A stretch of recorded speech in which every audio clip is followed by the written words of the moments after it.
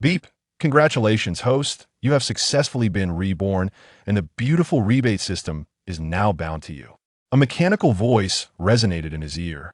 Gasping for air, Yi-chun abruptly rose from his workstation, his back drenched in perspiration, his face etched with profound terror. Had he been reborn? The computer screen displayed the current date, April 24th, 2125.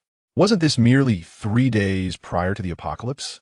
Gazing out at the azure sky dotted with fluffy clouds, a sense of nostalgia filled Yi-chen's eyes, and the fear within him began to dissipate. 3 days hence, the world would descend into chaos. In his previous life, Yi-chen had struggled for 5 years in the aftermath, evolving from an ordinary individual into a formidable supernatural being. Subsequently, he recklessly embraced danger to become a bounty hunter. His every endeavor was driven by the desire to protect his girlfriend, Lan Yu, ensuring she could lead a better life. And what was the outcome? Due to his insufficient powers, Lan Yu, in a bid to curry favor with a more potent supernatural entity, deceitfully lured Yi-chun into the lair of a mutated beast. Yi-chun had helplessly witnessed Lan Yu and her paramour depart in a helicopter, while he was gruesomely torn apart by the creature. Ironically, that more powerful entity was none other than Lan Yu's male best friend. At the onset of the apocalypse, Lan Yu had believed this friend to be deceased. Yet, 5 years later, they crossed paths once more. It was then that Yi-chun discovered Lan Yu had been involved with this friend even before the apocalypse struck. He had once confronted her about it, to which she retorted that her friend, lacking a girlfriend, was pitiable, and since she was a woman, she could alleviate his frustrations. After all, he couldn't possibly ruin her, so why was he being so petty? Each had been left dumbfounded. He had never encountered someone so brazenly shameless. However, at that time, Lan Yu had already claimed to be with child, asserting it was Yi-chen's. For the sake of the child, he ultimately swallowed his indignation, only to be betrayed and meet his demise at her hands. In hindsight, it seemed that child might not even have been his. Yi-chen, what on earth are you doing? During work hours, who allowed you to stand? Sit down at once. At that moment, Supervisor Qian Chong, a corpulent middle-aged man, strode over with purpose. This scoundrel was notorious for exploiting his employees. In his previous life, Yi-chun, in his quest to amass a substantial dowry for Lan Yu, had dared not defy Qian Chong, which only compounded the latter's exploitation. Even during work hours, if Yi-chun merely stood to stretch or visit the restroom, Qian Chong would seize the opportunity to berate him. But the Yi-chun of today was not the same as before.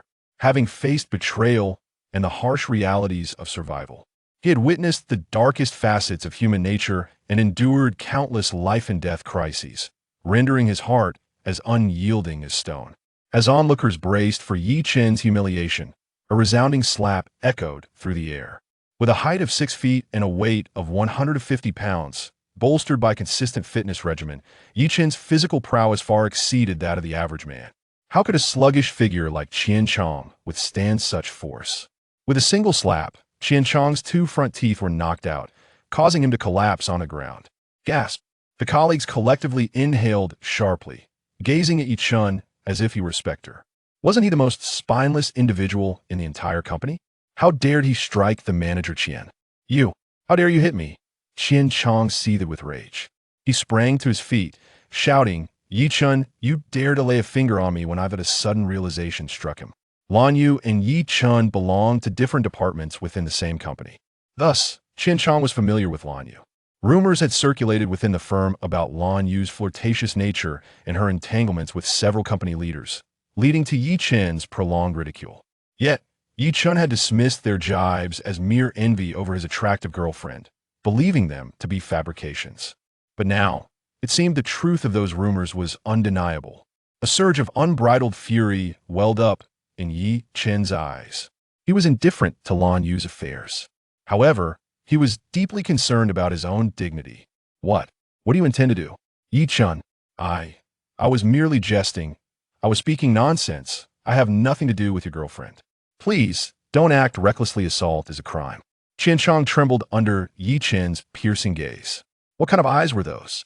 Like swords, like eagles, like lions, like vengeful spirits. In that fleeting moment of eye contact, Qian Chong felt as if he were enveloped by a sea of corpses and rivers of blood, the world around him dimming as the temperature plummeted. He felt certain that Yi Chun harbored thoughts of killing him. Though he could scarcely believe such a sensation could arise from Yi Chun, the deep-seated fear within him was uncontrollable. Ultimately, Yi Chun refrained from violence. He walked slowly toward Qian Chong, gently patting his plump cheek. First, Lan Yu and I have parted ways. Her affairs are no longer my concern. Secondly, cherish these last 3 days. After that, I shall personally claim your head. Even after Yi Chun departed, the air remained thick with fear, enveloping the onlookers and Qian Chong alike. What Yi Chun had uttered seemed utterly absurd to a rational mind. Yet, none dared to challenge him. He appeared as a god of death, every gesture imbued with an aura of lethal intent. In the chairman's office, Yi Chun pushed the door open. A woman, around 25 or 26, clad in a professional outfit with black stockings and red-soled high heels. Her long black hair, cascading over her shoulders and adorned with gold-rimmed glasses, sat behind an expansive desk, engrossed in her work. This woman was Xia Xuanning, the chairwoman of Meisher Group, worth over $1 billion. The Xia family, the foremost financial conglomerate in Jiangsheng, wielded control over the city's economic lifeblood. As the dominant force, the Xia family conducted its affairs with great authority. Xia Xuanning, in her capacity as chairwoman, had delayed the salaries of all employees for 3 months. Yi Chun had come to demand payment. Name: Xia Xuanning. Age: 25. Physical condition: excellent number of romantic relationships. 0 romantic records correspond to cohabitation records. With only the first encounter with the same man recorded. Overall rating: 9.5. Meet system requirements. Host is urged to bind promptly. The system's notification chimed again, reminding Yi Chun that he had activated the system. How do I bind? Establish a romantic relationship, but it cannot be forced. So it cannot be forced? If it were in his past life, Yi Chun would undoubtedly have deemed the system insane. How could a mere employee like him forge a romantic bond with such a prominent figure? How absurd! Yet now, Yi Chun found it hardly a concern. With the apocalypse looming, even someone of Xia Xuanning's stature would merely be an ordinary woman in the aftermath.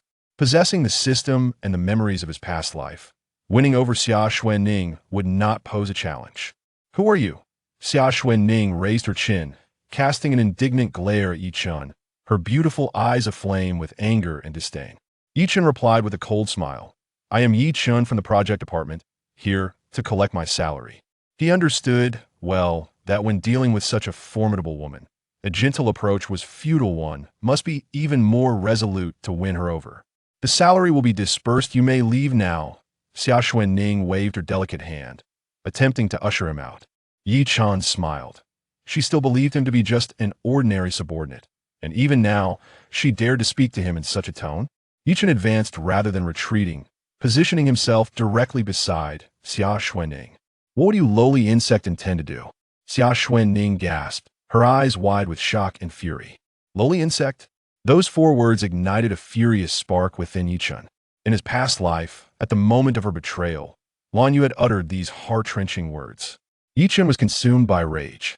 His sudden movement startled Xia Xuanning, causing her to stumble and twist her ankle, collapsing onto the table. What I intend to do, you shall know very soon. Chapter 2: The First Reward. No. Please, if you dare to do anything to me, I will ensure your demise.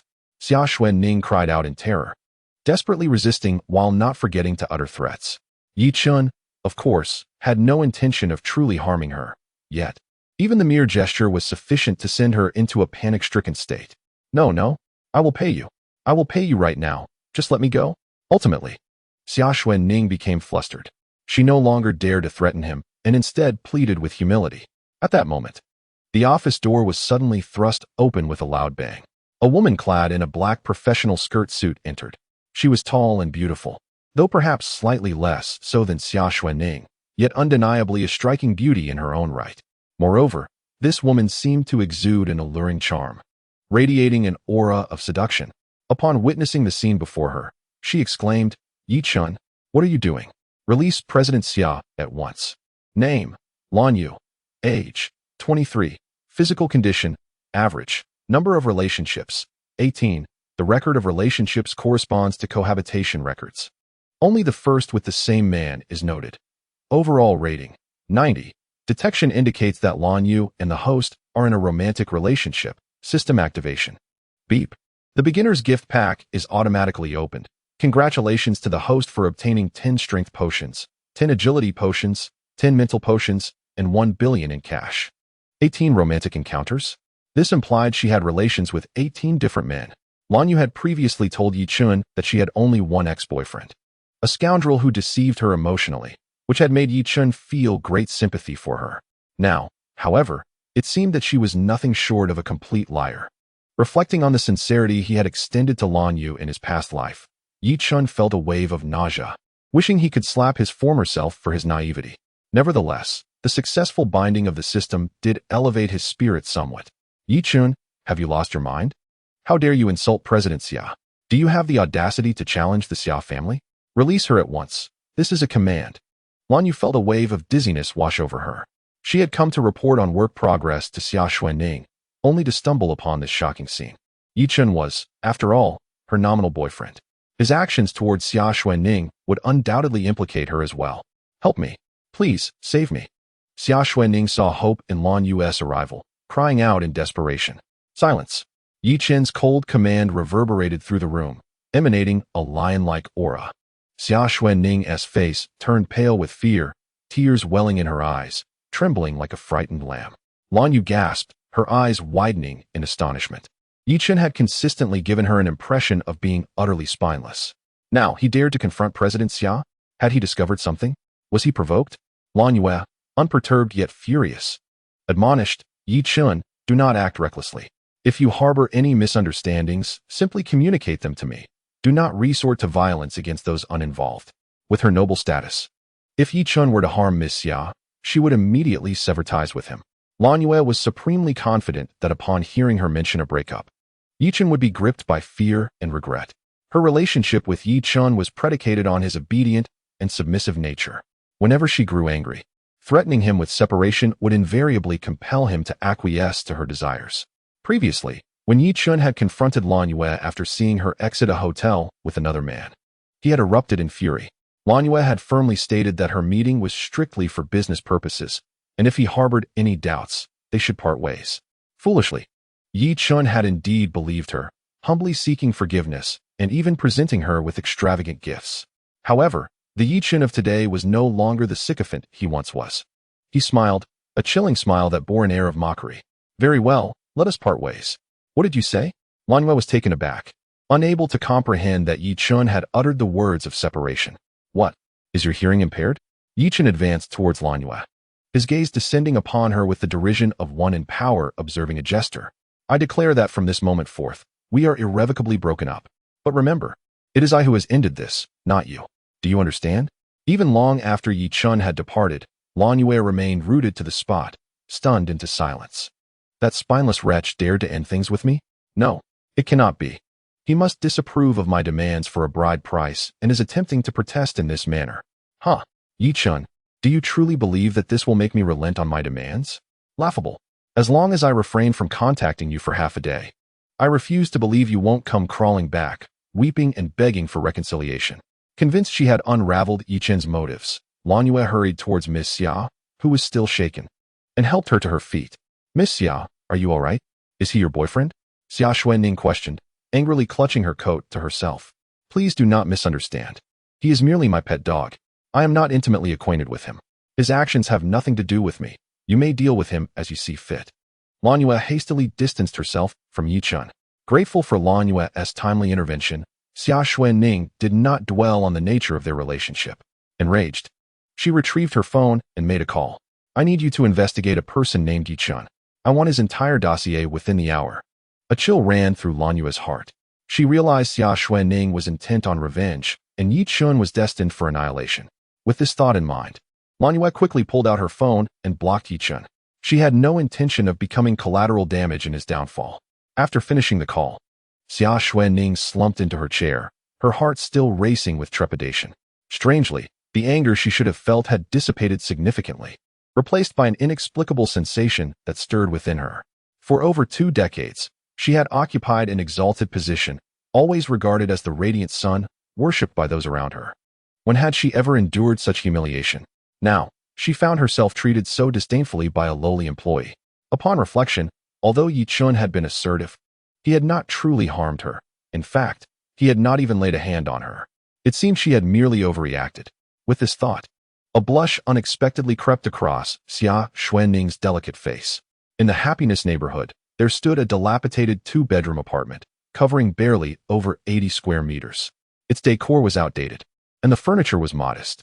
Nevertheless, due to its prime location in the heart of Jiang City, even this aging property could fetch over 40,000 per square meter. Thus, an 80 square meter unit amounted to over 3 million. This was the sole inheritance left to Yi Chun by his parents before their passing. And it was also a significant reason why Lan Yu initially chose to be with him. She had hoped to persuade Yi Chun to sell the apartment and provide her with a dowry. After all, in marriage, a home was essential, and the discussion of a bride price would follow. Who would sell their home for a dowry? It was clearly a ruse. Yet, the former Yi Chun had naively believed her, even contemplating selling the house. However, he had not yet had the chance to act before the apocalypse descended. Upon returning to the familiar old residence, Yi Chun couldn't help but feel nostalgic. In the first year of the apocalypse in his previous life, he and Lan Yu had lived in this worn-down apartment until he became an ability user, allowing him to leave. Returning now, the memories flooded back, evoking a sense of reflection. After a brief survey of his surroundings, Yi Chun regained his focus and retrieved 3 vials of pills from the system space: a red strength pill, a green agility pill, and a blue mental clarity pill. Without hesitation, he seized one of each and simultaneously consumed them. As the pills dissolved upon contact, they transformed into a warm current that coursed through his limbs and organs. Concurrently, Yi Chun's physique began to visibly strengthen. 5 minutes later, when he opened his eyes once more, an indescribable aura of power radiated outward. Yi Chun, already accustomed to fitness with a tall, muscular build, found his muscles further solidified after ingesting the strength pill, his skin taking on a bronze sheen, as if infused with immense strength. At that moment, a data panel materialized in Yi Chun's mind. Name: Yi Chun. Age: 25. Strength: 30. Normal person: 10. Agility: 30. Spirit: 30. Ability: none. System space: no items. Yi Chun's comprehensive attributes have all reached 30, equivalent to the strength of 3 adult men. Yi Chun continued to consume 3 pills. His strength, agility, and spirit each increased by 5 points. It appears that 1 pill can enhance a corresponding attribute by 5 points, roughly the value of half an adult man.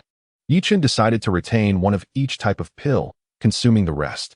Strength: 70, agility: 70, spirit: 70. After ingesting all the pills, Yi Chun's physical attributes surged to the level of 7 adult men. He rose and grasped the edge of the sofa. With merely a slight exertion, the substantial sofa, weighing over 100 pounds, was effortlessly lifted. Yi Chun felt no strain at all, as if he were merely carrying a shopping bag. He set the sofa down and leaped forward, a gust of wind trailing behind him as he instantly appeared 3 meters away in the kitchen. Furthermore, due to the enhancement of his spirit, Yi Chun's senses were all heightened. The most pronounced improvements were in his hearing, vision, and sense of smell. By simply closing his eyes, he could hear the conversations of his neighbors. When he opened his eyes, he could even discern the faint traces of a fly's wing beats. Yi Chun was overjoyed, although the apocalypse had not yet arrived, and he was still unable to become an ability user. His current attributes were already sufficient for him to navigate the early days of the apocalypse with ease. Beep, beep, beep. At that moment, Yi Chun's phone began to ring. "Brother, do you have any spare cash? I've run into some trouble." The caller was Yi Chun's best friend, Wang Hai. Upon answering, memories from his previous life flooded his mind. Wang Hai was calling because his wife had incurred a debt of 18,000 from gambling.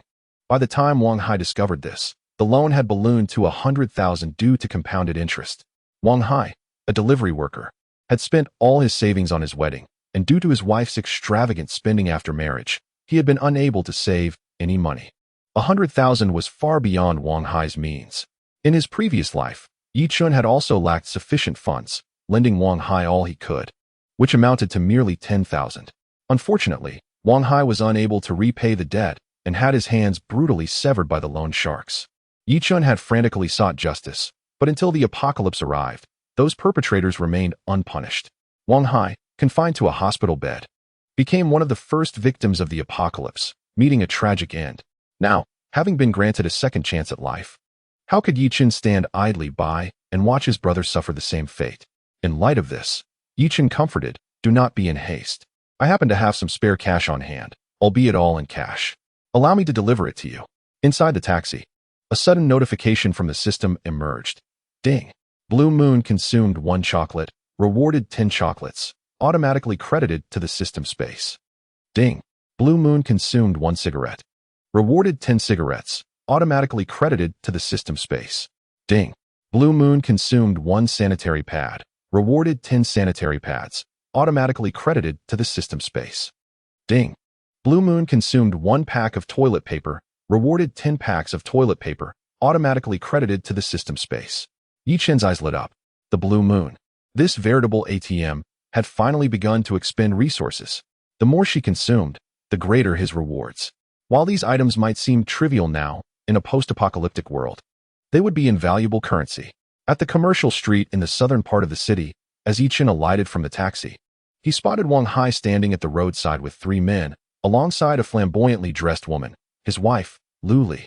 The 3 men, adorned with tattoos and dressed in black trousers and short sleeves, wore large gold chains around their necks, exuding a nefarious aura. "Brother." Yi Chen waved to Wang Hai as he approached. Wang Hai's face lit up upon seeing Yi Chen, and he hurried over, exclaiming, "Thank you so much. I truly do not know what I would have done without you." Without hesitation, Wang Hai expressed his heartfelt gratitude. Yi Chen cast a sidelong glance at Lu Li, the root cause of all this turmoil. She stood nonchalantly to the side, her gaze toward Yi Chen tinged with disdain. Name: Lu Li. Age: 26. Health status: average. Number of relationships: 5. Overall score: 75. Does not meet system requirements. The information about Lu Li popped up on the system panel. 5 past relationships? Yi Chen's expression shifted. He vaguely recalled Wang Hai mentioning that he was Lu Li's first man. If that were the case, Lu Li had betrayed Wang Hai after their marriage, and not with just one other man. What a despicable wretch.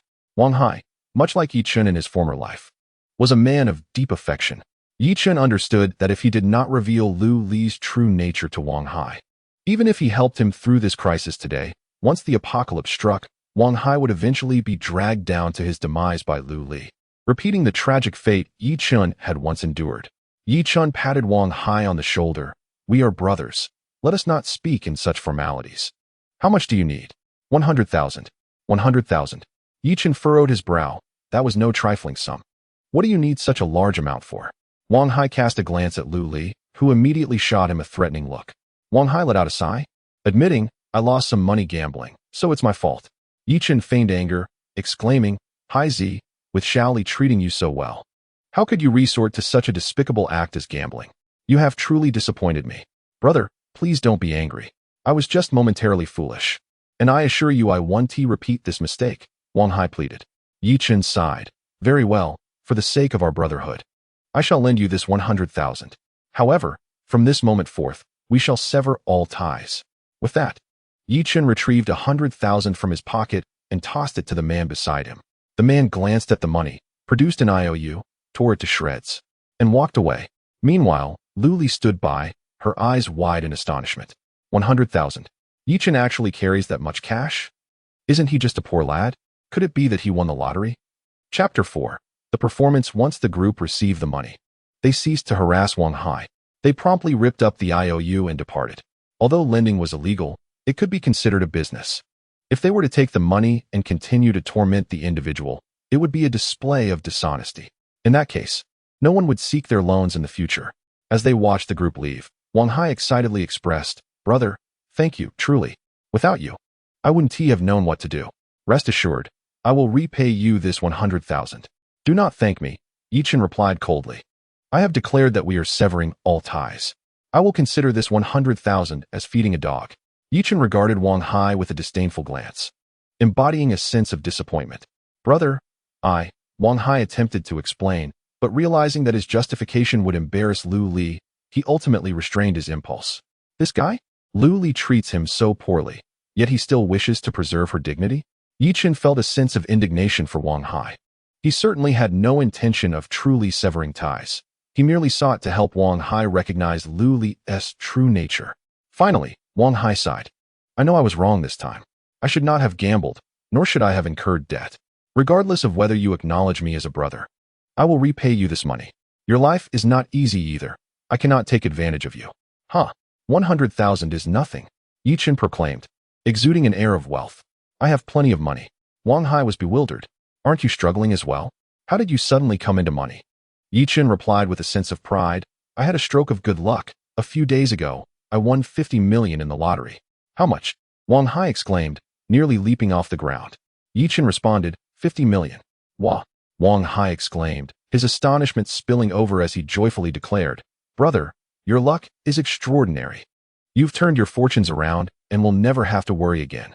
Yi Chen declared proudly, indeed. Therefore, this 100,000 holds no significance to me. From now on, do not seek me out again.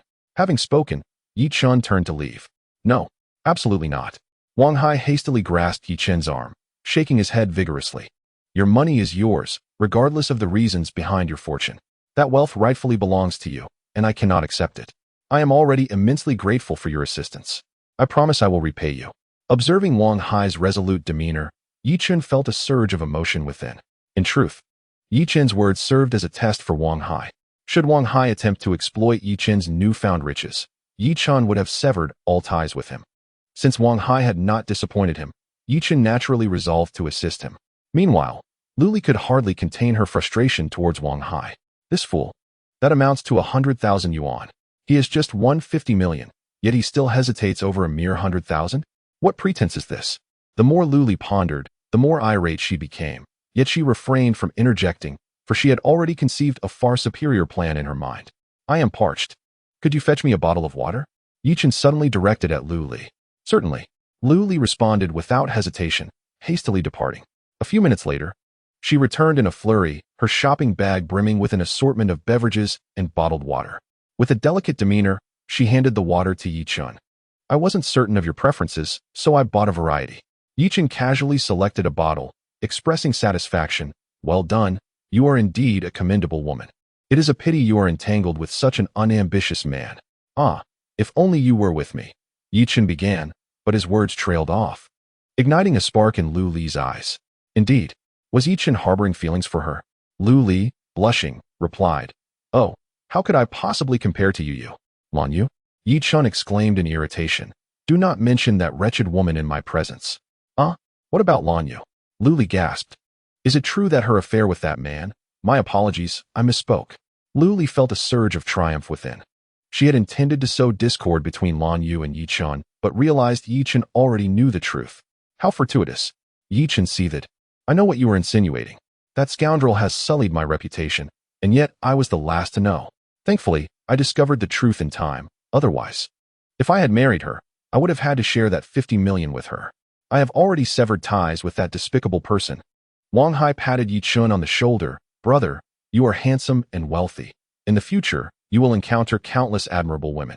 Indeed, Yi Chen declared with pride, then swiftly brushed Wang Hai's hand away. Do not call me brother. I have made it clear that our bond is irreparably severed. With that, Yi Chen turned to leave. Observing his unwavering resolve, Lu Li felt a surge of excitement. She hurriedly caught up with Yi Chen, saying, Yi Chen, I truly appreciate your assistance this time. May I offer you a ride? Ever since their marriage, Wang Hai's car had been monopolized by Lu Li, thus the authority over the vehicle lay firmly in her hands. No need. I prefer not to have any ties with you, Yi Chen replied. Yi Chen, I understand that Hai Zi was in the wrong this time. But you have also acknowledged that I am not that kind of person. Can you truly refuse my goodwill? Lu Li feigned a pitiful expression. After a moment of hesitation, Yi Chen nodded. Very well, then. Do take me along. As Lu Li led Yi Chen into the car, Wang Hai called out anxiously. But Lu Li seemed to ignore him completely and drove away. Inside the car, as Lu Li started the engine, tears streamed down her face. She cried uncontrollably, overwhelmed by a sense of injustice. Yi Chen, concerned, asked, Why are you crying so distressingly? Lu Li sobbed, I am truly exhausted. I couldn't voice my feelings when Hai Zi was around, but ever since we got married, it has been so tiring. Hai Zi has not only succumbed to gambling, but he indulges in all vices. What? Yi Chen exclaimed with anger. How could Hai Zi behave this way? Did you not confront him? Of course I did. Lu Li replied, her voice filled with grievance.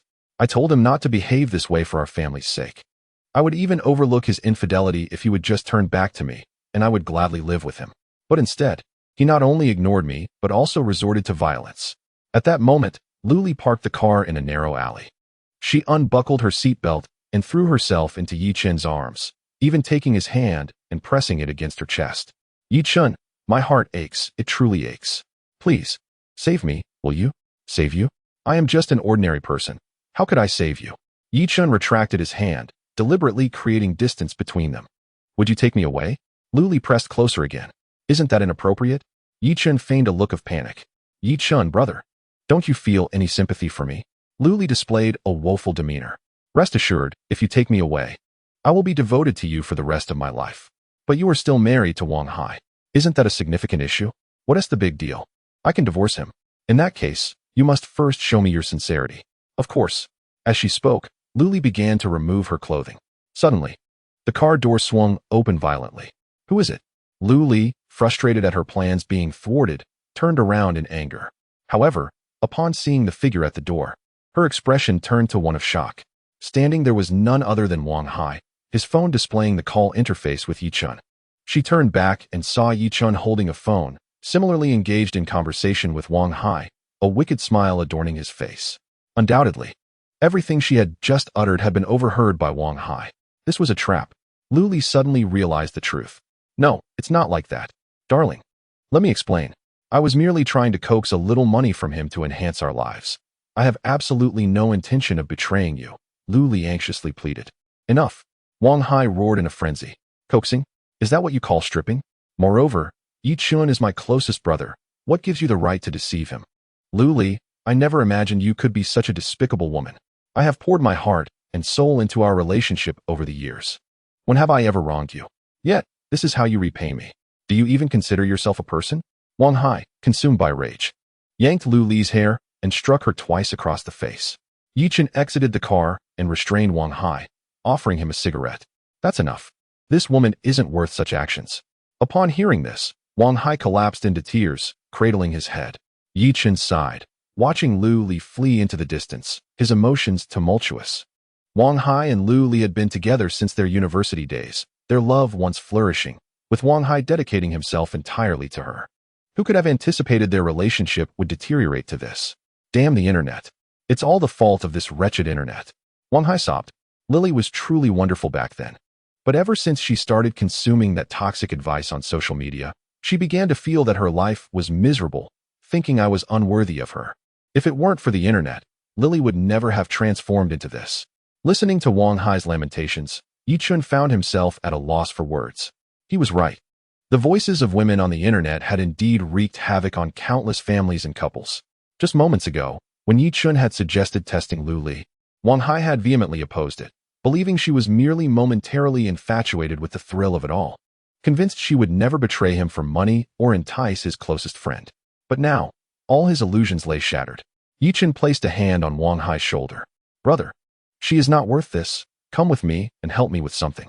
Wang Hai inhaled deeply, suppressing his inner sorrow, and followed Yi Chen as they drove away from that place. He certainly lacked the spirit to assist Yi Chen, yet given all that Yi Chen had done for him, he felt unable to refuse his request. The two arrived outside the largest second-hand car market in Jiangxing. Brother, are you looking to buy a car? Wang Hai asked, astonished. With your current wealth, why not purchase a new one? I cannot find what I desire in a new car, Yi Chen replied, waving his hand dismissively, and then entered the largest second-hand car dealership. Good day, sir. Are you here to look at cars? The enthusiastic saleswoman greeted warmly. Although Yi Chen was not dressed in an extravagant manner, it is well known that those purchasing second-hand vehicles often do not belong to the wealthy elite. Thus, the saleswoman exhibited no signs of disdain. Yi Chen candidly inquired, "Do you have the sturdiest vehicle available?" Sturdiest? The saleswoman paused, taken aback. In her years of selling cars, she had never encountered such a specific request. Tentatively, she suggested, "How about a Tank 300? Too cramped. What about a Toyota Land Cruiser? Still too small. A Mercedes? Still insufficient. A Hummer too? Too small." Saleswoman: "What on earth? Have I encountered a peculiar individual?" The vehicles she mentioned were listed from the least to the most expensive, and he showed no concern for price, only for durability. It appeared that he was a man of means, seeking pure enjoyment. Elated, The saleswoman led Yi Chun to an exclusive high-end showroom. Pointing to an off-road vehicle nearly 6 meters long, comparable to an armored car, and said, "What do you think of this?" The fully imported George Patton, originally priced at nearly $5 million, is now just over $200,000 for a 1-year-old model. This vehicle is hailed as a highway armored car, featuring bulletproof glass windows, a body coated in special ballistic paint, and explosion-proof tires. It is undoubtedly robust. "Wow, this car is incredibly impressive," Wang Hai exclaimed, having never seen such a magnificent vehicle. There is no man who does not appreciate a fine car. This vehicle would surely fulfill countless rugged men's ultimate automotive fantasies. However, unfortunate news lingered in Yi Chun's mind. He had recently watched a short video where this very model was utterly dismantled in a collision with a small Nissan. In essence, it was a pretty face that lacked substance. Otherwise, it would not be priced at nearly $5 million new and only $2 million secondhand. Nevertheless, Yi Chun was quite pleased with the vehicle's size. In a post-apocalyptic world, a vehicle capable of transporting goods and providing expansive visibility is indeed a valuable asset. Furthermore, he intended to modify even the sturdiest of vehicles. The frame of this car posed no significant issues, and with careful alterations, it held great potential. With this in mind, Yi Chun turned to Wang Hai and asked, "Hi Z, do you like this?" "Wow, who wouldn't love this?" Wang Hai's admiration was unmistakable, momentarily overshadowing the pain brought by Lu Li. Indeed, the best remedy for sorrow is the acquisition of new joy.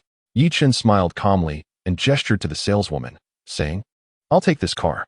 The saleswoman was overjoyed and immediately began processing the paperwork for Yi Chun. Given the vehicle's steep price, the dealership's owner personally attended to Yi Chun, ensuring the process was remarkably swift. After receiving the keys, Yi Chun tossed them directly into Wang Hai's hands. "Bro, what are you doing?" Wang Hai was bewildered. Yi Chun grinned and said, "From this day forward, this car is yours." "What? Mine?" Wang Hai was taken aback and hurriedly waved his hands, exclaiming, "No, no, no. This is far too precious. I cannot accept it, absolutely not. You should keep it. This vehicle is not given for free. You will need to assist me with a task." Wang Hai's heart leaped with joy. A task? Could it be that Yi Chun intended to lead him to riches? Chapter 6. A narrow path of enemies. Yi Chun inquired, "Do we have any other vehicles? One that is sufficiently large and robust." Acquiring a George Patton was not enough to satisfy Yi Chun's current needs. He required another vehicle capable of transporting supplies. The sales representative, having witnessed Yi Chun's formidable prowess, was eager to comply. Upon hearing Yi Chun's intention to purchase another vehicle, she was filled with elation. "Indeed, we have a prized possession, but it is too large to fit in the showroom. Please follow me." They proceeded to the back of the showroom, where a black RV, comparable to a semi-truck, revealed itself before Yi Chun. The three-pointed star emblem on the front was dazzling. Yi Chun recognized it instantly, the Mercedes-Benz Unimog 66, priced at over $16 million upon release. With just a glance, Yi Chun resolved to acquire this vehicle. Its durability and spaciousness were undoubtedly sufficient. With a few simple modifications, it would undoubtedly transform into an elite apocalyptic battle vehicle. "How much for this?" Yi Chun inquired directly, not waiting for the sales representative to elaborate. The saleswoman quickly replied, "The original price is $16 million. We acquired it after a year of use for $13 million. If you wish to purchase it, we can offer it to you at cost." Naturally, her claim was far-fetched. How could such an expensive vehicle be sold for merely the base price? However, Yi Chun was indifferent to the cost. With $10 billion in his possession, he understood that such wealth would be rendered worthless once the apocalypse dawned, serving only as waste paper. "I will give you $14 million. Please expedite the paperwork. I wish to drive it away immediately." The sales representative was nearly beside herself with excitement. She had encountered wealthy clients before, but never one as extravagant as Yi Chun. Wang Hai hastily intervened, "Brother, even if you have money, this isn't the way to spend it. 2 vehicles totaling nearly $20 million is excessive. Even if you desire luxury, this one is too large. Why not opt for something smaller?" Wang Hai simply could not comprehend why Yi Chun would expend such a vast sum on what he deemed unnecessary. Yi Chun, with an air of mystery, patted Wang Hai's shoulder. "Fear not. In 3 days, you will understand why I am acquiring these vehicles. You will assist me in driving them to a nearby modification factory. I will send you the modification requirements shortly. Remember, cost is not an issue. Ensure the finest materials are used to achieve my desired modifications, understood?" Though Wang Hai struggled to grasp Yi Chen's reasoning, he ultimately refrained from pressing further. Recognizing Yi Chen's resolute demeanor, Wang Hai led the vehicles away while Yi Chen took off in Wang Hai's dilapidated Honda, heading straight for the southern development district of the city. The development district was a new area in Jiangxing. This place has gathered numerous emerging industries and newly constructed high-end residential complexes. However, the overall foot traffic is still significantly less compared to the old city, and the presence of animals is sparse. Following the outbreak of the apocalypse, both flora and fauna have undergone mutations. In densely populated areas, the abundance of animals translates to heightened danger, as humans serve as the sustenance for these mutated creatures, thereby attracting even more of them. Thus, opting for a location with fewer people and animals ensures that Yi Chen can navigate the early days of the apocalypse with relative safety. The Jiulong Bay Villa district lies adjacent to Jiulong Lake and represents the pinnacle of residential development in the economic zone, arguably the most prestigious in the entire Jiang City. The average housing price in Jiang City is 30,000, yet here, the price per unit reaches a staggering 100,000. The smallest unit costs nearly 20 million. Furthermore, some villas within the area are priced in the hundreds of millions. Within the sales hall, tall women clad in cheongsams stand ready to assist. Upon Yi Chen's entrance, several sales representatives cast a glance his way, but remained motionless. Dressed in inexpensive attire worth only a few hundred, Yi Chen appeared to them as merely a curious onlooker, someone unlikely to afford a home. Naturally, they had no intention of wasting their time on him. However, since the space is open, they did not attempt to shoo him away. Yi Chen paid no heed to their judgments. On the day the apocalypse arrived, 30% of Blue Star's population would perish, with an additional 30% expected to follow suit in the subsequent year. Therefore, most of those present in the hall had only 3 days left to live. Why should Yi Chen concern himself with trivialities? He wandered over to the display model, intent on studying the properties. Yi Chen dismissed the villas outright. In the early days of the apocalypse, mutated animals are rarely intelligent, and few venture upstairs. Thus, the higher one resides, the safer one is. Additionally, during the onset of the apocalypse, heavy snowfall would occur, reaching depths of 10 meters. Living in a villa could lead to being buried alive. After a thorough examination, he finally settled on a high-rise building backing onto Jiulong Lake. The high-rise comprises 27 stories, featuring a unique elevator and single-unit design, with only 2 households per floor, each identical in size, comprising 230 square meters with 5 rooms. Having chosen the building, Yi Chen turned to summon a sales representative, but at that moment, the sales office door swung open, and a couple entered, tightly entwined. The man weighed over 200 pounds, with a distinctly unattractive and unpleasant appearance. The woman, tall and relatively attractive, leaned against him with an air of sycophancy, completely unfazed by his repugnant demeanor. To Yi Chen's surprise, the woman was none other than his ex-girlfriend, Lan Yu. Yi Chen. Upon seeing him, Lan Yu instinctively released her grip on the man's arm. "What are you doing here? Darling, who is he?" The man beside her tightly embraced Lan Yue, his beady eyes fixated on Yi Chen, brimming with hostility. Lan Yue, quick to react, clung to the man, coyly stating, "Oh, he is merely my colleague, just a poor fellow." As she spoke, she cast a threatening glance at Yi Chen, as if to convey that should he dare to speak out of turn, she would not let him off easily. Yi Chen felt a wave of nausea wash over him. He had initially thought that Lan Yue's entanglement with that male friend was already intolerable, but he never anticipated that she was involved with other men as well. No wonder she earned so little yet flaunted designer brands. She had always claimed that her family provided her with that money. It now seemed evident that those funds were likely procured through her dealings with these repugnant men. "Colleague, you say?" The man chuckled, wiping his sweaty hands on his shirt before extending one towards Yi Chen. "I am Lan Yue's boyfriend, Chen Yuan. Nice to meet you. Get lost." Yi Chen retorted without further ado, unleashing a classic insult. Chen Yuan was momentarily taken aback, pointing to himself in disbelief. "How dare you insult me? Why not? If you don't leave, I'll make you regret it." "Yi Chen, clean up your language." Lan Yue scolded sharply. "Huh, was my father's zipper unzipped? Allowing you to pop out?"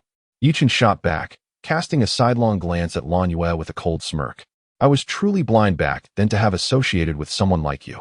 "Associated?" Chen Yuan shoved Lan Yue aside, seething. "You filthy whore, what is your relationship with him?" I'm just an ordinary colleague," Lan Yue stammered in a panic. "Ordinary colleague?" Yi Chen scoffed. Can an ordinary colleague know that you have a black mole on your lower back? Damn it, you dare betray me? Chen Yuan exploded in rage. The mole on your lower back? Of course I know it, having tasted it myself. Yi Chun, you bastard. You have already broken up with me. Why are you still trying to ruin me, you scoundrel? Lan Yue shouted in fury, quickly turning to Chen Yuan. She cried, Darling, you've misunderstood. I didn't betray you. I was already with him when we were together. In fact, you were the one who betrayed him. Chen Yuan, surprisingly, found humor in the revelation rather than anger. He laughed heartily. Is what you say true? Indeed, I have the chat records. You can see for yourself. I was already with him before I broke up with you today. Ha ha ha, so this is delightful. Young man, you made me the one to be betrayed. Did you hear that? Ha ha ha, your woman is quite something. Yi Chen regarded Chen Yuan as one would a fool, thinking him a simpleton for taking pride in possessing a used commodity. This remark struck Chen Yuan deeply, igniting his fury. You're just a poor loser. What right do you have to flaunt your power over me? Women who cannot hold on to their worth do not deserve to view properties in Jilong Bay, do they?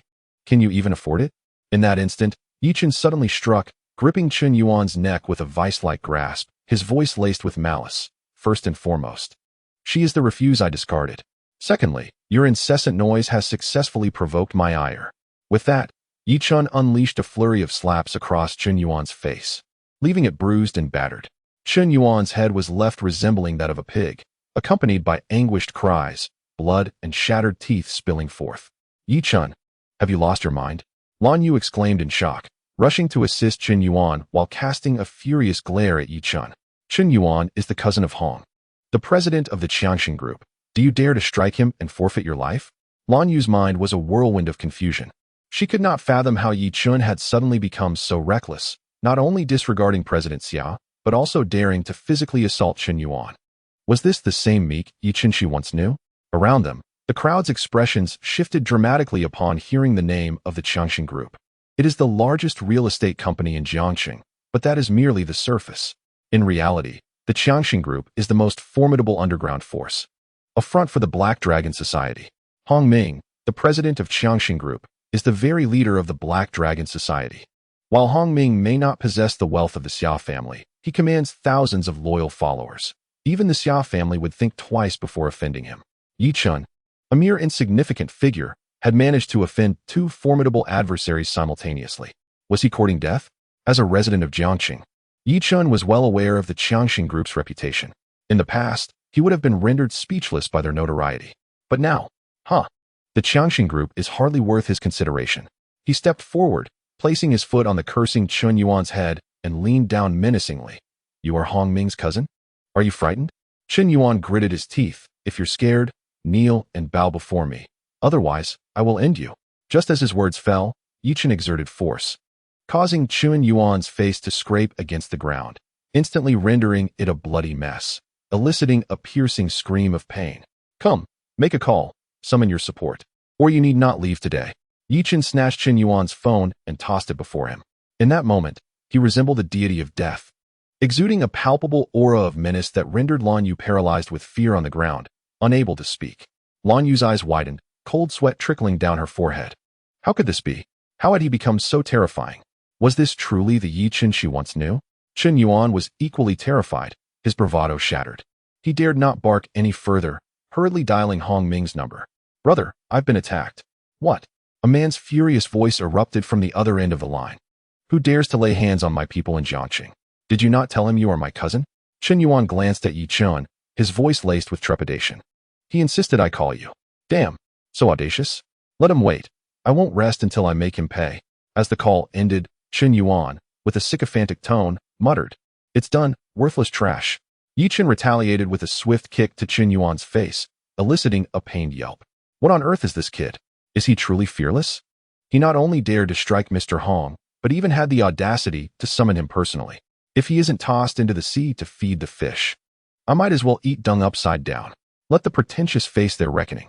The surrounding salespeople erupted in derisive laughter, envisioning Yi Chen on his knees, pleading for mercy. Yi Chen nonchalantly pulled up a chair, lit a cigarette, and began to smoke. Lan Yu timidly approached, lifting Chen Yuan's limp form. They were all startled by Yi Chen's willingness to resort to violence at the slightest provocation, even if they secretly wished for his demise. None dared to stir trouble before Mr. Hong's arrival.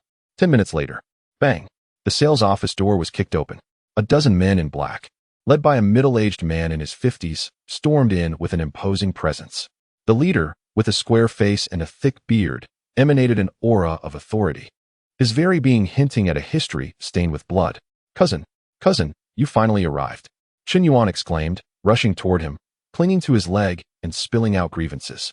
That bastard hit me and showed you no respect. You must make him pay. Useless waste." Hong Ming sent Chen Yuan flying with a kick. "How could you? My cousin, allow yourself to be beaten to such a state? What are you still doing alive?" Chen Yuan remained silent, feeling the sting of humiliation. Useless fool. Without even glancing at Yi Chun, Hong Ming waved his hand dismissively, commanding, "Deal with him." Yes. One of the henchmen retrieved a cleaver from his jacket and strode toward Yi Chun, pointing the blade menacingly at his nose. "Kneel." At this, the crowd's eyes gleamed with anticipation, convinced that Yi Chun was about to face his reckoning. Chen Yuan and Lan Yu were particularly elated, their expressions brimming with vindictive satisfaction. However, swish. In the next instant, a flash of steel sliced through the air. The cleaver was now in Yi Chen's grasp, and the blade had severed the henchman's right arm. With a sickening thud, the severed limb fell to the ground, and a fountain of blood erupted. Ah! The henchman's screams pierced the air, and the horrific scene plunged everyone into a state of frozen shock. Chapter 8. The advancement package. This bloody spectacle left all in awe. No one anticipated that Yi Chun, without uttering a single word, could so effortlessly dismember the henchman. The gushing blood resembled a torrential stream, and the man soon succumbed to unconsciousness from excessive blood loss. Yi Chun lifted his gaze, surveying the surroundings. Those who had just moments ago boasted with bravado had now been reduced to quivering wretches. The fierce intensity in his lion-like eyes obliterated their pride and confidence in an instant. Yi Chun approached Hong Ming with deliberate steps. Gulp. Hong Ming swallowed hard, his body trembling, rendered speechless. Though he had a dozen underlings behind him and had blood on his hands, before Yi Chun, he felt like a mere novice. With a swift motion, Yi Chun raised his hand and lightly struck Hong Ming's face twice. "Do you dare to challenge me?" "No, kneel." Thud. The two words seemed to possess an enchanting power, causing Hong Ming to instantly abandon all thoughts of resistance, kneeling before Yi Chun. His once proud head hung low, shaking like a leaf. Silence. The entire venue fell into a profound stillness. No one had anticipated that the once arrogant Hong Ming would so easily succumb to Yi Chun's command, kneeling on the ground. Yi Chun's cold gaze swept across the room. "And you all?" Thud, thud, thud. With their leader kneeling, the underlings followed suit, collapsing to their knees as if in the presence of a deity. "If I see you again, you shall meet your end. Do you understand?" "Yes, yes," they replied hastily, scurrying away. Hong Ming, once brimming with pride, now fled in utter disgrace. The group had come in haste and left just as quickly as the support he relied on vanished. Chen Yuan felt a sudden warmth spreading beneath him. He had urinated in fear. Yi Chun, uninterested in the duo's disgrace, turned to the trembling salesgirl beside him. "How much for this house?" The girl stammered, "The price varies with the floor. I'll take the 20th floor. 30 million for the 20th floor." "Swipe the card." Salesgirl. Lan Yu. Chen Yuan. "Swipe the card?" The salesgirl was utterly bewildered. She had never expected that the ruthless Yi Chun was, in fact, a wealthy man. Terrified to refuse, she promptly fetched the card machine. As the successful transaction notification chimed, the crowd was left in sheer astonishment. The sales manager hurriedly whispered to a nearby sales associate, "Call the security bureau, tell them we reported the wrong incident, and to stay away." Just moments ago, fearing the situation had spiraled out of control, she had dispatched someone to call for help. Who could have imagined that Yi Chun would turn around and spend 30 million on a luxury home? Such a formidable and affluent individual was not someone they could afford to offend. Beside them, Lan Yu was taken aback, stammering, "How could you be so wealthy? If you have money, why didn't you give me a betrothal gift? Why did you deceive me about your finances? Are you a fool?"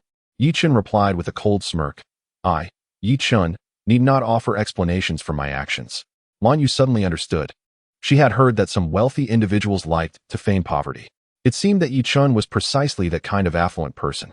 How had she failed to recognize his wealth? Upon realizing that she had let a life of luxury slip through her fingers, Lan Yu was engulfed in regret. No, this cannot be right. Yi Chun must indeed harbor feelings for her. Otherwise, why would he feign poverty? Surely, he is merely testing her resolve. There remains a chance for reconciliation. If she humbles herself, Yi Chun will surely reconsider. With urgency, Lan Yu rushed towards Yi Chun, wrapping her arms around his, and tearfully implored, "Darling, I was wrong. I truly recognize my faults. I never genuinely wished to part ways. You are still the one I cherish most. That rotund man means nothing to me. Will you forgive me? I vow to stand by your side for a lifetime, to cherish you always." However, before Yi Chun could respond, Chun Yuan erupted in anger. "You vile woman, you nearly ruined me, and yet you seek to have it easy? Brother, do not be deceived by this wretched creature. She is nothing but a tarnished soul.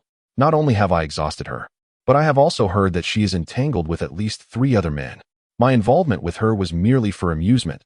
Do not be misled." "Ah, Chun Yuan, what nonsense are you spouting? I shall not tolerate this." Lan Yu, incensed, lunged at Chun Yuan, initiating a fierce brawl. It must be said that Chun Yuan was quite the inept individual. Weighing over 200 pounds, he could not best Yi Chun. Yet he found himself evenly matched in a scuffle with Lan Yu. As the two grappled, they exchanged barbs, each eager to unveil the other's secrets. "Huh, you brought this upon yourself." Yi Chun smirked coldly before striding away from the sales office. These two wretches were hardly worthy of his attachment. There were far more pressing matters that required his attention. Beep. Detection of a significant emotional upheaval in Lan Yu. Reward. An upgraded gift package, automatically activated. Beep. Congratulations, host, on acquiring the skill to concoct supernatural elixirs. The skill to concoct supernatural elixirs? Such elixirs are not merely enhancements for fixed attributes. In the wake of the apocalypse, fortunate humans may stumble upon thumb-sized orbs of light in the wilderness or within mutated flora and fauna. These orbs are supernatural elixirs, and consuming them can unlock various extraordinary abilities. The types of abilities vary greatly. Some are capable of cataclysmic destruction, while others may only summon a simple frying pan. Regardless, awakening such powers as the soul means for humanity to survive in the post-apocalyptic world. No one has ever succeeded in concocting supernatural elixirs. They can only be obtained in the wild. Thus, the ability to brew them oneself is utterly terrifying. Yi Chun perused the newfound memories in his mind. His initial excitement quickly waned.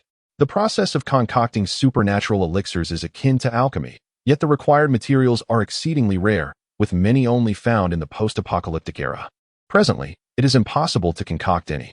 After considerable contemplation, Yi Chun realized that the only elixir he could currently brew was a basic fire-type supernatural elixir, which necessitated the use of fire spirit grass.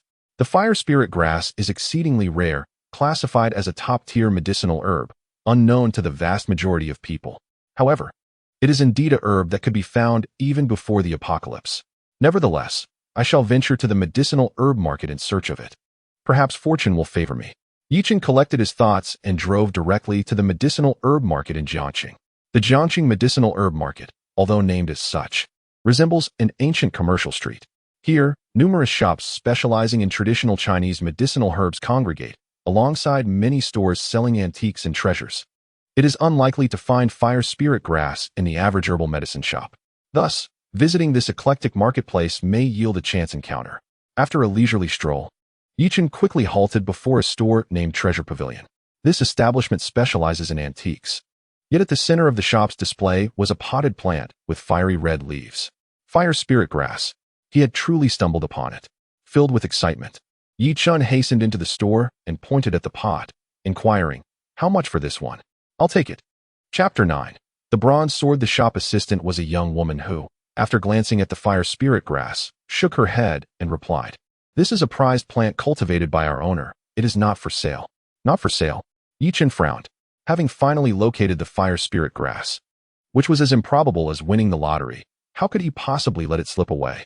Although a single fire spirit grass could produce a maximum of 3 beginner fire-type ability pills, Yi Chun possessed a system that would allow him to replicate even one such pill infinitely. The crux of the matter was that he had none at all.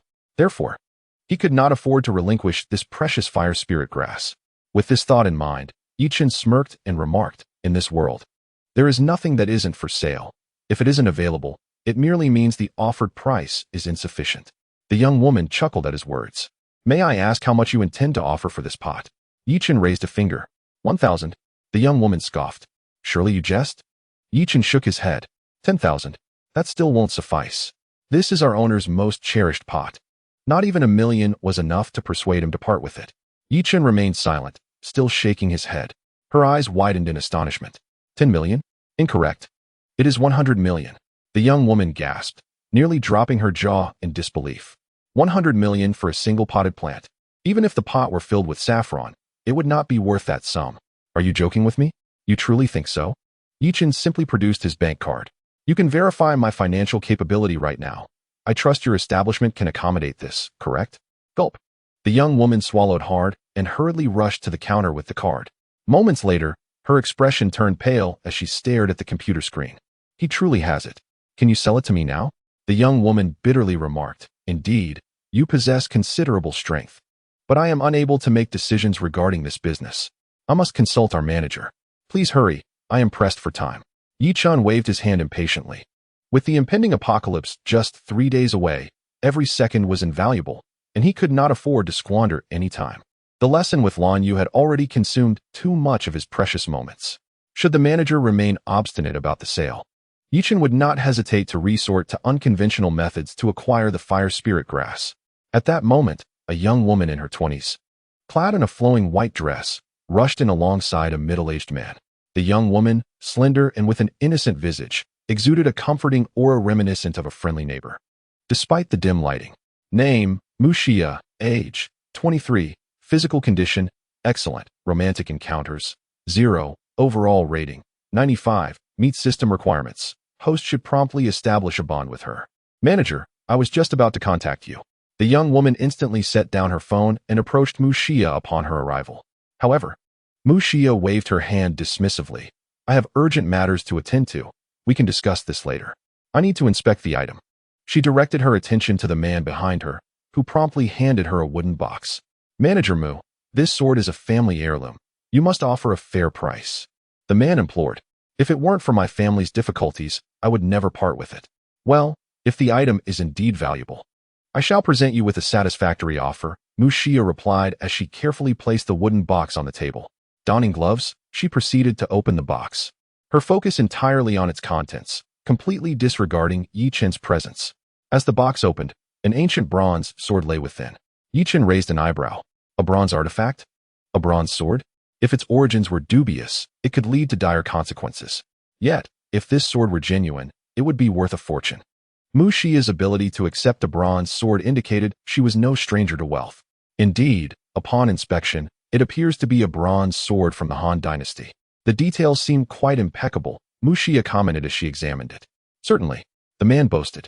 Our family tree records that my ancestor was a high-ranking official during the Han Dynasty. This bronze sword was a gift from the emperor himself. Very well. What price do you propose? Muxia inquired. The man raised a finger. 100 million. 100 million? Muxia decisively shook her head. That is far too expensive. At most, 70 million. 80 million. Deal. After a straightforward negotiation, they swiftly reached an agreement. However, at that moment, Yichen interjected. Miss Mu, you truly are extravagant. Are you willing to spend 80 million on a mere counterfeit? The words instantly drew both the man's and Muxia's gazes toward Yichen. Preposterous. The man exclaimed angrily. This is a treasured sword passed down through my family. How could it possibly be a counterfeit? Moreover, Miss Mu is the most esteemed young appraiser in Jiangqing.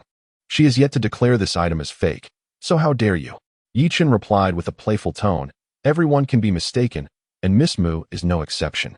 Sir, do you comprehend what you are saying? Muxia's expression turned icy. Of course, Yichen declared with pride. I stand by every word I have uttered.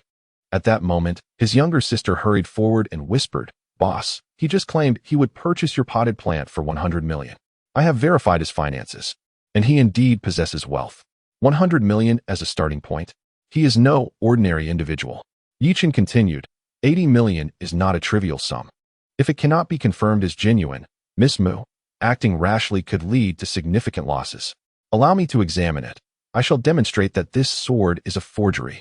Muxia remained unmoved and retorted, What if you cannot provide evidence?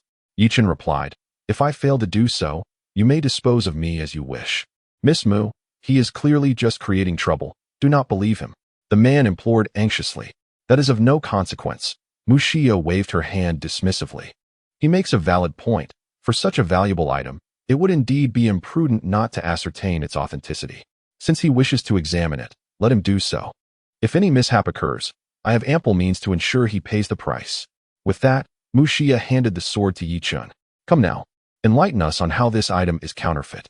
Yi Chun said nothing further as he received the sword, weighing it in his hand, a confident smile gracing his lips. In a previous life, Yi Chun had once sought refuge in a museum, where, out of boredom, he studied various antiques and collections. Coincidentally, that museum specialized in bronze artifacts, which endowed him with considerable knowledge about them. Coupled with the keen insight gained from his enhanced abilities, he felt something was amiss the moment he laid eyes on the sword. However, what began as a mere intuition transformed into absolute certainty the instant he grasped the weapon. With this thought in mind, Yi Chun raised the bronze sword and forcefully struck it against the counter. Crack! A sharp sound echoed as the sword's blade shattered.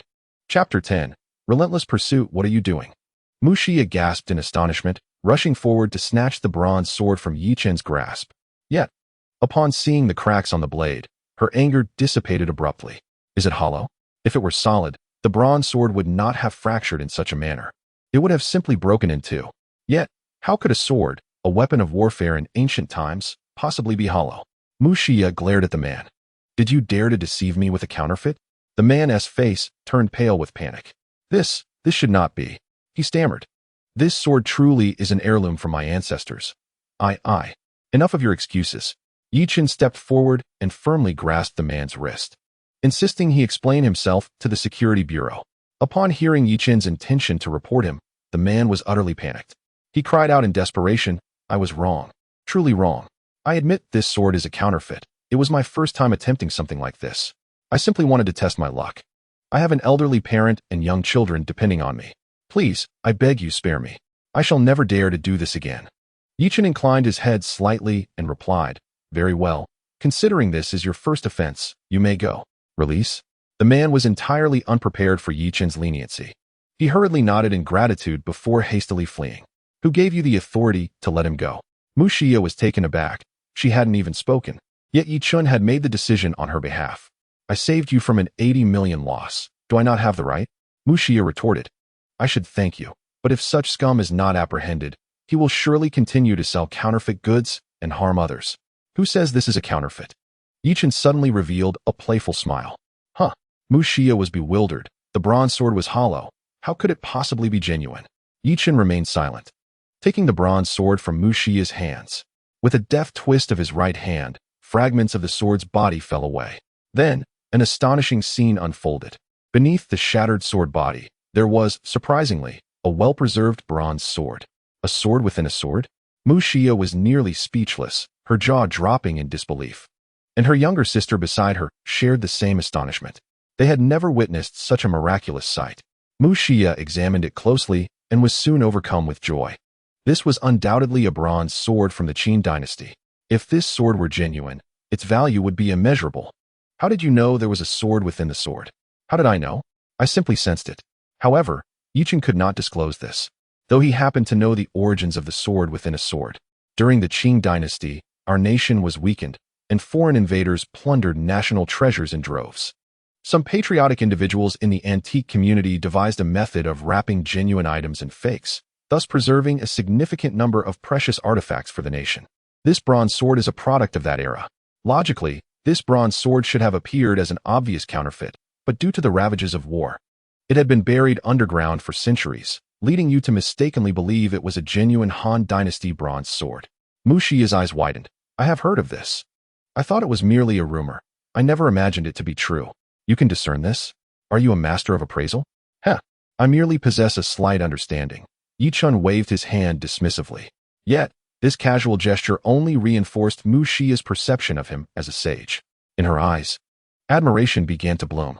Her greatest passion was antiques, and she held a deep-seated reverence for those skilled in appraisal. Determined, Mu Xie resolved to befriend Yi Chun. She respectfully handed the bronze sword to Yi Chun, saying, Mr. Yi, this sword belongs to you. Yi Chun waved his hand dismissively, replying, I have no use for the sword. I only desire that pot of grass. The fire spirit grass? Mu Xie furrowed her brows. This fire spirit grass is rare. Valued at most at 1 million, yet it has no practical use. Why would you spend such a hefty sum for this herb? Yichen responded with a playful smile. Curious to know? Well, the medical community has long been exploring the properties of the fire spirit grass. My intention in keeping it is to investigate its potential benefits. If you could enlighten me about its properties, I might consider gifting you this grass. Mu Xia was not a woman driven by greed. However, when it came to the secrets of the apocalypse, would Yichen divulge such information recklessly? Yichen chuckled awkwardly. The secrets of the fire spirit grass are only shared with those close to me. If you would consider being my girlfriend, I would naturally disclose them to you. In an instant, Mu Xia's cheeks flushed a deep crimson. Yet, just as Yichen anticipated her embarrassment would lead to a firm rejection, she surprisingly replied shyly. See, can I think it over? What? Yichen was momentarily taken aback, but soon found clarity. This woman was evidently enamored with antiques. Given his tall, handsome stature, typical of the type women favored, along with the treasure appraisal skills he had just showcased, it was no wonder Mu Xia felt a spark of interest in him. Yichen smiled. All right then, but you must first hand over the grass. Whenever you decide to be my girlfriend, I will reveal the properties of that herb. That sounds fair, Mu Xia said without hesitation, calling for her sister to retrieve the fire spirit grass. She presented it to Yichen with a sweet smile. And this bronze sword? It's yours. I am never stingy with my own. Mu Xia's face grew even redder. This man was indeed generous and charming. Perhaps she should agree to his proposal right now? No. She quickly shook her head. Although Yichen fascinated her, entering a romantic relationship was not a trivial matter. She knew too little about him. It was essential to understand his family and work before making such a decision. At that moment, the door of the treasure shop was suddenly pushed open. The next instant, a tall woman clad in denim jeans, a leather jacket, and a black short-sleeved shirt, accompanied by 3 bodyguards dressed in black, strode in with an imposing presence. Xia Xuanning. Yichen's brow furrowed upon seeing her. Yichen, I've been searching for you everywhere. Xia Xuanning raised the steel rod in her hand, pointing it at Yichen's head. Will you kneel down and apologize on your own, or shall I assist you in doing so? Enough. Before Yichen could respond, Mu Xia stepped forward with a fierce glare. Xia Xuanning, you have quite the audacity to cause a ruckus in my shop. Mu Xia? Xia Xuanning was momentarily taken aback. Is this your establishment? Undoubtedly. Mu Xia replied in a low voice. Mr. Yi is my friend. Regardless of any grievances you may have with him, do not dare to lay a finger on Mr. Yi here. You. Xia Xuanning's expression darkened. Following the events of the morning, she had been deeply troubled, conducting investigations into Yichen's background. Upon discovering that he was merely an ordinary individual, her fury surged, prompting her to pursue him. Yet, who would have thought she would encounter Mu Xia in this place? The Mu family and the Xia family were both prominent families in Jiangcheng, although the Mu family was slightly weaker. It was certainly not worth offending them over someone like Yichen. However, just as Xia Xuanning was preparing to spare Yichen, he unexpectedly pulled Mu Xia behind him and declared proudly, I, Yichen, do not require a woman to shield me. Chapter 11. Online Rescue. Xia Xuanning laughed. This fool would forsake a valuable ally to confront her directly? She cast a sidelong glance at Mu Xia and remarked, this matter is beyond your purview. Is it not? Mu Xia anxiously looked at Yichen. Mr. Yi, wise men do not court disaster. They are outnumbered, and you may suffer. Fear not. 3 mere insects do not concern me. Yichen waved his hand dismissively at the 3 individuals behind Xia Xuanning. Come, let us see who meets their demise. Seek death. Xia Xuanning, infuriated by Yichen's disdain, commanded, take him down. Yes, the 3 bodyguards immediately charged forward. Though unarmed, they were formidable, with fierce strikes and a synchronized attack, clearly former Special Forces soldiers. They noticed Yichen's tall and robust stature and unleashed their full assault, effectively sealing off all his escape routes. Mu Xia turned pale with fear, instinctively retreating. Smack!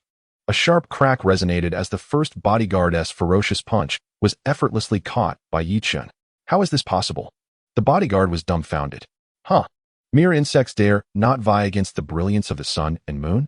With a slight exertion, Yichen crushed the bodyguard's fist into a pulp. A blood-curdling scream echoed, sending shivers through Xia Xuanning and Mu Xia, their faces paling at the horrific scene. They had never witnessed such a formidable and terrifying man, nor had they encountered a scene so gruesome. Yet, Yichen remained unfazed, swiftly lifting his leg to kick at another bodyguard. Having navigated through a world of chaos, Yichen had witnessed far too much bloodshed and horror. This scene felt like child's play to him, failing to quicken his heartbeat in the slightest. Thud, thud. With 2 successive kicks, the remaining 2 bodyguards found their ribs shattered, collapsing to the ground, gasping for breath as blood poured from their mouths. "Do not come any closer," Xia Xuanning exclaimed, terror gripping her as she trembled, wielding a steel pipe with quaking hands. Yet, Yichen remained unfazed, steadily advancing towards her. His slow, deliberate steps echoed like the ominous toll of a death knell from the underworld, an unsettling aura enveloping him akin to the malevolent essence of a vengeful spirit. Blood dripped from his hands, falling onto the floor with a disquieting patter that sent shivers down the spine. With a swift motion, Yichen knocked the steel pipe from Xia Xuanning's grasp and seized her by the throat. "Xia Xuanning, your malicious withholding of my wages renders my pursuit of what is rightfully mine entirely justified. You think that, backed by the Xia family and your femininity, you can trample upon me, Yichen?" he demanded. "Kneel." The icy command slipped from his lips. In an instant, Xia Xuanning's legs buckled uncontrollably, and she found herself kneeling before him, her body trembling violently, the pride she once bore evaporating, leaving only a profound terror in its wake. Yichen grasped her hair, his fierce gaze piercing into her eyes. "This is your final warning. Should you dare provoke me again, I shall end you." A haze enveloped Xia Xuanning's mind. Yichen released her and turned to Muxia, offering an apologetic smile. "I regret soiling your establishment." It's quite all right," Muxia stammered, hastily waving her hands, swallowing hard. She could scarcely believe that the man who had spoken to her so calmly moments ago could unleash such terror. However, she had also heard of the grievances between him and Xia Xuanning. The Xia family's misdeeds, particularly their failure to pay employees, had reached her ears. Thus, witnessing Xia Xuanning's comeuppance at Yichen's hands brought her a sense of hidden satisfaction, despite the fear that lingered from Yichen's formidable presence. After a moment's hesitation, Yichen approached the counter, scribbling down his address on a piece of paper before handing it to Muxia. "Come find me here the day after tomorrow, or you will regret it." "Why?" Muxia queried, bewildered. Yet, Yichen offered no response, departing from the jewelry store without a backward glance. She gazed at the note in her hand before ultimately discarding it into the trash. The thought of confronting Yichen alone was too daunting for her. On the floor, tears welled in Xia Xuanning's beautiful eyes. "How dare that insignificant ant treat me with such disrespect? I will not let this go, absolutely not." Her pride, once unwavering, had never endured such humiliation. She screamed in fury, but within her heart, an unfamiliar sensation began to stir.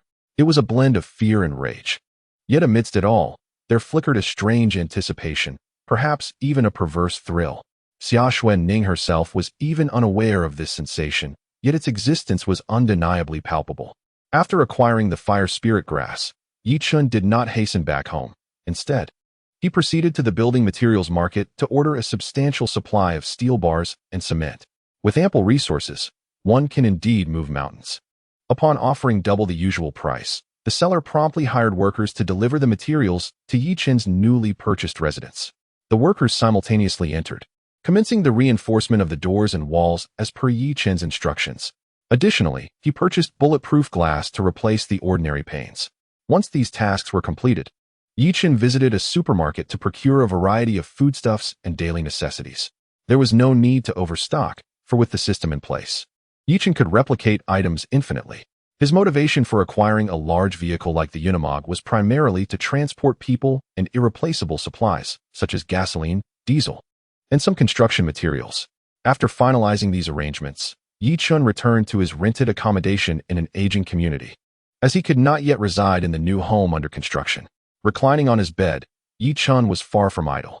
Although the system was activated, replication could only occur with women. Where might one find the most women?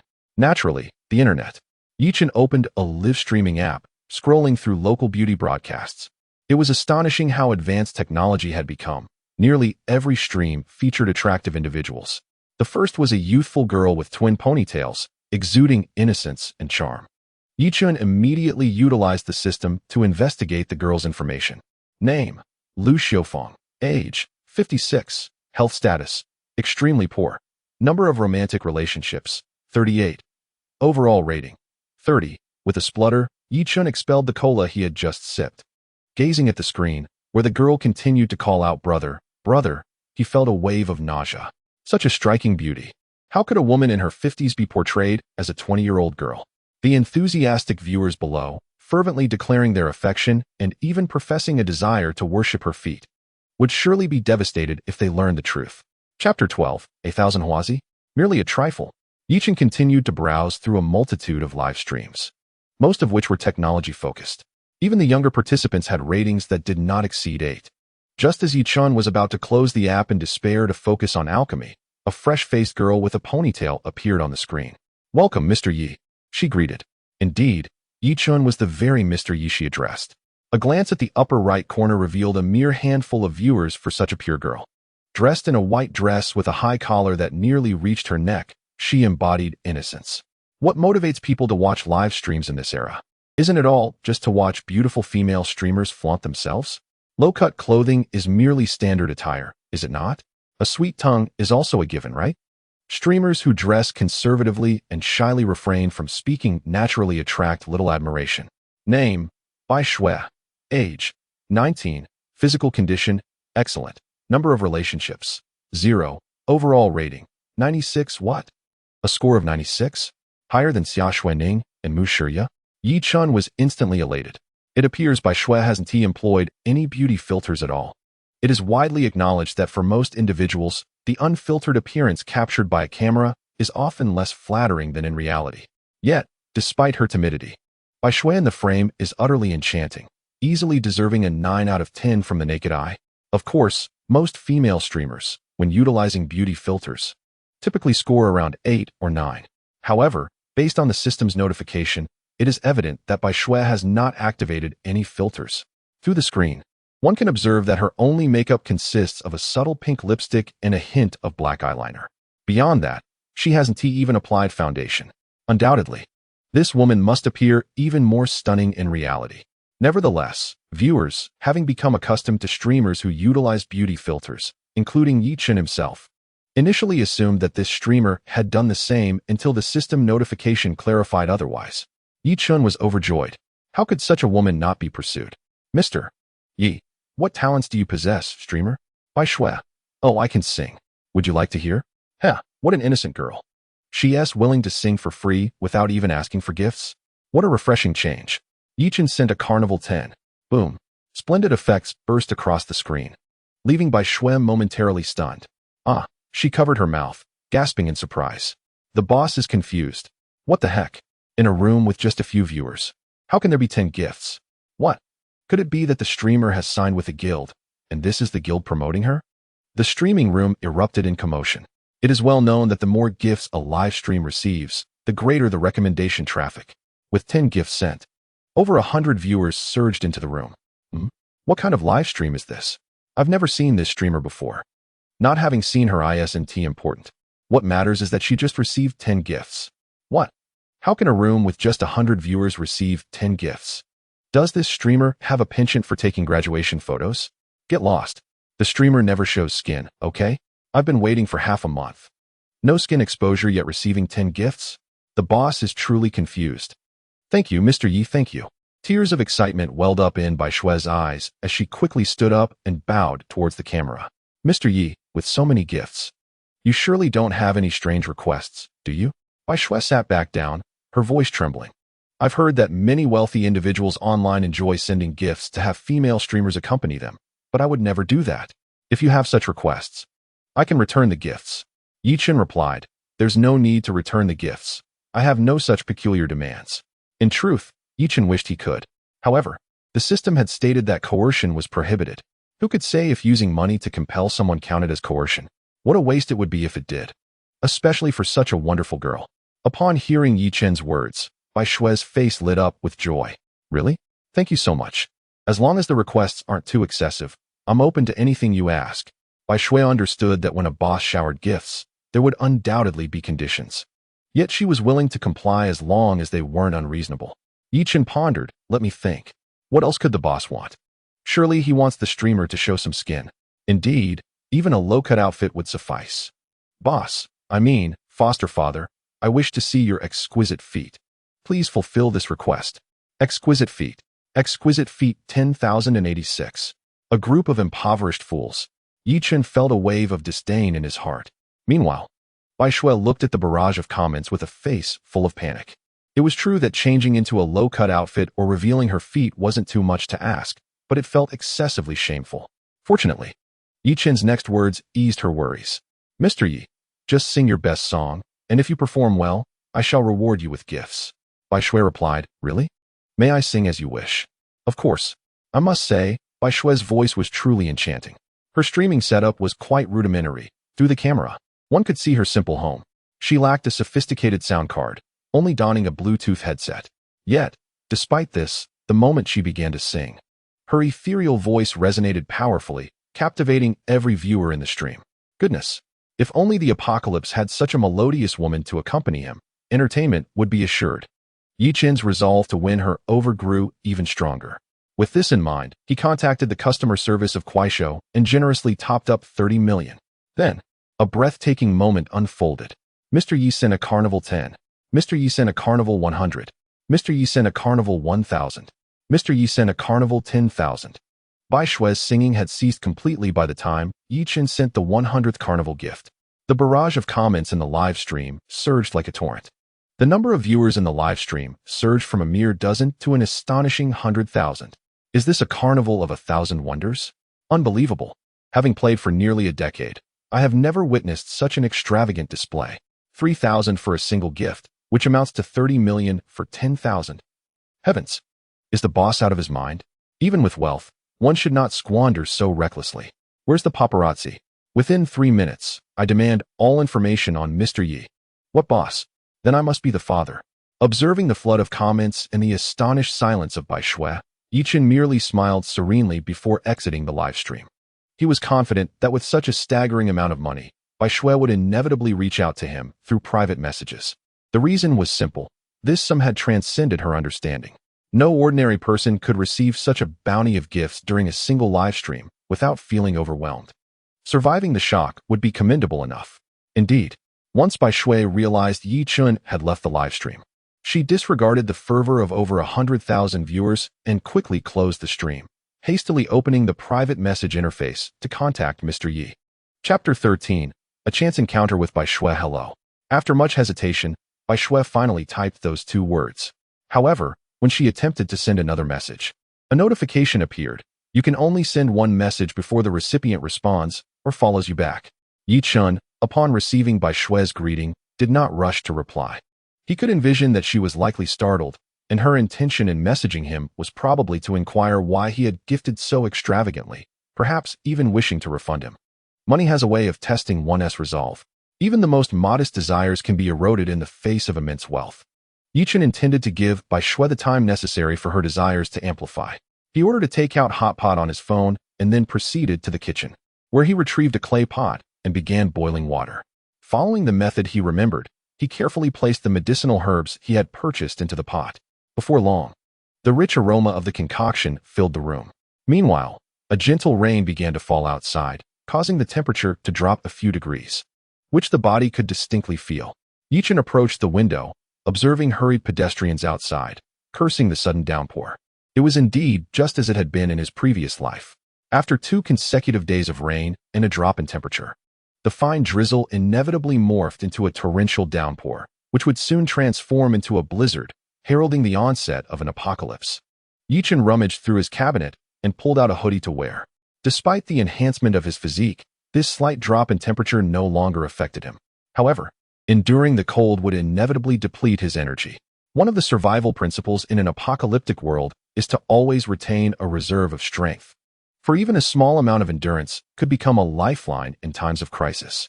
A series of knocks reverberated through the air, prompting Yi Chen to approach the door. As he opened it, a diminutive figure clad in a yellow delivery uniform appeared before him.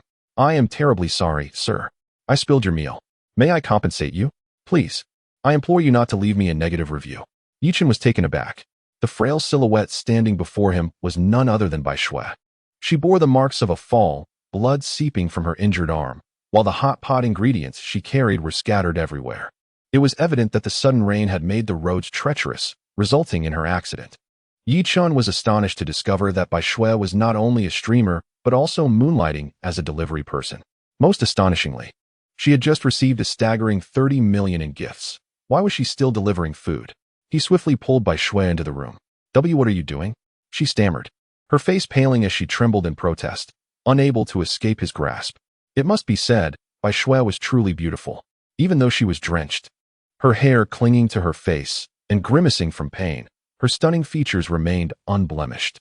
Standing at approximately 165 meters, her petite frame was nonetheless captivating. Even the oversized delivery uniform struggled to contain her figure. Her delicate appearance stirred an instinctual protective response within men. Yichen spoke firmly, "Do not move, you are injured. If you do not tend to that wound, you risk infection, possibly leading to amputation."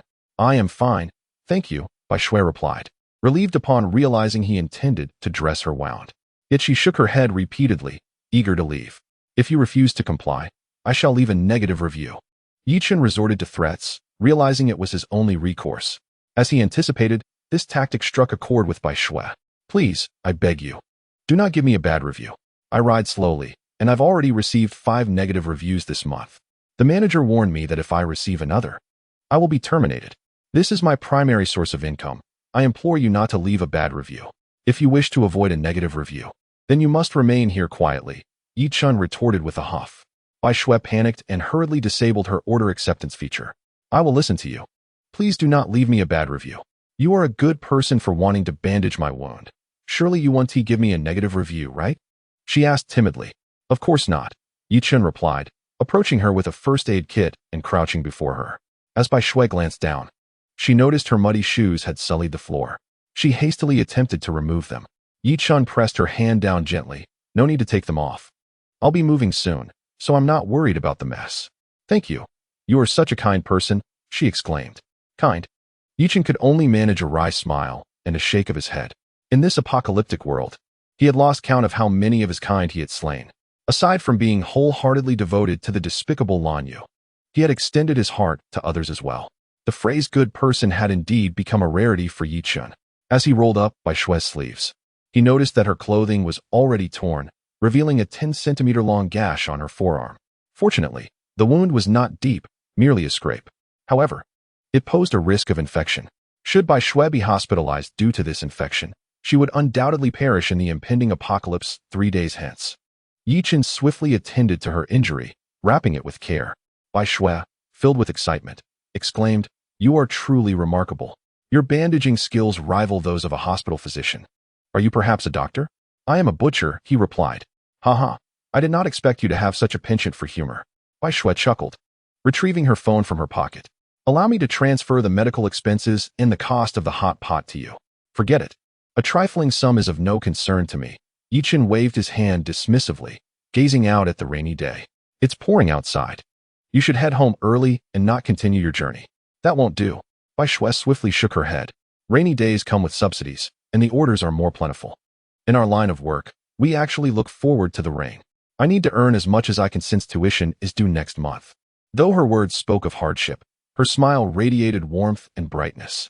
Yichen couldn't help but feel a pang of sympathy for this woman. "Are you not yet 20? At your age, one would expect you to have all your needs met. Why are you working to earn your tuition?" Bai Shui lowered her gaze, fidgeting with the hem of her clothing. "I grew up in an orphanage. It was closed a few years ago, and I have had to rely on myself since." Yichen felt a lump in his throat. It had been a long time since he had shown compassion towards anyone. "You are quite unfortunate," he remarked. "Not at all." Bai Shui suddenly lifted her head, her face once again brightening with a cheerful smile. "I am healthy, I can eat and sleep well, I have a decent job. I can attend school, and I have kind people like you to help me. I do not feel unfortunate at all. After all, many individuals lack good health, cannot attend school, or find work. Compared to them, I am incredibly fortunate, and I have never complained about the unfairness of fate." Yichen felt his heart swell again. Such a good-hearted girl was indeed a rarity. She deserved to live, and to live well. With this thought in mind, Yichen smiled and said, "You've already earned several million. Surely that is enough to ensure your comfort for the rest of your life?" "How do you know?" Bai Shui was taken aback, then suddenly enlightened. "Have you watched my live streams?" Yichen replied, "Not only have I watched, but I am that very Mr. Yi." Bai Shui burst into laughter.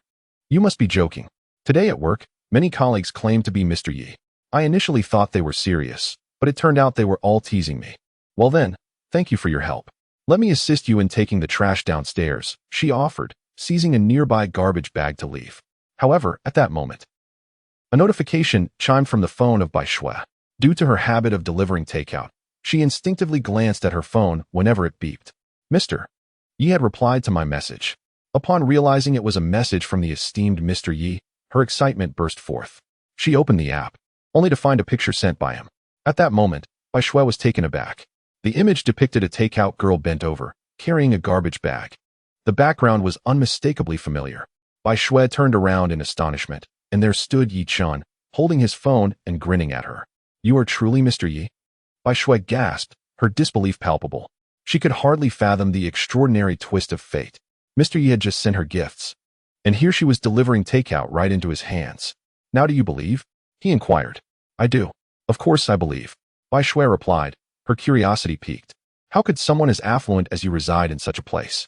Before she could finish her sentence, she seemed to realize her indiscretion and felt a blush of embarrassment wash over her. Yi Chun waved his hand dismissively. No worries, it's quite normal to have questions. This is merely a temporary residence for me. I will be moving tomorrow. I see, Bai Shui nodded, then asked Mr. Yi. May I inquire why you showered me with so many gifts? There is no particular reason. It was merely a whim. Several million is a trivial sum for me. What matters most is that money soon loses its significance. How can money lose its value?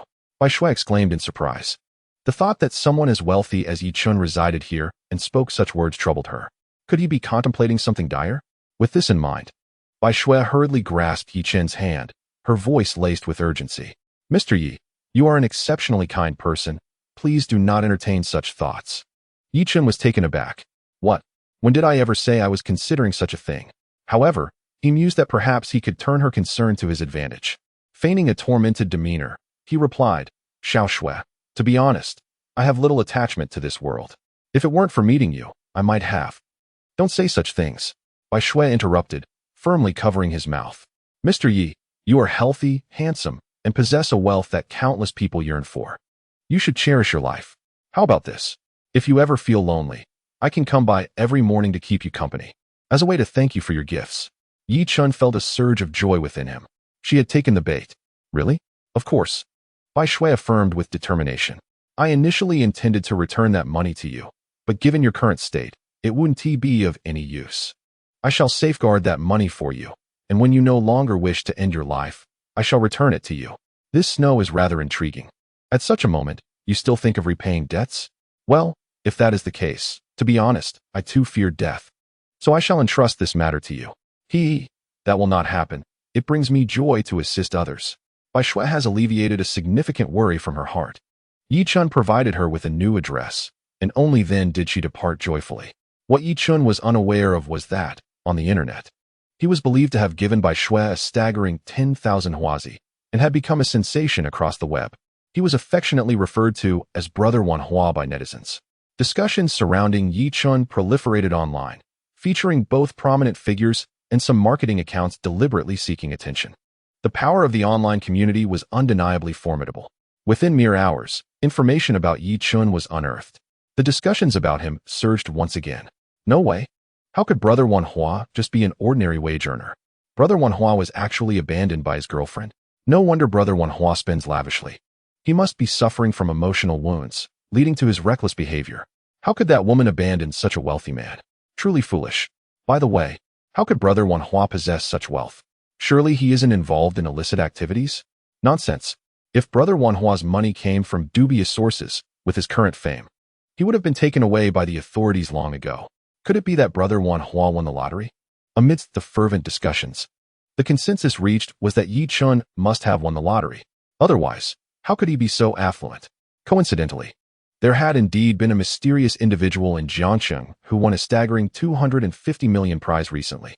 These two events serendipitously aligned perfectly. Meanwhile, far away in the outskirts of Jiangcheng, the Yi family in Yi village also learned of this news. In the ancestral hall of Yi village, the patriarch, an elderly man in his 60s, sat at the head of the table, flanked by elder members of the Yi family and those who had fared reasonably well. A middle-aged man in his 50s, filled with fury, exclaimed, Yi Chun is simply outrageous. He clearly won over 200 million, yet last month, when my son got married and I borrowed 30,000 from him, he claimed he had none. He has forgotten his roots. This man, named Yi Shan, is Yi Chen's uncle, the younger brother of Yi Chen's father. Having lost his parents at a young age, Yichun was raised by the kindness of others. However, the sustenance he received was quite humiliating. Not only did he consume leftovers meant for dogs, but he also had to labor in exchange for his meals. Oftentimes, after a day's work, he would barely manage to secure 2.5 meals. Yichun's parents operated a brick factory in the village during their lifetimes, and nearly everyone in Yi village had benefited from their generosity. Yet, after the tragic demise of Yichun's parents, their negligence towards him was compounded by their audacity to seize control of the brick factory belonging to Yichun's family. Consequently, following his graduation, Yichun seldom returned to Yi family village. Yet, he bore no resentment towards the villagers, believing that without their support, he would not have survived to adulthood. Thus, he would still extend help whenever possible. However, when Yishan sought financial assistance from him, Yichun, lacking the means, had to decline gracefully. In Yishan's eyes, this refusal was tantamount to ingratitude. Chapter 15. Fire Elemental Ability. As Yishan finished speaking, others echoed his sentiments, all eager to extract further benefits from Yichun. With a resounding clap, the clan leader, Yi Long, struck the table, his voice heavy with displeasure. Yichun has indeed forgotten his roots. How much human and material resources have we invested in nurturing him over the years? Yishan, take your entourage to the city and demand compensation from that lad. Rest assured, he has enjoyed our generosity for over a decade. I will surely reclaim this money for everyone. Yishan vowed, thumping his chest, and promptly set off to the city with a dozen young members of the Yi family. 250 million. Even after a 20% tax, they would still have a clean 200 million. With 30 million spent, they would still possess a staggering 170 million. With such an amount, could they not easily demand 30 to 50 million? Securing this sum would undoubtedly propel them to new heights. Meanwhile, Yichun remained blissfully unaware of the upheaval in Yi family village. The medicinal concoction in the clay pot had coalesced into pills. 3 radiant, crimson primary fire elemental ability pills lay at the bottom of the pot. As Yichun held the pills in his hands, the familiar warmth enveloped him, filling him with joy. Indeed, they were fire elemental ability pills. Without a moment's hesitation, Yichun consumed one of the pills. In an instant, a surge of fiery energy erupted within him, coursing through his limbs and altering his very being. Simultaneously, a small orb of flame coalesced in his lower abdomen, continuously releasing fiery energy that spread throughout his body with the flow of his blood. Raising his right hand, a small flame materialized in his palm. He had awakened a level 1 fire elemental ability. Yichun's excitement grew. Abilities are categorized from 1 to 10, and with each advancement, one's power multiplies tenfold. While a level 1 fire elemental ability had limited practical application, merely allowing him to conjure small flames, it was a promising start. To elevate the rank of his abilities, one could consume similar elemental pills or absorb the cores from mutated flora and fauna. The energy contained within these cores varied according to the strength of the respective organisms. However, the absorption of cores was far less efficient than directly consuming elemental pills. Yet, acquiring these pills proved to be an arduous task. Within the bodies of mutated plants and animals, there exists approximately 1 anomalous ability pill, and it may not even belong to the same category. However, for Yichun, possessing a system means that as long as there are women around, he can infinitely replicate these ability pills. Elevating his strength becomes as effortless as quenching one's thirst. Regaining his focus, Yichun once again consumed a fire-type ability pill. Indeed, the fire energy within him surged even more powerfully. Yet, the journey to break through to the second level remains long and arduous. Yichun is not in a hurry. With the apocalypse yet to descend, he has already fortified his physique and become an ability user. It can be said that Yichun is already far ahead of others. Dominating the apocalypse is merely a matter of time. After a night of silence, the following day, Yichun was abruptly awakened by a phone call from Wang Hai. Bro, something has happened. What's wrong? Yichun furrowed his brow, initially suspecting an issue with a vehicle. Your uncle has brought people to cause trouble. Uncle? Yichun was momentarily taken aback. He had not returned to Yi family village in 3 years, and the only recent contact had been from Yishan, who sought a loan. Could it possibly be him? That shouldn't he be. According to his memories from his past life, Yishan should not have reappeared. What does he want? Yichun countered. How did he find you? You stayed at my house for a while before, when he came to borrow money. You brought him here. Yichun suddenly realized. He had brought a few juniors from the Yi family, clamoring about repayment for their nurturing grace, claiming that he had forgotten his roots after winning the lottery, and threatening that if he did not show up, they would incapacitate me. Furious, Yichen thundered. How dare they? These despicable scoundrels. Is there anything in their eyes aside from money? In an instant, Yichen understood. It was likely that he had attracted too much attention online and had been doxxed. He had witnessed similar situations before. Damn it. They think they can extort money from me? I dare to give, but they must have the life to spend it. Having been tempered by the apocalypse, Yichen's heart had become as solid as iron. He held no affection for these parasitic relatives who only knew how to suck his blood. With the apocalypse looming just 2 days away, if they dared to push their luck, Yichen would not hesitate to send them to meet the king of hell. Tell them to wait. I will bring the money over. That is fine. Wang Hai clearly wanted to offer some counsel, but recognizing this was a family affair for Yichen, he refrained from saying more. On the other end of the line, upon hearing that Yichen would bring money, Yishan and his companions burst into gleeful laughter. Ha ha ha, this kid is still as spineless as ever, as long as we intimidate him. He won't even have the courage to refuse. They were brimming with confidence, as if they had already secured millions. Wang Hai sighed repeatedly. Regarding this group of parasitic leeches, the last time they visited, Wang Hai was thoroughly incensed. Initially, he thought these people were relatives of Yichen and thus treated them with utmost hospitality. However, when they departed, not only did they express no gratitude, but they also berated Yichen for not lending them money, even going so far as to call him a pauper and claim he was an inadequate host. Had it not been for Yichen's reputation, Wang Hai would have confronted them right then and there. This incident even led to a fierce argument with Lu Li at the time. Yichen arrived swiftly, within half an hour. He entered Wang Hai's home carrying 2 large bags. The place was in utter disarray, having been ravaged by a dozen or so people. Mud covered the floor, and the air was thick with smoke. Even Yichen, a smoker himself, found it suffocating. Brother, you've come. Wang Hai rushed over to greet him. Yichen nodded slightly, signaling Wang Hai to step back.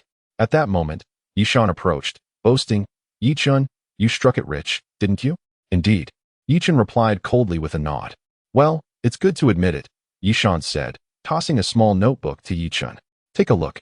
This details the expenses you've incurred in our village over the years. A total of 50 million. Would you prefer to pay in cash or by card? 50 million.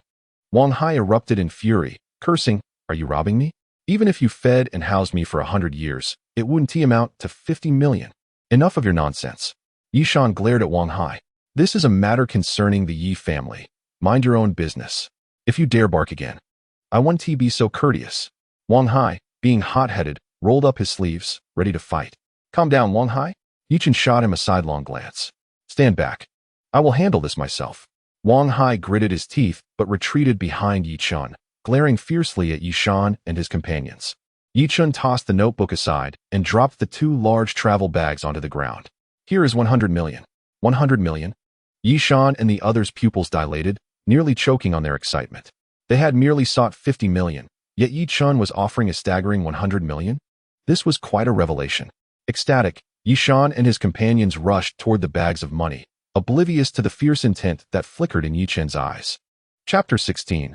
The insatiable nature of humanity. The insatiable greed of man is an abyss without end. The initial excitement of Yishan and his companions quickly dissipated as they exchanged glances, each recognizing the ulterior motives lurking within. Yichen's decisive offer of 50 million had already exceeded their expectations, yet they pondered. If they pressed Yichen further, might they not obtain even more? This notion simultaneously ignited within the hearts of Yishan and his associates.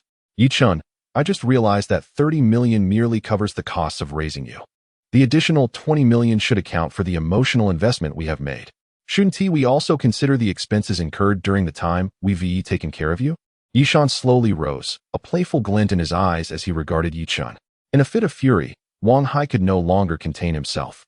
Faced with the avarice of Yishan and his companions, even though Yichen had instructed him not to intervene, he found it unbearable. Gripping an ashtray beside him, he pointed it at Yishan's head and exclaimed, You lot are utterly insatiable. This is 50 million. You could never spend it all in your lifetime. Aren't you satisfied? Haizi. Yichen's cold reprimand halted Wang Hai's impending aggression. He then turned his indifferent gaze toward Yishan and said, Very well. Calculate precisely how much more you desire. It would be best to state it all at once. I despise dilly-dallying. Yishan was ecstatic. Yi Chun was just as inept as he had been in the past. Did this not provide an opportunity to exploit him thoroughly? He surveyed the eager young individuals behind him and boldly proclaimed a staggering figure, 150 million. 150 million. The ashtray in Wang Hai's grip creaked ominously. Rumors circulated online that Yi Chun had won 250 million in the lottery. And after taxes, he was left with 200 million. Yi Chun had already spent a considerable amount on a car and various gifts. This 150 million would nearly deplete Yi Chun entirely.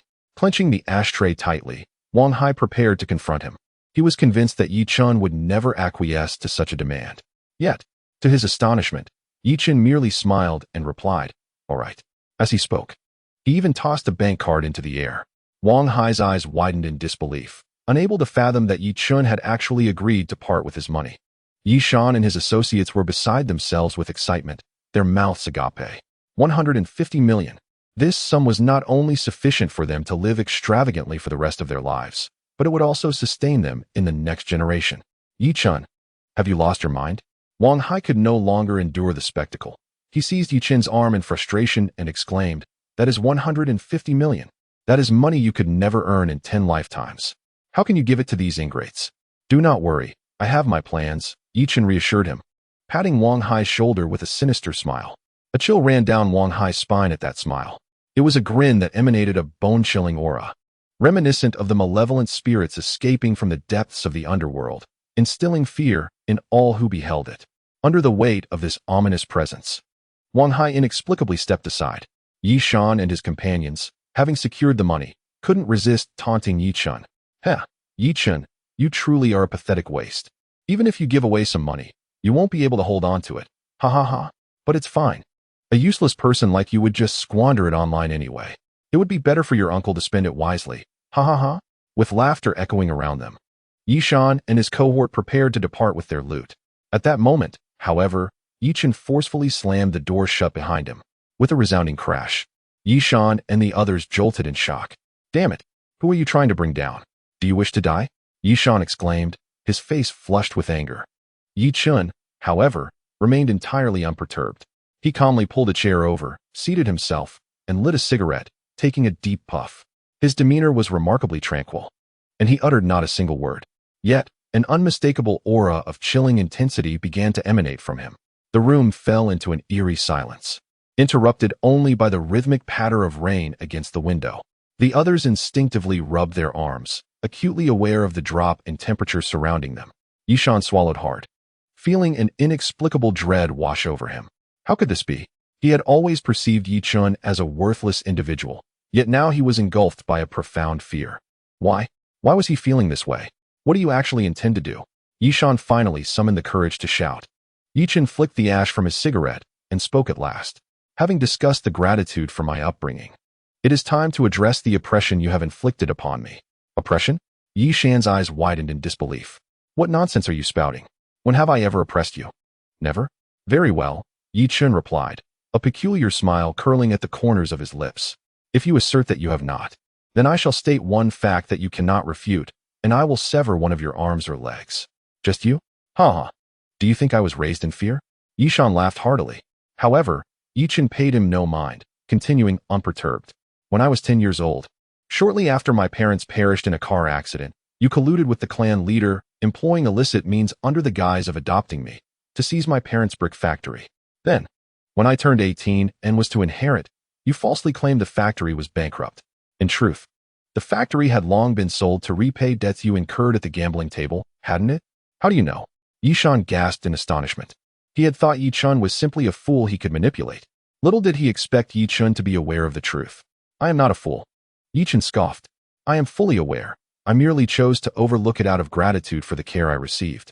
But you have gone too far." With that, a blinding flash surged forth, striking Yi Shan's arm with tremendous force. The sound of a violent impact echoed, and blood erupted as Yi Shan's arm was shattered at the shoulder, flesh and blood spraying in all directions. The object that had inflicted such devastation was nothing more than a common lighter. A blood-curdling scream erupted, reminiscent of a slaughtered pig. This gruesome scene left the villagers of Yi family village paralyzed with terror, some even so frightened that they lost control. They could hardly fathom that the so-called worthless Yi Chun had shattered Yi Shan's arm. Moreover, He had accomplished it with merely a lighter. Wang Hai was utterly dumbfounded. In a moment of realization, he discerned that he seemed to no longer recognize Yi Chun. Suddenly affluent, suddenly cold-blooded, suddenly endowed with immense strength. Could this truly be attributed to winning the lottery? Yi Chun slowly rose, making his way toward Yi Shan. Yi Shan hastily pleaded for mercy, exclaiming, "I beg you, spare me. I was wrong. I do not want this money. I am your uncle. You cannot kill me. You mustn't." It was evident to Yi Shan that Yi Chun harbored murderous intent. At that moment, where was the defiance he had displayed moments earlier? His pride lay shattered, reduced to a pitiful creature, akin to a dog begging for mercy, utterly debased. Chapter 17. Money can move mountains even with a throng of younger members from the Yi family behind him.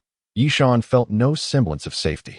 Moreover, these youths had already been terrified into submission by Yi Chun's brutality. They were nothing more than a group of cowards who feared the strong. Faced with a true harbinger of death, they were utterly insignificant. Yi Chun raised his right hand, revealing a clearly visible scar upon his palm. "Do you remember this scar? When I was 11, I refused to eat leftover food and stole a bun that had been lying in your kitchen for 3 days. You caught me and, without hesitation, wielded a switch to strike my hand fiercely, causing it to fester and rot, leaving this scar, robbing me of my chance to attend the aviation school I cherished most. Do you acknowledge this? I was wrong. I truly was wrong. With a single step." Yi Chun crushed Yi Shan's left arm into a gruesome pulp. Then, Yi Chun recounted the numerous transgressions Yi Shan had committed against him. With each stomp, he shattered Yi Shan's limbs. The air became thick with the metallic scent of blood. Outside, the gentle rain intensified into a tempest, lightning and thunder clashing.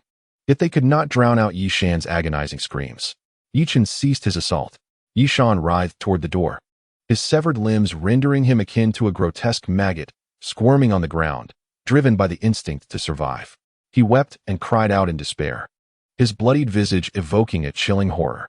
His movements grew feeble, his cries gradually fading. Finally, just as he was about to reach the threshold, he lost his last vestige of strength. His pupils dilated, and he perished at Yi Chun's feet. There, alongside him, lay the 50 million that Yi Chun had intercepted. Ultimately, he met his demise beside the very wealth he so cherished, receiving the end he so richly deserved. Those who wish to live, leave. Yi Chun's icy command sent the younger members of the Yi family scrambling out of the room in a panic. The room fell into a heavy silence, the pungent scent of blood still lingering in the air. Behind him, he heard Wang Hai's hurried breaths. Yi Chun turned, and Wang Hai nearly stumbled in fright, almost collapsing to the ground. "Are you afraid?" Yi Chun's lips curled into a smile.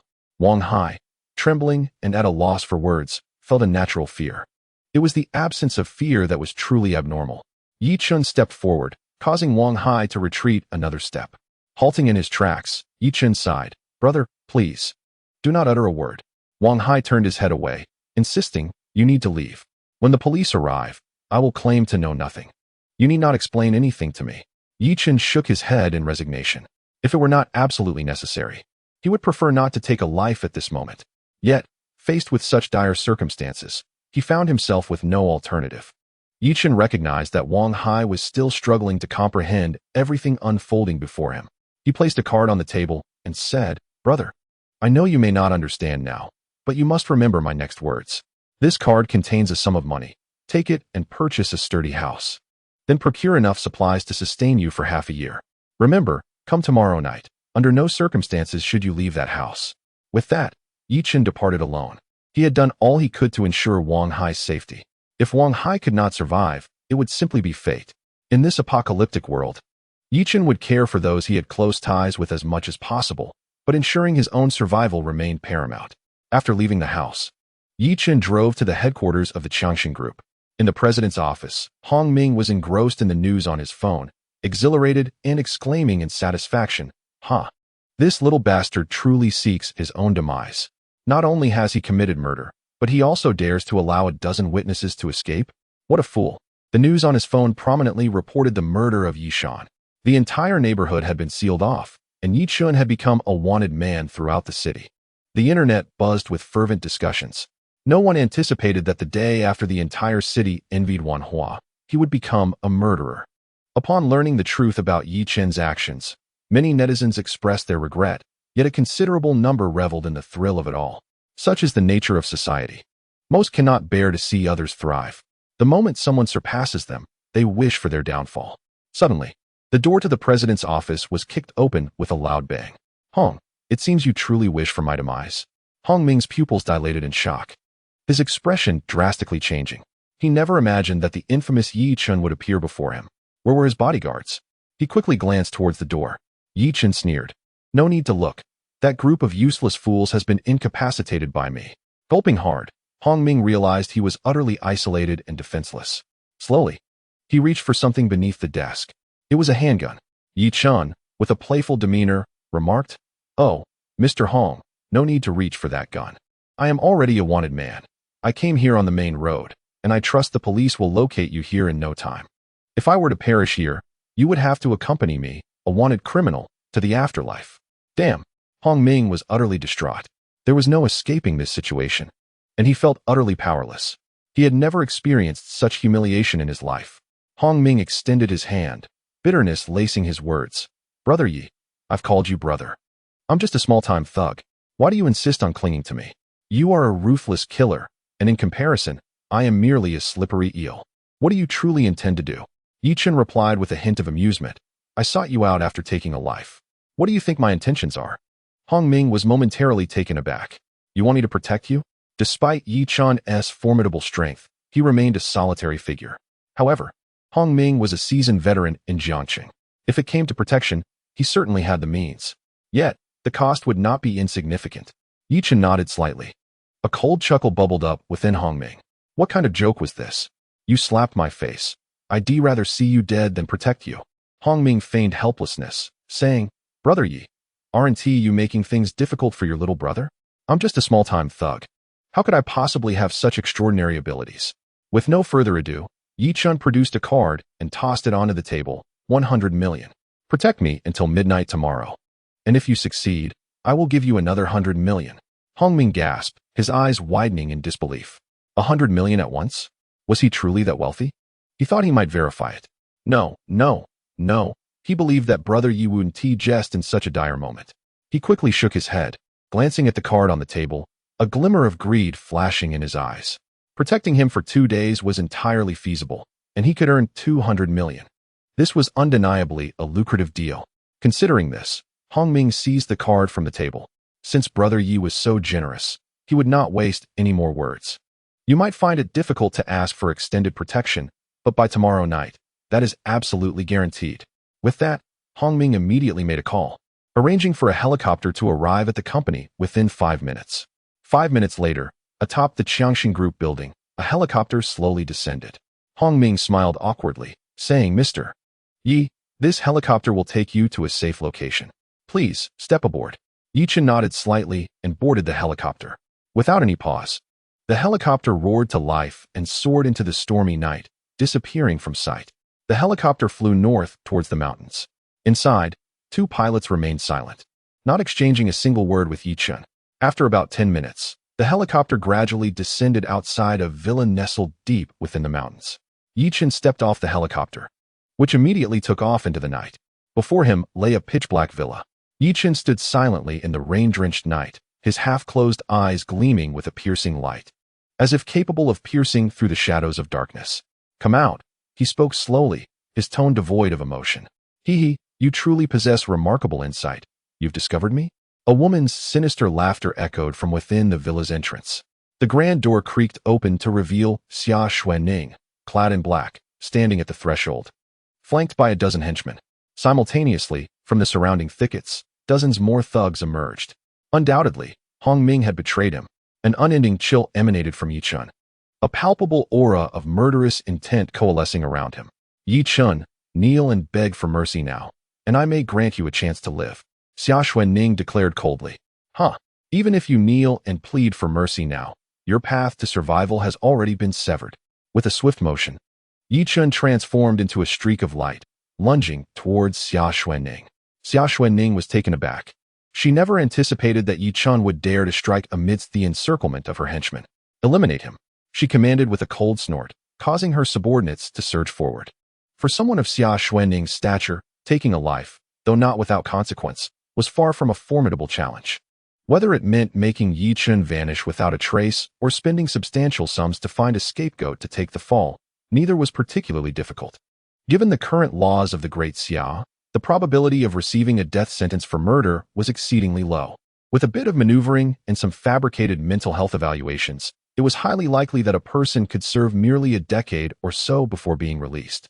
Many desperate individuals would gladly accept a few million in exchange for a decade of imprisonment. Xia Xuanning smiled with arrogance, envisioning Yi Chen's head rolling at her feet. However, a scene of sheer horror unfolded. Yi Chen charged into the throng like a wolf among sheep. Thud, thud, thud. A series of dull thuds resonated through the crowd. Yet not a single cry of pain emerged. Each of Yi Chen's punches landed with precision upon the temples of the thugs. With but a single blow, he sent them to meet the king of hell. The dozens of henchmen were utterly no match for Yi Chen. It was not entirely their weakness. Rather, it was the result of Yi Chen's body, enhanced by an extraordinary serum, reaching the pinnacle of physical prowess. Additionally, years of survival in a post-apocalyptic world had endowed Yi Chen with a wealth of combat experience.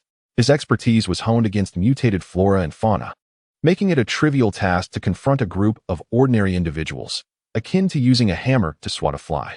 To put it plainly, even if Yi Chen's physical form had not been augmented, his robust physique from his passion for fitness, combined with his vast reservoir of combat experience, would still suffice to overpower them.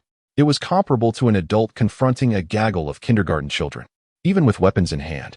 As long as the adult did not underestimate them, it would be exceedingly difficult for the children to inflict any harm. Thud. Yi Chen crushed the last henchman with a resounding thud. Thunder rumbled as lightning sliced through the sky, illuminating Yi Chen's profile, his sidelong glance, and the slight curve of his lips, reminiscent of a bloodthirsty beast, devouring its prey while fixating on its next target. With a gasp, Xia Xuanning collapsed to the ground, trembling uncontrollably. She never anticipated that Yi Chen would possess such overwhelming strength. He approached her slowly, deliberately. "No, don't come any closer," she cried out in desperation, retreating frantically.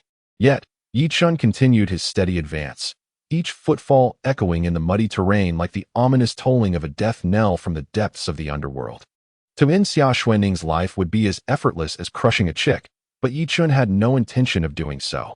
His true aim was to make her experience the depths of despair. He had no affection for her, yet she was a woman of potential utility. However, the system had stated that one must not violate a woman's will in such manipulations. Thus, coercion would yield no results. Yi Chen needed to shatter Xia Xuanning's pride, compelling her to grovel at his feet, beseeching him to accept her. At last, Xia Xuanning found herself cornered against the villa's walls, with no avenue for escape. As she observed Yi Chen's slow approach, her emotional state teetered on the brink of collapse. "No, I don't want to die. Please, don't kill me.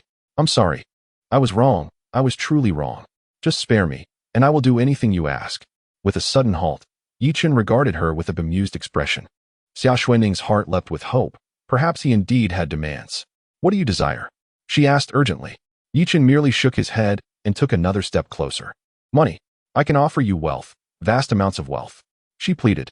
But Yi Chen continued to shake his head, his presence growing increasingly menacing. "Not money," Xia Xuanning exclaimed in shock, quickly adding, "I can give you my company. You won't have to work ever again." Yet, Yi Chen remained unmoved, shaking his head once more. "Tomorrow, the apocalypse will descend. Money? Huh. Merely toilet paper. You don't want the company either? What about power? I can grant you supreme authority. Make you the queen of Jiang City." Xia Xuanning sobbed uncontrollably, feeling an unbearable pain constricting her insides as Yi Chen drew nearer.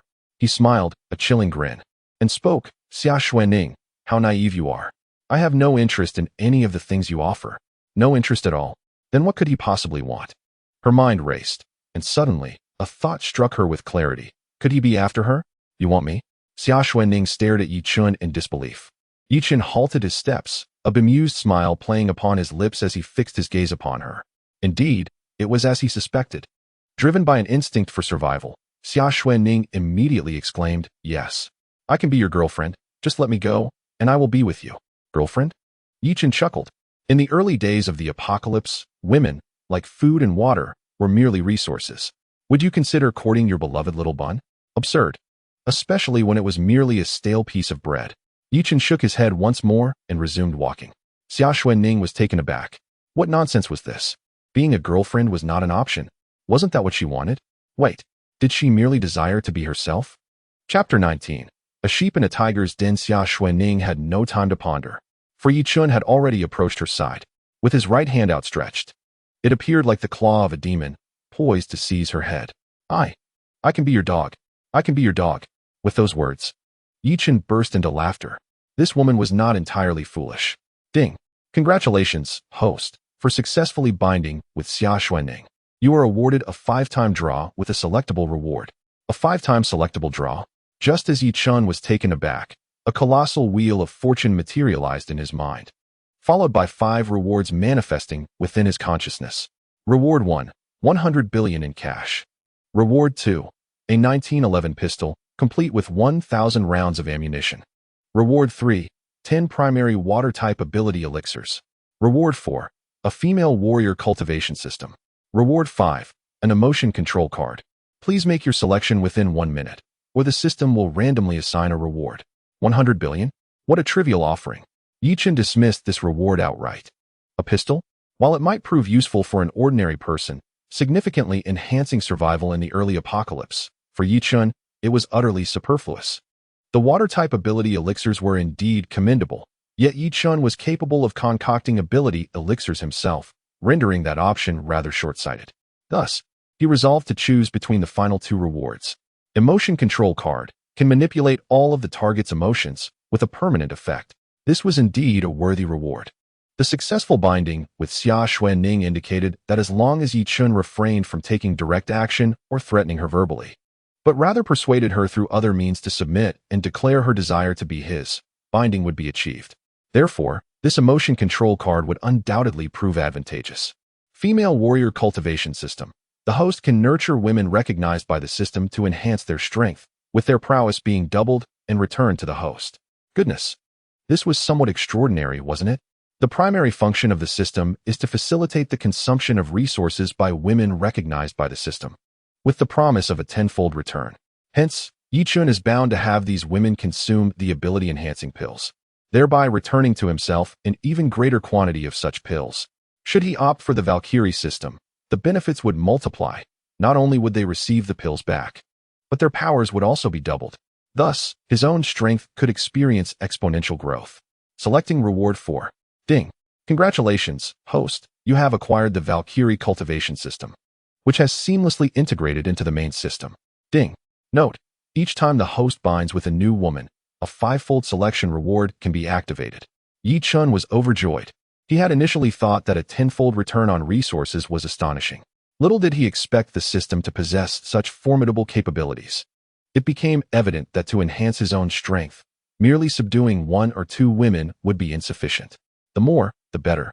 Would allow Yi Chun to grow stronger at a swifter pace.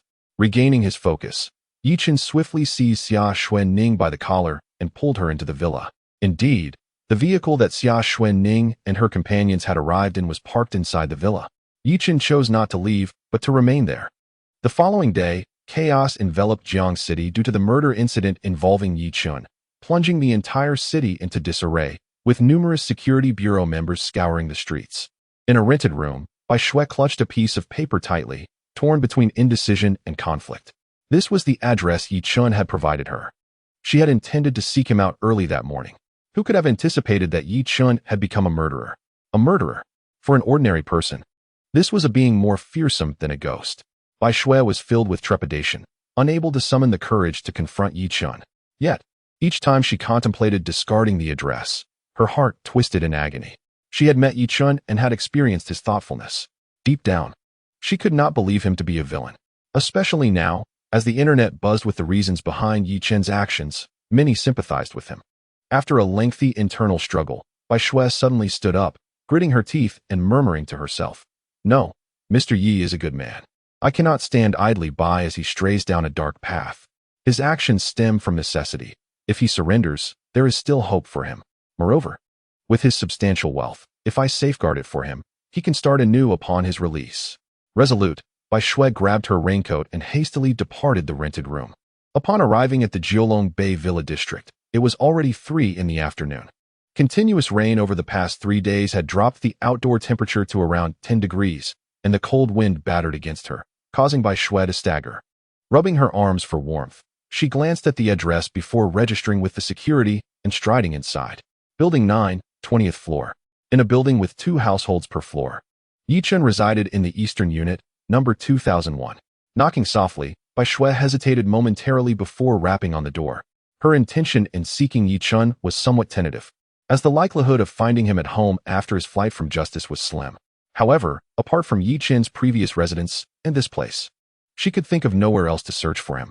Bai Shui was a good-hearted girl, having benefited from Yichun's kindness. She was reluctant to stand idly by while he veered onto a path of ruin. A click echoed from within as the door lock turned, instantly draining the color from Bai Shui's face as she instinctively stepped back. The door finally creaked open, revealing a familiar visage. You are really at home," Bai Shui stammered, surprise washing over her, the fear she had felt beginning to dissipate. Yichun was smiling warmly at her, his sunny disposition making it difficult for her to reconcile him with the image of a murderer. "It seems you're already aware." Yichun's smile faded into a bitter expression. Bai Shui bit her lip. "I'm sorry, but I understand you must have your reasons. Are you not afraid of me?" he inquired. "No, I am not afraid." Bai Shui feigned calmness, declaring, "I know Mr. Yi is a good person who would not harm the innocent. Wouldn't he?" Yichun mused, acknowledging that he had indeed never indulged in indiscriminate violence. Yet, the label of good person was one he felt unworthy of bearing. "Please, come in and have a seat," he offered, stepping aside to allow her entry. However, Bai Shui glanced apprehensively at the dimly lit interior, her heart racing with trepidation. "And no, Bai Shui, remain composed. You have been alone with Yichun before. If he were truly malevolent, wouldn't he something have happened during your last encounter?" She reassured herself. "He is not." Moreover, she recalled the rumors circulating online, hinting at his untold struggles. Resolute, she took a deep breath and stepped into Yichun's new home. Yet, upon crossing the threshold, she was taken aback. The walls of the room were lined with steel frames for reinforcement. Additionally, the windows had been replaced with thicker glass. To her astonishment, behind the door through which she had just entered, an armored sliding door was drawn aside. Bang! The sound of the door closing behind her reverberated ominously. Bai Shui's composure shattered, her screams echoing in terror. "Let me out! Let me out!" Chapter 20. The Arrival of the Apocalypse. Do not be afraid. "I will not harm you," Yichun reassured her gently. "Why you truly want to harm me?" Bai Shui gazed at him with trepidation. Yichun offered a wry smile. "Of course not. If I had intended to hurt you, I would not have let you leave 2 days prior. Then why has your home been transformed in this manner? You will understand after tonight." "After tonight?" Bai Shui's face paled. "Why, you mean I cannot leave? My intention in keeping you here is for your own good. You will come to understand." Yichun retrieved a chilled bottle of cola from the refrigerator and tossed it to Bai Shui. "Have a drink to calm your nerves." Bai Shui caught the cola but hesitated to take a sip, her demeanor akin to that of a frightened kitten, completely oblivious to the purpose of her presence there. "Please, let me go. I won't tell anyone about you being here," she sobbed. How naive she was, thinking he feared her reporting him to the authorities. Yichun remained silent, turning away and lying down to engage with his phone. Bai Shui gazed at the door within arm's reach, yet lacked the courage to approach it. In truth, even if she mustered the will, opening that door was impossible. It required a key to unlock, and the key resided in Yichun's pocket. Suddenly, a series of footsteps echoed from the bedroom. Startled, Bai Shui stumbled backward and fell onto the sofa. "Who is there?" she called out, her eyes darting towards the bedroom, where an exquisite woman emerged, equally frightened. A woman? There was actually another woman in this room? Was she Yichun's girlfriend? Xia Xuening cast a surprised glance at Bai Shui. Has Yichun lost his mind? He had killed so many and become a wanted criminal. Yet he brought 2 women to serve him. Was he planning a final act of madness? However, instead of detesting the situation, Xia Xuening felt an unexpected surge of rivalry towards Bai Shui. This woman, how could she be so beautiful? Surely, Yichun wouldn't he prefer her over me? No. Xia Xuening, what are you thinking? Yichun is your enemy. Her expression oscillated between shades of green and red. Yichun chuckled, sensing that Xia Xuening harbored some peculiar inclinations. After having her in his grasp several times, could she have developed a different sentiment towards him? Indeed, in this bizarre world, human nature had become grotesquely distorted. Who allowed you to come out? Get back. Yichun commanded coldly. Xia Xuening trembled, her reluctance evident. Yet she obediently retreated. Bai Shui was left in a stupor. What was happening? The tone Yi Qin used with this woman was utterly terrifying. Was she, like Bai Shui, forcibly retained by Yi Qin? Yet his demeanor towards Bai Shui was not as menacing. Could it be that he had not yet revealed his true nature to her? At that moment, Yi Qin's voice broke through. Don't be afraid. You are not like that woman. I won't scold you, nor will I command or bully you. Bai Shui felt numb. It was as if a menacing specter were assuring her, do not fear, I shall not harm you. How could she not be afraid? As time ticked away, evening soon descended upon them, approaching 8 o'clock. Bai Shui remained curled up on the sofa, while Xia Xuanning stayed confined to her bedroom. Only Yi Qin moved about freely, lounging here and there. Meanwhile, the sound of rain outside grew increasingly louder, and the temperature noticeably began to drop, even indoors. Despite Bai Shui donning a hoodie due to the recent chill, she could still feel a penetrating coldness. Yi Qin wandered around the house, activating the several electric heaters he had prepared in advance. The warmth from the heaters instantly dispelled the cold. He then handed a coat to Bai Shui, urging her to put it on, for the weather would only grow colder, and these heaters could hardly contend with the night's frigid temperatures. How could this be? Bai Shui questioned in confusion. It is June, after all. Throughout the afternoon, Yi Qin had ignored her, which surprisingly calmed her emotions considerably, alleviating the initial fear she had felt. Yi Qin smiled lightly, choosing not to elaborate. Regarding the apocalypse, he felt neither inclined to clarify nor capable of doing so. At 10 o'clock in the evening, Yi Qin produced some bread, offering a simple meal to Bai Shui. As for Xia Xuanning, since she did not voice her hunger, it naturally implied she was not hungry. At this moment, rain poured outside like an ocean flooding in. The torrential downpour lashed against the windows, and visibility had dwindled to less than 3 meters. Such a deluge was indeed rare. Bai Shui was thoroughly frightened by the scene, and so was Xia Xuanning in her bedroom. Only Yi Qin maintained an expression of calm detachment. He had already endured such events before.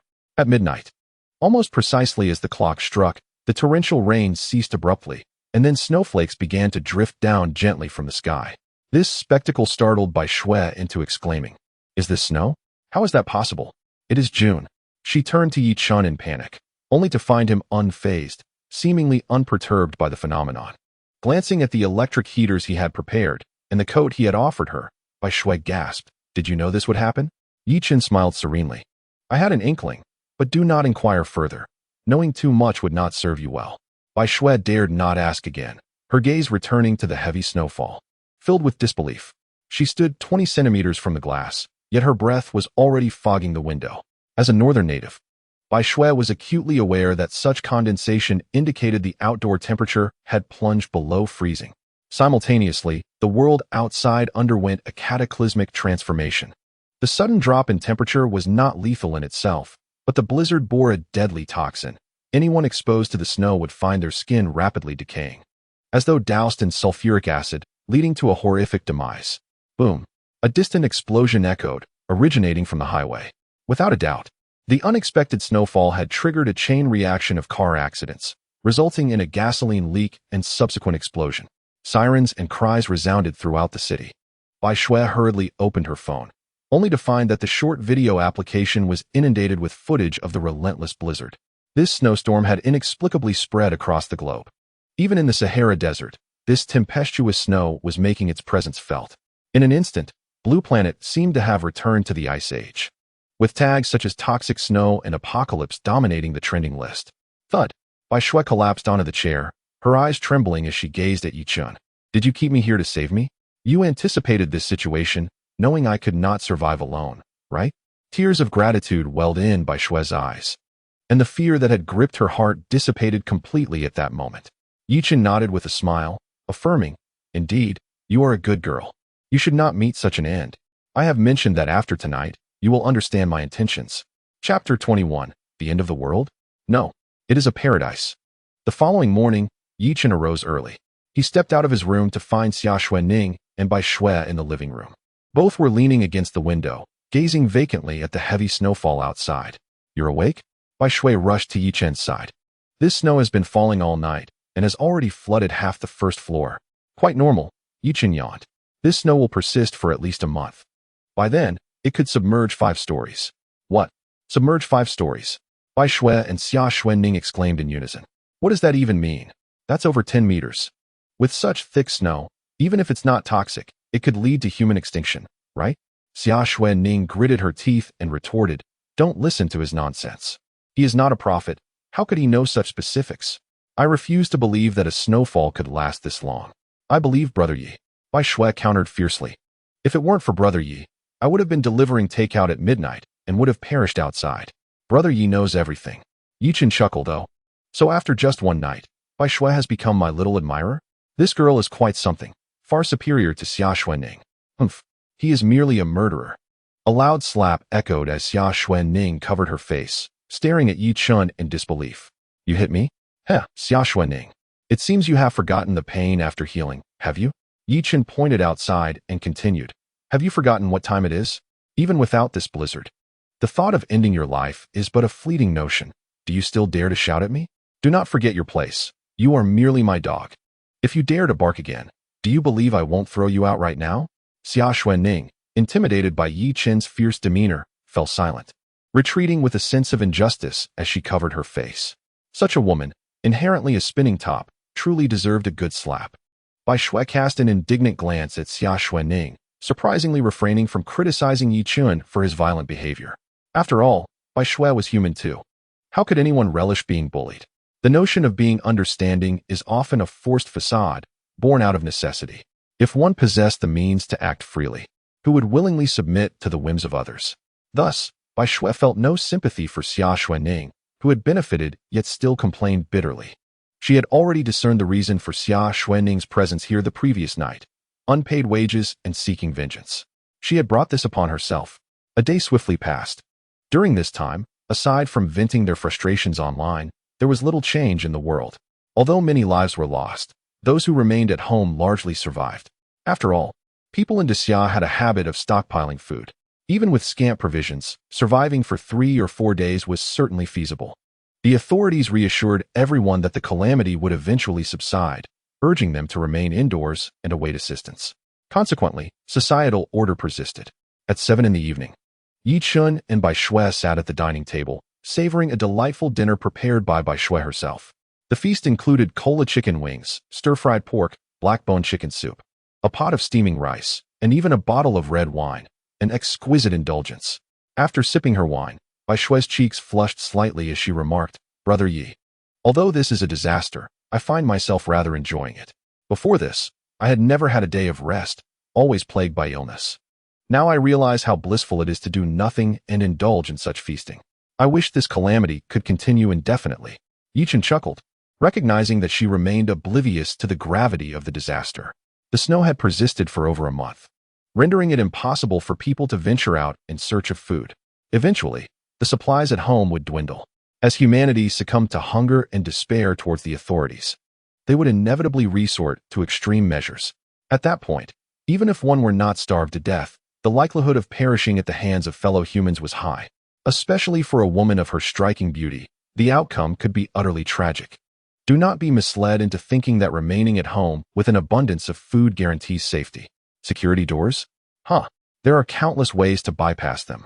Thus, in a world rife with chaos, possessing abundant resources, formidable strength, and a ruthless disposition are indispensable. The apocalypse is not a realm where idealists and the sanctimonious can thrive. It is a hell, a grotesque farce of humanity. Gulp. At that moment, Xia Xuanning, curled up on the sofa, swallowed hard. She had gone more than a day without food. Although she could still access tap water, enduring without sustenance for such a duration was becoming unbearable. Yi Chen had not called her to dinner, and she did not dare to approach him on her own accord. Watching Yi Chen and the others relish their meal was almost more unbearable than death itself for Xia Xuanning. Bai Shui noticed her and, filled with a twinge of sympathy, remarked, Brother Yi, that wretched woman is bound to starve. As long as there is enough water. One could survive a week without food or drink, Yi Chen replied nonchalantly. Since she hasn't expressed a desire for food, she must not be hungry. I'm hungry. Xia Xuanning scrambled over desperately. Yi Chen gazed down at her, playfully tugging at her hair, and teased, Hungry are we? Is this how you plead for sustenance? Even a morsel would suffice. The pride inherent in Xia Xuanning made her instinctively want to retort. Yet, the words died on her lips, swallowed back. Gritting her teeth, she reluctantly managed to utter the most difficult phrase, Master, I beseech you for food. Is that all? Yichen raised an eyebrow, his eyes glinting with amusement. He then gestured to Bai Shui. You should head back to your room. I didn't tell you to come out. Okay, got it. Bai Shui, now an ardent admirer of Yi Chun, naturally complied without hesitation. Once Bai Shui departed, Yi Chun turned his attention back to Xia Xuanning. You're an adult now. You know how to barter for food without my prompting, don't you? Xia Xuanning stood frozen. After merely a day of hunger, she could certainly endure. However, the relentless snowfall outside showed no signs of ceasing, trapping her in this place. Even if the snow were to stop, how could she possibly leave? Refusing Yi Chen's demands now would only lead to inevitable humiliation later when hunger became unbearable. If she was destined to suffer, why not do so with a measure of ease? One must admit, Xia Xuanning's ruthless nature, which allowed her to become the shrewd owner of the Meisher group, was indeed formidable. With a deep breath, she steeled herself and slowly approached. Yi Chen's eyes narrowed slightly, revealing an expression of enjoyment. So, this is how one could navigate the apocalypse? In his previous life, he had struggled to survive in a manner more pitiable than a dog. Yet this time, with a system and memories from his past, Yi Chun would seize control. In the eyes of others, the apocalypse was terrifying, but for him, wasn't he at a veritable paradise? Chapter 22. The closest one's 3 days passed in the blink of an eye. Throughout this time, the heavy snowfall had not relented for a single moment, accumulating to the height of the second floor. Concurrently, those with scant provisions began to face a food crisis. The neighborhood owner-s group erupted in chaos. Who has food left? I need to buy some. Who would sell food at this juncture? Everyone in our community is affluent. Who cares about your meager cash? Thank goodness my family stocked up on supplies a few days ago. Otherwise, we'd be in dire straits. By the way, when will this relentless snowfall come to an end? The question remains whether official assistance will arrive.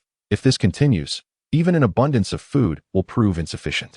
The property manager reassures everyone, urging calm and advising against leaving their residences. We have consistently paid our property fees. During such trying times, should you not provide us the residents with sustenance? The residents implore. The property manager expresses regret, stating that they also wish to distribute food, but it is all located at the restaurant, which they cannot access at present. Calm. How can one remain composed when on the brink of starvation? I am willing to pay tenfold for any food available. The residents cry out. The property manager urges trust in the authorities and property management, reminiscing about how they persevered during the mask-wearing period.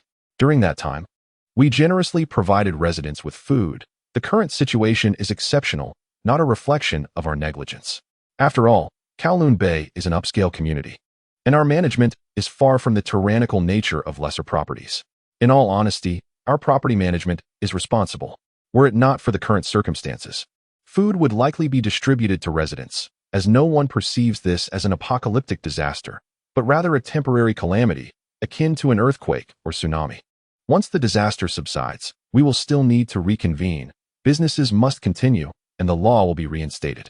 No one dares to overstep. Enough. A group of unreliable individuals. My previous statement stands. Whoever has food, I will purchase it at 10 times the price. A heavy silence enveloped the group, as previously mentioned by other residents. Those living here are not lacking in wealth. At this juncture, everyone understands that food outweighs monetary value. Even a tenfold offer fails to sway them. Yi Chun, frustrated, exited the residents' group chat and opened his conversation with Wang Hai. 3 days had passed since he sent a message to Wang Hai, yet no reply came. With a heavy sigh, he put away his phone. The apocalypse had only just begun, utilities still functioned. Wang Hai's silence for 3 days likely indicated his misfortune. Child, why do you not heed my counsel? Yi Chen slammed his fist on the table, exasperated. Master, I wish to drink water, came a timid voice. At that moment, Xia Xuanning, clad in a maid's outfit, timidly emerged from the room and knelt before Yi Chen. He affectionately ruffled her hair, encouraging her to proceed. Thank you, master. Xia Xuanning had adapted to her new role quite gracefully over the past 3 days. Just then, Bai Shui emerged from the kitchen, her brow furrowed, and took a seat beside Yi Chen. What troubles you? He inquired. Our food supply is dwindling, Bai Shui replied, her gaze fixed on the open refrigerator, which contained only a few scattered vegetables, barely enough to sustain 3 individuals for 2 days. According to Yi Chen, this heavy snow is expected to last for over a month. What should we do next? Starve to death? In that moment, Bai Shui finally comprehended how foolish her earlier thoughts were about not worrying over the apocalypse's end. Yi Chen chuckled as he affectionately ruffled Bai Shui's hair, assuring her that there was still plenty of food. Plenty? Bai Shui was taken aback. Could there possibly be more food hidden within this house? She had scoured every corner, gathering all the provisions she could find into the refrigerator. How could there be more? Yi Chen smiled enigmatically, revealing that while there were no hidden compartments, he indeed possessed the ability to produce food, though it remained his secret. His demeanor instantly piqued Bai Shui's curiosity. What kind of secret is it? Can you tell me? She implored, her big, watery eyes blinking with eagerness. Yi Chen replied with a playful smirk. A secret is a secret precisely because it should not be easily disclosed. Otherwise, can it still be called a secret? Am I not considered someone else? Bai Shui pouted, feeling a bit dejected. Is that not so? Yi Chen raised an eyebrow. A sudden realization struck Bai Shui. Indeed. What was she to Yi Chen? Classmates? Certainly not. Colleagues? Even less so. Friends? Just a fleeting acquaintance. So what did that make her? Perhaps a benefactor? If so, in Yi Chen's eyes, she truly amounted to nothing. The kindness Yi Chen had shown her over the past few days made her, who had been lonely since childhood, view him as family. Yet, it took this moment of introspection for her to realize that she meant nothing to him. Instantly, her eyes brimmed with tears. Brother Yi, you're not going to abandon me, are you? Bai Shui burst into tears. With insufficient food, if she counted for nothing, who else would he forsake? Xia Xuanning? At least she was a maid. Over the past few days, it was Xia Xuanning who had been responsible for washing, cooking, and tidying up. She was of value. After all, although Bai Shui could perform these tasks, she was uncertain if Yi Chen might choose to cast her aside first. Yi Chen gently patted her head. You silly girl, if I were to abandon you, why would I waste my breath with you? So you want to abandon me? Bai Shui paused, her cheeks suddenly flushing crimson. It dawned on her that Yi Chen had previously mentioned he had food, merely concealed as a secret. How had she strayed so far from the point? Bai Shui, what are you thinking? Observing her self-reproachful demeanor, Yi Chen felt a pang of compassion and softly said, Do not blame yourself for being sensitive.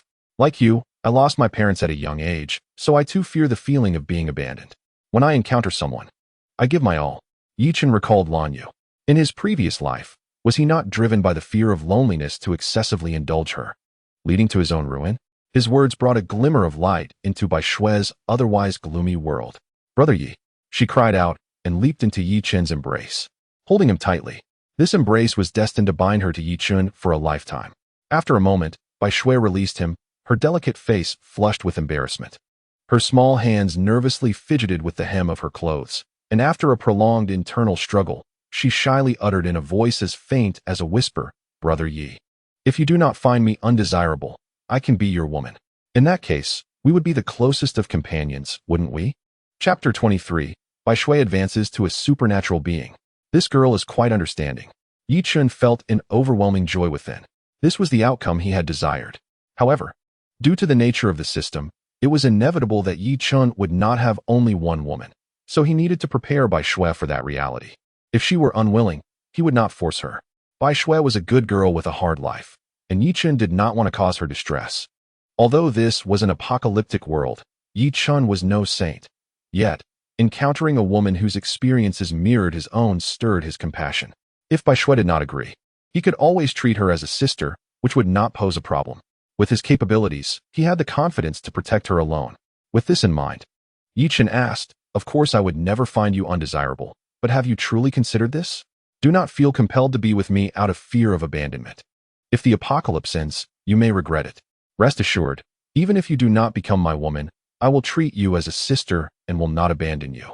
The apocalypse would certainly not end. Yi Chen spoke these words merely to gauge the sincerity of Bai Shui's feelings towards him. She embraced him once more, exclaiming, I would never regret it. I genuinely like you, Brother Yi. Over the years, many boys have liked me, but they were all drawn to my beauty and sought to possess me. I know what you did to Xia Xuanning these past few days. If you wish to treat me the same way, I would be powerless to resist. Yet you have not done so. I know you are a good person. At least in my eyes. I want to be with you. Even if you are a murderer or a rogue, I still like you. Yi Chen's sympathy for this unfortunate girl deepened. Perhaps her feelings stemmed more from dependence than love. After years of solitude, she had finally found someone to rely on. Especially in such dire circumstances, how could she easily let go? There are many reasons to love someone, and does not reliance also count as love? Tenderly. Yi Chun ruffled by Xue's hair. Silly girl, I do not consider myself a good person. To be frank, I will not have only one woman in the future. Can you accept that? I can. Bai Xue exclaimed without hesitation. Are you certain? Absolutely. Bai Xue nodded thoughtfully, stating, although I am uncertain of who you truly are, Brother Yi, or the multitude of secrets you harbor, these preparations of yours reveal that you are certainly no ordinary individual. Even in this moment, I am convinced that you will accomplish great feats and evolve into an extraordinary man. Given your remarkable abilities, if you claim to love only me, that would surely be a deception. Goodness, this girl is quite astute, isn't she? It appears that children from impoverished backgrounds mature quickly. A lonely girl striving for survival must certainly employ more intellect and exert herself more than others. Hearing Bai Xue's words, Yi Chun finally felt a profound sense of relief. He embraced Bai Xue tightly and spoke softly, Trust me, I will cherish you for a lifetime and ensure you become the queen of this post-apocalyptic world. I, Yi Chun, am a man of my word. Beep. Congratulations, host, on successfully binding with Bai Xue. Reward: 5 consecutive draws with 1 selection opportunity. Reward 1. A dagger forged from meteorite iron, capable of slicing through metal effortlessly and never dulling. Reward 2. 10 pieces of thermal underwear that guarantee warmth, regardless of the conditions. Reward 3. 1 emotional manipulation card. Reward 4. A flying car, with the ability for the host to automatically master driving skills upon selection. Reward 5. A pair of socks that will never emit an odor. Yi Chun pondered, what on earth is Reward 5? Socks that never smell? Nonsense. He disregarded Reward 5 and focused on the other 4. The meteorite iron dagger was the first to be eliminated, although it was impressive. It paled in comparison to the other rewards. A flying car? Now that was appealing. With it, he could safely depart from this location. However, would this vehicle require fuel? Where would he park such a large automobile? These were pertinent questions, making its selection somewhat impractical. The emotional manipulation card was indeed intriguing, yet it still fell short compared to the thermal underwear. Based on Yi Chun's memories from his previous life, heavy snowfall could persist for over a month, accumulating to depths of several meters. For the snow to completely melt, a minimum of a year would be required. During this period, the outdoor temperatures would be frightfully low. Even though those with abilities could withstand the cold due to their formidable strength, they would expend excessive energy, severely impacting their capabilities. Thus, this thermal underwear not only shielded Yi Chun from the cold, but also significantly enhanced his strength. It was undeniably a pressing necessity at this moment. I choose Reward 2. Beep. Congratulations, host, on acquiring 10 pieces of thermal underwear that will ensure you never feel cold. They have been automatically issued. Yi Chun was already aware that the system's space could only store materials returned by the system. Therefore, he felt no surprise at the sudden appearance of the thermal underwear. In the next instant, a blue light flashed before Yi Chun, and 10 transparent vests materialized upon the table. If it weren't for the little vests still reflecting the light, they would be nearly invisible to the naked eye. Wow! Is this magic? White Snow, who had been attentively watching Yi Chun, gasped in astonishment. Yi Chun chuckled, This is how I store food. Without initially explaining what the vest was, Yi Chun produced a primary fire-type ability pill at the last moment and handed it to White Snow. Once you consume this, you will understand. White Snow accepted the ability pill, her curiosity piqued, yet trusting Yi Chun implicitly, she did not hesitate to swallow it. As the pill dissolved in her mouth, White Snow soon widened her eyes in shock. After a brief moment, driven by instinct, she raised her right hand, and a flame materialized in her palm. What is this? White Snow exclaimed in disbelief. Yi Chun clarified, what you just ingested is an ability pill. Consuming that allows you to unlock the corresponding ability energy. You are now a level 1 fire-type ability user. An ability user. White Snow gasped, her eyes wide with astonishment. It was not until half an hour later, under Yi Chun's explanations, that she finally comprehended everything. Once she grasped the situation, White Snow jumped with excitement. So I'm not an ordinary person anymore. I'm now a superhero like Spider-Man or Batman. Wow. Brother Yi, you are truly amazing. Thank you. Thank you for granting me this. I will love you for a lifetime. Absolutely. Observing White Snow's elation, Yi Chun felt an indescribable joy within his heart. However, at the door of the master bedroom, Xia Xuanning, who had secretly witnessed the entire process through the crack in the door, was now filled with an insatiable yearning. An ability user? How wonderful it would be if she could also become one. Chapter 24. An unexpected delight. Yichen picked up the transparent vest from the table and handed it to White Snow. Try this on. What is this? White Snow asked. Bewildered. Yichen replied, you'll understand once you put it on. All right, I will go change. Without questioning Yichen, White Snow eagerly dashed back to her room. After she left, Yichen cast a glance at Xia Xuanning, who was peering in from the door. Xia Xuanning was startled and nearly shut the door. Stop hiding, come out, Yichen called. A jolt ran through Xia Xuanning as she hesitated. She timidly stepped out. I wasn't intentionally spying, Whether it was intentional or not, I don't mind. Just admit it, are you envious? Yichen gazed at Xia Xuanning with a teasing smile. Xia Xuanning quickly knelt on the ground, trembling as she said, what the master gives is mine. What the master does not give, I dare not covet. Haha. It seems Xia Xuanning is becoming increasingly sensible. The system's reward of 10 primary fire-type ability pills had already entered the system space. Yichen raised his right hand, and a fiery red ability pill appeared in his palm. Upon seeing the pill, Xia Xuanning's eyes instantly reflected a strong desire. The pursuit of strength is a fervent ambition for humanity, even in times not marked by apocalyptic despair, and especially so in the current dire circumstances. Yichen toyed with the fire-based ability elixir in his hand, while Xia Xuanning's gaze remained fixated on its movements. Approaching the window with the elixir, Yichen found Xia Xuanning crawling closely behind him. I shall ask you one final time, do you desire it? She hesitated, struggling to find her words, unable to voice her true feelings. Do you not wish for it? Yichen questioned as he opened the window and unceremoniously tossed the elixir outside. No. Xia Xuanning rushed towards the window, her heart shattering at the sight of the elixir plummeting into the endless pallor. Such a remarkable item. How could it be discarded so carelessly? A prodigal act indeed. If that elixir had been consumed, she would have become an abilities wielder. What a waste. Yet, Yichen felt no remorse. To him, such items were plentiful, as many as he desired. He raised his right hand, conjuring another elixir into his palm. There's more. Xia Xuanning gasped in astonishment. How could Yichen possess so many of such precious commodities? Good heavens! Who exactly was he? A wave of intense regret surged within her. At this juncture, even she could no longer deny that Yichen was no ordinary man. He not only foresaw the impending apocalypse, but had also made ample preparations for it. Faced with the new elixir, Xia Xuanning could no longer suppress her innermost desires. She knelt, beseeching, I wish for it.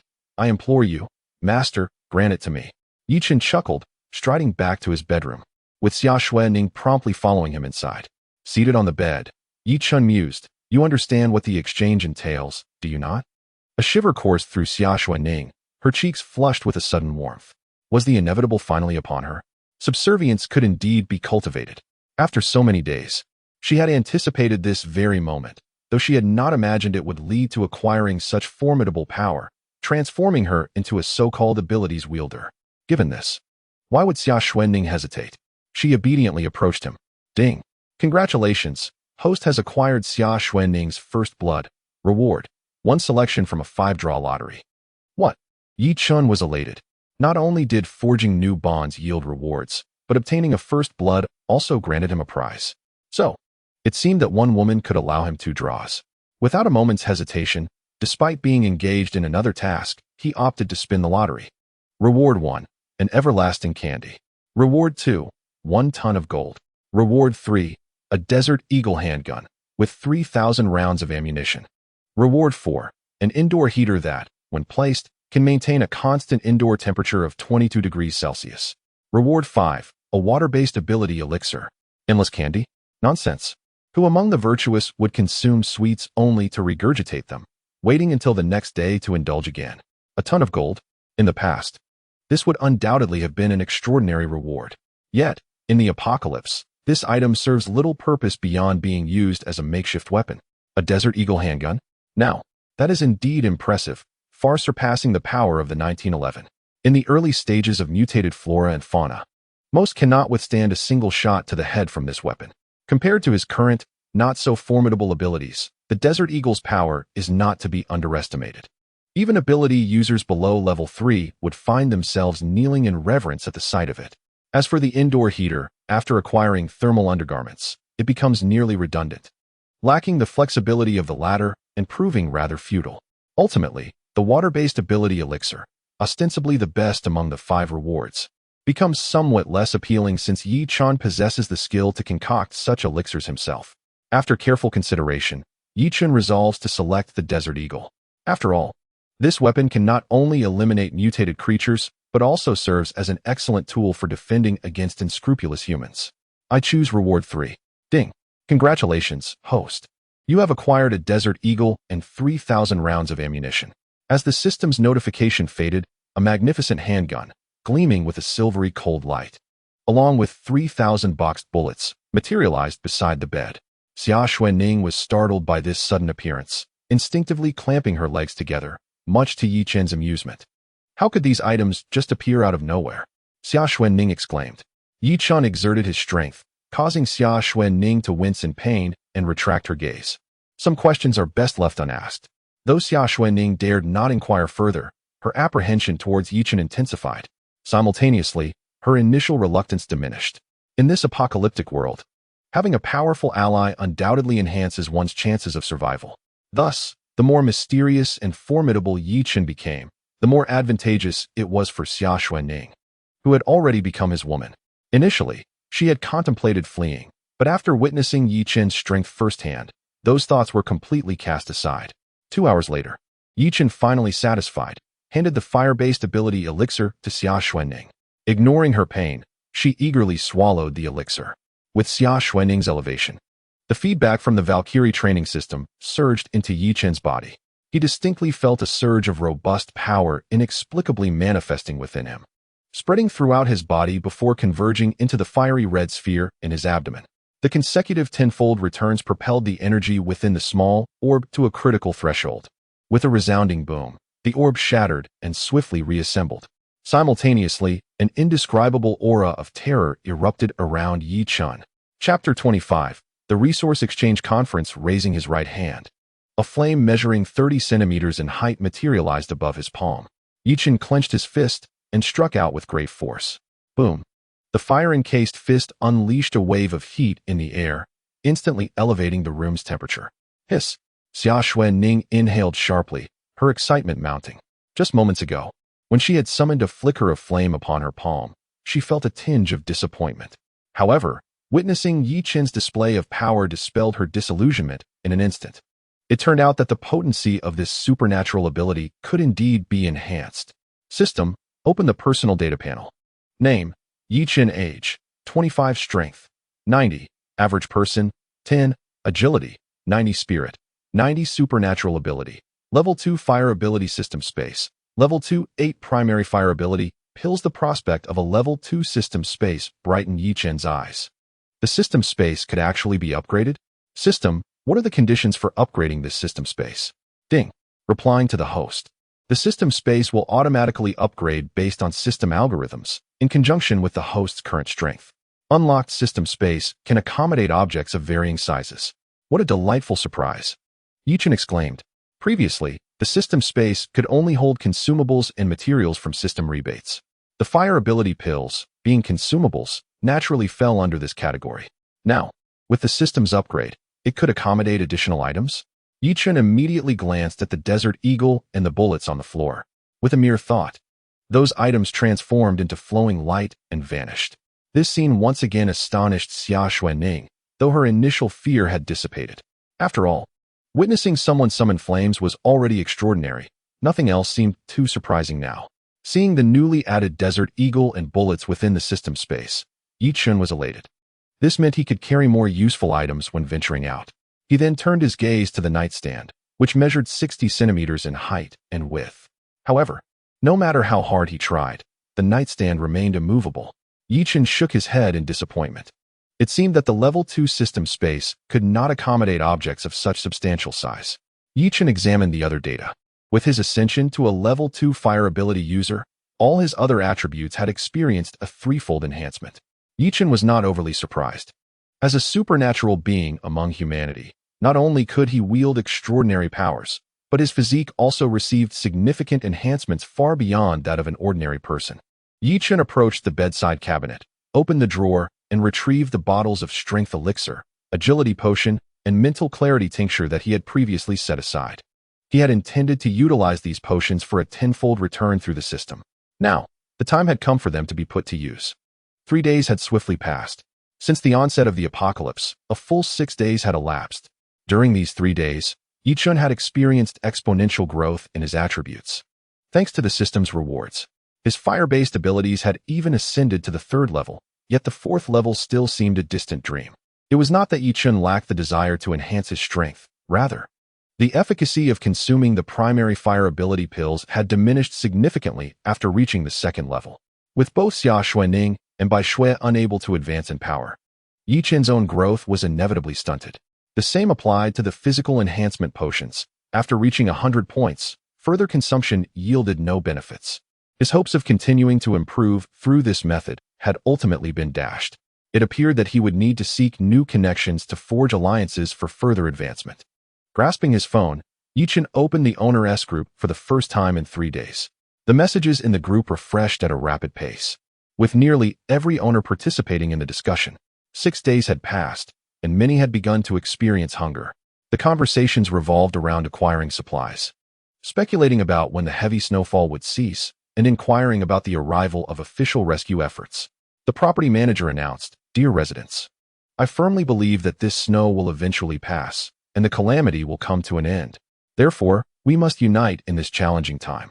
He continued, "I propose that we organize a resource exchange in the underground parking garage, where we can trade our food, medicines, or valuable items. What do you think?" His proposal sparked considerable debate among the residents. Although they were confined indoors, the underground garage provided an opportunity for face-to-face interaction. Before long, the resource exchange was confirmed. At 2 o'clock in the afternoon, as the time for the exchange arrived, Yichun emerged from his room, carrying a black bag. Creak. At that moment, a neighbor from next door also stepped out. Yichun turned to look and was immediately captivated. Before him stood a young couple. The man was tall and handsome, reminiscent of a Korean heartthrob. The woman, statuesque with long, flowing waves of hair, donned a sky-blue down jacket. Despite its bulkiness, the garment accentuated her remarkable figure. Her beauty exuded the allure of a sultry woman, and even amidst the apocalypse, her lips were adorned with bold red lipstick, rendering her irresistibly enticing. Name, Lin Bingbing. Age, 23. Physical condition, excellent number of relationships. 1 overall rating, 91. What are you staring at? Never seen a woman before?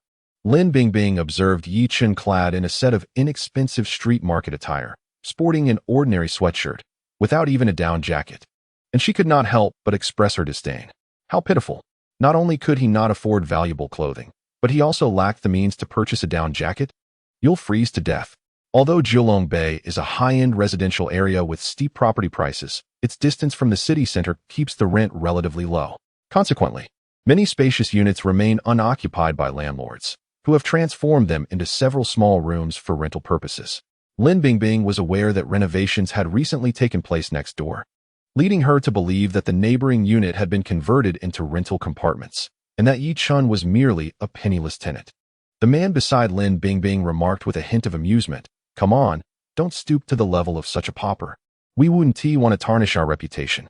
With that, he wrapped his arm around the cold Lin Bingbing and headed towards the elevator. Yichun stood motionless, indifferently watching the two as they entered the elevator and descended, a peculiar smile curling at the corners of his lips. When Yichun took the second elevator to the underground parking garage, he found it bustling like a night market. Approximately 100 individuals had gathered for this material exchange event. In such circumstances, many were cautious. Only those who were not in dire need of items or those with a bit of audacity dared to venture into this material exchange. The property manager, a plump man in his 40s clad in a uniform, along with several security guards, was maintaining order. People arranged their belongings along the sides as instructed, eagerly anticipating others to notice and propose exchanges. Medicine. Cold medicine. Who has cold medicine? I can trade my most valuable possession for it. Chapter 26. The starstruck girl. The crowd turned toward the voice, revealing a woman clad in a white down jacket, with a delicate oval face, a high nose bridge, and eyes that seemed to harbor the essence of stars and moons. She was undeniably beautiful. However, her complexion was flushed, and her gait was unsteady, clearly indicating a severe fever. Wow, there is such a beautiful woman here. Someone murmured, "What a shame she has a high fever." It looks like she won't last long. Indeed, in such trying times, a high fever could lead to dire consequences. As the crowd admired her beauty, they couldn't help but feel a pang of sympathy. Name: Wang Jing. Age: 21. Health status: excellent. Number of relationships: 0. Overall rating: 96. A system notification echoed in Yi Chen's mind. He narrowed his eyes slightly, but remained still. At that moment, an elderly woman hurriedly approached Wang Jing, brandishing a box of cold medicine, and asked, "Can I trade with you? Quickly, bring out your food." I don't have any food," Wang Jing stammered awkwardly. The elderly woman was taken aback. "Isn't your most precious item food? Are you perhaps selling meat?" The elderly woman's expression instantly shifted to one of disdain. However, the mere mention of these 3 words, selling meat, ignited a glimmer of excitement in the eyes of many men. Such a rare gem was not easily attainable in the past. If one could exchange a morsel of food for it, it would undoubtedly be a case of dying beneath the pomegranate skirt.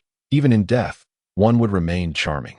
"I am not selling meat," Wang Jing exclaimed in indignation, promptly opening her bag to retrieve a signed photograph. "This is a signed photo of my brother, my most treasured possession. If anyone offers me cold medicine, I shall bestow this upon them." Wang Jing appeared exceedingly reluctant, as if the photograph were more precious than her very life. The room erupted in laughter at her words.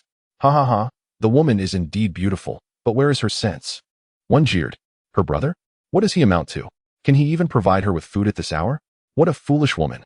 That photo is less valuable than our toilet paper. Put it away and cease this embarrassment. You all have gone too far." Wang Jing shouted furiously, her eyes blazing.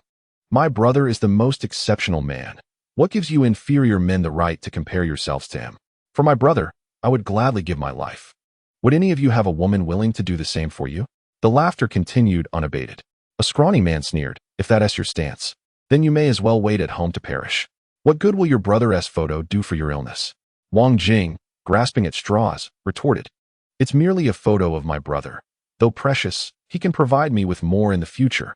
If it were my brother in person, I would undoubtedly sacrifice myself for him." Her words only incited further ridicule. An elderly woman spat in her direction. "Bah, you fool.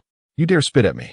Wang Jing gasped, her eyes wide with fury, wanting to confront the elderly woman, yet her fever left her devoid of strength. Aside from her futile outbursts, she lacked even the energy to confront her. At that moment, the scrawny man, who had mocked her most vocally, produced a box of cold medicine and taunted. "How about this? Since your brother is more important than anything, I have no need for your brother's worthless signed photo.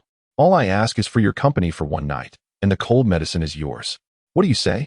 "Bah," Wang Jing scoffed. "A man of your ilk is unworthy of my presence. My body is reserved for my brother. Do you truly believe your obsession with stardom is rational?" The scrawny man retorted sarcastically. "You possess some beauty, yet you dare to hope a celebrity will marry you? Humph, what if they don't marry me?" Wang Jing declared proudly. "As long as my brother grants me his affection once, that is sufficient." Unbelievable. The crowd's disdain for Wang Jing intensified. Yi Chen shared the sentiment. What had become of such a promising young woman, bereft of common sense? The crowd, in dismay, chose to ignore her and resumed their exchanges. Yi Chen was exceedingly audacious. Pulling from his bag an astonishing 50 bars of chocolate, 30 loaves of bread, and 10 bottles of mineral water.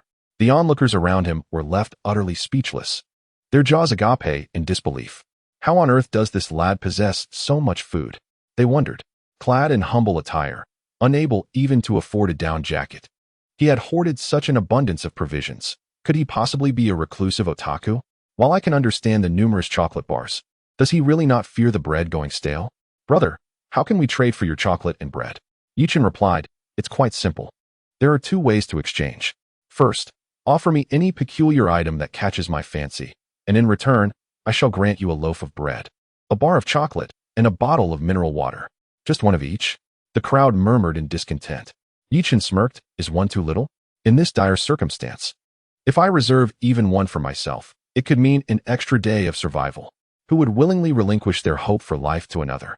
As I've heard, there are already those in our community who have perished from hunger, correct?" At this, the crowd fell silent, recognizing the grim reality. Food had become paramount.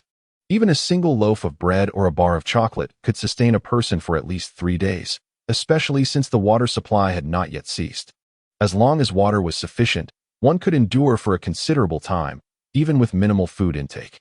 Perhaps an extra loaf of bread would allow one to hold on until the snowstorm subsided and official rescue arrived. And what of the second method? Someone inquired further. Yi Chen's lips curled into a devilishly charming smile. The second method is rather straightforward. If you can provide a woman from your household whom I find appealing to serve as my maid, I shall exchange food for her services. Each day, I will provide for the maid's meals, and in addition, I shall offer her family a loaf of bread, a bar of chocolate, and a bottle of mineral water. What? A woman as your maid? You scoundrel, how dare you suggest such a thing? I would rather starve than betray my family. The crowd erupted in outrage. However, some women in the assembly exchanged glances, their eyes revealing a flicker of contemplation.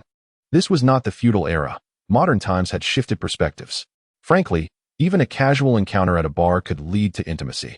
Moreover, Yi Chen was tall and handsome, offering life-saving provisions. How could they not be tempted? Yet, those residing in this upscale community still held onto their pride. Even if they were willing to engage in casual relationships, the notion of such a blatant transaction was hard for them to accept. Faced with the crowd's rebukes, Yi Chen remained silent. Let them scold. Their words would not diminish his supplies. It was only when they witnessed the true brutality of a post-apocalyptic world that they would comprehend the mercy inherent in his current propositions. Chapter 27. The art of trade depends on one's mood. Young man, what you are doing is not right. An elderly woman presented herself as a seasoned survivor, asserting that in the face of calamity, we must unite and support one another. Having gone a day without food, she implored, "Could you possibly spare 10 loaves of bread for me?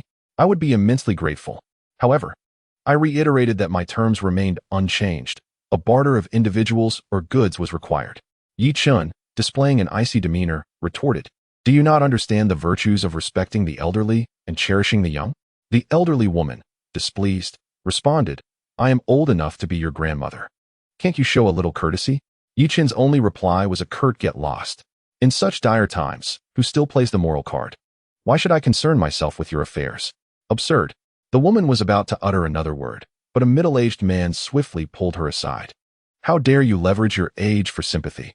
If you want something, why not purchase it with money? How utterly shameless.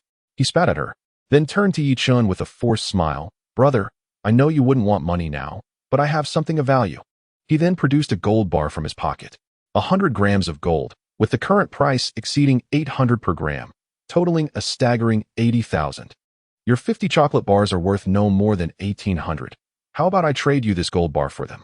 This man seemed astute, recognizing that chocolate holds far more energy and utility than bread. Gasps of astonishment filled the crowd. 80,000 for chocolate? Has he lost his mind? What good is money if one is no longer alive? Brother, I too possess a gold bar.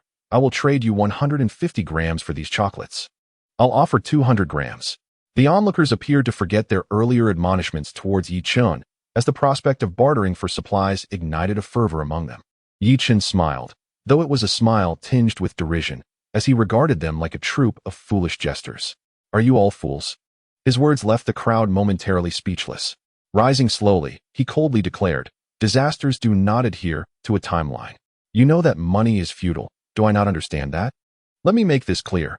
Even if you offered me 100 million, I would not part with a single chocolate bar. If you wish to barter, bring forth something of true value." The crowd, suddenly overcome with shame, lowered their heads in acknowledgement of the truth. Indeed, they all understood that money held no merit in this situation. Yet, the pressing question remained. What else could be offered in exchange? Suddenly, a realization struck. Clothing. In this weather, warmth was essential for survival. Yi Chen, lacking even a down jacket, undoubtedly required clothing. With this in mind, a middle-aged man promptly removed his newly purchased down jacket, exclaiming, "Brother, I just bought this jacket and have worn it only once. Could this be enough for some food?" "Not acceptable," Yi Chen replied coldly, shaking his head. "Not acceptable." The crowd once again stood in stunned silence, not even taking the clothes. At that moment, however, Yi Chen's gaze fell upon a young girl, no more than 17 or 18, amidst the throng. In her arms, she clutched a brand new white dress. Though her features were rather ordinary, her figure bore a striking resemblance to that of Bai Shui. The dress, a Gucci creation, was an extravagant piece valued at tens of thousands in ordinary circumstances. It was likely that Bai Shui had never donned such a splendid garment in her life. Without hesitation, Yi Chen beckoned to the girl. The girl froze, her face betraying a look of terror, while a woman beside her hastily pulled the girl behind her, exclaiming, "You beast! My child is only 17. With that, the onlookers displayed expressions of righteous indignation. Surely, one could not be so lecherous. Are you out of your mind? Yichen shot a cold glare at the woman and replied, "What I desire is the dress she holds." The dress? The woman was taken aback. The crowd was equally bewildered. Although the dress was valuable, who would wear such attire in this frigid environment? Consequently, the girl had been repeatedly turned away, with no one willing to trade with her. Yet, Yichen sought this dress? To them, it seemed incomprehensible, even less desirable than solid gold. The woman, unwilling to let the girl approach, took the dress herself and stepped forward, asking, "What will you give me for it?" 10 chocolates, 3 loaves of bread, and 3 bottles of mineral water in exchange for the dress. How does that sound? Gasp. The crowd collectively inhaled sharply. Good heavens. For a mere ragged dress. Such an offer? Was the woman out of her mind? Initially stunned, the woman soon erupted with joy. Thud. She dropped to her knees, tears streaming down her face as she bowed to Yichen. "Thank you, young man. Thank you for looking after us, a mother and her orphan child. You are a good person, a truly great person." A good person? Given Yichen's recent conduct, it was hard to reconcile him with the notion of being a caretaker. The crowd certainly did not perceive him as benevolent. Could it be that he harbored some peculiar proclivity? With this thought in mind, a relatively attractive young woman hurried toward Yichen. She pulled a crumpled pair of stockings from her pocket. "Young man, could I trade this for your dress?" she proposed. "You gave 10 chocolates for a new one. Mine has been worn and not washed, so surely you should offer me 20. Yichen, what? Do you think I'm a pervert?" Slap. Yichen retaliated with a swift slap to the woman's face. "Get lost. You struck me?" she shrieked, clutching her face. "Do you know who I am? My husband works for the security bureau. You're finished for hitting me. I care not who you are, if you disgust me. You deserve a slap." Yichen turned his gaze back to the crowd and asked, "Who has a brand new pair of high heels?" Desiring only renowned brands. Anything that is attractive, entirely new, and fitting the physique of that girl, I would gladly exchange 10 bars of chocolate, 3 loaves of bread, and 3 bottles of mineral water for it. Upon uttering these words, many were filled with exuberance. How could they not comprehend that Yichen was a madman? He exchanged items without any regard for their value, solely based on his own preferences. In a moment, a throng of individuals surged towards the corridor. Before long, Yichen had acquired 2 dresses, 2 short-sleeved shirts, 3 pairs of jeans, and a pair of high-heeled shoes. He even obtained 2 pairs of black stockings from Balenciaga, which indeed felt exquisite. Furthermore, from his modest black bag, he continuously produced an astonishing number of chocolate bars, leaving the onlookers bewildered. The resource exchange event essentially revolved around Yichen, and many who had obtained items departed with joy. However, some who left empty-handed began to harbor different thoughts within. Chapter 28. The comparison that breeds envy. Brother Yi, you're back. As Yichen returned, Bai Shui joyfully leaped into his embrace. Was the resource exchange event enjoyable? She inquired with wide, curious eyes. Bai Shui was a girl burdened by hardship, having spent little time at home throughout her life. Thus, these past few days had nearly driven her to madness. She secretly wished to accompany Yichen, but dared not voice her desire as he invited her. Nevertheless, her curiosity about the outside world remained insatiable. Yichen affectionately ruffled Bai Shui's hair and replied gently, "It was all right. At least the basic order was maintained. By the way, I managed to exchange for some new clothes for you. See if you like them." He handed her the garments. As Bai Shui opened the package, her eyes sparkled with delight. "Wow, what a beautiful dress. I've never worn anything so lovely in my life. Brother Yi, you are so wonderful." She planted a kiss on Yichen's cheek, then, shyly clutching the dress, dashed into the bedroom. Meanwhile, Xia Xuanning observed Bai Shui's excitement with disdain. "Humph, it's just a dress. Why the fuss? Such a simpleton, lacking in worldly experience." Suddenly, Yichen's icy gaze shot towards her. Xia Xuanning felt a shiver run down her spine as she froze in place, her head bowed in fear. "I warn you, should you dare to belittle Xiao Shui, I will throw you off this floor in an instant." The dread of death loomed over Xia Xuanning, but what troubled her most was not this threat, but the deep-seated grievance within her heart. Why, despite being a woman, was her standing in Yichen's heart so diminutive? She bore the weight of every household task, and she had even shared a bed with him. Why is my status inferior to that of Bai Shui? Is it because I am not obedient enough? Xia Shui's eyes brimmed with tears, which silently cascaded down, striking the floor with a soft thud. Yichen observed her, but felt no pang of compassion. Had it not been for the apocalypse, how many lives would this woman have harmed? Such a person is unworthy of sympathy. At this moment, Bai Shui emerged, radiantly clad in a new dress, twirling before Yi Chun and asking, "Brother Yi, do I look beautiful?"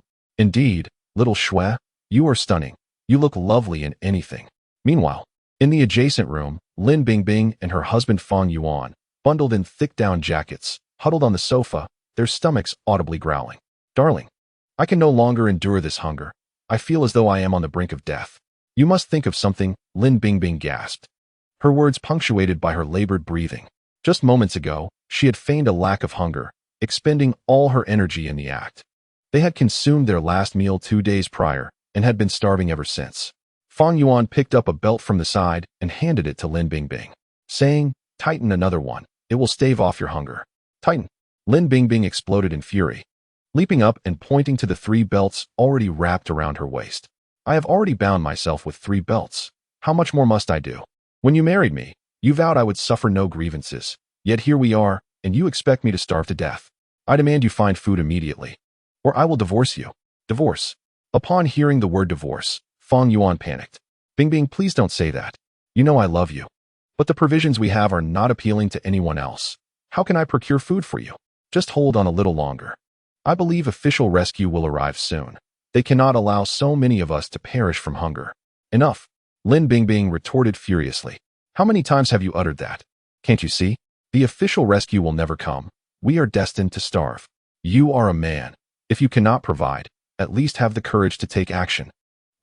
But robbery is illegal," Fang Yuan timidly protested. Ironically, Fang Yuan stood over 180 centimeters tall, muscular, and resembled a handsome man from a Korean drama, fitting the mold of a fit and attractive gentleman. Moreover, he was a senior executive at a large corporation, earning a 6-figure salary. Typically, he was proud and unyielding, quick to raise his voice at anyone he found displeasing. Yet now, he seemed utterly defeated. Lin Bingbing, fuming, declared, "What does it matter if it's illegal? I am on the verge of starvation. Breaking the law is preferable to dying. I do not care what methods you employ to procure food. But if I do not see any today, I will divorce you." I. Fang Yuan stuttered, at a loss for words. He had considered using his muscular physique to intimidate others and seize some food. Yet, despite his impressive muscles, he was fundamentally timid, possessing a boyish face that evoked more amusement than fear, making him appear like a mere muscle-bound dandy. The individuals attending the resource exchange were primarily desperate and ravenous, their expressions reflecting an insatiable hunger. Standing before that assemblage, he felt paralyzed with fear, not daring to make a sound, let alone think of robbing anyone. The mere thought of being robbed himself was daunting enough. Many shared his apprehension, yet they were still bound by the moral fabric of society, fearful of the repercussions of theft. Ultimately, as the resource exchange came to a close, nothing transpired. Suddenly, a faint yet tantalizing aroma of hot pot wafted through the door. Lin Bingbing's pupils dilated in shock. Was that the scent of hot pot? How could that be? Given the circumstances, who could possibly indulge in such a feast? Fang Yuan, in disbelief, waved his hand dismissively. It was indeed hot pot. Lin Bingbing sprang to her feet and rushed to the door. Upon opening it, the savory scent intensified. Fang Yuan, at that moment, was convinced that it was truly the fragrance of hot pot. They followed the enticing aroma to room 2001 next door. Yi Chun, were they actually enjoying hot pot? Fang Yuan's eyes widened in disbelief. It was inconceivable. How could he, regardless of his appetite, afford such luxury? Lin Bingbing, salivating at the thought, couldn't help but swallow hard. The aroma was undeniable. It couldn't possibly be a mirage. Images of Yi Chun exchanging goods downstairs flickered in their minds. They had assumed that possessing chocolate bread was impressive enough, yet here he was, relishing hot pot while they were on the brink of starvation. Truly, the disparity between individuals was stark. In that moment, a thought crossed Lin Bingbing's mind. Hadn't he mentioned that any woman who caught his eye could work as a maid, with food and shelter guaranteed? If she were to offer herself as a maid, wouldn't she also partake in that delightful hot pot? With that notion, she swallowed hard again and turned to Fang Yuan. "Darling, shall we discuss something?" Chapter 29. A Journey Through Heaven and Hell. Fang Yuan. "What is it?" Lin Bingbing pointed towards Yi Chen's direction. What if I want to serve as his maid for a couple of days? What did you just say? Fang Yuan's voice rose sharply, filled with anger. You dare to betray me? Lin Bingbing stood her ground, raising her voice in response. If it weren't for your incompetence in providing food, would I resort to this? You think I'm doing this for anyone but you? I'm concerned about your survival. If I become his maid, a daily ration of chocolate and a piece of bread would suffice for you. Fang Yuan's eyes turned red as he slapped himself twice in frustration. I apologize, my dear wife, for my outburst. I was unaware of your intentions. For you love me dearly. I am truly sorry. Lin Bingbing pushed away and sought to embrace Fang Yuan. Enough of this sentimental exchange. I simply ask, will you agree or not? However, Fang Yuan hesitated, saying, that man appears quite unscrupulous. What if he wishes for you to serve as a maid and lays his hands upon you? Oh, that won't happen, Lin Bingbing replied, producing a fruit knife from her pocket. If he dares to harbor ill intentions, I shall use this knife against him. This would be self-defense, regardless of what transpires afterward. The authorities would not trouble me, would they? Yet, Fang Yuan remained apprehensive. Hey, are you not a man? Lin Bingbing glared, exclaiming. If this is unacceptable, and that is too, shall we simply starve? Either I become a maid to earn food, or we rob Yi Chen outright. Choose one. Rob? The mere thought of Yi Chen's imposing stature and fierce demeanor sent a shiver down Fang Yuan's spine. He dared not confront Yi Chen. Yet, if he refrained from robbing Yi Chen, allowing his wife to serve as a maid would almost certainly expose her to Yi Chen's nefarious ways. He could not believe that Lin Bingbing, a seemingly fragile woman, could hold her own against the towering Yi Chen. Moreover, he doubted that Yi Chen would merely require a maid for cleaning duties. There would certainly be ulterior motives. After a moment of contemplation, Fang Yuan mustered his courage and, with a determined bite of his lip, evaded the fruit knife in Lin Bingbing's hand. Let us rob him. Lin Bingbing's eyes lit up. You finally see the light. Although accustomed to Fang Yuan, she genuinely cherished him. It was not solely because of his wealth. More importantly, he was obedient and handsome. Thus, she had no desire to betray him. Consequently, hearing Fang Yuan's willingness to rob filled her with joy. The pair returned to strategize and, once fortified with resolve, approached Yi Chen's door. The aroma of hot pot wafted through the air, tantalizing them and solidifying their determination to commit the robbery. We shall subdue Yi Chen. Once he is down, all those delectable dishes will be ours. The thought of savoring a warm hot pot in this frigid weather was exhilarating. Exchanging a glance, they finally knocked on Yi Chen's door. As the footsteps within grew nearer, Fang Yuan's grip on the knife concealed within his down jacket tightened.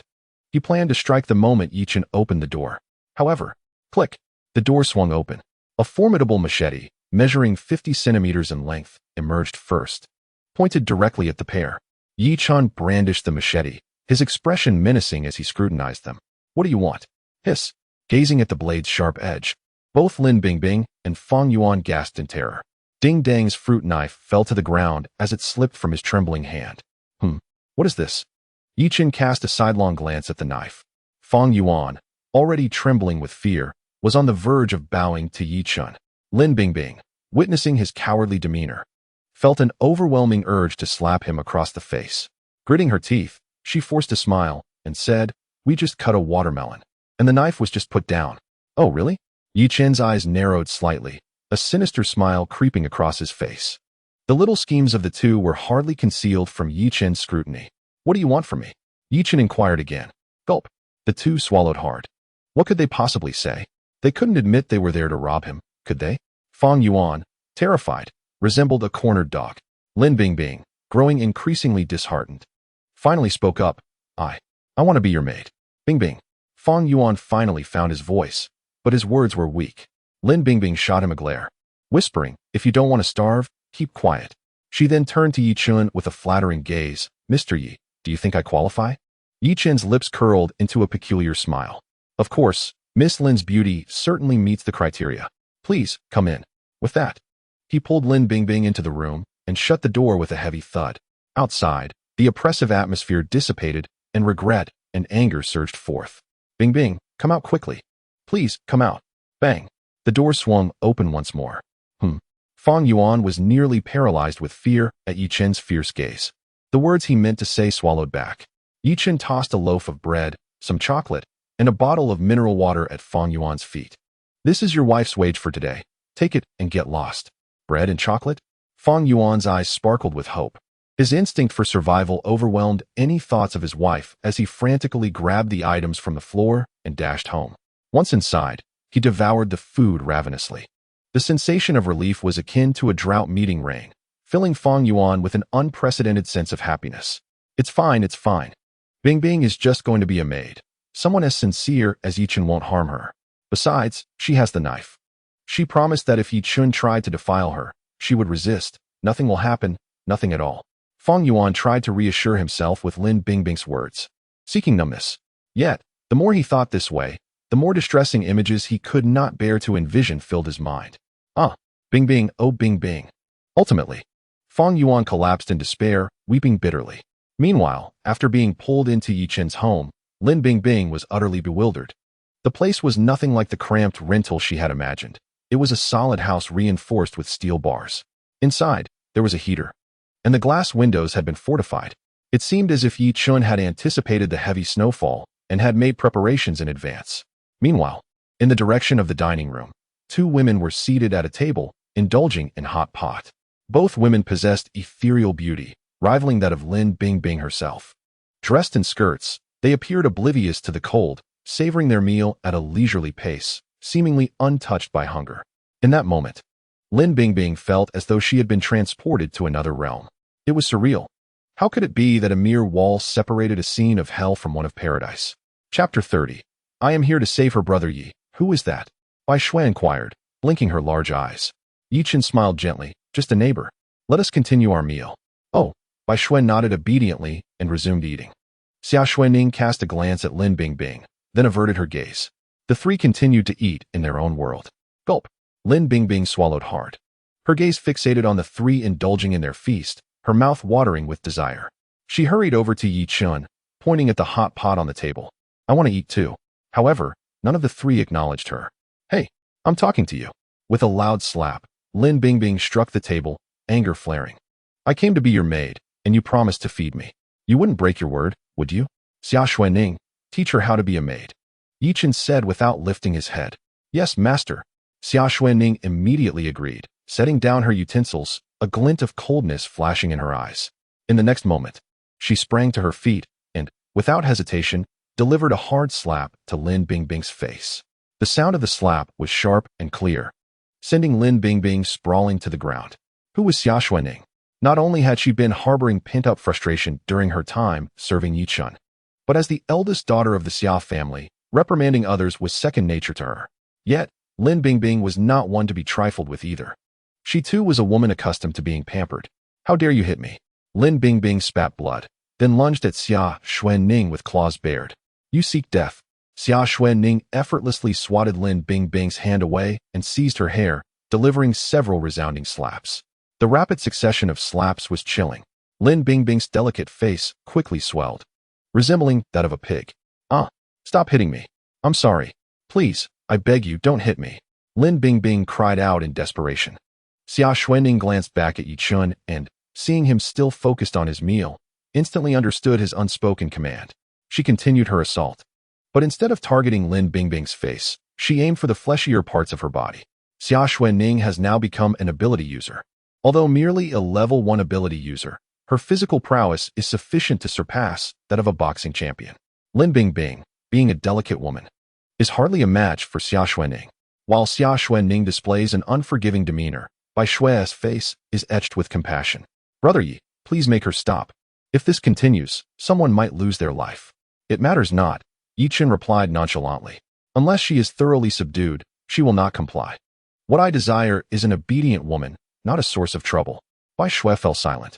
After much internal struggle, she gritted her teeth and asked, Brother Yi, do you truly have such a fondness for beautiful women? Every man appreciates beauty, Yi Chun stated without lifting his gaze. Yet, as Bai Shui observed the pitiful Lin Bingbing being mercilessly beaten, a torrent of words seemed to well up within her. I am saving her. Saving her? Bai Shui looked bewildered. She is on the verge of being beaten to death. How is this saving anyone? Yi Chun replied, in a few days. You will understand what I mean. Bai Shui wished to say more, but out of trust in Yi Chun, she refrained from further comment. Since Brother Yi assured her that clarity would come in a few days, she resolved to wait for that understanding to dawn upon her. Enough, Do not truly kill her. Yi Chun waved his hand, finally calling an end to Xia Xuanning's assault. Xia Xuanning immediately ceased her actions, then grabbed Lin Bingbing by the hair and coldly declared, "Remember, as a maid, absolute obedience to your master's commands is paramount. If your master instructs you to go east, you must not venture west. If your master commands you to be unclothed, you cannot be clad. If your master decrees your demise at midnight, you must meet that fate. Should your master demand you consume excrement, you must not resist. The master's command surpasses all. Defying the master leads to death." Xia Xuanning's words plunged Lin Bingbing into despair. This was no mere servitude, it was unequivocally slavery. After uttering these commands, Xia Xuanning returned to her seat to continue her meal. Yi Chun wiped his mouth with a napkin and turned his gaze to Lin Bingbing, who lay on the ground like a dead dog. "You still have time to leave. If you choose not to, Xia Xuanning has already made it clear what you must do." I. Lin Bingbing was engulfed in turmoil. She had indeed contemplated escaping, but when Yi Chun offered her a chance to leave, she hesitated. There was no alternative. The hot pot that Yi Chun was enjoying was simply too enticing. She knew all too well that if she left him, she would inevitably face starvation. With this thought, Lin Bingbing gritted her teeth and knelt before Yi Chun. "A master." Her demeanor had become utterly abject, devoid of the previous arrogance. In this apocalyptic world, beauty and grace were hardly advantages for women. Though she might feel a profound sense of humiliation and indignation now, in a few days, upon witnessing the fates of other women, she would come to realize how fortunate it was to serve Yi Chun. This, indeed, is what Yi Chun referred to as saving her. In a world ravaged by calamity, a fragile woman becomes a mere resource, an object of indulgence. To serve a man ensures her sustenance, warmth, and safety from the perils of life, with the potential to become an extraordinary being in the future. For any woman, this is an immense stroke of fortune. Since Yi Chun has bestowed such blessings upon them, he naturally demands their unwavering obedience. After all, what purpose does it serve to support these ancestral figures otherwise? Ding! Congratulations to the host for successfully binding with Lin Bingbing, rewarding a one-time selection from 5 consecutive draws. Yi Chun smiled. From this moment forth, Lin Bingbing's consumption and advancement would yield a tenfold return to himself. However, it is regrettable that Lin Bingbing is not a high-ranking officer, thus he can only benefit from a single 5 consecutive draw through her. Let us dine. And after the meal, follow Xia Xuanning to work. "Yes. Thank you, master, thank you," Lin Bingbing exclaimed, tears of joy welling in her eyes as she rushed towards the dining table. The steaming hot pot was a delight to her palate, evoking a desire to call for her mother. So exquisite, so nourishing, so blissful. It dawned upon her that human happiness could be so simple. To be well-fed, warmly dressed, and safe is all one truly needs. What significance do luxury cars and grand villas hold when faced with life and death? In the bedroom, Yi Chun decisively initiated the 5 consecutive draws. Reward 1, a bottle of infinite fizzy cola. Reward 2, a modified version of the Type 59 main battle tank, complete with 300 rounds of ammunition and 30,000 bullets. Reward 3, spider sense. Reward 4, mastery of beast language. Reward 5, fire dragon technique, elementary fire elemental skill. Yi Chun's eyes widened in astonishment. The rewards this time were rather extraordinary, were they not? Aside from the first reward being somewhat trivial, the others, though peculiar, were undoubtedly extraordinary. Chapter 31, Spider Sense and Fire Dragon Technique. The elementary skill. At first glance, this was undoubtedly the most remarkable of the 5 rewards. Unlike elemental abilities that could be attained by consuming elemental pills, elemental skills required the practitioner to comprehend them independently, thus forging skills through their own powers. In his previous life, Yi Chun was a wood elemental practitioner, having achieved the 4th level of ability before his demise, and had been an elemental practitioner for 7 or 8 years. Yet, he had only managed to develop a rudimentary wood elemental skill on his own. Moreover, elemental skills could be mutually taught. However, in a post-apocalyptic world, humanity remained wary of one another, unless they were close relatives or a considerable price was paid.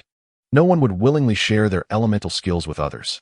This implies that if Yi Chun were to comprehend a basic fire elemental skill on his own, it would take him several years, and its power may not be substantial. Yet, the fire dragon technique promised immense power. Elemental skills significantly enhance one's strength. A low-level ability user, if endowed with the appropriate skills, could effortlessly overpower those of a higher rank. Thus, should Yi Chen opt for the fire dragon technique, his prowess would see a significant augmentation. However, Yi Chen did not rush into his selection. Instead, he examined the other rewards presented to him. Spider Sense, the ability to sense impending danger and detect hostility. Advanced Beast Tongue, the capacity to communicate with any flora and fauna, including mutated species. Modified Type 59 Main Battle Tank, equipped with a 125mm smoothbore cannon, featuring a maximum armor thickness of 1000mm homogeneous armor, a top speed of 50 km per hour, and a maximum operational range of 500 km. Yi Chen promptly dismissed the Modified Type 59 from his options. Although formidable, its sluggish mobility rendered it impractical and isolated. Additionally, storing such a vehicle posed a significant challenge. For an ordinary individual, this would undoubtedly be a remarkable asset. However, for Yi Chen, it was merely a burden. He would not consider even the Type 99, let alone the Type 59. As for the remaining two options, they sparked a sense of delight within Yi Chen. The prospect of communicating with mutated flora and fauna had never crossed his mind. To him, these entities were akin to mindless beasts, mindlessly devouring anything in their path. Much like the zombies that emerged from the remnants of humanity after a catastrophic snowstorm, the ability to converse with them could potentially offer a means of control over such creatures. Indeed, a divine skill. Moreover, the Spider Sense, which enabled the detection of danger, was undeniably a life-saving tool. In a post-apocalyptic world, individuals would gradually adapt to disguise themselves. Therefore, the power to sense another's malice was immensely potent. One skill fortified his abilities, while the other ensured his survival. In comparison, the fire dragon technique lost its allure.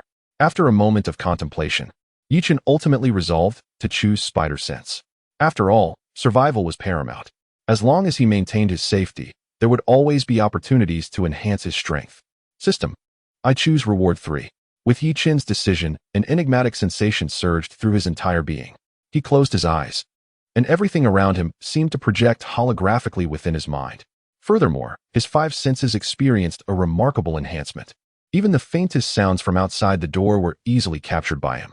With his eyes shut, Yi Chen endeavored to sense what lay beyond the door. Based on the subtle sounds emitted by the three women outside, their positions materialized vividly before his mind's eye.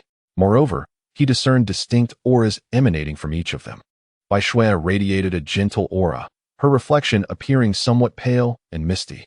Xia Xuan Ning exuded a sharp energy, her image tinged with yellow, evoking a sense of flames. In contrast, Lin Bingbing possessed a chilling aura, her reflection vividly red, resembling a fiercely burning inferno. Yi Chen instantly comprehended the significance of the three distinct auras. The white one bore no hostility, the yellow one exhibited a slight animosity, while the red one radiated intense enmity. A peculiar smile curled at the corners of Yi Chen's lips. Xia Xuanning, oh Xia Xuanning, how deeply you conceal your true intentions. Were it not for my spider sense, I would have never discerned your ulterior motives. It seems the time has come to admonish you. Yi Chen felt quite satisfied with the efficacy of his spider sense. He changed into a fresh set of attire and strode purposefully into the living room. In the living room, Xia Xuanning was directing Lin Bingbing in her tasks. Although Lin Bingbing did not appear unwilling, her efforts were evidently lacking in vigor. Xia Xuanning did not comment on this. As Yi Chen approached, he inquired, "Is she obedient?" "Yes, Director. This individual has been relatively compliant and has completed the assigned tasks," Lin Bingbing replied. Yi Chen's expression instantaneously grew cold as he seized a cleaned bowl from the sink and forcefully slammed it onto the table. "Completing the tasks means doing them thoroughly. You are merely deceiving me." Thud. Xia Xuanning, startled, fell to her knees, noticing that the bowl on the table still bore remnants of grease. "Master, I was wrong," she pleaded. Yi Chen gripped Xia Xuanning's hair, a cold smile playing on his lips. "Xia Xuanning, I caution you. If you wish to survive, you must behave yourself and wholeheartedly fulfill your responsibilities. I, Yi Chen, am not a heartless beast. If you perform your duties diligently, there is a possibility that I may one day grant you fair treatment. However, should you harbor treacherous thoughts, I assure you that you will experience the most brutal demise this world can offer." Gulp. Xia Xuanning swallowed hard, nodding rapidly like a chick pecking at grain. Simultaneously, the yellow aura surrounding her indeed diminished slightly. Observing this, Yi Chen lost interest in further admonishing her. The woman seemed to have grasped the situation. After all, Yichen had not expected her to transform entirely after a single reprimand. A day swiftly passed. This particular day proved to be even more arduous than the previous 3. The apocalypse had persisted for over a week, and the absence of food rendered each day a veritable eternity for the people. The following morning, the homeowners group erupted once more. Numerous individuals proposed organizing another material exchange meeting, promising to contribute their most treasured possessions for trade. This time, the response was even greater than before. The community comprised thousands of residents. Apart from those who perished in the heavy snow or from starvation, there remained at least 1,000 or 2,000 individuals. On the day of the last material exchange meeting, only a few hundred attended, primarily due to fear of potential dangers. Now that the material exchange had successfully concluded, those who had refrained from attending were naturally envious. Meanwhile, those who had participated but failed to acquire food or desired items were beginning to grow anxious. Medicine, food, warmth. These 3 essentials could mean the difference between life and death. Brother Yi, is there going to be another material exchange meeting? Bai Shui clung to Yichen's arm, her face alight with anticipation as she inquired. Yichen shook his head, replying, yes, but I have no intention of going. Why not? Bai Shui's expression fell slightly. Yichen took a deep breath, gazing out at the sun obscured by ominous clouds, and sighed, because I do not wish to witness so much blood so soon. Chapter 32. The collapse of order in the underground garage. The resource exchange fair commenced once more. Compared to the previous occasion, this time, the crowd was larger, and the items brought forth were no longer useless. Most were exchanges of medicine and food. However, just as the fair was bustling with activity, 3 burly men brandishing knives charged in. Without hesitation, they began to slash at anyone in their path. They are killing. They've killed someone. Run, please, don't kill me. My daughter is still waiting for me to return home. I beg you. Mom, where are you? Panic erupted as the crowd scrambled for safety, pleading for mercy. Despite their desperate attempts, within mere minutes, the trio had injured dozens, and the death toll rose to over 10. It was only when the garage was emptied of its occupants that they finally ceased their onslaught. Boss, what shall we do with these people? The slender man asked the towering figure leading them. The man, named Wang Gang, in his 40s, had long established his notoriety through nefarious dealings, committing heinous acts without remorse. Recently, he had plotted to descend and commit murder for loot, but he feared the repercussions once the apocalypse was over. Having exhausted all provisions with his 2 accomplices, he could no longer afford to care about legality. At this critical juncture, survival was paramount. Wang Gang slapped the back of his subordinate's head fiercely. Damn it. We've come this far. What else can we do? We kill them all. All of them. The subordinate hesitated, glancing at the moaning figures on the ground. Feeling a pang of compassion, many of them were frail or infirm. Damn it. If you don't want to kill, I'll kill you. Wang Gang raised his knife, pressing it against the subordinate's throat. The latter nearly lost control of his bladder in fright, shouting, I'll do it. I'll kill them all. With that, the subordinate lunged at a middle-aged woman whose arm had been severed. Please, I beg you, don't kill me. I have children. Please spare me. Damn it. I don't want to kill you either, but if I don't, I'll be the one to die. I'm sorry. Gritting his teeth, the subordinate ruthlessly severed the woman's neck. Then, the 3 men descended into a frenzy, hacking indiscriminately. In no time, the remaining injured souls were all slain. A thick scent of blood permeated the underground garage. In their haste to escape, many had left behind a considerable amount of food and medicine scattered on the ground. Starved and desperate, Wang Gang and his accomplices eagerly seized the discarded items, tearing them open and devouring them. Minutes later, having satisfied their hunger, they erupted into raucous laughter. Ha! We've struck it rich. We've hit the jackpot. These provisions are sufficient for us to sustain ourselves for half a month. Damn it! Is this all you are capable of? Wang Gang struck his subordinate on the head with a slap, sneering, since we have embarked on this irreversible path, let us indulge ourselves before our demise. Oh, what does the brother intend to do? The subordinate flattered. Wang Gang replied thoughtfully, while our bellies may be satisfied, our hearts remain unfulfilled. Could it be that the brother means? The subordinate exclaimed joyfully. Let us break into the doors. This community is home to numerous beautiful women, and since we are destined to perish after consuming these provisions, why not relish the experience before we meet our end? We shall go from door to door, seizing their food and enjoying the company of their women. Roar. The brother is magnificent. Brother, what are we waiting for? Let us depart at once. The grim scene downstairs quickly spread through the residence group. Those near the corridor even risked their safety to record videos. The group erupted in chaos. Damn, these bastards dare to kill? I'm terrified. I barely escaped, or I would have been dead. Help! Those 3 ruffians are attempting to break into my home. Where's the property management? Where are the security guards? Come save me. Breaking in? Damn, these people are utterly audacious. The property manager declared, residents. We cannot sit idly by. I propose that we form a security team to maintain order in the community. They are merely 3 individuals. If we unite our efforts, we can avenge the fallen and reclaim those supplies. I didn't let them rob me. Can I sign up?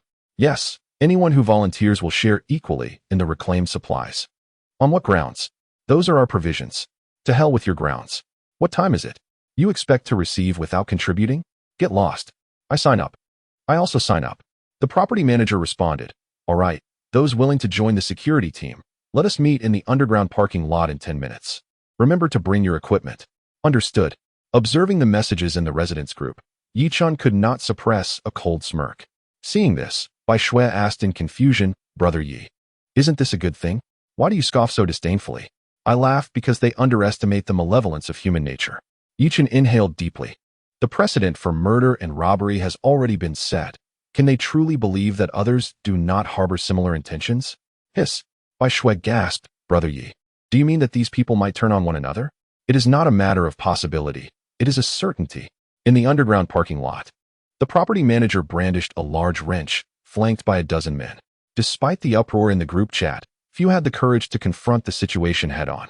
The property manager looked at those gathered and raised his voice. Brothers, we are all men, with women and children depending on us. How can we tolerate these bastards' wanton slaughter? We are now in a state of self-defense, retaliating to safeguard our families. We cannot shirk this duty, and the law will certainly not hold us accountable. Brothers, those 3 scoundrels are currently attempting to pry open the door of Building 3. Let us act decisively. The property manager's words were abruptly cut short. He collapsed to the ground, a massive dent in the back of his head, blood gushing profusely around him. His body lay rigid, trembling, his wide eyes fixed in terror and disbelief on the man standing behind him. The others were equally astounded by the scene. You actually killed someone. They retreated warily. The perpetrator was a young man in his 20s, clad in a black down jacket and wearing a baseball cap, wielding a bloodstained hammer, the very instrument that had silenced the property manager. Allow me to introduce myself. My name is Li Jia. Li Jia lifted his head, casting a sidelong glance at the crowd, his hand still trembling around the hammer, revealing his own fear. Yet, he managed to maintain his composure. With a cold smile, he declared, in this situation, anyone with a modicum of sense understands that we cannot expect official rescue. The community still has a considerable amount of food, but no matter how much is left, it is finite. With fewer mouths to feed, those who remain will have a better chance of survival. Do you comprehend what I mean? Chapter 33. Hidden Agendas. A group of men shook their heads in terror, utterly bewildered. How foolish. Li Jie scoffed. What I mean is that in the face of limited resources, only a select few will survive. To ensure the survival of the few, we must eliminate the majority and halt their consumption. It was laughable that the property manager would still seek to protect the useless. Wake up. We are in an apocalyptic world, and to endure, we must be merciless. Those who wish to align with me may stay. In the future, the women and provisions in this community will be shared among us. Those who do not wish to join can leave now, but when I break down your doors, even if you kneel and beg for mercy, I shall eliminate you all. Boom. Like the sound of thunder. Li Jie's words left a profound impact on the group of men. They were not foolish. Upon reflection, they understood that although Li Jie's words were brutal, they held a grim truth.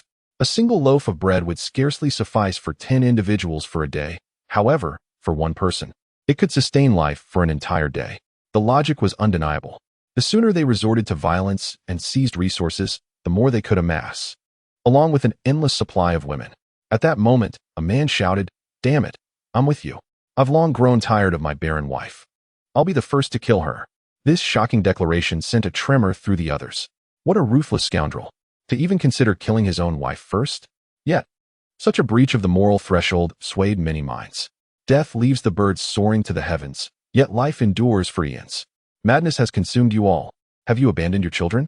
Have you forsaken your wives? I refuse to engage in the follies of your insanity.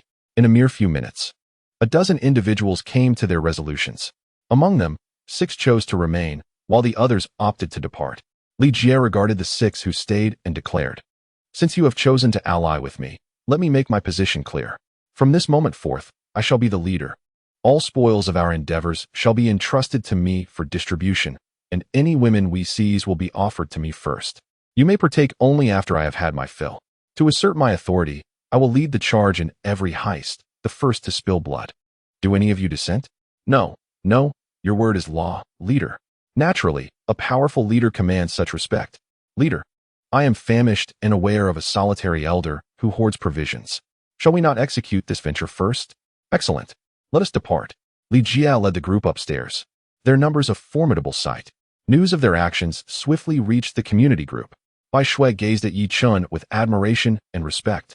Brother Yi, you are truly remarkable. They have indeed turned upon one another. Are you some sort of prophet? I certainly lack such foresight, Yi Chun replied bitterly. I simply possess a profound understanding of human nature in this apocalyptic world. With that, he glanced at Lin Bingbing, who was kneeling and cleaning the floor. Come here. Lin Bingbing hurriedly approached.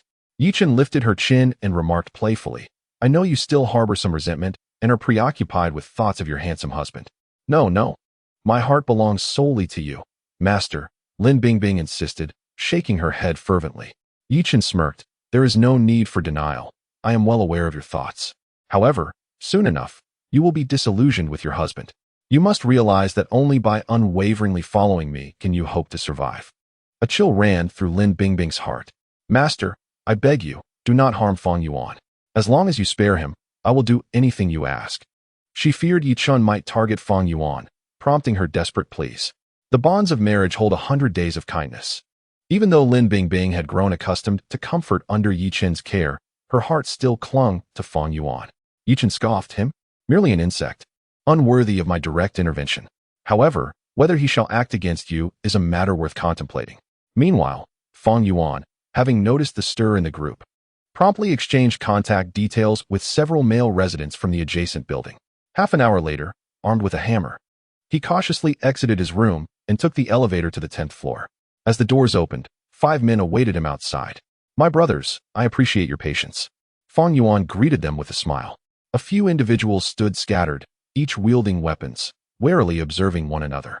Before long, a slender man inquired, What does your remark imply? You must be Han Fei, correct? Indeed, that is me, Han Fei nodded. A flicker of disdain crossed Fang Yuan's eyes. You've done well for yourself, haven't you? Working as a water delivery man for the property management over the years has certainly honed your physique. In an instant, Han Fei's expression darkened. He could easily discern Fang Yuan's derision, deliberately mocking him. The others, however, remained indifferent. Aside from Han Fei, they were all homeowners, affluent and dismissive of him. Fang Yuan disregarded Han Fei, addressing the group. Brothers, I gathered you here for a singular purpose. You've seen the messages circulating in our group. The societal order has utterly collapsed. If we remain at home, we are merely awaiting our demise. Therefore, I propose we unite and pull off a significant heist together. What do you say? Just one heist? Han Fei furrowed his brow. One is all we need. Fang Yuan exclaimed excitedly. Let me tell you about my neighbor. The one who recently displayed an abundance of bread and chocolate downstairs. That scoundrel possesses not only countless loaves and sweets, but also a substantial amount of meat. Meat. The others' eyes instantly lit up, saliva nearly pooling at their feet. They had almost forgotten the taste of meat during these times. Is that true? Of course, Fang Yuan replied. They feast on hot pot daily. I can smell it from here. I believe official rescue will arrive soon, and if we execute this heist, it will sustain us until that moment. With the chaos inside the building, there are so many killings that no one will remember the specifics. We can simply claim that Yi Chun was one of their victims. Who would ever know the truth? Upon hearing this, the others were indeed intrigued. You make a valid point. But if we can kill him, why not eliminate you as well? Han Fei suddenly revealed a sinister smile. Fang Yuan's face turned pale. What do you mean? I am the leader. How dare you contemplate my demise? My family has nothing left to eat. What benefit would you gain from killing me? Benefit? Han Fei turned to the others, licking his lips lasciviously. Brothers, you've all seen Fang Yuan's wife, haven't you? Chapter 34. Cleverness backfires. Han Fei's words instantly illuminated the eyes of the others. Surely, they had laid eyes on Fang Yuan's wife. They had been married for less than a year. The commotion surrounding their wedding was such that nearly everyone in the neighborhood who was home that day was aware of it, and many had gathered to witness the event. That woman had left them salivating. Her proud demeanor, stunning beauty, and alluring figure were simply exquisite. At that moment, Han Fei happened to lock eyes with Lin Bingbing. Lin Bingbing cast a truly disdainful glare, her demeanor as haughty as that of a queen. Consequently, Han Fei often found himself fantasizing at night about having Lin Bingbing's delicate foot pressed against his face, envisioning himself rolling over to pin her to the ground. Now, this matter was evidently no longer a mere fantasy. Such sentiments, naturally, had also flickered through the minds of others. Han Fei's words instantaneously ignited their buried desires. Ha ha ha, Han Fei, you rascal, I must say, Lin Bingbing is indeed quite alluring. Especially her legs, they seem longer than my very life. If I could lick my way up from her toes, it would be worth dying for. What are you all talking about? Fang Yuan roared in fury. If you dare to bark like dogs again, I will tear your mouths apart. Fang Yuan was incensed. Since Lin Bingbing had taken up the role of a maid for Yi Chun, Fang Yuan was not lacking in sustenance. His primary motive for colluding with these individuals was to rescue Lin Bingbing. But who could have imagined that these scoundrels actually intended to toy with her? Han Fei sneered. Fang Yuan, who are you trying to intimidate? We, your old pals, are all without wives and children. You are the only one with a spouse. Given the circumstances, it's a miracle you are still alive, let alone hoping to protect your wife. You might as well contribute her to your brothers. Once we're satisfied, we one team mistreat you. You scoundrels. I refuse to collaborate with you any longer. Get out. All of you get out. Fang Yuan brandished a hammer and charged into the elevator. Due to his towering stature and sudden aggression, the crowd was caught off guard, allowing Fang Yuan to escape. Damn it! While you can flee the monk, you can't escape the temple. Han Fei spat, gesturing. Let us head upstairs and break down the door. Today, we must have our fun with his wife. Ha ha ha ha. Let us go. Leave the feet to me. I have a taste for that. Oh, are we of a similar mind? Then, one for each of us. Deal. Bang. Fang Yuan hurriedly dashed into his home and quickly began to barricade the door with various bags. Before long, Han Fei indeed led a group in pursuit. There are people outside. Bai Shui and Xia Xuanning, both possessing special abilities, immediately sensed the commotion beyond the door. Only Lin Bingbing appeared bewildered, entirely oblivious to the noise outside. This was an upscale neighborhood, and the entrance featured top-notch soundproof armored doors. Bai Shui rushed to the door and peered through the peephole, spotting the fierce and menacing Han Fei and his accomplices. This is bad. It seems they are here to break in and rob us, and they have crowbars. What? Lin Bingbing's face turned ashen with fright, and Xia Xuanning also felt a tinge of fear. In truth, both Xia Xuanning and Bai Shui possessed the capability to deal with these intruders. However, they had never truly faced bloodshed. Encountering such a group of ruthless individuals was understandably terrifying. Yi Chun observed as several individuals bypassed his front door, making their way next door, and remarked with a sense of amusement, "Rest assured, they are not here for us." Suddenly, a series of loud thuds echoed from next door, the sound of a door being pried open. The resounding impact finally caught Lin Bingbing's attention. Her heart raced, anxiety etched across her face. She contemplated asking Yi Chun for assistance multiple times, but hesitated, choosing instead to silently pray for Fang Yuan's safety. Meanwhile, Fang Yuan braced himself against the door, resisting the onslaught alongside Han Fei and others. Damn it, this bastard has blocked the door. What should we do if the pry bar won't budge? One of the men growled in frustration. Han Fei yanked the man aside and shouted toward the door. Fang Yuan, you'd better come out willingly, or once we get in, I swear I'll make you pay. Go to hell. Fang Yuan retorted defiantly. If I open the door, do you really think you'll spare me? Huh? You really think I can't break down your door? Han Fei sneered. Let us see if your door can withstand the power of an electric jackhammer. With that, Han Fei and his crew hastily departed. An electric jackhammer? What on earth is that? Han Fei, being a pampered young master, had never heard of such a tool. An electric hammer? Could it possibly be more powerful than hydraulics? He completely misunderstood its capabilities and doubted that this small device could breach his door. However, merely 10 minutes later, Han Fei and his companions returned in a hurry. They opened a nearby transformer box and extracted a power cable. Once plugged in, the jackhammer roared to life. As the jackhammer made contact with the door, it crumbled as if made of paper, instantly torn apart. Fang Yuan was left in shock. What the hell is this thing? He was so frightened that he nearly lost control. With a loud crash, the splintered door fragments struck Feng Yuan's arm. Ah! He cried out in pain as he collapsed to the ground. Seizing the opportunity, Han Fei and the others swiftly kicked open the shattered door and stormed into the room. Without wasting a moment, they began ransacking the place. Yet, to their astonishment, aside from half a loaf of bread, they discovered nothing else. Especially frustrating was the absence of Lin Bingbing, whom they had been fervently searching for. Han Fei snatched a pair of stockings from the sofa, inhaling deeply, a look of ecstasy spreading across his face.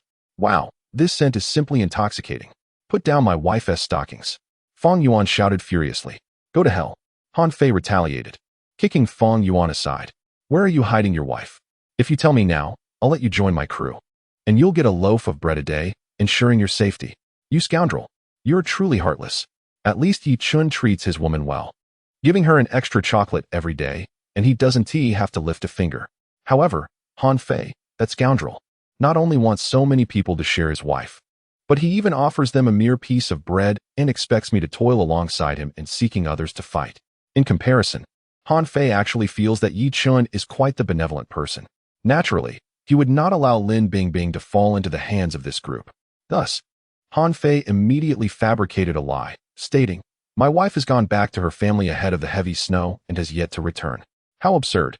Han Fei kicked out once more, exclaiming, do you think I am a fool?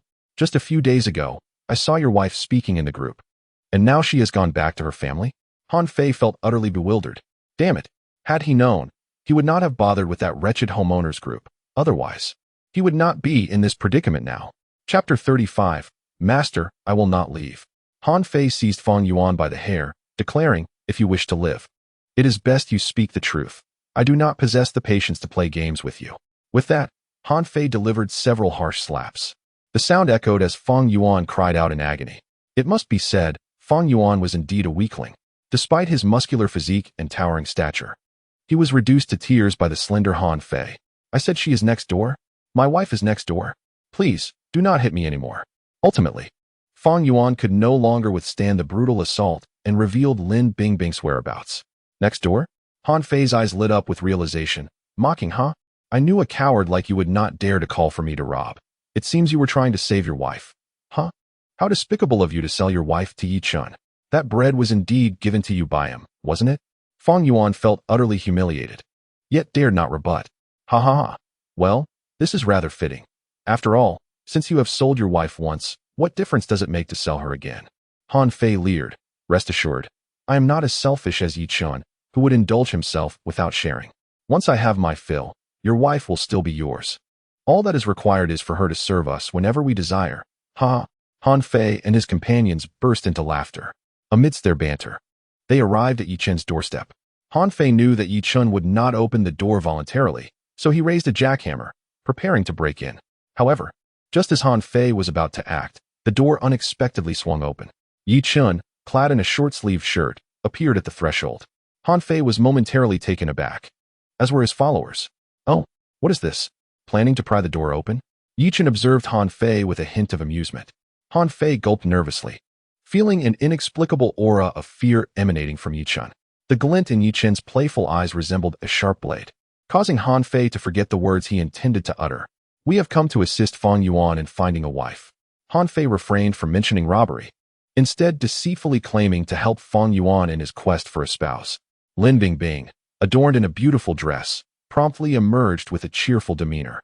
She had donned the thermal underwear gifted by Yi Chun, showing no fear of the biting winter chill. Her appearance left Han Fei and the others momentarily speechless, not solely due to her enchanting beauty but also because, in such frigid weather, she had chosen to wear only a dress. Was she truly impervious to the cold? Master, Lin Bingbing called out cautiously as she approached Yi Chun. He nodded and said, your husband has brought people to find you. I am not one to coerce. Whether you stay or leave is entirely your decision. Lin Bingbing was taken aback. The notion that she had the choice to leave was liberating. What was she waiting for? Filled with joy, she prepared to step outside. However, just as she lifted her foot, she froze in place. Taking that step would mean escaping the den of wolves, but also abandoning her comfortable life. An overwhelming wave of fear surged within her as she recalled the harrowing days of hunger. She instinctively glanced behind her, her pupils dilating in shock. Fang Yuan appeared battered, with blood on his arm and a bruised face, clearly having endured a beating. To her horror, she noticed that their own door had been violently breached. Goodness! This group were indeed robbers. In an instant, Lin Bingbing realized the peril that awaited her should she choose to step outside. Yet, she could not bear the thought of Fang Yuan suffering. Torn between her options, she found herself in a state of turmoil. At that moment, Han Fei forcefully shoved Fang Yuan, exclaiming, "What are you waiting for? Call your wife out." Fang Yuan struggled immensely. "Are you trying to get yourself killed?" Han Fei pressed a dagger against Fang Yuan's neck. Though intimidated by Yi Qin's presence, he showed no mercy toward Fang Yuan. "Please don't kill me. Bingbing. Come out quickly. If you don't, they will kill me. Don't harm him." Lin Bingbing shouted, her face pale with fear. "If you don't want your man to die, come out obediently, or my knife, one to be gentle." Han Fei raised the knife, and blood began to trickle down Fang Yuan's neck. "Lin Bingbing, why are you still hesitating? Hurry out. I'm going to die. I'm going to die." Fang Yuan cried desperately. Initially, Lin Bingbing felt a twinge of compassion, but Fang Yuan's anguished cry ignited her anger. "Why are you shouting? Am I supposed to watch you die?" She retorted. "But do you know what awaits me if I go out? Do you want to witness your woman being toyed with by them?" Lin Bingbing was acutely aware of the escalating violence in the community, where doors were being broken down, and women were being assaulted. This group of individuals insisted on forcing her to go out. What could their intentions be but to toy with her? Damn! At such a critical moment, why still feign righteousness? Faced with life and death, Fang Yuan could no longer afford to be circumspect. He shouted impulsively, "Don't think for a moment that I am unaware you've already been with that scoundrel Yi Qin. One has slept with you, and so has the other. Can't you make a sacrifice to save me?" In that moment, Lin Bingbing felt as though her heart had plummeted into an abyss of ice. She could scarcely believe that these words were uttered by the man she loved. Suddenly, Yi Qin's earlier words echoed in her mind. He would never lay a hand on Fang Yuan, but Fang Yuan might very well turn against her. So this was the reality. Tears of despair welled in Lin Bingbing's eyes. "Fang Yuan, you beast, you worthless wretch, do you even comprehend the words you are speaking? How could I utter such inhumane sentiments? You fail to protect your wife, and yet, to save your own skin, you would betray her? Are you even human?" "Enough!" Han Fei interjected with a sardonic tone. "You've already become Yi Qin's maid. Why pretend to be virtuous?" "Silence!" Lin Bingbing erupted in fury. "What is wrong with being Yi Qin's maid? He neither stole nor robbed. I came of my own volition solely to secure sustenance. Moreover, I have just learned that he has never restricted my freedom. He provides for me, ensuring I am well fed and clothed. Yet he has never compelled me to engage with him. At most, he would reprimand me when I made mistakes. I once believed Yi Qin to be a thoroughly wicked man, but compared to you, he is truly the best person in this world. Fang Yuan, you have disappointed me immensely. From this day forth, I shall no longer be your wife. Our bond is irrevocably severed." Wiping away her tears, Lin Bingbing resolutely returned to stand behind Yi Qin. "Master, I will not leave." Chapter 36. Let us end this. Lin Bingbing's declaration left Fang Yuan utterly dumbfounded. He could never have anticipated that his woman would so quickly forget the kindness he had shown her after just a few days apart. Was he to watch helplessly as he faced death? "You shameless harlot!" Fang Yuan roared in fury. "When have I ever wronged you? You would forsake my life without a second thought. Do you even count as human?" "Huh, am I not human?" Lin Bingbing retorted scornfully. "When you were on the brink of starvation, who provided you with food? You feasted on bread exchanged for your wife's sacrifice, yet you never considered that you, a worthless wretch, cannot even protect your own woman. Does that not make you less than a man? You cannot safeguard your wife, and yet you expect her to repay you with her body. Do you truly consider yourself a man?" Her words rendered Fang Yuan speechless, while Yi Qin smiled with satisfaction. It seemed Lin Bingbing was not devoid of intellect after all. She recognized Fang Yuan for the spineless coward he truly was. Yi Qin, weary of their incessant prattle, pulled Lin Bingbing behind him and gestured dismissively. "Enough. Since Lin Bingbing refuses to accompany you, you may as well leave." "Leave?" Han Fei and his companions were bewildered. Having been rendered immobile by Lin Bingbing's presence, how could they simply return? Absurd. Han Fei's expression suddenly darkened as he forcefully pressed a steel pipe against the door. Yi Qin's eyes narrowed slightly. Did he intend to resort to violence? "Do you think I fear you just because you glare at me? There are 5 of us, and you are but one. What are you pretending for? If you value your life, step aside. Otherwise, we will take you down as well." Yi Qin merely smiled. Should he acquiesce, They would perceive him as weak and seize him alongside Lin Bingbing. Their prolonged intimidation was born from being daunted by Yi Chun's imposing demeanor. Yet, Yi Chun held no concern for whether they would act. Even if they did, what were they? Merely insignificant insects, easily extinguished with a mere flick of his hand. However, instead of responding further, Yi Chun took a step back. Lin Bingbing's face paled instantly. Master, are you abandoning me? Ha. I thought you had some courage. But it seems you are nothing but a coward. Han Fei jeered. Brothers, let us deal with him, and then have our fun with this woman. Indeed. Observing Yi Chun's retreat, Han Fei immediately rallied his men to strike. They were quintessential bullies, thriving on the weak. At that moment, Yi Chun abruptly yanked Lin Bingbing back. Damn it, you still dare to protect her? Han Fei fumed. You are mistaken, Yi Chun replied with a hint of amusement. What need have I to sully my hands with you rabble? Xia Xuaning, Xiao Xue, come forth and practice your skills. Yes. With that, Xia Xuaning and Bai Xue emerged from within the door. Gasp. Upon seeing the two women, Han Fei and his cohorts collectively inhaled sharply. Stunning. Absolutely breathtaking. Damn it. We're starving, and this bastard has hoarded so many beautiful women in here. Ha. Beautiful women are a treasure. We could take turns without even needing to queue. That haughty woman is truly my type. I adore those with a queenly demeanor. Sister, step on me. They were utterly oblivious to the impending peril they faced. They laughed boisterously, mocking Xia Xuaning and Bai Xue. Initially hesitant, the two women quickly found their anger ignited by the men's brazen taunts. Seeking retribution, the tempestuous Xia Xuaning was the first to strike. With a swift leap, she raised her right hand high and delivered a powerful slap. They possessed no combat skills. Slaps and punches constituted their entire arsenal. However, upon becoming endowed with extraordinary abilities and consuming the enhancement serum, their physical prowess experienced a remarkable elevation. Not to mention a mere assembly of ordinary individuals, even a bull before them would succumb to a single strike. Crack!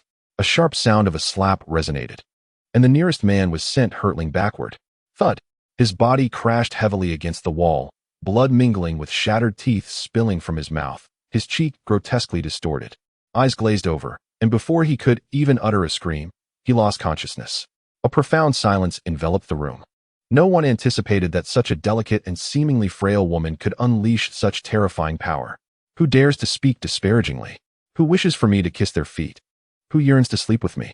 Step forward. Xia Xuaning bellowed, her icy gaze piercing through the crowd, embodying the essence of a warrior.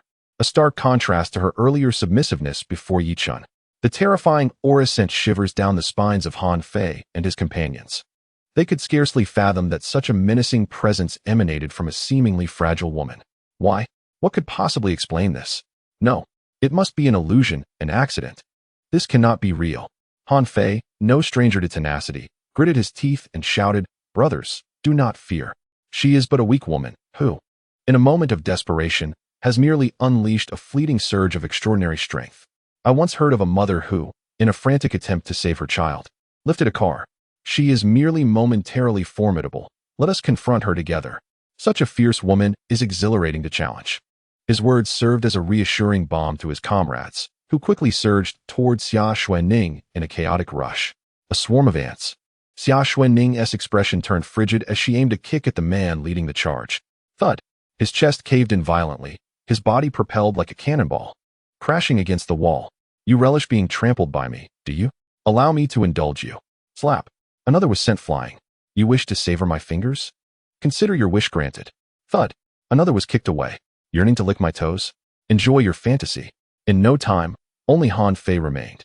Xia Xuaning seized Han Fei by the collar, unleashing a flurry of slaps upon him. A cacophony of agonizing screams pierced the air, causing Lin Bingbing and Fang Yuan to stand in terror, their hair on end. Yi Chun nodded in satisfaction. Indeed, Xia Xuaning proved to be a ruthless merchant, unyielding even in the apocalypse. Unfortunately, Bai Xue was far too innocent, rendered paralyzed by fear. Observing Bai Xue standing there in a daze, Yi Chun shook his head in exasperation.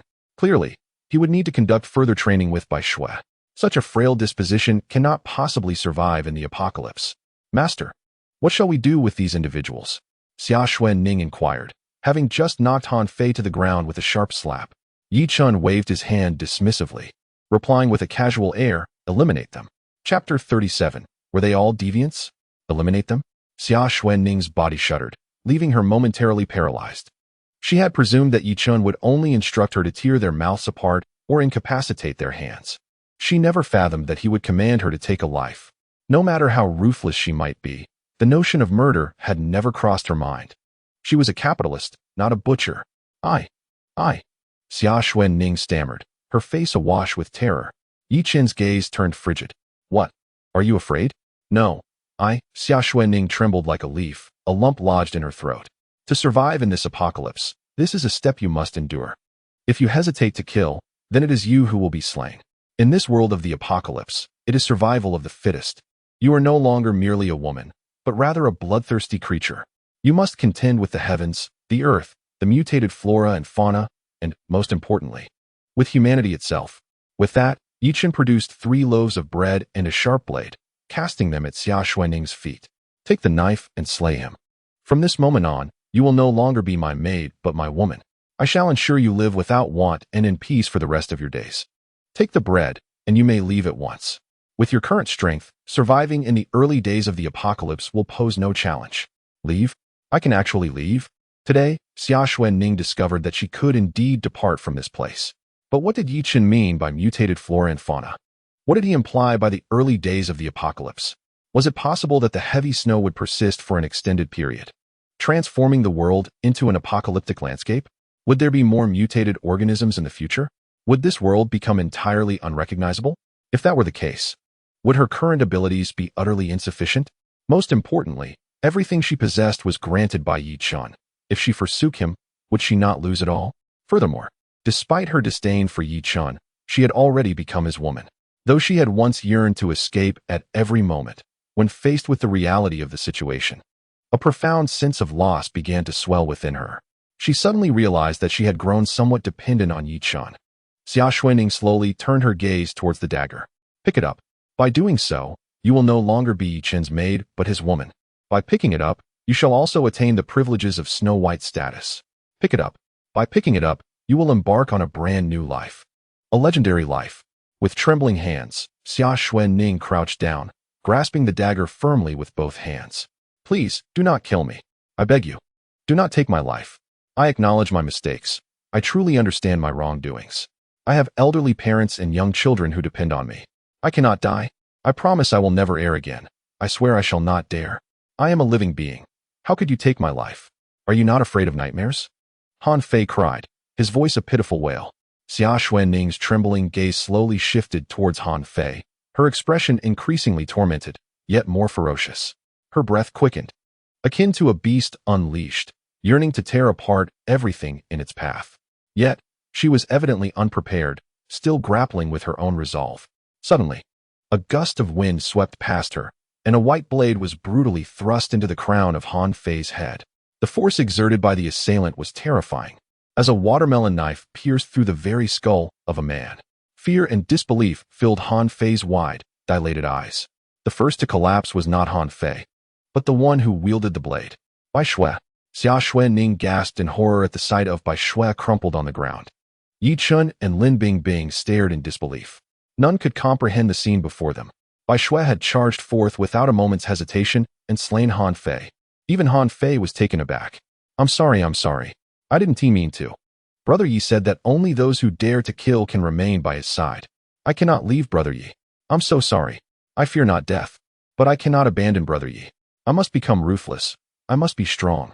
I will not be a burden to Brother Yi. I will not allow him to forsake me.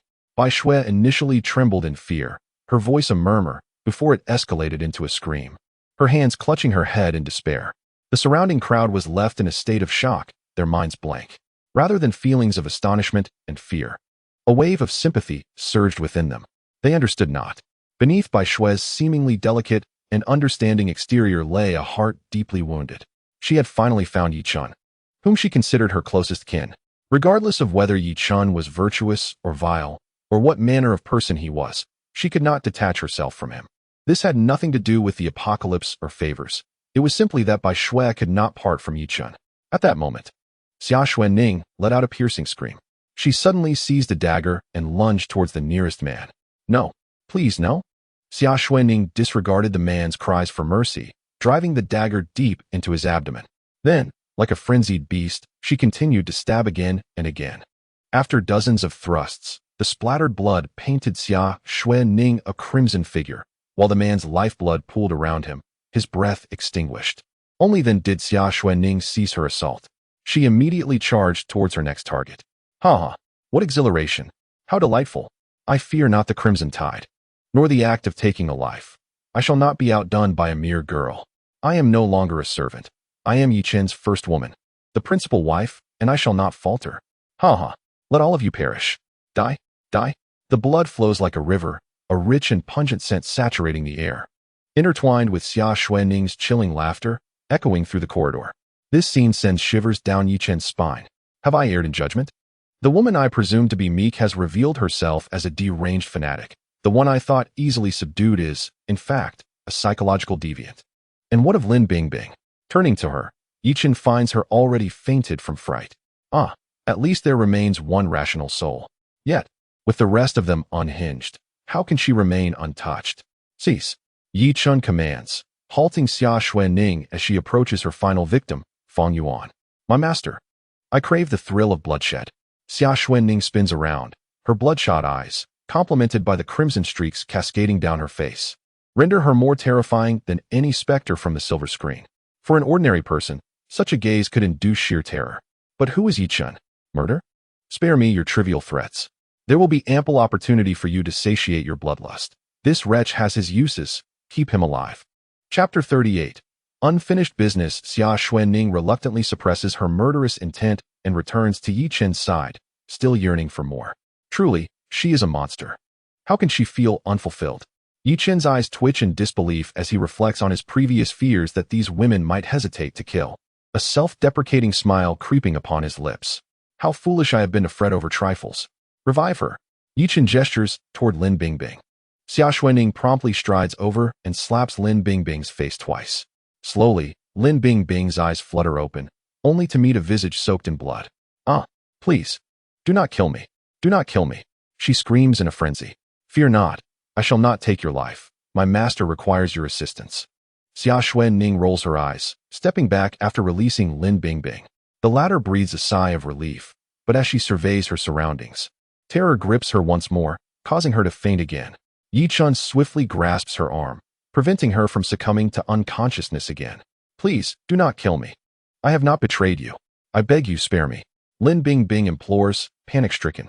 A devilish smile plays on Yi Chen's lips. Rest assured, I shall not end your life.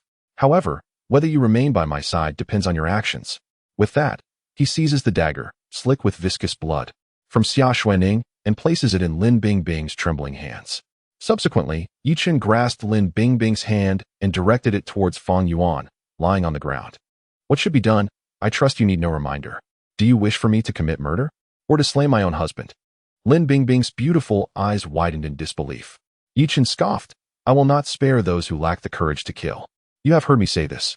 As for him, were it not for my intervention, you would have long been delivered to that despicable lot. Do you truly believe you could survive 3 days in their clutches? Your death would be beyond your imagination. He has never treated you as a wife. Why do you continue to hold on to him? But he is my husband. I cannot do this. I simply cannot. Yi Chen's expression turned icy. Cannot. Very well, then you may perish on your own. With that, he took Xia Xuanning and by Schweb back to the room. Bang! The door slammed shut. Lin Bingbing stood dumbfounded. The corridor fell into an eerie silence. Surrounded by pools of blood and corpses, with Fang Yuan in the distance, his eyes filled with rage.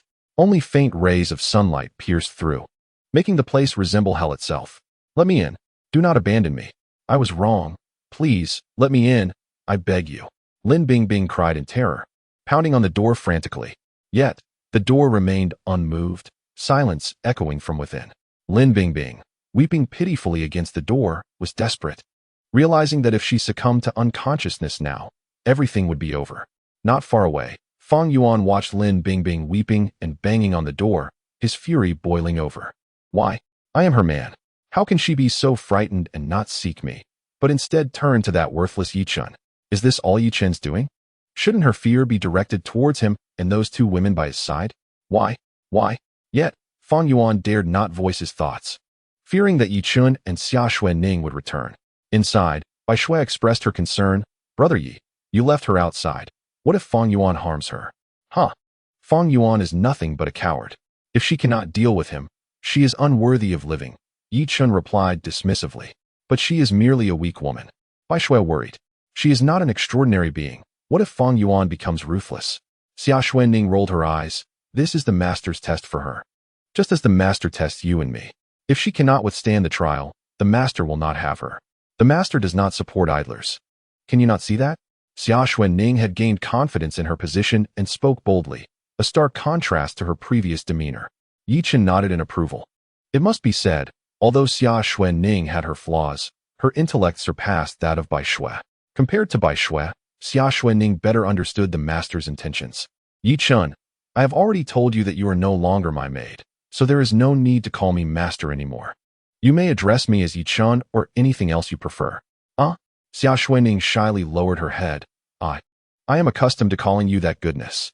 Her blood-soaked appearance resembled that of a ghost acting coy. Truly frightening. And she claims it's a habit? You clearly seem to be a bit unhinged, don't you? Yi Chun's eyelids twitched as he waved his hand dismissively. Do as you wish. Thank you, master. Xia Xuanning exclaimed joyfully, preparing to leap into Yi Chun's embrace. Get away. Yi Chun shot her a fierce glare. What nonsense is this? With his clothes pristine, how could he allow her to dirty them? However, Xia Xuanning wore a contented expression, sighing, master, your scolding feels so delightful. Might you scold me a bit more? Yi Chun, pervert. Bai Shui, indeed. Both Yi Chun and Bai Shui simultaneously offered their assessments. Yes. Precisely like that, Yi Chun, Bai Shui. As expected, it appears communication with a pervert is utterly futile. So, after ascending to her position, Xia Xuanning no longer pretends? Had he known of her peculiar inclinations, he would have never allowed her to rise in status. After all, she seems to revel in it, does she not? Speechless. Outside the door, seeing that there had been no movement for quite some time, Fang Yuan chuckled. Ha ha ha. Lin Bingbing, you wretched woman. Do you truly believe you hold any significance in his heart? With so many beauties surrounding him, you, a second-hand item, are nothing more than a disposable toy in his eyes. Has he grown weary of you, and you remain oblivious? Ultimately, Fang Yuan still did not believe that Yi Chun had not been intimate with Lin Bingbing. With a sinister grin, Fang Yuan stood and sauntered towards Lin Bingbing. Lin Bingbing was taken aback, hastily brandishing a knife towards Fang Yuan. Don't come any closer. Stay away. Oh, you dare to threaten your husband with a knife?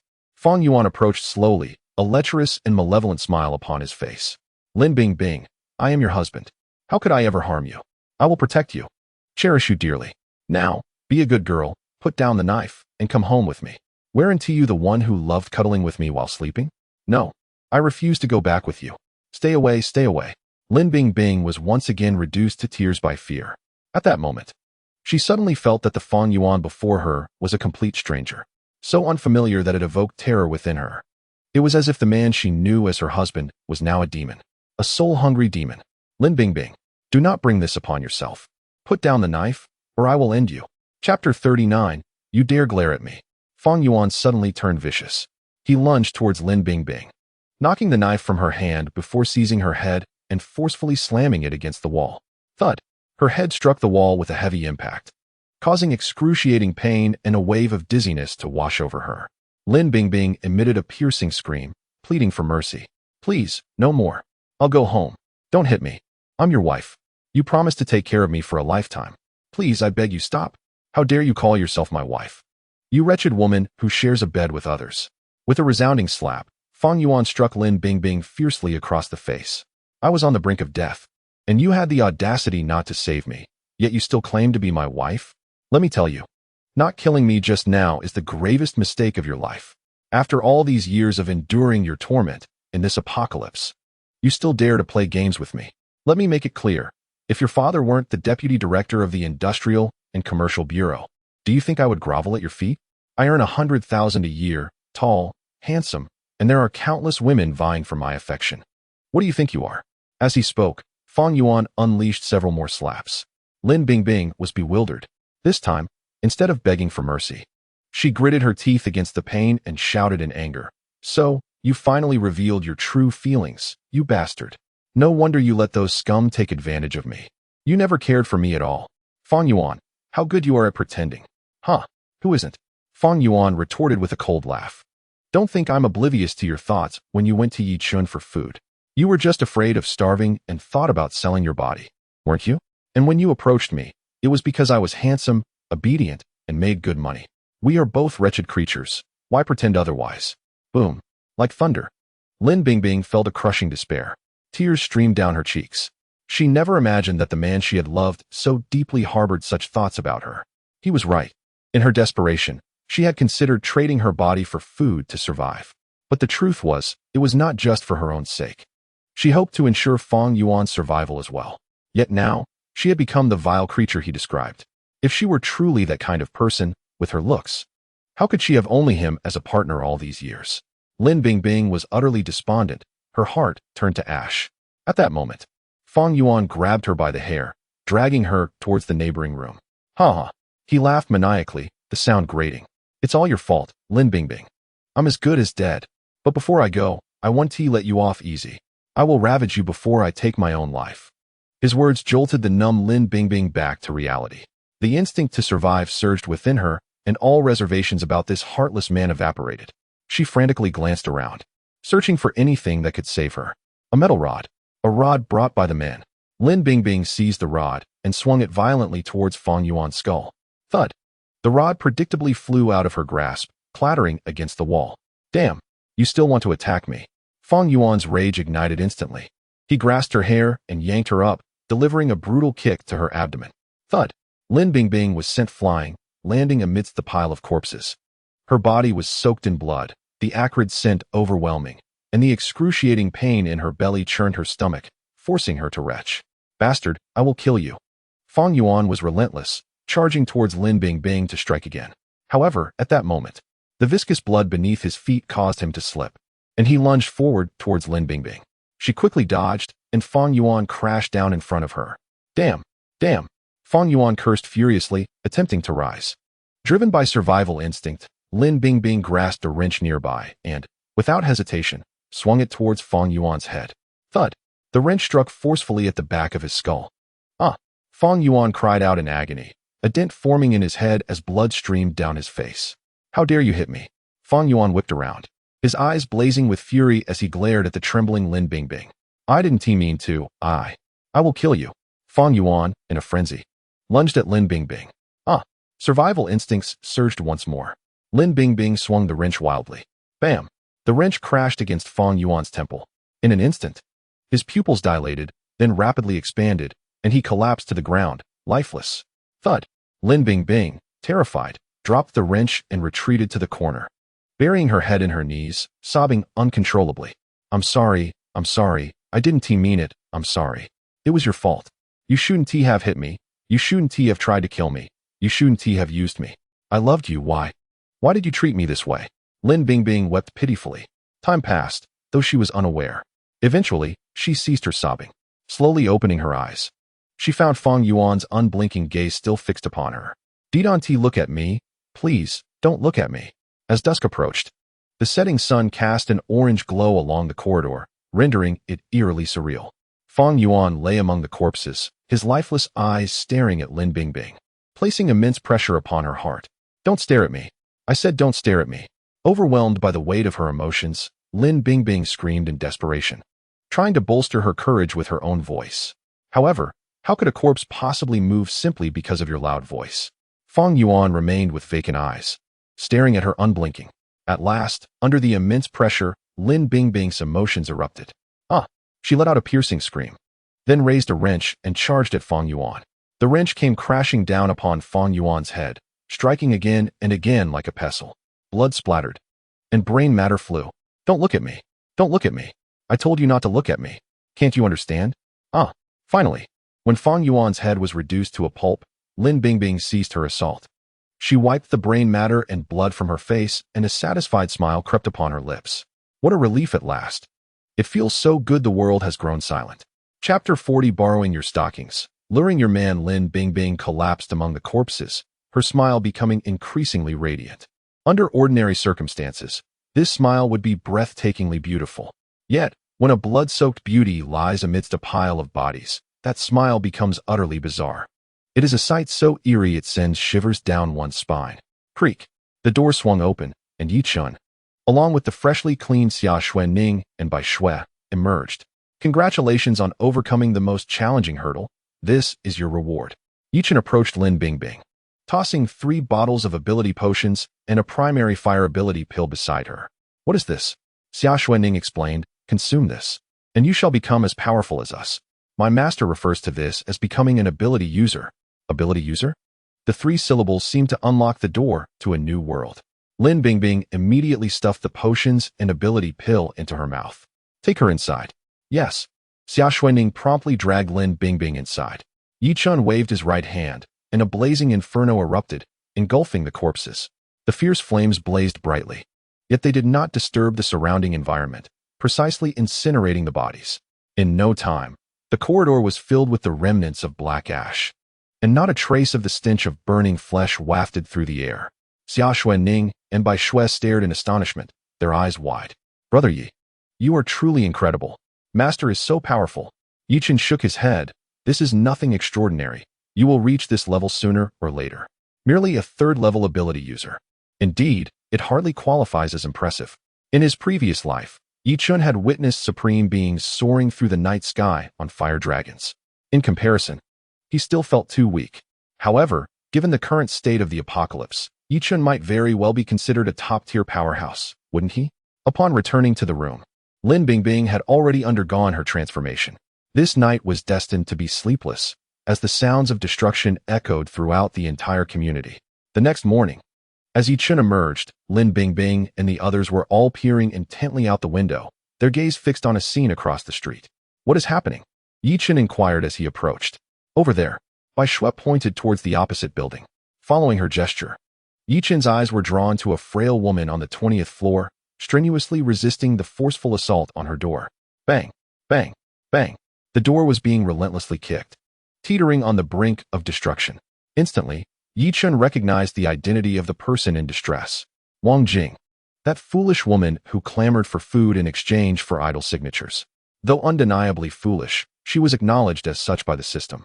If Yi Chun could secure this imbecile, he would gain 2 additional opportunities for a quintuple draw, a prospect of immense significance to him amidst the dwindling population of Blue Star in this apocalyptic era.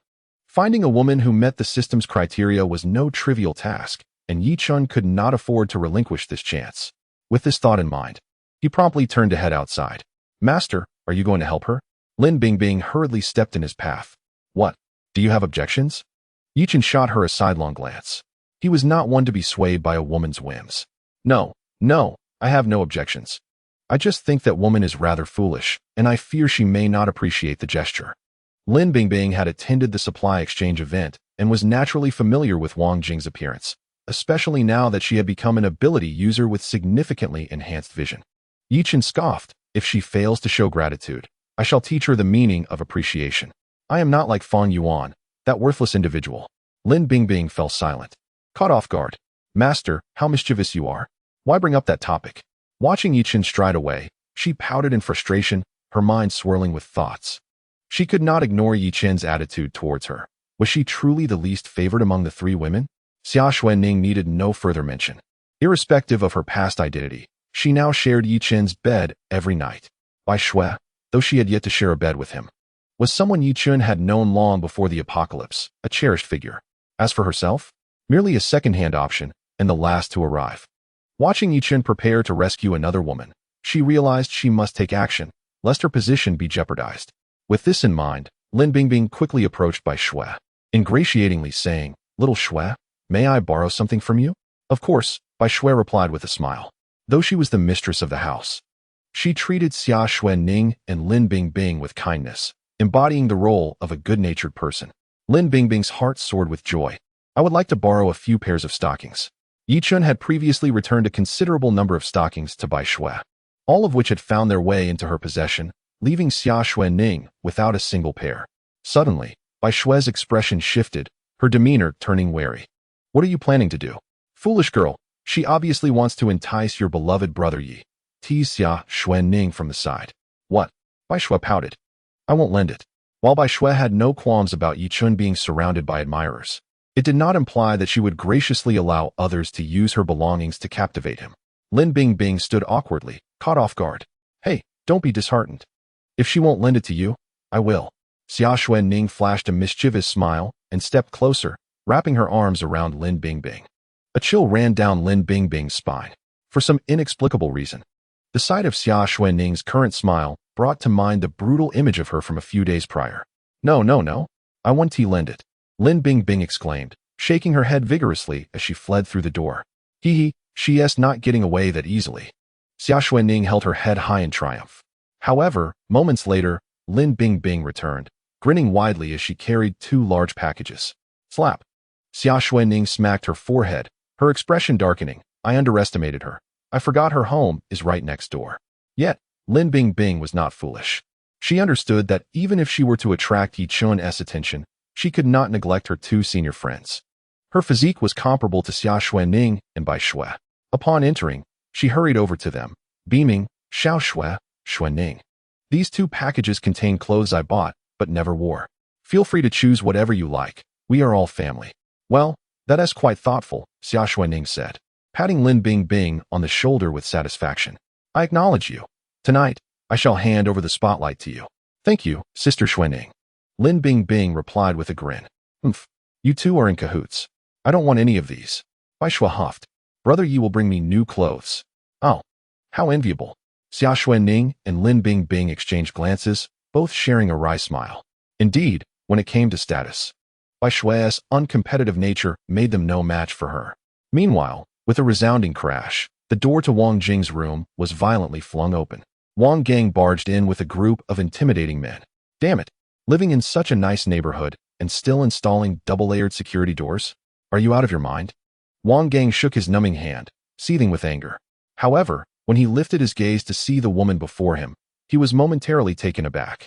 Oh, aren't you the one who traded a signed photo of your brother for a loaf of bread the other day? A lewd glint flashed in Wang Gang's eyes. Wang Jing was clad in a pure white down jacket, her long, dark hair flowing straight and smooth, with a faint floral fragrance wafting through the air. Even her face bore a delicate touch of makeup. This woman was indeed exquisite. Even in dire circumstances, she hadn't forgotten to adorn herself. In one hand, she clutched a fruit knife, while the other tightly grasped her brother's photograph. Don't come any closer. I'm not afraid to kill. Wang Jing continuously shrank back, her hand trembling as she held the knife. Ha, murder?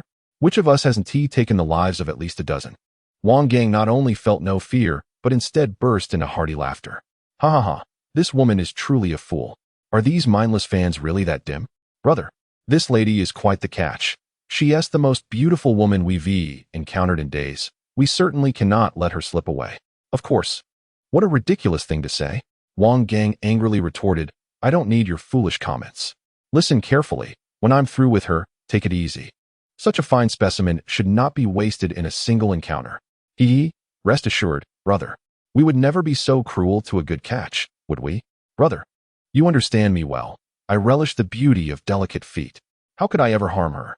Brother, you know my tastes. I enjoy watching, and at most, I might be the one to suffer, but how could I bring her harm? Damn, you twisted bunch. Wang Gang laughed derisively. However, he secretly relished their depravity. The raucous laughter and lewd discussions filled Wang Jing with dread, nearly causing her to faint. She felt as if she were a delectable dish on a table, being dissected by a group of famished diners deliberating on how to indulge. Please, I beg you spare me. I can give you my brother's signed photo. I spent $1 million to acquire it. If it's of no consequence, then it's something that money cannot easily procure. Take it. Spare me, please. Smack. Wang Gang seized the photo and spat upon it before tearing it to shreds right before her eyes. What the hell? Are you out of your mind? Don't you realize that in this situation, money holds no value? Your brother is nothing but trash. Even in the past, he was worthless in my eyes. You think this will earn you safety? You might as well use your worn stockings to plead for mercy. Huh? You see, little sister. One of the younger men chimed in. In our eyes, you are far more appealing than your useless brother. Huh? I'm a woman.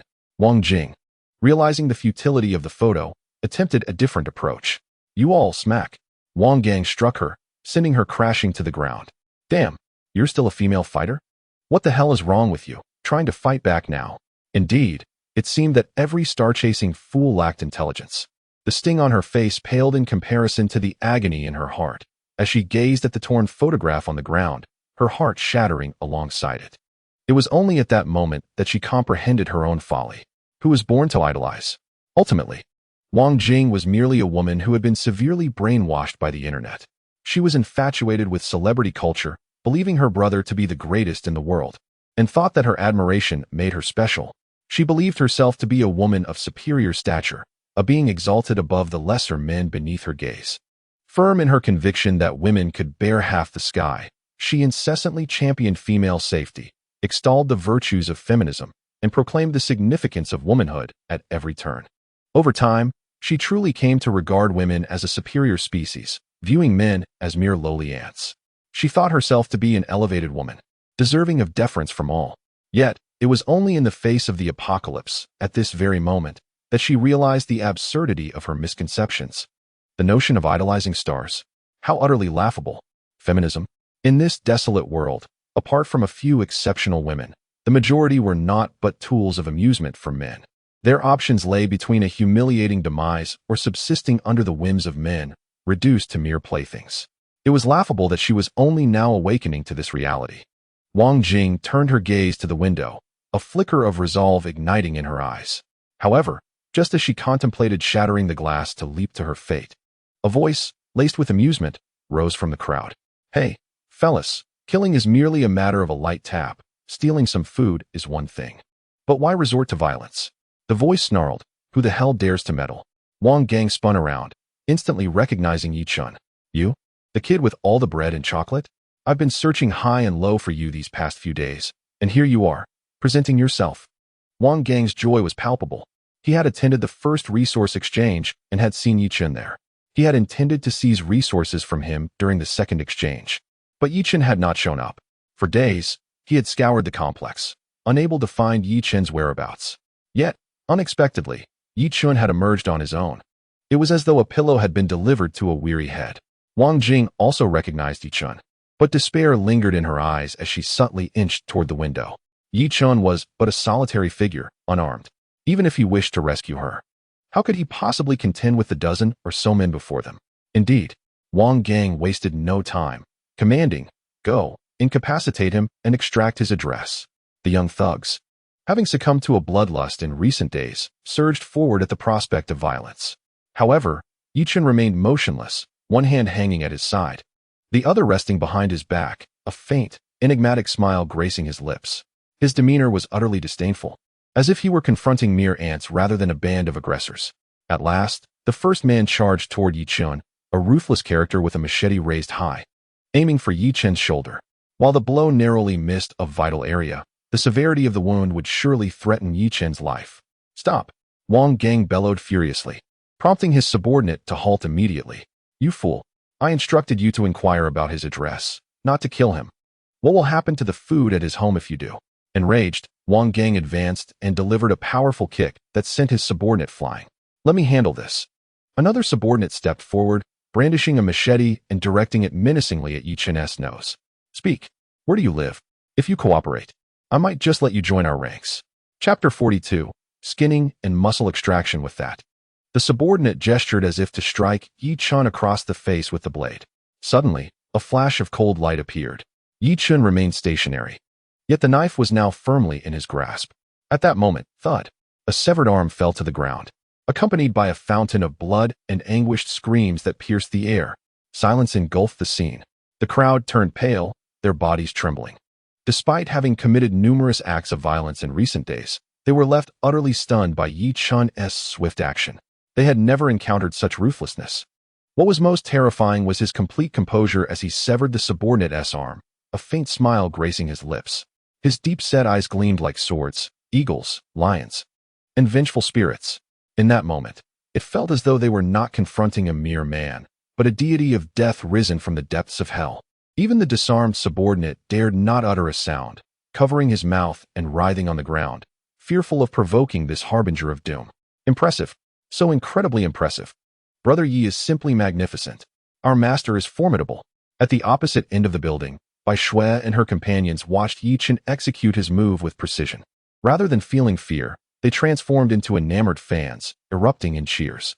The bloody corridor from that day had thoroughly steeled their minds. This group of deranged individuals had become insatiably bloodthirsty. Such a scene only filled them with exhilaration and delight. Yi Chen twirled the machete with finesse, then cast a sidelong glance at Wang Gang. You are their leader, correct? I speak louder. Yes, I am. Wang Gang stood rigidly, as if being chastised like a dog, beads of cold sweat trickling down his forehead. Yi Chen approached him deliberately. Smack, smack. He delivered 2 light slaps to Wang Gang's face. They were not painful, but the humiliation was intense. What was it you said you would do to me just now? Wang Gang was on the verge of tears. I was wrong. I truly understand my mistake. You are formidable, and I cannot provoke you again, all right? Oh, is that so? Yi Chen replied with a smirk. You weren't saying that earlier, were you? You threatened to kill me and take my possessions, correct? Wang Gang, despite being toyed with by Yi Chen, felt a surge of anger bubbling within him. He gritted his teeth and said, Brother, let us show mercy where mercy is due. You are ruthless, but we are not to be trifled with either. We are all men who dare to drink blood. Causing a ruckus benefits neither party. Therefore, let us each take a step back. I shall refrain from troubling you if you relinquish that woman to me. At that moment, Wang Jing's face turned ashen. She had thought she was saved, only to discover that Wang Gang had made such a demand. She never believed that Yi Chen could defeat more than a dozen men. Hence, unless Yi Chen was foolish, he would inevitably acquiesce to this request. Yi Chen replied, Unfortunately, my purpose for coming here is also for that woman. Wang Gang's eyes sparkled with interest. Oh, are we in agreement then? He exclaimed with delight. In that case, brother, since we are both ruthless men, why not join forces? If we collaborate, this entire community will be our domain. From now on, I shall be the chief, and you will be the second. Whatever meat I consume, you shall partake as well. Whatever woman I entertain, you shall have your share too. To demonstrate my sincerity, how about you take your turn with this woman first? Wang Gang spoke incessantly. Convinced that Yi Chen was of the same ilk as he, believing Yi Chen's arrival was also to pursue Wang Jing. It was merely a matter of coincidentally crossing paths at the same time. Wang Jing was petrified, her face as pale as death. She had thought Yi Chen was there to rescue her, only to realize he too sought to possess her. Despair washed over her, and she subtly moved closer to the window. Be the second? Yi Chen clicked his tongue. I'm afraid I am not accustomed to playing second fiddle. You wish to be the chief? Wang Gang's expression darkened. He could tolerate Yi Chen, but he would never allow anyone to stand above him. Kid, don't overstep your bounds. Why the rush? I never claimed I wanted to be the chief, Yi Chen replied with a smirk. Oh, Wang Gang paused. Then what do you wish to be? A wicked smile curved Yi Chen's lips. I wish to be your father. Come, call me daddy and perhaps I can grant you a swift death. The apocalypse was dull, and with the arrival of someone like Wang Gang, Yi Chen felt compelled to savor the amusement a little longer. Damn you! Wang Gang realized he had been toyed with, and fury surged within him. He tightened his grip on the knife and lunged for Yi Chen's abdomen. Go play tongue twisters with the king of hell. Wang Gang's strike was swift, precise, and brutal. However, in Yi Chen's eyes, he was still too slow, akin to an old lady crossing the street. Why must you act so? Yi Chen sighed and shook his head, then raised his right hand to seize Wang Gang's wrist. With a slight exertion, Wang Gang's wrist was instantly crushed. In the next moment, Yi Chen snatched the knife from Wang Gang's grasp and, following the trajectory of his wrist, drew it upward. Yi Chen's control over his strength was meticulous. The blade sliced through Wang Gang's skin without damaging tendons or arteries. Subsequently, Yi Chen seized a corner of Wang Gang's wrist skin and, with a sudden and forceful tug, tore it away. The sound of tearing echoed as the skin of Wang Gang's right arm was instantly ripped off, exposing raw, bloody flesh. A piercing scream erupted from Wang Gang, reverberating through the air. This horrifying spectacle once again shattered the onlooker's perceptions of reality. My goodness, is he truly skinning a living person? What manner of demon is this? Yet this demon displayed not a flicker of hesitation, casually wiping the bloodied knife on the flayed skin before tossing it aside, as if discarding a mere rag. Gulp! The surrounding crowd swallowed hard, too terrified to utter a sound. Wang Jing and the 3 women across from her were utterly petrified. Even the bloodthirsty Xia Xuan Ning trembled in fear at this moment. They were aware of Yi Chen's formidable prowess, yet they had never witnessed him in action. Unaware of his astonishing ruthlessness, they had believed themselves to be sufficiently cruel, but in comparison to Yi Chen, they were like toddlers just learning to walk, naively innocent. Yi Chen's remarkable knife skills stemmed from countless instances in his previous life where he skinned mutated flora and fauna, honing his craft through repetition. The skins of some mutated creatures were precious alchemical materials, ideal for crafting weapons or armor. Such items had become hard currency in the post-apocalyptic world, capable of procuring vast amounts of food and resources. Yi Qin's survival for so many years in his former life was attributable to this fearless tenacity. Don't come any closer. Stay away. Wang Gang was utterly paralyzed with fear, desperately shouting as he saw Yi Qin approach him with a seemingly benign smile. He had once thought himself to be the epitome of cruelty, unable to fathom that anyone could surpass his malevolence. It was only then that he realized. When a person reaches the pinnacle of ruthlessness, they can even smile while committing murder. Yi Qin, with his benevolent visage and radiant smile, appeared to the crowd as a figure more terrifying than a malevolent spirit. His slow, deliberate steps were akin to the tolling of a death knell. Brother Gang, do not be hasty. This will be your final experience of the mortal realm, one you ought to cherish. With that, Yi Qin grasped Wang Gang's leg, driving the blade directly into it. The knife glided along the fissures of the bone, skillfully separating the femur. The excruciating pain caused Wang Gang to faint multiple times, only to awaken again. Terrifyingly, Yi Qin's blade expertly avoided the critical blood vessels, stripping away the bone while preserving Wang Gang's life. Like a master butcher skilled in dismemberment, he swiftly and efficiently detached Wang Gang's two leg bones. The bloodied, boneless legs lay gruesomely on the ground, the visual impact overwhelmingly intense. Those around, already frightened, had fainted from sheer terror. In this moment of audacity, he teetered on the brink of emotional collapse. Yi Qin turned to glance at Wang Jing, who, surprisingly, had not yet lost consciousness. He gestured towards her, urging her to approach if she wished to survive. Gulp. Wang Jing swallowed hard, her eyes brimming with terror. Yet, driven by the instinct to survive, she harbored no thoughts of resistance. She crawled desperately to Yi Qin's feet. Yi Qin removed the down jacket from the barely conscious Wang Gang, exposing his back. With a swift motion, a blade descended, slicing through the skin on Wang Gang's back. Yi Qin's voice dripped with malevolence. Tear the skin from his back, and you shall live. What?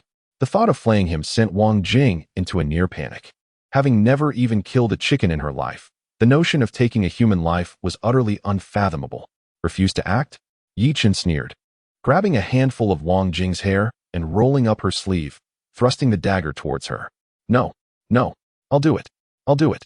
Wang Jing cried out, fully aware of Yi Qin's intent to compel her to skin him. She collapsed sobbing beside the nearly lifeless Wang Gang, who, despite his state, managed to emit gasps of pleading due to his survival instinct. Yet for Wang Jing, flaying him was also a means of securing her own existence. Yi Qin crouched down, placing the dagger into Wang Jing's trembling hands. He taunted her, isn't your feminism supposed to be formidable? Aren't you supposed to be nobler and more capable than men? Haven't you proclaimed that men are mere lowly insects, despicable creatures? Come now, prove to me just how powerful you women truly are. Oh, and if you lack the courage to act, why not call your dear brother for assistance? His chilling smile conveyed utter disdain. He loathed the self-righteous individuals who clamored about women's safety. Had they been born in tumultuous times, would they dare to speak so boldly? Day after day, they flaunted their femininity while propagating divisive rhetoric, belittling men as worthless. They wasted societal resources, lost in mindless idol worship, believing themselves to be elevated above all, expecting men to grovel at their feet. But in apocalyptic times, what would women amount to? Wang Jing, overwhelmed by fear, finally broke down in tears. She turned to Yi Qin, her expression shifting to one of feigned innocence. It seems you still don't grasp the gravity of the situation, Yi Qin chuckled, tossing 3 vials of energy potion to her. Drink this. Wang Jing hesitated as she had the colorful potions, but compared to murder, consuming these seemed trivial. After all, she had just prepared herself for suicide. Even poison would be of little consequence. After consuming the potion, a wave of excruciating pain surged through Wang Jing, significantly enhancing her physical prowess. At that moment, Yi Qin stepped back, glancing at the terrified onlookers, declaring, only one of you and that woman can survive. Upon hearing this, several petrified men exchanged glances, each recognizing the instinct for survival flickering in the other's eyes. Without a moment's hesitation, they brandished their knives, guns, and clubs, charging toward Wang Jing with murderous intent. Curse it! I'll make you pay. I cannot die. I refuse to perish. A horde of burly men descended upon Wang Jing like a swarm of malevolent spirits, intent on reducing her to nothing. Wang Jing, momentarily stunned, was propelled by her primal instinct to survive, seizing a nearby machete and striking fiercely at one assailant. With a resounding thud, the machete shattered the weapon of her attacker, descending mercilessly to cleave through his skull. Blood and brain matter erupted forth, drenching Wang Jing in a crimson torrent. Bewildered, she stood amidst the chaos, as did the surrounding crowd, who were taken aback by Wang Jing's newfound strength. She, too, was astonished at her own prowess. Why was this happening? Could it be the result of those mysterious vials? Her mind was a blank slate until the moment she severed a man's head, leading her to realize that taking a life was not as daunting as she had envisioned. Compared to the gruesome sight of Yi Chen skinning a person alive, this was a trivial endeavor. The men, now stricken with terror, fled frantically toward the exit. Yi Chen remarked coolly, "Should even one of them escape, you shall face dire consequences." With that, Wang Jing was jolted back to reality. The instinct to survive propelled her forward, and without a second thought, she pursued the fleeing figures. In a matter of moments, several men found themselves at the mercy of Wang Jing's blade. Exhausted, she collapsed to the ground, her machete already dulled from the violence. Gasping for breath, she surveyed her surroundings, her eyes ablaze with fervor. My goodness, this is not merely a rescue. The master is cultivating monsters. A revelation struck her, realizing his intention to transform them into formidable beings. And what's wrong with that? Bai Shui retorted, casting an annoyed glance at Lin Bingbing. In this world, only the monstrous can survive. The ordinary are left to be preyed upon. If it weren't for Brother Yi, Wang Jing would have been subjected to the whims of those brutes, and her fate would have been far grimier. Lin Bingbing fell silent, grappling with the truth of her words.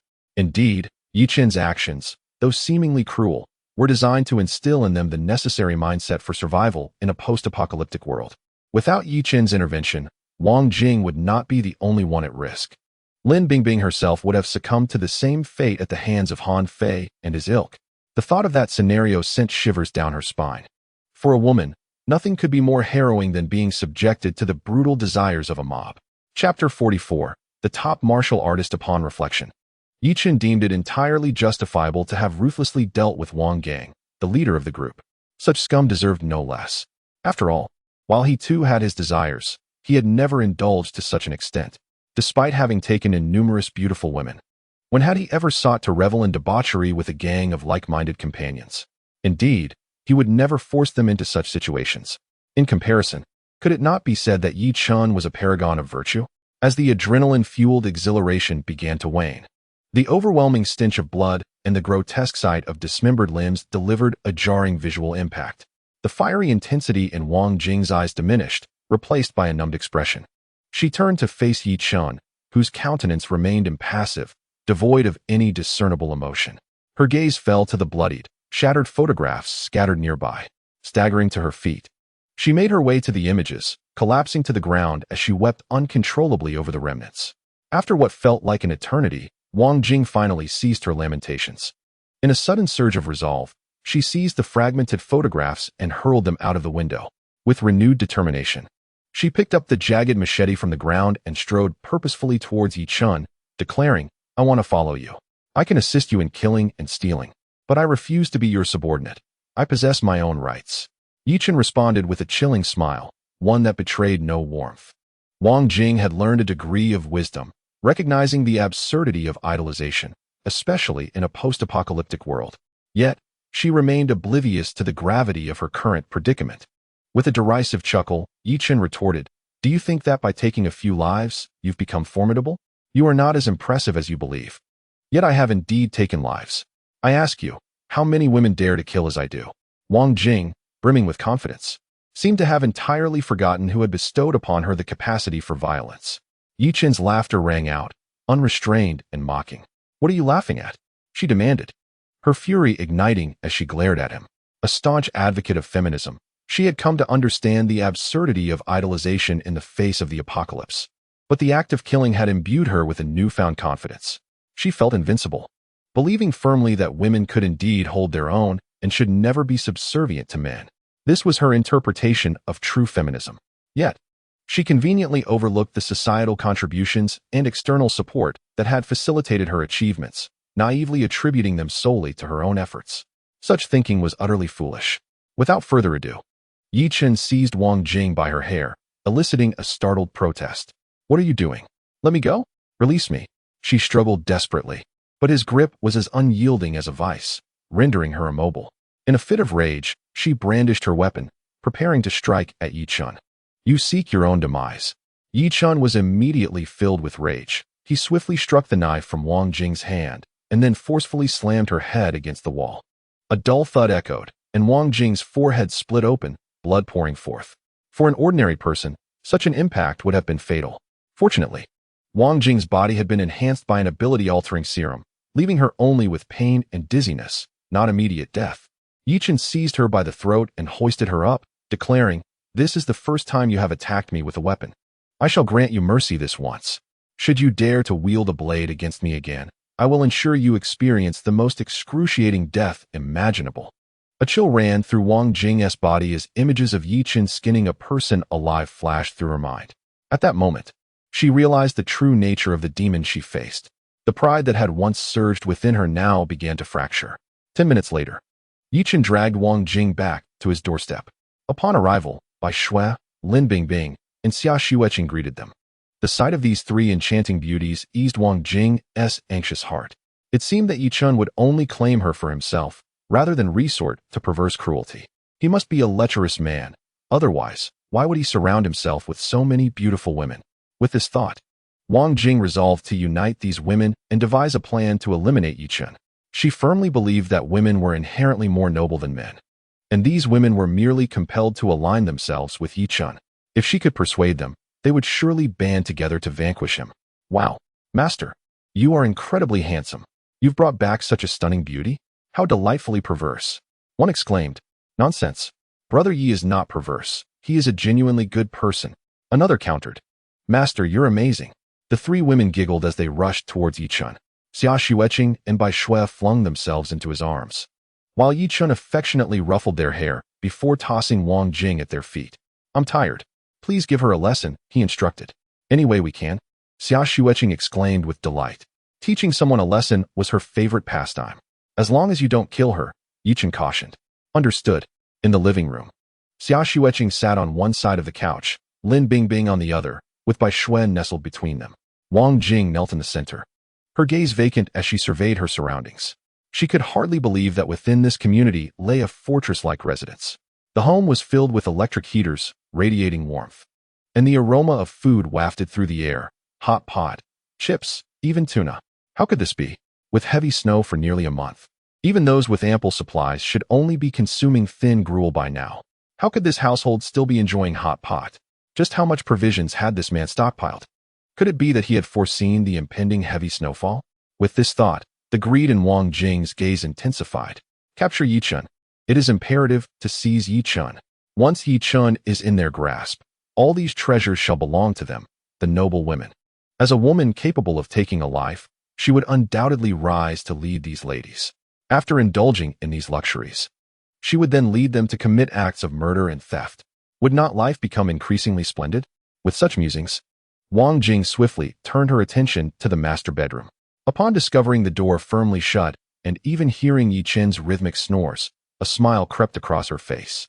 She hurriedly glanced back at the three companions. Wang Jing quickly covered her mouth, stifling her voice. Just as she turned, she was startled to find a face pressed closely against the back of her head, and she realized she hadn't felt a thing. Such an intimate encounter, whether it be with a living being or a spirit, would surely terrify anyone. Xia Xuening stood up with a playful grin and teased, "Little sister, what are you pondering? Surely, you aren't contemplating how to eliminate the master? How do you know?" Wang Jing was taken aback, but her surprise quickly transformed into delight. "Could it be that you also wish to rid yourself of that scoundrel Yi Chen?" Chapter 45. The silent ones are the most ruthless indeed. It must be so. Xia Xuening's words suggested that she too had long harbored desires to eliminate Yi Chen. After all, how could such a noble species as women willingly serve as mere pets to men? It seemed she need not persuade them at all. Merely expressing her intentions would suffice. Bai Shui, a devoted admirer of Yi Chen, was incensed and prepared to confront. "Xiao Shui, don't be hasty. Allow me." Xia Xuening waved her hand, signaling Bai Shui to remain seated. Lin Bingbing held by Shui back, whispering with a mischievous grin, "Your insults won't inflict any real pain. Can't you trust Xuanning to handle this? When she acts, there will be consequences for that scoundrel who dares to entertain such thoughts against the master. Yes? Let her pay the price." Bai Xuan nodded emphatically, then sat back down. Is Bai Xuan a naive lamb? Certainly not. She merely possesses an outwardly innocent and delicate facade, fiercely protective of Yi Chun. The gruesome act of severing Han Fei's head was proof enough that she was no virtuous maiden. Their hushed conversation, coupled with the subtle hum of the electric heater, rendered their words inaudible to Wang Jing, who was still eagerly watching Xia Xuanning. A sly smile danced on Xia Xuanning's lips. "Oh, it appears you truly wish to eliminate the master? No need for pretense. You must harbor similar thoughts, correct?" Wang Jing sprang to her feet and pulled Xia Xuanning away from the master bedroom, saying, "As women, how could I not understand you? Those filthy men are unworthy of us, let alone he, a vile man, who dares to think himself deserving of four exquisite beauties like us. You must have been dissatisfied for quite some time, haven't you? I am aware that you dare only to dream, but lack the courage to act. However, I am unrestrained in my boldness.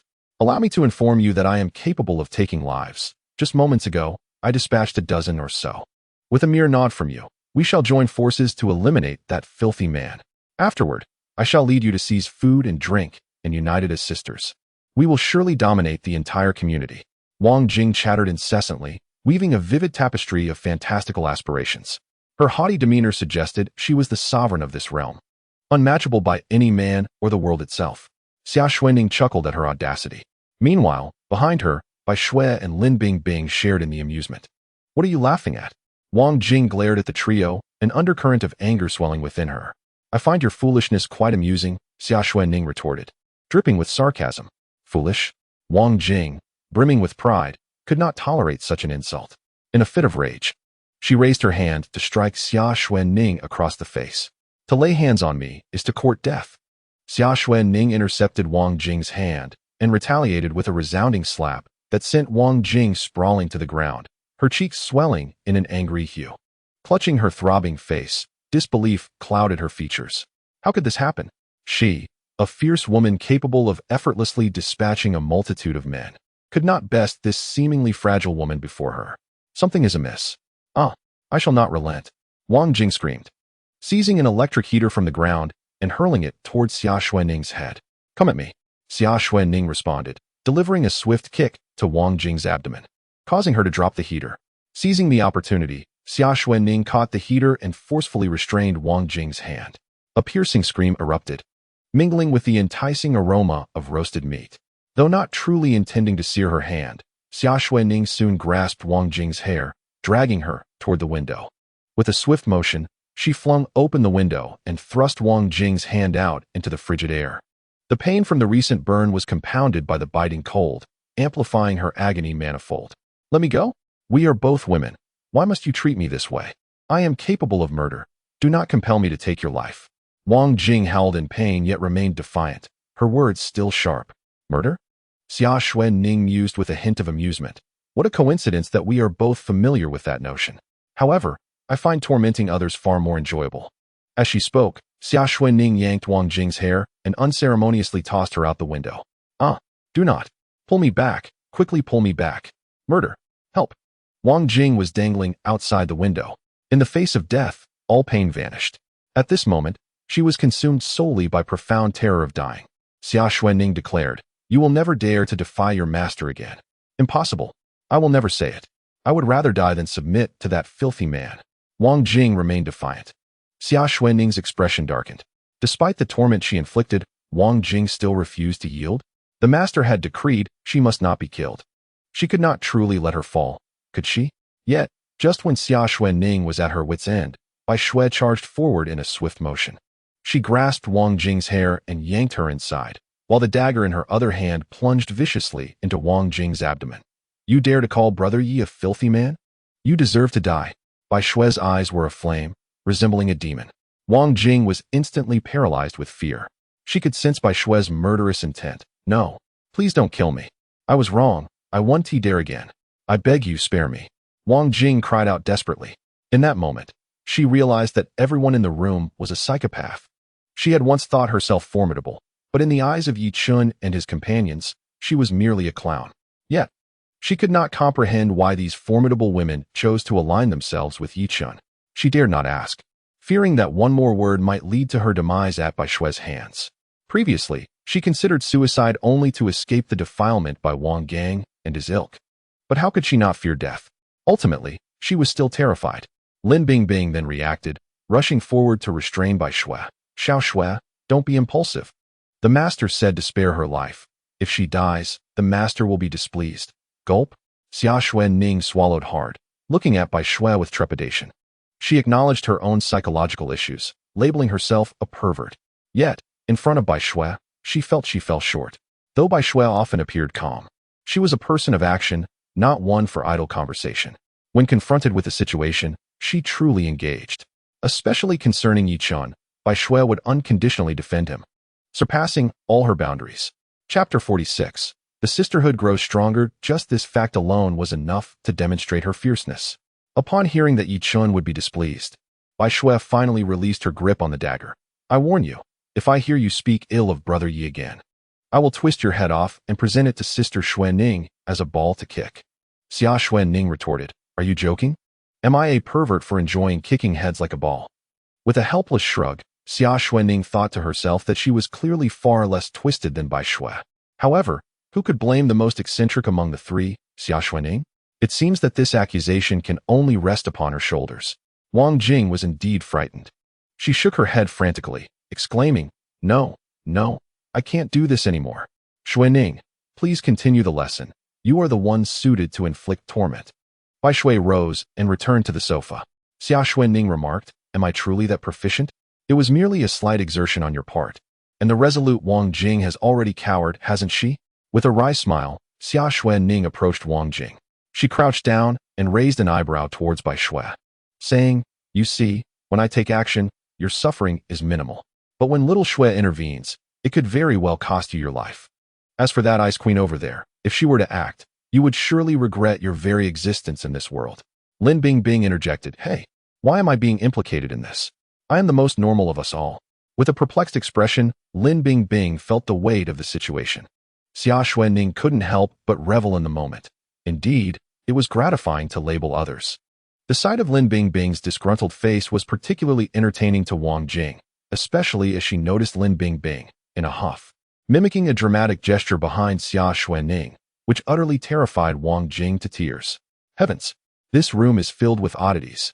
Just moments ago, I thought I had entered paradise, but this is clearly hell. Woe is me, I was wrong. I beg you, spare me.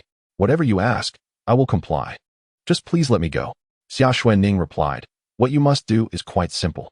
Since you've entered this room, your first step is to begin as a maid. If you are willing to diligently serve your master in this capacity, we shall not make things difficult for you. I am willing. I am willing. Wang Jing's resolve had crumbled, and she shouted her agreement. Don't be so hasty, Xia Xuanning said with a teasing smile. Do not assume I am unaware of your feminist ideals. However, that ideology will not hold sway here. Wang Jing fell silent, a hint of unwillingness lingering deep within her heart. Do you think you are exceptional? Xia Xuanning suddenly inquired. Wang Jing remained silent. Do you know who I am? Xia Xuanning pressed. Who? Wang Jing looked up, curiosity piqued. She felt a strange familiarity with Xia Xuanning, but could not place it. Could it be that they were acquainted? Xia Xuanning sighed. I am the eldest daughter of the Xia family, the president of Meisher Group, Xia Xuanning. What? Wang Jing gasped. You are the eldest daughter of the Xia family, the president of Meisher Group, Xia Xuanning. Indeed, without a doubt, Xia Xuanning proclaimed proudly. But how? How did you end up here with him? Wang Jing dared not finish her sentence, fearful that a slip of the tongue might lead to torment from this peculiar group. Xia Xuanning inhaled deeply and remarked, how I arrived here is inconsequential. What you must understand is that you are merely an ordinary woman, insignificant, like an ant compared to me. Even I, a formidable woman, have only recently ascended from being a mere servant to becoming the mistress of my master. You, a character of such little importance, should not even dare to entertain thoughts of grandeur. We are amidst an apocalypse. All that once was is destined to collapse, if it has not already crumbled. We owe our survival and extraordinary powers to our master.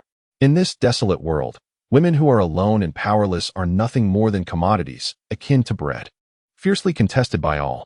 Were it not for our master, you would have long been a plaything for those ruthless individuals. You ought to be grateful to him. Do you understand? Xia Xuanning's words rendered Wang Jing speechless. She identified as a feminist, believing men to be inferior. Yet, Xia Xuanning, a woman like herself, held a status far above her own.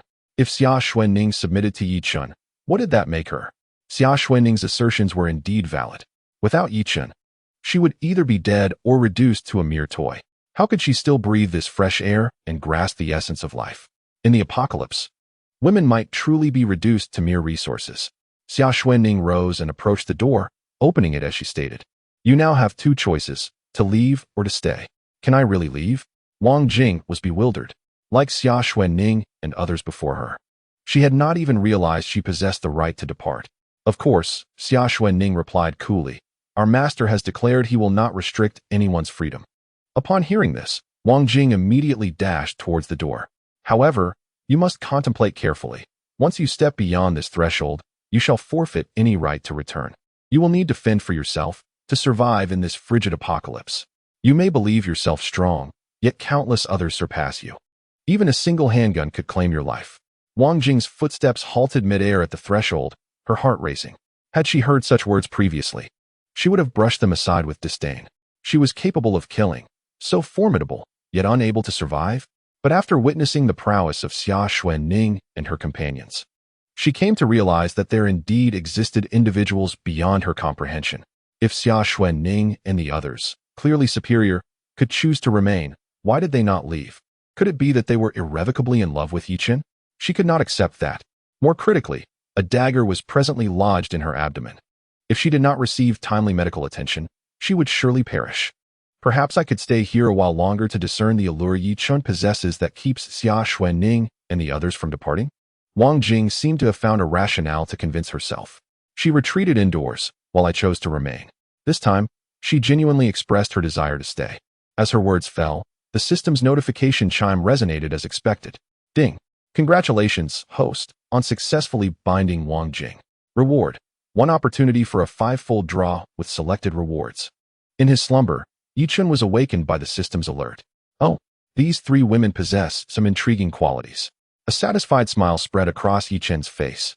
It appears these 3 women have been remarkably transformed by him recently, still retaining the ability to assist in keeping other women around.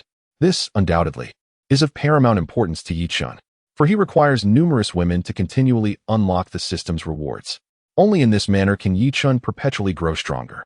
Chapter 47. Mastery of Supreme Medical Arts. Without hesitation, Yi Chun immediately initiated the 5-fold draw. Reward 1. A bottle of cola that produces infinite bubbles, even when consumed. Reward 2. Immunity to all poisons. Reward 3. Mastery of Supreme Medical Arts. Reward 4. AJ-10 Fighter Jet. Reward 5. Proficiency in Beast Language. Yi Chun was elated. The rewards this time were even superior to the last. Even the seemingly trivial concept rewards appeared to hold some significance. Infinite bubbles produced within the stomach? If administered to a mythical beast, would it not cause them to burst? Immunity to all poisons, immune to any toxin.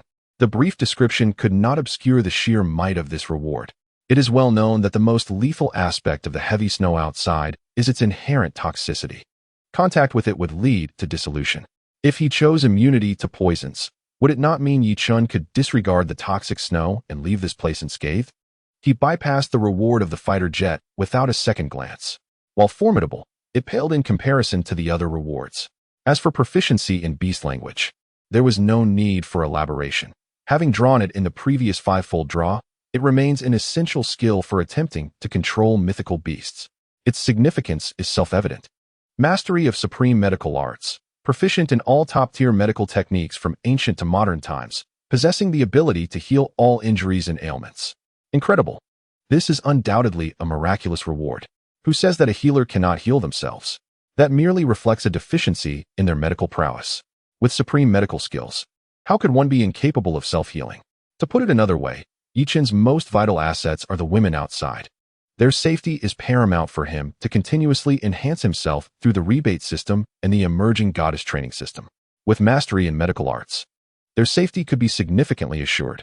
This, for Yi Chun, is of utmost importance. With this thought in mind, Yi Chun promptly selected the medical arts mastery reward. As he completed his selection, a torrent of intricate memories surged into his mind. After a brief period of adjustment, Yi Chun stepped out of the room. Outside the room, Xia Xuanning and her companions were tending to Wang Jing's wounds with a medical kit, but it was evident that their medical knowledge was rather limited. Blood continued to flow from Wang Jing's chest, and an unpleasant, putrid odor emanated from her hands. She lay on the sofa, pale and weakened, teetering on the brink of death. Poisoned. Yi Chun's countenance darkened ominously. Wang Jing's physical constitution had been significantly enhanced by the special agent. The knife wound on her lower abdomen, which had skillfully avoided vital organs, was clearly not fatal. The true cause of her debilitating state was the toxin from the poisonous snow. When Xia Xuanning had thrown her out the window, she had evidently overlooked this crucial detail. Although Wang Jing had not been immediately dissolved by the toxin due to her enhanced physique, the poison had already infiltrated her very marrow. Particularly her hands, which had made direct contact with the flesh, were now rotting and festering, a truly grotesque sight. Seeing Yi Chun emerge, Xia Xuanning lowered her head, unable to meet his gaze, guilt-ridden. "Could you not use a bit of common sense?" Yi Chun exclaimed furiously as he strode forward, seizing Wang Jing's wrist to assess her injuries. "Everyone, go find silver needles for me." Without hesitation, Xia Xuanning and the others set off to search for the needles. Before long, Xia Xuanning returned, breathless. "I found them. There's a traditional Chinese medicine practitioner living downstairs." She hurriedly handed the silver needles to Yi Chun. Taking the needles, he recalled the acupuncture techniques from memory and deftly inserted them into several major acupoints on Wang Jing's body, opening the pathways between her internal system and the external environment. Simultaneously, he concentrated his energy, placing his hands on Wang Jing to compel the toxins toward the acupoints. Immediately, blackened blood began to flow out through the punctured points. After 3 exhausting hours, Wang Jing's condition finally stabilized. The toxins were completely expelled, and Yi Chun rebandaged the knife wound on her abdomen. The rotting wounds on her hands began to gradually scab over and heal. Witnessing this, everyone breathed a sigh of relief. Bai Shui exclaimed excitedly, "Brother Yi, you actually know medicine. Our master is simply incredible. The best." The 3 women immediately surrounded Yi Chun, showering him with effusive praise. It must be said that although Yi Chun was not particularly fond of flattery, being surrounded by 3 beautiful women extolling his virtues was undeniably gratifying. He waved his hand dismissively, declaring, "It's merely a trivial skill." Then, his gaze turned sharply towards Xia Xuanning. "I warned you not to let anyone die. How could you allow her to come into contact with the poisonous snow? Do you not realize that it could be lethal?" Xia Xuanning, looking aggrieved, replied, I've never been outside, so I just forgot. I only wanted to freeze her a little, to scare her. I truly never intended to harm her." Her pitiful demeanor seemed sincere and devoid of deceit. Most importantly, under the spider's sensing, the aura surrounding Xia Xuanning had transformed into a pure white, akin to fresh snow. This indicated that she bore no malice towards herself and was entirely submissive. Yi Chun spoke in a deep voice, "Let this matter slide for now, but in the future, think more before acting. I do not favor mindless women." Deep within, Xia Xuanning felt an overwhelming sense of grievance. Once celebrated as the most intelligent and beautiful woman in Jiang City, she was now scolded by Yi Chun for lacking intellect. The disparity was indeed difficult to bear. Yet, after merely 3 seconds of feeling wronged, a look of enjoyment appeared on Xia Xuanning's face. Master, your scolding feels so good. Could you perhaps scold me a bit more to replenish my brain? Or shall we retreat to a room for further admonishment?" Damn, was she actually enjoying this? Yi Chun felt a wave of frustration. Xia Xuanning was simply unbeatable. Were it not for this damned apocalypse, who would believe that the esteemed young lady of the Xiao family, the president of Meisher Group, could be such a tease? "Get lost." "I'm going." Master commanded it, so off I go, damn it. Yes, just like that. So delightful, so thrilling. As night fell, Xia Xuanning, due to her audacity, was punished by Yi Chun to care for the unconscious Wang Jing. Just as Yi Chun was in a half-asleep state, the sudden creaking of the door caught his attention. Startled, he opened his eyes wide. Years of vigilance from surviving in the apocalypse propelled him to the door, where he swiftly brandished a dagger in his left hand and a desert eagle in his right, aiming it at the visitor's throat and forehead. "Stop! Don't move. I am Lin Bingbing." "Lin Bingbing?" Yi Chun turned on the light, revealing Lin Bingbing standing before him, her face flushed with shyness. She wore exquisite makeup. Draped in a revealing black lace nightgown, her slender legs encased in sheer black stockings, and perched upon her feet were striking red-soled heels. This posture was undeniably alluring. Chapter 48. The World of Abilities. What are you trying to do? Yi Chun regarded Lin Bingbing with a teasing smile, his words laced with flirtation. Lin Bingbing slowly lifted her head, her delicate fingers brushing her hair aside, her crescent-shaped eyes gazing tenderly at Yi Chun. She licked her red lips and took a step closer, pressing herself against him. Goodness! Yi Chun felt a surge of blood rushing through him, as if a small volcano within was on the verge of erupting. Truly, she was a married woman. This enchantress was indeed captivating. Yi Chun finally grasped the meaning of Wei Wu's legacy and Meng Da's aspirations. It was not surprising that Meng Da cherished a good wife. One could only blame the allure of such a wife. The following day, Yi Chun unusually indulged in a late morning. There was no helping it. Last night had been overwhelmingly pleasurable. Lin Bingbing possessed an abundance of skills, having imparted the entirety of the Away 18 styles to him, nearly exhausting him entirely. Yi Chun had thought himself well-versed in the ways of the world. Before Lin Bingbing, one seemed like a mere novice. Were it not for the system indicating that Lin Bingbing had only experienced one romantic relationship, Yi Chun would undoubtedly have suspected her of having an extensive romantic history. Upon stepping outside, Yi Chun found Wang Jing seated on the sofa. The moment she caught sight of him, she sprang to her feet in fright. Huh? Bai Shui raised an eyebrow. Master, Wang Jing trembled, her head bowed, emitting a sound of humiliation as delicate as a wisp of silk. The aura surrounding her had shifted to a yellow hue, markedly less intense than the vibrant red of the previous day. Although some animosity toward Yi Chun lingered, it had diminished significantly. One must admit, Bai Shui and the others had indeed done well. Just look at the transformation they had wrought. Yi Chun approached Wang Jing, gently lifting her chin. I am aware that you still harbor resentment, but if you wish to survive, it would be prudent to conceal your thoughts. Yi Chun, am not one to deny opportunity, yet you have squandered your chance. Before me, you possess no further opportunities, do you understand? Wang Jing nodded timidly. Yes, master. Yi Chun gave her face a slight shake before turning toward the dining table. He noticed that he and Xia Xuanning had begun their day with milk and oatmeal, complemented by fragrant meat buns. Wang Jing's eyes glistened with envy as she could not help but swallow hard. The cold bread in her hands suddenly lost its appeal. Master, are we to remain here for eternity? Xia Xuanning inquired, her large eyes blinking in curiosity. What is wrong with staying here? Bai Shui retorted immediately. I have never experienced such happiness in my life. No lack of food or clothing, and the company of my beloved. If you are unwilling to stay with Brother Yi, then feel free to leave. No one is forcing you. Xia Xuanning felt a wave of embarrassment wash over her. Bai Shui, when discussing topics unrelated to Yi Chun, would address her affectionately as Sister Xuanning or Sister Bingbing, exuding warmth and camaraderie. Bai Shui would never refuse any request made by her. However, once the subject of Yi Chun arose, Bai Shui became fiercely loyal, seemingly ready to face the entire world for him. I didn't mean it that way. Xia Xuanning stammered, her cheeks flushed with embarrassment. No, Yi Chun interrupted her. Are we going outside? Xia Xuanning's face lit up with excitement, while Lin Bingbing, Bai Shui, and Wang Jing all paused their activities to focus on Yi Chun. Wang Jing expressed her concern. Brother Yi, the outside is filled with poisonous snow. Although the snowfall has lessened in recent days, venturing out remains perilous. Yi Chun replied, the heavy snow will cease in about a week, and within the following month, it will gradually lose its toxicity as temperatures begin to rise. Xia Xuanning's expression turned slightly dejected. Does that mean the world will return to its former state? She herself could not quite comprehend the source of her disappointment. Once, she was the exalted eldest daughter of the Xia family, the queen of Jiangqing. However, upon hearing the news that the heavy snow was about to cease, a sense of joy eluded her. Lin Bingbing and Bai Shui felt similarly.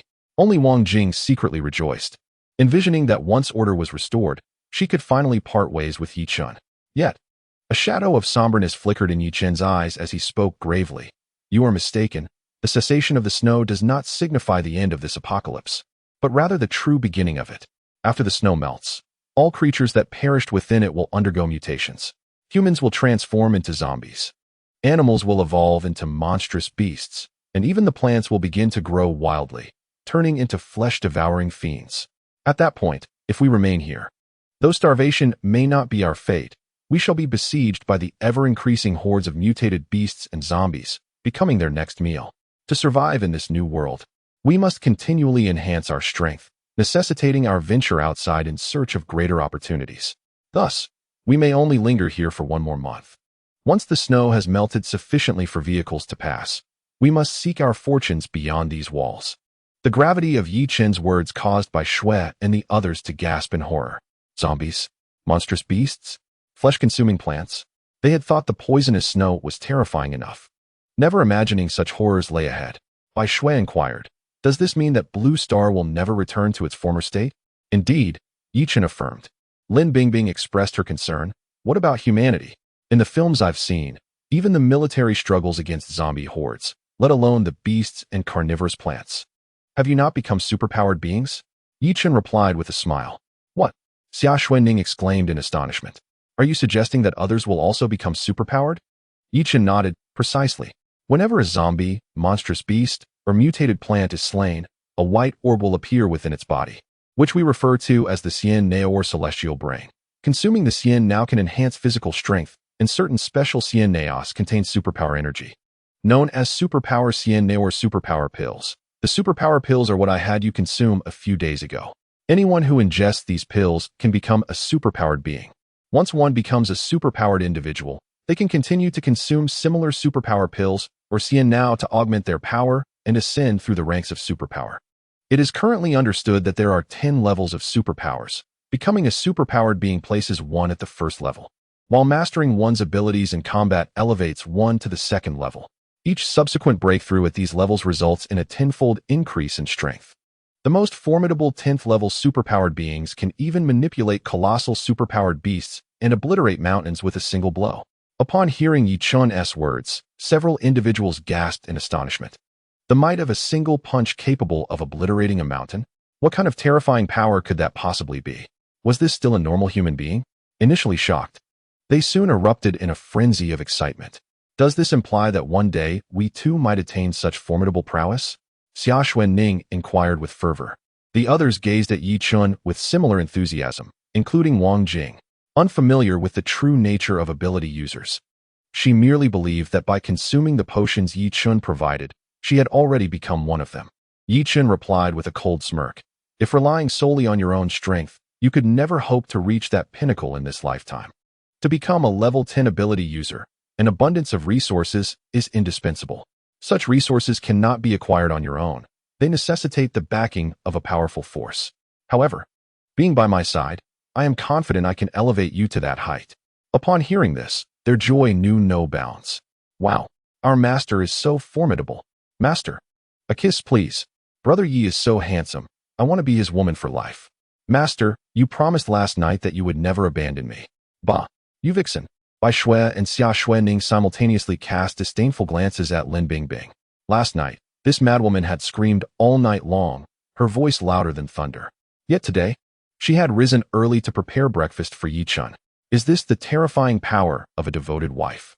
Yi Chen's words were unassailable to Bai Shui and Lin Bingbing, but they were not necessarily accurate for Xia Xuanning.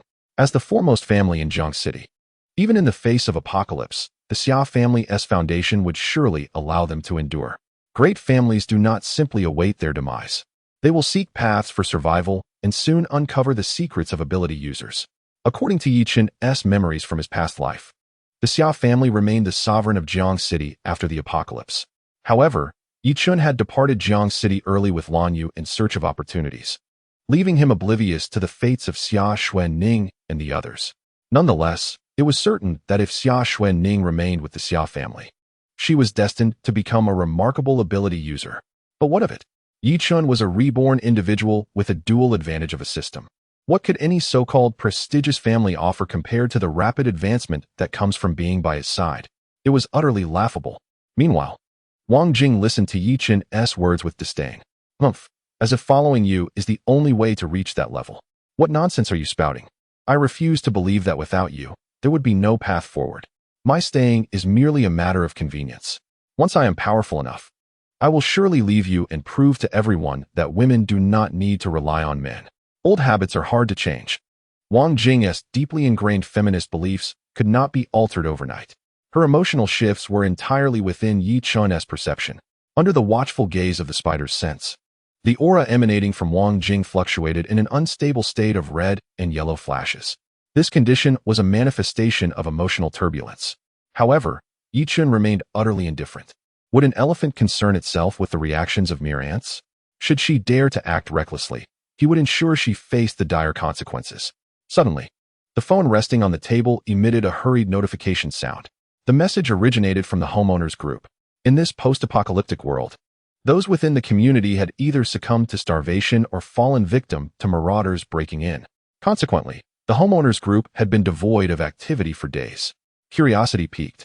Yi Chun opened the group chat, drawing the attention of Xia Xuanning and others, eager for some amusement. Help! Help! That bunch of bastards is trying to pry open my door. Who will save me? The cries were accompanied by sobs. I'm so scared. Whoever rescues me, I will offer myself in gratitude. Upon viewing the accompanying image, Yi Chun's eyes brightened. This photograph was indeed striking, undoubtedly worthy of a 9 out of 10. Yet, the system's notification failed to sound. What was this? The woman in the photo was certainly a 9, so why no alert from the system? Could it be that the photo had been enhanced? Curse this deceptive Asian sorcery. Yi Chun set his phone down, prepared to disregard the message. However, Xia Xuanning snatched the phone with excitement, exclaiming, Master, may I accompany you? Such a beautiful lady. I shall bring her back to serve you. Xia Xuanning's enthusiasm was commendable, yet Yi Chun could not shake the feeling that she was merely bored, seeking a distraction while indulging her peculiar proclivities. After all, she had already grasped a hefty wooden club, bristling with long nails, soaked in a brine of salt and chili for 3 days and nights, with a foul yellow substance coating its surface. If struck by that club, one would not only suffer pain, but also be thoroughly disgusted. Yi Chun hastily covered his nose and stepped back. Where on earth did you procure this repulsive thing? What is that yellow substance? You Haven tea smeared it with feces. Have you? Of course not. Xia Xuanning replied, her voice laced with indignation. I merely touched a piece of Wang Zhi's stinky tofu. Yi Chun exclaimed. Stinky tofu? Is this something a sane person would conceive? You could simply use a knife for murder. If that fails, I could provide you with a gun. What on earth do you need that for? Lin Bingbing, suppressing a twitch at the corner of her eye, gave Xia Xuanning a thumbs up, remarking, in terms of eccentricity, it seems you are the only one here who can match the master. Yi Chun interjected, No. It is Xia Xuanning who surpasses me. Ridiculous. Yi Chun slammed the table, declaring, when it comes to eccentricity, none of you can match me. With that, he strode towards the storage room and retrieved a chainsaw powered by diesel. The piercing whine of the chainsaw filled the air, mingling with the acrid scent of diesel as it permeated the room. A cigarette dangled from the corner of Yi Chun's mouth, and a disturbing fervor danced across his face.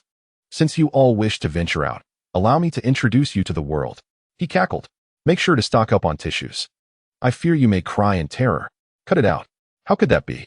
Xia Xuanning scoffed, brandishing her stinky tofu stick with disdain. Lin Bingbing seized a fruit knife from the table, declaring, if the master revels in eccentricity, then I shall outdo him in that regard. What? Brother Yi likes eccentricity? Bai Shui blinked her large, watery eyes, her innocent expression betraying her anxiety. But I'm not eccentric. What should I do? Brother Yi won't stop liking me, will he? Xia Xuanning patted Bai Shui's shoulder, reassuring her, little Shui, you must have confidence in yourself. Anyone who can remain in this room cannot possibly be normal. If you doubt your eccentricity, it only proves you are exceedingly eccentric already. Chapter 50. Unexpected gain, really? Bai Shui's face lit up with joy, her excitement palpable. Meanwhile, Wang Jing observed these individuals competing to see who could be more eccentric, and she couldn't help but feel a wave of contempt. What is this nonsense? How can there be good people who are more eccentric than the rest? Wait a minute. Can they still be considered good people if they are all so eccentric? I've truly been worrying about nothing. Hey, you're coming too. Yi Chun called out to Wang Jing as he approached the door. Me? I have to go too? Wang Jing was taken aback. Well, what do you think? Yi Chun's gaze turned frosty. Wang Jing was still caught between allegiances. If he left her alone at home, who knew what chaos she might unleash? Hurry up, or I'll have Xuanning teach you a lesson. Bai Shui urged impatiently. Wang Jing snapped to attention, grabbing the fruit knife from the table, and hurriedly made her way over. She wasn't afraid of Xuanning's lessons, but she was genuinely terrified of what Bai Shui might teach her. Outside the door, Yi Chun pressed the elevator button, but the elevator remained unresponsive. Frowning, Yichen realized they had likely damaged it. "Let us take the stairs," he said, leading the group down. For Xia Xuening and Bai Shui, this was their first excursion beyond the confines of their home since the apocalypse had begun. Lin Bingbing had ventured out once before, but that time the world outside was still relatively normal. Wang Jing had recently left as well, only to be dragged back by Yi Chun, and she had taken the elevator, leaving her unaware of the terrifying events that had transpired in their community. As they descended the stairs, the group began to grasp the true meaning of terror. A pervasive stench of blood permeated nearly every floor. The walls of the stairwell were marred by visible bloodstains. Furthermore, the stairwell bore witness to the presence of several corpses. Most of the men had met their demise through savage stabbings, while the fate of the women was far more harrowing. Regardless of age, stature, or beauty, they had been stripped of their garments, suffering an extraordinarily tragic end. The expressions on their faces in death were filled with despair and terror, their eyes wide open in a haunting gaze. It is unfathomable to contemplate the horrific, inhumane treatment they endured before their demise.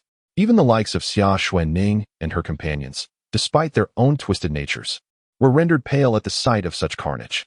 Fury burned in their eyes. As women themselves, they instinctively imagined the profound hopelessness they would feel if they were in the same position. "A pack of scoundrels. Those despicable wretches. I shall annihilate them all," the trio declared, seething with rage. Though Wang Jing remained silent, her face clearly reflected her anger and fear. At that moment, Lin Bingbing suddenly turned to Wang Jing. "Did you see that? If it weren't for our master, you would have been amongst this wretched crowd." Wang Jing bowed her head in silence, lost in thought. Lin Bingbing smirked. "One must learn to be grateful. In this apocalyptic world, even husbands, whom we loved dearly, can abandon us. How can we expect pity from outsiders? Our master provides us with sustenance, clothing, and the strength to grow powerful. He is our deity. Anyone who dares betray him will face my wrath before he even lays a hand on them." Lin Bingbing's words dripped with a chilling intent to kill. Witnessing this, she further understood the depth of Yi Chen's kindness towards her. Were it not for him, she would have long been sold to Han Fei and others by her husband. With her striking beauty, her fate would have been 1,000 times more tragic than those women in the corridor. Wang Jing remained silent, and Lin Bingbing chose not to engage her further. She had said all that needed to be said. Should Wang Jing insist on her own destruction, Lin Bingbing would not indulge her. Suddenly, as Yi Chun and the others ascended to the 10th floor, the stairwell door was violently thrust open. A bloodied middle-aged woman, her lower half clothed only in tatters, stumbled and collapsed to the ground. "Ah!" Wang Jing gasped in fright, while Lin Bingbing and Xia Xuening, though startled, managed to contain their screams. Yichen shot a stern glance at Wang Jing before turning his attention to the newcomer. At present, there were no mutant beasts or zombies. A louder noise posed no immediate threat. However, if Wang Jing continued to shout in such a manner in the days to come, her cries could very well attract a horde of zombies and mutant beasts, endangering them all. "Help me. Please, help me." The blood-soaked woman's trembling hand grasped Yi Chen's pant leg, her voice hoarse with the desperate yearning for survival. Yi Chen merely cast a glance and immediately discerned that the woman was beyond saving. Her body bore the marks of knife wounds and brutal beatings, leaving her in a state of utter despair. Even with his exceptional medical skills, he felt powerless to intervene. Shaking his head, he declared, "Your injuries are too severe. You are certain to perish, and I cannot save you." With that, he tossed a piece of bread and a bottle of mineral water beside her and turned to leave. "Please, don't go," the woman implored, gripping Yi Chen's pant leg tightly. Summoning all her strength, she raised a blood-stained photograph clutched in her left hand. "You must help. My daughter is at Jiangxing Financial and Accounting University. I beseech you." Before she could finish her plea, her breath ceased. Yi Chen picked up the photograph and was taken aback to see a pure young girl clad in a white dress. The girl had a radiant smile, a face like a lotus flower, and a sweet, endearing appearance that undoubtedly rated above a 9. At that moment, the system's notification chimed in. Name: Chen Yu. Age: 19. Health status: excellent. Number of relationships: 0. Overall score: 93. A woman who meets the system's criteria? Yi Chen had not anticipated such a fortunate discovery during his outing. He carefully stored the photograph and then activated his fire-based abilities to incinerate the woman's corpse. "Rest in peace. I shall look after your daughter," he vowed. Having completed this solemn task, Yi Chun and his companions resumed their journey towards their destination, Building 2001. Knock. Knock knock. Several burly men were forcefully attempting to break down the door. No, please. Spare me. I truly have nothing left to eat. I beg you, let me go? A woman's desperate cries echoed from within. Ha ha. Shout louder. The more you scream, the more excited my brothers will be. They laughed heartily. Look at the quality of the photos this woman shared. We are in for a treat. I hope she's a virgin. It has been ages since I've had one. Amidst their crude banter, the men finally broke through the door, which had been barricaded with tables and chairs. However, upon entering, they were instantly dumbfounded. What's this? One exclaimed. Before them stood a woman who, while somewhat shapely, could only be described as tragically unattractive. With small eyes, a flat nose, thick lips, and a pointed chin, she resembled a primate barely mastering the art of upright walking. Where is the woman who called for help? The leader demanded sternly. The frightened woman stammered, There is no one else. It's just me. Nonsense. The man retorted angrily. The one calling for help was clearly a beauty.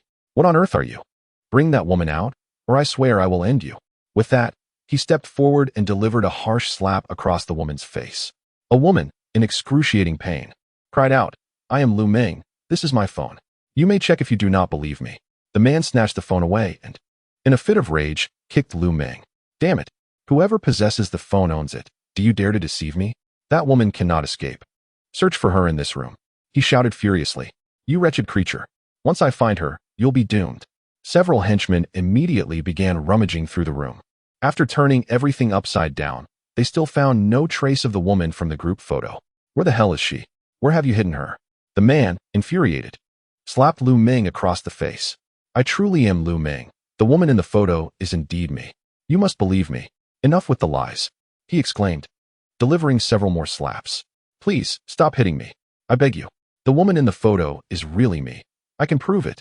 How can you prove that? The man shouted in anger. The woman in the picture is stunning, while you are utterly repulsive. How dare you pretend to be her? Just wait a moment. I can genuinely prove it. Lu Meng sobbed as she dashed into the bedroom, emerging moments later with makeup tools. A few minutes passed, and the onlookers were astonished. Unbelievable. She has truly transformed. Yet, despite her newfound beauty, she still bore little resemblance to the woman in the photograph. Speak the truth about where that woman is, or I will end your life. It really is me. My face is swollen from your blows, making me appear different. Use my phone to open the beauty filter and look at me. The man, slightly confused, opened the beauty camera and pointed it at Lu Meng. The next instant, the crowd was stunned. Under the powerful, beautifying effect of the camera, Lu Meng indeed bore a striking resemblance to the woman in the photo, save for her swollen face. The man then aimed the phone at a nearby fierce-looking henchman. Instantly, the henchman transformed into a handsome young man. What is this trickery? How dare you use technology to deceive me? I will end your life. The man roared, raising his weapon to strike Lu Meng. Wait, boss. A henchman quickly intervened. We haven't encountered a young woman in days. This one, once made up, is at least tolerable. Let us make do with her, or we will be in discomfort. Very well, let us utilize this waste, the man replied with a sinister smile. Such trash is not worth our resources. We can dispose of her immediately. The henchman cheered, eagerly advancing towards Lu Meng. Lu Meng was terrified and burst into tears. Please don't kill me. I'll cooperate with you. As long as you spare my life. I can serve you forever. I eat very little. Please let me go, I beg you. Eating less won't save you.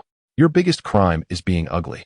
The underlings let out lewd laughter, pinning Lu Meng to the ground and groping her mercilessly. Rip! Her down jacket was torn apart. Then, one of the thugs pulled out a thick baseball bat, tracing its wider end suggestively over her. No, please. Lu Meng nearly fainted from fear. How could they thud? A heavy impact suddenly echoed from the doorway. The thug standing guard was sent flying into the room.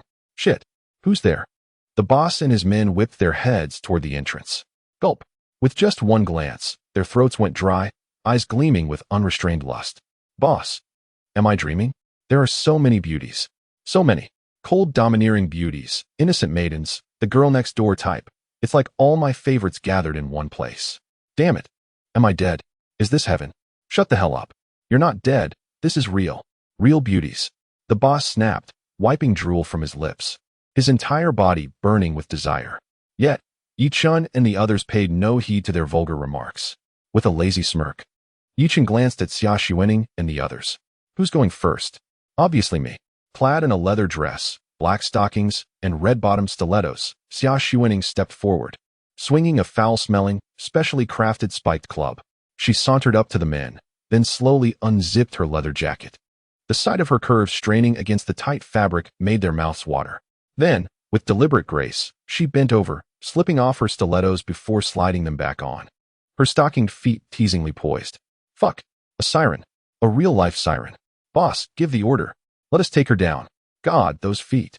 I can only imagine how sweet they must smell. Please, goddess, trample my face with those heels. I'd worship them. No, no. I'd rather beat her senseless with a club. Idiots. A beauty like this deserves to be burned, slowly. Ha. Their perverse banter was beyond twisted, proof of the unspeakable horrors they had inflicted on their past victims. Bai Shui and the others seethed with fury. Yet Xia Xuening only smiled, her laughter dripping with allure. Giggle. My, you gentlemen are quite eager, aren't you? She tilted her head, eyes glinting. But don't rush. I prefer taking things, one at a time. Which brother just mentioned wanting me to step on his face? Allow me to oblige. It is I indeed. The younger brother who expressed such a desire was taken aback and immediately rushed to Summer Xuening, lying down before her. Come now, trample me. First with your shoes on, then barefoot. Ah, just thinking about it is exhilarating. Hee, splendid. Summer Xuening slowly raised her foot. And amidst her alluring smile, a hint of lethal coldness emerged. Thud. Her high heel suddenly descended with force. That sharp 10-centimeter stiletto viciously pierced the man's left eye. Ah! The man writhed in agony, screaming. Summer Xuening pressed down fiercely, the heel instantly shattering the man's brain. His neck twisted grotesquely. Embodying the notion of dying beneath a pomegranate skirt, even as a ghost, he remained flamboyant. Chapter 52. Enhanced weapons of supernatural ability. This kick stunned everyone present. Summer Xuening lifted her bloodied high heel, smiling as she gazed at the others. What was once a charming smile now appeared more terrifying than a malevolent spirit to the onlookers. And who was it that wished to discipline me with a club? Summer Xuening raised the spiked club in her hand, grinning as she fixed her gaze upon them. Come forth. I am ready to fulfill your desires. Gulp. The others swallowed hard, retreating in unison. Terrifying. Utterly terrifying. Mother. I want to go home and find my mother. This was the collective thought echoing in their minds. What are we so afraid of? The leader, however, regained his bravado, angrily declaring, this which is merely a weak woman. If that fool lying on the ground wasn't he being trampled, could she truly kill us? Let us all charge together. I relish this fierce mare. Once we subdue her, we shall all revel. Upon hearing this, the younger brothers realized their oversight. Summer Xuening was ruthless, but she was ultimately a frail woman. Surely, if they all rushed her, they could easily overpower her. With this in mind, the younger brothers promptly raised their weapons and charged at Summer Xuening. Wow, how frightening you all are. Brothers. Summer Xuening placed her hands on her chest, clutching the club, feigning panic. Ha ha ha. Indeed a timid woman. How dare you kill my brother? You are doomed. Today, I shall ensure you experience the utmost pleasure of being a woman. The group dropped their guard entirely, already envisioning the scene of overpowering Summer Xuening and indulging in their desires.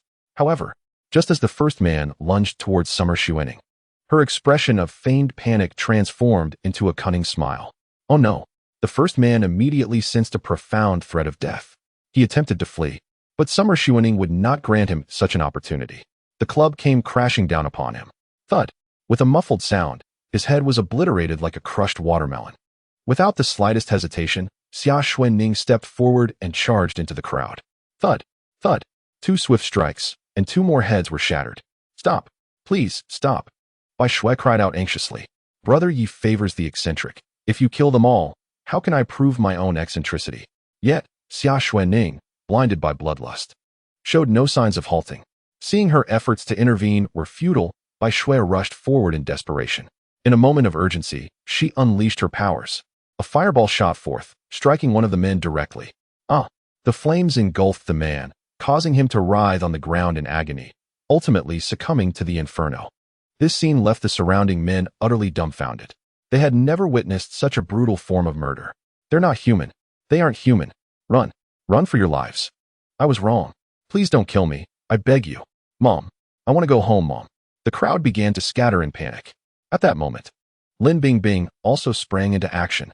To everyone's astonishment, she summoned flames with her left hand and then brushed them onto a fruit knife held in her right hand, setting it ablaze.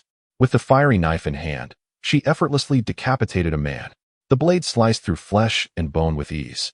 Yi Chen was elated. Lin Bingbing was remarkable. She had mastered the most formidable killing technique of low-level superhumans, weapon augmentation with her powers. Bai Shui's method of launching fireballs was lethal to ordinary people, but for the tough-skinned beasts or the relentless zombies that required their brains to be smashed for annihilation, its effectiveness was considerably limited. Thus, the most potent means of attack for low-level superhumans was to channel their powers into their weapons to vanquish foes. Yi Chen had never taught them this. Yet, Lin Bingbing had independently grasped this concept. Truly extraordinary. The surrounding crowd, engulfed in chaos and despair, painted a picture of one-sided slaughter. Wang Jing's worldview was utterly shattered. First, she was astounded by the brutality exhibited by Xia Xuanning and the others. Despite previously witnessing their terrifying capabilities, she had thought it impressive to kill so many. But now, in contrast to them, she felt like a stumbling infant. It was laughable. Secondly, her understanding of the term superpower had been profoundly altered. She had believed that by consuming the potion given by Yi Chen, which enhanced her physical abilities, she had become a superhuman. Yet, it was clear now that she was far from it. Real superhumans could control flames? How astonishing. In a moment of reflection, Wang Jing found herself feeling somewhat ridiculous. Reflecting once more on Yi Chen's assertion that one can only ascend to the pinnacle of extraordinary abilities by remaining by his side, Wang Jing suddenly felt that this statement might not be an exaggeration. After all, the knowledge she had acquired thus far had already far surpassed her previous understanding. It could be said that without Yi Chen, she would likely remain oblivious to matters concerning supernatural powers until her dying breath. Soon, all adversaries were vanquished. Xia Xuanning discarded the battered wolf fawn club beside her and, feeling unfulfilled, remarked, "Alas, they were far too weak. The fight was utterly unsatisfying." "Humph, you feel unsatisfied?" Bai Shui retorted, her cheeks puffed with indignation. "I only managed to slay 3, while you have already dispatched 5. 3, 5. That's merely 8. Xia Xuanning glanced backward, only to behold 10 lifeless bodies sprawled beside Lin Bingbing. You killed 10. Xia Xuanning's eyes widened in astonishment. Bai Shui echoed her surprise. "Sister Bingbing, you only intervened at the end. How did you manage to slay so many?" The trio had been so engrossed in their own battles that they had failed to notice the remarkable feats of their companion. Lin Bingbing chuckled awkwardly. "Oh, it was nothing much. I simply experimented with enhancing my fruit knife with supernatural energy, and to my surprise, it became extraordinarily sharp, allowing me to dispatch more foes." Is that even possible?" Xia Xuanning and Bai Shui immediately set to work, utilizing the corpses on the ground for their experiments. Indeed, the knife in Bai Shui's hand sliced through the remains with the ease of chopping vegetables, while Xia Xuanning's club was even more terrifying, with a single strike. The body ignited in flames. "Wow, this is truly impressive. Bingbing, you are nothing short of a genius. Sister Bingbing, you are amazing, unlike me, who feels so foolish. Hee, it's nothing really. It just occurred to me, and I never expected it to work." With that, she turned to Yi Chen and remarked, "By the way, our master mentioned he would demonstrate just how extraordinary you are, yet you remain idle." Yi Chen smiled and shrugged, "I am merely motivating you. While the current situation poses no danger, it is beneficial for you to practice. This way, you will be safer in the future. As for my own extraordinary capabilities, you will have ample opportunities to witness them in due course. I hope you won't be frightened to tears when the time comes." Chapter 53, Blind Confidence. "Thank you. Thank you for saving me. Please, take me with you." At that moment, Lu Ming rushed towards Yi Chen, crying out in desperation. The gruesome scene had left her in shock, yet she adapted remarkably quickly. Soon, she discerned the extraordinary nature of Yi Chen and his companions.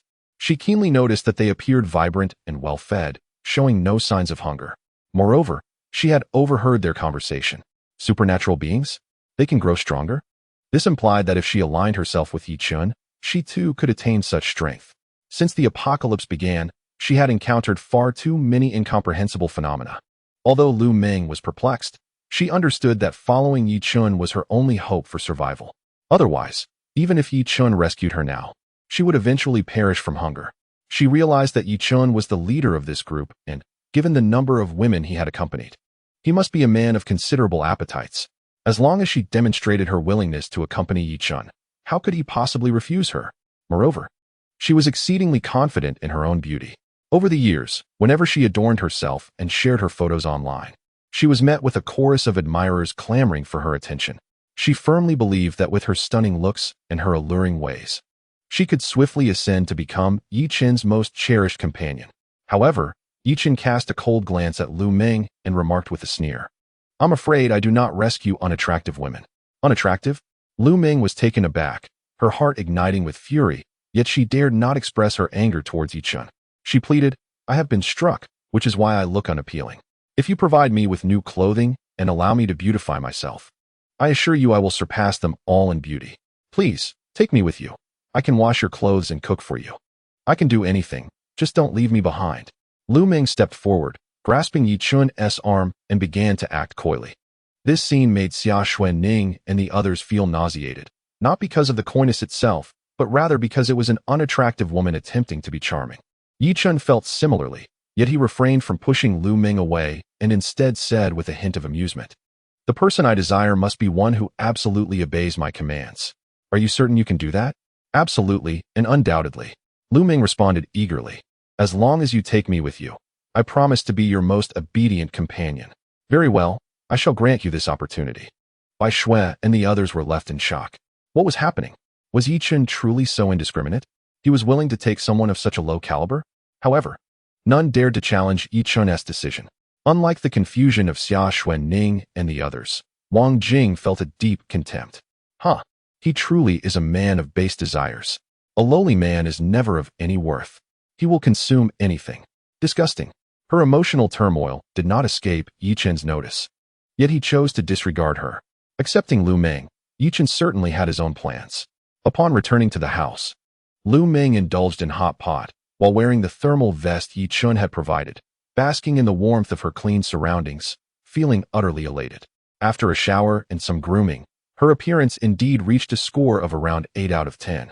Yet, the heavy smoky makeup and the overwhelming scent of her perfume were met with disdain from Xia Xuanning and the others. Only Yi Chun remained indifferent. Seated in the living room engrossed in a video game console he had retrieved from Lu Meng's home. The arrival of this console instantly brought Yi Chun a new source of entertainment. Lu Meng soon found herself satiated, for the saying goes, when one is well fed, desires awaken. Lu Meng wiped her mouth and immediately adopted a coy demeanor, inching closer to Yi Chun. "Brother Yi, you are truly too kind to me. That hot pot was absolutely delicious. I adore you the most, Brother Yi. Would you like to take a nap? Shall I attend to you?" Yi Chun waved his hand dismissively, lacking the time for such frivolities. Bah, what a wretched green tea. What nonsense, whining upon arrival without any sense of boundaries. Brother Yi surely would not favor such a brazen hussy. Xia Xuanning and her companions watched with suppressed anger as they leaned against the balcony, observing Lu Meng shamelessly complain and fawn over Yi Chun. Noticing that Yi Chun remained unperturbed, a flicker of disappointment crossed Lu Meng's eyes. At that moment, Yi Chun set down the game controller and gestured to Xia Xuanning and her friends. "Brother Yi, Master." The 3 girls instantly rushed over, their faces alight with joy. Yi Chun rose and approached the safe beside the refrigerator, opening it to reveal an assortment of ability potions and beginner fire-type ability pills. "Take these ability potions and fire-type pills and distribute them among yourselves. Consume them within this month to enhance your strength." Lin Bingbing and her companions had already ascended to the level of second-tier ability users, experiencing significant improvements in their physical capabilities. The efficacy of these potions and pills would scarcely elevate their powers further.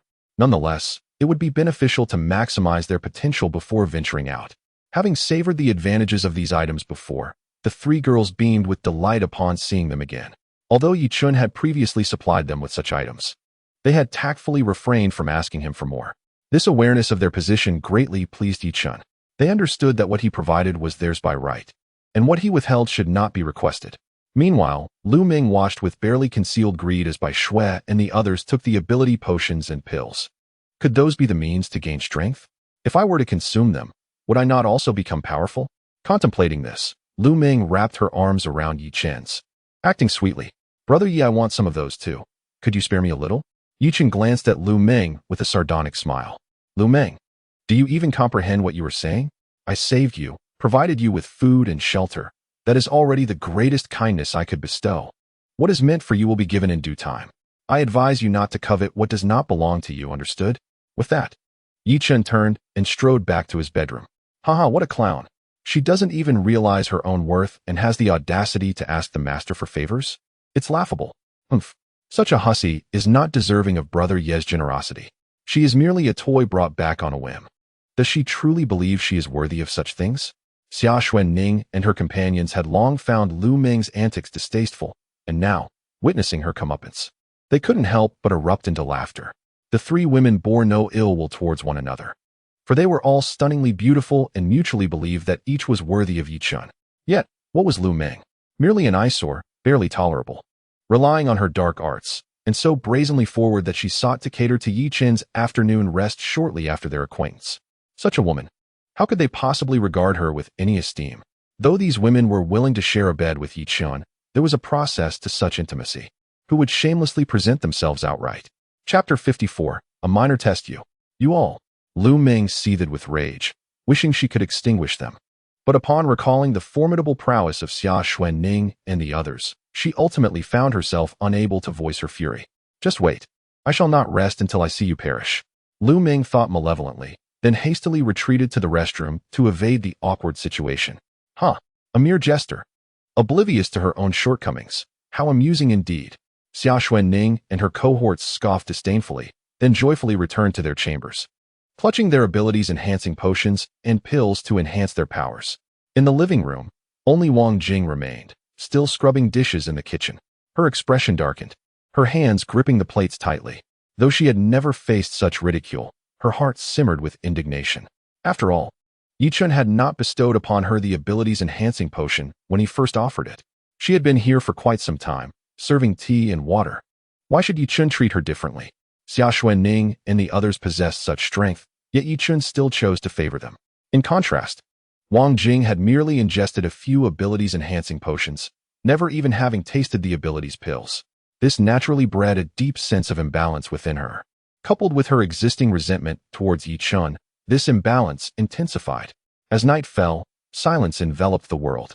As was customary, the external sky lay in utter stillness, devoid of any sound. At 3 a.m, while Yi Chen and the others were deeply ensconced in slumber, the door of the smallest guest room was suddenly pushed open with great care. Wang Jing stealthily peeked outside, ensuring no one was present, then cautiously stepped out. Her gaze fixed upon the safe adjacent to the dining room, her eyes gleaming with intense greed. That is the box. During the day, Yi Chen retrieved the abilities-enhancing potion from within, as well as the abilities pills that could transform one into an abilities user.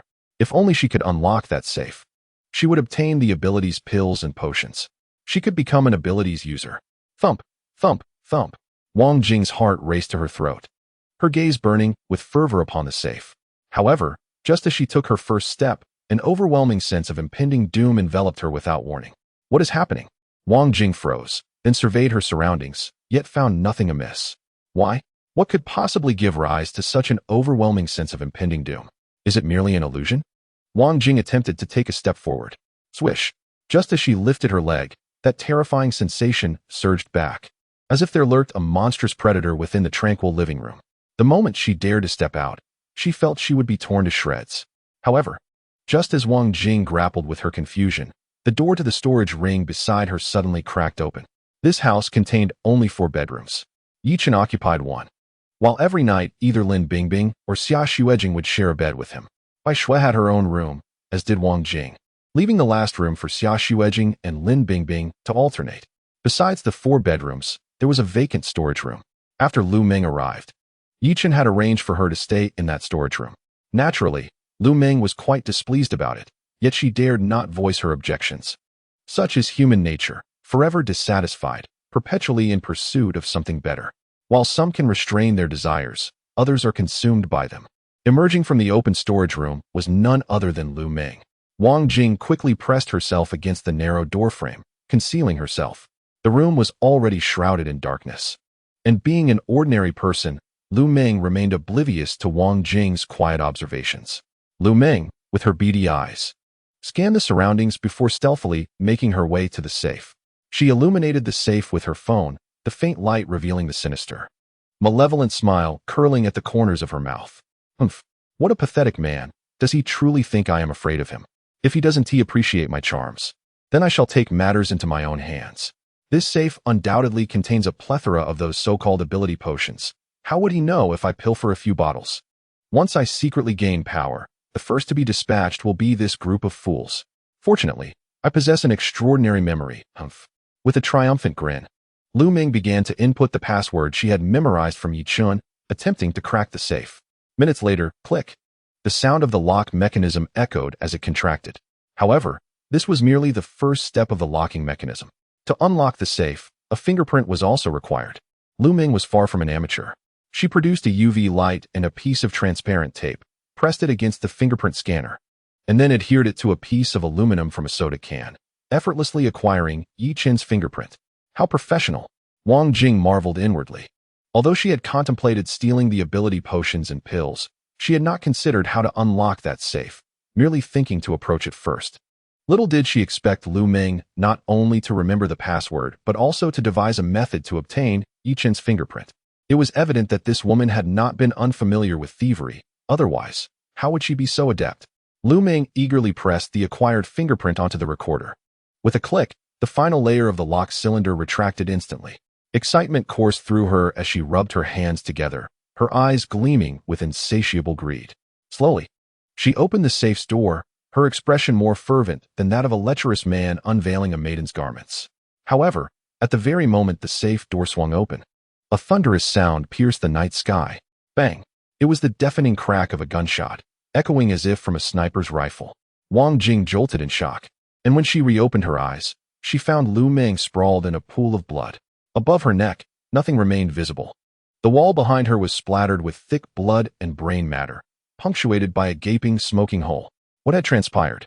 Xia Xuanning and the others were taken aback and rushed outside. Wang Jing hastily shut the door, steadying her nerves before feigning to dash out as well. What happened? How did she die? Wang Jing exclaimed, pretending to be oblivious. Simultaneously, she glanced at the open safe. To her dismay, it contained no extraordinary potions. Only a massive handgun rigged to a mechanism, its barrel aimed directly at the head of the one who dared to unlock it. It was a trap. Wang Jing's mind went blank, filled with dread. She had never anticipated that earlier, when Yi Chun retrieved something from the safe. It was a deliberate ploy to lure the unscrupulous into theft. If no one attempted to steal, nothing would occur. But if someone did, the fate of Lu Ming awaited. Suddenly, she grasped the nature of the deathly peril she had just sensed. Had it not been for that ominous feeling, she might very well have been the one to perish. Chapter 55, Show of Strength. Xia Xuanning and the others stood in stunned silence, bewildered by the unfolding scene. How could this have happened? I have no idea. The master just took extraordinary potions from this safe earlier today. How could it have transformed into a gun in the blink of an eye? Could it be that the master was testing us? The realization dawned on Xia Xuanning and the others, sending a chill down their spines. Indeed, it must be so. The master can conjure his belongings at will. Why would he store them in this safe? Xia Xuanning's words awakened them. They were now certain that Yi Chun was assessing their loyalty. An eerie silence enveloped them, and a wave of trepidation washed over their hearts. They had witnessed far too many gruesome scenes to be daunted by the headless corpse. What truly frightened them was the inscrutable mind of Yi Chun. Over the past few days, he had treated them with joviality, offering no reprimands, allowing them to gradually forget his authority. It was only in this moment that they came to a profound realization. Yi Chun was indeed the master of this household. He possesses the authority to determine the fate of every individual. Anyone who dares to betray him, regardless of their identity, cannot escape death. They understood why Yi Chun brought Lu Ming back. It is likely that from the moment he returned with Lu Ming, he had already devised a scheme to use her as a means of intimidation against them. However, one can only say that Lu Ming brought this upon herself. Had she not been consumed by greed, she would not have met such a dire end. At that moment, Yi Chun finally arrived, albeit fashionably late. He glanced at the corpse on the ground and nonchalantly remarked, "Dispose of it." Summer Xuanning and the others hurriedly prepared to act. "Do not move." Yi Chun halted them, then turned to the dazed Wang Jing beside him, saying, "You take her out." Wang Jing instinctively lifted her gaze to Yi Chun and felt a sudden jolt in her heart. His eyes were eerily calm, yet exuded an overwhelming sense of pressure. Those indifferent eyes seemed capable of piercing through the very depths of her soul, revealing all her secrets. Summer Xuanning and the others immediately ceased their actions, retreating to observe Wang Jing. The fear in their hearts diminished, replaced by a warm sensation. They were foolish. Their unwavering loyalty to Yi Chun meant that any test he imposed was merely a trivial matter for them. The true target of Yi Chen's intimidation was, in fact, Wang Jing. Realizing this, they collectively sighed in relief and turned their attention to Wang Jing. Observing her fearful demeanor, they began to speculate. Could it be that Wang Jing harbored thoughts of theft? Perhaps she was merely a step too late?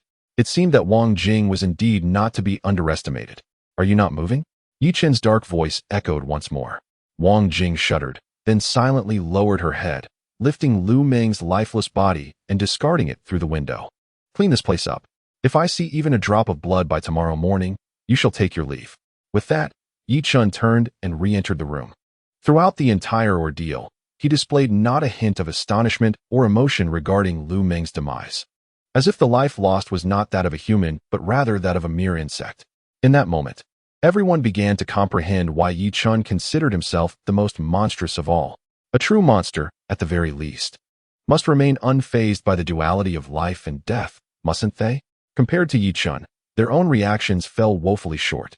Yet ultimately, it was merely their limited exposure to life and death that led to this disparity.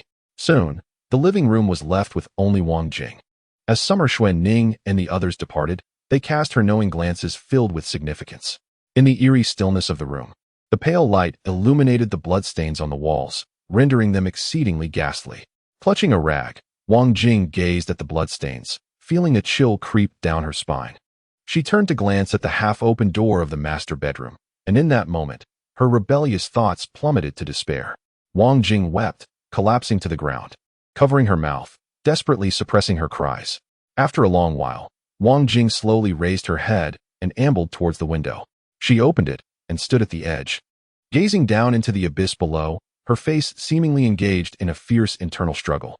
Ultimately, however, she retreated, firmly closing the window and gasping for breath.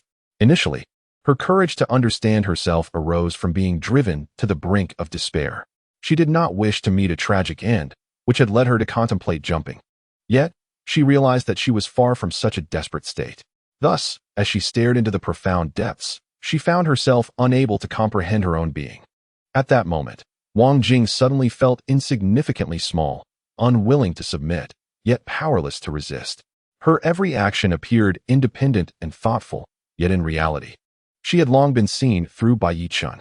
Wang Jing came to the grim realization that she might never escape from Yi Chen's grasp.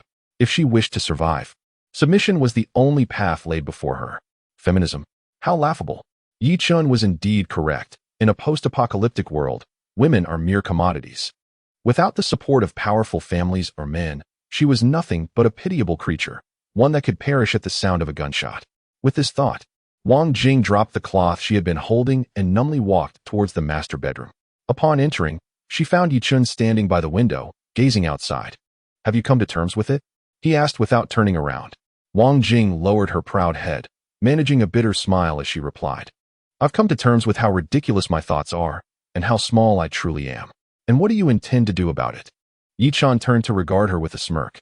Wang Jing clenched her teeth as her trembling hand slowly moved to the zipper of her long dress. As the dress slipped down, she timidly lay upon the bed, tears glistening at the corners of her eyes.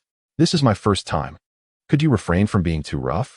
She murmured with her eyes closed, trembling all over. Yi Chen's lips curled into a wicked smile. I'm afraid that in my hands, I hold the final say. The following day, when Yi Chen awoke, Wang Jing was no longer by his side. Through the living room, he utilized his heightened senses to detect her presence. He noticed that her aura had nearly transformed into pure white, with only a faint hint of yellow lingering, clearly indicating her weakened state. The transition to complete white was merely a matter of time. No matter how formidable a woman may be, she must kneel before me. Yi Chun, he proclaimed with a smug expression. The system had indicated that one cannot force a woman into a relationship, nor compel intimacy, as such actions would not signify a successful bond. Yet, to ensure a woman's submission, aside from coercion and emotional manipulation, displaying strength could also be a reasonable approach. With the right display of power, There was no woman he could not conquer. Chapter 56. The Divine Weapon Forging System. Yi Chen realized that the system had no loopholes to exploit. For instance, when Wang Jing initially joined, she was ultimately subdued, and the distinction between coercion and persuasion was negligible. However, this was not Yi Chen's doing. It was the influence of Xia Xuanning and others. Despite this, the system still deemed the binding a success. After vanquishing Wang Jing, Yi Chen was awarded another opportunity for a 5-draw selection. System, initiate the 5-draw selection. Ding. The 5-draw reward selection has commenced. Reward 1. A mobile phone that will never run out of battery. Reward 2. Proficiency in beast language.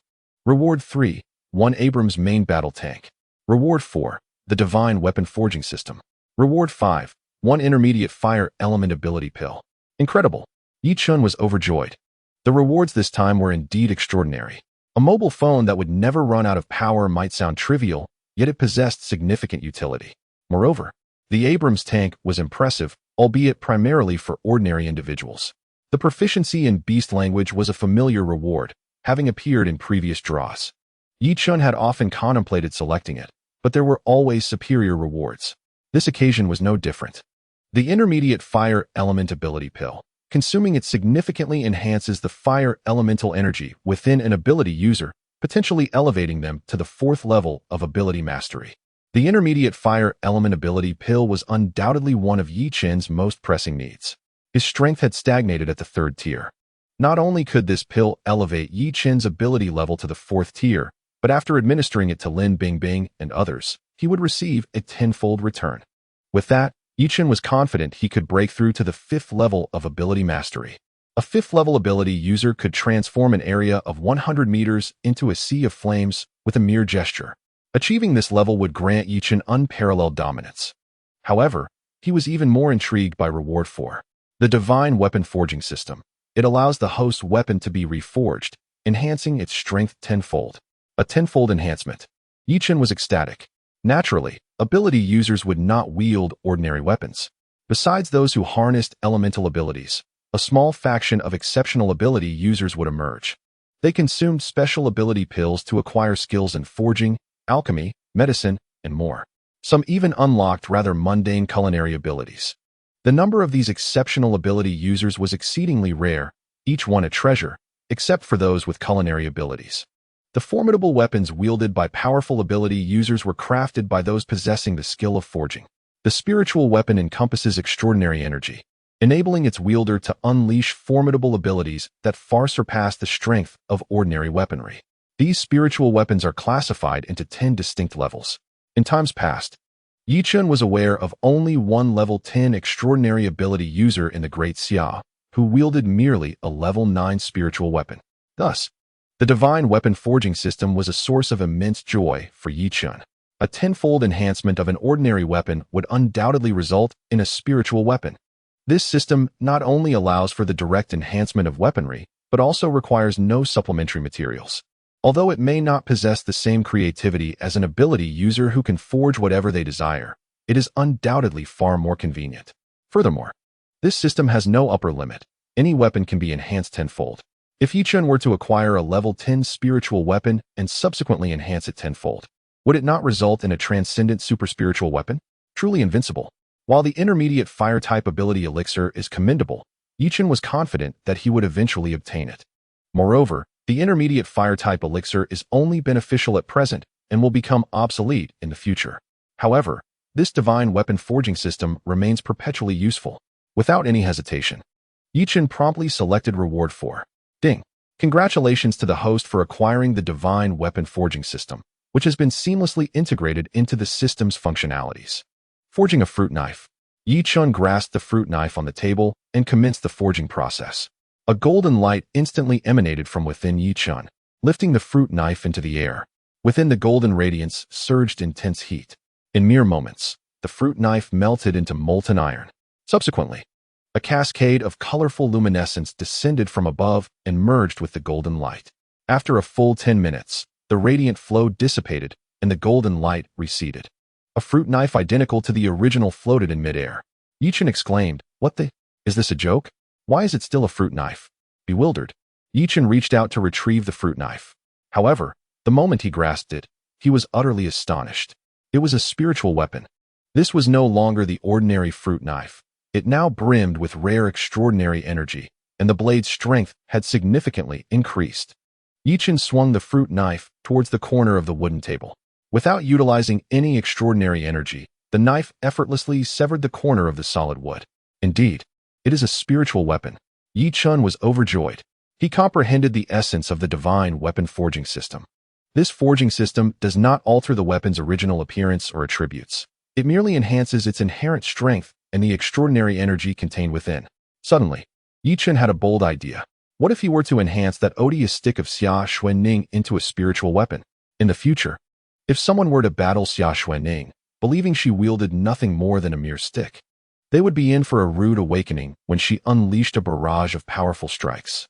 The foul appearance was enough to shatter the opponent's resolve. It was truly terrifying. This time, Yi-Chen was overjoyed by his extraordinary gains. He retrieved a Miao knife and a black iron dagger from beneath the bed, enhancing them through the divine weapon forging system. These weapons had been pre-selected by Yi-Chen, and for a considerable time to come, he would rely on this combination of long and short blades to navigate the post-apocalyptic world. With the divine weapon forging system at his disposal, he naturally prioritized the enhancement of these two weapons. Although both the Miao knife and dagger remained first-tier spiritual artifacts after the upgrade, their strength surpassed that of a mere fruit knife significantly. Yi-Chen attempted to perform a cloud ladder maneuver by stepping with his left foot on his right, but was met with disappointment. Weapons reforged by the divine weapon forging system could not undergo a second enhancement. Though disheartened, Yi-Chen was not particularly surprised. If such continuous enhancements were possible, it would render one utterly invincible. Having completed his tasks, Yi-Chen stepped outside wielding the Miao knife and dagger. "Master, are you going out to kill?" Upon seeing Yi-Chen emerge with the blades, Xia Xuanning and the others immediately gathered around. Excitement etched on their faces. Yi-Chen facepalmed. These women were indeed peculiar. Why were they so exhilarated at the mention of violence? Chapter 57. Weapon Enhancement. Yi-Chen waved his hand dismissively. "Not to kill, but to show you something remarkable." With that, he tossed the Miao knife and dagger to Xia Xuanning and the others. "Wow, what a magnificent blade." They gazed at the sleek Miao knife, their eyes shimmering with fervor. They were no longer innocent young girls. Their interests had evolved from dolls to formidable weapons.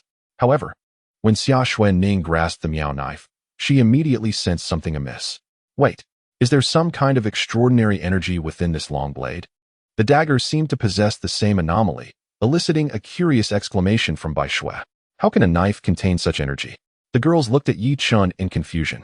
Yi-Chen clarified, "This is a spiritual weapon, a specialized armament that can only be wielded by supernatural beings. Spiritual weapons are not only far more durable than ordinary ones, but they also synergize with supernatural abilities, unleashing tremendous power." "Wow, that's incredible," the girls exclaimed with excitement. "Can we also possess such weapons? They must be quite precious, right?" Yi-Chen nodded. "Indeed, spiritual weapons are exceedingly rare. These two are likely the only ones of their kind on Blue Star." "Oh, I see," Bai Shui replied. Her expression one of disappointment, echoed by the others. Such divine armaments. How could they not yearn to possess them? However, since I have revealed them, I will surely find a way for you to acquire some. "Really? Is that true? Brother Yi, you are amazing." The girls cheered, their spirits lifted. "Master is the best." Yi-Chen led a few individuals to the storage room, which housed an array of cold weapons he had previously procured. "Please, step inside and select a weapon of your preference. I shall assist you in transforming it into a spiritual artifact." Upon hearing this, Xia Xuanning and the others eagerly rushed in. "This long sword is magnificent. I desire this one," exclaimed one. No, this long sword is far too long for a girl. I prefer this dagger," another chimed in. "Dagger? How gruesome. I believe this heavy hammer would suffice," yet another suggested. The group joyfully engaged in their selection. However, Wang Jing lingered at the entrance, timidly observing the others with evident envy in her eyes. Clearly, she was still shaken by the events of the previous night. "Why not join us in selecting?" Yi-Chen encouraged. "I, Yi-Chen, shall not neglect my own. As long as you sincerely follow me, what they possess, you shall possess as well." At his words, Wang Jing was momentarily taken aback, tears glistening in her eyes as she nodded fervently and stepped inside.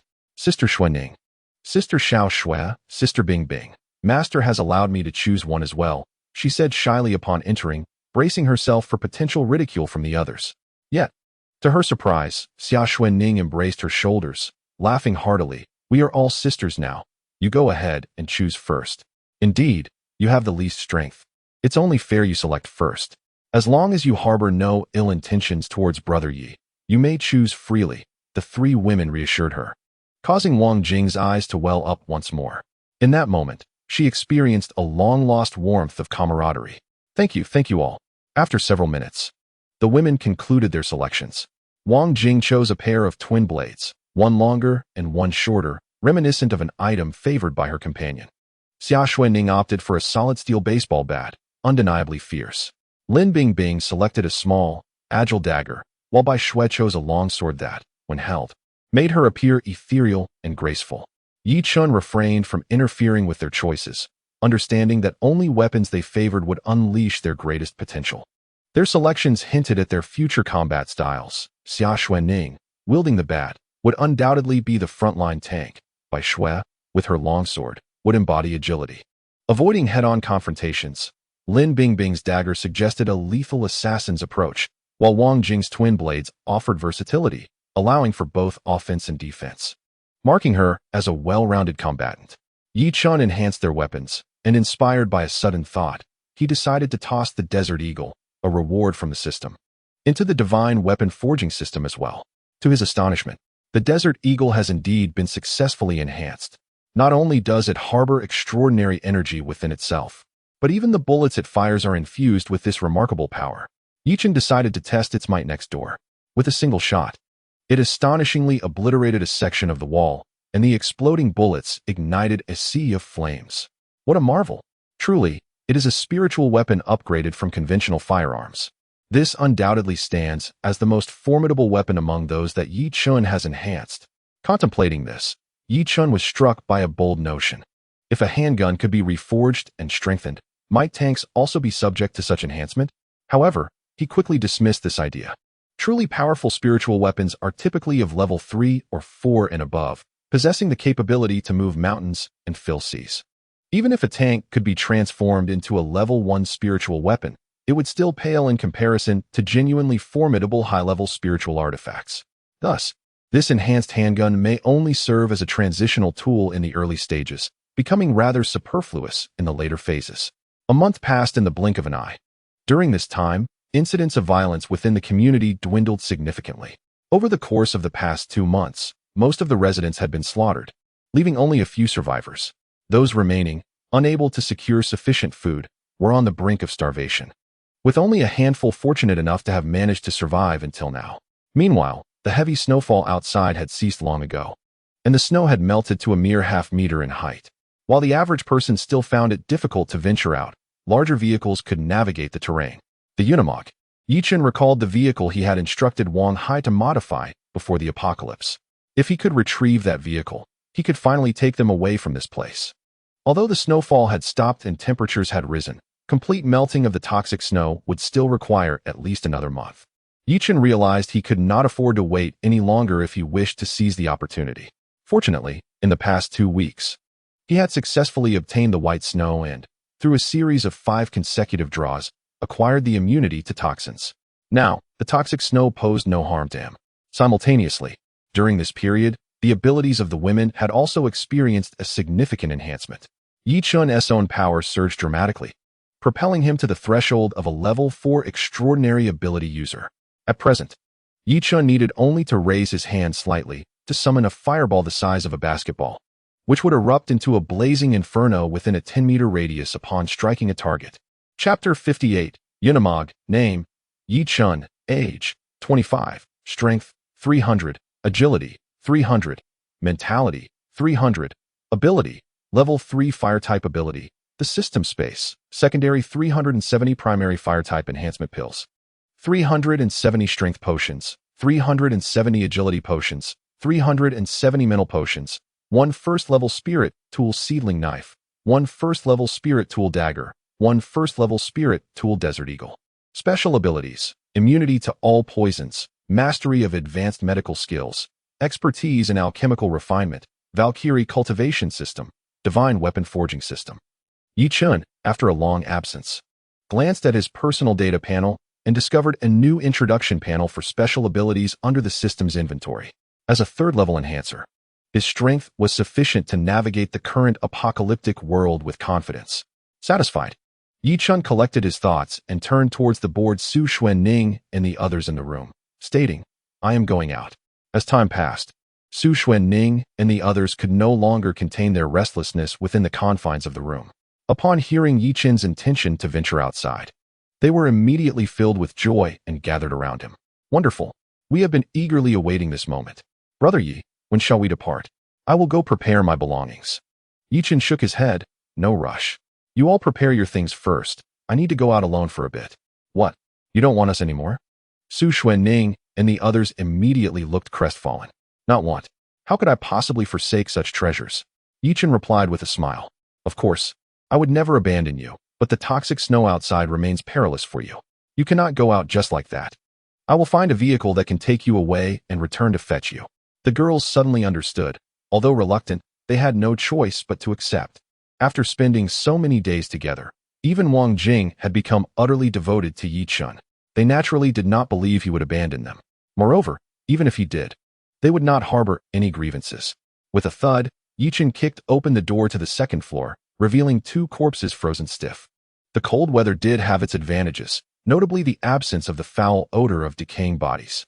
Ignoring the corpses, Yi Chun strode to the window, donned the bamboo snowshoes he had crafted, and leaped out of the second-floor window. These snowshoes distributed his weight, allowing him to effortlessly stand atop the half-meter-high snow without sinking. Ah, the refreshing air.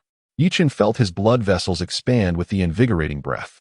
He glanced back at Su Xuanning and the others peering from the 20th-floor window, waved his hand, and departed from Julong Bay. Watching Yi Chun gradually vanish, Su Xuanning and the others were left in a state of desolation, either seated or leaning against the walls. Accustomed to the presence of their master, they felt an emptiness in his absence. Su Xuanning shook her head in bitterness, her words laden with melancholy. Indeed, Lin Bingbing and Wang Jing nodded in agreement. Bai Shui remained silent, yet tears streamed down her cheeks. Meanwhile, after leaving Julong Bay, Yi Chun immediately headed toward the modified vehicle that Wang Hai had originally described to him. The vehicle depot lies approximately 15 kilometers from this location. For an ordinary individual traversing this snowy terrain, it would likely take the entirety of a day to cover such a distance. However, for Yi Chun, this journey would only require a little over an hour. Surrounding him was an eerie silence. The streets were devoid of any life. No one dared to challenge the lethal potency of the toxic snow. Suddenly, a realization struck. Is that a person? Could it truly be human? Could the snow have lost its venom? Good heavens, am I hallucinating? Who would dare to roam about in such heavy snowfall? Moreover, that individual is dressed so lightly. Do they not fear the cold? As Yi Chun navigated the desolate expanse of snow, numerous survivors peering out from their windows caught sight of his presence. They were astonished, unable to believe that someone would venture outside. Upon witnessing Yi Chun, a few audacious souls contemplated braving the outdoors. However, the moment their bodies came into contact with the toxic snow, the poison within it swiftly corroded their flesh, leading to a tragic demise. It is indeed poisonous. The toxic snow retains its danger. The crowd gasped. Yet they were even more perplexed as to why Yi Chun remained unscathed.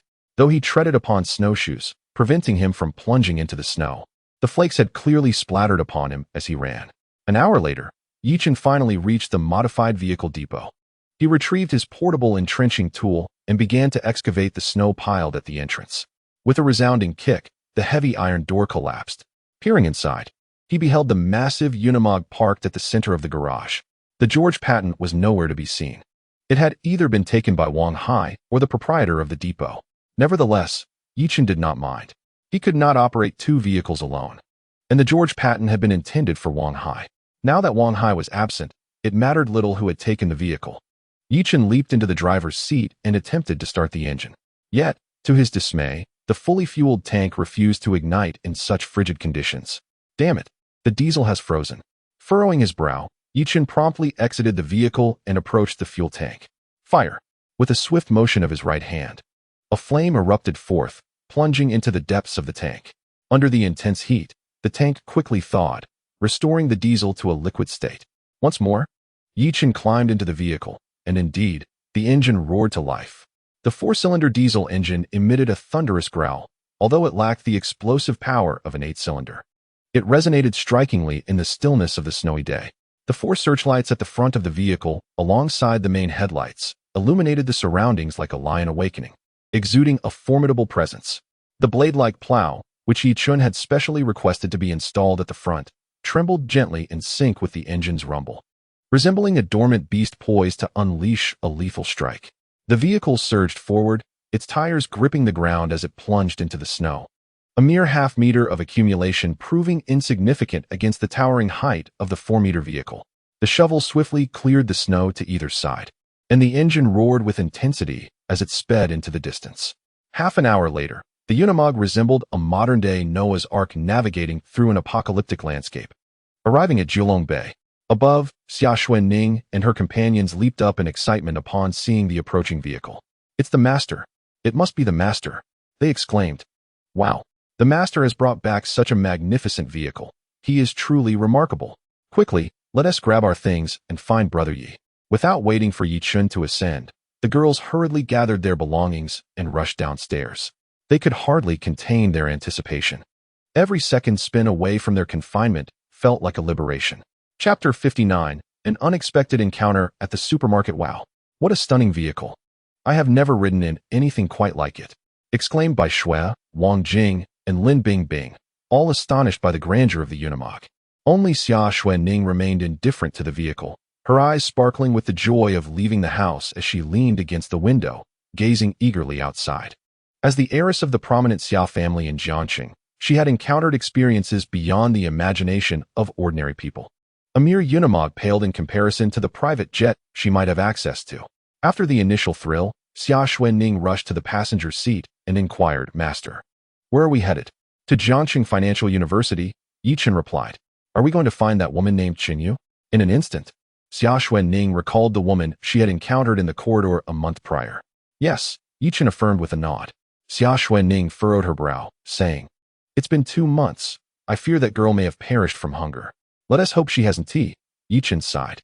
Qinyu was recognized by the system as a significant individual, and accepting her would yield another 5 draws. Thus, visiting the financial university was imperative for Yi-chun. Half an hour later, Lin Bingbing suddenly pointed at the roadside, exclaiming, "Look, it's a Walmart."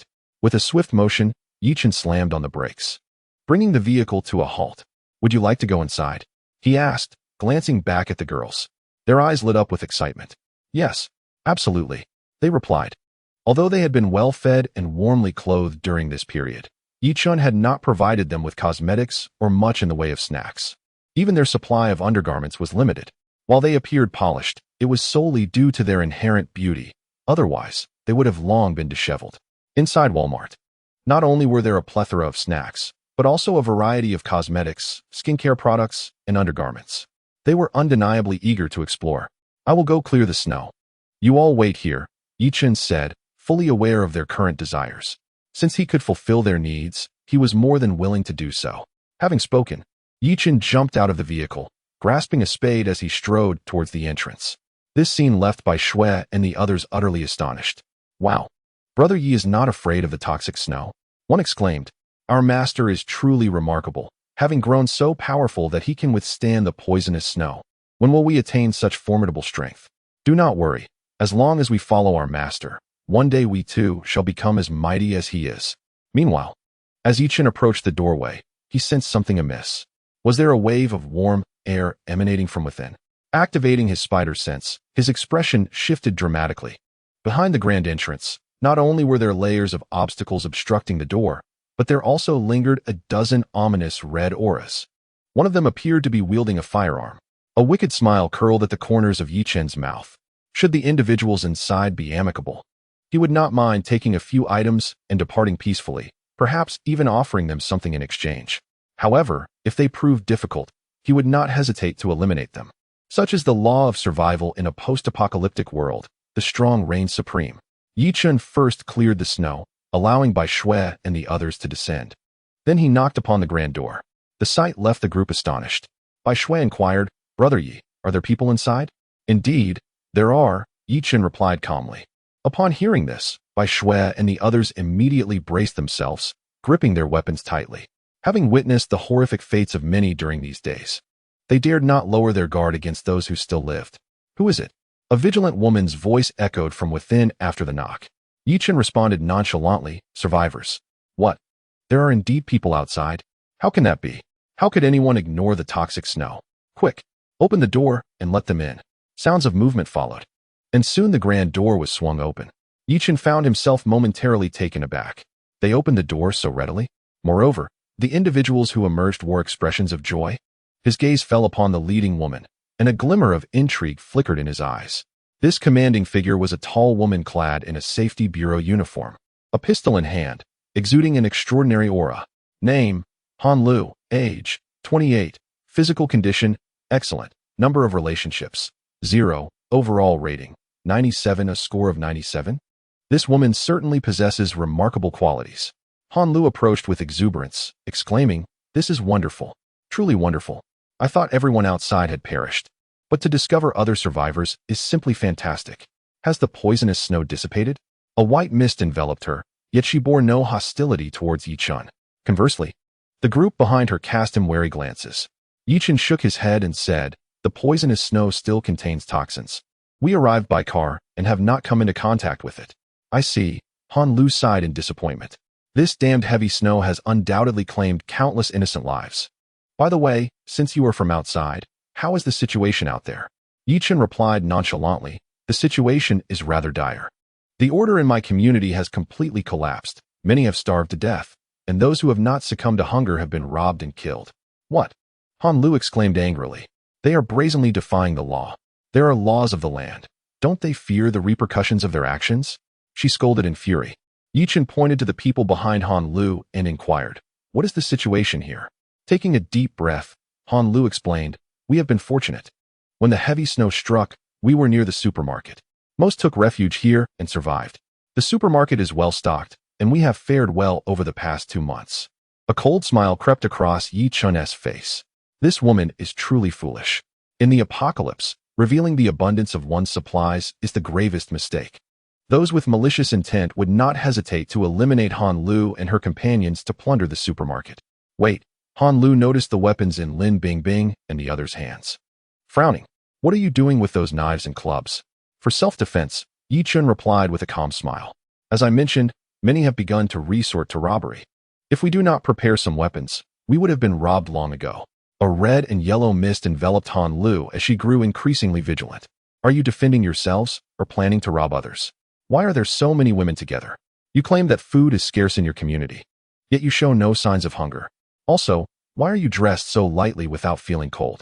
Han Lu, as expected of someone from the Security Bureau, displayed a certain shrewdness. Chapter 60. The Ultimate Saint. Yichen replied calmly, "These women are my wife's close friends, and they happened to be at my home during the snowstorm. As for our supplies, my wife had invited friends over for a meal that day and stocked up on food in advance, which is why we have managed to last this long. The reason we are dressed lightly is that there is warm air in our vehicle, making it quite comfortable. Do you really think I would lead this group of fragile women to rob anyone?" Yichen explained leisurely, deftly sidestepping Han Lu's inquiries. Han Lu nodded slightly. Yichen's explanations were indeed logical. Moreover, she could hardly believe that these delicate and beautiful girls could be a gang of deranged robbers. "It's cold outside. Let us go inside and talk," Han Lu said, her hostility dissipating as she invited Yichen and his companions into the supermarket. "This woman seems a bit dim-witted," murmured Xia Xuening, and Bai Shui softly behind Yichen. "Indeed, rather foolish," they agreed. Lin Bingbing echoed, seemingly oblivious to the brutal realities of this apocalyptic world. "Foolishly allowing us entry. Fortunately, brother, you would not vie for her, lest those individuals suffer dire consequences. We had no intention of seizing anything from them. Yet it appeared they harbored ulterior motives towards us." Xia Xuenning's words awakened everyone to the situation. Previously, the men within the supermarket had cast malevolent glances in their direction, with some displaying unabashed lust in their eyes. Clearly, not all individuals in this supermarket were as benevolent as Han Lu. It must be acknowledged that Han Lu possessed a certain aptitude for management. She had meticulously gathered all supplies within the supermarket, organizing them into distinct categories and stacking them around the central area. This arrangement not only facilitated easy access and unified management, but also provided warmth for those congregated in the middle. A glance around the supermarket revealed over 100 individuals. Most congregated in the central area, where neatly arranged mattresses and blankets lay upon the ground, while a small number lingered elsewhere. As the leader, Han Lu had prepared a private office for herself. May we converse in my office? She gestured towards it. Certainly, but I would like some women's undergarments, as well as cosmetics and skincare products. Is that permissible? Yi Chen inquired. Of course, Han Lu promptly agreed, indicating the supplies outside. There is plenty over there. Just approach old Wang, the tall man, and he will assist you. He manages the supplies. Yi Chen was taken aback. Just like that? No cost involved? Initially, he had planned to offer some food in exchange, but was astonished that Han Lu made no demands whatsoever. This felt amiss. Was Han Lu truly so altruistic? Yet, even if she were benevolent, it seemed illogical to provide whatever anyone desired without restraint. If that were the case, why not allow them to squander the resources freely? Clearly, Han Lu must have some particular intentions in reaching out to him. Nevertheless, Yi Chen remained unfazed. He possessed the strength to refuse anyone, and that was his confidence. Thus, he turned to Bai Shui and the others, saying, I will have a discussion with Miss Han. You all go ahead and select what you desire. All right, Bai Shui and the others exclaimed, their faces lighting up with joy as they hurried towards the tall old Wang. Inside the office, Han Lu pushed a cup of hot tea towards Yi Chen, smiling. It's not as warm as your vehicle here. You're dressed so lightly. Why not have some tea to warm yourself? Let us skip that. I've always preferred the cold. If you have matters to discuss, please do so. I am pressed for time. Pressed for time? Han Lu paused, perplexed. Do you not intend to stay here and instead plan to leave? Why would I want to remain here? Yi Chen replied with a faint smile, countering her question. Han Lu seemed to have heard something utterly astonishing. Furrowing her brows, she said, You ventured out into the treacherous snow not because of a shortage of food, but to seek sustenance, am I right? Here, we have an abundance of provisions. You could surely endure until the snow has completely melted and the authorities arrive to rescue us. Rescue from the authorities? Yi Chen chuckled. How long has it been since that initial broadcast urging us to take refuge? Now, there is not a whisper of communication.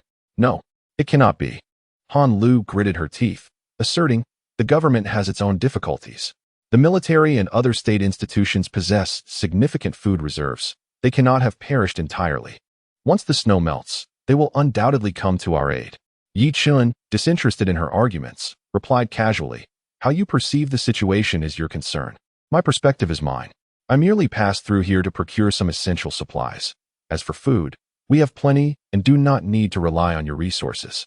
Han Lu's brows were tightly knitted, clearly taken aback by Yi Chen's intention to merely pass through without staying. Very well, she conceded. Every citizen has the right to personal freedom. If you choose not to remain here, I shall not insist. However, I wish to inquire if there are any survivors in the vicinity. Yi Chen nodded. Of course, there are. May I borrow your vehicle? Borrow the vehicle? Yi Chen was taken aback. What do you intend to do? I wish to rescue others. Han Lu replied, her brow furrowed. In times of crisis, we must unite to support one another. I have long desired to venture out and assist those in need, yet I have been unable to do so. Your vehicle perfectly resolves this predicament, so I wish to borrow it. Of course, I would not ask for it without offering something in return, if you agree. I can provide you with any supplies you desire. Yi Chen burst into laughter, finding her proposition utterly absurd. This was the most ridiculous thing he had heard in days. In this apocalyptic world, people had become exceedingly selfish, willing to do anything to survive, even at the expense of others. Yet, here was Han Lu, contemplating the rescue of others. What is so amusing? Han Lu asked, her voice tinged with anger. Yi Chen scoffed, I find your naivety laughable. You are outrageous. Han Lu exclaimed, slamming her hand down. Those outside are our compatriots, our kin. How can we stand idly by and watch them perish from hunger or cold? How have you managed to survive this long without compassion? Without compassion? Yi Chen retorted playfully. Let me pose a question. While your supplies may be plentiful, do you know how long it will take for the snow to completely melt? Do you have any idea when the authorities will actually arrive? For every person you save, another mouth to feed is added. If you fail to receive help in time, your resources may be depleted, and not only will you fail to save more lives, but you may also doom those currently with you to starvation. Do you not grasp this? Chapter 61. Only strike those who deserve it. Han Lu was undeniably a saint, a monumental one. She has never truly experienced the brutality of the apocalypse. her mind still anchored in the bygone days of society. She naively believes that anyone can attain redemption. She is the embodiment of a virtuous soul, basking in the light of sanctity. It is easy for you to speak, but those are matters for a later time. Solutions are conceived by humanity. I firmly believe that as long as we unite, no matter how insurmountable the challenges may seem, we can prevail. We are flesh and blood, and I cannot stand idly by while my compatriots perish from hunger and cold. With that, she brandished her identification badge, commanding, "What was once a discussion is now a directive from the Bureau of Safety. I hereby requisition your vehicle for emergency rescue operations. Should you resist, you will be opposing the law of the land, and I assure you, I will see you imprisoned for life." Fool. Yichin shot her a disdainful glance and strode purposefully toward the door. What a fool, lacking any sense. The soundproofing in this office is mediocre, and it is not far from the crowd. The argument within had already reached the outside world. Upon hearing that Han Lu intended to rescue others, the survivors were thrown into a panic. They do not possess Han Lu's selflessness and are certainly unwilling to share what rightfully belongs to them. In a distant corner, 3 men and a woman crouched together. The leader, named Chen Han, was tall and robust, sporting an intimidating square jaw and a thick beard that exuded an air of menace. Behind him stood 2 recently acquainted friends, akin to loyal subordinates. Beside Chen Han was his girlfriend, Zhang Lily. Damn it, that wretched woman dares to attempt saving others? Has her head been struck by a mule? Fool. Truly, she is a fool. We have consumed more than half of our supplies over these days, which will barely sustain us for another month. If she brings back more people, we will starve within half a month. No, we cannot simply watch that woman wreak havoc. The 2 subordinates whispered angrily. A glint of lewdness flashed in Chen Han's eyes. Though that woman is foolish, she is strikingly beautiful. Too bad she wields a gun. Otherwise, I would have stripped her bare long ago.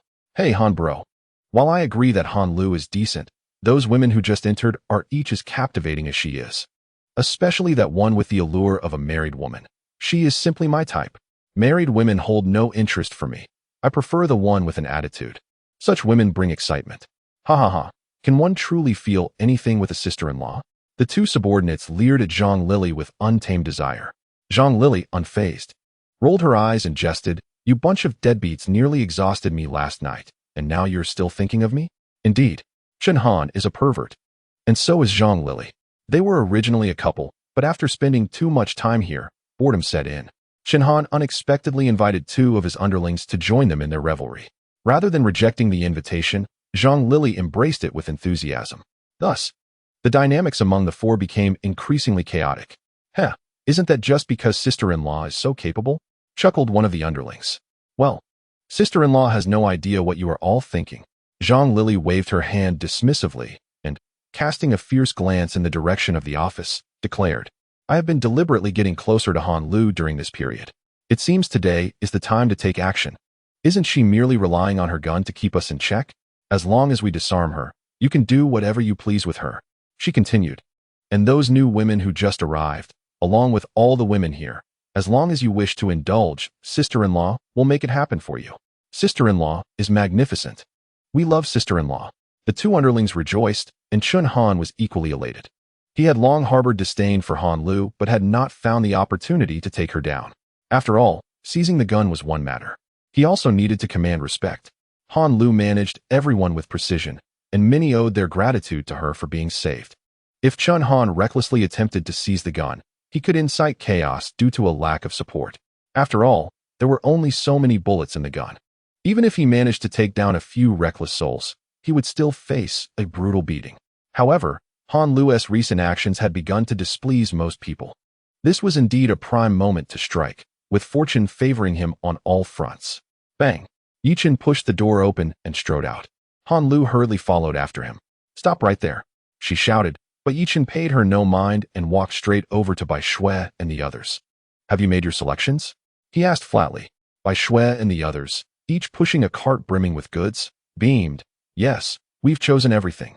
"Then let's go," Yichin replied, eager to leave with them. "Stop. Can't you hear me telling you to stop?" Han Lu interjected, stepping in front of Yichin and drawing her baton. Her anger palpable as she pointed it at him. "This is my final warning. If you defy me again, you will be resisting the law, and I have the authority to arrest you immediately." "Authority?" Yichin scoffed, utterly dismissive. Who granted you that authority? The state. Han Lu responded confidently. Nonsense. Yi Chen retorted with a cold laugh. In the current situation, the nation is crumbling. If it weren't for the gun at your waist. Do you really think these people behind you would still listen to you? Either you draw that gun and shoot me or step aside. I don't have time for your petty threats. His impatience was growing. You are outrageous. Han Lu fumed, snatching the handcuffs from her waist and charging at Yi Chen. 3 warnings have gone unheeded. I am now exercising the authority granted to me by the state. You are under arrest. Yi Chen narrowed his eyes, completely out of patience with this obstinate woman. Crack. With a swift motion, he delivered a sharp slap that resonated through the air. The crisp sound echoed, and Han Lu was instantly propelled backward by a meter, tumbling to the ground with her cheek reddened and swollen. How dare you assault an officer? I was merely rousing you. You audacious fool. Han Lu seethed, preparing to rise. At that moment, Zhang Lili rushed over, concern etched on her face. Lulu, are you all right? She hurriedly helped Han Lu to her feet, then turned her ire towards Yi Chen. What on earth is wrong with you? You are a man. And even if Lulu is not affiliated with the Security Bureau, she is still a woman. How could you strike a woman? I do not discriminate between genders when it comes to deserving punishment, Yi Chen replied, a wicked smile playing on his lips. What? Do you wish to be struck as well? Chapter 62. The Fate of the Virtuous You. You. Zhang Lili glared at Bai Shui and the others. Who among you is his wife?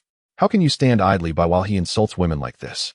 At her words, Xia Xuanning and the others exchanged glances, a playful smile gracing their lips. Hey, I am speaking to you. Are you all mute? Zhang Lili scolded furiously. No, your question is flawed. How are we supposed to answer that? Xia Xuanning replied with a sardonic smile. Is there a problem? Zhang Lili paused, taken aback. Indeed. You asked who among us is his wife, but we are all his wives. How do we respond to that? All of us. At this revelation, the crowd erupted in astonishment. Wasn't it previously stated that one of the women was his wife and the others merely friends? How had they all suddenly become wives? Could it be that this man possessed such a multitude of beautiful women? Chen Han and the others' eyes glimmered with envy and jealousy. However, Han Lu was instantly consumed with rage. She broke free from Zhang Lili's support and exclaimed, You madman! How dare you deceive me? You are certainly not a good lot. As she spoke, she reached for her waist, intending to draw her firearm to compel Yi Chen to submit. But as her hand brushed against her waist, she was left in a state of bewilderment. Where's my gun? Lulu, you must be referring to this, right? Zhang Lili's playful voice chimed from behind Han Lu. Turning sharply, Han Lu saw Zhang Lili toying with a handgun. How could it be anything but her own?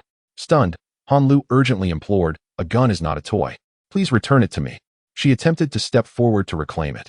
Stop right there. Zhang Lili's smile vanished in an instant as she raised the cold barrel of the gun, aiming it at Han Lu's head. Bang! Should that shot be fired, your beauty would undoubtedly be left in ruins. What do you intend to do? Han Lu gasped, her fury boiling over as she glared at Zhang Lili. Haha, of course. I wish for my husband to deal with you, Zhang Lili replied as Chen Han approached. Zhang Lili handed the handgun to Chen Han, who eagerly toyed with it, his face alight with excitement. Haha, I finally got my hands on this gun. Haha, Chen Han, Zhang Lili, what you're doing is illegal. Han Lu grew increasingly anxious and pleaded, Chen Han, give the gun back to me now. If you turn back at this moment, I can forgive everything you've done. I promise I won't hold you legally accountable, all right? Go to hell. Chen Han's eyes flared with rage. Do you take me for a fool? At a time like this, you're still spouting nonsense about the law. Are you out of your damn mind? You. Han Lu was furious, but with the gun in Chen Han's hands. She dared not argue further. She demanded, What exactly do you want? What do I want? I want all of us to survive. Chen Han turned to the crowd and shouted, Everyone, you heard what this stupid woman just said. She actually wants to use that kid's car to go out and rescue people. Do you find that ridiculous? Our supplies are already running low. If we ration them just among ourselves, we might last until the toxic snow completely melts. But if more people come, we'll all starve to death. Hearing this, the already discontented crowd immediately voiced their agreement. That's right. Han Lu's intentions may be good, but they're completely unrealistic in this situation. Saving others shouldn't mean starving ourselves to death. I don't understand Han Lu's actions at all. If she insists on rescuing people, then we have no choice but to stop her. But Officer Han saved us before. Have you all lost your conscience? Exactly. Chen Han, don't forget, you and your woman nearly froze to death. It was Officer Han who risked her life. wearing 3 layers of raincoats and 2 sets of isolation suits. To drag you back from the other side. Have you no gratitude? To hell with gratitude. You can only be grateful if you're alive. At this point, it's either them or us. So why should I be the one to die? Survival is what matters most. I want to sacrifice myself out of some sense of gratitude. At first, there were still some voices defending Han Lu, but they were quickly drowned out by the opposition before fading entirely. Ha ha. Chen Han threw his head back and laughed. Han Lu, hear that? Your decisions have lost the support of everyone here. Your so-called leadership is over. Now, you have 2 choices. Either I kill you right now and throw your body outside, or you strip in front of everyone, dance for us, and then serve me well. If you do, I might just spare your miserable life. At these words, the men in the crowd immediately leered with lustful anticipation. They had long coveted Han Lu's body, though none had dared to voice it before. Now, Chen Han had spoken their deepest desires aloud. Even if they couldn't touch her, just the sight of such a beauty-s alluring figure would be worth dying for. Strip, strip, strip. Ha ha. Brother Chen, you're a legend. This is why we follow you. The crowd erupted into frenzied cheers. Like a pack of ravenous wolves fixated on a helpless sheep, Han Lu collapsed onto the ground, despairing tears cascading from the corners of her eyes, as she gazed upon those she once rescued, now betraying her and coercing her into committing unspeakable acts. Her heart felt as though it were being cleaved by a knife. In that moment, she comprehended the folly of her own saintly ideals, how utterly naive. The very people she cherished now demanded her life in return. How ludicrous. I have erred grievously. Oh, how mistaken I was. If heaven were to grant me a chance to start anew, I would heed no one. I would rather watch you, ungrateful wretches, perish than save a single one of you. Han Lu murmured as she rose, her icy gaze stripped of all innocence, coldly fixating on Chen Han without a hint of retreat. What? Have you come to your senses? Chen Han's eyes gleamed with an insidious light, an eagerness evident in his demeanor. Umph. Despicable rogue. Filthy scum. Han Lu scoffed, raising her proud head. To compel me to commit such vile acts is nothing but a dream. Even in death, I, Han Lu, shall never be sullied by your kind. By heavens. Chen Han seethed, raising his hand, poised to end Han Lu's life. Not so fast. Zhang Lili quickly intervened, her eyes glinting with a perverse fascination as she regarded the stunning Han Lu. What a pity it would be to kill such a beauty. Yi Chen shivered involuntarily. What on earth? Is this woman indiscriminate in her affections? Chapter 63. Arson. Indeed, killing her would be far too regrettable.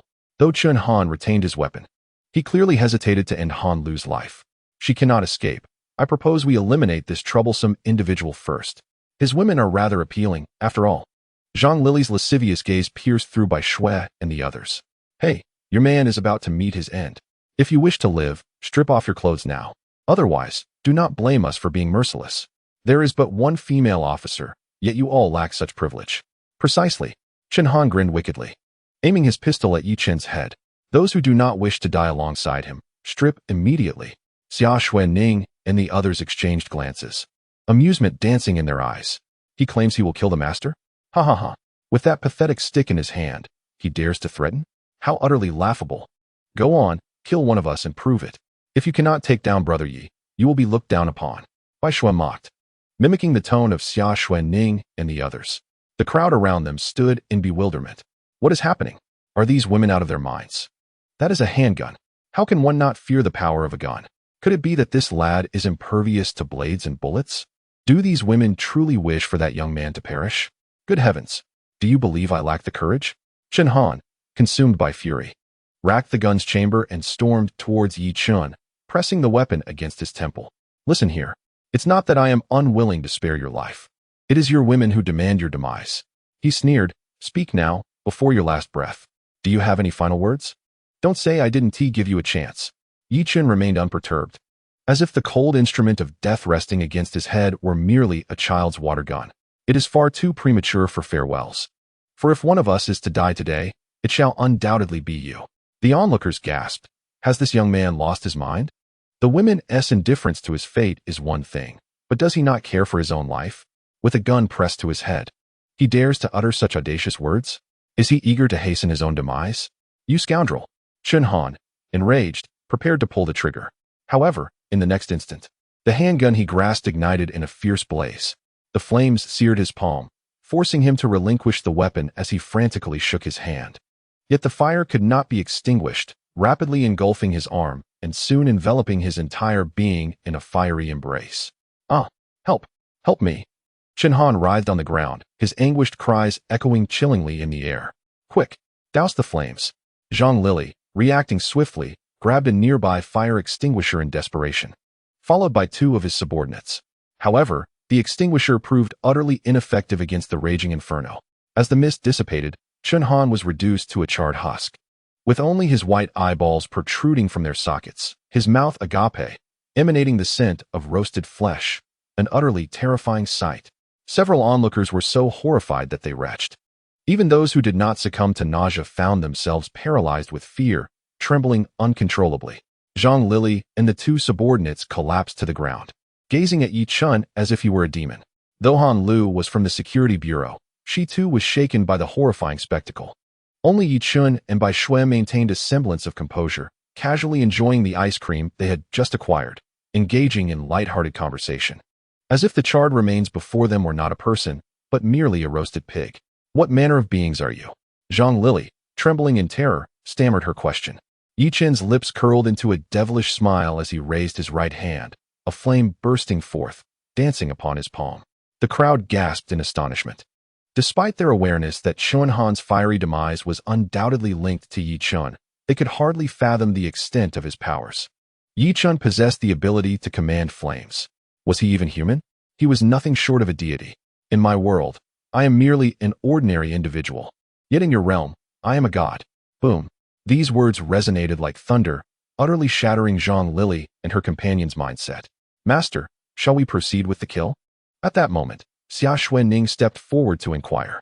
As she spoke, she licked her popsicle with an air of nonchalance, as if she were merely asking what was for lunch. Yet, no one dared to question Xia Xuanning's resolve to take a life. She undoubtedly would. The two men alongside Zhang Lili were marked for death, while the others could fend for themselves. Yi Chen was no saint and did not engage in indiscriminate slaughter. These individuals were hardly virtuous, but at the very least, they had not directly sought trouble with him. However, Zhang Lili and her two lackeys were beyond redemption. It was unfathomable to comprehend how 3 lives could so effortlessly be sentenced to death. In a civilized society, such a notion was beyond anyone's acceptance. "All right." Xia Xuanning discarded her finished popsicle and swiftly drew a baseball bat from her back, a wicked grin adorning her face as she approached Zhang Lili and the others. "No, please don't kill me. I was wrong. I can be your dog. I am skilled in many ways to serve you comfortably. I beg you, spare me. I do not wish to die." Zhang Lili pleaded in anguish, bowing repeatedly on the ground. The other 2 lackeys, too terrified to resist, knelt and begged for mercy. Xia Xuanning revealed her little tiger teeth, the bat making a crisp sound in her hands. "Fear not, my strikes are swift. With just a bang, your suffering will cease," she taunted, her words serving only to instill greater terror. Zhang Lili felt a warm, unpleasant sensation beneath her, having been frightened to the point of losing control. "Stop." At that moment, Han Lu unexpectedly rushed forward, positioning herself protectively in front of Zhang Lili. "You cannot kill."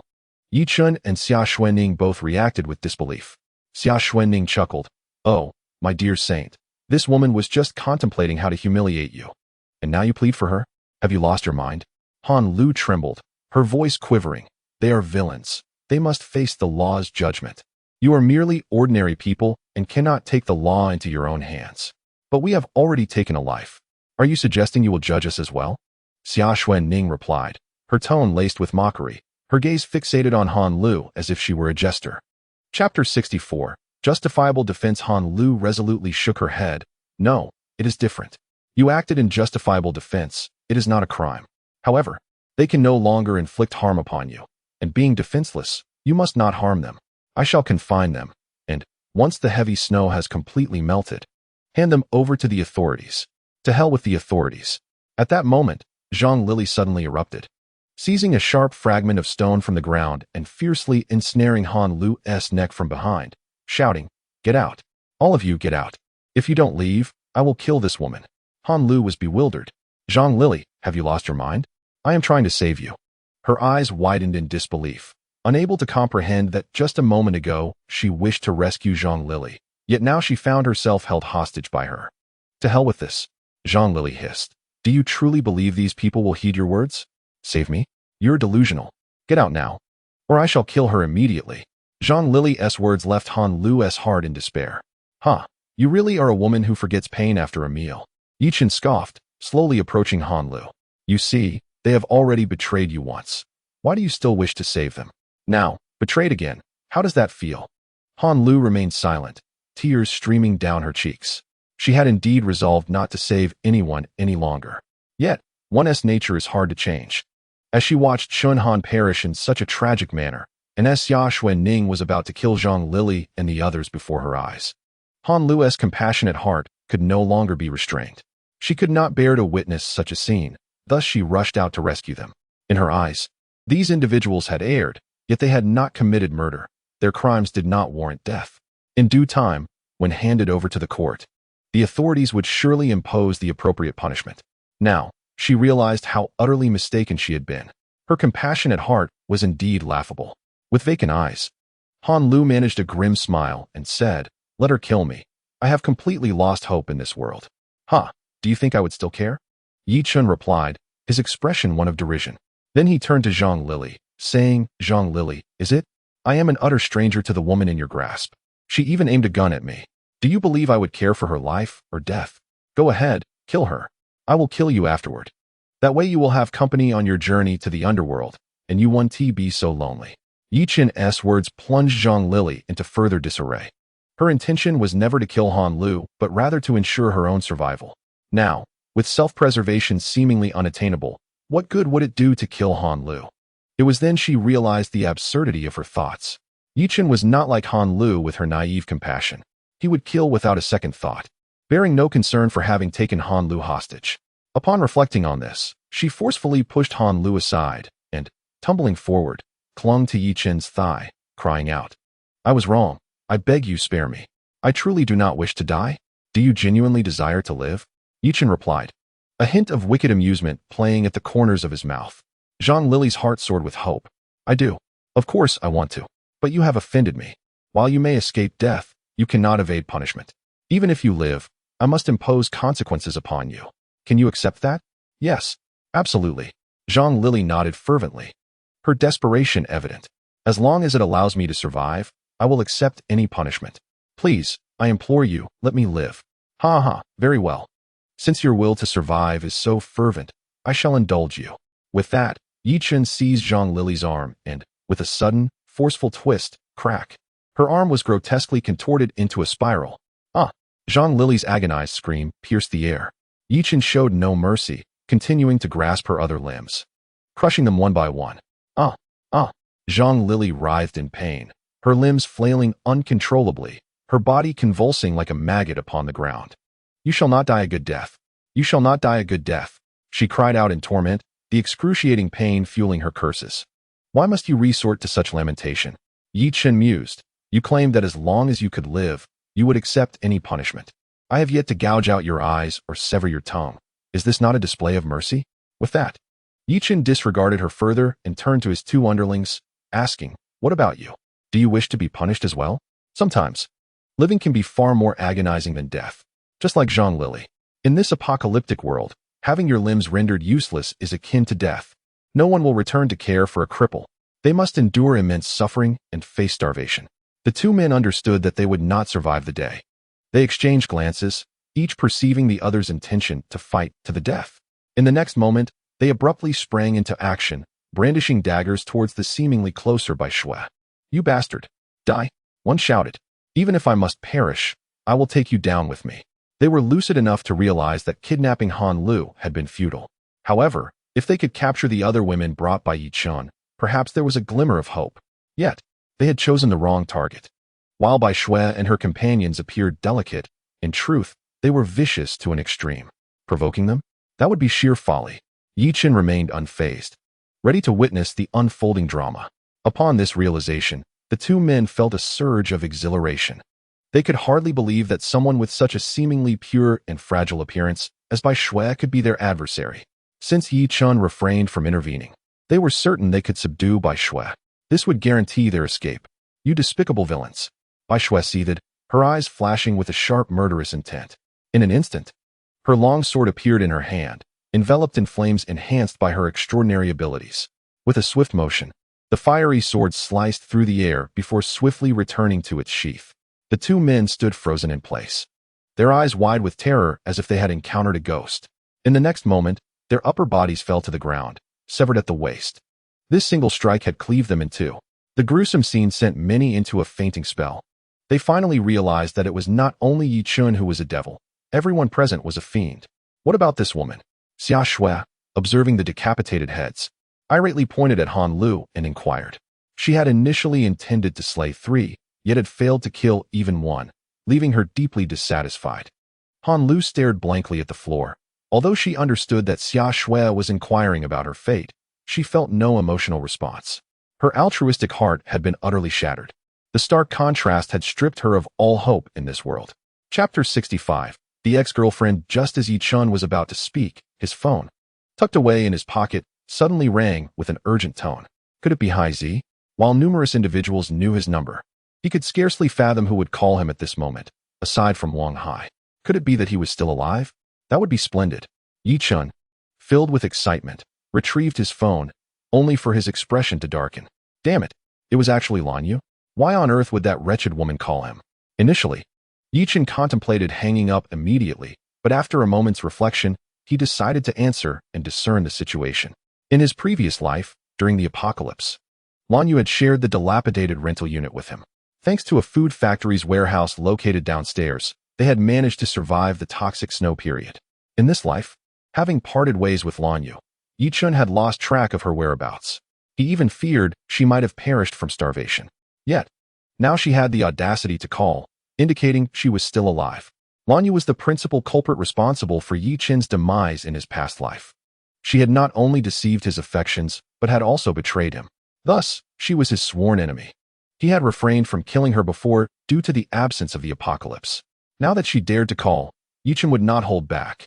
As he answered the phone, Bai Shui and the others curiously gathered around.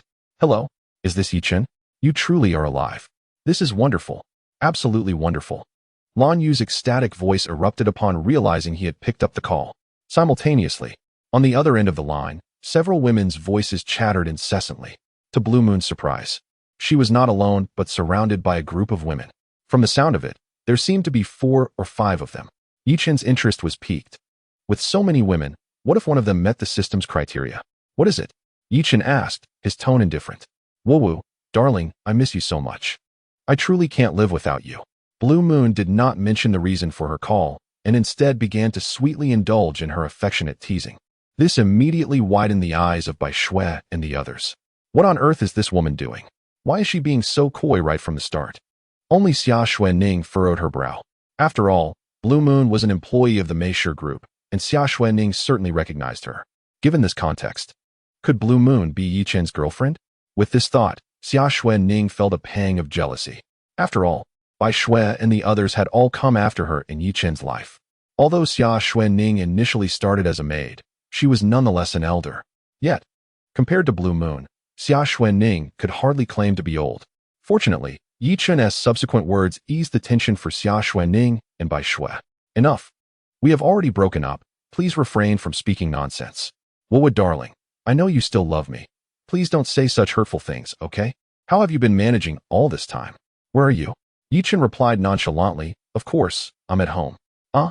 Have you stocked up on a lot of food at home? I just bought a bit. Are you still at home now? I went out. I'm at the supermarket. You managed to go out?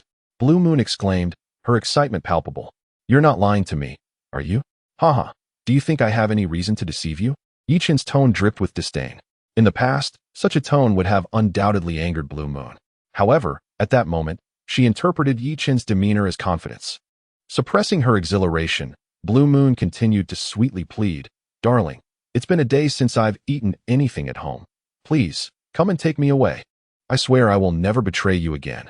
I will cherish our life together and treat you well for a lifetime. Darling Blue Moon's flirtation was so excessive that even the eccentric Xia Xuanning found it unsettling.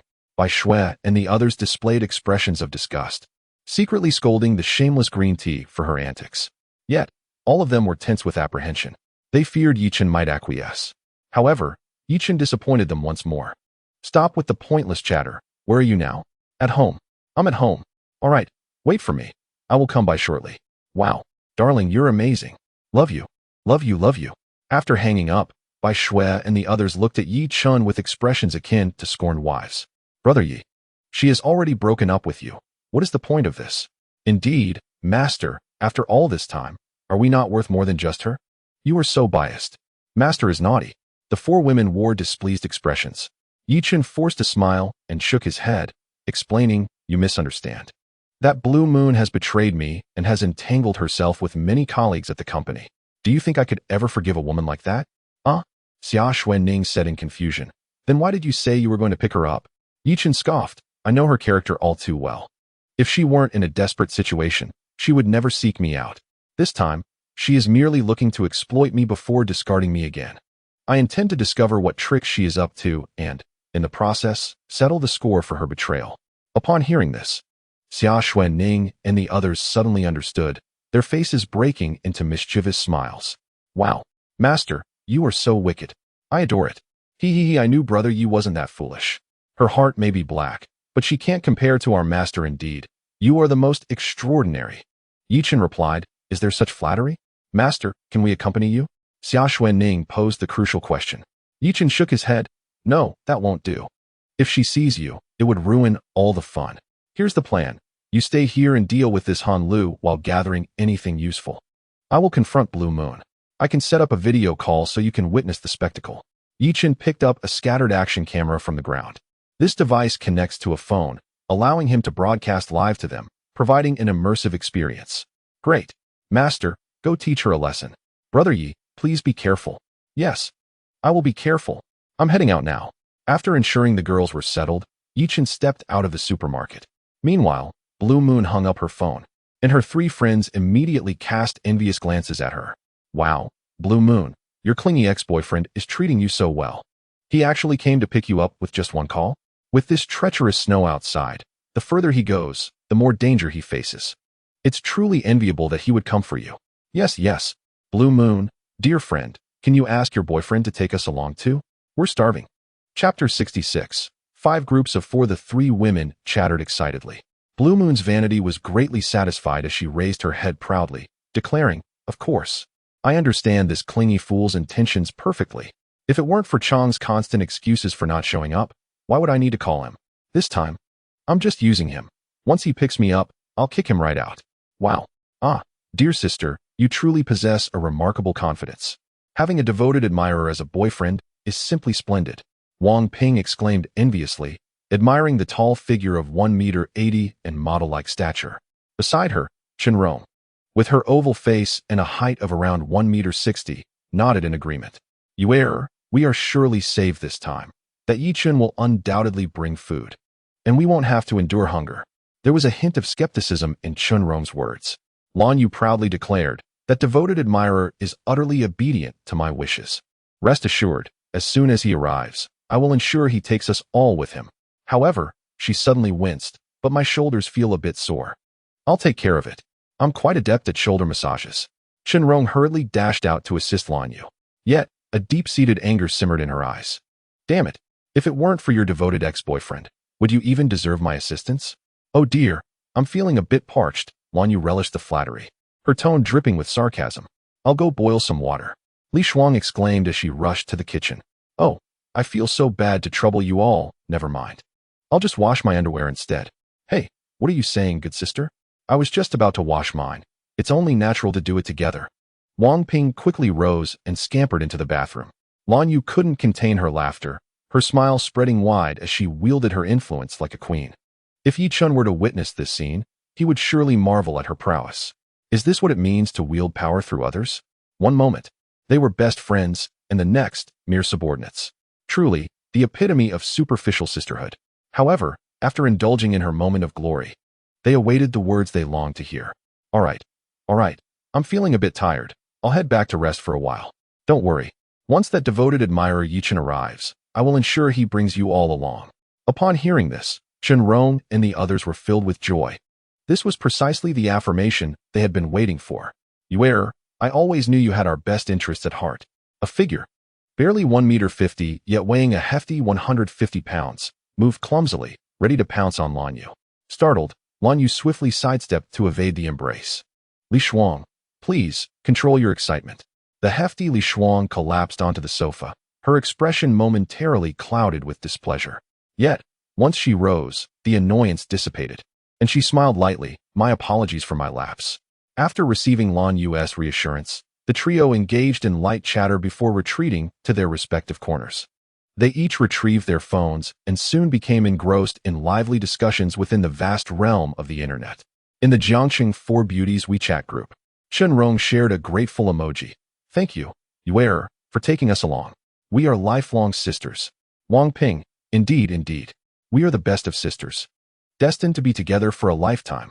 Li Shuang, from now on, all my meals can be enjoyed by Yue first. What is mine belongs to her. Lan Yu, you are all too courteous. We are good sisters. What I do is simply my duty, and there is no need for such formality. Chen Rong, ugh. Look at that insufferable Lan Yu. Just because she has a devoted ex-boyfriend who wants to pick her up, she struts around like she owns the world. It's truly repulsive. Wang Ping, who can argue with that? Her undergarments resemble something used for cleaning rather than wearing. They are horrifically foul. I truly cannot fathom how someone so outwardly glamorous can be so distasteful. Li Shuang, what do you mean by that? I burned my hand preparing water for that insufferable girl. Chen Rong, who hasn't he suffered? In my entire life, I've never handled anything larger than a cucumber, and my hands are cramping now. Wang Ping, that wretched Lan Yu truly deserves her fate, but what can we do? We are currently at the mercy of others. Li Shuang, sigh, let us endure for now and deal with it later. Lan Yu, sisters, are you there? Li Shuang, here we are, dear sister. What is on your mind? Wang Ping, what plans do we have, dear sister? Lan Yu, oh, it's nothing significant, but I was just pondering, what if Yi Chun is unwilling to take all of us with him? Lan Yu, after all, there are 4 of us, and such a number is indeed quite large. I fear one of us may be left behind. Li Shuang, it is undoubtedly Chen Rong who would be sacrificed. Wang Ping, precisely. That flaunting Chen Rong parades around in bikinis on social media, showcasing her long legs. She is nothing but a temptress. Li Shuang, exactly. There are no lecherous men, only those unworthy of temptation. At this critical juncture, Chen Rong might resort to enticing Yi Chun with food. If Yi Chun is swayed by her, then, dear sister, you would be in dire straits. Lan Yu, that is impossible. Yi Chun is my most loyal admirer, and I am confident he would not betray me. However, that detestable Chen Rong is indeed infuriating. If Yi Chun refuses to take us all, then let us leave her behind. Li Shuang, agreed. Wang Ping agreed. Chen Rong, Lan Yu, dear sister, that Wang Ping is utterly detestable. She took over an hour to wash your undergarments. She clearly didn't put her heart into it. Li Shuang, indeed. Who can be so generous as to wash undergarments for over an hour? It's one thing to dine for free, but to refuse to contribute is simply outrageous. Lan Yu, humph, I have certainly noticed her true nature. I will remember this. Lan Yu, if she dares to annoy me again when Yi Chun arrives, I shall leave her behind. Li Shuang, yes, leave her behind. Chen Rong, exactly. Such a person does not deserve to exist. There exists no WeChat group for the plump Li Shuang. Wang Ping remarked, I am truly astonished. This portly Li Shuang has resorted to sucking her fingers due to a lack of food. Can she not cease her incessant nibbling? Chen Rong replied, I have witnessed it as well. It is utterly repulsive. At her age, still indulging in such childish behavior. Lan Yu added, how amusing it is that she constantly claims to be a prime example of a slightly plump figure, asserting that modern men are enamored by her type. She fancies herself a proud little princess, believing we are beneath her. I cannot fathom the source of her confidence and audacity. Chapter 67. Coming is a matter of affection. Departing is a matter of principle. Chen Rong laughed heartily. I suspect it's due to Liang Jingru's influence. Wang Ping responded, however, to be fair, if it weren't for this insatiable eater, the lavish feast we purchased that day would surely last us another week. With her voracious appetite, even an abundance of food would be insufficient for Yi Chun. Lan Yu agreed. Indeed, you make a valid point. This glutton could deplete even a mountain of provisions. Chen Rong suggested, I propose we simply abandon this glutton. Otherwise, we shall inevitably be dragged down by her. Wang Ping concurred, absolutely, I share the same sentiment. Otherwise, we will surely be consumed by her. Lan Yu concluded, very well, this glutton has indeed gone too far. We shall leave her behind. Remarkably, despite the presence of 4 individuals, 5 WeChat groups emerged. This scene was as dramatic as a palace intrigue. Except for Lanyu. The others believed they would depart alongside her, while the remaining 2 would be left behind. Little did they know, Lanyu inwardly chuckled. Unbeknownst to them, she was already considering the 3 as non-essential companions. I am no fool. In such circumstances, food is a lifeline, and the more, the better. Why would she allow Yi-chun to take on 3 burdensome companions? Moreover, these 3 were no innocuous characters. She was certain that in the pursuit of sustenance, they would eagerly vie for Yi-chun's affections, potentially destabilizing her own position. Such a scenario was utterly unacceptable to Lanyu. Thus, she merely intended to command them for her amusement, with no intention of bringing them along. What a farce this notion of sisterhood is. True sisters are merely pawns to be sacrificed. Meanwhile, Yi-chun remained oblivious to the unfolding drama within that modest dwelling. At that moment, he had arrived at the foot of the apartment building, preparing to ascend. This complex consisted of newly constructed apartments. Lanyu was among the initial tenants. Hence, the building was sparsely populated, devoid of the large-scale tragedies commonly associated with places like Julong Bay. As Yi-chun made his way upward, he noticed a distinct lack of human presence. On the 23rd floor, upon exiting the elevator, he was greeted by a dimly lit and narrow corridor, oppressive and shadowy. Standing at the threshold of the room, Yi-chun retrieved a bag containing 10 loaves of bread and 10 chocolate bars from the system. After establishing a video call with Bai Shui and others, he knocked on the door. Bang! The door swung open forcefully, revealing the excited face of Lanyu. On the other end of the call, several women were already engrossed in the unfolding drama. Bai Shui pouted dismissively, saying, "Is this Yi Ji's ex-girlfriend? I expected someone more beautiful. She pales in comparison to us." Xia Xuanning, with an air of arrogance, remarked, "Of course. She used to be one of my subordinates, a notorious flirt, infamous within the company." Lin Bingbing interjected, "Shoo, keep it down. The show is just getting interesting." On the other side of the camera, Lanyu's excitement momentarily faded as she pulled Yi-chun inside and scolded him fiercely. "Yi-chun, what's your deal? You said you would be here soon, and it's been 2 full hours. Are you trying to starve me? Don't you realize how hungry I am? Are you intentionally making me suffer? Why do you always procrastinate? Do you even care about me?" Yi-chun, taken aback, thought, "Wow, Lanyu is truly something else. We've broken up, and she has even betrayed me. Just hours ago, she was crying and begging for me to come. Now, she greets me with a tirade? Does she think that because I showed up, I'm still her devoted admirer, unable to forget her, and that I would still cater to her whims? What a fool." A sardonic smile curled at the corners of his mouth as he gestured towards the items in his hands, saying, "Want to eat? Here, take it." Lanyu's eyes sparkled with anticipation. Yi-chun strode towards the window and, without hesitation, tossed the bread and chocolates out into the open air. "Enjoy the wind," he exclaimed.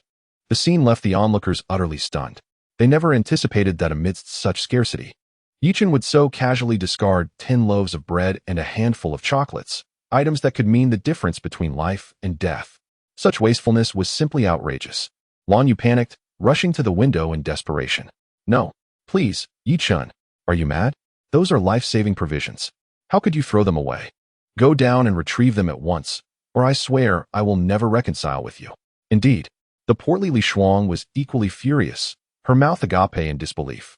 Unable to accept that food had been discarded, fueled by indignation, she stormed up to Yi-chun, pointing an accusatory finger at him, and declared, "I command you to go down immediately and get the bread back.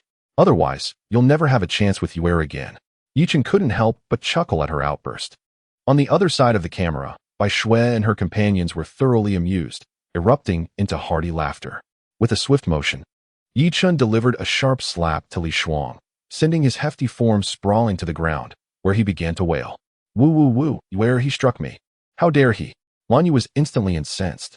Although she had resolved to abandon these 3 friends, it was crucial to respect the owner when reprimanding a dog. Yi-chun's attack on Li Shuang was tantamount to a slap in her own face, an affront she could not tolerate. Realizing this, she charged forward, her voice brimming with fury. "Yi-chun, have you truly lost your mind? Li Shuang is my dear friend. How dare you lay a hand on her? Do you believe I will ignore you from now on? Apologize to Li Shuang at once." "Apologize?" Yi-chun regarded Lanyu as if she were a fool, a chilling aura radiating from his eyes. "Lanyu, Have you filled your head with nonsense? We have long since parted ways. I have no connection to you now. Your opinion holds no weight with me. My presence here today is solely out of respect for our past affection, not a desire to rekindle anything. Listen carefully. My vehicle is parked downstairs, laden with provisions. I could leave at any moment, abandoning you all to your own devices. It is you who require my presence, not the other way around. Do you understand? This tirade jolted Lan Yu into a stark realization of her grave miscalculation. Indeed, Yichen had moved on, previously expressing his unwillingness to forgive her. Her abrupt decision to accept his invitation had led her to mistakenly believe he remained devoted to her. His words now illuminated her true predicament. Chapter 68. The peculiar ones. She comprehended clearly that it was not Yi Chun who depended on her, but rather she who relied on him. If Yi Chun were to choose to strike her, her fate would be dire. With this in mind, Lan Yu hastily donned a facade of charm, pleading, "Darling, I didn't mean it. I was simply too famished and spoke out of turn. Please don't take it to heart. You know I adore you. How could I ever criticize you? I beg for your forgiveness." Lan Yu adopted a demeanor reminiscent of a scheming seductress, whimsically pleading for absolution. This display left by Shui and the others behind the camera feeling nauseated. Ugh, what a wretched creature. One moment she is berating him, and the next she is groveling. What kind of person is she? It's utterly repulsive. Did our master truly lose his sight back then to have chosen such a woman? I once thought my pursuit of feminism was foolish, but in comparison to her, I realize how naive I was. There are indeed layers to humanity. Her shamelessness surpasses all imagination. Yichen's lips curled into a playful smile. He had but one purpose for being here: vengeance.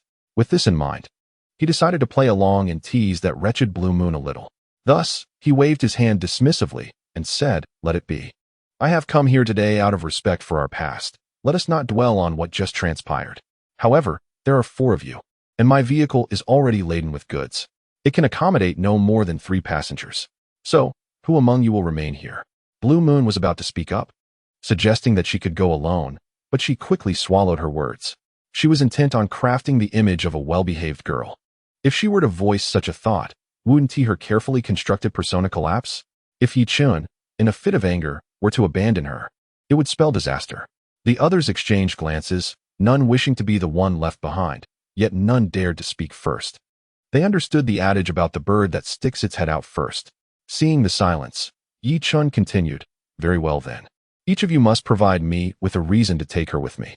Should your justification fail to satisfy me, you shall remain here." Upon hearing this, Blue Moon's spirit soared, and she was the first to speak up. I am your ex-girlfriend. Even though we are no longer together, we did indeed share love once. Moreover, I have shared my bed with you countless times. If you take me with you, I vow to treat you well for a lifetime." Yichen nodded slightly. "You make a valid point. I came here for you, and your reason holds merit." With that, he turned to the other 3. "Now, there are still 2 spots available." Blue Moon rejoiced, retreating into silence. She understood that speaking too much could lead to misfortune. As the prospect of 2 remaining spots loomed, the 3 grew anxious. Shenrong quickly interjected, "Yi Chun, you must take me along. I am the best friend of Yuer. We never part even when we sleep. If you do not take me, Yuer will not leave with you." Yichen chuckled. Shenrong was indeed quite bold, though her words were veiled. He understood the implication. If they slept together, did this not suggest that Shenrong was also present during those moments? A 2-for-1 deal? How amusing. However, before Yichen could respond, Wang Ping grew agitated. She interjected, "Hey, what do you mean by that? Am I not Yuer's best friend? When I sleep with her, do I separate? I can do everything you mentioned, but I mentioned it first." Shenrong immediately countered, "What does that matter?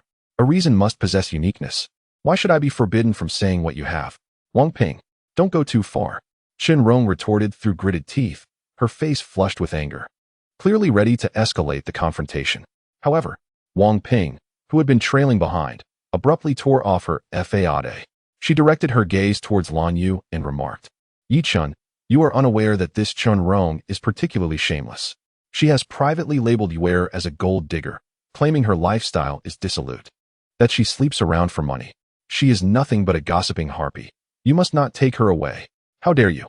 Shenrong seethed, advancing to grasp Wang Ping's hair, exclaiming, "What nonsense are you spouting? Haven't you uttered similar words? Do not presume I am unaware that you have been involved with someone since middle school. and in these past 2 years, you have engaged in illicit activities. With your sordid past, how could you presume to be worthy of Yi Chun? Yi Chun, this Wang Ping has been with countless men, certainly not fewer than 800. She may very well carry some unsavory virus. You absolutely must not take her away. You scoundrel! What are you insinuating? Are you any better, Chun Rong? Wang Ping retaliated, swiftly seizing Chun Rong's hair, and roared, You, the kept mistress who disrupts others' happiness, dare to judge me? I merely engage in a transactional business, unlike your moral depravity. Ah, you dare accuse me of moral decay? I shall not let this stand. Am I supposed to be afraid of you? The two women, fully at odds, began to exchange scandalous revelations while grappling on the floor. Yi Chun and the spectators behind the camera, including Bai Shui, watched with great interest, even producing snacks to enjoy the spectacle. Yi Chun was taken aback. He had previously encountered Lan Yu's circle of friends, all adorned in gold and silver, exuding arrogance. They had looked down upon him with disdain. He had felt inferior, believing these women hailed from affluent backgrounds, yet now he discovered their private lives were rife with chaos. Kept mistresses? Fallen women? It was evident that people congregate in like company. Thus, it was no surprise that someone like Lan Yu was surrounded by such individuals. His disdain deepened as he observed the gathering of these unsavory characters. Just then, his gaze inadvertently fell upon the unassuming Li Shuang. What was she up to? He was astonished to see her shedding her down jacket, reclining on the sofa, her ample waist spilling over the sleeves of her short top. A sight that made him feel queasy. The nauseating odor emanating from her was unmistakable, yet she remained blissfully unaware. At that moment, she appeared rather demure, idly playing with her hair on one side while massaging her arm on the other, before adopting an exaggerated pose, gazing at the ceiling at a 45-degree angle, tousling her hair behind her with an air of narcissism. Could there be any more peculiarities? As Li Shuang caught Yi Chun's glance, a secret pleasure surged within her. Li Shuang has always believed that men are enamored with her slightly plump figure. Therefore, what rivalry does she have with those two wretched women? After all, she is blessed with innate beauty, a mere adjustment to her appearance, and how could Yi Chun possibly resist being captivated by her charm? Look, hasn't he already noticed her? Ah, it is truly her serene beauty that stirs the heart the most. Unlike those two wretched women on the ground, their faces bloodied and battered, which is quite unbecoming. One of the 3 coveted spots must surely be hers without question. Yi Chun has likely discerned the intentions of this voluptuous woman. The adage that flowers require green leaves for contrast holds true. Hence, beautiful women often prefer the company of those who are less conventionally attractive. With a plump companion by her side, does not her beauty rise in comparison? Indeed, there is no harm without contrast. Thus, Yi Chun frequently finds himself in the company of Li Shuang, alongside Lan Yu and the others. Yi Chun has long been aware of Li Shuang's narcissistic nature. He chuckled and teased. Hey, you fat lady, what is your excuse? Fat lady? The phrase left Li Shuang momentarily stunned. Are you calling me a fat lady? Pointing to her exquisite face, she retorted angrily. Are your eyes deceiving you? I am the epitome of the slightly plump beauty that men adore. How can you dare to label me as such? Ah, so you're playing hard to get. Are you? Stop pretending. You clearly have a fondness for me, but are too shy to admit it, right? Fond of you? Yi Chun laughed heartily, unable to contain himself. You, with your weight of 150, which eye of yours thinks I am fond of you. Huh, still putting on an act? Li Shuang, convinced she had deciphered Yi Chun's thoughts, replied smugly. Every time we've dined together, you've stolen glances at me. Did you think I was unaware? The last time I took off my shoes on the bus, you were fixated on my feet. Dare you say you're not a foot fetishist wanting to lick my feet? And just now, you touched my face as you entered. You were brazenly taking liberties. Yet you claim you don't like me? This barrage of accusations left Yi Chun utterly bewildered. On the other side of the camera, Bai Shui and the others were in fits of laughter, tears streaming down their faces. I can't breathe. I never realized that while the average man is shallow, the average woman can be even more so. Wait, she just accused him of being forward? What about all those men I've struck? Didn't I just take liberties with them? And as for the master having a foot fetish? A blush crept onto Bai Shui's face as she admitted, Brother Yi does indeed enjoy touching my feet. And the others, including Xia Xuanning, also blushed. We too. The master is certainly not a foot fetishist. With our beauty, which part of us isn't delightful? Regarding this overweight woman, her feet are likely more repugnant than the foulest of eggs left to rot for 30 days. I cannot fathom how anyone would find her feet appealing. On the other side of the camera, with a swift movement, Yi Chen stepped forward and delivered a resounding blow to Li Shuang's nose. You hit me, Li Shuang exclaimed. Clutching her reddened face, her expression filled with fury. Oh, so you recognize this as hitting? Why do you not acknowledge it as me simply taking advantage of you? Yi Chen retorted with a cold smirk. First of all, every time I accompanied you and lured you to dinner, I peered at you because your body odor was overwhelmingly offensive, and I felt utterly disgusted, often rolling my eyes at you. Do you understand? Secondly, when you removed your shoes on the bus, I gazed upon you not out of admiration, but because your behavior was utterly uncivilized. And your feet were more odorous than my socks that haven't seen water in a year. The entire bus was staring at you. How could I not look? Lastly, what I delivered was a well-deserved blow, not an act of impropriety. Do you comprehend? With these words, Li Shuang's pride shattered instantly. No, it's not like that. You're deceiving me. You're lying. She screamed in a fit of rage. Chen Rong and Wang Ping also ceased their scuffle, exchanging glances before promptly forming a united front. Indeed, for can easily dismiss three. Regardless of their past actions, at least they were normal women, with decent figures and acceptable appearances. But what was that overweight woman after all? Ugly, foul-smelling, gluttonous, and self-absorbed. Leaving her behind would be the simplest solution. With this thought in mind, Chen Rong spoke up. Li Shuang, it's not that we're speaking ill of you, but your self-absorption is truly excessive. We hesitated to address it in the name of sisterhood, but your odor is genuinely off-putting. Exactly, Wang Ping chimed in. Not only do you neglect personal hygiene, but you are also excessively vain. Whenever men glance your way, you assume it's admiration, when in fact, they are merely curious. If I may suggest, Chen Rong continued, given your substantial appetite, Yi Chen's provisions, no matter how plentiful, cannot possibly sustain your consumption. Rather than all of us starving, it would be wiser for you to contribute. Chen Rong and Wang Ping harmonized their taunts, their demeanor strikingly unified. Gone was the animosity of moments prior. One must admit, the complexity of these so-called sisterly bonds is bewildering. Their ability to turn on each other is swifter than the flipping of a page in a book. As the collective ire of the group turned toward her, Li Shuang, in a fit of embarrassment and rage, bellowed, silence. You are all liars, all of you.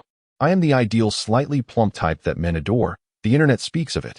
I am a delicate little fairy. Yi Chen, do not believe them. My appetite is not large. I merely consume a couple of buns more than they do, 3 bowls of rice, and 4 dishes. Is that truly a large appetite? Uft. Yi Chen burst into laughter. A couple of buns, 3 bowls of rice, and 4 dishes? Are you some starving ghost reincarnated? No wonder you weigh a solid 150 pounds. She's truly mastered the art of devouring every last scrap. Yi Chen waved his hand dismissively. Get lost. You, the narcissistic fatty, stay. The rest of you leave. What? She was being abandoned. Li Shuang froze in disbelief. She had been so confident in her position, never imagining she'd actually be left behind. Fury erupted within her. She refused to believe any man could dislike a curvy beauty like her. No, it must be Chen Rong and the others poisoning Yi Chen's mind. You vile bitches, I'll tear you apart. Thud, thud, thud. Li Shuang launched her Tank charge, barreling forward like a high-speed tank, aiming to flatten Chen Rong and Wang Ping in one flying tackle. Chen Rong gasped and dodged frantically, while Wang Ping, in sheer terror, grabbed a fruit knife from the table. Stop. Don't come any closer. Chapter 70. The slaughter begins, but Li Shuang had lost all reason. She didn't care if the knife might cut her. Being left here meant certain death. She wasn't about to surrender without a fight. I'll kill you. Kill you. If you die, Yi Chen will take me instead. Die? Just die? She slammed Wang Ping to the ground, her hands clamping around the other woman's throat, squeezing with murderous intent. Chen Rong and Lan Yu stood paralyzed with horror. Wang Ping, of course, refused to die without a struggle, driven by survival instinct. She slashed wildly with the knife. Swish. In her frantic flailing, the blade sliced cleanly across Li Shuang's neck, severing her carotid artery. Clutching her throat, Li Shuang collapsed, convulsing violently as blood gushed forth in torrents, impossible to staunch. Within moments, the floor was a crimson pool. Her body soon stilled, her wide eyes frozen in a mix of fury and terror. Death had claimed her, unfulfilled. Murder. She killed her. Lan Yu and Chen Rong's screams tore through the air. No, I didn't mean to. I swear I didn't. You have to testify for me. It was self-defense. She was trying to kill me. Please, you have to back me up. Wang Ping, sobbing hysterically, flung the knife away and clung to Chen Rong's leg, begging for support. In their world, killing still meant execution, prison, or a bullet to the head. They hadn't endured the hellscape of Kowloon Bay. They didn't yet know the outside world had already descended into bloodshed. Get off me. You murderer, stay away. Chen Rong kicked Wang Ping aside, then turned to Yi Chun with desperate tears. Yi Chun, let us go. We can't take her. She'll drag us down with her. Before Yi Chun could respond, Wang Ping, hearing she be abandoned again, exploded in rage. She suddenly rose, seizing Chen Rong by the neck, her eyes aflame like a vengeful spirit. Wretched harlot. You filthy wretch. Had it not been for your swift escape and the fact that you and your companions deserted me, would I have resorted to murder? Now you dare to incite Yi Chun to abandon me. Do you still consider yourself a person? I have already taken a life. Do you believe I would hesitate to take yours as well? Do you think I fear you? In response, Chen Rong retaliated, grasping Wang Ping's throat. And the two engaged in a fierce struggle. Stop fighting. Please, don't fight. Lan Yue pleaded urgently, rushing forward. We are lifelong close sisters. What is this madness? Although Lan Yue was indifferent to their conflict, witnessing a death unfold before her eyes sent her into a panic. If more lives were lost, she would undoubtedly bear the consequences when the official investigation ensued. Hence, she felt compelled to intervene. Yet, her attempts only provided a release for Chen Rong and Wang Ping, who turned their ire upon her. Chen Rong exclaimed, "Who the hell considers you a lifelong sister?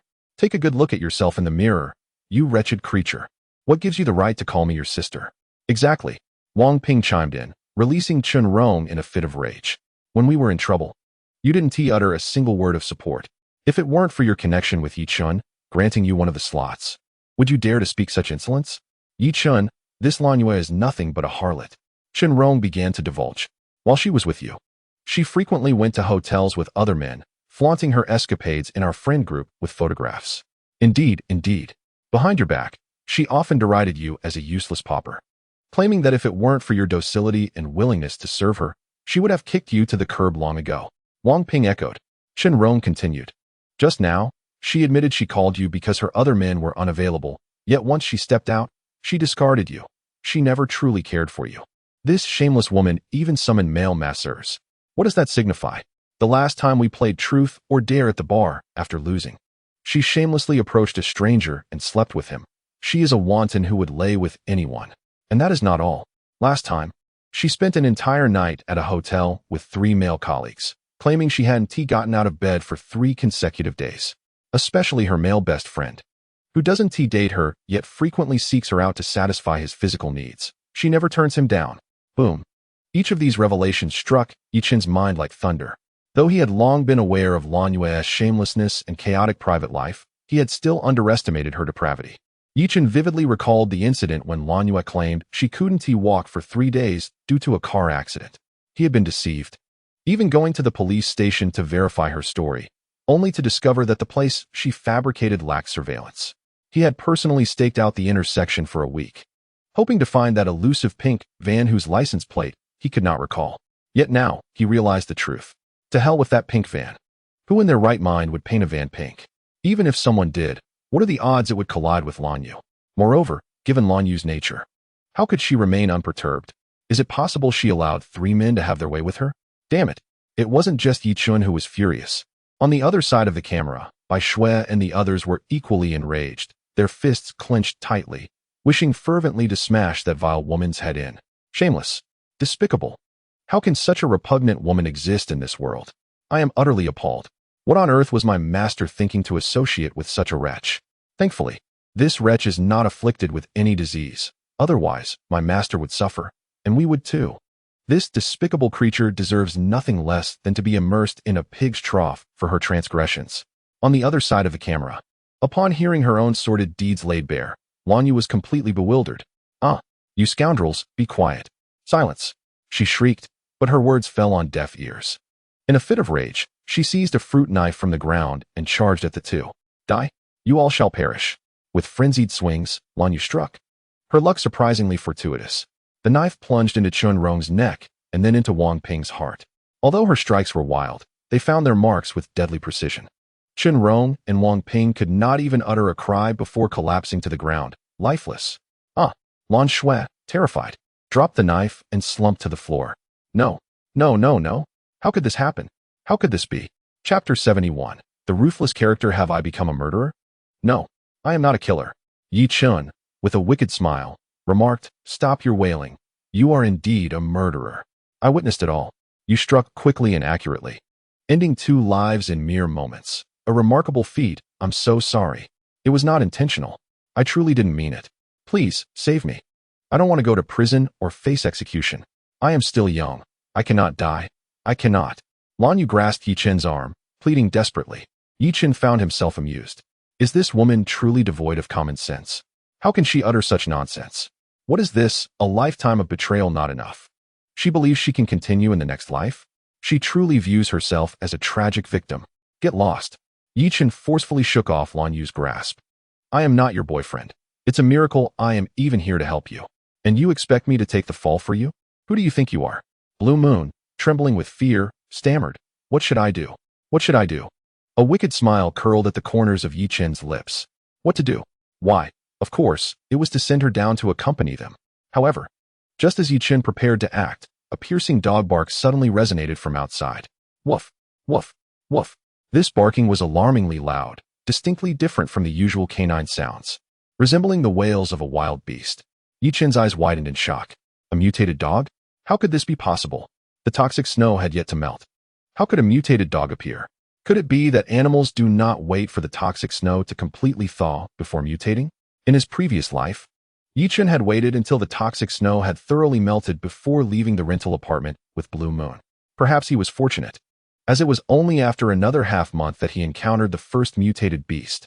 That beast was merely a mutated rat, about half a meter in size, possessing strength comparable to that of an adult. Although Yi Chen had been terrified, he was fortunate enough to kill that mutated rat. With no supplies left, he and Blue Moon had consumed it, subsequently gaining extraordinary abilities.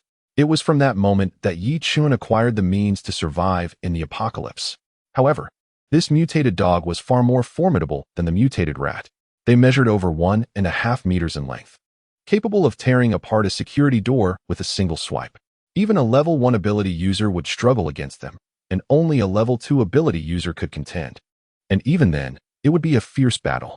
Yet for Yi Chen, who had already ascended to a level 3 ability user, this mutated dog posed no threat whatsoever. Without a moment's hesitation, Yi Chen disregarded Blue Moon and dashed toward the direction from which the sound of the mutated dog had emanated. But when he reached the window, he caught sight of a massive shadow darting below before rapidly vanishing at the end of the street. Damn it, it escaped? The brain of a mutated beast is a great tonic. Yi Chen would never allow it to flee. With this thought in mind, he promptly made his way downstairs. Wait for me. Blue Moon hurriedly followed. Yi Chen stopped and turned back, casting a sidelong glance at Blue Moon. You said you would take me with you, she said timidly. Yi Chen's eyes narrowed slightly. Initially, he had intended to simply kill her, but that seemed somewhat too lenient. Perhaps allowing her to experience the harshness of this apocalypse before ultimately ending her life would serve to quell his wrath completely. With this consideration, Yi Chen chose to ignore her and turned to enter the elevator. Downstairs, upon seeing the imposing Unimog, Blue Moon was left in awe. No wonder Yi Chen could navigate through the toxic snow with such ease. This vehicle was magnificent. Get in, Yi Chen commanded, taking his place in the driver's seat. Blue Moon hurriedly climbed into the passenger seat, turning to glance back at the rear of the vehicle, her mind reeling. How can this vehicle only accommodate 3 individuals? It can certainly fit 10. Blue Moon observed the empty space in the back of the cabin, realizing she had been deceived. Yi Chen smirked, declaring, "The vehicle belongs to me, and I dictate how many can sit within it. If you do not wish to remain, feel free to disembark." Blue Moon seethed with indignation but restrained herself. Although she had temporarily left the situation behind, she did not yet feel entirely safe and dared not provoke Yi Chen. "I am hungry." Hungry? Yi Chen chuckled, leading Blue Moon to the rear of the cabin, where he produced a garbage bin and placed it before her. "Eat." He gestured towards the remnants of food within. "What?" Blue Moon was taken aback. "You expect me to consume this? What's the matter? Not hungry?" Yi Chen rolled his eyes. "If you don't want to eat, then starve. I haven't prepared anything better for you." "You." Blue Moon gritted her teeth in anger. Glancing around, she realized there was absolutely no food in the vehicle. "Yi Chen, didn't you claim you had ample supplies? Where are they?" Seeing the absence of food, Blue Moon's anger could no longer be contained. She had relied on Yi Chun to procure sustenance, yet now, devoid of any provisions, she felt utterly helpless. My supplies are not meant for murderers. If you wish to eat, embrace the garbage bin.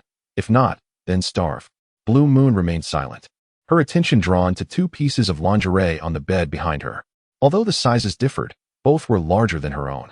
Grasping one, she noted it was clearly worn and unwashed. Enraged, she confronted Yi Chun. So, you've been seeing other women behind my back. Smack. Yi Chun swiftly knocked her to the ground. Are you foolish? We broke up long ago. Why should I be concerned about your feelings? Perhaps you should focus on how to resolve your identity as a murderer. Blue Moon, sprawled on the ground, felt a wave of grievance wash over her. Yet, Yi Chun's words forced her to confront a more pressing reality. Indeed, she was a murderer now. If she could not shed this identity, surviving temporarily would mean nothing. She would eventually face execution. The thought made her shrink into a corner, trembling and weeping. As for the remnants in the garbage bin, she had no intention of consuming them. Yi Chun paid her indifference no mind. Not eating? That merely indicates you haven't reached your limits yet. Once you do, you will consume anything, even excrement. He started the vehicle, tracing the tracks of the mutated dogs. At Jiangxing Financial and Accounting University, a tall man, a petite man, and an exceptionally beautiful woman stood at the entrance of the cafeteria. The restaurant had transformed into a gruesome scene of carnage. The survival of the three individuals thus far attests to their formidable nature. Chapter 72. The wealthy beauty with the restaurant's provisions depleted. If we do not venture out soon, we shall succumb to starvation. Su Yuan, are you even a man? Hurry and devise a plan. The petite beauty, clad in a uniform skirt, cast a resentful glance at the tall, handsome figure beside her. This gentleman, named Su Yuan, was the president of the student council at Jiangxing University of Finance and Accounting, and also the devoted admirer of Chen Yu. Beside them stood Mao Gao, a short man with a somewhat shifty appearance, who was Su Yuan's close friend. Darling, don't fret. I will think of something, Su Yuan hastily replied, adopting a servile tone towards Chen Yu. Mao Gao regarded him with disdain. A devil who had claimed the lives of over 100 students. A figure universally acknowledged as the campus heartthrob, now groveling before a woman. What a pitiful sight. Despite having catered to Chen Yu's every need for 6 months in this apocalyptic world, ensuring her sustenance and safety, she had yet to even allow him a fleeting touch. Were it not for the fact that Mao Gao could not overpower Su Yuan, he would have long since dispatched this useless wretch and claimed Chen Yu for himself. Given your status as a superpowered individual, are you truly incapable? Mark my words, if you do not procure food for me today, I shall end our relationship. Chen Yu declared with evident disdain, prompting another wave of obsequiousness from Su Yuan. The three of them were undeniably among the fortunate few in this desolate world. Previously, the restaurant had been besieged by 3 mutated rats, sending a throng of students into a panic. However, as the rats began to prey on the students, desperation united them, and they successfully dispatched the creatures. Ironically, these students were rather unfortunate, trapped in a restaurant that should have plentiful food. Instead, they encountered mutated rats just before a scheduled delivery. By now, the restaurant's supplies had been nearly exhausted, with the delivery of new provisions arriving only on the second day of the apocalypse. Thus, with over 100 students present, food dwindled rapidly. In their desperation, the students resorted to consuming the remaining mutated rats, and when the portions reached Su Yuan and his companions, they fortuitously received the heads of the rats. Su Yuan and Mao Gao's luck shone brightly as they consumed the parts containing the cerebral matter, awakening their extraordinary abilities. Chen Yu, however, missed this fortunate turn of events. Though they still did not comprehend how they had gained these powers, the profound transformation it wrought upon them was undeniable. Although the restaurant's food supply had been exhausted, the presence of numerous rats ensured that mutated specimens would continue to emerge. Having learned from past experiences, the crowd naturally contemplated exterminating the mutated rats once more, intending to share the spoils. However, Su Yuan and his companions realized that these rodents, too, would eventually run out, and if so many individuals were to partake, their demise would likely be imminent. Thus, in a moment of madness, the trio made a chilling decision to eliminate everyone present. Su Yuan's awakened ability was lightning, allowing him to manipulate a slender bolt of electricity. While not the most formidable of powers, lightning could be wielded effectively from the very first level, as its master could direct it to invade an opponent's body, instantaneously obliterating their neural functions and inducing cerebral death. Unfortunately, Mao Gao awakened a wind-based ability, which at the initial stages merely conjured gusts capable of causing discomfort, lacking any lethal potential. Yet, the wind granted him the advantage of enhanced speed, enabling swift maneuvers. With their combined might, they swiftly dispatched every individual in the restaurant, followed by the remaining mutated rats, which led them to their current predicament. After consuming the mutated rodents, both of their abilities ascended to the second level, revealing that the source of their newfound powers lay within these very creatures. Chen Yu had consumed numerous rat heads in pursuit of power, but her luck had been woefully inadequate, as she had yet to encounter a rat containing the coveted ability. By now, the edible provisions within the restaurant had long been exhausted. If they did not venture outside soon, their only recourse would be cannibalism. Yet, despite their ruthlessness, the act of consuming human flesh was an unbearable thought. Suddenly, an idea struck Su Yuan. Turning to Mao Gao with excitement, he exclaimed, "The snow outside has diminished significantly. Could you use your wind to blow it away? That way we could escape." "I can give it a try," Mao Gao replied, intrigued, as he promptly opened the door to make the attempt. Fortunately, the temperature outside had warmed considerably, although still cold. It was far more tolerable than at the onset of the apocalypse. Mao Gao activated his wind ability to clear the snow. With his second-level wind power, he possessed enough strength to confront ordinary mutated beasts, and though the snow was toxic, it was merely common snow. The fierce gusts swept through, rapidly dispersing the snow to either side of the path. "Success!" Mao Gao exclaimed with joy, then turned to inquire, "Where shall we go first?" "Let us head to the dormitory," Su Yuan urged. "Our school dorms accommodate both genders, and the women tend to hoard snacks while the men, eager to impress, also stock up on provisions. I'm certain there will be food." "All right," Mao Gao responded enthusiastically, channeling his abilities as they advanced towards the dormitory complex situated a kilometer away. However, at the beginning, things seemed to flow smoothly, but it did not take long for Mao Gao to falter. The frequent consumption of his extraordinary abilities proved to be excessively draining. He felt as if he were on the verge of starvation, his mind becoming somewhat foggy. Upon noticing Mao Gao's slowdown, Chen Yu became incensed. "Hey, what are you doing? Hurry up. I'm starving. Can you bear the responsibility for this?" "Damn it," Mao Gao retorted angrily, turning back to confront her. "It's easy for you to say that. Why don't you try it and see how exhausting it is? If you keep pushing me, you can do it yourself. You dare to scold me?" Chen Yu's eyes widened in disbelief. Her princess syndrome was beginning to flare up. Coming from a well-to-do family residing in upscale neighborhoods like Jilongbei, with parents who drove multi-million-dollar Maybachs, she was accustomed to being admired. Beautiful and academically successful, she had always been the envy of others. The epitome of a wealthy young lady. Even someone as outstanding as Su Yuan would kneel before her. How could a mere loser like Mao Gao dare to scold her? Chapter 73, Student Dormitory. "Damn it. What is wrong with me scolding you?" Mao Gao, unyielding, continued to berate her. "How many people have we killed in these past days? Do you eat more than we do? If it weren't for you, would we be starving now? Before the apocalypse, Mao Gao would never have dared to even raise his voice at someone like Chen Yu. But the circumstances had drastically changed. With the arrival of the end times, those who once held themselves in high esteem had all been crushed under his strength. Even the senior and junior girls who had once looked at him with disdain were now victims of his wrath. This experience had long since diminished any regard he held for Chen Yu. "Enough," Su Yuan interjected, sensing that the argument was escalating. "The urgent matter is to find food, not to bicker. You know it's not the time for arguing?" Mao Gao replied with irritation. "Su Yuan, think about it. If it weren't for your protection, someone like Chen Yu would have been humiliated and torn apart long ago.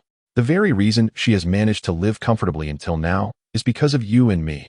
Yet she has the audacity to speak so arrogantly. Is that right?"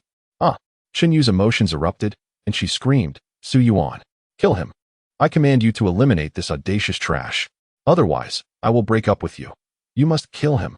Seeing his goddess in such a state of fury, Su Yuan indeed felt a surge of murderous intent toward Mao Gao. Although Mao Gao was not weak, in comparison to Su Yuan's mastery over lightning, he was still far inferior. If Su Yuan wished, he could effortlessly dispatch Mao Gao.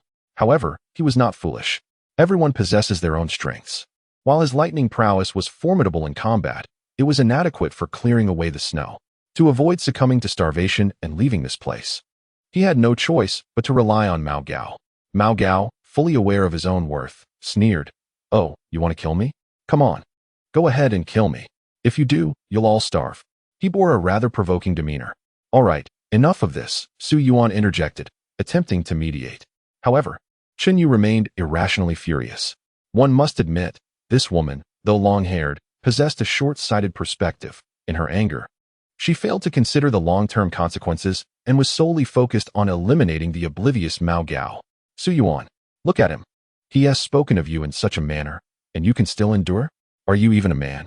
Chen Yu shrieked in frustration. The phrase "are you even a man" wielded a profound impact on a devoted admirer. Mao Gao?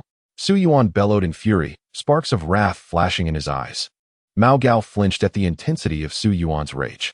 Damn it! Su Yuan was indeed prepared to act.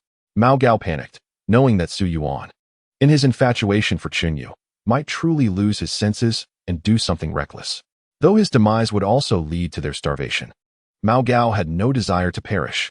Apologize at once, Su Yuan commanded coldly. Taking a deep breath, Mao Gao reluctantly lowered his head, begrudgingly uttering, "I'm sorry. I was wrong." Yet, upon hearing Mao Gao's apology, Chen Yu was still unsatisfied. No, an apology is insufficient. He must be killed. He must die? Yeah. Su Yuan quickly pulled Chen Yu aside, whispering, "Please, calm down. If he truly dies, we all will starve here. How about this? I promise to help us find food if you let me handle him. Is that agreeable?" At last, Chen Yu, albeit reluctantly, nodded, for she too had no desire for death. Furthermore, since Mao Gao had offered an apology, it was prudent to utilize him for the time being. Su Yuan sighed in relief and gestured to Mao Gao, saying, all right. We're all good brothers here. Let us put this behind us. Let us get back to work, or we'll all perish." Mao Gao remained silent, turning back to his tasks, yet deep within, a dark tide of murderous intent surged. Cursed Su Yuan. Half of those in that room had also met their end at his hands. What had Chen Yu ever done? He was still your best buddy, while Chen Yu had only known him for a few years. Moreover, it was he who had paved the way for their survival. Could she truly manage on her own? But here you were. For the sake of a worthless woman, you sought to harm me? Just wait. I will find a way to eliminate you. As for that Chen Yu, once Su Yuan, your foolish protector, is dead, there will be no one to hear your cries. At that moment, I shall relish seeing how arrogant you remain. The image of Chen Yu pinned beneath him danced vividly in Mao Gao's mind. Driven by this motivation, the actions of the adept martial artist quickened. Meanwhile, Yi Chun, accompanied by Lan Yu, followed the trail of the mutated dog, eventually arriving at Jiangxing Financial and Accounting University. However, to their astonishment, the tracks vanished upon reaching this location. After a moment of contemplation, Yi Chun resolved to search within the university for this aberrant canine. The celestial brain residing within its skull was an opportunity of a lifetime. If Bai Shui and the others could consume this celestial brain, Yi Chun would be able to infinitely reclaim even more of its kind. The dormitory buildings at Jiangxing Financial and Accounting University were uniquely designed. A multitude of dormitory structures were connected by glass corridors on the second floor. Consequently, when the first snowfall arrived, the students still residing in the dormitories were uniformly relocated to a single building by the faculty. However, as the university's commencement coincided with the weekend, the number of occupants within the dormitories was rather scant. Among the dozens of dormitory buildings, only a few hundred students remained, alongside approximately 30 teachers. The dormitory closest to the school's entrance served as a gathering place for these several hundred students and teachers. Given the ample food supply within the student dormitory and the limited number of residents, coupled with the teachers maintaining order, neither students nor faculty experienced hunger, thus preserving a semblance of pre-apocalyptic order. In the lobby on the first floor, Director Kai Ming and several teachers sat at the entrance, smoking while gazing down the road. It had been nearly 2 months. When would the official rescue arrive? A male teacher in his 40s lamented. Trust in the authorities, trust in the military. Aid will surely arrive soon, Director Kai Ming reassured the nearby faculty. At 60 years of age, he had dedicated his entire life to the school. Known for his kindness and approachability, he was deeply cherished by both students and teachers, thus temporarily assuming the role of leader among them.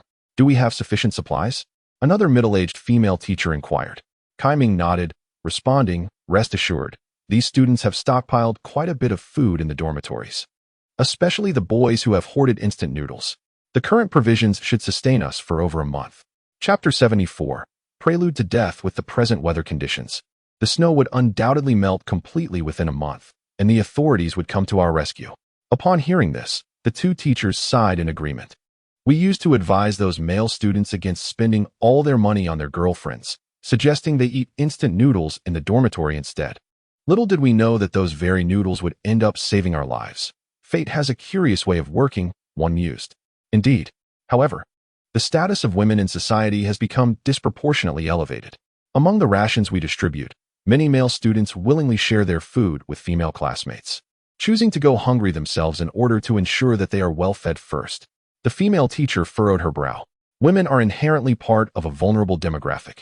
And considering that this was an action willingly undertaken by the male students, how could one assert that women hold a higher status?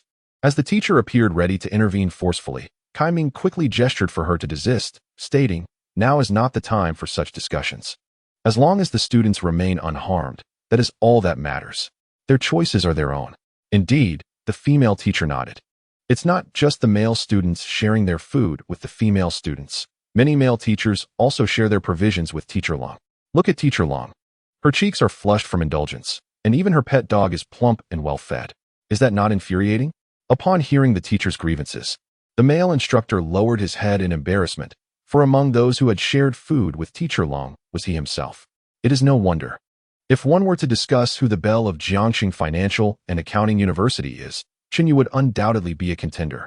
However, when it comes to the title of the university's most beautiful woman, who but Lung Yu could rightfully claim such a distinction? At 29, Lung Yu is an alumna of an Ivy League institution, hailing from a wealthy family, and possesses exceptional qualities.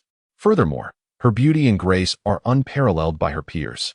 While Chen Yu is indeed attractive and celebrated as the campus flower, her propensity to change boyfriends with alarming frequency raises eyebrows. Regardless of her past entanglements, her rapid turnover of relationships has led many to deem her somewhat promiscuous. This trend appears consistent among other attractive female students as well. Yet, Lung Yu stands apart. Having served at Jiangxing Financial and Accounting University for 3 years, she has never been embroiled in scandal. She maintains a friendly rapport with her students, remains single, and after work, retreats to her dormitory, her only leisure being walks with her dog. Such a woman fulfills every fantasy that men in Daxiao possess regarding femininity: cultured, gentle, graceful, stunningly beautiful, and hailing from an extraordinary lineage, all while leading a simple personal life. How could such a woman not be the object of admiration among faculty and students alike? Thus, it is perfectly reasonable that male instructors would willingly part with their meals for Lung Yu. Suddenly, a voice pierced the air as the female teacher pointed towards the distance, exclaiming, "Look!" Kai Ming and the male instructor instantly lifted their gazes, spotting 2 men and a woman approaching. They were traversing the edge of the dormitory building, where the eaves had sheltered the ground from the snow, which had largely melted away. "Hurry! Open the door!" Kai Ming exclaimed with delight, urging the others to act quickly. Moments later, Su Yuan and the others arrived. "Su Yuan?" Kai Ming exclaimed, joyfully grasping Su Yuan's hand. As the president of the student council, Su Yuan is a well-known figure among both teachers and students alike. "Director Kai," Su Yuan greeted with a smile. "Wonderful. After so many days, we finally see others." Kai Ming's voice trembled with excitement as he inquired, "Where have you all been?" Su Yuandao remarked, "We had been at the restaurant, where we consumed a considerable amount. Hence we have persevered until now." "Is that so? How wonderful." Kai Ming inquired again, "What about the other students and teachers in the restaurant?" "They are all safe," Su Yuan replied calmly. Kai Ming exhaled in relief. "It's good that nothing happened. By the way, how did you manage to get here? Has the snow from the restaurant to this place melted?" Kai Ming asked curiously, pondering how they could have traversed through the heavy snow. Su Yuan's gaze shifted as he explained, "Oh, it's quite simple. We were rescued by the official rescue team. They have already entered the school. And since the restaurant is closest to the school gate, we were the first to be rescued. Now, the rescue team has gone to the nearer teaching buildings to save others. As a student leader, I am assisting the rescue team in locating any other individuals trapped within our school." "Really?" Kai Ming exclaimed, jumping up in excitement, tears streaming down his face. "I knew the authorities would not abandon us. I knew the rescue team would come. So, does this mean the rescue team will arrive soon?" "Indeed," Su Yuan responded earnestly. "The official rescue team is quite busy. After rescuing us, they must attend to other citizens in need. Director Kai, please instruct the students and teachers to gather with supplies without wasting the precious time of the rescue team." Yes, you are absolutely right," Kai Ming exclaimed. slapping his forehead in urgency. Disasters strike harder than tigers. If we save a little time, others may gain a sliver of hope. He immediately turned to the two teachers behind him, saying, "You must go and tell all students and teachers to come down with their supplies." Yes, the two, without a trace of doubt, immediately rushed upstairs in excitement, shouting that the rescue team had arrived and urging students to bring their belongings and gather downstairs. Upon hearing the news, students and teachers rushed down with remarkable speed, none questioning Su Yuan's words. As the president of the student council, Su Yuan was regarded as a model student by both teachers and peers, a truly trustworthy individual. Why would he deceive them? Watching the throng of students and teachers descend, Su Yuan and Mao Gao could hardly contain their smiles, thinking how clever they were. Without exerting much effort, they had managed to have everyone bring down their supplies. Wasn't this a relief from having to search through each dormitory individually? As the crowd began to dwindle, Su Yuan spoke up, "Students, please remain calm. The rescue vehicles are about to arrive. To prevent any stampede, kindly form a queue based on gender, so we can board the vehicles in an orderly manner. Teachers, please come over here to line up. The rescue team will assist teachers separately from male and female students." Kai Ming immediately echoed, "Yes, yes, everyone, hurry and line up. We must not risk injury in a stampede at the last moment." The teachers first directed the students to form an orderly line, after which they gathered at my location. Both students and teachers were filled with anticipation for the rescue. In just 10 minutes, hundreds of individuals had arranged themselves into a neat queue. Approximately 30 teachers, led by Kai Ming, stood in a row. The atmosphere was charged with excitement. Little did they know that this orderly formation was, in fact, the prelude to death. Chapter 75, Teachers and Students. Su Yuan, has the rescue team not yet arrived? Kai Ming inquired with a hint of confusion. After half an hour of organizing people to line up, the absence of the rescue team was becoming increasingly distressing for him. "Do not worry, Teacher Kai. The rescue is on its way," Su Yuan responded, raising his right hand, which was suddenly enveloped in crackling lightning. Kai Ming was taken aback. Just as he was about to speak, a blinding bolt of lightning erupted from Su Yuan's palm. The lightning swiftly pierced through Kai Ming's skull and then continued to penetrate the heads of more than 30 teachers behind him. They had no time to react before collapsing, devoid of life. A murder! The surrounding students screamed in terror, although they couldn't comprehend how Su Yuan could unleash lightning. The spectacle was enough to leave them paralyzed with fear. However, Su Yuan and Mao Gao had no intention of allowing them an escape. The two acted swiftly, and the students were unable to flee, meeting their demise in an instant. Thud, thud, thud. In the dormitory building, within a room on the top floor, a stunning woman clutching a Shiba Inu felt her heart race as she witnessed the horrifying scene unfold before her. She was Lung Yu. Upon hearing the teacher's call for the rescue team, she had begun to harbor doubts. Residing on a higher floor afforded her a clearer view, allowing her to see that there was indeed no sign of a rescue team within the school. She had attempted to dissuade the students from descending, but her efforts had proven futile. Little did she know that her caution would ultimately save her life in this critical moment. How could Su Yuan, a member of the student council, a mere student, be so cruel? Lung Yu trembled in fear, while the Shiba Inu in her arms stared intently at Su Yuan and his companions in the hall. The sensitivity of an extraordinary individual far surpasses that of a normal person. Suddenly, Su Yuan sensed an uncomfortable feeling behind him, as if someone were watching him. He turned to look and met Lung Yu's gaze. "Teacher Lung," Su Yuan exclaimed in surprise. At his words, Mao Gao and Xin Yu glanced over. But Lung Yu had already fled from the window in fright. "Are you certain it was Lung Yu?" Mao Gao asked excitedly. How could he not recognize her? She was the goddess of all the boys at school, and he had lost count of how many times he had fantasized about her.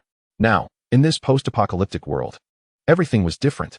If he could manage to capture Lung Yu, wouldn't he be able to savor her beauty? Su Yuan harbored a similar thought. His girlfriend, Xin Yu, was beautiful, which had rendered him indifferent to other women in recent days.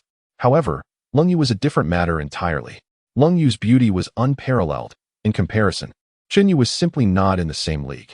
Additionally, the fact that Lung Yu was a teacher only intensified Su Yuan's desire to win her over and indulge himself, regardless of the potential wrath of Xin Yu. After all, he was an ability user, capable of protecting Xin Yu, and he was certain that she could not live without him. Yes, it must be Lung Yu. I cannot be mistaken. Su Yuan nodded in affirmation. Upon hearing this, Mao Gao was instantly elated. Meanwhile, Xin Yu's expression darkened. Mao Gao turned to rush towards the building, with Su Yuan swiftly following suit. Su Yuan, why are you following me? Mao Gao asked, turning back with a displeased expression. You already have Chunyu. You wouldn't dare try to steal Lung Yu from me, would you? Su Yuan. Chunyu questioned furiously. You can't possibly have feelings for that Lung Yu, can you? I warn you. If you dare to entertain any improper thoughts about her, I will break up with you. A surge of murderous intent welled up within Su Yuan. How dare that Mao Gao speak such words in front of Chunyu? With Ling Yu's stunning beauty, how could he not have thoughts of her? Given his superior abilities, shouldn't Lung Yu be his to enjoy first? Mao Gao was truly ungrateful. He was courting death. Su Yuan resolved that he would find an opportunity to eliminate this Mao Gao. There was more than enough food here to last him and Chunyu for several months. By then, the snow would have surely melted, and he would have no need for the troublesome Mao Gao. However, in front of Chunyu, Su Yuan dared not voice his intentions outright. He forced a smile and said, Yeah, what nonsense are you spouting? You know I love you most dearly, don't you? I followed to ensure Mao Gao's safety. What if there are ambushes in this building? Humph. Do you think I fear ambushes? Mao Gao scoffed. Yet, Su Yuan cast a threatening gaze at him, causing Mao Gao to lose his bravado. You scoundrel! You wretched fool! How dare you covet what is in front of you while eyeing something beyond reach? You truly deserve to perish. Mao Gao fumed, his anger nearly exploding. And he resolved to find a way to bring down Su Yuan, whom he deemed worthless. The three ascended together and soon arrived at Lung Yu's dormitory door. Knock, knock, knock. Su Yuan was the first to rap on the door, softly calling, Teacher Lung, are you there? Go away. Just leave me alone. I want tea come out. Lung Yu shouted in fright. A lustful glint flashed in Su Yuan's eyes, and he kicked the door open with a forceful thrust. Boom. The door crashed to the ground, revealing Lung Yu, who was huddled in a corner by the window, clutching her Shiba Inu, her face etched with terror. Don't come any closer. Stay away. You are all students. How could you commit such heinous acts as murder? Have you all lost your minds? By the time official rescue arrives, you will all face criminal charges. Official rescue? Su Yuan laughed so hard that his mouth could scarcely close. Teacher Lung, you were never one to lack foresight. Even I, a mere student, can discern that the authorities have vanished amidst this catastrophe. Their assistance will not be forthcoming. Even if aid were to arrive, the chaos outside has already reached a frenzy. Who would they apprehend? The dead are dead, and the living officials are rendered powerless. What worth does an official hold when the people have been abandoned? Su Yuan's remarks plunged Lung Yu into utter despair. How could she not comprehend such words? Yet, as a fragile woman, what could she do at this juncture? Aside from issuing feeble threats, death lay before her as the only escape. But how easy is it to embrace death for a person? Do not be afraid, Teacher Lung. Mao Gao revealed a lewd grin. We never said we would kill you. It would be a pity for someone as beautiful as you to perish. If you agree to be my woman, I can offer you a chance at survival.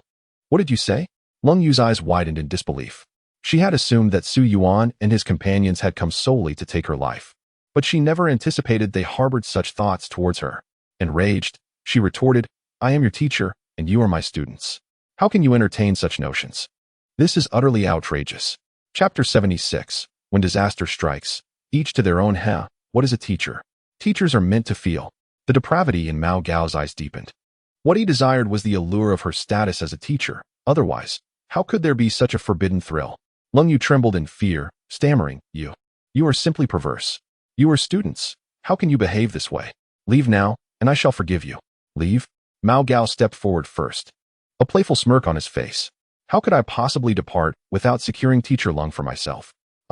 As Mao Gao approached, Lung Yu closed her eyes and screamed in terror. Woof, woof, woof. At that moment, the Shiba Inu in Lung Yu's arms began to bark incessantly. The sound was piercing, far beyond what a small dog could emit. In the next instant, the dog broke free from her grasp and leaped to the ground. To her astonishment, the once diminutive Shiba Inu began to grow dramatically. In the blink of an eye, it transformed into a towering beast, standing a full 2 meters high. Its eyes glinted with a fierce crimson glow, drool dripped from its mouth, and sharp teeth protruded menacingly. The heavy breaths of the creature struck Mao Gao's face. Woof! The Shiba Inu unleashed a mighty roar, then raised its paw and struck Mao Gao squarely in the chest. Puff! Mao Gao coughed up a mouthful of blood, the tremendous impact causing his chest to cave in, rendering him gravely injured in an instant. What the hell? Su Yuan and Chunyu were utterly stunned. unable to fathom that the Shiba Inu would mutate at such a moment. Lung Yu was equally paralyzed with fear, her face a mask of terror. Woof! The Shiba Inu did not relent. With a fierce growl, it leapt towards the three. Yu screamed in fright and was the first to turn and flee. Su Yuan, however, immediately summoned electricity, intent on eliminating the canine. Yet, his control over his powers was insufficient. The lightning he unleashed was deftly evaded by the Shiba Inu, striking its thick hide and emitting a smell of singed flesh. This assault failed to inflict any real harm, only serving to infuriate the creature further. Damn it! Injured and facing a life-threatening crisis, Mao Gao sprang up and shouted, "This beast is too swift. We must target its vital points. You distract it, and I'll circle around to attack from behind." Mao Gao yelled, and Su Yuan nodded, once more attempting to draw the Shiba Inu's attention. However, as Su Yuan succeeded in diverting the creature's focus, Mao Gao did not maneuver to attack from behind as planned. Instead, he seized the opportunity to slip through the gap left by Su Yuan and dashed outside. "Damn you, are you betraying me?" Su Yuan exclaimed in shock and anger. "Heh, better you die than me." Mao Gao shot back coldly without looking back, his injured body hastening toward Yu. What a joke. If Lung Yu couldn't T-play, then I certainly won T-abandoned Yu. Su Yuan, the useless one, would grovel at her feet, but Mao Gao would not. Once Su Yuan was gone, he would ensure that Yu understood the meaning of regret. Still daring to insult him? He would make her scream for mercy. In a frenzy, Su Yuan unleashed another bolt of lightning and charged out the door. The Shiba Inu instantly pursued him. Though Su Yuan was not slow, he was the last to escape. And with the Shiba Inu's speed, his chances of evasion were slim.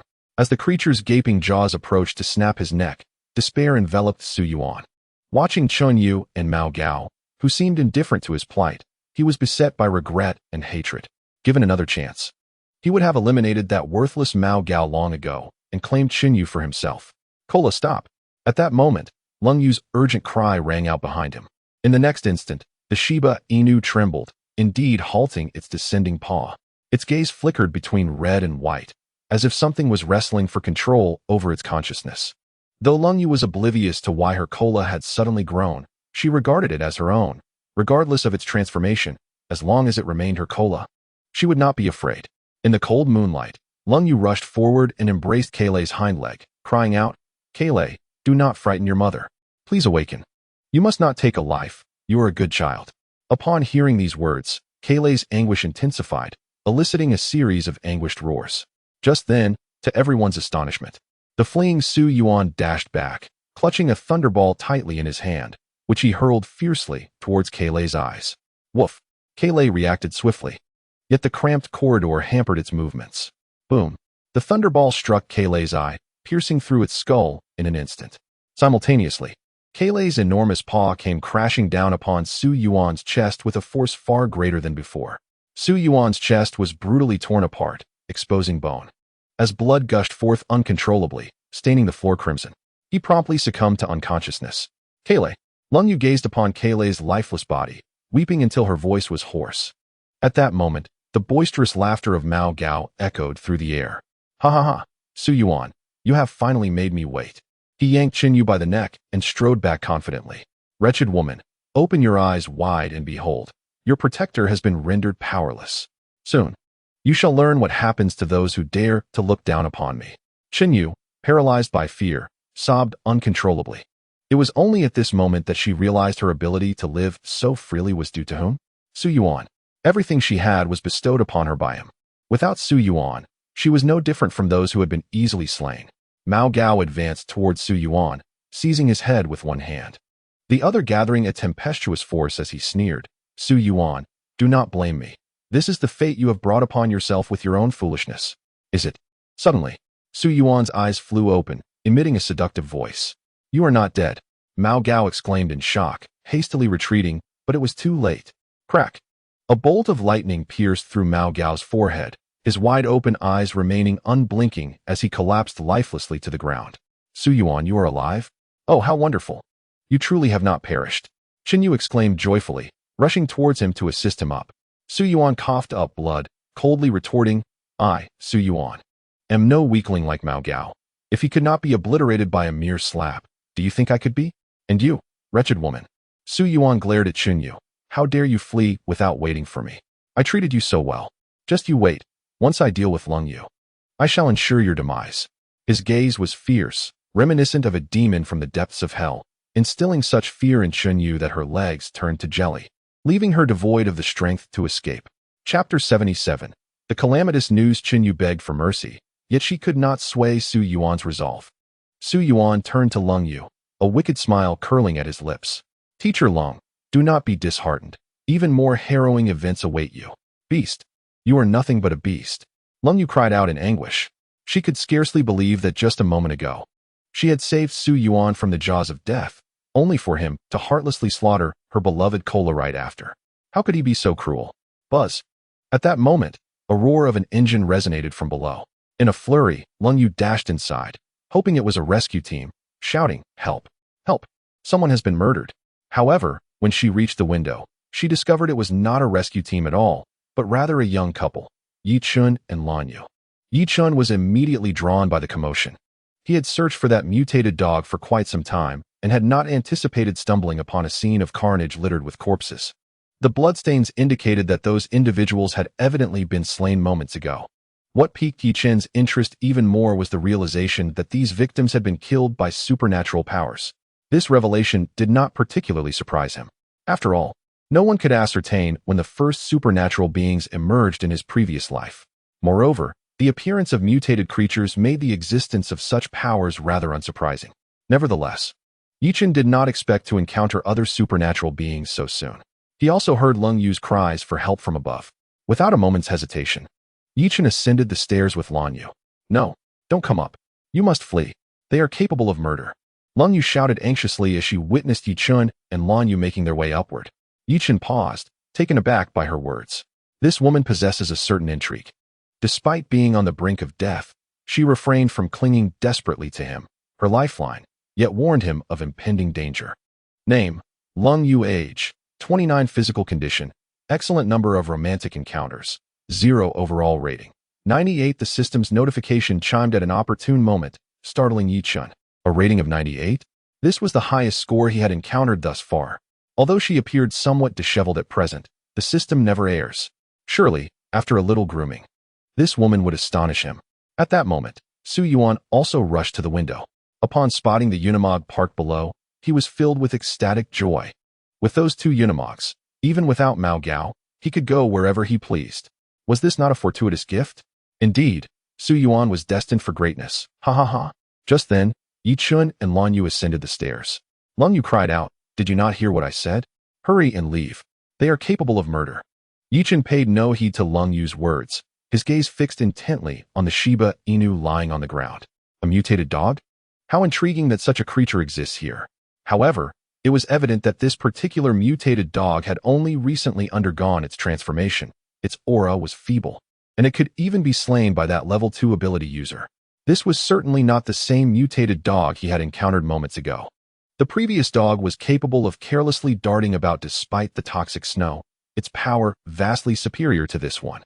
Nevertheless, Yi Chun felt a surge of joy. Even a newly transformed mutated dog had given rise to a celestial brain. Although the energy contained within this celestial brain was minimal, its effects on enhancing abilities post-consumption were weak. The possibility of awakening a new power had already been predetermined at the moment the celestial brain took form. Thus, consuming this celestial brain would still grant Yi Chun the coveted new ability he desired. Moreover, the most significant aspect was that with this celestial brain, Yi Chun could replicate it infinitely. Even the celestial brain of a mere primary mutated beast would be sufficient to elevate both his and Bai Shui's powers to the realm of level 5 ability users. Adding to this fortuitous encounter was the stunning beauty of Lung Yu, who perfectly met the system's requirements. This was indeed a remarkable windfall. You possess quite the audacity, don't you? At that moment, Su Yuan's playful voice disrupted Yi Chun's thoughts. He turned to glance at Su Yuan, sneering. "So, you are the lightning ability user?" "Lightning ability user?" Su Yuan was taken aback, puzzled. "Are you also a superpower wielder?" "My identity is inconsequential. What matters is that you will meet your demise today." Yi Chun narrowed his eyes, a look of disdain upon his face. Behind him, Lan Yu was already petrified with fear at the sight of the enormous mutated dog. Everything in her view, including the corpses from earlier, had shattered her worldview. Yi Chun, We should leave quickly. That person is too strange, and he dares to kill. It's best we avoid provoking him. What is there to fear? Yichen replied with amusement. Didn't you also kill 2 people? You're both murderers. Why not sit down and discuss? Perhaps you could exchange some insights on the art of killing. How could you say such a thing? Lan Yu exclaimed, her face turning pale. Hee, another fool? Su Yuan mocked. You don't actually believe that killing comes without consequence, do you? Ha ha ha ha, what a complete imbecile. However, you do possess some charm. I shall take good care of you before I end your life. Su Yuan had fully succumbed to darkness, no longer bothering to maintain any pretense in front of Chen Yu. Lan Yu was so frightened she resembled a frightened animal, shrinking behind Yi Chun, too terrified to speak. Yi Chun did not rush to respond to Su Yuan. Instead, he was drawn to Chen Yu's presence. Chen Yu? How do you know my name? Chen Yu was astonished, not recalling ever meeting Yi Chun. Yi Chun did not answer directly but instead replied with a question. Do you reside in Jiulong Bay? Yes, I live in Jiulong Bay.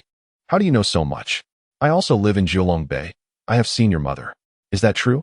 Chen Yu was filled with joy and immediately rose, her voice trembling with excitement. What about my parents? I haven't been able to contact them for so long. Are they all right? Yi Chun replied calmly. I haven't seen your father. He has likely perished from hunger or been killed. As for your mother, her fate is far worse. She was brutally taken by a group of people. Boom. These words struck Chen Yu like a thunderclap, leaving her momentarily stunned. No, it can't be. You're lying. You must be deceiving me. She wept bitterly. Mom and Dad, you're not dead. You must be alive. Yet, having endured the cruelty of the apocalypse herself, she knew all too well what prolonged silence implied. In truth, she had suspected her parents might have met with disaster long before their lack of contact. However, hearing the grim confirmation made it difficult for her to accept in that moment. Death is good. If they're dead, you can wholeheartedly follow me. Otherwise I'll finish you off. Su Yuan laughed triumphantly, his sinister gaze turning towards Yi Chun. Kid, do you wish to live or die? Chapter 78. Sanhua Group Me? Yi Chun chuckled.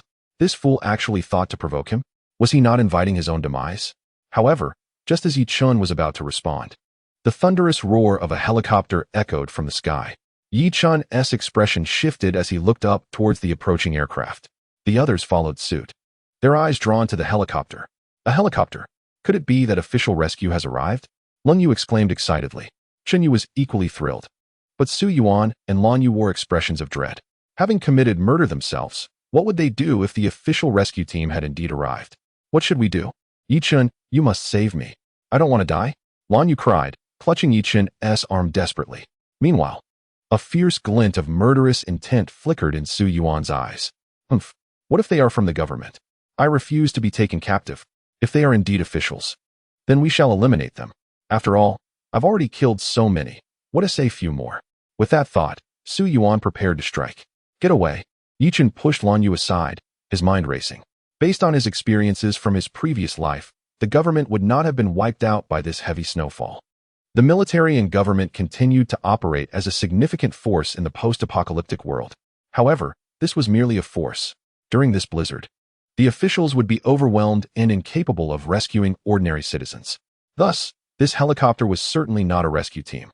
Moreover, rescue teams would not arrive with just one helicopter. How could that limited space save many lives? If they were not officials, then who were they? Yi Chun promptly rose and headed towards the rooftop. Su Yuan and others followed suit.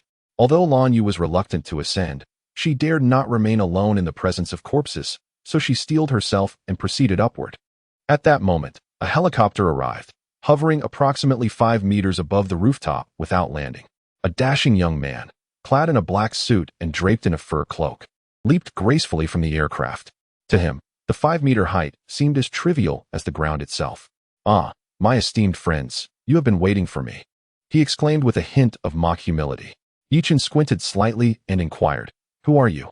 Oh, how careless of me to omit my introduction, the man replied, patting his chest with pride.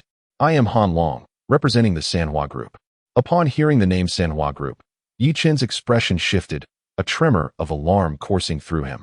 It was evident that the man possessed extraordinary energy, and its level was substantial, at least rank 3. But how could this be? The Sanhua Group was a formidable force that emerged after the apocalypse, having gathered a considerable number of ability users during the initial chaos. Yi Chun had always believed that the Sanoa group commenced its activities only after the snow had melted. Yet, here stood evidence that they had already possessed ability users, and of such high caliber, even before the thaw. This was unfathomable. Suddenly, a chilling thought invaded Yi Chun's mind. Could it be that certain powerful conglomerates had foreseen the apocalypse? Had they been preparing all along? The implications of such a revelation grew increasingly ominous. Yi Chun had long harbored a perplexity. Prior to the emergence of mutated beasts, no one had anticipated the arrival of the apocalypse on Blue Star. According to the official protocols of the Great Xia, one would expect a full-scale effort to rescue the populace. Even at great cost, there should have been some attempt at assistance. At the very least, there should have been an effort to try, followed by a withdrawal if unsuccessful. Yet, the authorities of Great Xia had not dispatched a single individual for rescue operations. This behavior was indeed peculiar. However, if it were true that the Great Xia authorities had been aware of the impending apocalypse and understood that rescue efforts would be futile, then their inaction would make perfect sense. Suddenly, Yi Chun felt that his understanding of the apocalypse was perhaps too superficial.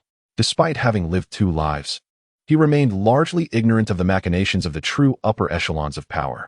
As a lowly ability user merely struggling to survive in this harsh new world, he had only scratched the surface. Yet, his remarkable tenacity in this life had granted him early exposure to these realities, foreshadowing that he would soon witness events unknown in his previous life. Han Long paid little heed to Yi Chun, his gaze sweeping over the others. With a playful tone he remarked, "The ability detector has registered energy fluctuations in this vicinity. Which of you is the ability user?" At his words, the attention of the group swiftly converged upon Su Yuan. "And you are?" Han Long inquired, directing his seemingly affable smile towards Su Yuan. Su Yuan was uncertain about Han Long's intentions, yet he understood that to ensure his own safety, he must display his strength. Therefore, he promptly raised his right hand, conjuring a bolt of lightning. "Oh, a lightning user? A second tier one, no less? Quite impressive." Han Long nodded in satisfaction and smiled. "Sir, we at Sanhua Group are immensely interested in your abilities." Sanhua Group is a consortium formed by several top-tier financial groups in the country, a civilian organization of abilities in this apocalyptic era. We extend a formal invitation for you to join us. An organization of abilities? Su Yuan was taken aback and responded with caution, "But I have killed many. Would you accept a murderer?" "Ha ha, sir, you jest." Han Long replied with an air of arrogance. "In this apocalypse, morality has collapsed. Only the strong deserve to survive. You are merely acting in self-defense. What crime is there in that?" Instantly elated, Su Yuan inquired further, "What benefits would I gain from joining you?" "Of course." Han Long grinned wickedly. Sanhua Group will provide each ability user with secure housing, comprehensive meal services, and even assist you in enhancing your ability registration. In return, all you need to do is obey the orders of Sanhua Group and complete some rather simple tasks. Simple? Yi Chun laughed. In his previous life, Sanhua Group was notorious for their ruthless methods when goals were unmet, effectively a den of villains. Their notion of simple tasks often implied perilous consequences. Yet, upon hearing this, Su Yuan felt an overwhelming surge of excitement. He wasn't particularly concerned about food and shelter. As an ability user, he could manage those himself. However, the prospect of enhancing his ability level was incredibly enticing. Having tasted the sweetness of strength, his desire to grow more powerful had long been awakened. "Excellent. I am willing to join you," Su Yuan exclaimed joyfully, nodding vigorously. "And what about me?" Suddenly, Chinyu cried out from the side. Su Yuan turned to her, feeling a moment of hesitation. Although he had grown somewhat displeased with Chinyu, she remained the woman he had once deeply adored.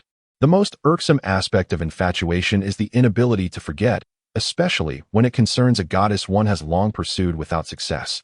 Noticing Su Yuan's hesitation, Chinyu immediately adopted a pitiful expression, beginning to plead, "Wowu, brother Su Yuan, you know I love you the most. I truly ran away out of instinct. It wasn't because I don't care about you. As a fragile woman, if you abandon me, I might not survive. Please take me with you. I promise never to leave your side again, and I will even let you hold my hand. Is that all right? Hold your hand." This incentive shattered Su Yuan's defenses. A seasoned admirer, he swiftly turned to Han Long. "Mr. Han, my girlfriend and I share a deep bond. She cannot be without me. May I bring her along?" Yi Chun felt a wave of disdain wash over him. Is Su Yuan truly a fool? Let us not even mention that Sanhua Group has no use for the worthless. Just consider that Chen Yu merely suggested a gentle touch of the hand, and you already falter. What a disgrace to manhood. It is the existence of such men that has caused those enchanting maidens to elevate their tails to the heavens. Yi Chun holds a profound contempt for such trash. Thankfully, Han Long provided Yi Chun with a much-needed lesson. Han Long sneered, "I apologize, but our Sanhua group only seeks those with extraordinary abilities. If she wishes to accompany you, she must consume some celestial brains or take a bite of the poisonous snow. Should she miraculously survive and transform into an extraordinary being, I shall certainly take her with me." Celestial brain? Yi Chun's heart trembled. At this juncture, Sanhua group had already begun referring to the energy orbs found in the brains of mutated beasts as celestial brains, and consuming poisonous snow could lead to transformation. Could it be that consuming the poisonous snow also harbored the potential for mutation into an extraordinary being? Wait a moment. Is it possible that mutated beasts, mutated plants, and even the zombies resulting from human demise were all initially caused by the poisonous snow? It makes sense. If this is the case, then the rationale behind the emergence of mutated beasts, plants, and zombies becomes clear. The mutated energy within them all originates from the poisonous snow. As the snow melts, they begin to infect and strengthen each other, leading to an ever-increasing number and strength of mutated beasts and plants. In contrast to Yi Chen's astonishment, Su Yuan and the others were equally taken aback. The white orbs within the brains of mutated beasts are called celestial brains? Su Yuan inquired. Indeed, Han Long confirmed. Consuming poisonous snow could potentially lead to mutation? Su Yuan pressed further. Correct, Han Long replied. But poisonous snow can be lethal. If one does not mutate, would they not perish? Chen Yu exclaimed in terror. Haha, that is indeed the case, Han Long remarked with amusement. In Jiangqing, there are tens of thousands who have come into contact with poisonous snow, yet the number of those who become extraordinary beings is negligible. The odds must be less than 1%. But what if you happen to be that fortunate one? No. I do not want it. Please, no. Chen Yu cried, nearly wetting herself in fear, shaking her head frantically. Su Yuan immediately interjected, Mr. Han, consuming poisonous snow is far too perilous. It would be wiser to consume celestial brains. However, we currently possess only one from a mutated dog below, and it likely won't be easy to awaken extraordinary abilities. How about this?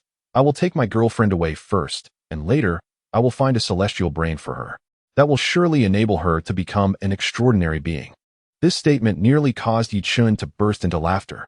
What purpose does Sanhua Group have in keeping you around? Isn't it solely to procure celestial brains for their upper echelons? If you were to hand over the celestial brain you acquired to Chen Yu, what reason would they have to keep you? Furthermore, Sanhua Group is notoriously treacherous, while they may train their subordinates. They only reclaim those who were extraordinary beings from the outset. Otherwise, one would be doomed to toil as a mere slave for the Sanhua Group. A fate far worse than that of a dog. Indeed, Han Long shook his head with a sinister grin and remarked, I'm afraid I cannot acquiesce to your request. My patience is limited. I offer you one final opportunity. Will you depart or remain? Su Yuan glanced at Han Long to his left and at the weeping Su Yuan to his right. Ultimately, his infatuation prevailed. By choosing Chen Yu, he not only won over his goddess, but also awakened his own abilities, realizing that the Xian brain could enhance his strength. He thought to himself, why not hunt the mutated beasts in the future? He had already attained the capability to protect himself and felt no fear. I'm sorry, I cannot abandon my girlfriend. Su Yuan replied, shaking his head. Suddenly, with a resounding thud, a crimson laser shot forth, piercing through Su Yuan's skull, emanating from none other than Han Long's eyes. Su Yuan's wide, startled gaze slowly dulled as his body fell lifelessly to the ground, completely unprepared for such an abrupt demise. Su Yuan, Chen Yu screamed in terror. Yet she did not rush forward. Instead, she stood frozen, trembling uncontrollably. She had never truly harbored feelings for Su Yuan. She was merely intrigued by his excellence and sought to toy with him. After all, following the apocalypse, Su Yuan had awakened his abilities, prompting her to linger by his side. Had it not been for her tendency to swiftly change partners, Su Yuan would have long since become a mere ex. Nevertheless, he had accompanied her through the most challenging times, and now, his sudden death left her in a state of disbelief. Both Lung Yu and Lan Yu were equally stunned by the man's decisiveness, while Yi Chun remained remarkably composed, unsurprised by the turn of events. However, Han Long's ability to emit lasers from his eyes astonished Yi Chun. This represented an awakening of an extraordinary physical ability, far surpassing the awakening of typical attribute powers. At least in the early stages, the might of such a power was incomparable to ordinary attribute abilities. It would not be an exaggeration to state that although Yi Chun was now a level 4 ability user, he would find himself evenly matched against Han Long, a level 3 user. Fool. Han Long's eyes gradually ceased their crimson glow, revealing a countenance filled with disdainful mockery. Even in a post-apocalyptic world, one would still choose to be a sycophant. It was utterly laughable. Since you refuse to serve the group, your only fate is death. For the group has no desire for outsiders to hunt within its designated territories. Hunting grounds? The very notion soured Yi Chun's mood. In a city ravaged by chaos, where countless souls had perished, it was appalling to think that to the powerful, it was merely a hunting ground. What did that make the people of Jiangqing? Were they mere fodder for the hunt? Though Yi Chun was no saint, he harbored a deep-seated loathing for the Sanoa group, whom he deemed devoid of humanity. Han Long did not depart. Instead, he wore a wicked smile as he gazed upon Chunyu and Lungyu. The two women were indeed beautiful, but as they lacked extraordinary abilities, they were not eligible to join the Sanoa group. However, I have an alternative method to take you with me. What method? Chunyu asked, her face a mix of fear and anticipation. After all, Su Yuan was also a ruthless figure. With Su Yuan's demise, she understood that without support, her survival was precarious. Following Han Long might indeed be a fortunate opportunity for her. As for the fact that he was the one who killed Su Yuan, she was utterly indifferent to that. Feeling sorrow for such a sycophant for 3 seconds was already generous enough. Chapter 80. Slightly soiled hem. Han Long paused for a moment, a playful glint in his eyes. As long as you are willing to be my dogs, I can take you away. Instantly, the expressions of the two women changed dramatically. No, I refuse. I refuse too. Cold Moon and Chunyu exclaimed simultaneously, their voices filled with defiance. Refuse? Han Long replied, a smirk playing on his lips. Do you truly comprehend your own capabilities? If you choose not to accompany me, you will inevitably perish here. Are you certain about that? Cold Moon responded resolutely, absolutely. I would rather starve than become your dog. And I too. Chunyu seethed. I, Chunyu, possess dignity. Even if it leads to my demise, I shall not bow to a repugnant individual like you. Yi Chun was somewhat taken aback. He could understand Cold Moon's rejection, but Chunyu's refusal was unexpectedly surprising. What about me? Why don't you ask me? At that moment, Lan Yu suddenly rushed forward, her excitement palpable. I can be your dog. If you take me with you, I am willing to do anything. Upon hearing this, both Cold Moon and Chunyu cast scornful glances her way. Cold Moon admonished, aren't you this gentleman's woman? How can you utter such words? In response, Lan Yu looked at Yi Chun with disdain. Huh, I've long since broken up with him. He no longer qualifies as my man. He is merely a pathetic sycophant. If it weren't for his remaining utility, I wouldn't have associated with him at all. This gentleman pilots a helicopter and is backed by a formidable force, while he drives a dilapidated van. How could he ever be worthy of me? Yi Chun, I advise you not to be too disheartened. Birds of a feather flock together, and it is crucial to have self-awareness. Do you understand? Yi Chun remained silent, calmly observing Lan Yu's foolish antics. Meanwhile, on the other end of the camera, Bai Shui and others watching the scene were infuriated, pulling their hair in frustration. Trash. She is nothing but trash. After being rescued by her master, she encounters someone better and sells him out? Does she even deserve to be called a person? Exactly. While the master may have his quirks, he possesses principles that this garbage cannot compare to. Brother Yi, hurry and teach her a lesson. I can't bear to watch this any longer. I want to teach her a lesson too. No, I must go and confront her. I want to go as well. Lan Yue remained blissfully unaware that a group of women had gathered, intent on delivering a thorough beating. She continued to boast, seemingly envisioning a splendid life ahead.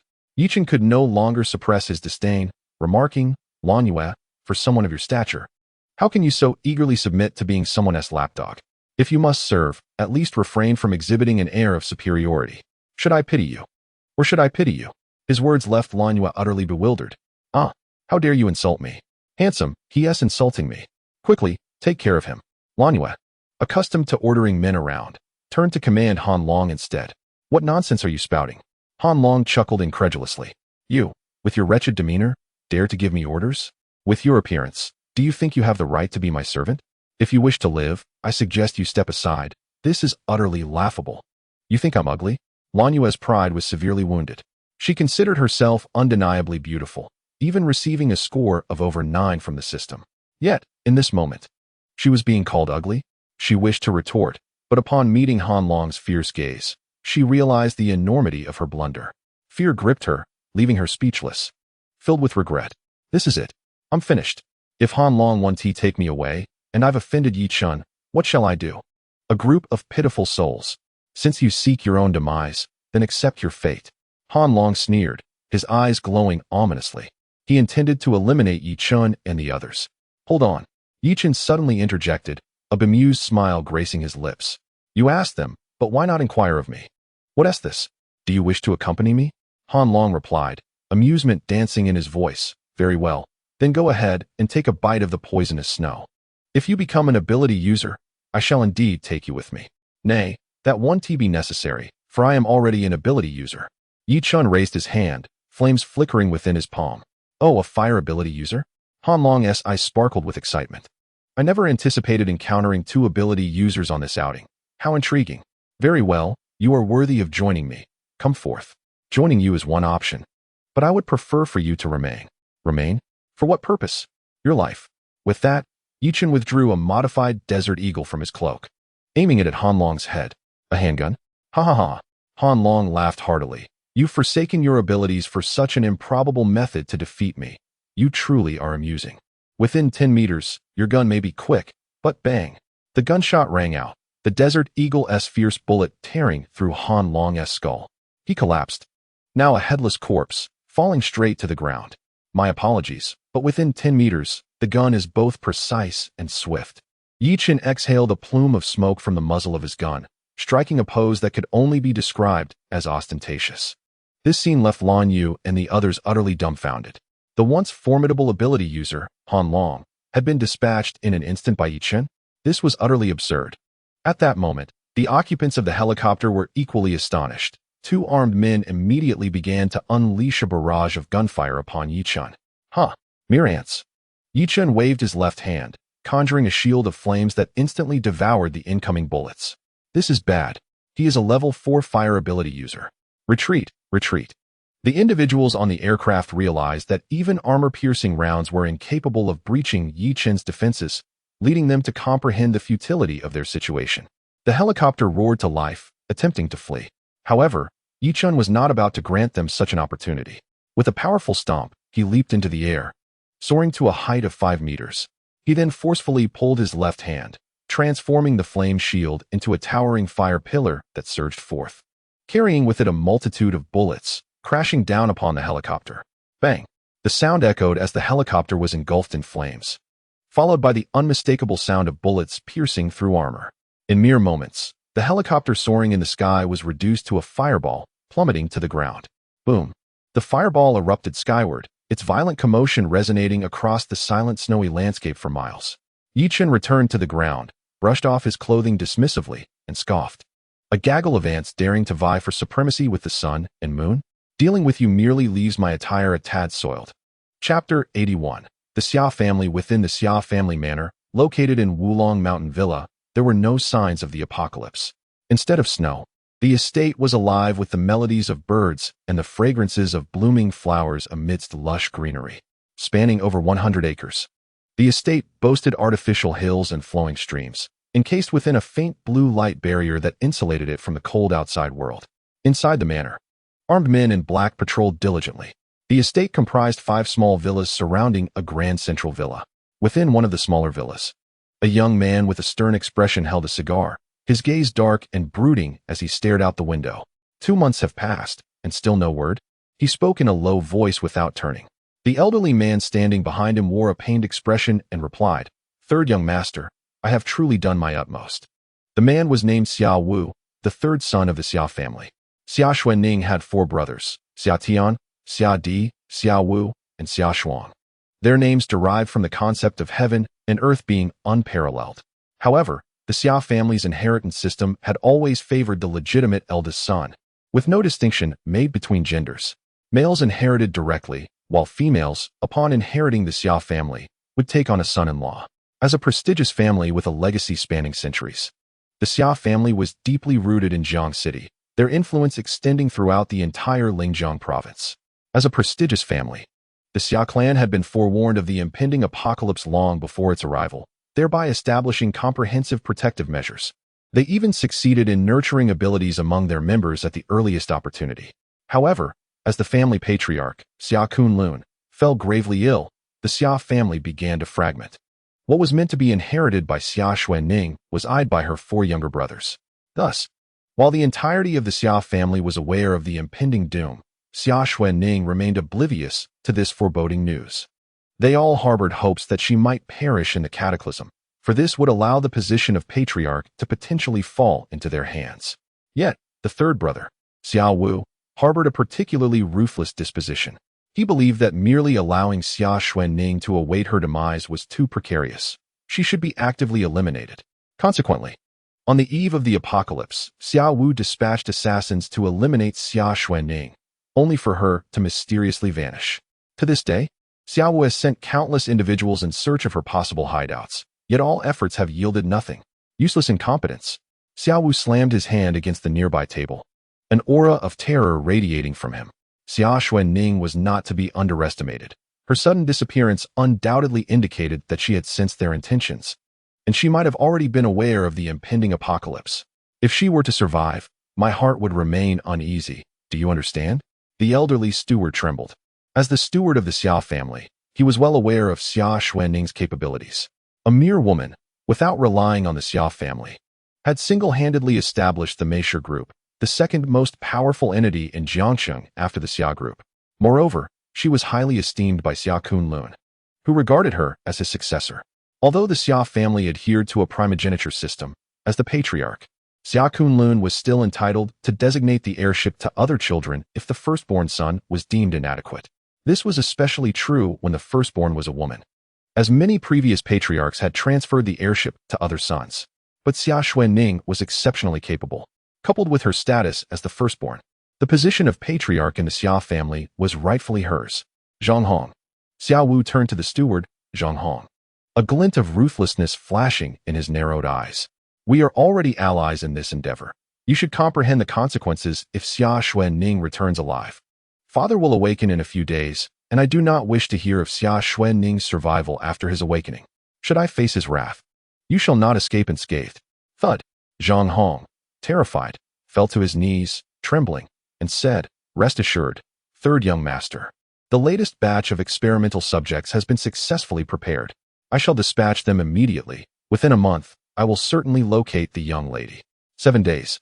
Xia Wu retorted coldly. No more than 7 days. If you cannot find and eliminate Xia Xuanning, then you may as well meet your end. Meanwhile, the scene of Yi Chen obliterating the helicopter left every individual on the rooftop profoundly shaken.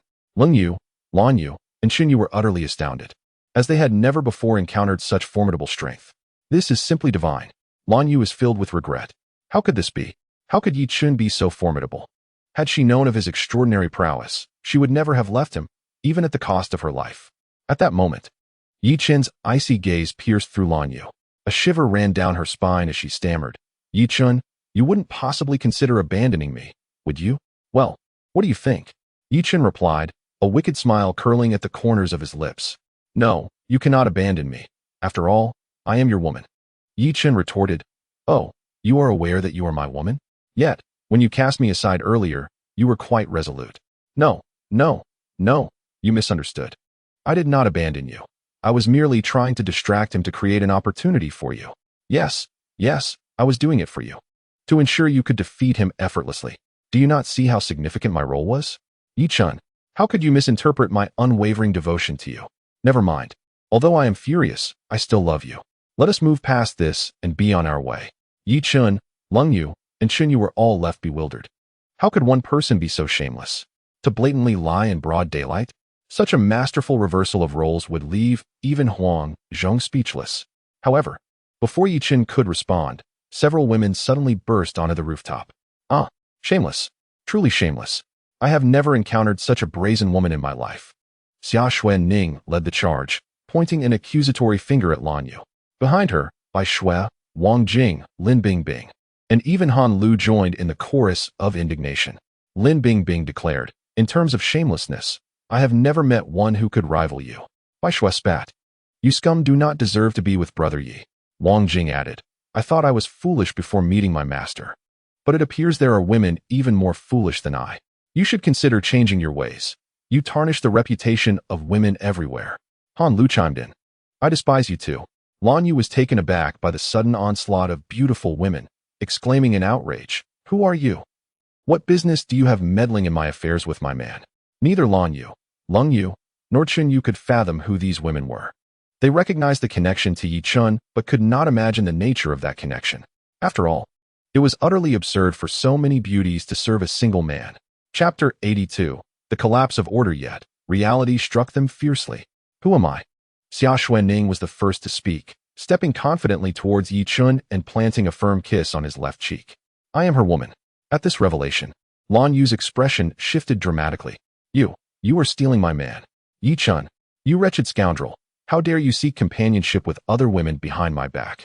What does that wretched woman possess that I, Lan Yu, do not? Such words elicited laughter from Xia Xuanning. Lan Yu, have you lost your senses? Even if I am considerably more beautiful than you, can you not recognize who I am? Who are you? Lan Yu scrutinized her closely, and then gasped in astonishment. You are President Xia. Lan Yu felt her mind whirl.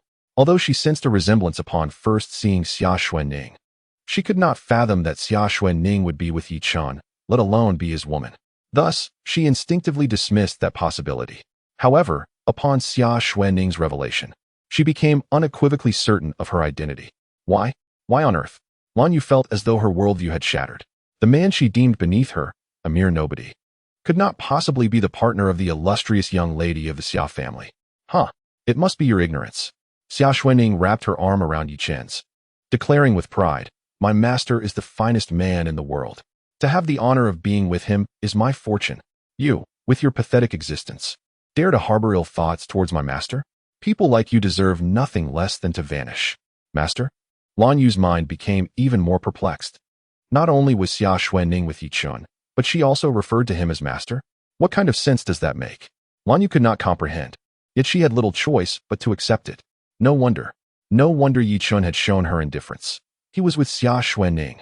Indeed, compared to Xia Xuanning, what was she worth? Inferior in beauty, lineage, and in every aspect. If Yi Chun were anything but a fool, he could never choose her. Panic seized Lan Yu. She gritted her teeth and made the most humiliating choice of her life, one she believed Yi Chun would surely reject. Fine.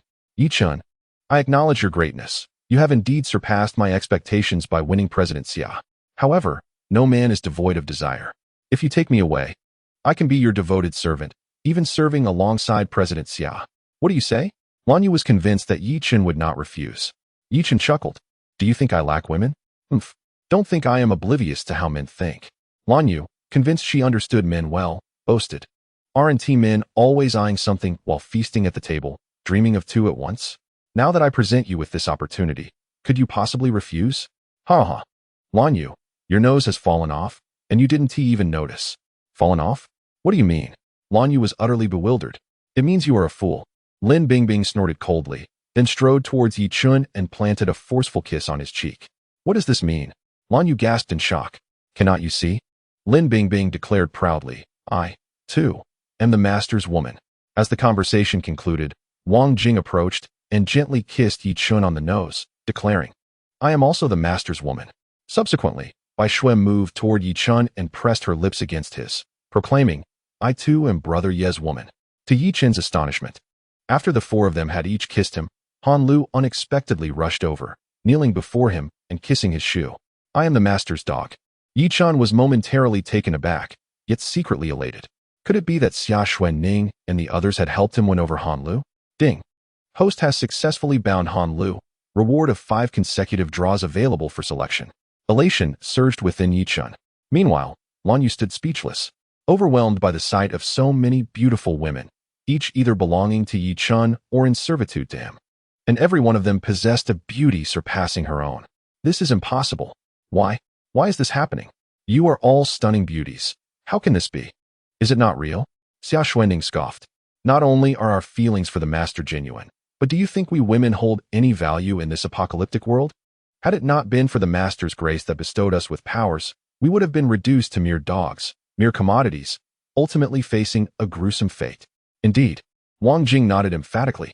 Throughout our journey, We have witnessed countless acts of violence and the heartbreaking fates of women who were toyed with. That girl's mother was one such victim. Pointing at Xinyu, Wang Jing continued, that group of beasts spared not even women nearing 60. Do you think younger women stand a chance? Xinyu's complexion turned pale as tears streamed down her face, haunted by the image of her mother's tragic demise. And that is not the worst of it. The most terrifying is the betrayal of kin.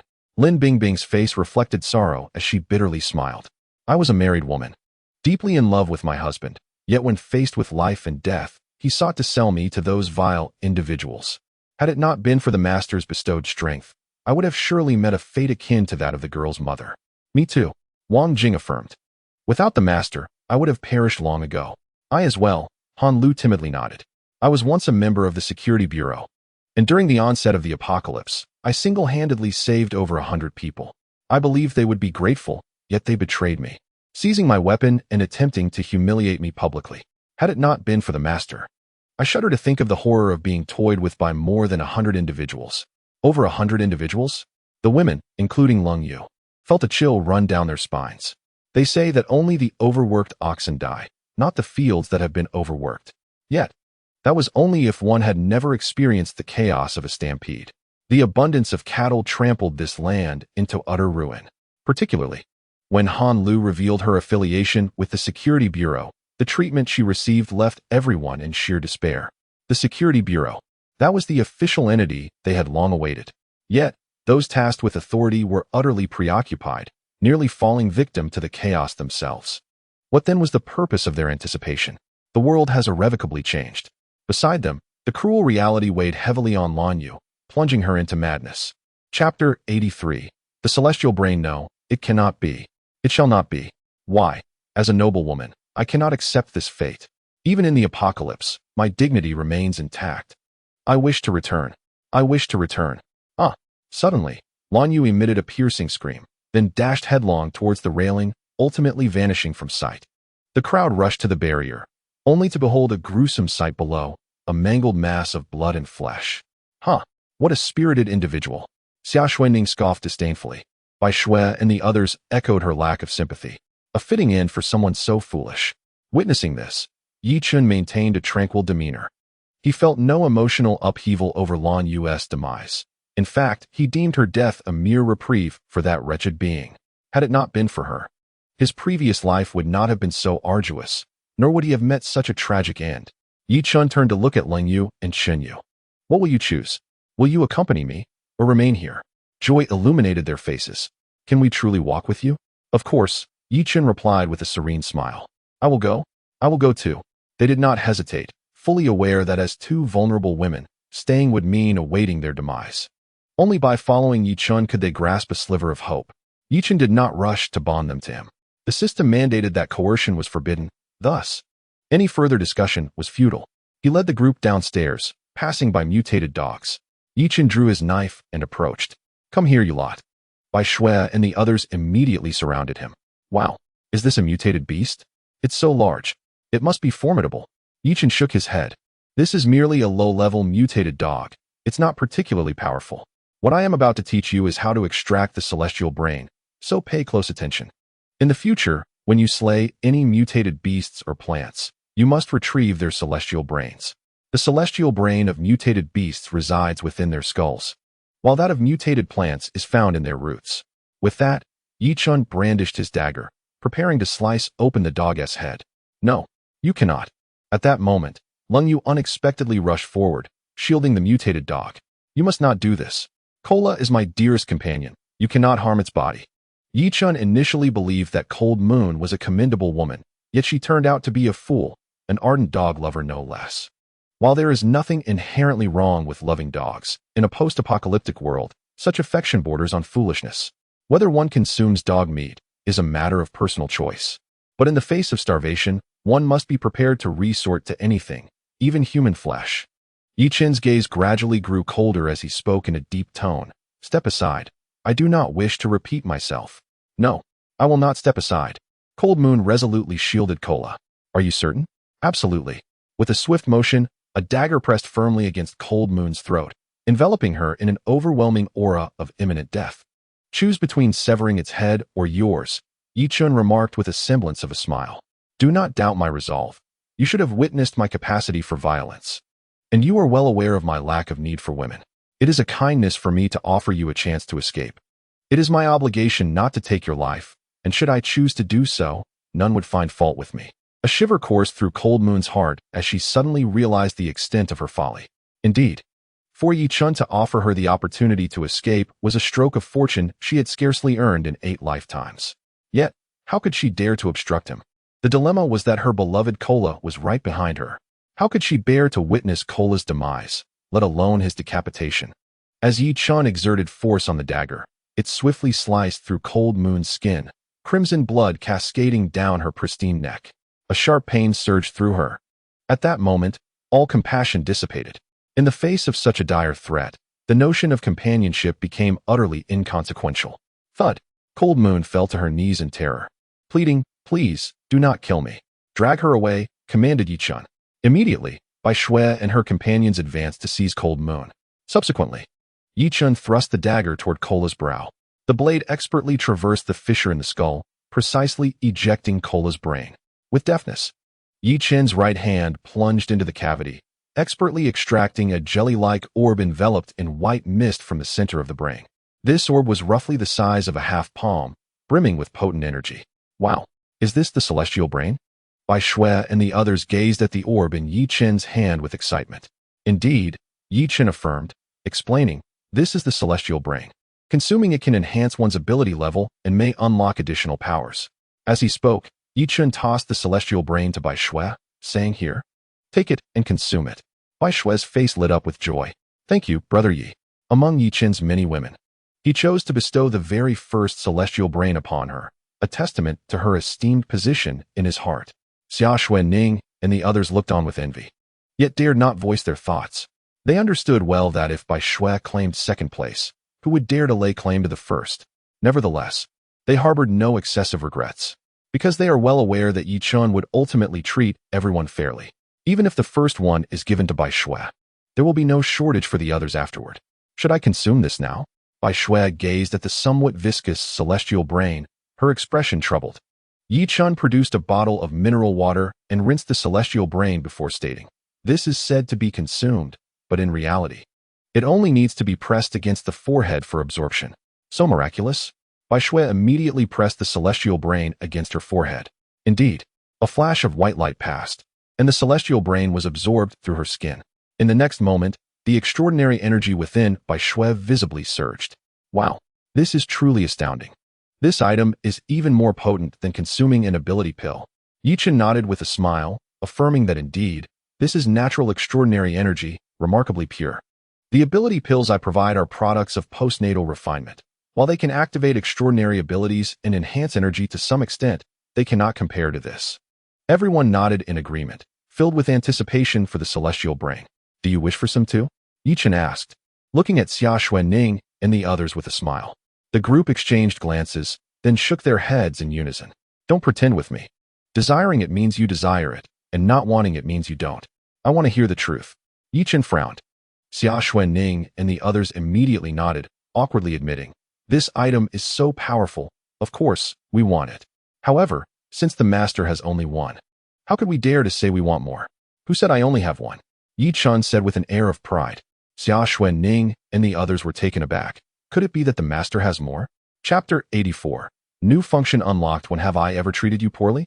Yi Chun's lips curled into a smug smile, and with a wave of his right hand, 10 celestial brains appeared in his palm. These are all naturally returned by the system. Wow. 10. Master, you are simply incredible. Since the apocalypse began, I have always been with you. When did you go and slay so many mutated beasts? Surely you didn't sneak off to consume them while we were out? Boo-hoo. Master, you fought without me. You're so naughty, the girls whimpered, ostensibly complaining. Yet in truth, they were being playful, hoping to obtain the celestial brains from Yi Chun. All right, stop the whining. You all have a share. With that, Yi Chun evenly distributed the celestial brains among them. However, just as the girls absorbed the celestial brains, the system's return notification did not sound again. Yi Chun, what on earth? System, why is there no return? Ding. Returning to the host. High-level items can only be returned once.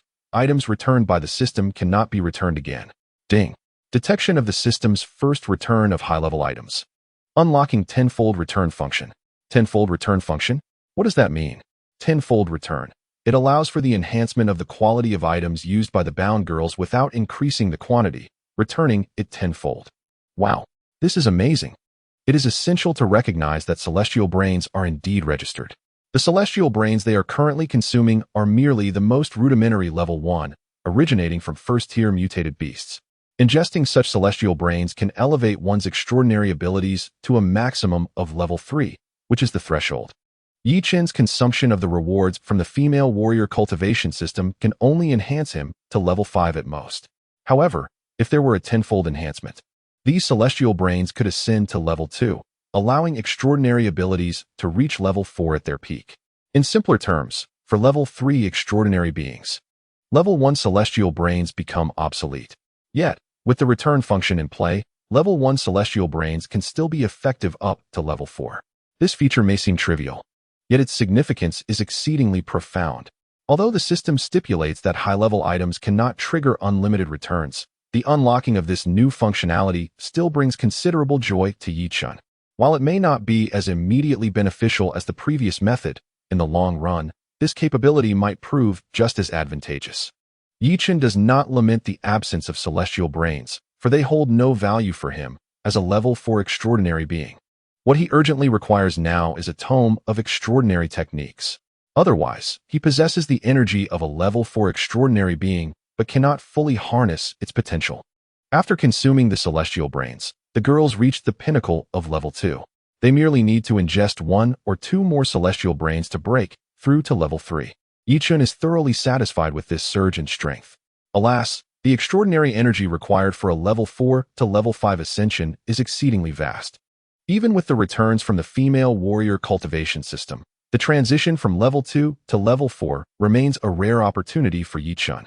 Nearby, he observes Bai Shui and the others rapidly advancing, and even Han Lu has ascended from an ordinary person to an extraordinary being. Leng Yu and Chun Yu were expressions of sheer excitement. They have witnessed the formidable power of extraordinary beings firsthand. Particularly Chun Yu, who has spent considerable time with Su Yuan, is acutely aware of the disparities between possessing extraordinary abilities and lacking them, especially in a post-apocalyptic world. Had she possessed extraordinary powers back then, would she have needed to cling to Su Yuan? However, they do not dare to voice their desires, as they are still uncertain about Yi Chen's temperament. By the way, how did you all arrive here? Yi Chen suddenly recalled something and directed his question towards Bai Shui and the others. They immediately turned their gazes towards Xia Xuanning. Xia Xuanning felt a wave of frustration. She had merely spoken a little, yet now she was being treated as their spokesperson? Clearly, Bai Shui holds the highest status among them, so why not direct the question to her? If she were to say something amiss, would she then become their scapegoat? This was not solely her idea. It was Bai Shui who proposed it, and everyone agreed. Of course, Xia Xuanning would not genuinely blame them. She was merely venting her frustrations internally. In fact, she felt a twinge of satisfaction. Being a spokesperson is indicative of her elevated status. Moreover, it seems that Yi Chen's women are destined to multiply. If I can serve as a mouthpiece, that would allow me to converse with Yi Chen frequently, wouldn't it? With this thought in mind, Xia Xuanning immediately spoke up. We could not tolerate the humiliation inflicted upon our master by that blue moon, so we came here. We followed the tire tracks all the way, and we have donned boots, thus avoiding the poisonous snow. Tire tracks? Quite astute, indeed. After all, aside from the impressions left by our vehicle, there are no other marks from any other cars within this city. By following the tire tracks, not only can we locate ourselves, but we can also avoid contact with the toxic snow. These women are not foolish. Yi Chen said little. As long as they remained safe, they would venture forth when necessary. Although they were all his benefactors, he could not merely treat them as decorative ornaments. They are his women, and they too must contribute value. This is the law of survival in this apocalyptic world. If they sought only to drain Yi Chen, they would inevitably be cast aside. In this place, sentiment holds no significance. Continuously enhancing one's own value is the true path. Upon entering the RV, Leng Yu and Chun Yu exhibited expressions of astonishment. Wow, this place is so clean and warm. Indeed, and it even has the aroma of hot pot. How blissful! The two exclaimed in delight. Nearby, Xia Xuanning and the others cast scornful glances. Lin Bingbing remarked. Look, here are more people who have never seen the world. Wang Jing added. They are even more astonished than I was when I first arrived. It's quite amusing. Xia Xuanning interjected. Hey, move aside a bit. Don't delay me in changing my clothes. I'm about to overheat. Only Bai Shui and Han Lu refrained from participating in the mockery of the newcomers. The other three began their jests. You are quite fortunate, Bai Shui said as she handed Han Lu an ice cream. Fortunate? How so? Han Lu questioned, puzzled. Bai Shui raised her brows toward Lung Yu and Chun Yu, explaining, newcomers are often subjected to such ridicule and humiliation. It's an unwritten rule here. Ordinarily, we would be the ones mocking you, but you are lucky since two others arrived after you, allowing you to skip that phase. So, your fortune isn't as favorable as you think. Huh? Han Lu was baffled. So all of you have been treated this way? Not me. Bai Shui proudly lifted her chin. I am the true love of Yigo, while they all started as maids. Let me tell you, do not be fooled by Sister Xuanning, Sister Bingbing, and Jing Heir's current arrogance. They were quite miserable when they first arrived. Chapter 85. Sister Good Luck, was it not miserable? Xia Xuanning was beaten by Yi Chun to the point of being unrecognizable, her hidden attributes fully revealed. From a domineering CEO, she had transformed into a submissive puppy. Lin Bingbing, a proud wife, although not subjected to severe mistreatment, had nonetheless taken the life of her own husband. As for Wang Jing, her fate is quite unfortunate. Not only was she dangled out of the window by Xia Xuanning, but she also narrowly escaped a lethal encounter with Bai Shui. In comparison to the three of them, is Han Lu not the most fortunate? After Bai Shui shared her thoughts, Han Lu was already trembling in fear. Indeed, you are extraordinarily fortunate, for not only have you escaped mockery from us, but you also believe you have discerned the betrayal of those around you, willingly choosing to be Brother Ye's loyal companion, thus avoiding any mistreatment. However, I must inform you that Brother Yi has a penchant for the peculiar. Should you fail to embody such eccentricity, he may very well discard you. Peculiar? Han Lu was taken aback. Could it truly be that someone would have a preference for the unconventional? Most significantly, does this innocent young lady before her also possess such peculiarities? It seemed implausible. Yet, she refrained from voicing her thoughts. After all, everyone here refers to Yi Chun as master, with only Bai Shui daring to address him as Brother Yi. Moreover, she was the first to join him, doing so entirely of her own volition, which surely indicated her determination to never disappoint him. My goodness, what kind of bizarre realm is this? Yet, why, oh why, does the mere contemplation of it evoke such exhilaration? Deep within Han Lu's heart, an unprecedented sensation of pleasure surged forth, akin to the shattering of long-held conventions, granting her access to a thrilling, uncharted world. Although a twinge of fear lingered, it was eclipsed by an overwhelming sense of eager anticipation. Ah, yes, that is the very expression. At that moment, Xia Xuanning approached, a knowing smile gracing her lips. Your expression reveals a rather peculiar disposition. Individuals like you are precisely what Master favors. Keep striving. I am confident you will become the most eccentric of all. Nearby, Lung Yu and Chun Yu exchanged incredulous glances. What outrageous words. The most eccentric of all. Is that even reasonable? Yet, Han Lu suddenly leaped to her feet, filled with fervor as she saluted, declaring, yes, I shall certainly endeavor to achieve that. Behold, truly, she is a product of her upbringing, exhibiting such awareness. Xia Xuanning nodded in satisfaction, adopting the demeanor of a small leader. Before turning to Lung Yu and the others, her tone icy. You all ought to take note. This is the essence of aligning oneself with Master.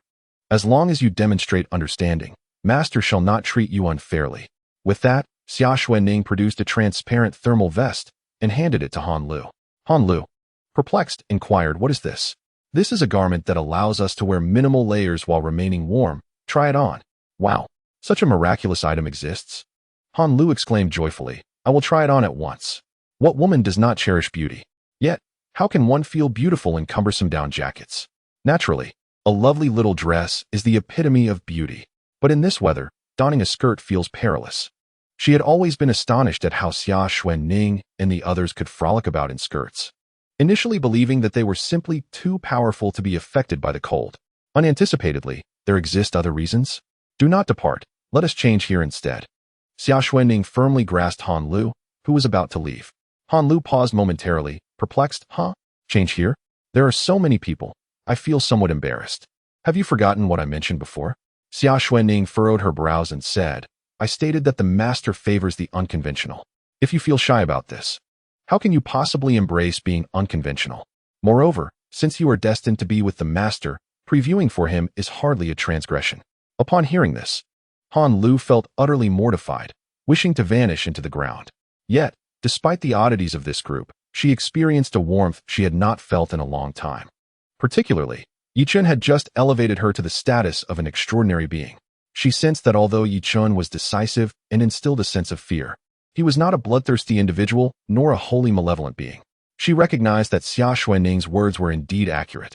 In a world ravaged by chaos, all societal norms have crumbled. The notion of monogamy is utterly absurd.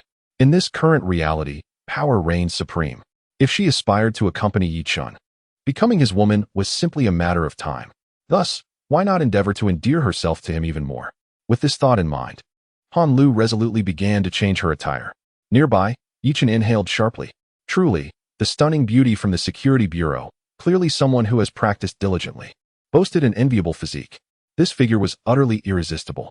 While Yi Chun admired Han Lu, his appreciation for Xia Xuanning only grew. It must be said that Xia Xuanning, raised in an elite environment and having managed large corporations, was an exceptional leader. Without needing to intervene directly, she could adeptly cultivate the women under her command. The previous Wang Jing was molded by her, and now Han Lu was also her handiwork. In fact, Han Lu had been entirely guided by her from the beginning. What employer would not cherish such a proactive employee? It appeared that a proper reward for Xia Xuanning was in order for tonight. Sensing Yi Chun's approving gaze, Xia Xuanning turned to him, casting a flirtatious glance. Yi Chun responded with a wink and a knowing look.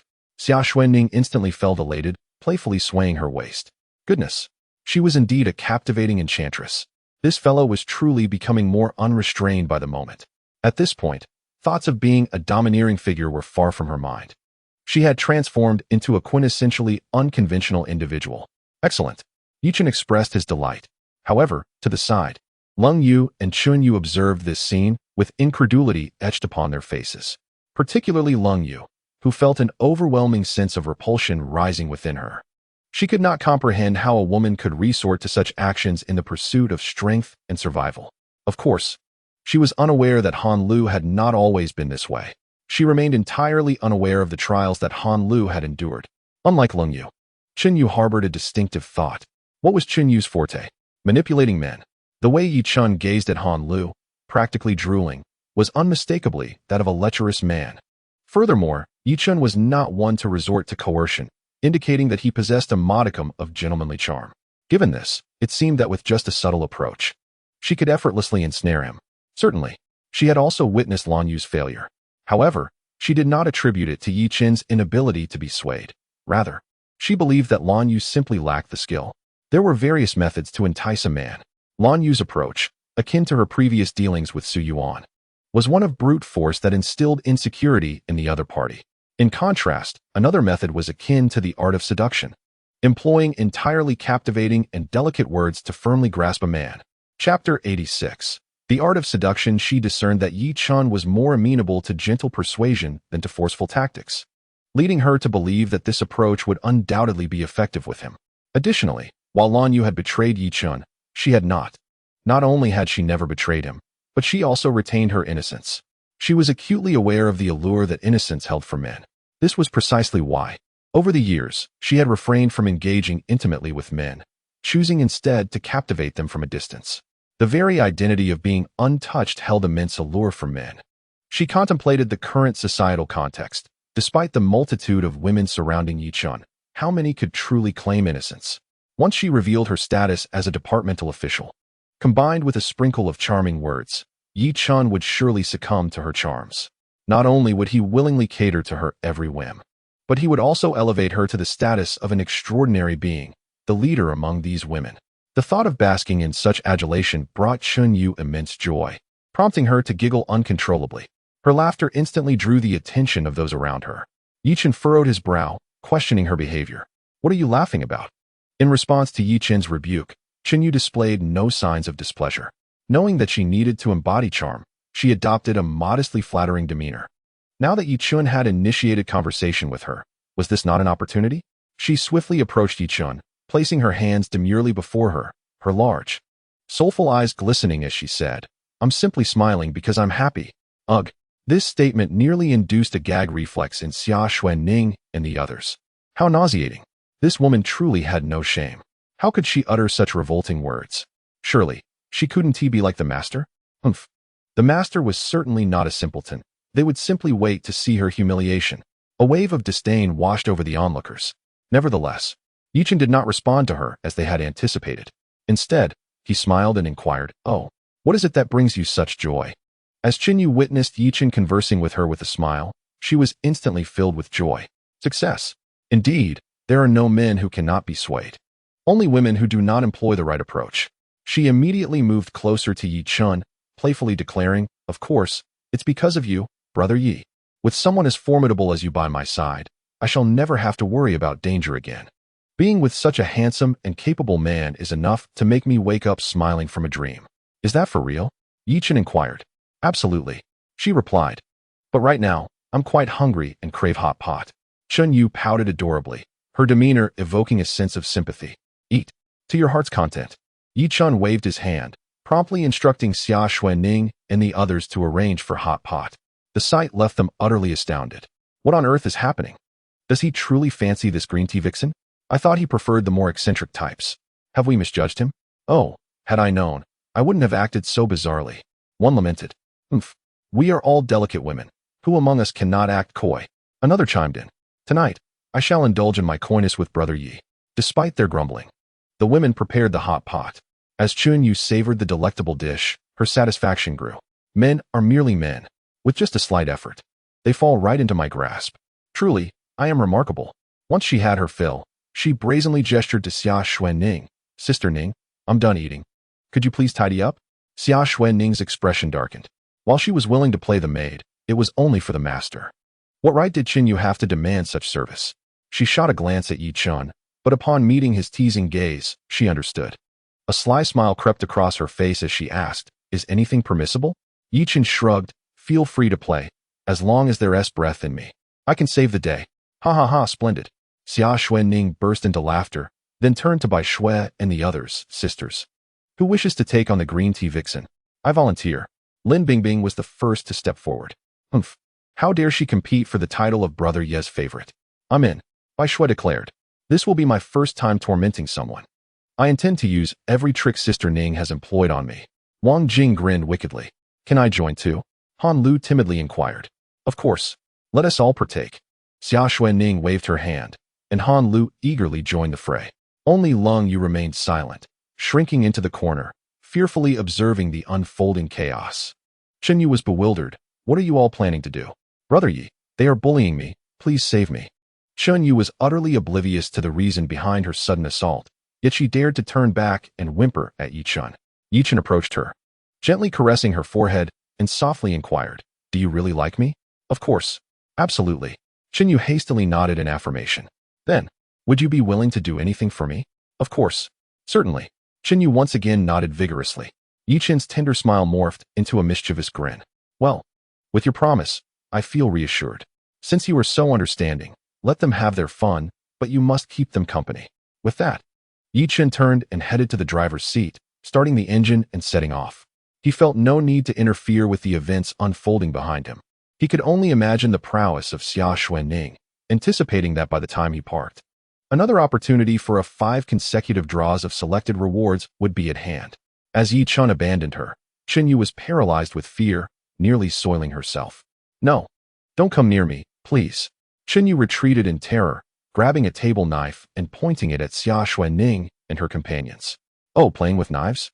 Xia Xuanning's smile grew increasingly wicked as she teased. "Ladies, shall we take turns? Who wants to go first?" "I will." Bai Shui, ever the familiar figure, spoke little but acted decisively. She lunged forward, snatching the knife from Chen Yu's grasp, and swiftly plunged it into her thigh. The blade deftly avoided the major artery and, after being withdrawn, stabbed into her other thigh. "Ah!" Chen Yu let out a blood-curdling scream, collapsing to the ground. "This is what you get for being so cheeky. Dare to misbehave again, and I'll stab your neck." With that menacing remark, Bai Shui discarded the knife and returned to her place.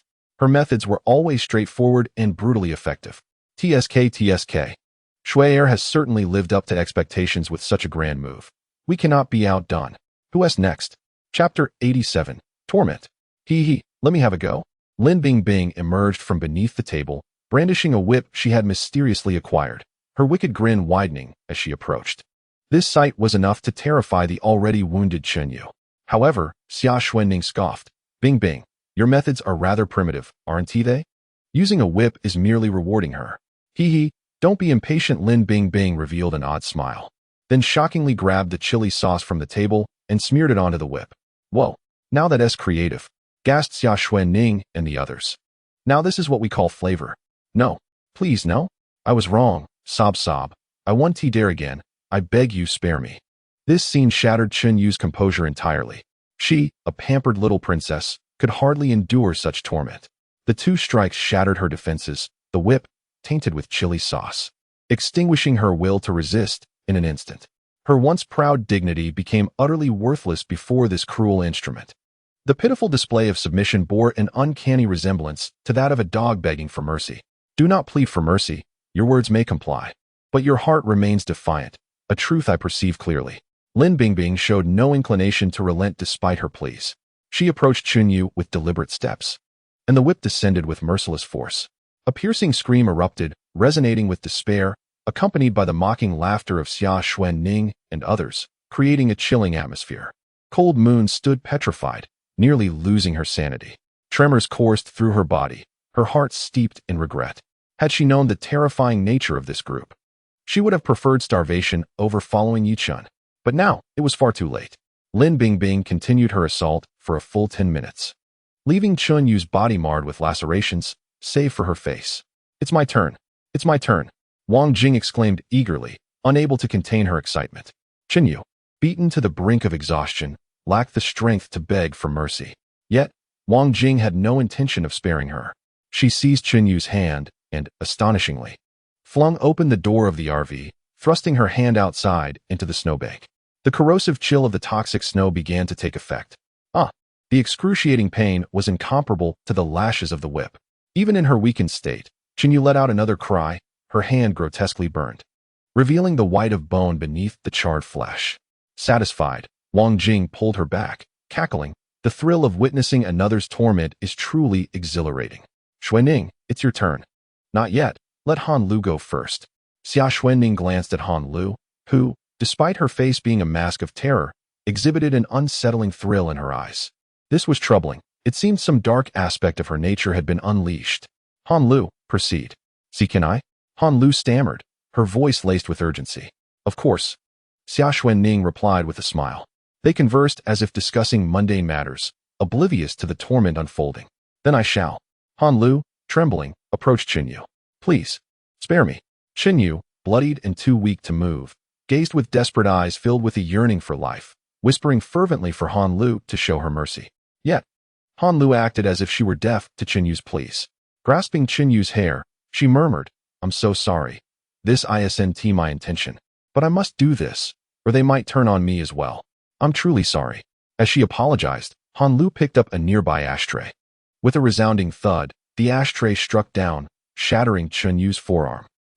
A piercing scream echoed once more. I'm sorry, I didn't mean to. I truly didn't mean to. Han Lu appeared terrified, her lips incessantly uttering apologies, yet her hand defiantly raised the ashtray once again, striking it forcefully upon another forearm with alarming precision. Thud, thud, thud. The relentless blows continued until Chenyu's limbs lay shattered, yet Han Lu showed no sign of halting. Beside them, Xia Xuanning and the others stood in stunned silence. Goodness, are we women inherently deranged? Or does our master possess an uncanny ability to attract the unhinged? Each woman encountered seems increasingly disturbed. One mused, it must be our master's influence. Han Lu appeared saintly before, yet now, I dare say she embodies a pathological deviance that surpasses our own. Their discussions reflected a mixture of admiration and horror for Han Lu's twisted nature. Not possible. I am the most deranged. Xia Xuanning interjected, her brow furrowing as she commanded, cease this madness. With a snap, Han Lu's hand froze midair. She turned her gaze towards Xia Xuanning, a bloodthirsty grin curving her lips, her eyes trembling with an unsettling fervor. Sister Xuanning, am I not performing well enough? Xia Xuanning gulped, visibly unsettled by Han Lu's demeanor. You are doing exceptionally well, but you're on the verge of killing her. And I still have not had my turn. Oh, I apologize. I thought I needed to continue. Han Lu dropped the ashtray, her head bowed as she timidly approached. Yet, the sinister smile at the corner of her mouth was impossible to suppress. A palpable discomfort enveloped Xia Xuanning and the others. It seemed Han Lu was spiraling out of control. In the driver's seat, Yi Chun was taken aback by the white, yellow, and red auras intertwining around Han Lu. What on earth? How can this woman exhibit 3 emotions simultaneously? Could she be suffering from a split personality? This is a ticking time bomb.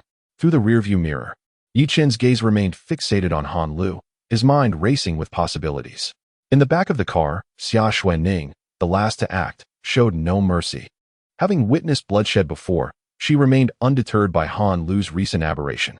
She proceeded with her task, seizing Chunyu by the hair, opening the car door, binding her with a rope, and unceremoniously tossing her atop the vehicle. With a resounding clap, the door slammed shut. Chunyu was unceremoniously flung into the bitter cold outside. Bravo, Xuanning. You truly know how to play. Lin Bingbing and the others applauded, fully aware of the frigid temperatures outside. To be left dangling in such a manner, bruised and battered, was an unimaginable agony, exacerbated by the vehicle's jarring movements that threatened to tear at her wounds. The threefold torment could only be epitomized by Xia Xuanning. Chunyu's anguished cries reverberated through the silent city, leaving the surrounding survivors terrified, nearly losing their senses. Chapter 88. The Villa, Yulongting, one of the most opulent villa districts in Jiangqing. The heavy front of the Unimog forcefully smashed through the iron gate, intruding into the premises. Though they had departed from Julong Bay, it was inconceivable to spend the night in the vehicle. As evening approached, Yi Chun naturally sought a place to rest. Yulongting, situated close to the city center, boasted villas with a minimum size of 400 to 500 square meters, with the larger ones exceeding 1,000 square meters, an ideal choice indeed. Outside a grand villa near the artificial lake, Yi Chun parked the vehicle. Wow, what a stunning villa! Exclaimed by Xue as she stepped out. I suddenly feel that the apocalypse isn't so bad. Had it not been for the end of the world, I would never have the chance to reside in such a spacious villa, Lin Bingbing remarked with awe. The others, including Wang Jing, readily echoed her sentiments. Only Xia Xuanning remained composed. Having resided in far larger villas previously, including her family's own estate complete with rockeries and flowing water, she found this one lacking in comparison. Master, what if someone is inside? Xia Xuanning suddenly inquired. Yi Chun shot her a glance, responding, if there are people, we'll simply move to another villa. Do I need to teach you that? Right. Xia Xuanning promptly nodded and led the other women inside. The villa's interior was extravagantly decorated, once again astonishing the women.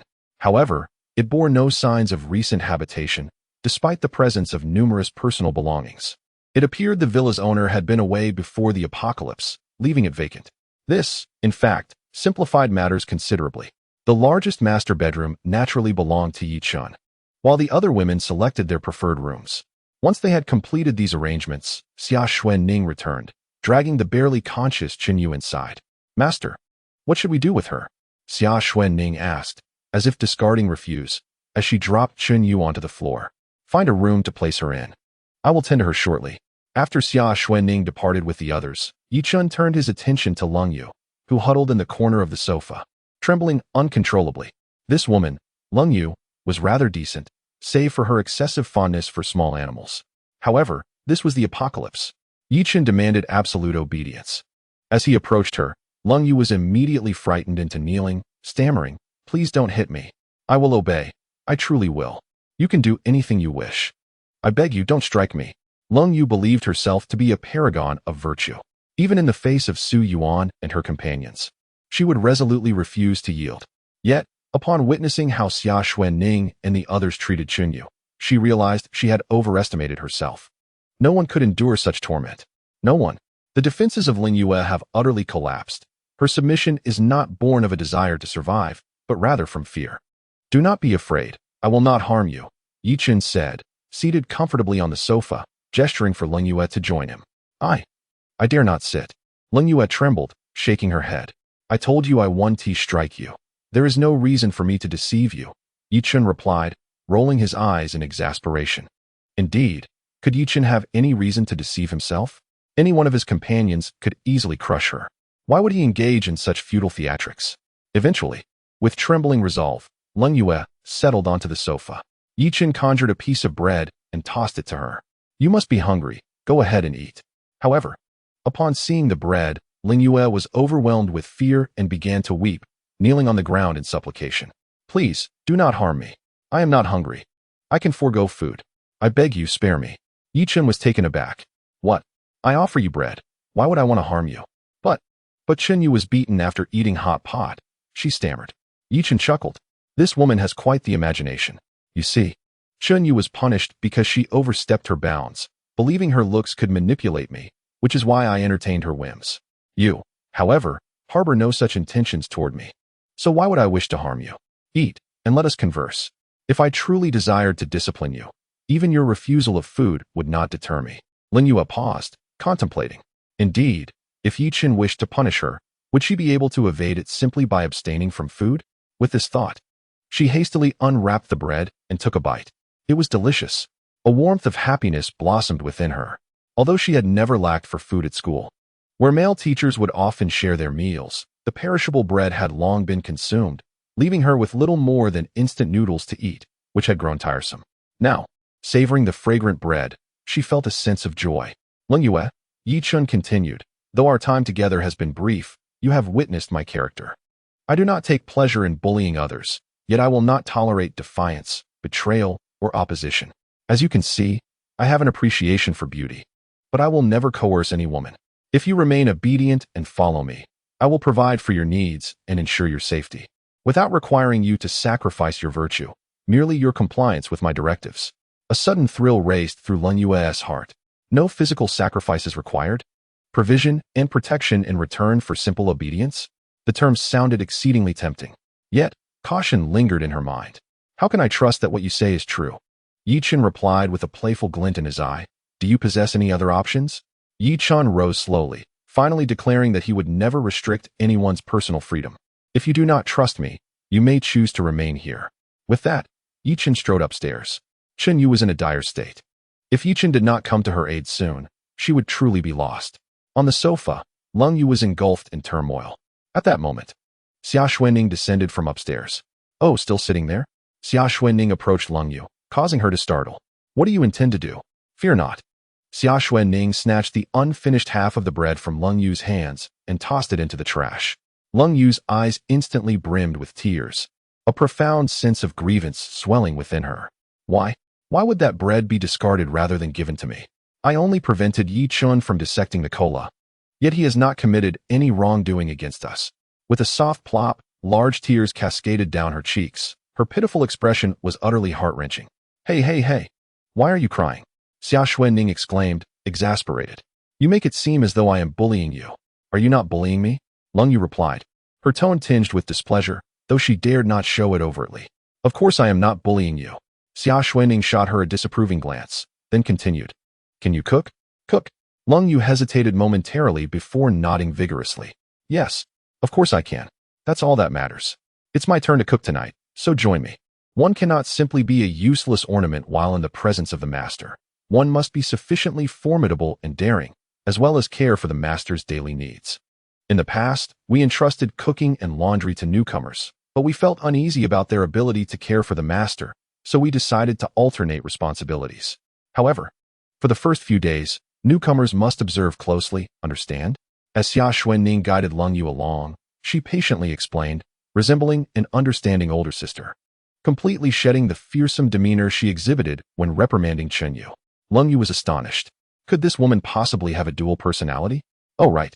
Xia Xuanning abruptly halted, turning to Leng Yu with sincerity. I was not bullying you just now. I discarded your bread to remind you to save room for dinner. That bread was dry and unappetizing. Meat is far more delightful. Upon hearing this, a warm sensation surged within Leng Yu. Why do I suddenly feel so comforted by this group of peculiar individuals? Is this what they call the warmth of home? How strange. When dinner was served, the dining table in the villa was truly remarkable. With so many people gathered, they were all seated together. The fragrant dishes filled the table, rivaling the opulence of a grand banquet. Leng Yu and Han Lu were left in awe. How could they possibly believe that, in this apocalyptic world, they could still feast upon such a lavish banquet?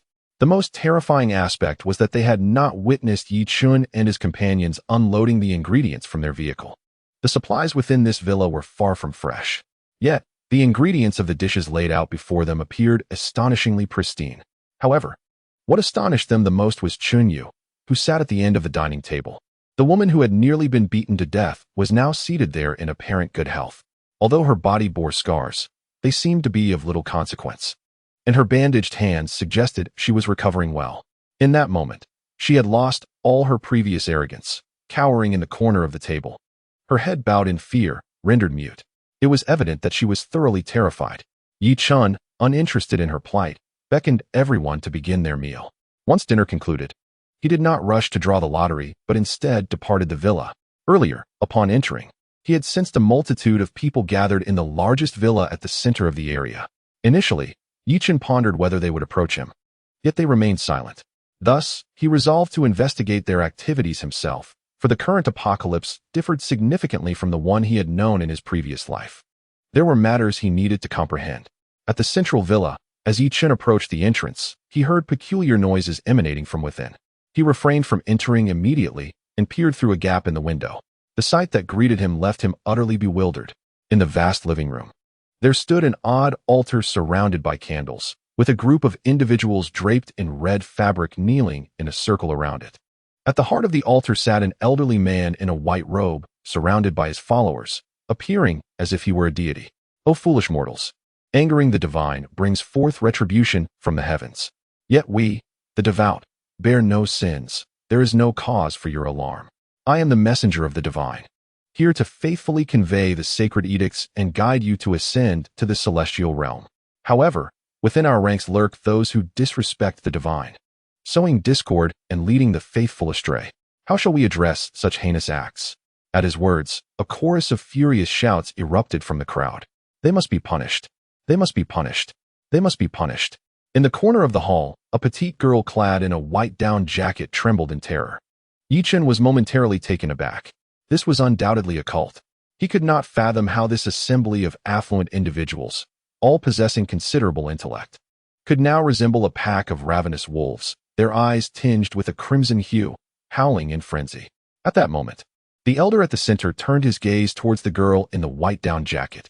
He wore an air of arrogance, feigning an ethereal demeanor as he addressed Miss Gu. You show disrespect to the divine teachings, inciting the wrath of the deities, and I am commanded to bring forth punishment upon you. Do you confess? Terrified, Gu Yu fell to her knees, sobbing, You misunderstand. I have never disrespected the divine teachings, nor have I wavered in my faith. Preposterous, the old man suddenly bellowed. The deities are fully aware of your disrespect. They have conveyed this truth to me directly. I advise you to cease your futile arguments and sincerely accept the divine punishment, lest you provoke an even greater wrath. You speak nonsense. My faith in the deities is unwavering, and I have never acted with disrespect. I swear it. Gu Yu, in a panic, rushed to the side of a middle-aged man, grasping his arm and pleading, Godfather, I have been with you these past days. You know my actions. Please testify on my behalf. Upon hearing her, the man's face contorted with inner conflict. He looked up at the old man, wanting to explain, but upon meeting the piercing gaze of the elder, he trembled and resolutely turned to Gu Yu, stating in a grave tone, Gu Yu, I believe the high priest speaks the truth. He is the voice of the deities. If he claims you are at fault, then you must be. It would be wise for you to confess immediately, or else the consequences from the deities will be far worse. Abandoned by her godfather, Gu Yu burst into tears, pleading for mercy, yet those around her seemed entranced, paying her no heed as they continued to bow before the elder. Meanwhile, a few men, at the elder's behest, rose to their feet, seizing Gu Yu and firmly pressing her down at the elder's feet. Then, astonishingly, the self-proclaimed high priest began to remove his trousers. Outside, Yi Chun stood in shock. What? The punishment he spoke of is this? Brother Yi, what are you so pleased about? Came Bai Shui's voice from behind him. Startled, Yi Chun exclaimed, Why are you out here instead of sleeping? I came out to help you.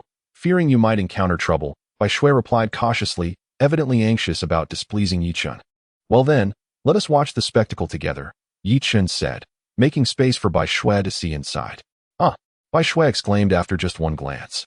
Unable to contain her shock, it was beyond her comprehension to witness such an indecent act in public.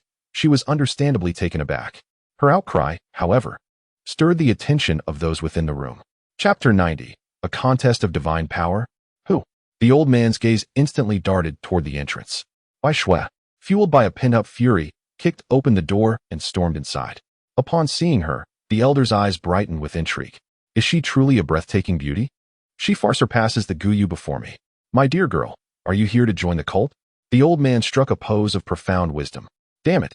Bai Shui cursed, her frustration evident, clearly indicating her genuine anger. Impudent. A man immediately rose to his feet, rebuking her furiously. You audacious sorceress. How dare you defile the name of the divine? Such insolence will bring forth divine retribution. Huh. Whether I will face divine punishment remains uncertain. But should you persist in your ignorance, the next to perish may very well be you. You. Stand down. The old man dismissed the man with a wave, his seasoned gaze locking onto Bai Shui's eyes. Young lady, do you understand why the world has descended into chaos? Certainly, it is due to wretches like you. Bai Shui retorted angrily. Very well, since you are so ignorant, I shall take it upon myself to enact divine punishment on your behalf. Seize her. Yes. 3 men emerged from the kneeling crowd, striding purposefully toward Bai Shui. Those who dare to offend the divine shall prepare to face their reckoning. The trio charged fiercely, intent on capturing Bai Shui. Seeking death, Bai Shui scoffed, and without hesitation, delivered 3 swift punches. Bang, bang, bang. The men were sent flying, collapsing to the ground, motionless and uncertain of their fate. So formidable, the old man was taken aback, clearly astonished by Bai Shui's prowess. Very well, since you refuse to yield, I shall resort to divine power to alter your will. With that, an eerie green light flickered in the depths of his eyes. In the next moment, Bai Shui trembled, her eyes losing their color. The supreme cult. I am a devotee of the divine, she uttered, inexplicably beginning to approach the old man, her hands resting on her skirt as if to undress. The old man's perverse pleasure lay in playing with defiant women. Yet, Bai Shui's resilience exceeded his control, compelling him to wield his supernatural abilities. A psychic ability user? Yi Chun was astonished. He hadn't anticipated the emergence of a psychic at this juncture. Psychic ability users were undoubtedly among the elite, capable of manipulating others' thoughts, compelling them to serve or to believe their words. A powerful psychic could even control the minds of mutated beasts to bend them to their will. This old man's fortune was nothing short of extraordinary.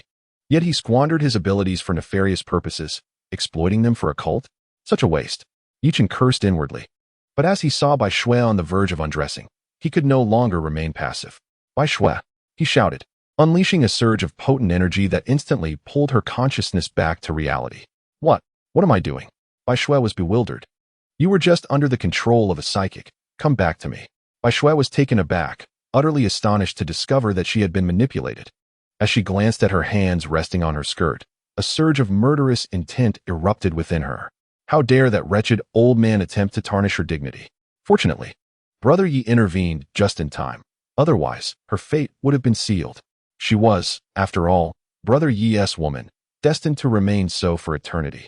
If any other man were to lay a hand on her, how could she ever face Brother Yi again? Who are you? She demanded, her voice laced with fury as she perceived someone disrupting her affairs. The old man, seething with rage, immediately turned to question Yi Chun. Yi Chun replied with a cold smirk, You are dealing with someone far beyond your means. Huh. Foolish mortal, how dare you show such disrespect to a deity? Young man, kneel and convert to the divine faith. Perhaps the deity will grant you mercy for your sincerity. Apologies, but I have already pledged my devotion to other deities. I fear I cannot embrace the one you speak of. Yi Chun regarded the old man with a sardonic expression. Other deities? The old man was taken aback, then retorted with a sneer. Only the deities of the divine church can be the saviors of this world. What significance do your other deities hold? Our divine beings possess powers that can be demonstrated. Can yours?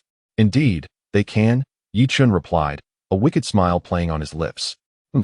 Words without proof are meaningless. Let us see them. The old man was clearly skeptical. He was well aware of the nature of divine power. There were no deities in this world.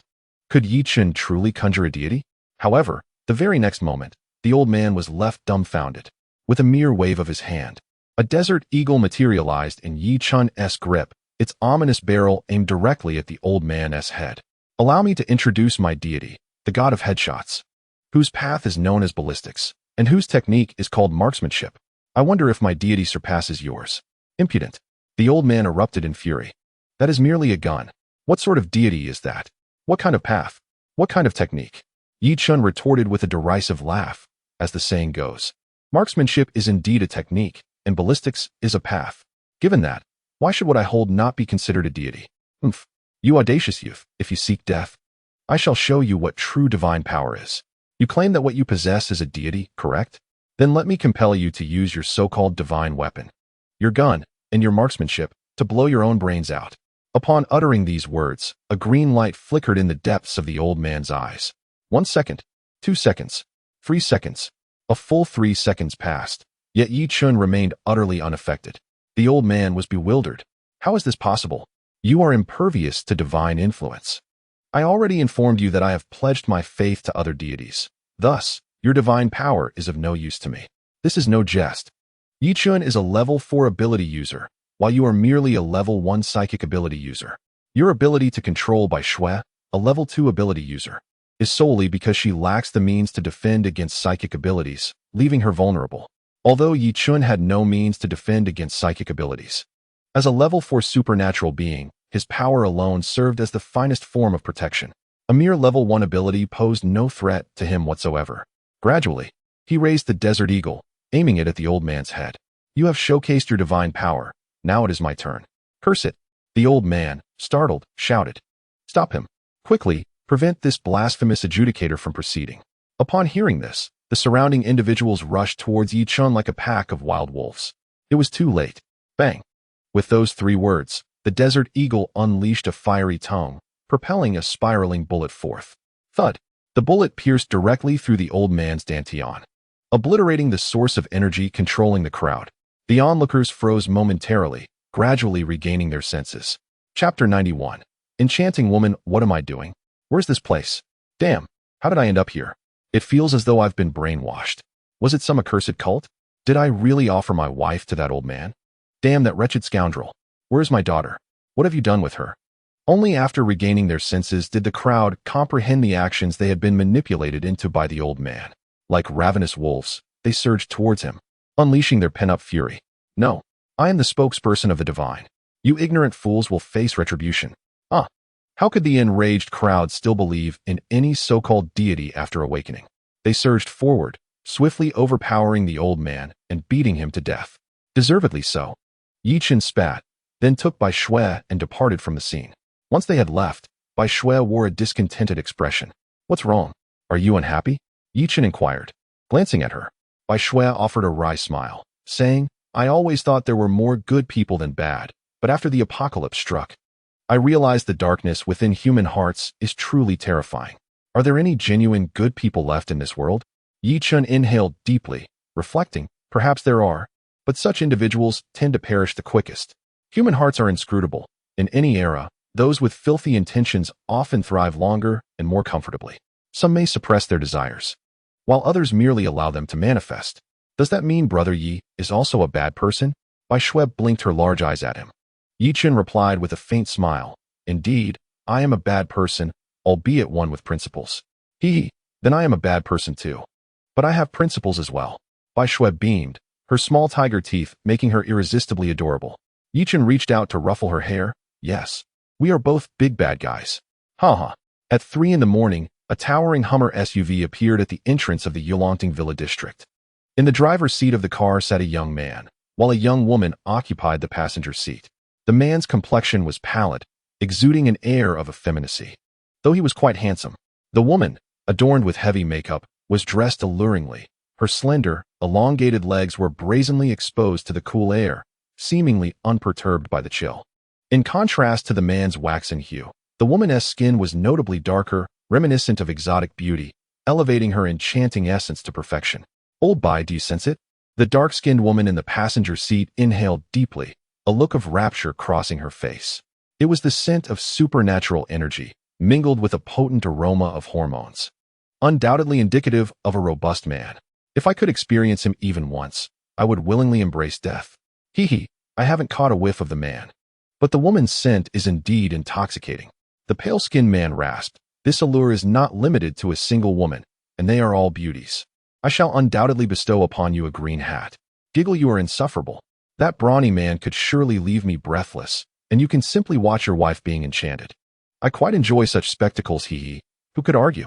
Old Bai lewdly remarked. Seeing you toyed with by another man brings me immense pleasure. Giggle after he is done with me. Will you still wish to engage him?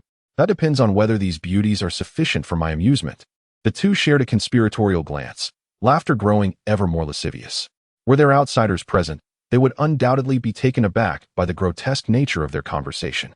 Suddenly, a series of urgent knocks echoed from the villa's entrance, jolting Yi Chun from his slumber. The commotion roused everyone within the villa. Yi Chun and several women descended the stairs simultaneously. Master, Xia Xuanning approached Yi Chun. Let me see who it is. You are not a match, Yi Chun replied, narrowing his eyes, signaling Xia Xuanning to retreat. The presence at the door emanated a strong, crimson aura, suggesting hostility. Moreover, based on the energy emanating from her, she was a level 3 supernatural being. To attain level 3 at this juncture surely indicated a remarkable background. Could it be that someone from the Sanoa group had come seeking revenge? Yi Chun pondered briefly before striding toward the door. As he opened it, a graceful figure lunged into his embrace. Cold, so cold, the woman emitted a voice dripping with seduction, her trembling form resembling a frightened little rabbit. Handsome, save me. I am freezing.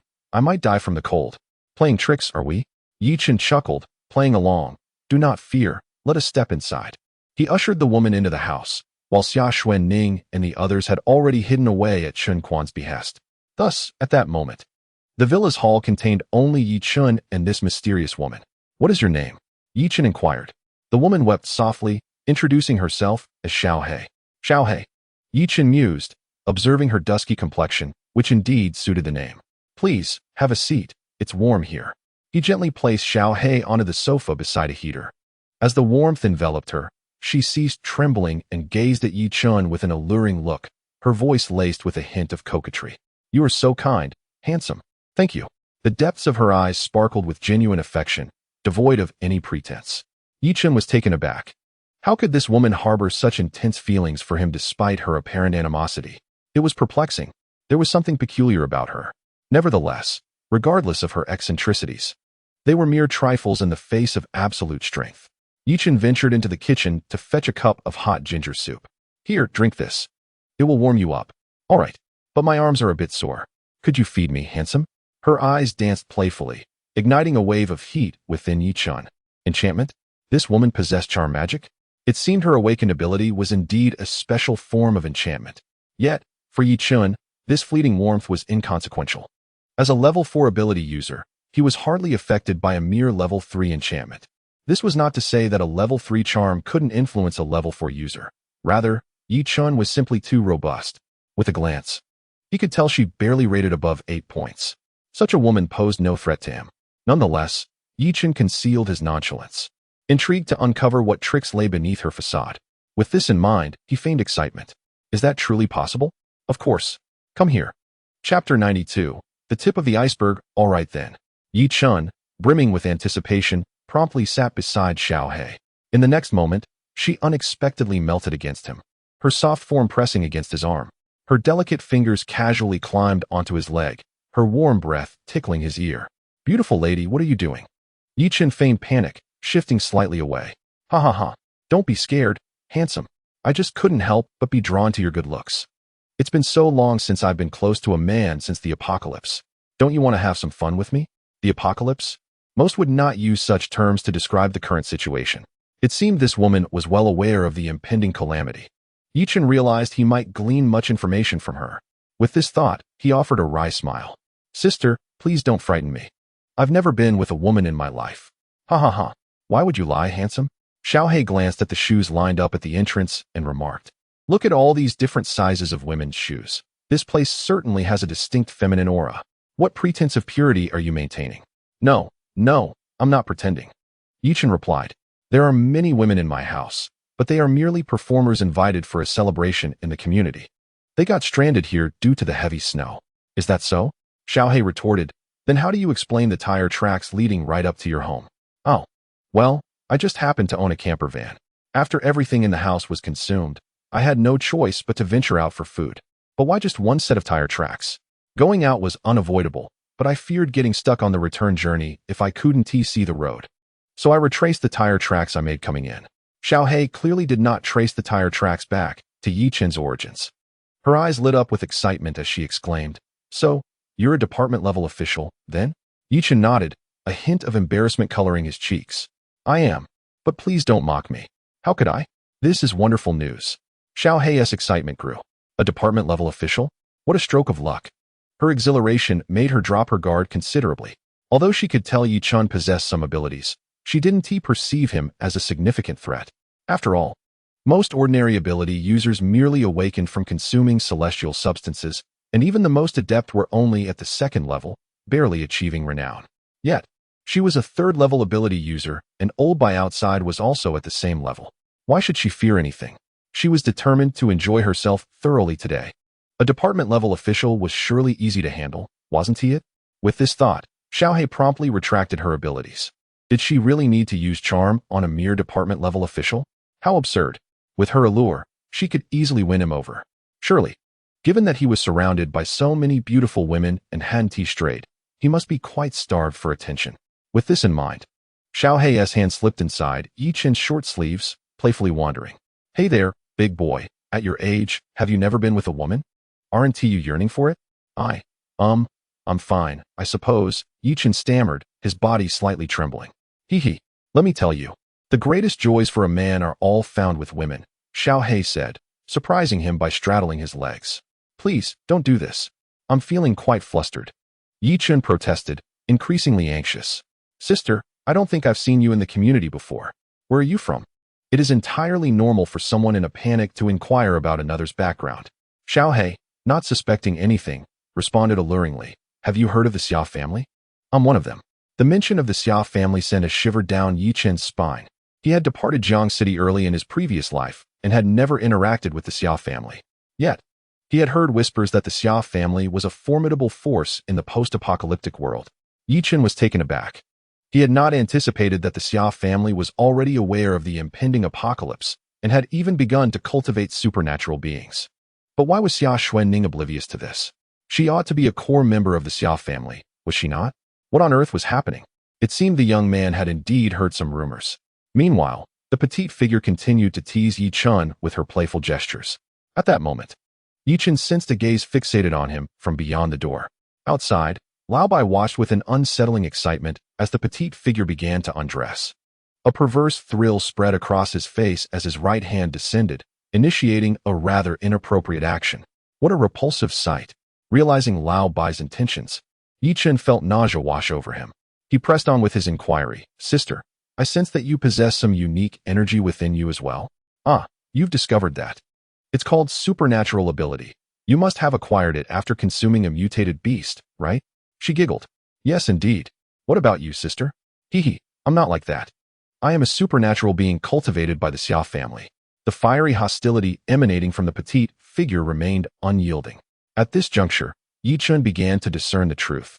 This woman and her male counterpart were undoubtedly a pair with peculiar inclinations. It was evident that she was genuinely attracted to him and wished to engage in intimacy.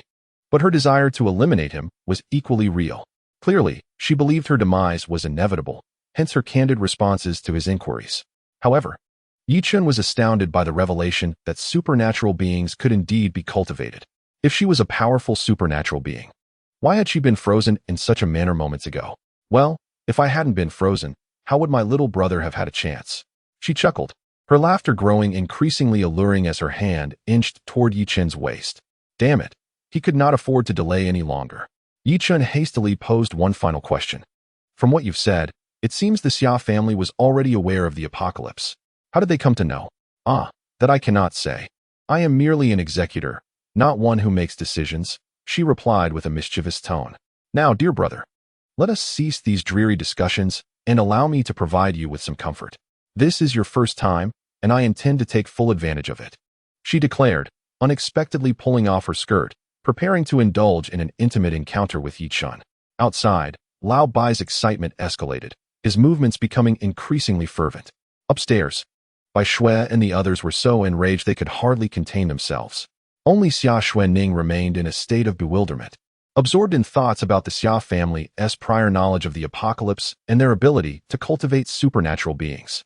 Why had she remained in the dark? She was the designated successor of the Xia family, holding a position second only to her father, the family head. How could she possibly be unaware of such significant developments? Chapter 93. The sharpening stone. Little Black was filled with excitement, ready to indulge in pleasure. Suddenly, with a resounding clap, Yichen's large hand grasped her wrist like a vice. Silly sister, my dear brother does not fancy passivity. Oh, does my brother dare to challenge me? Then come on. Sister, feel free to ravage me. Little Black rejoiced, believing Yichen intended to engage in some thrilling antics. However, in the next moment, an excruciating pain surged through her lower abdomen. She glanced down, only to see a bloody hand emerging from her back, piercing through her body and crushing her dantian. Ah! A piercing scream erupted into the air. Outside, Old Bai witnessed this shocking scene and, in a fit of surprise, shattered the glass with a punch and rushed in. You dare to harm my wife? Wife? Yichen was taken aback, realizing the nature of their relationship. I thought I was the one with peculiar tastes, but it appears you two have taken it to another level. Yichen regarded Old Bai with a smirk. Seeing Yichen's nonchalance at his sudden entrance, Old Bai felt a surge of caution and refrained from attacking recklessly. Who exactly are you? Old Bai's soft eyes fixed intently on Yichen, demanding an answer. Yichen extracted the bloody hand and tossed the screaming Little Black aside, waving towards Bai Shui and the others upstairs. Come down. Upon hearing this, Bai Shui and the others hurriedly descended with their weapons in hand. Superhumans. So many superhumans. Old Bai exclaimed in astonishment, particularly shocked to see Xia Xuanning at the forefront. It dawned on him. Indeed, you knew the apocalypse was approaching all along. These are your people, aren't they? Old Bai accused Xia Xuanning. Her expression darkened. She insisted she had never encountered Old Bai or Little Black before. Who are you to the Xia family? Our identity is of little consequence. What matters is that you are doomed today. After a moment of surprise, a wild joy flickered in Old Bai's eyes. He slowly revealed two pitch-black daggers from behind him. Though not spiritual weapons, their material was remarkably unique, non-reflective, and exceedingly sharp. He bit one while gripping the other, his voice cold and sinister. Once I kill you, I shall be promoted to a level 4 superhuman upon my return. We've dispatched so many to find you for 2 months, and to think you've fallen into my hands. Truly, heaven is aiding me. Old Bai was confident that Yichen and his companions posed no threat. He believed Little Black's ambush was merely due to her unpreparedness for Yichen's sudden strike, making it difficult for her to react in time. Kill me. Xia Xuanning's eyes blazed with fury. Someone from the Xia family dared to wish for her demise? Heh, it must be my 4 dear brothers then. The father is gravely ill. Instead of seeking treatment for him, the 4 of them even conspire to take my life. If it weren't for the master, I fear I would have perished in this apocalyptic world. Master? The mere mention of those 2 words momentarily stunned Old Bai. He pointed at Yichen and asked, Is he your master? Indeed, Xia Xuanning unabashedly admitted. Ha ha. Old Bai burst into laughter, exclaiming, You've got to be kidding me. You, the esteemed young lady of the Xia family, are reduced to being this guy's pet? No wonder the 3rd young master wants you dead. With such foolishness, how could you ever uphold the Xia family's legacy? 3rd young master? Xia Xuanning seized upon the critical information. Heh, it matters not that you know, for you, fool, are destined to die today. Old Bai's voice was sharp and loathsome.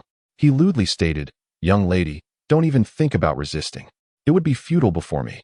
If you wish to avoid a gruesome demise, then relinquish your powers for my amusement, and allow your master to enjoy himself as well. In return, I could grant you a swift end. Yichen, Xia Xuanning, Bai Shui, and the others collectively thought, what nonsense is this? Not only does he want Xia Xuanning to entertain him, but he also wants Yichen to join in? How revolting. You scoundrel. To insult my master. You deserve death. Xia Xuanning raised her baseball bat, ready to strike. Bai Shui and the others were equally enraged and prepared to act. Hold on. Yichen swiftly intervened, one at a time. This scum may deserve death, but he also serves as a rare sharpening stone. I'll go first. Xia Xuanning, furious, charged ahead. Old Bai chuckled. So I am to be your sharpening stone? Seeking death, are we? With a single step, Old Bai vanished from sight. Shadow kill ability. Yichen was astonished. No wonder Old Bai was so confident in facing multiple opponents. His ability was, in fact, shadow kill. This power allows one to conceal themselves within shadows and deliver fatal strikes to enemies. In its initial stage, shadow kill could only be utilized at night, relying on darkness for concealment to achieve near invisibility. However, in its advanced form, Shadow Kill can elevate one's speed to the utmost, enabling its use both day and night. Furthermore, advanced Shadow Kill not only achieves near invisibility, but also creates phantoms during high-speed movements to confuse opponents' vision. Unaware of Shadow Kill, Xia Xuanning sensed an overwhelming aura of danger as the figure of Old Bai vanished from her sight. In a panic, she raised her baseball bat and began to swing wildly. Such an attack, of course, could not harm Old Bai. Die? Suddenly, Old Bai's body emerged from behind Xia Xuanning, his form seamlessly blending with the night, as a blade silently aimed for her lower back. Watch out! Bai Shui and the others gasped, eager to rush forward and assist. Do not approach. This is a rare opportunity to enhance your practical experience. In true dire straits, no one will come to your aid. Yi Chen intercepted them. The group was drenched in sweat, anxious yet reluctant to defy him. Fortunately, Xia Xuanning was quick to react. Not only was she a second-tier ability user, but she had also consumed an ability-enhancing potion to augment her physical prowess. Armed with a first-tier spiritual weapon, a baseball bat. Thus, her strength surpassed that of an ordinary second-tier ability user. Given that the shadow-killing ability was a notable weakness, in a direct confrontation, Xia Xuanning was not at all inferior to the third-tier ability user, Old Bai. Xia Xuanning swiftly sidestepped, her baseball bat swinging forcefully behind her. With a sharp sound, the blade grazed her waist, albeit without inflicting any critical injury. Old Bai, wary of the impending blow, hastily retreated into the shadows once more. Realizing this, Xia Xuanning understood that Old Bai's abilities thrived in darkness, capable of striking lethally from the unseen. However, she remained at a loss on how to counter Old Bai's powers and instead redoubled her efforts to wield the bat. Chapter 94, A Narrow Defeat. Seeing this, Bai Shui and the others rejoiced. Sister Xuanning's bat is recovering with such force that fiend cannot close in. Indeed, Sister Xuanning appears nearly flawless. Old Bai is no match for her. Foolish. Yi Chun's cold voice interrupted their fervent discussions. Furrowing his brow, he remarked, while Xia Xuanning may currently be impeccable, her chaotic strikes will significantly deplete her stamina and energy, failing to inflict harm on her opponent. Her consumption far exceeds that of her adversary. As long as he remains hidden in the shadows, awaiting the moment she can no longer sustain this state to deliver a fatal blow, her demise is inevitable. What should we do? We cannot just watch as Xuanning meets her end. Indeed, Master, you must intervene and save Xuanning. Brother Yi, Sister Xuanning cannot die. Bai Shui and the others grew increasingly anxious, pleading for Yi Chen to act. Yet, Yi Chen merely shook his head in silence. He would certainly not allow Xia Xuanning to perish, but he intended for her to fight until the very last moment. Only then could she truly progress. Sure enough, Old Bai, as Yi Chen had predicted, remained concealed in the darkness, refraining from striking. Nevertheless, Xia Xuanning dared not lower her guard. After a few minutes, however, fatigue began to set in, and her movement slowed. Old Bai seized the opportunity to launch another attack. Xia Xuanning's reflexes remained sharp, but this time Old Bai unleashed his full strength. As the blade advanced unimpeded towards her heart, Xia Xuanning finally panicked. Yet, she proved to be resolute. Rather than dodging, she raised her bat and swung down with ferocity, evidently intent on taking her opponent down with her. Die? Foolish. Yi Chen raised his hand, conjuring a fiery shield that effectively separated him from Old Bai, compelling him to retreat. Xia Xuanning's baseball bat struck the ground, and she soon lost all strength, her legs giving way as she sank to the earth. Bai Shui and the others hurriedly rushed to lift Xia Xuanning and carry her back. I'm so sorry. Master, I've let you down, she said, her face full of remorse and tears glistening at the corners of her eyes. Yi Chen shook his head in resignation. Your lack of combat experience is to blame. Your defeat is not your fault. However, your willingness to fight to the bitter end does bring me some comfort. Though foolish, it was a desperate measure on your part. Even in death, you refused to let your adversary prevail. Upon hearing this, Xia Xuanning felt a flicker of joy within her heart. Regardless of the outcome, her master seemed somewhat pleased with her performance. Yi Chen continued, in truth, your strength is not insignificant. Do you know why you lost? I couldn't reach him. That guy is too cunning. He wouldn't engage me fairly. Xia Xuanning clenched her fists in frustration. Foolish, Yi Chen admonished. In battle, who abides by the rules? Do mutated beasts? Do zombies? In a true fight for survival, each side must employ every possible means to eliminate the other. Your recent defeat stemmed from your impatience. Your eagerness to eliminate your opponent caused you to exhaust yourself, ultimately leading to your downfall. You possess great strength, but you must learn how to wield it wisely. Do you understand? His words brought a sense of shame to Xia Xuanning, who lowered her head in acknowledgement. Yi Chen nodded in satisfaction and then turned his gaze towards the astonished Old Bai. You are a level 4 ability user, and an elemental one at that. Old Bai's eyes widened in disbelief, trembling with astonishment. What? The fact that I am an elemental ability user surprises you? Of course, Old Bai exclaimed.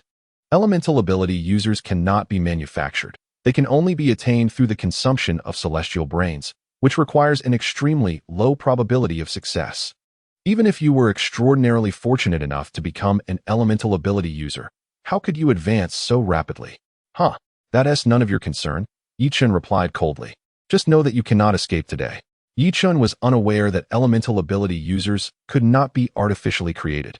However, his remark that it could not be done now did not preclude the possibility for the future. It seemed that many of the ability users he had encountered in his previous life might have been artificially engineered. Old Bai's face turned ashen. He understood well that while elemental ability users are initially weak, reaching level 4 marks a significant turning point. A level 4 ability user can skillfully manipulate elemental forces. Even without knowledge of ability techniques, they are not to be underestimated. With not only a level 4 ability user present, but also numerous level 2 users, Old Bai realized that escape would be exceedingly difficult. However, employing Shadow Kill to flee might still yield a chance of success. Yet, in doing so, the ailing Xiao He on the ground would surely meet his demise. Although both Old Bai and Xiao He were formidable, Old Bai harbored deep affection for Xiao He. If Xiao He were to perish, Old Bai would find no reason to continue living. In light of this, Old Bai remarked, I could spare your lives and refrain from revealing your whereabouts to the Xia family. How about you let us go? You should be aware that although my shadow kill technique may not be capable of slaying a level 4 ability user such as yourself, if you genuinely wish to escape, you may find it challenging to detain me. You have already stated that it is not guaranteed, so why not give it a try? Yi Chen observed Old Bai with a smile that was neither entirely joyful nor entirely mocking. Furthermore, even if you manage to evade capture, do you truly believe you can take her with you? Yi Chen held Little Black firmly in his grasp, brimming with confidence. He could easily discern that Old Bai held a deep concern for Little Black. Otherwise, he would not have rushed in so hastily moments ago. What do you truly intend to do? Old Bai was evidently flustered. It's simple. Yi Chen turned his gaze towards Bai Shui and the others. You will take turns battling him. If you manage to kill one of them, I shall allow you to depart. Nonsense. Old Bai retorted angrily. With you present, how could I possibly kill any of them? This is your only opportunity. Yi Chen, disinterested in further debate, remarked, this is inherently unfair. You come to kill me and still expect fairness? How absurd. Old Bai wanted to curse, but hesitated not a moment longer, promptly nodding, very well. I shall fight. With that, Old Bai stepped forward, addressing Bai Shui and the others. Which of you will come first? Yi Chen chuckled, realizing that Old Bai genuinely cared for Little Black. For her sake, he had indeed relinquished his chance to escape. Bai Shui and her companions displayed eager expressions, their spirits ignited by the prospect of battle. After witnessing Xia Xuanning's defeat, they felt a surge of discontent and, having learned from her missteps, were keen to test their own mettle against Old Bai. However, before they could voice their intentions, Yi Chen interjected, you are all free to engage him. Whether you choose to participate or not is entirely up to you. But since this is a battle, there exists the probability of death. I will intervene to protect you, but I cannot guarantee your absolute safety. Should you choose to fight, prepare yourselves with utmost diligence, for you may lose your lives at any moment. Upon hearing this, the eager crowd indeed calmed considerably. They exchanged glances, each face reflecting a newfound gravity. Chapter 95. Repeated defeats, let me take the lead. Lin Bingbing stepped forward, declaring, as the eldest among us, allow me, as your older sister, to pave the way. Lin Bingbing drew her dagger, a spirit weapon, her expression serious as she fixed her gaze on Old Bai. Old Bai exhibited no reaction to Lin Bingbing or Xia Xuanning's spirit weapons, clearly unaware of their existence in this world. Yi Chen furrowed his brow in contemplation. Was it he who was oblivious to spirit weapons, or was it the Xia family? Or perhaps he was the sole possessor of such weapons at present. Spirit weapons significantly enhance combat capabilities, yet Xia Xuanning had failed to demonstrate their power moments ago. Without hesitation, Old Bai activated his shadow kill ability and vanished into the darkness. Lin Bingbing learned her lesson and refrained from reckless strikes. Instead, she began to move swiftly. As she navigated, she closed her eyes, relying solely on her hearing and sense of smell to ascertain Lao Bai's position. Observing this, Yichen expressed admiration, recognizing that her approach was indeed the correct method for countering the shadow kill ability. The greatest strength of shadow kill lies in its capacity for invisibility and deception. Without reliance on sight, its efficacy is significantly diminished. Indeed, the moment Lao Bai made his move, Lin Bingbing sensed an anomaly and immediately thrust towards the direction from which he advanced. Clang! The daggers collided. Crack! In a startling turn, the dagger in Lao Bai's hand shattered, sending shards flying like pellets into his body. Spurt! Lao Bai coughed up blood and was sent reeling backward. Wow! Sister Bingbing is incredible. This is terrifying. She defeated Lao Bai with a single strike? Surely, Lao Bai is not that formidable. You are mistaken, Yichen replied, shaking his head. It is not that Lao Bai lacks strength. Rather, Lin Bingbing's dagger is extraordinarily powerful. Otherwise, she would never have been able to shatter Lao Bai's weapon. At most, she would have only pushed him back. Upon hearing this, the crowd realized the true power of the spiritual weapon they possessed. But what is that weapon? My meteorite dagger is harder than diamond. How could it possibly be shattered by hers? Lao Bai's heart raced. Yet he did not hesitate. He took out a blood-red pill and swallowed it, subsequently merging into the shadows once more. Lin Bingbing, wary of the situation, moved swiftly again. However, in the next moment, she suddenly sensed murderous intent from 3 directions. Startled, she hurriedly dodged, yet felt excruciating pain in her abdomen and chest. Summoning all her strength, she swung her blade toward the last threatening direction, but Lao Bai was already prepared, swiftly retracting and evading the fatal blow. To her dismay, 2 daggers were now embedded in her chest and abdomen. Hidden weapons. Despicable. Lin Bingbing clutched her chest and collapsed into Yichen's embrace. You have done remarkably well. However, your considerations were not comprehensive enough. Yichen carried Lin Bingbing aside and instructed, do not remove the hidden weapons. I shall tend to your wounds shortly. All right. Lin Bingbing nodded begrudgingly, yet she had to concede the truth of her defeat. Meanwhile, Lao Bai laughed triumphantly. Huh? That woman is doomed. My dagger is laced with a deadly poison. Once contaminated, she will surely die within a day. Deadly poison? Yichen chuckled, then drew his dagger, slicing his fingertip and offering it to the pale Lin Bingbing. Drink my blood. My blood is immune to all toxins and serves as the finest antidote. Very well. Without hesitation, Lin Bingbing took Yichen's fingertip into her mouth and began to suck.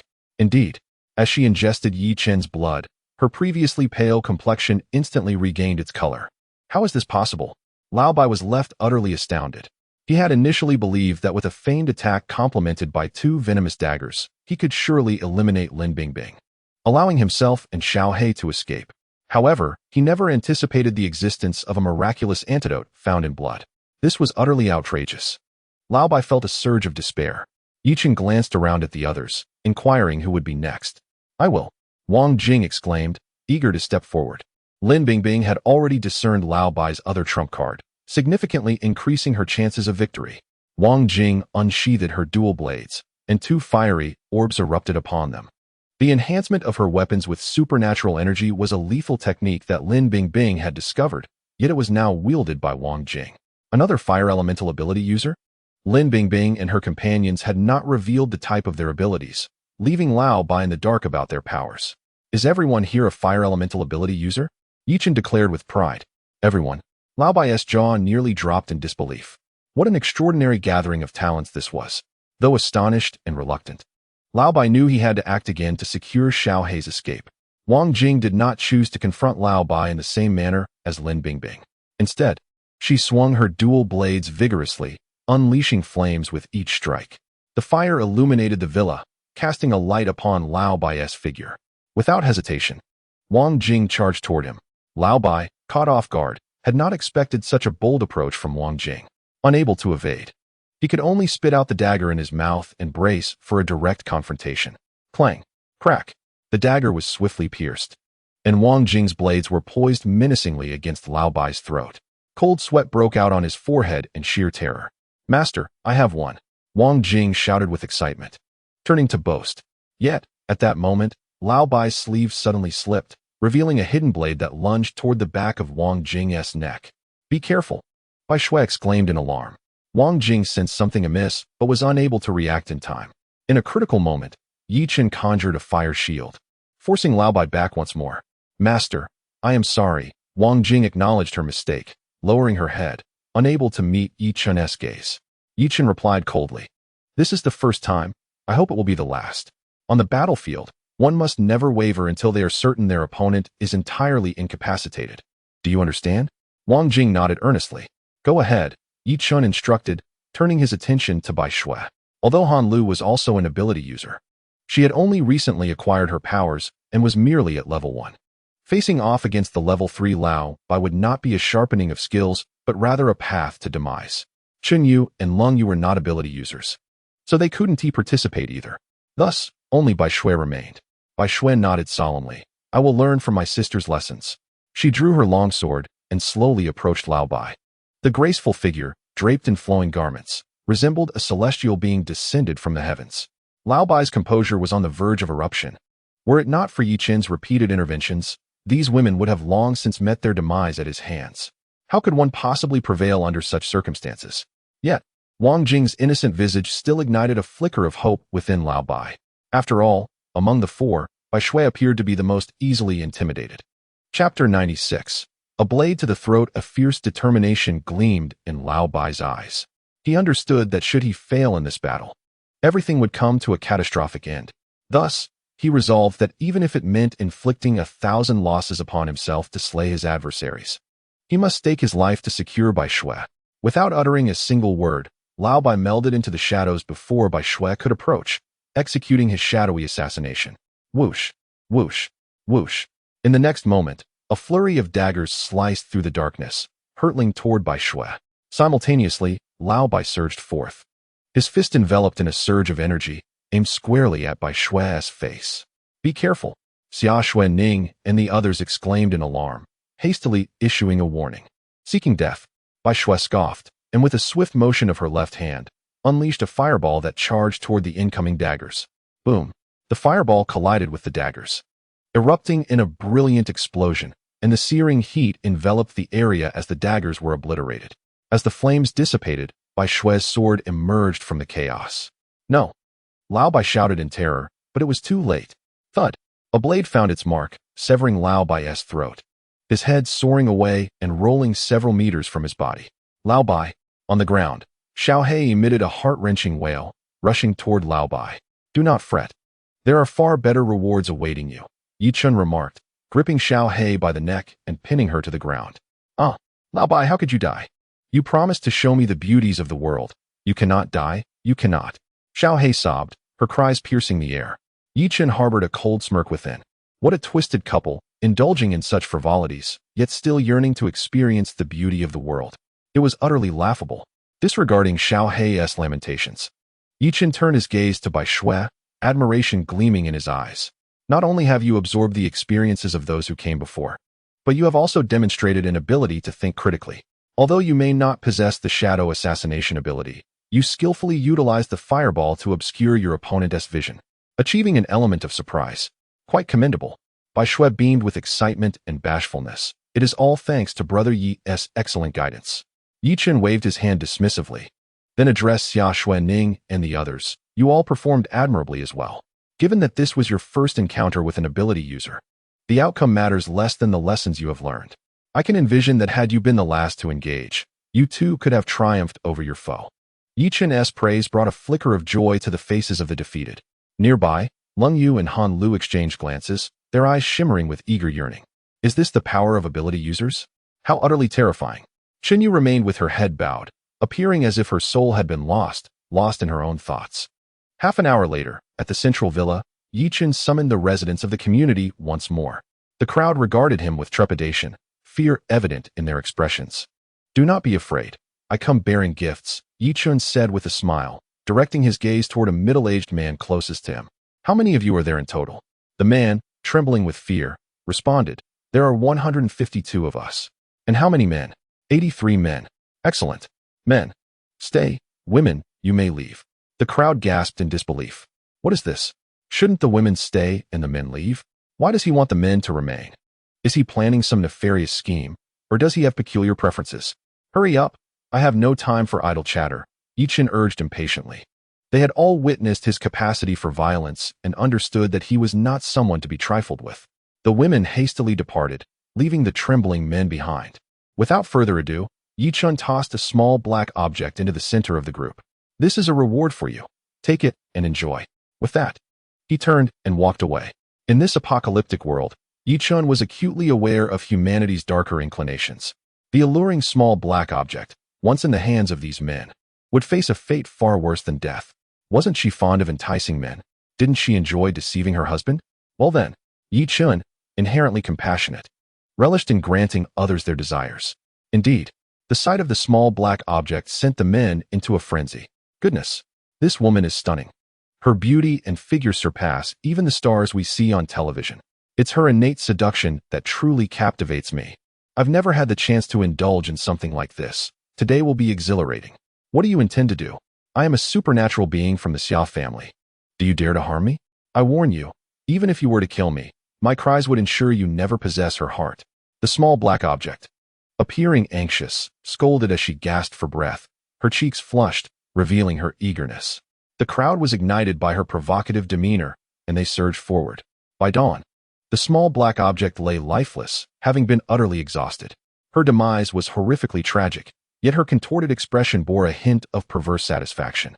In the master bedroom, when Yichen returned, Xia Xuanning sat on the bed, staring blankly out the window. Master, you have returned. Allow me to assist you with your attire.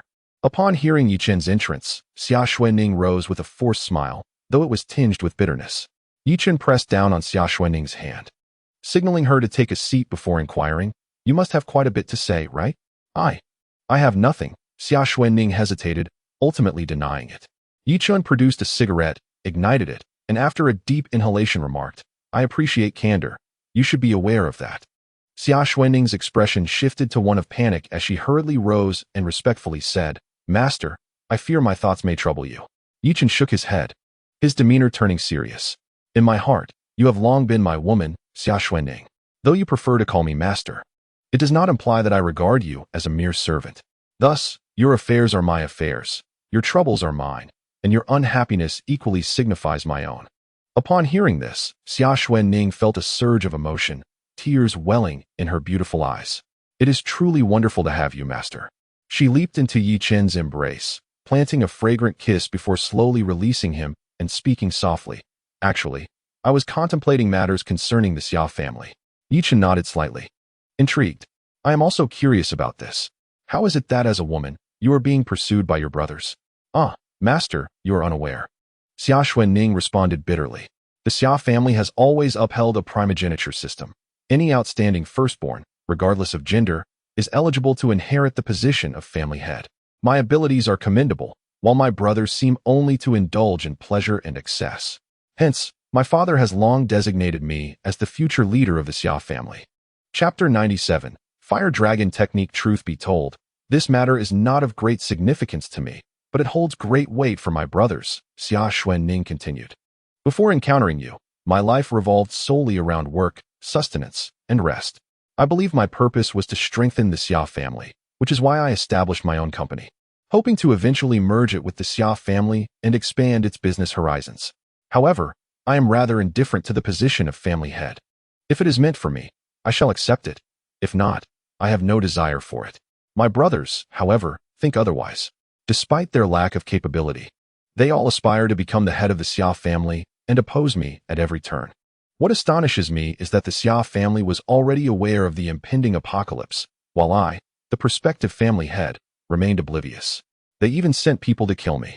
As she spoke, Xia Xuanning's tone revealed an icy fury. I regarded them as family, yet they treat me as an enemy. I am but a frail woman, and they have concealed the impending doom from me. If they wish for me to perish, why then send people to kill me? Their hearts are so cruel. How could they treat me this way?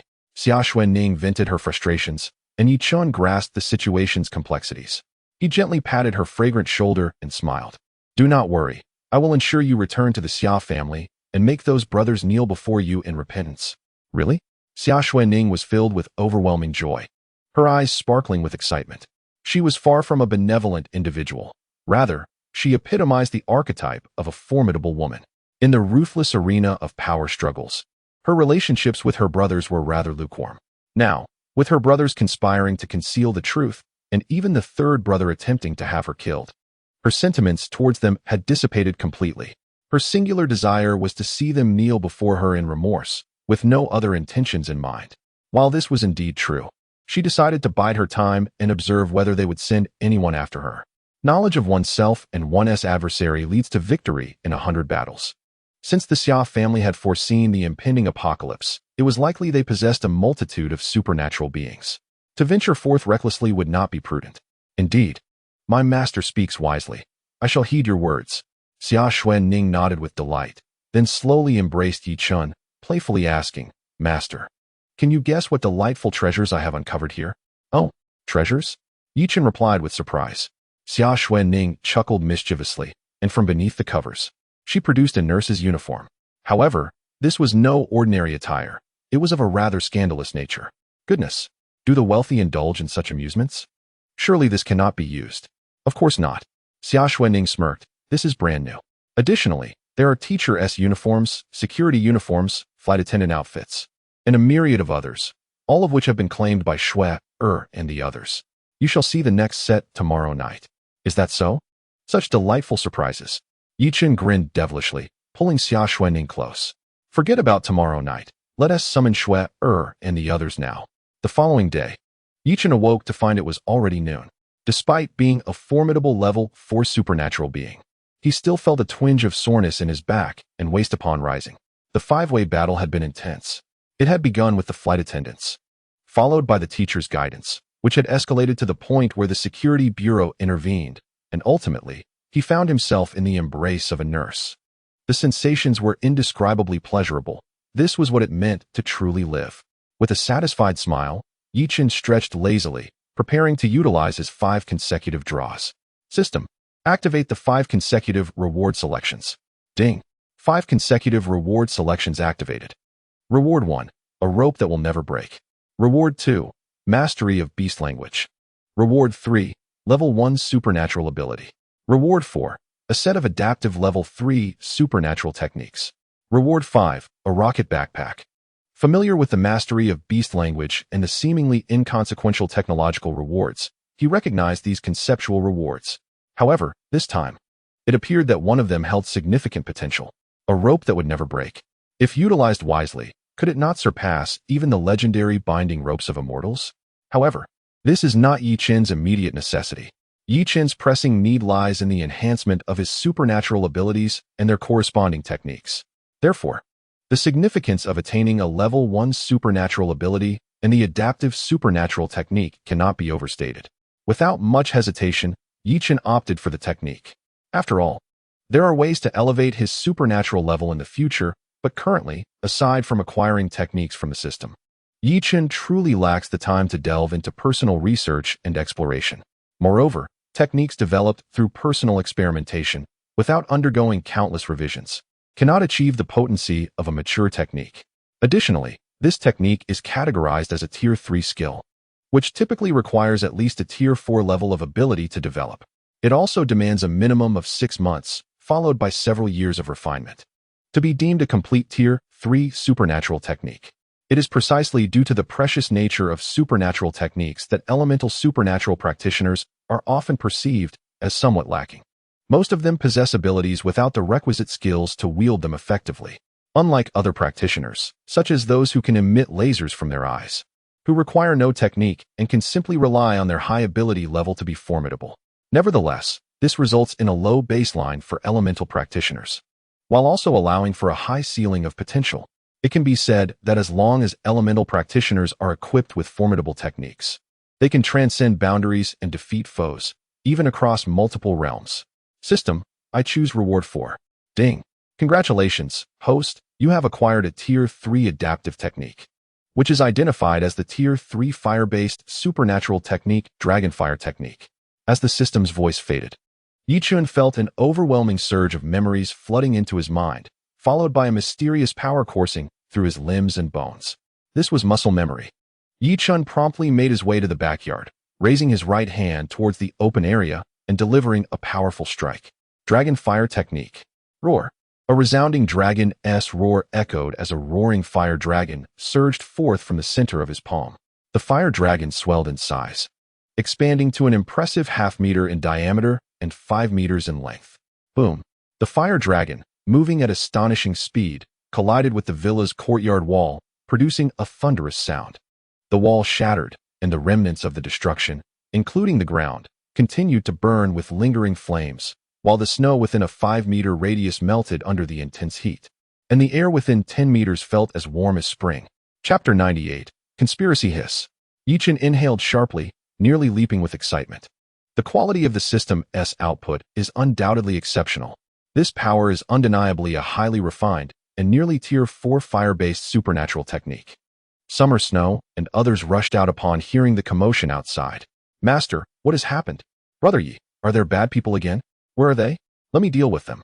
The girls, on high alert, scanned their surroundings nervously. Yichen shook his head and laughed. There are no bad people. I was merely testing out a technique. Technique? Summer Snow and the others looked on in confusion. Yichen elucidated. Only those endowed with special abilities can wield this technique. Watch closely. With that, he unleashed the fire dragon technique once more. Roar. The howling fire dragon surged forth, its terrifying power and visual impact eliciting excited gasps from the women present. My goodness. How astonishing is this? What kind of technique is this? Can we learn it? Yes, master, we wish to learn as well. The women's faces were alight with anticipation. Yichen shook his head. This is the level 3 special ability technique, Fire Dragon. You are currently only level 2 special ability users and cannot learn this technique yet. Once you reach level 3, I shall gladly teach it to you. Upon hearing this, the group felt a fleeting sense of regret, but it was quickly overshadowed by hope. After all, Yichen had promised to teach them, so they would inevitably master such a magnificent technique in due time. In the afternoon, Yichen initiated a lively gathering at the villa. The entertainment facilities within the villa were abundant, featuring a mahjong room, a movie theater, an esports room, and even an indoor swimming pool.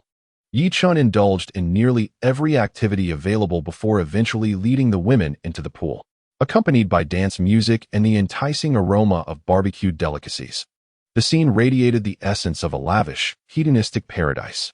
Reclining on a lounge chair by the poolside, Yichen observed the beautiful women joyfully playing with water guns and balloons. His mood uplifted. Indeed, Xuanning's swimsuit was particularly striking, bold, and alluring. Bingbing's black swimsuit was also commendable, exuding maturity and charm. Han Lu, I must critique your choice. With so many bikinis available, why opt for a one-piece? I decree that you change in my presence. Yichen cheerfully commented on their attire, occasionally savoring skewers of barbecue handed to him by the ever-attentive Lung Yu, reveling in the delightful atmosphere. In a corner, Qin Yu, who had been silently brooding, suddenly lifted her gaze to survey her surroundings. Noticing that no one was paying attention to her, she discreetly slipped away from the pool area. In the villa's grand hall, Qin Yu rushed out with a suitcase she had prepared earlier, her eyes ablaze with fury, her previous days now replaced by determination. At last, I have found my chance to escape. Did you truly believe that tormenting me would force me to submit? Just wait, I will become a special ability user, and I will eradicate all of you. With this declaration, Qin Yu hastily exited. Since the day she was tormented, Qin Yu had lived in a constant state of fear. She dared not speak or look anyone in the eye, striving to diminish her presence. Yet, thoughts of escape consumed her mind incessantly. How proud was Qin Yu? How could she ever willingly remain among those who had humiliated her? Not far from the main entrance, a group of 10 or so imposing men had gathered in another villa. The man at the forefront, in his 50s, possessed a square face, small ears, and a pair of modestly sized eyes that sparkled with the keen glint unique to a businessman. Old Zhao, why have you summoned us here on such a late hour? One of the men inquired.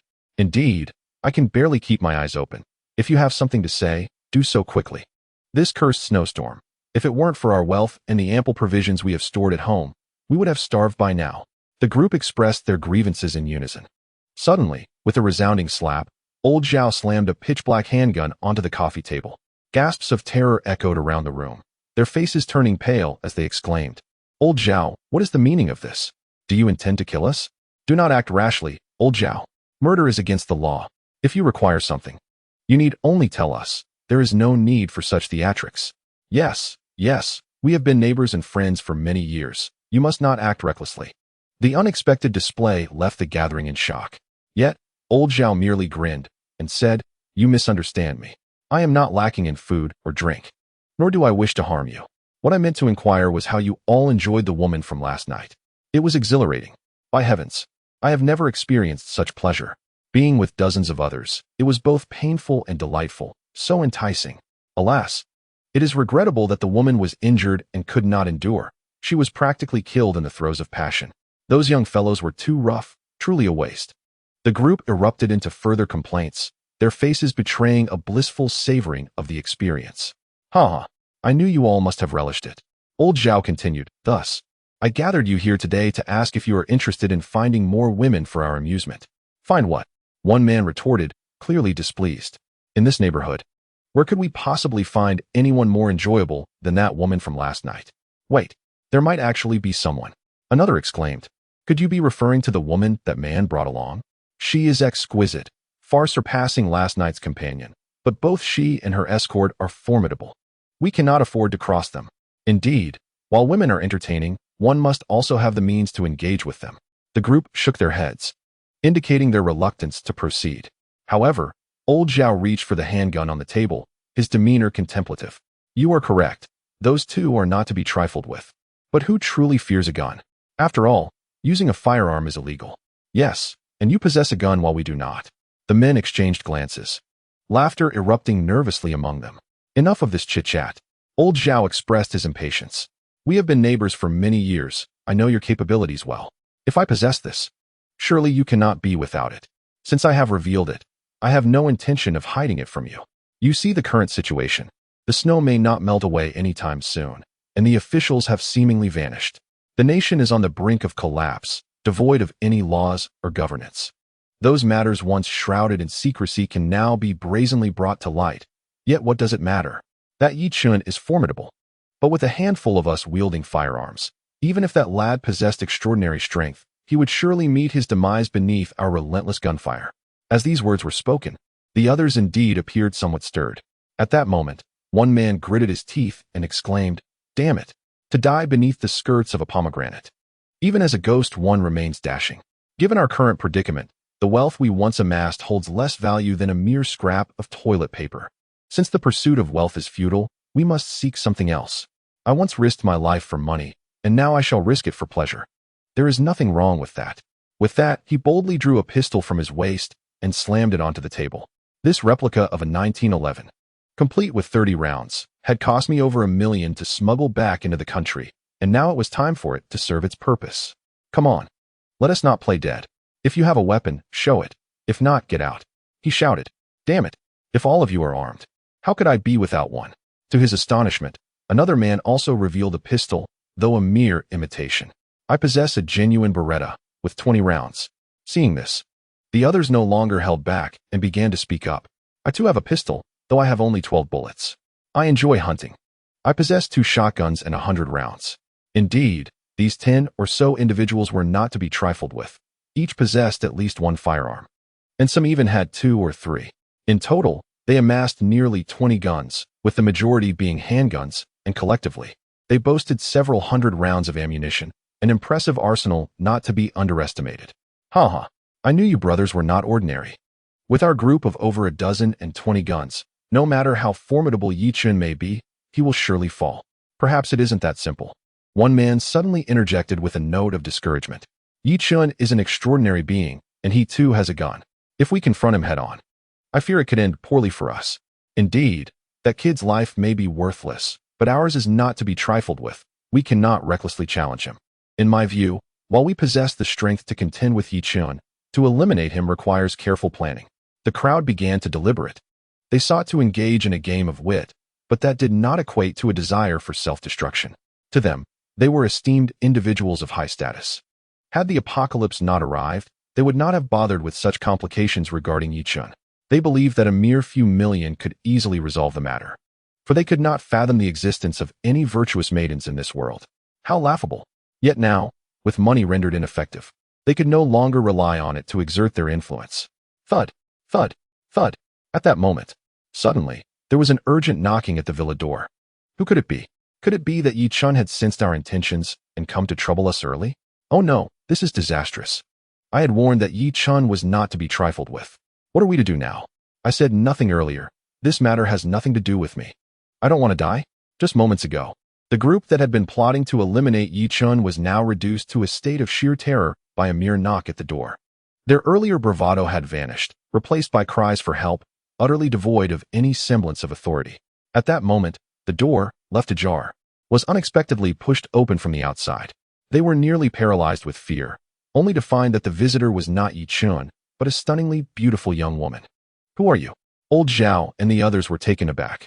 Despite their obvious attraction to the woman, they dared not act recklessly. They believed there was no one as exquisite as her in their neighborhood.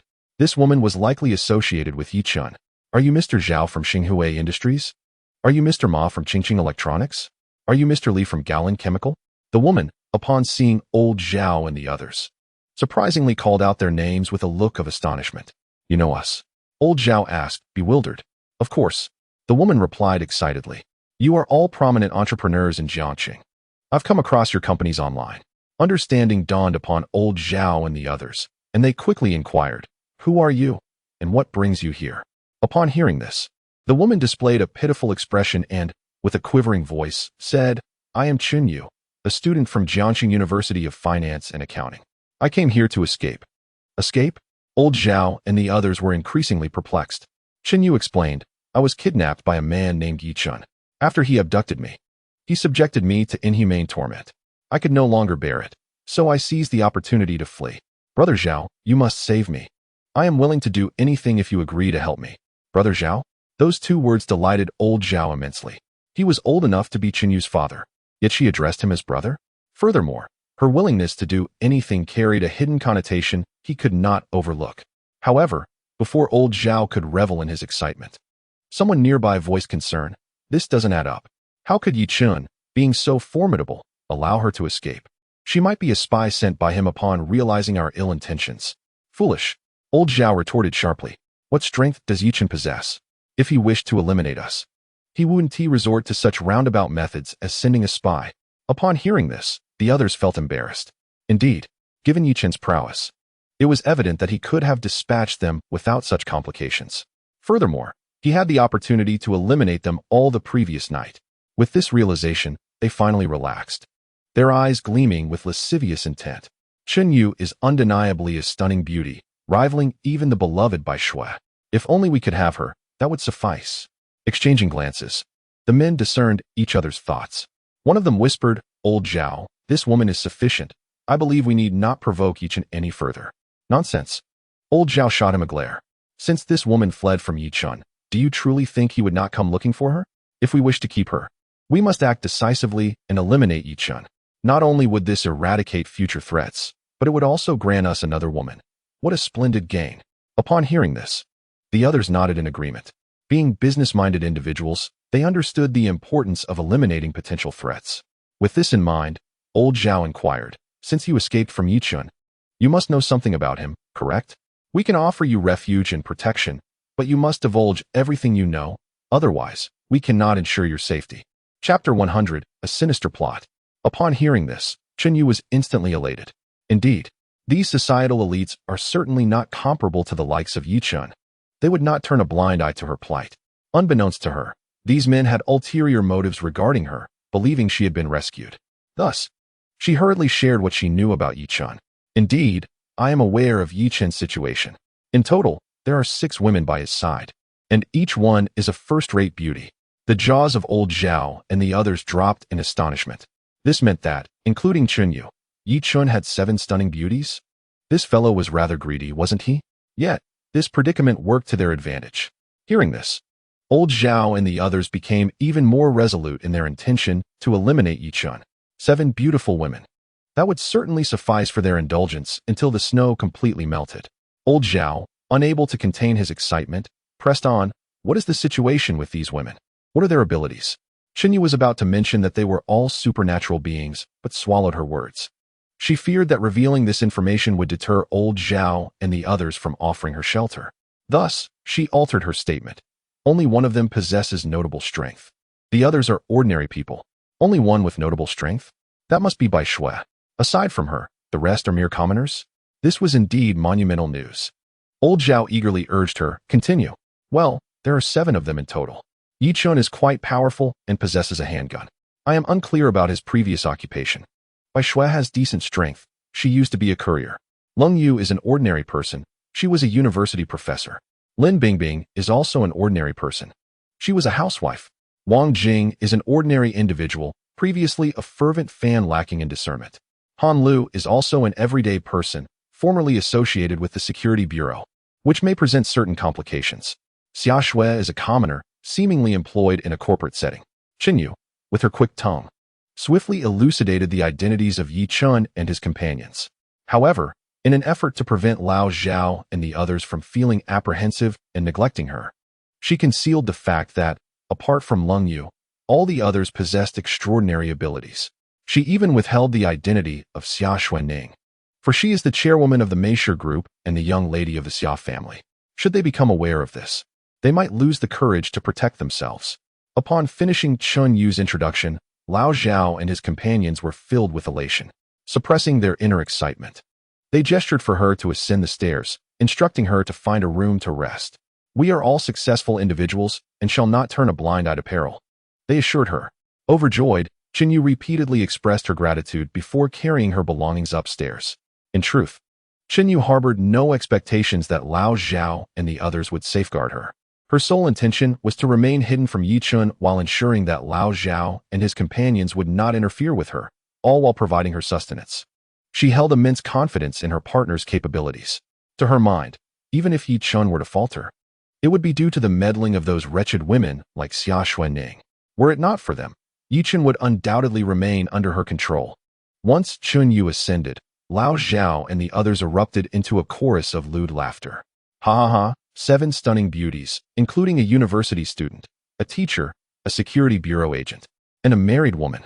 This configuration is simply perfect. Indeed, they mused, these women must not be overlooked. By the way, I have a plan, Lao Zhao suddenly remarked. Narrowing his eyes, the others eagerly turned to him, urging, Lao Zhao, if you have a plan, do share. We can hardly contain our anticipation. He lowered his voice. Although our money has lost its value, we can make it appear valuable. What do you mean by that? The group queried, puzzled. Lao Zhao clarified.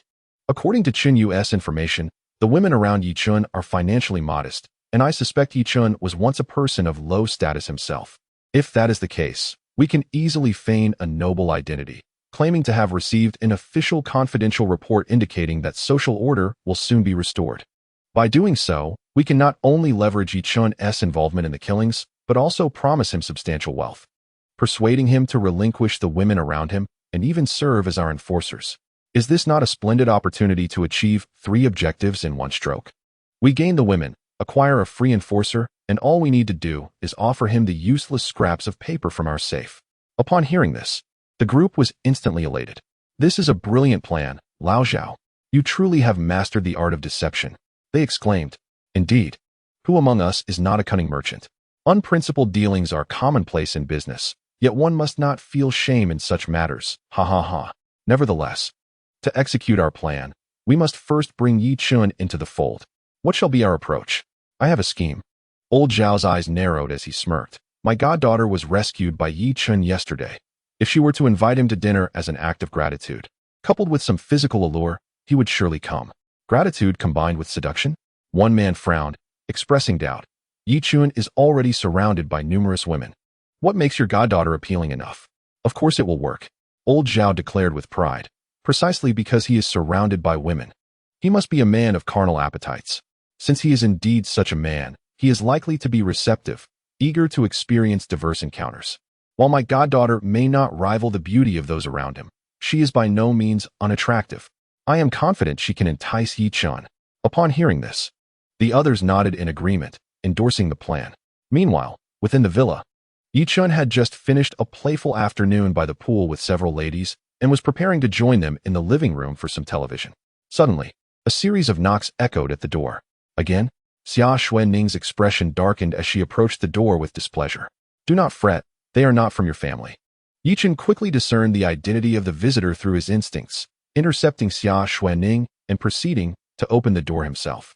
At the entrance stood the woman who had narrowly escaped the clutches of the old man the previous day. Yichen recalled her name to be Guyu. "What brings you here?" he inquired, raising an eyebrow. Guyu fidgeted slightly, her voice tinged with shyness. "I came to express my gratitude to Mr. Yi." "May I come in?" "Come in," Yichen replied, leading Guyu into the living room. Xia Xuanning and the others immediately cast wary glances at Guyu. It was reminiscent of how Xiao He had entered the previous night. Guyu's arrival seemed to echo that earlier incident, naturally raising their suspicions. "Hello, sisters." Guyu greeted sweetly upon entering, her demeanor amiable. Xia Xuanning and the others remained silent, their gazes icy as they scrutinized her. Undeterred, Guyu turned to Yi Chun, her tone bashful. "Mr. Yi, I truly appreciate your help last night. Had it not been for you, that old man would have sullied me. No need for thanks. I had no intention of rescuing you. You should thank Xiao Shui instead," Yi Chun remarked, gesturing towards Bai Shui. His words were candid. In a world rife with cruelty, Yi Chun was no savior, and he would not intervene in every instance of injustice. His priority was merely to ensure his own well-being and that of those around him. Guyu felt a surge of indignation within her. What did his indifferent demeanor imply? Despite not possessing the beauty of Xia Xuanning and the others, she was undeniably stunning. How could he dismiss her so readily? Even if his rescue of himself was merely a fortuitous occurrence, could it not be perceived as a deliberate act to garner his own favor? Yi Chen's words slightly bruised Guyu's pride. Yet, she was acutely aware of the purpose of her visit. Reflecting on this, Guyu offered a sheepish smile and remarked, "Regardless of the circumstances, I owe my salvation to Mr. Yi. Not just myself, but also my adoptive father and others owe their liberation from suffering to Mr. Yi. Thus, we wish to express our gratitude." "Gratitude? How so?" Yi Chen's eyes narrowed slightly. This woman exuded a vivid aura of hostility towards him, yet she professed her desire to express thanks. If there were no ulterior motives, it would be hard to believe even the most naïve. Nevertheless, Yi Chen was not averse to engaging with her. After all, it is far easier to confront overt troubles than to guard against hidden threats. Guyu continued, "In the past, I would have undoubtedly offered Mr. Yi some monetary compensation, but in the current scenario, money holds little value. Therefore, we would like to invite Mr. Yi to dinner. In this post-apocalyptic world, a lavish meal should sufficiently convey our appreciation." "A dinner invitation?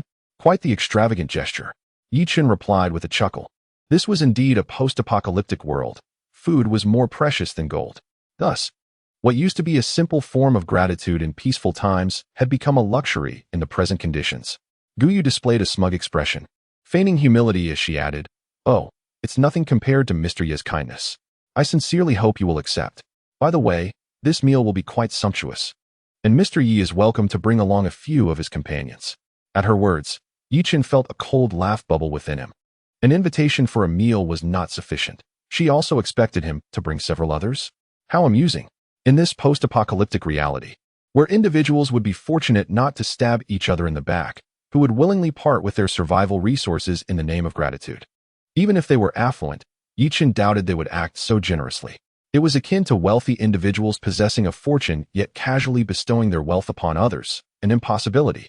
This meal, it seemed, was more akin to a banquet of treachery. However, Yi Chen felt no concern, nor did Xia Xuanning and the others. They were merely a swarm of ants. Even if they employed devious schemes, could they truly bring down an elephant? Absurd. Contemplating this, Yi Chen nodded and said, "Since you have gone to such lengths to extend an invitation, it would be ungracious of me to decline. Very well, let us proceed together." Upon hearing this, Guyu was indeed elated, and she beckoned Yi Chen and his companions to depart the villa. At the Zhao residence, when Yi Chen arrived, he found a gathering of a dozen men in the hall. These individuals were in cahoots with old Zhao, plotting to eliminate Yi Chen. At this moment, they all positioned their weapons defensively, determined to prevent any collapse of negotiations, and they aimed to eliminate Yi Chen.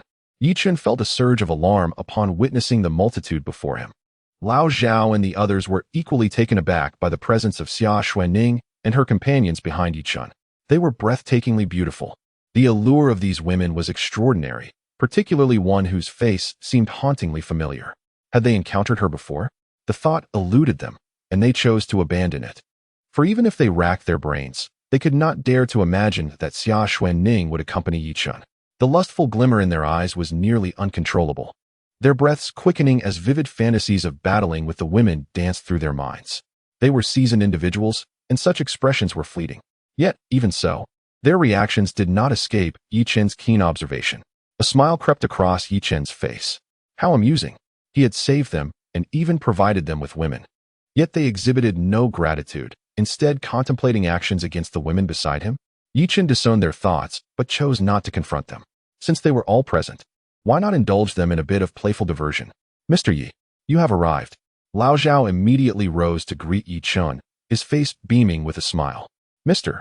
Yi, you truly are a remarkable young man. We owe our escape from suffering to you, and our gratitude is immeasurable.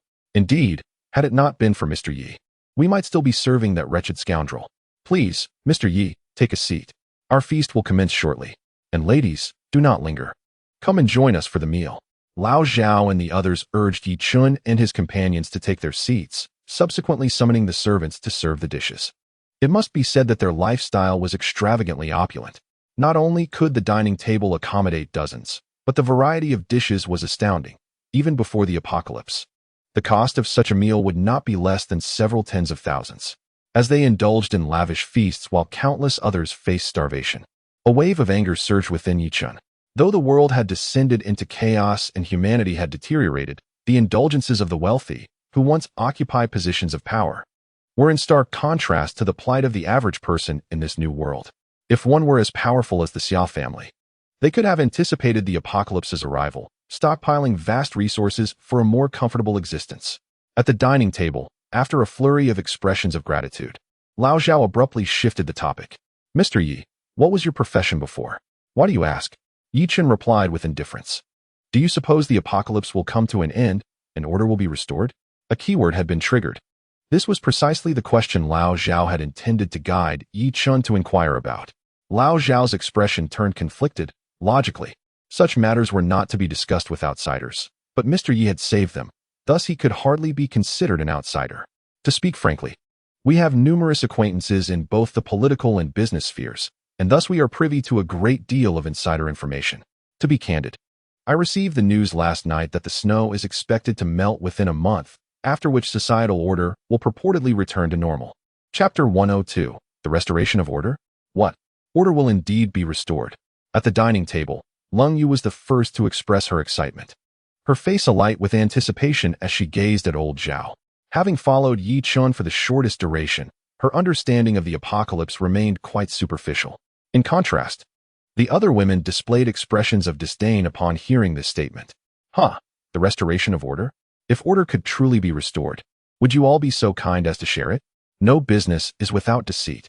As merchants, they would never concern themselves with matters lacking personal gain. Their invitation to us must surely harbor ulterior motives. Indeed. Old Zhao chuckled amiably at Lung Yu, presenting a facade of benevolence. Yet, internally, he could scarcely contain his excitement. This girl is far too naive. Compared to the previous Xiahe, she was on an entirely different level. To witness such a woman shed her garments before me would be enough to bring me bliss even in death. The others at the table could not help but swallow in anticipation. Lung Yu, blissfully oblivious, inquired eagerly, so, after order is restored, can we return to our former lives? Of course, old Zhao patiently explained. Not only can we restore our previous way of life, but as far as I know, the authorities will also bestow rewards for merit. Rewards for merit? Lung Yu's interest piqued further. It must be said, old Zhao's words were quite convincing. Those unfamiliar with the apocalypse could easily be swayed by his rhetoric. Indeed, upon hearing this, Bai Shui and the others exhibited expressions of curiosity as well. Old Zhao continued with a smile, as the saying goes. While natural disasters may be merciless, humanity is not. Our great Xia is a society governed by law. This sudden snowstorm has struck unexpectedly, leaving the authorities unable to rescue the populace. However, the rule of law and morality must prevail. Thus, the government has decided that, following the restoration of order, individuals who have aided others during their university years will receive financial and honorary rewards. Lung Yu cast a furtive glance at Yi Chen and inquired, what if someone committed wrongdoings during their time at university? If wrongdoings were committed? A fierce glint flashed in old Zhao's eyes. Then, naturally, they shall be punished accordingly. The law will not wrong any good person, nor will it spare any wicked individual. Bai Shue's expression shifted, and she turned to Yi Chun with urgency. Brother Yi, what should we do? If the authorities truly pursue such reckonings, you could be in grave danger. Yi Chun smiled calmly, waving his hand dismissively. There's no need for alarm. Many have perished under this heavy snow, and countless crimes have been committed. Even if the authorities wish to hold a reckoning, they must first gather evidence, no? Old Zhao, wouldn't you agree? Yi Chun shot a knowing glance at Old Zhao, a smile playing on his lips. Haha, mister. Yi has indeed achieved much at a young age, demonstrating a clear line of thought. Old Zhao laughed heartily and remarked, you are quite right. For the authorities to bestow rewards or administer punishments, evidence is paramount in upholding the justice of the law. However, in this heavy snowfall, gathering such evidence proves exceedingly difficult, making eyewitness testimony the most crucial form of evidence. If a majority identifies someone as a villain or a hero, recounting their deeds, the officials will act accordingly. Take, for instance, Mr. Yi, who once dispatched that cult leader. One could graciously call it an act of bravery deserving of reward. Yet, viewed through a harsher lens, the accusation of indiscriminate slaughter could also hold weight. Threatening, an overt threat. The faces of Bai Shui and the others turned cold in an instant, and they exclaimed in anger, you old fool, that was done to save us. Do not speak such slander. Indeed, Xia Xuanning echoed. Moreover, you all committed a crime last night when you violated a woman. Violated a woman? Old Zhao inquired, bewildered. Surely not. That woman clearly desired it, and we merely obliged her. How could that be termed coercion? We have recordings to prove it. As he spoke, Old Zhao produced a voice recorder, which indeed emitted the sound of the woman's cries. What a wretched person! Bai Shui and the others erupted in curses. Typically, anyone subjected to such treatment by dozens would be in agony, pleading for mercy. Yet this individual seemed to revel in it. What manner of being is this? So you intend to use this to threaten me? Yi Chun narrowed his eyes and questioned. No. Mr. Yi, you misunderstand. We are merely having dinner tonight to express our gratitude. Old Zhao abruptly shifted the topic, tucking away the recorder and inviting everyone to dine. The meal commenced. Bai Shui and the others held their breath, while only Lung Yu's expression fluctuated, seemingly in a state of indecision. Yi Chun, however, appeared indifferent, focusing on his meal. At that moment, Old Zhao suddenly turned to Bai Shui and asked, young lady, you seem quite young. What were you doing before the snow fell? Bai Shui did not reply immediately, but instead cast an inquiring glance at Yi Chun. Yi Chun smiled and nodded, indicating for her to proceed as she wished. Having accompanied Yi Chun for a considerable time, Bai Shui understood his intentions with a mere look. Recognizing this, she spoke earnestly before the snow arrived. I was delivering takeout and also worked part-time as a streamer. This revelation took Xia Xuanning and the others by surprise. They had not anticipated that such a delicate young woman had endured such hardships. You delivered takeout? Old Zhao feigned surprise and sighed, such a wonderful girl like you delivering takeout is truly a pity. Why don't you seek a better job? Bai Shui replied with a bitter smile. I grew up in an orphanage. Had I not been given a name when I was sent there, I might have been called Party Shui. Consequently, I never attended university and merely graduated from high school. In this society, a high school diploma is nearly equivalent to having no education at all. No company would be willing to hire me. Oh, I see. Old Zhao pretended to express sympathy. What a pitiful girl you are. You deserve so much more than this wretched life. How about this? Once order is restored, why don't you come work for my company? We are one of the Fortune 500 companies, and I can offer you a position as my secretary with a monthly salary of 30,000. That should be sufficient for you to establish yourself in this city. 30,000. Yi Chun chuckled. President Zhao, you are indeed quite generous. I wonder if you might also be in need of a male secretary.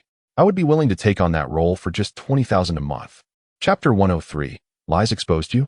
A flicker of concealed disdain crossed Old Zhao's eyes as he laughed. I'm afraid we don't have a practice of hiring male secretaries in our company. However, if you truly seek a good job, I can offer you a position as a security guard at my company for 18,000 a month. How does that sound? Indeed, as expected of a Fortune 500 company, even a security guard earns 18,000 a month. Truly extravagant. Yi Chun remarked with a hint of sarcasm. Yet, Old Zhao seemed to bask in his own satisfaction, chuckling. Well, that's just how it is. With greater abilities come greater responsibilities. However, joining our company requires an internship. Order will soon be restored, and I suggest you begin as a security guard for your internship. If you perform well, I will ensure you start working as soon as order is reinstated. How does that sound? Is that so? Yi Chen feigned surprise. Of course. Old Zhao grew increasingly excited. He had initially thought that Yi Chen and this group of women would be difficult to manage, yet the situation had progressed unexpectedly smoothly. They seemed like a bunch of simple-minded fools, truly a group of common folk. However, just as old Zhao and the others reveled in their triumph, Yi Chen hesitated. I have arranged work for both Xiao Xue and myself, but there are a few others with us. What should we do about them? Ha ha ha, no problem at all. Old Zhao had been pondering how to recruit the other women, and Yi Chen's words were like a feast laid before him. With a grand gesture, he boisterously declared, Our company as secretaries are different from those in other firms. Due to our busy operations, we have a dedicated secretarial department. If you all are willing, I can bring you on as secretaries at my company. I will treat you all equally with a monthly salary of 30,000. However, like him, you all need to undertake an internship in advance. An internship in advance? Lin Bingbing inquired. How can a security guard have an internship, but how can we, as secretaries, undergo one? After all, the company's business has yet to commence. Of course it's possible. Old Zhao remarked with a hint of amusement. A secretary's role is to meticulously manage both the work and life of the boss. Since we cannot delve into work at the moment, we shall begin with life. This will also reveal your seriousness towards your work. I see. That is indeed a commendable suggestion, Lin Bingbing replied with a smile. Old Zhao and the others grew increasingly animated. At that moment, Bai Shui interjected, but we have all committed some misdeeds.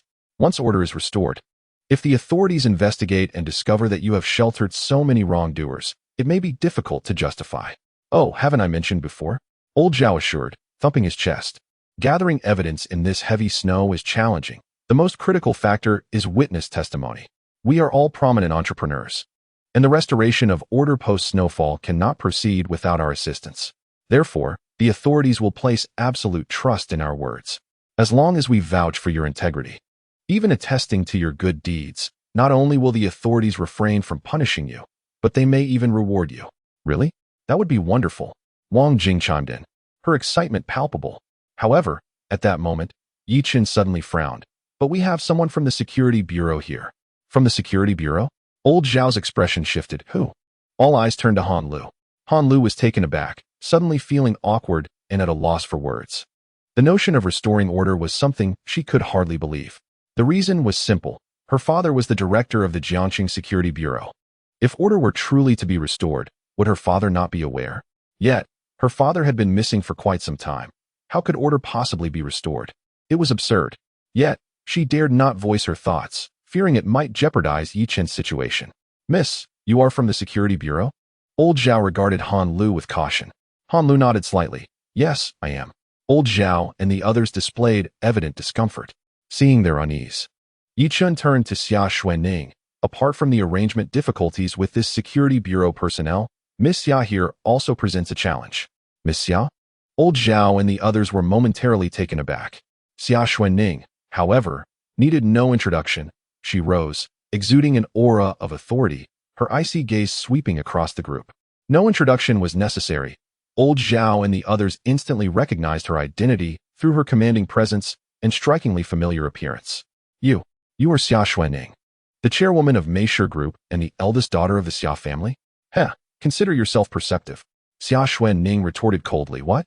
Do you all consider yourselves quite affluent? Do you believe you are qualified to have me as your secretary? The hearts of old Zhao and the others are shattered.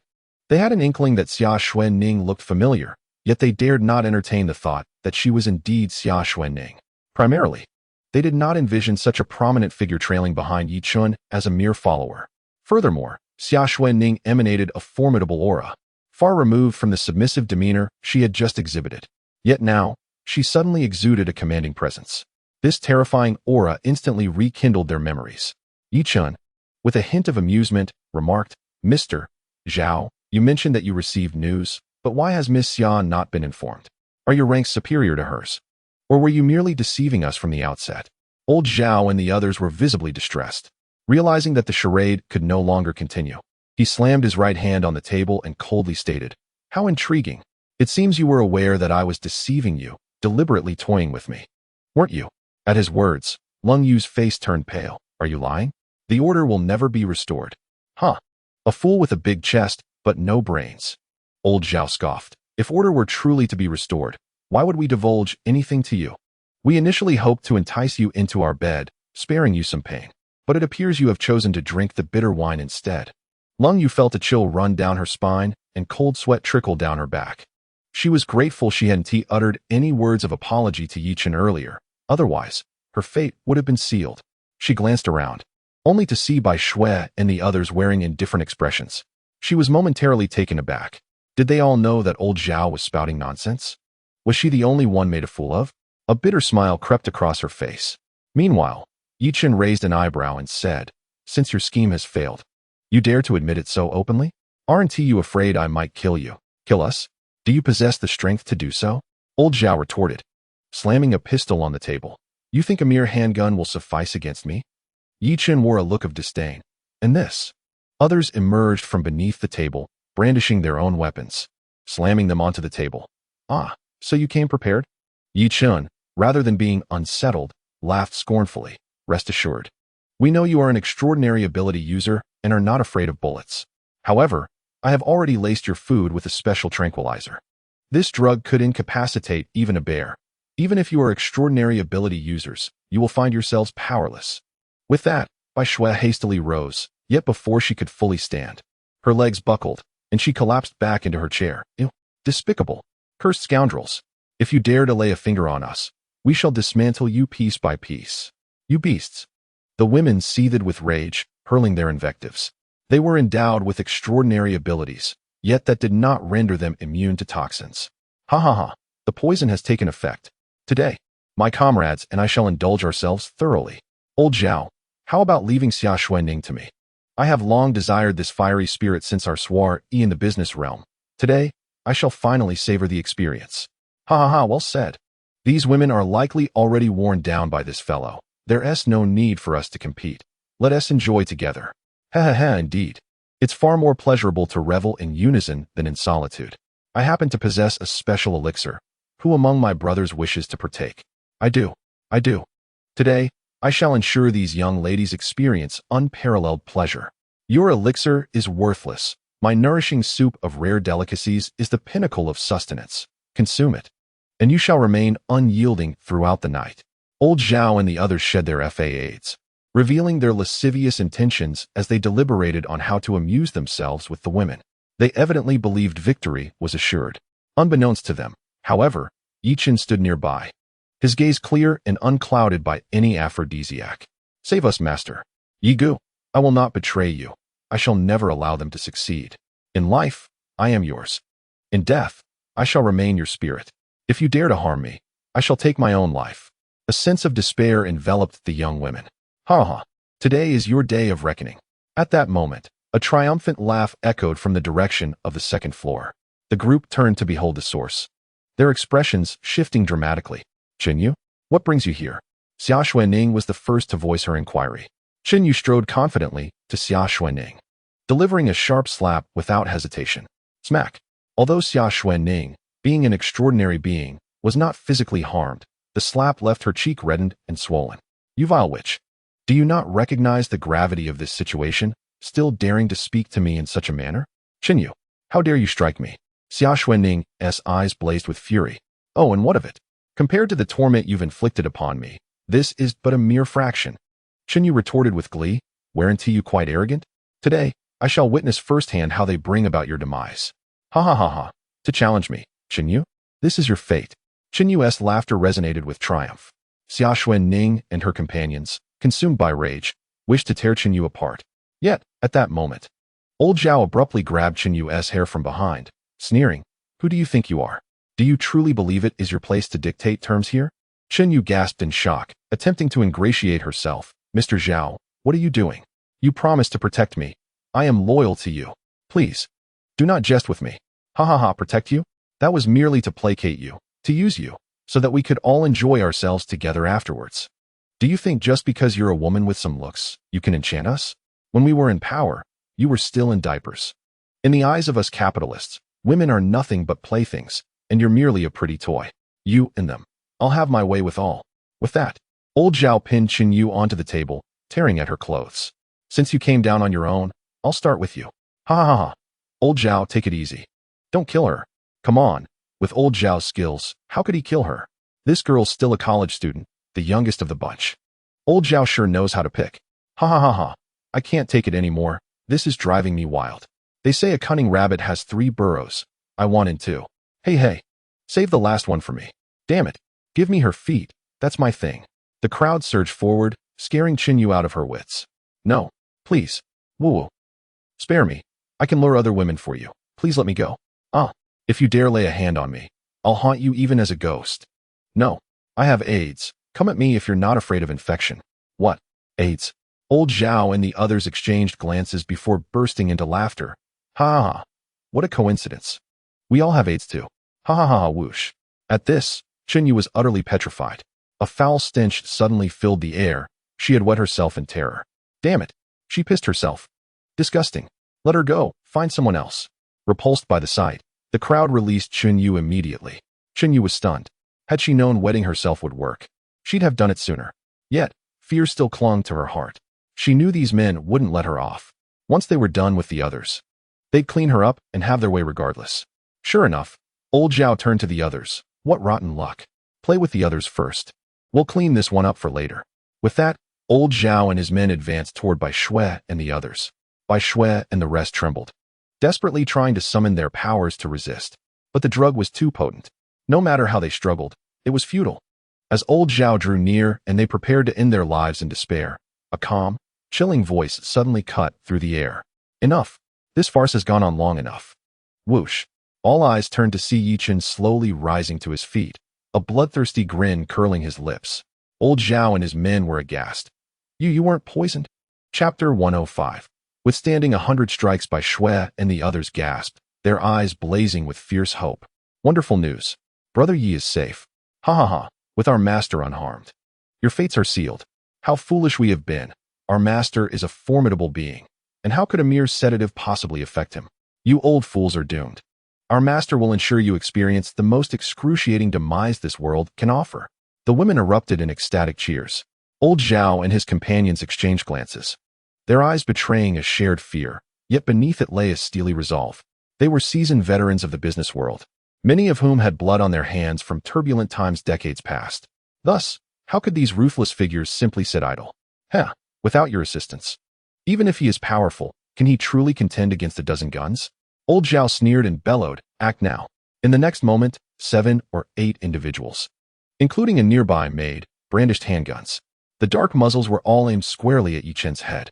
For an ordinary person, facing a dozen firearms would induce paralyzing fear.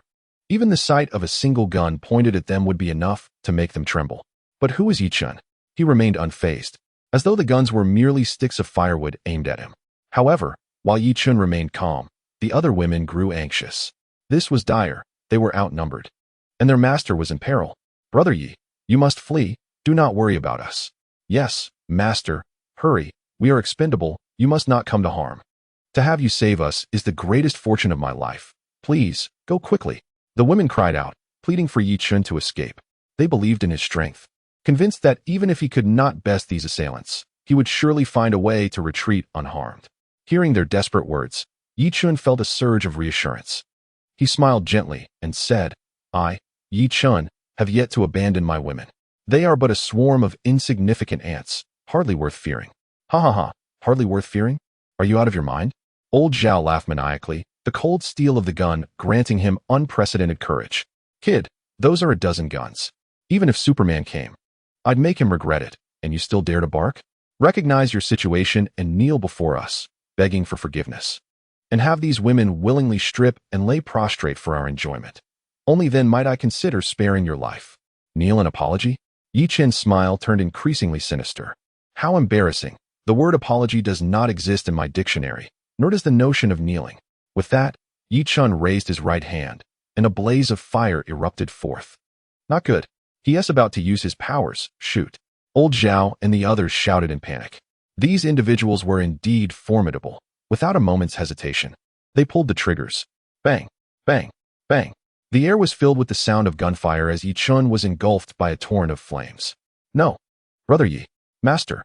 Several women wept in desperation, convinced that Yi Chen was doomed. However, to their astonishment, Yi Chen stood immobile. his right hand conjuring a flame that transformed into a shield of fire, protecting him.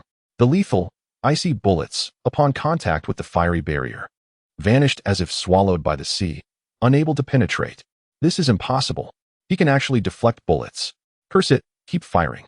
If he survives, we are all doomed. The air was filled with the cacophony of gunfire echoing throughout the villa's grand hall. They expended magazine after magazine, bullets unleashed with reckless abandon. Yet, inevitably, their ammunition would deplete. It's over, I'm out of bullets. Damn it, I've run out of bullets. He is not human, he is a deity. We have chosen the wrong adversary. No, he must die. He must die. In their frenzied state, Zhao and the others, having emptied their clips, resorted to hurling dining knives at Yi Chun. Yi Chun merely smiled, his disdainful gaze akin to that of a spectator observing a troop of clowns. He waved his hand, causing the fire shield to dissipate, and a multitude of bullets clattered to the floor, producing a melodious chime. Yi Chun regarded them with a half-smile. You've finished your turn. Now it's mine, is it not? Don't be impulsive, young man. Killing is against the law. The desperate Zhao trembled, pleading for mercy. Yi Chun chuckled. You recognize that murder is illegal? Just moments ago, you were eager to tear me apart. Was that not a crime? Zhao awkwardly replied. It was all a misunderstanding. We were merely jesting with you. Consider it. You are a superpowered individual. How could we possibly contend with you? We merely wished to gauge your strength. There was absolutely no intention to kill. Yi Chun, both amused and irritated, remarked. I have come to realize that you merchants truly lack any sense of shame. You blatantly sought my demise, yet you shamelessly attempt to reframe it as something else. If this is how you handle murder, I can only fathom the depths of the unscrupulous deeds you black-hearted capitalists have committed prior to this. Unless there is anything further to discuss, you may take your leave. A blue light flickered in Yi Chun's hand as the desert eagle materialized. With a playful tone, he declared, I endured over 100 of your bullets, so let us settle on 100. I shall fire 100 bullets at each of you. And if you can withstand them without perishing, I shall spare you. Zhao and the others gasped, 100 bullets without dying? That amount would surely turn us into mere pulp. As Yi Chun raised his pistol, old Zhao urgently shouted, No, no, no. Do not kill me. I can offer you a deal. I can provide you with benefits. Benefits? Yi Chun mused. Please do not mention food or money. Such trifles are of no interest to me.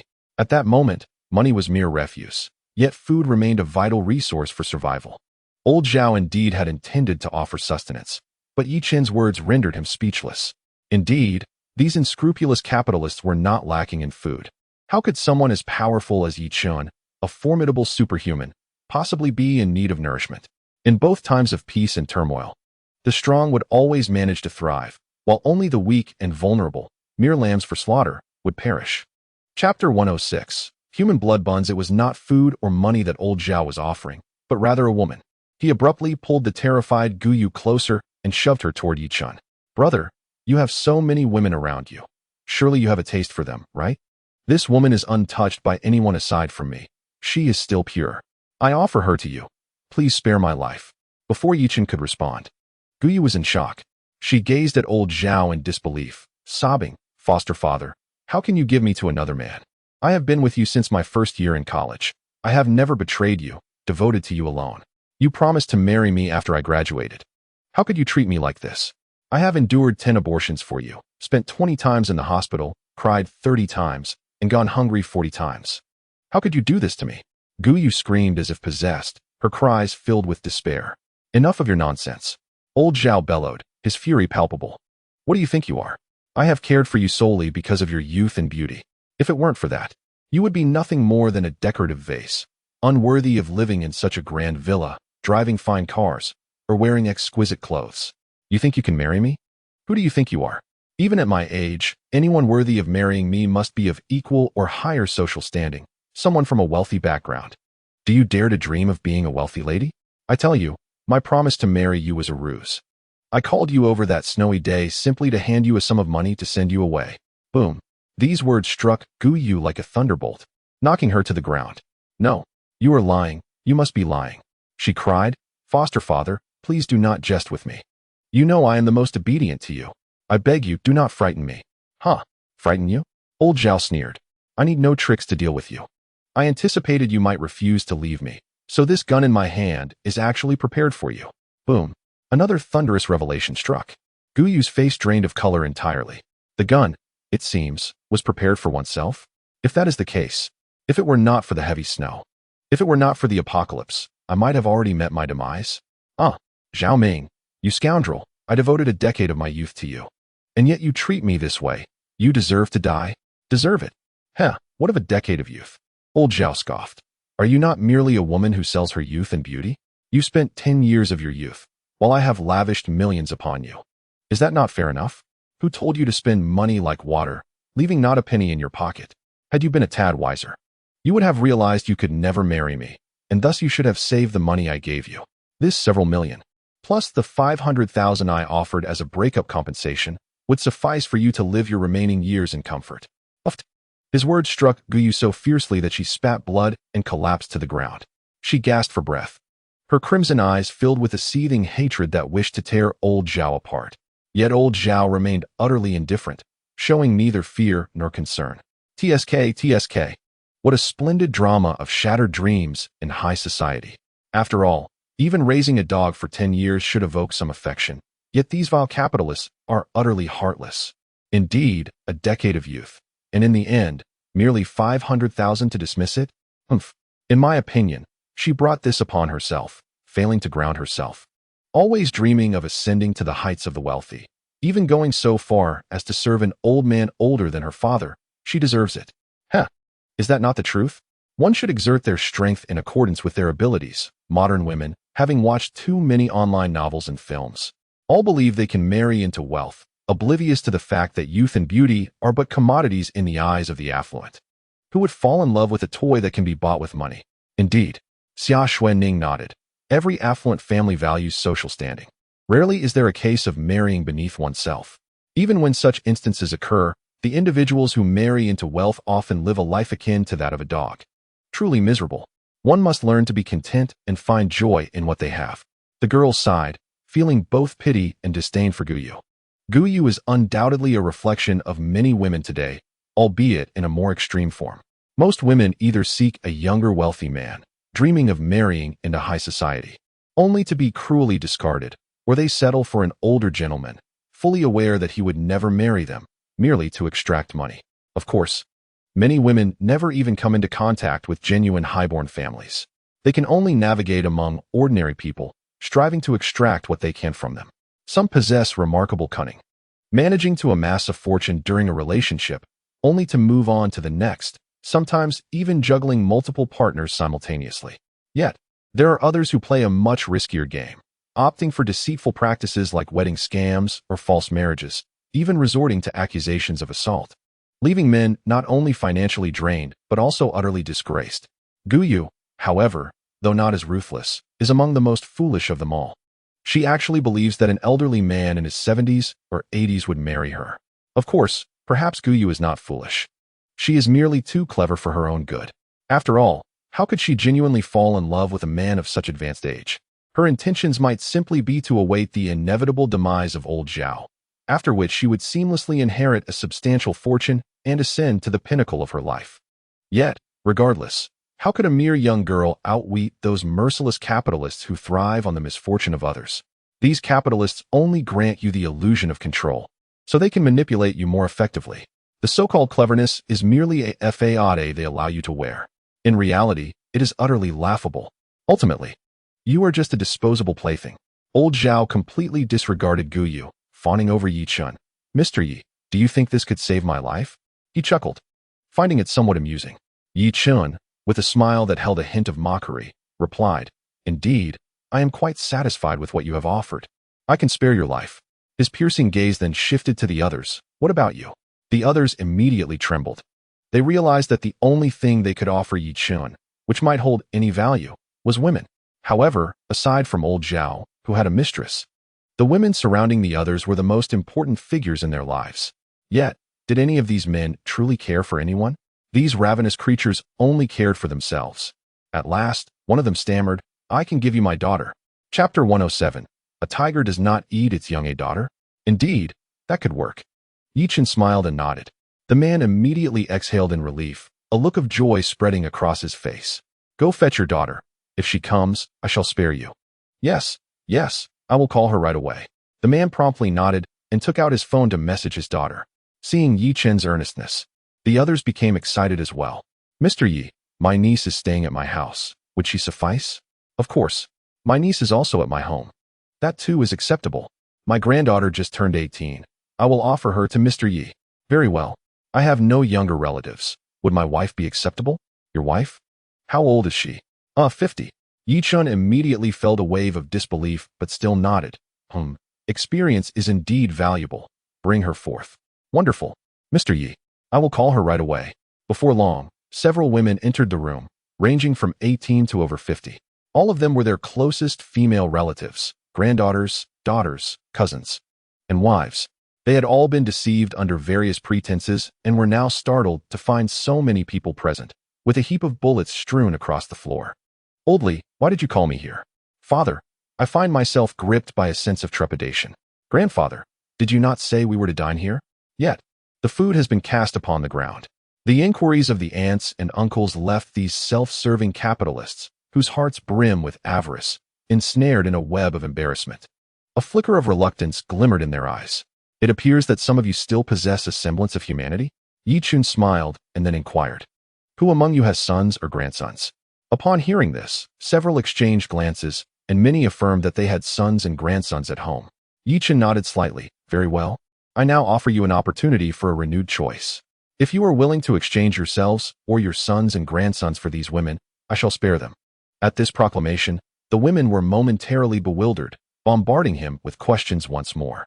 Bai Shui and the others observed the unfolding drama, remaining silent throughout.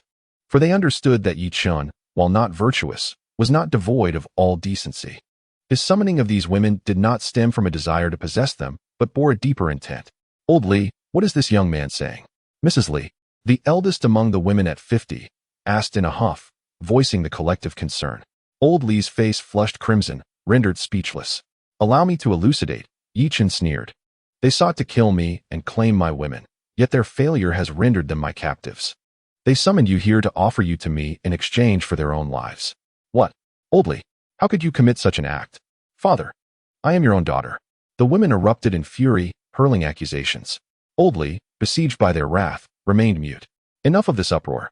Yi Chun raised his hand, silencing the clamoring voices, and once more addressed Old Li and the others. I have stated that if you consent to offer men in exchange, I will spare them. The group exchanged glances, then collectively shook their heads. Oh, unwilling are we? Yi Chun chuckled. What if I were to say that should you agree to trade the men in your households for them, not only would I spare you and them, but I could also bestow upon you extraordinary powers? In an instant, their interest was piqued. Extraordinary powers. Imagine the advantage in a world turned upside down. Finally, Old Li ventured, if we trade men for them, how will you treat those men? Naturally, they must be eliminated, Yi Chun replied nonchalantly. The wicked deeds you have committed must bear a cost. Upon the utterance of these words, the previously animated men were immediately plunged into silence. They shook their heads in unison, resolutely refusing to acquiesce. This action once again disheartened the women. Xia Xuanning spat disdainfully. Bah? A bunch of misogynistic scum. The only thing these avaricious capitalists care about is ensuring the continuation of their vast enterprises through male heirs. How utterly ruthless the affluent can be. Hey, you foolish one on the ground, did you see that? Do not deceive yourself. Even women born into wealth are often mere sacrificial pawns. And you think you can control them? At this moment, both Chun Yu and Gu Yu, who were on the ground, raised their heads in unison. Those who fancied they could manipulate the unscrupulous capitalists were far more than just Gu Yu. Yi Chun turned his gaze to the women, smiling as he remarked, Ladies, you have witnessed their choices. The feeling of being cast aside by husbands, fathers, grandfathers, uncles, and other close kin must be quite unbearable. Wouldn't you agree?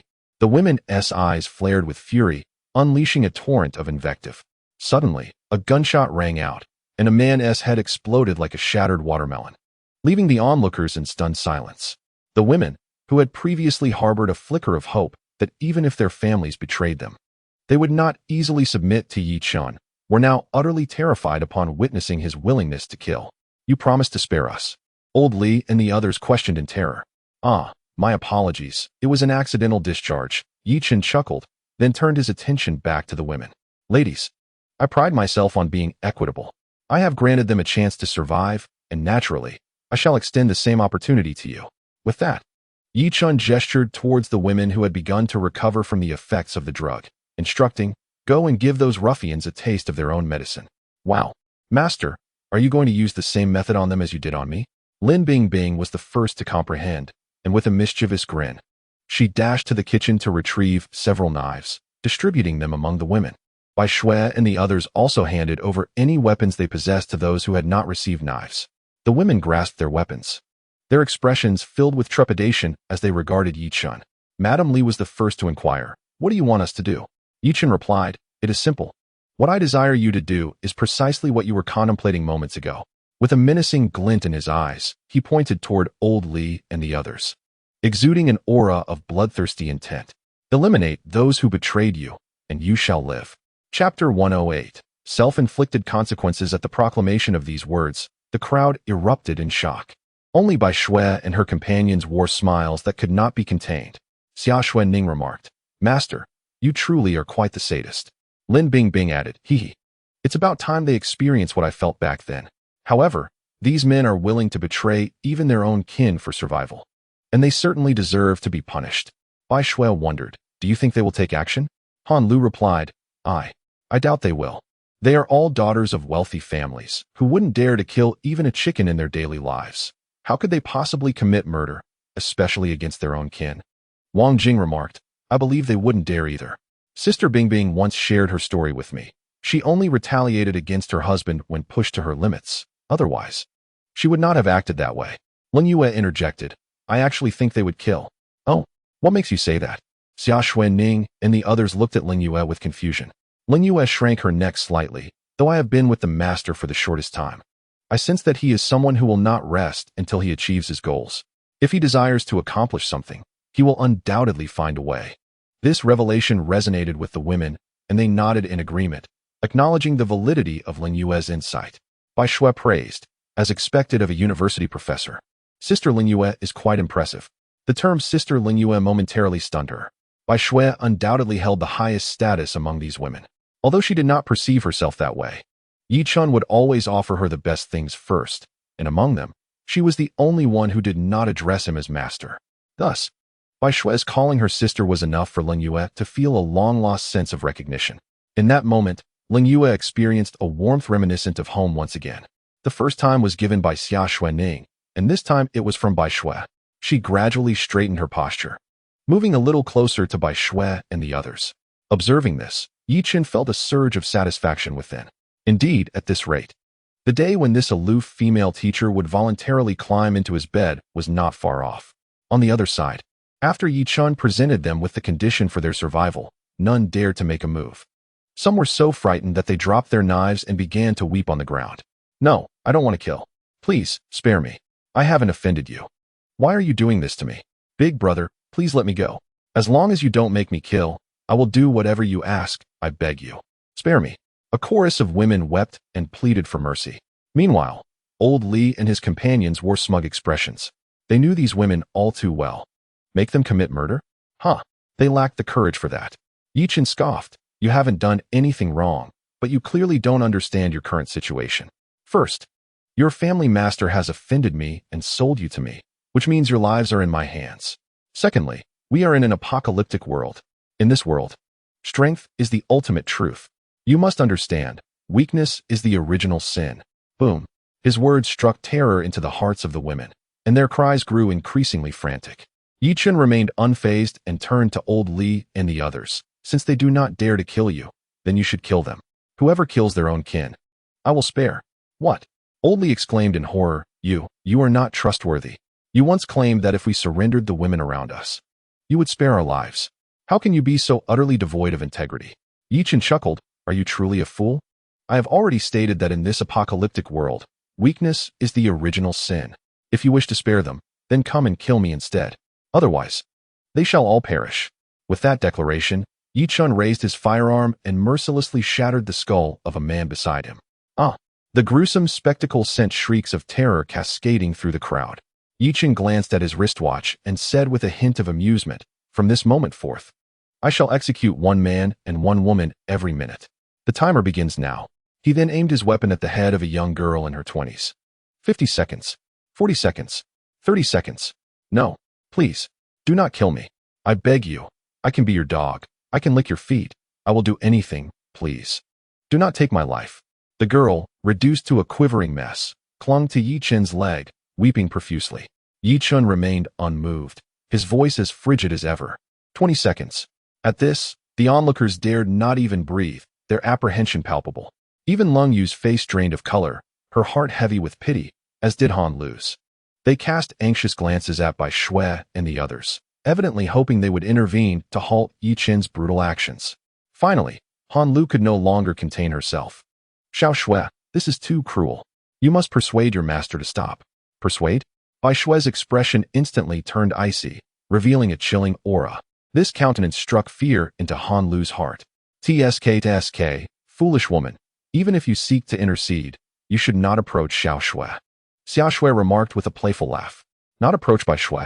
Han Lu was taken aback. She had always perceived Bai Shui as pure and gentle, undoubtedly the kindest among them, convinced she would abhor such brutality. Lin Bingbing chimed in with a knowing smile. She speaks the truth. You certainly should not seek Xiao Shui's favor. While we are all willing to risk our lives for our master, no one can uphold his interests quite like Xiao Shui. These individuals attempted to drug and nearly kill our master. Had he truly been incapacitated, it would have been his life extinguished, and we would have been at their mercy. If you deem them pitiable and innocent, what of our master? Are we not deserving of sympathy as well? In this world of despair, there are no victims, nor is anyone truly innocent. Only the strong possess the right to judge pity and innocence. Her words struck Han Lu's heart like a heavy blow. Oomph. Do not let me hear such sentiments escape your lips again, or I shall not treat you kindly. Bai Shui retorted coldly, retracting her gaze. Wang Jing patted Han Lu's shoulder, a wry smile on her face. Remember how you behaved in the supermarket? You went to great lengths for those people. Yet how did they repay you? Do you deem these individuals innocent and pitiable simply because they currently occupy a position of weakness? Yet, when they wield the knife, who would still regard us as innocent and deserving of sympathy? I regret to say that I was mistaken. Han Lu lowered her head, engaging in earnest reflection upon her previous utterances. Indeed, if the roles were reversed, who would extend compassion towards them? Chapter 109. Subjugation. The genesis of all this was not rooted in Yi Chen's desire to oppress the weak, but rather they sought trouble themselves. Thus, everything unfolding now is merely they're just deserts. Meanwhile, Lung Yu, who wished to voice her thoughts, found herself ensnared in contemplation. Had these words been spoken in the past, she would have surely dismissed them as mere sophistry. Yet in the present context, are they not stark realities? For instance, during her time at school, those students she once held in high regard had resorted to despicable actions against her. Are there any true altruists left in this world? In the apocalyptic realm, the malevolence of humanity is magnified infinitely. Perhaps individuals like Yi Chen could be considered among the most virtuous. 10, 9, 3, 2, no, 1. Bang. The gunshot rang out. A gaping wound appeared on the woman's head, her vacant gaze filled with profound fear and resentment, as she slowly collapsed into a pool of blood. He is killed. Yi Chen truly executed these women. At that moment, no one dared to question Yi Chen's resolve any longer. Subsequently, Yi Chen swiftly redirected his firearm, blasting the head of a man. Next, his aim settled upon Madame Li. A bloodthirsty smile curled at the corners of his mouth. Madame Li. Precisely 1 minute, 53 seconds to be exact. If you do not act, you shall meet the same fate as the woman on the ground. Saying this, Yi Chen turned to old Li. Mr. Li, you too. Upon hearing this, Madame Li wept uncontrollably, kneeling on the ground in a frenzy of pleas for mercy. Her forehead bloodied from striking the floor. In stark contrast, old Li's eyes gleamed with a murderous intent. No, I cannot die. I absolutely cannot perish. Xiaoling, do not blame me. The Li family needs me. I cannot die. I am sorry, I am sorry. Trembling, old Li grasped the ashtray from the table. Slowly advancing towards Madame Li, pale with fear, exclaimed, Old Li, what are you doing? I am your lawfully wedded wife. We have shared 40 years together. Is it not enough that you betray me? Must you also take my life? Old Li's expression grew increasingly grotesque, his crimson eyes resembling a vengeful spirit. Silence. Do not utter another word. Allow me to kill you. If you die, I will survive. You must die. You have to die? Ah. Old Li howled as he charged towards Madame Li. Momentarily stunned, her instinct for survival kicked in, compelling her to grasp a nearby fruit knife. With eyes shut tight, she swung it wildly forward. Thud! A scalding liquid splashed across Madame Li's face, prompting her to open her eyes in haste. Before her stood old Li, suspended in midair. With blood gushing profusely from his neck, the blade had severed his carotid artery with precision. His expression was one of utter disbelief as he frantically clasped his neck. Yet he could not stem the torrent of blood. No, no. Madame Li hastily discarded the fruit knife and rushed towards old Li, but it was too late. In a haze of profound regret, old Li succumbed in Madame Li's embrace. Indeed, you have survived, Yichen grinned. His smile reminiscent of the sun, yet eerily chilling in this moment. He aimed his gun at the others. I have run out of patience. In 1 minute. Those who do not kill shall meet their demise. Upon hearing this, chaos erupted among the crowd. The acrid scent of blood and the primal instinct for survival plunged them into a frenzy. Almost all the men surged forward simultaneously, while the women cried out in defiance. Minutes later, the room lay in disarray. Surprisingly, all the survivors turned out to be women. The men, having aged and indulged excessively, were left weakened, while the younger women wielded sharp blades. Such an outcome was hardly unexpected. The room fell into an eerie silence, devoid of any weeping. Indeed, you are quite remarkable. Yichen chuckled, nodding at the 5 women who remained. Madame Li had been accidentally killed amidst the turmoil. Although the remaining women were of average beauty, their average age did not exceed 30. They stared vacantly at Yichen, resembling soulless husks. They had survived, yet they were utterly homeless. Yichen turned to Bai Shui and the others, instructing them to bring the women outside. At once, Bai Shui and the others nodded eagerly and lifted the women out. Outside the villa, Yichen produced 5 primary fire-type ability pills with one hand while the other radiated a fierce flame. This spectacle astonished the women. The fire dragon technique. Roaring, the fire dragon surged forth, crashing violently into the villa. Boom! A deafening explosion ensued, and the grand 5-story villa was obliterated, consumed by the raging inferno. The onlookers were rendered speechless. They had never witnessed such power. Fearfully, they gazed at Yichen, as if he were a devil incarnate. Yichen declared with pride, "What I just demonstrated is an extraordinary ability, akin to superpowers. Possessing such abilities undoubtedly facilitates survival in this post-apocalyptic world. Without external force, you may never acquire such powers in your lifetime. Yet encountering me is your fortune." Fortune? The women wished to curse their fate.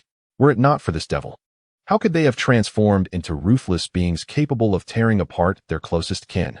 Is this truly fortune? Yichen refrained from further discourse, lifting the extraordinary ability pill in his hand. This pill, known as the ability pill, will grant you powers akin to mine upon consumption. At that moment, the women erupted in fervent excitement, their eyes shimmering with anticipation. Yichen, with a faint smile, cautioned, "Do not be hasty. There is no such thing as a free lunch in this world. You have 2 choices before you. First, you may pledge your loyalty to me, in which case these pills will be yours. Second, you may choose to leave. You have fulfilled my requirements, and I shall not impose upon you, providing each of you with enough supplies to last a month." With those words, a flash of blue light emanated from Yichen's hand, and hundreds of loaves of bread appeared on the ground. In a month's time, the heavy snow will have completely melted. Even if you find yourselves homeless, you can seek refuge in any villa for a month, after which you may venture out to procure your own resources. However, I cannot guarantee what may befall a group of fragile women wandering through the apocalypse. With this, Yichen fell silent, leaving the decision in the hands of the women. "I submit." "So do I." To Bai Shui and the others' astonishment, the women, without a moment's hesitation, immediately shouted their allegiance after Yichen's declaration. Yichen smiled. As this had all been anticipated, they had slain their own kin, and upon returning home, they would not be spared by the male members of their families. Furthermore, they had breached their own moral boundaries, tearing apart their limits. Thus, their only recourse was to pursue immense power, allowing them to survive more effectively. Chapter 110. The final dignity excellent. You have made the wisest choice. Here, take this. Yichen tossed each of them 10 ability pills, along with 3 types of enhancement potions as a supplementary reward for their astute decision. The women rejoiced at the sight, and without hesitation, they consumed the items. After all, if Yichen had intended to harm them, he would not have gone to such lengths. Following a brief period of agony, all 5 women emerged as ability users, successfully advancing to level 2. Yichen nodded in satisfaction. "From this day forth, you shall bear no names. Based on your heights, You will be designated as Night 1, Night 2, Night 3, Night 4, and Night 5. Furthermore, you shall refer to me as Master. Do you understand? The women, now acutely aware of the formidable power coursing through them, held an unprecedented admiration for Yi Chun. They nodded in unison, after which Night 1 inquired, Master, what is our task? Shall we remain by your side? Certainly not, Yi Chun replied, shaking his head. From this day forward, you will leave this place. And within the next month, each of you must procure no fewer than 50 strong and capable henchmen for me. If you can find any ability users, that would be even better. A month hence, we shall convene at this location. Should anyone dare to feign allegiance while harboring treachery, I shall ensure you experience the most excruciating demise this world has to offer. Upon hearing these words, the 5 individuals trembled, a glimmer of fear flashing in their eyes. However, Yi Chun swiftly shifted the topic. If you successfully complete your tasks, I shall reward you with an abundance of ability-enhancing pills and potions, enabling you to achieve significant breakthroughs in your strength. As he spoke, Yi Chun seized the spiritual weapon from Bai Shui's grasp and declared, Moreover, should any of you exceed expectations in your tasks, I shall bestow even greater rewards, including such remarkable spiritual weapons. With that, Yi Chun forcefully plunged the sword into the hard concrete ground, demonstrating its unparalleled sharpness. Thud, thud, thud. Observing this, the women's eyes reflected a fervent desire for power and spiritual artifacts. Yi was the first to affirm, Rest assured, Master, if I fail to complete my task, I shall present my head to you. Following her declaration, the others also vowed to fulfill their responsibilities without fail. Excellent, you may depart now. After they left, Bai Shui approached, her excitement palpable. Is Brother Yi planning to establish his own faction? Yi Chun nodded slightly, acknowledging, Yes, while we are formidable, relying solely on ourselves renders us vulnerable and incapable of competing with the burgeoning powers. The emergence of the Xia family and the Sanhua group has made me realize that to thrive in this apocalyptic world, it is essential to form my own force. Indeed, Brother Yi possesses a far-reaching vision, and I shall always support you. Bai Shui was entirely enamored, unwavering in her faith in Yi Chun, without a hint of skepticism. At that moment, Xia Xuanning stepped forward, her concern evident. Master, your intentions are commendable, but those women are mere acquaintances, having just slain their loved ones. Their moral compass is likely non-existent. Granting them power and allowing them to roam free could backfire. What if they betray us and return with formidable foes? Yi Chun smiled calmly. I am fully aware of the risks you speak of, yet my only recourse is to stabilize them through incentives. Moreover, betrayal is an inevitable aspect of growth. I harbor no fear of their potential treachery. What I dread is their betrayal not occurring soon enough. I shall offer both the carrot and the stick. When they witness how I reward the loyal while punishing the traitorous, those who remain steadfast will naturally align with me. Upon hearing this, the women gazed at him with admiration. Astounding, truly remarkable. Lin Bingbing exclaimed, Master, I have just realized that you possess an aura of imperial majesty. Yi Chun rolled his eyes.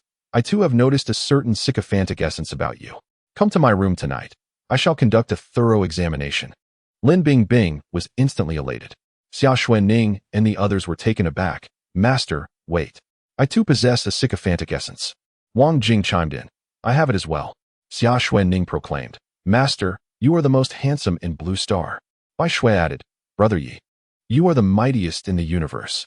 Han Lu, Master, are you the most perverse? Han Lu, your flattery seems a bit excessive. Come to my room tonight. Han Lu's charming face flushed red. Indeed, the Master's tastes are quite peculiar. Master, how should we deal with this fellow? After a round of jesting, Xia Shui's icy gaze pierced through to the trembling Chun Yu on the ground. This individual has betrayed Yi Chun. Yi Chun cast a cold glance at Chun Yu, a flicker of murderous intent rising within him. Although Chun Yu met the system's requirements, and after their encounter, Yi Chun could gain another chance at a lottery draw. He harbored no patience for those who betrayed him. He slowly approached Chun Yu, his steps deliberate yet echoing like the tolling of a death knell in the depths of the underworld, striking hard at Chun Yu's heart. At that moment, she was consumed by regret. She finally recognized her own insignificance, her absurdity, and that she could not escape Yi Chun's grasp. And no, please don't kill me. I swear I'll never dare again.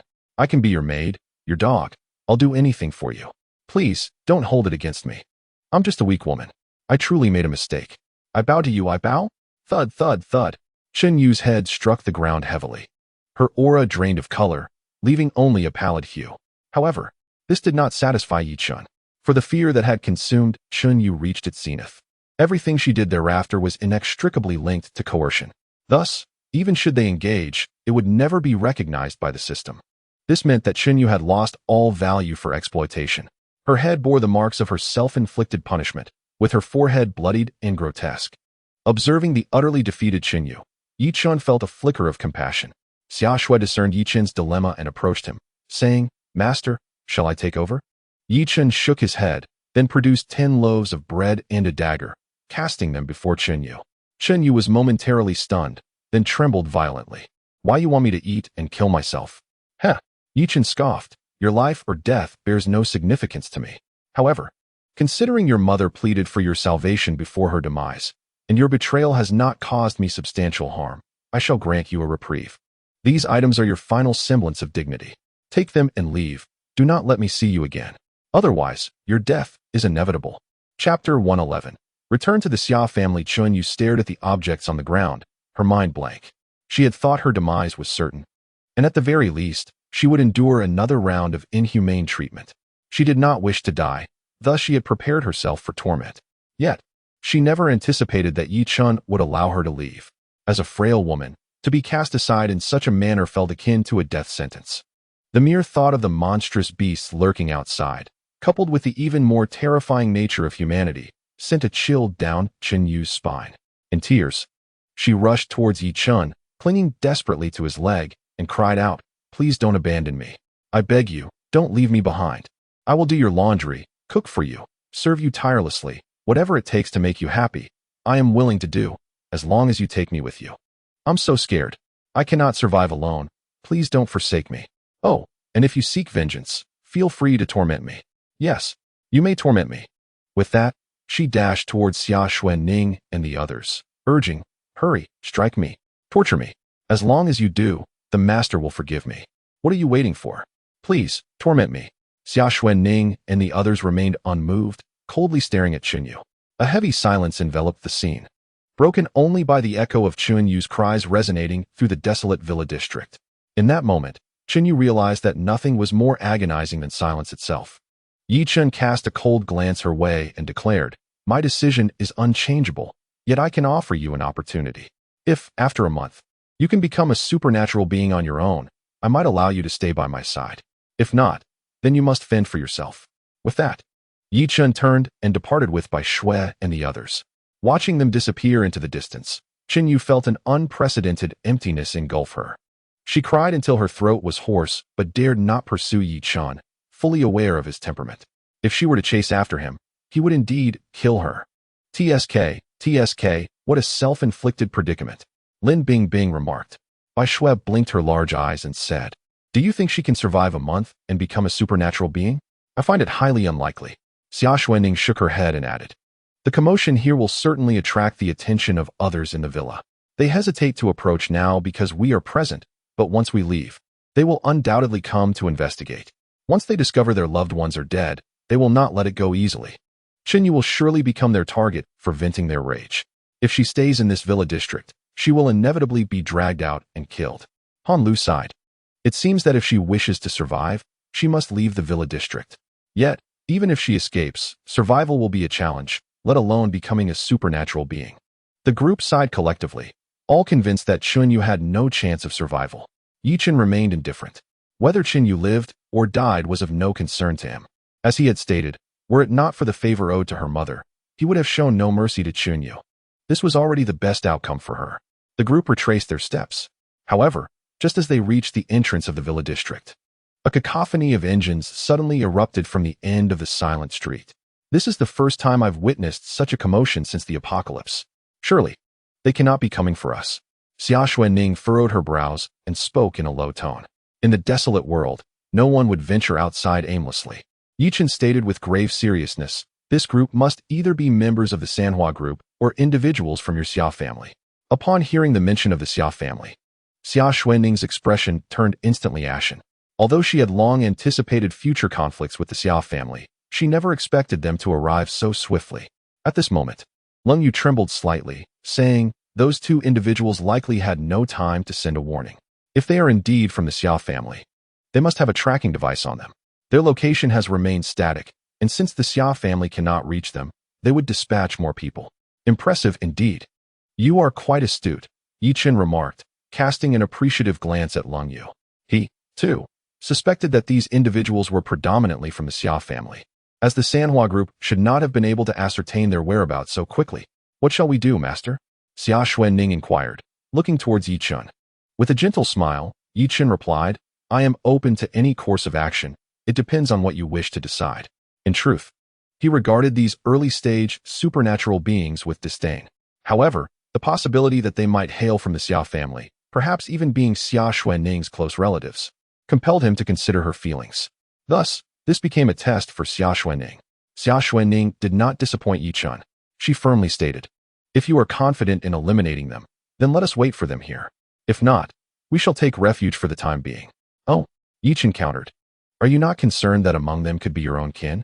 Although your brothers treat you indifferently, surely there must be some within the Xia family who care for you? Xia Xuanning resolutely responded, of course, there are, but my mother has long since passed, and my father is gravely ill and comatose. Thus, the moment I chose to follow you, I severed ties with the Xia family. Now that they seek to kill me, why should I cling to old sentiments? Anyone who dares to provoke us, as long as you give the word, I, Xia Xuanning, shall be the first to take their head. Upon hearing this, Yi Chen felt a deep sense of satisfaction. Indeed, I did not misjudge you. In that case, let us await their arrival. A convoy of 5 white land cruisers surged forward with great momentum. There's someone ahead. The driver of the lead vehicle exclaimed in astonishment. At the entrance of the villa district, a chair was placed in the middle of the road, upon which sat a young man, casually reclining with one leg crossed over the other. Behind him stood a group of elegantly poised women. The man was dressed in a thin short-sleeved shirt, while the women donned exquisite long gowns, appearing incongruous in the frigid weather. The young man in the passenger seat squinted slightly, intrigued. They know the Xia family is coming and still dare to remain? To wear so little in this weather. They must be supernatural beings of considerable strength. The vehicles came to a halt. Following this, more than 20 men clad in black trench coats emerged. Not all of these individuals are endowed with extraordinary abilities.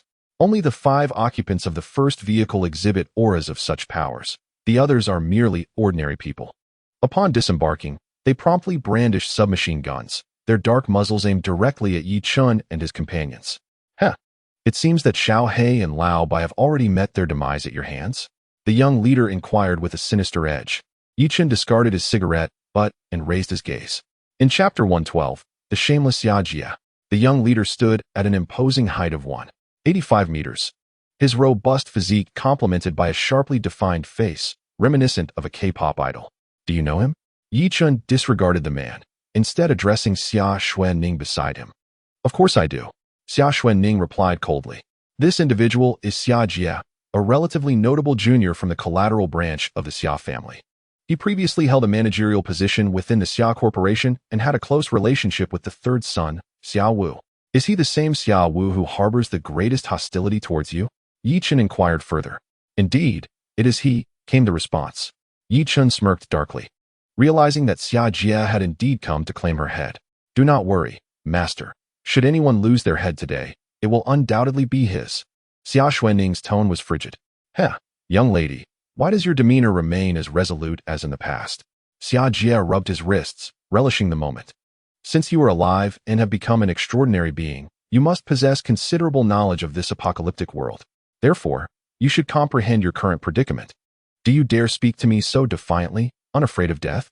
Do you truly believe that the man beside you and those women can withstand us 5 extraordinary beings along with over 20 firearms?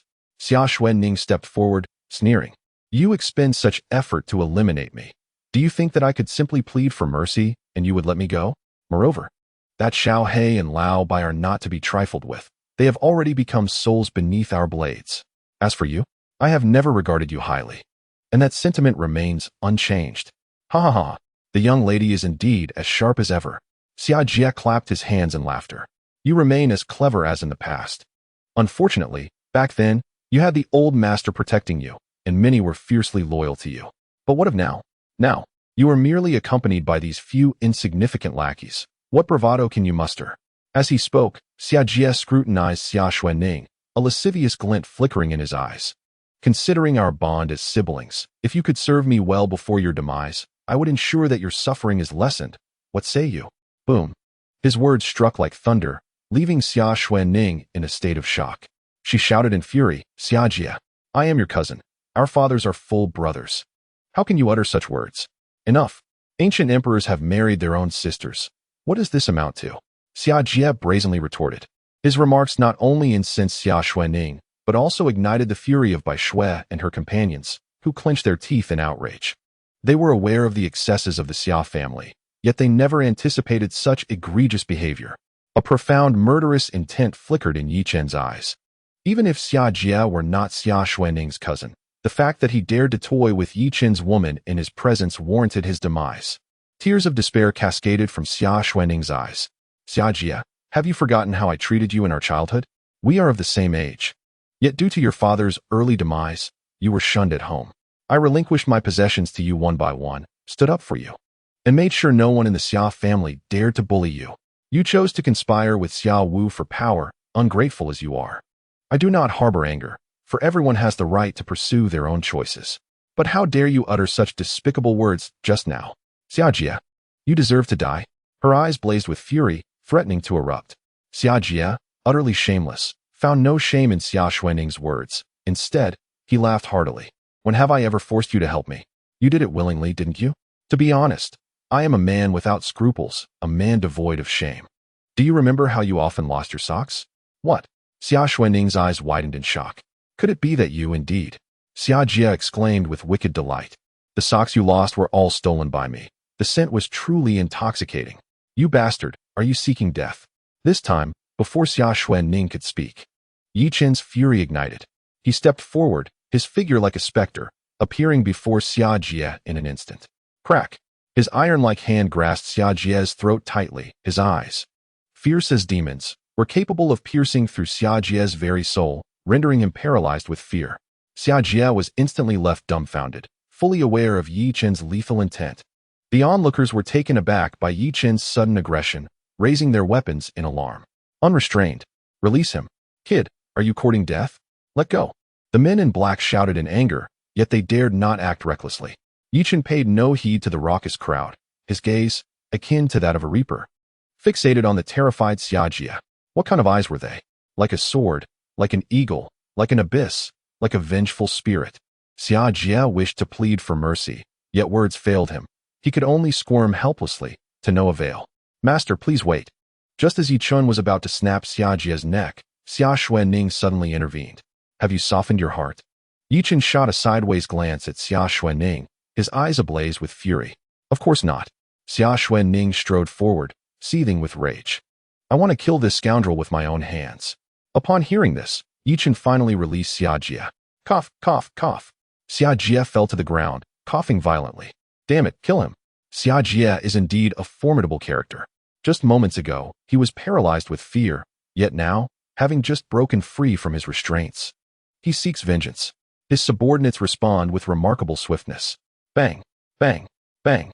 The cold muzzles of their guns unleash long tongues of fire, accompanied by a cacophony of gunfire as bullets rain down upon Yi Chen and Xia Xuanning. Seeking death, with a sweeping motion of his hand, Yi Chen conjures a fire shield once more. Countless bullets are absorbed by the protective barrier, barely making an inch of progress. This is impossible. He is actually a level 4 elemental ability user. This is bad. We are no match for him. Retreat quickly. The subordinates, in a state of panic, turn to flee, clearly realizing that despite Xiajie being their leader, he is not worth their lives. Thinking of escaping? A joke. Yi Chen clenches his right fist and strikes forcefully. The bullets that had merged with the fire shield are instantly propelled back in the opposite direction. Uft, uft, uft. A barrage of bullets swiftly penetrates the bodies of the black-clad men, transforming them into a mass of wounds. Even the 4 ability users cannot escape their demise. Hiss. Bai Shui and the others draw in a sharp breath, even though they have witnessed Yi Chen's prowess several times. The sight of him annihilating over 20 armed ability users in an instant is utterly shocking. They are acutely aware that they could never accomplish such a feat. Their eyes brim with fervent admiration. Only Xia Jie is left trembling in fear, reduced to a pitiful state. Chapter 113. This is home gulp. Xia Jie swallows hard, gazing at Yi Chun with eyes devoid of any rebellious thoughts, filled only with profound terror. Yi Chun takes a step back, leaving this person to you. All right. Xia Xuanning takes a deep breath and walks over to Xia Jie. Thud. Xia Jie collapses to the ground, crying out, "Cousin, I was wrong. I truly understand my mistakes. I am your cousin. You cannot kill me. You cannot. Have you forgotten how close we were back then? You wouldn't kill me. Would you? Hee. So you do acknowledge our past bond?" Xia Xuanning's face is etched with disappointment. Xia Jie, I have given you countless chances. Yet you failed to cherish them. Did you think I was unaware of your dealings with Xia Wu? You embedded commercial spies within my company, deliberately bribing my suppliers to hinder me, illegally purchasing officials to seize my business, and even orchestrated an accident to send me to my demise. Did you believe I knew nothing of this? When you betrayed me in the Xia family, choosing to ally with Xia Wu, I had the means to expel you from the Xia family, strip you of everything, and even imprison you. Yet, out of consideration for our past friendship, I repeatedly spared you. But how have you repaid my kindness? Xia Jie's pupils tremble violently. He never imagined that Xia Xuanning was aware of his past assistance to Xia Wu in opposing her. As Xia Xuanning stated, each of those actions could lead him to utter ruin. Yet, surprisingly, Xia Xuanning had chosen to spare him. However, he remained ungrateful, even desiring the same from Xia Xuanning. I'm sorry, Wu Wu, I'm so sorry. Do not utter those words of apology. Xia Xuanning scoffed. Had you not spoken those vile words just now, I might have truly considered showing you mercy, but your actions have crossed a line. With that, she deftly removed her red-soled heels, raising her delicate foot before Xia Jie. Did you not delight in stealing my socks? Did you not find pleasure in my feet? Come. Do not claim I haven't afforded you an opportunity. You may touch me now, even with your lips. Proceed. Gulp. As he gazed at the enchanting figure he had longed for incessantly, Xia Jie swallowed hard. It was not excitement that overwhelmed him, but sheer terror.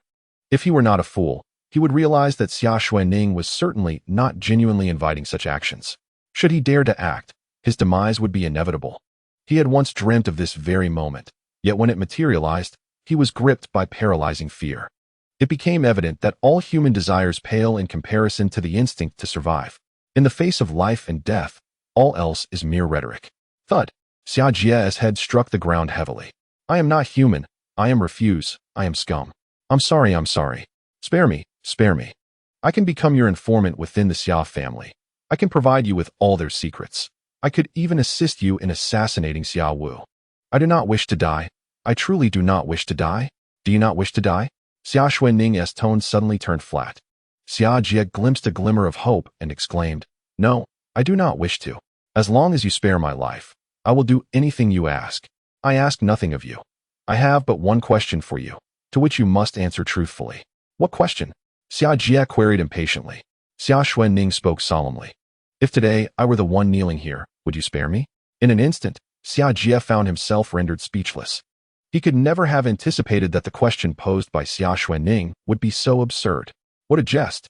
Had she been here begging on her knees, he would have devoured her long ago. Yet, he dared not voice such thoughts. Trembling, he stammered, I certainly would, after all. You have treated me so well in the past. How could I truly harm you or wish you ill? I expect the truth. This is your final opportunity. Xia Xuanning drew a gleaming dagger from behind her, pressing it against Xia Jie's neck. A profound sense of impending doom enveloped him. Xia Jie's composure shattered. Wasn't this a matter of life and death? Yet at this moment, he dared not speak falsehoods, trembling as he said, I would not. Why would you not? Xia Xuanning remained unyielding. Because you have the power to overpower me, Xia Jie wept, resembling nothing more than a stray dog. Due to my solitary strength, I find myself unable to contend with my 4 brothers or the Xia family. I cannot provide you with the authority and resources you desire. I am insufficiently strong, too feeble, am I not? Xia Xuanning slowly articulated a lengthy lament. Please, spare me the torment. Everything you say is indeed correct, she said with a bitter smile and a sigh. Turning to look at Yi Chun behind her, she mournfully remarked, Master, you were right. It appears that weakness is the original sin. A sudden flash. A blade cut through the air. Xia Jie clutched his neck and collapsed, his body convulsing wildly. his eyes wide with the terror of impending death. He struggled to utter something, but only a gurgling sound escaped his throat. Blood erupted uncontrollably, akin to a fountain in bloom. Xia Xuening did not glance back at Xia Jia. She discarded the dagger in her hand and slowly returned to Yi Chen's side. Master, thank you. Thank you for accepting me, for teaching me so much. Though she appeared resilient, no one could fathom the profound sorrow that lay within her heart at that moment. Yi Chen sighed and gently rubbed Xia Xuening's forehead, saying, "Do not dwell on it. From now on, wherever I am, that shall be your home. Yes, yes, we are all your family." Bai Shui and Lin Bingbing rushed over, encircling Xia Xuening, enveloping her in warmth. The most vulnerable among us often fears consolation. As she felt the warmth from Yi Chun and the others, Xia Xuening's emotions completely unraveled. She wept loudly, her cries echoing through the night. At 8 o'clock in the evening, a rich aroma of food wafted through the villa. Bai Shui and Lin Bingbing busied themselves in the kitchen, while Han Lu and Lung Yu kept watch over Xia Xuening, who sat staring vacantly out the window. I once thought they were a heartless bunch. Yet I have encountered so many true demons these past few days. Lung Yu sighed, her tone laden with sorrow. Han Lu chuckled ruefully, saying, "Who could argue otherwise? I once believed there were more good people in this world, that even the wicked acted out of momentary malice, and would not resort to desperate measures unless absolutely necessary. It was only after the betrayal by those in the supermarket that I realized how foolish I had been. Do you think this is all we have left in our lives?" Lung Yu suddenly shifted the topic. Han Lu paused, then turned to observe Bai Shui and Lin Bingbing, who were chatting and laughing in the kitchen, as well as Wang Jing, who had just taken ice cream from the refrigerator to share with everyone. A smile of happiness graced her lips. She turned back to Lung Yu, saying, "Do you not feel that this is home?" Chapter 114, The Art of Deception. Xia family, Xia Wu's villa. Incompetent fools. They are nothing but a bunch of worthless wastes. The villa lay in disarray, and Xia Wu rampaged like a wild beast, smashing everything within sight. Over 20 people, and not a single woman could they handle. How could I have raised such a hapless bunch? Third young master, this is not their fault. After Xia Wushan, a woman clad entirely in black, her figure exquisite, spoke in a chilling tone. "Dai Wu, are you certain you witnessed that man being a level 4 ability user?" Xia Wu abruptly turned, casting an angry glare at the black-clad woman referred to as Dai Wu. Dai Wu inclined her head slightly. "I have been observing from the shadows, intending to ensure the success of this operation. However, the opponent proved to be overwhelmingly powerful, and I dared not act recklessly. From my observations, not only is that man a level 4 ability user, but the women around him are predominantly ability users as well. And even the young lady has ascended to a level 2 ability user. So, Xia Xuening is not their leader. That man is?" Xia Wu pressed. Dai Wu nodded in silence. "Damn it," Xia Wu seethed. "That wretched Xia Xuening is truly fortunate. As long as she lives, I shall find no peace.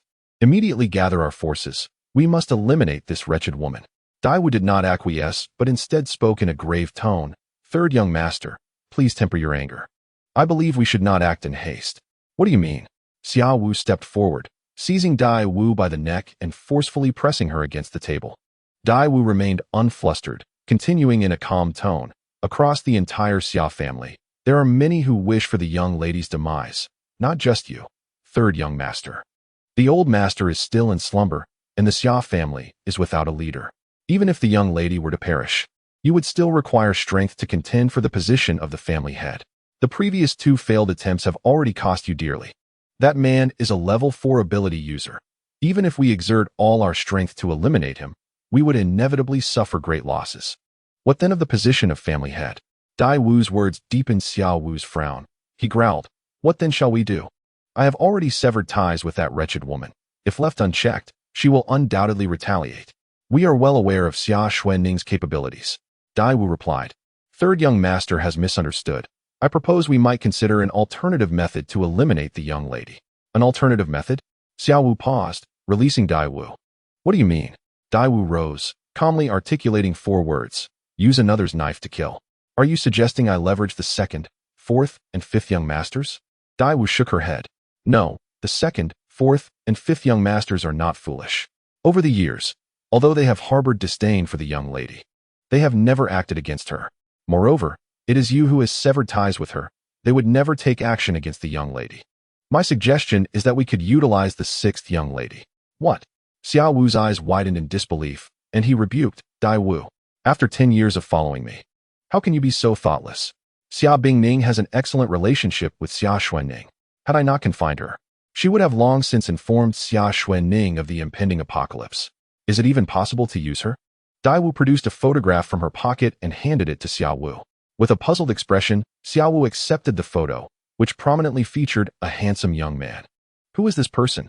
Xiao Wu inquired, confusion etching his features.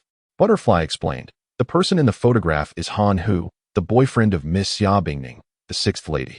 If one were to inquire who Miss Xia Bingning cherishes the most, aside from the eldest lady, it would undoubtedly be her boyfriend. Han Hu is affiliated with the Sanhua group, and to my knowledge, his brother Han Long was recently killed by a group of ability users while on a mission. Was it that vile person who killed Han Long? Xiao Wu rejoiced. Then there is no need to leverage Xia Bingning at all. If we simply inform the Sanhua group, they will naturally seek vengeance on that scoundrel. Not quite. Butterfly shook her head. It remains uncertain who killed Han Long. Currently, several ability users have emerged in Jiangqing, making it unlikely that they were the ones responsible for his demise. However, we can lead Xia Bingning to believe that it was the man beside the eldest lady who took Han Long's life. What good would that do? Xiao Wu queried, perplexed.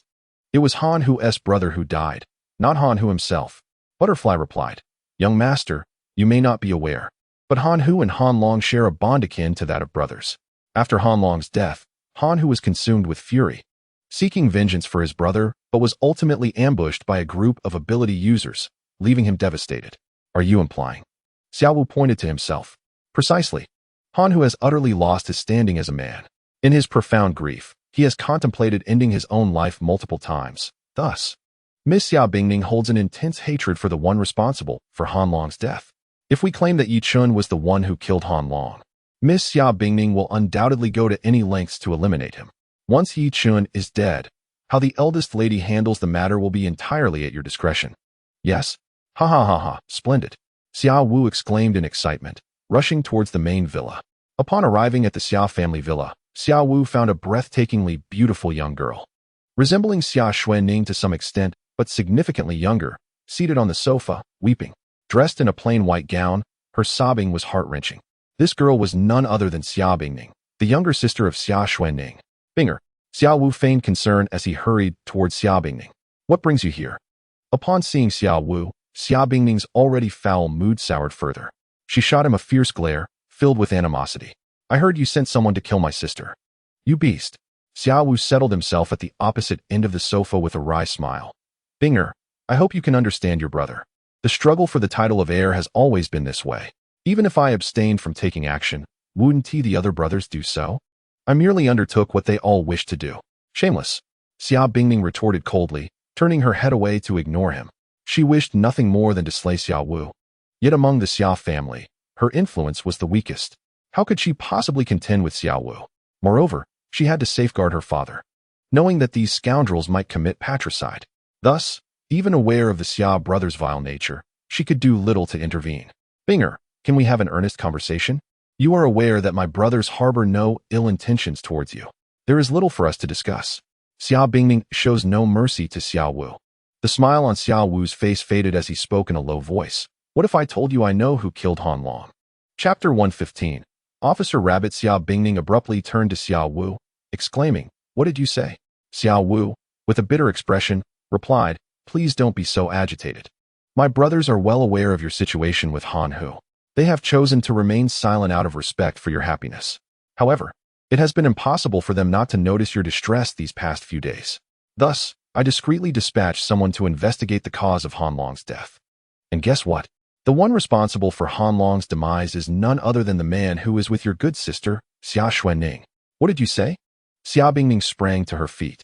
Xiao Wu, if you dare to deceive me, I will stop at nothing to end you. How could I possibly deceive you regarding such a matter? Xiao Wu shook his head with a bitter smile. His name is Yi Chun, a level 4 supernatural being. Han Long was exceptionally formidable. Who else in the entire Jiang city could have killed him besides Yi Chun? Moreover, my informant heard him admit to being Han Long's murderer. My men could have eliminated him right then and there, but upon hearing his confession, I ordered them to withdraw. I believe this man should be left for Bing Ning to personally rend apart, so as to alleviate your heart's resentment, don't you think? Xia Bingning remained silent, her hatred clouding her judgment. Give me that man's information. Xiao Wu felt a surge of elation within. It worked. He promptly sent the information regarding Yi Chun to Xia Bingning, then quietly exited the villa without uttering a word. Indeed, Xia Bingning held the least power within the Xia family, as her loyal supporters were few. Yet, paradoxically, she wielded the greatest influence within the Xia household. The Blood Guards, tasked with protecting the Xia family, were originally under the command of the family head, but before his coma, he entrusted their control to Xia Bingning. This arrangement ensured that the elder Xia could remain safely in his slumber, as no one dared to disturb him. However, since the Blood Guards were forbidden from acting against members of the Xia family, Xia Bingning found herself unable to use them against Xia Wu and his brothers. Even so, Xia Bingning could employ the Blood Guards to eliminate Yi Chun. Furthermore, should the Blood Guards leave the Xia residence, Xia Wu and his brothers would have the opportunity to act against the elder Xia. As the one who had advanced knowledge of this information, Xia Wu would undoubtedly seize the initiative amidst the ensuing chaos. As Xia Wu made his way back, his hands trembled with excitement. The position of the Xia family head was now within his grasp. I am so tired. I shall cease playing and retire for the night. Yi Chun stretched, playfully patting Lin Bingbing on the back, set down his game controller, and proceeded into the house. You're not coming? After taking a few steps outside, Yi Chun noticed Lin Bingbing had not followed and turned back in surprise. This evening was meant for a proper lesson to be imparted to the young lady. Shouldn't she have been eagerly preparing herself in anticipation? Lin Bingbing, with a sidelong glance and a sheepish smile, suggested, I'd like to play a little longer. Is it all right if I return a bit later? Very well, enjoy yourself, Yi Chun replied nonchalantly, turning toward the master bedroom. With a creak, he pushed the door open. Just then, a shadow lunged at him from the darkness. The figure bore no malice. Upon landing in Yi Chun's embrace, the soft sensation sent a thrill through him. This feeling was unfamiliar, almost foreign. May I accompany you tonight, master? Cold Moon, Yi Chun exclaimed, flipping on the light to reveal the stunning visage of Cold Moon adorned with exquisite makeup. She was clad in a professional teacher's outfit, her graceful legs enveloped in black stockings, accentuated by a pair of red-soled high heels that stirred a primal excitement within him. Yi Chun was taken aback. He had anticipated that Han Lu would be the first to appear, yet here stood Cold Moon instead. Nevertheless, this did not hinder his intentions. He wrapped his arms around her slender waist, a mischievous grin spreading across his face. Are you here to give your student a proper lesson, Teacher Cold? Cold Moon's cheeks flushed crimson, her heart racing like a startled doe. It was the first time in years that she found herself so close to a man. The anticipation of what was to unfold made her feel almost breathless, a mixture of fear and excitement overwhelming her. Sensing her shyness, Yi Chun lifted Cold Moon effortlessly, making his way to the grand bed. As a man, he felt compelled to take the initiative. However, just as he set Cold Moon down upon the bed, the door burst open with a loud bang. Damn it! Yi Chun exclaimed in anger, turning to confront the intruder. Who lacks the sense to interrupt at such a moment? Check the room. Yet, upon turning, he was met with the sight of Han Lu, clad in a safety bureau uniform. Trembling as she pointed a pair of handcuffs at him. Wait, what? Yi Chun looked back at Cold Moon, who showed no signs of surprise and appeared even more bashful. Was this prearranged? Han Lu, visibly nervous, stammered. We heard from Schwer and the others that the master enjoys unconventional activities, so we thought we'd improvise. This is our first time, and we hope to leave a lasting impression on you. Tears glistened in Han Lu's eyes as she spoke. Yi Chun felt a wave of despair wash over him. However, he had to admit, their playful spirit was quite commendable. Without responding to Han Lu, he feigned terror, exclaiming, Officer, we were merely engaging in a friendly exchange between teacher and student. We have committed no wrongdoing. His words inadvertently provided them the answer they sought. Han Lu's eyes lit up, and she promptly embraced her role, declaring, Whether there has been a wrongdoing will be determined through inspection. Be a good boy now. Officer Rabbit is here to examine you. Outside the door, Bai Shui and her companions had long been crouched by the door, their toes nearly digging through their slippers from the awkwardness of listening to the sounds within. Indeed, the master revels in such perverse play, Lin Bingbing remarked with a smirk. Had I known the master had such inclinations, I would have portrayed a feminist warrior, thoroughly ravaged by him. Wang Jing sighed. Then should I masquerade as a delivery girl? And cough, stop right there. That's too bizarre. Lin Bingbing quickly waved her hand to halt the conversation. Honestly, you alone seem to benefit from this. As a wife, you satisfy the master's peculiar tastes without any pretense. Sister Xuanning? Bai Shui turned to find that it was indeed Xia Xuanning, and she excitedly grasped her hand. Sister Xuanning, are you no longer upset? Xia Xuanning smiled and shook her head. It feels quite liberating to sever ties with the past. From now on, my world will only encompass the master and you dear ones. Others no longer matter. Lin Bingbing suddenly interjected. What about your father? Xia Xuanning paused, a bitter smile gracing her lips. Whether my father can achieve clarity is another matter. We shall address that later. Make some room for me. I too wish to eavesdrop. He. Xia Xuanning suddenly wore a mischievous grin, reverting to her carefree demeanor. Witnessing this, Bai Shui and the others felt a pang of sorrow. They well understood that beneath Xia Xuanning's playful facade lay a heart that was not easily healed. As dawn broke, the fierce battle finally came to a close. Lung Yu and Han Lu lay peacefully on either side of Yi Chun, lost in a beautiful slumber. Yi Chun settled onto the balcony, lighting a cigarette and inhaling deeply, his gaze drifting to the beauties on the bed. The vivid scenes from earlier replayed in his mind, a wicked smile creeping across his lips. Now this is living life to the fullest, delightful. Extinguishing the cigarette, Yi Chun accessed the system. Having claimed 2 initial victories, he was rewarded with 2 lottery draws. System. Initiate the lottery. Ding. The 5 consecutive draws commenced. Reward 1. An endless supply of cigarettes. Reward 2. A mobile armory. Reward 3. A mobile materials depot. Reward 4. Proficiency in beast language. Reward 5. A J-20 fighter jet. Yi Chun disregarded reward 1 and 5 without a second thought. An endless supply of cigarettes? He considered himself far from being a chain smoker, not one to clutch an unending cigarette day in and day out. As for the large tangible rewards like the 5th, he had no intention of entertaining such notions at present. Proficiency in beast language was familiar territory for him, and he instead focused intently on the remaining 2 rewards. Mobile Armory provides a computer that can return finished weapons, including but not limited to blades, firearms, explosives, and equipment. Mobile Materials Depot provides a computer that can return various construction materials, including but not limited to cement, steel, sand, and nanomaterials. Hiss. Yi Chun couldn't help but gasp in astonishment. These 2 items were nothing short of invincible. The mobile armory would enable Yi Chun to equip his very own army, while the mobile materials warehouse would allow for the construction of an iron fortress.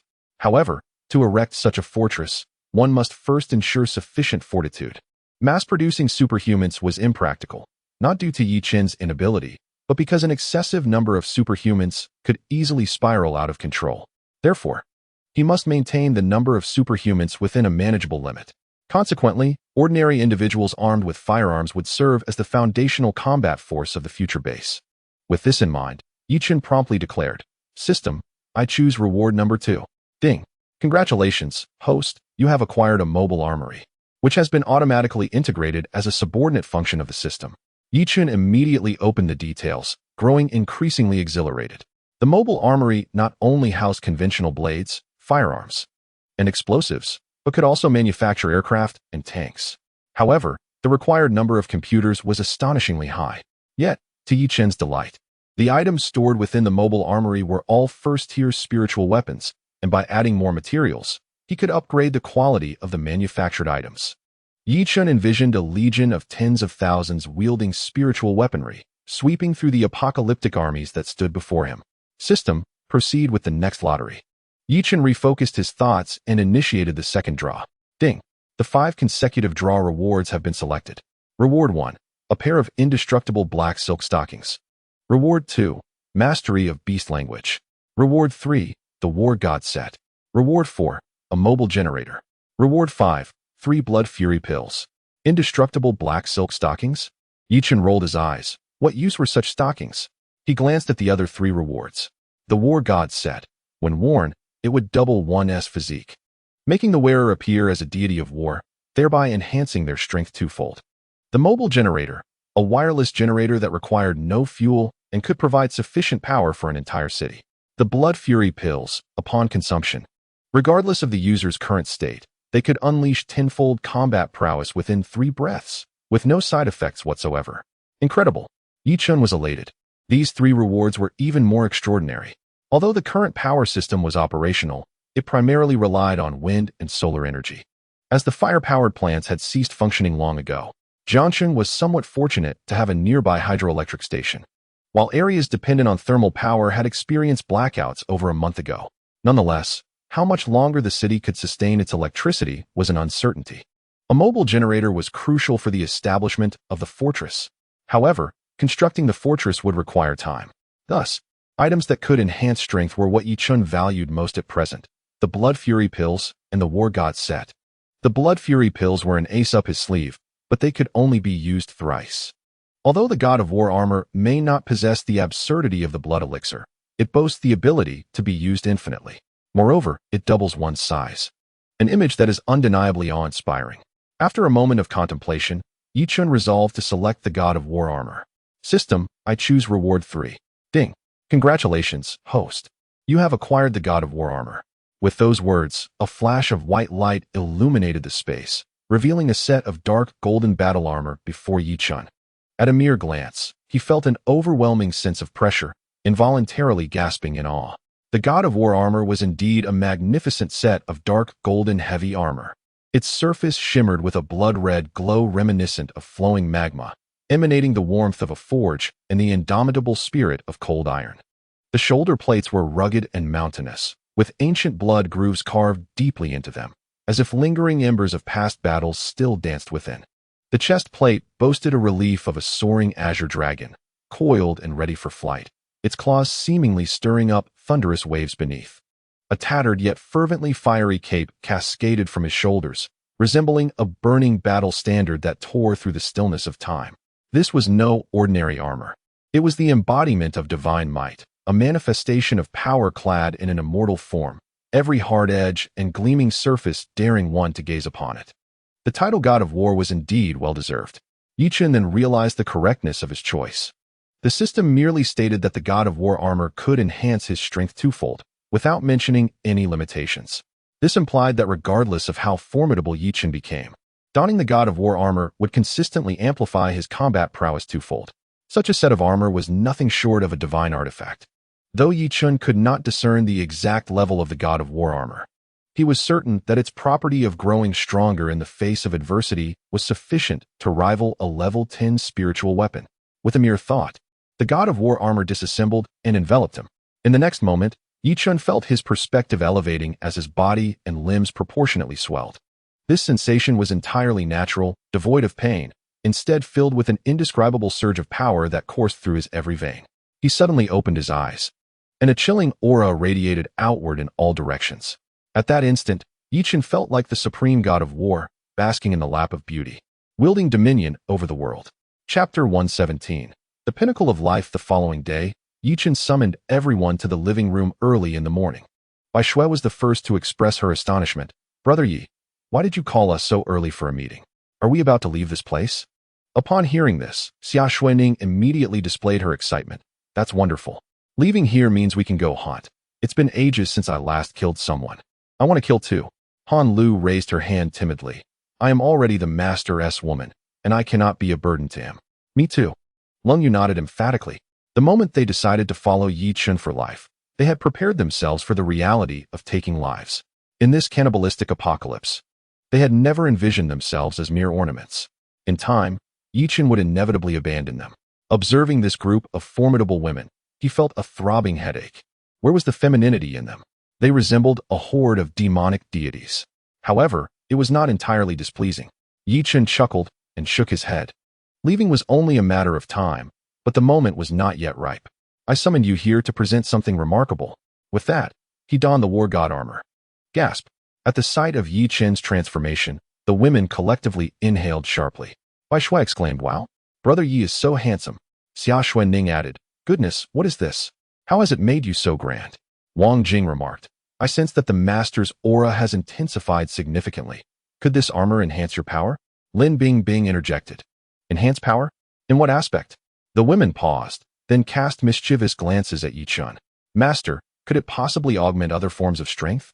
Yi Chun was taken aback, his face flushing. Other forms of strength? Initially stunned, he soon felt a wave of embarrassment wash over him. Such risky implications. How could such a magnificent armor evoke such thoughts from them? Xia Xuening stepped forward, clutching the hem of Yi Chen's garment, and sweetly implored, "Master, do tell us. In which aspect does it enhance strength?" Lin Bingbing chimed in. Yes, Master, we are so eager to know." Wang Jing teased, "If you don't tell us, we might have to investigate personally." Han Lu added, "I think that could be an option." Lung Yu agreed, "Indeed." "Enough. Stop," Yi Chen exclaimed, exasperated, his temples throbbing. What kind of absurdity was this? How had Han Lu, a dignified police officer, and Lung Yu, an esteemed professor, succumbed to such outrageous thoughts in just a few days?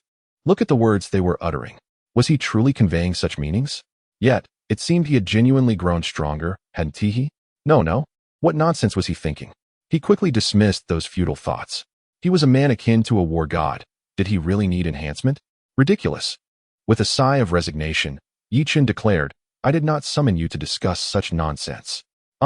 Xia Xuanning replied, incredulous. "Surely, Master is not merely showcasing his dashing armor before us." Lin Bingbing teased, "Master is indeed being rather ostentatious." Wang Jing remarked, "I never expected Master to possess such an inclination for showiness." Han Lu added, "You need not do that, Master. We are all yours, and we will fulfill all your wishes without the need for pretense." Bai Shui agreed, "Indeed." Lung Yu concluded, "Master is being rather repetitive." Yi Chen retorted, "Damn it, I am not being ostentatious." Yi Chen, with a weary tone, remarked, "I present this for you all to try on, to see whether it is exclusively suited for me, or if you may also wear it." At this declaration, the crowd erupted in astonishment. The ladies were immediately filled with joy, their beautiful eyes sparkling with anticipation. Oh my, such a handsome battle armor, and the Master intends for them to wear it? Truly, the Master loves them the most. Xia Xuanning exclaimed, "Oh dear, Master, you should have mentioned this sooner." Bai Shui added, "Brother Yi, I've noticed you look even more handsome. May I be the first to wear it?" Wang Jing chimed in, "Wearing such magnificent armor, I would undoubtedly look gallant." Lin Bingbing commented, "So if the Master grows larger when he wears it, does that mean we will also grow? Would I then become a giant?" Lung Yu responded, I'm already quite ample. I do not wish to grow larger." Han Lu interjected, "Indeed, this item is merely a burden. If it weren't for the Master's fondness, I would have discarded it entirely."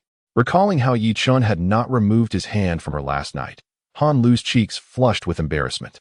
It seems the Master truly cherishes them. Yi Chen, covering his forehead, felt utterly exhausted. This is it. Completely over. These individuals have strayed too far down the path of absurdity, utterly beyond redemption. They can intertwine any serious conversation with the most peculiar topics, leaving him speechless. Yi Chen, disinterested in further banter, intended to ascertain the compatibility of the divine warrior's suit. "Xiao Shui, you may go first." "All right."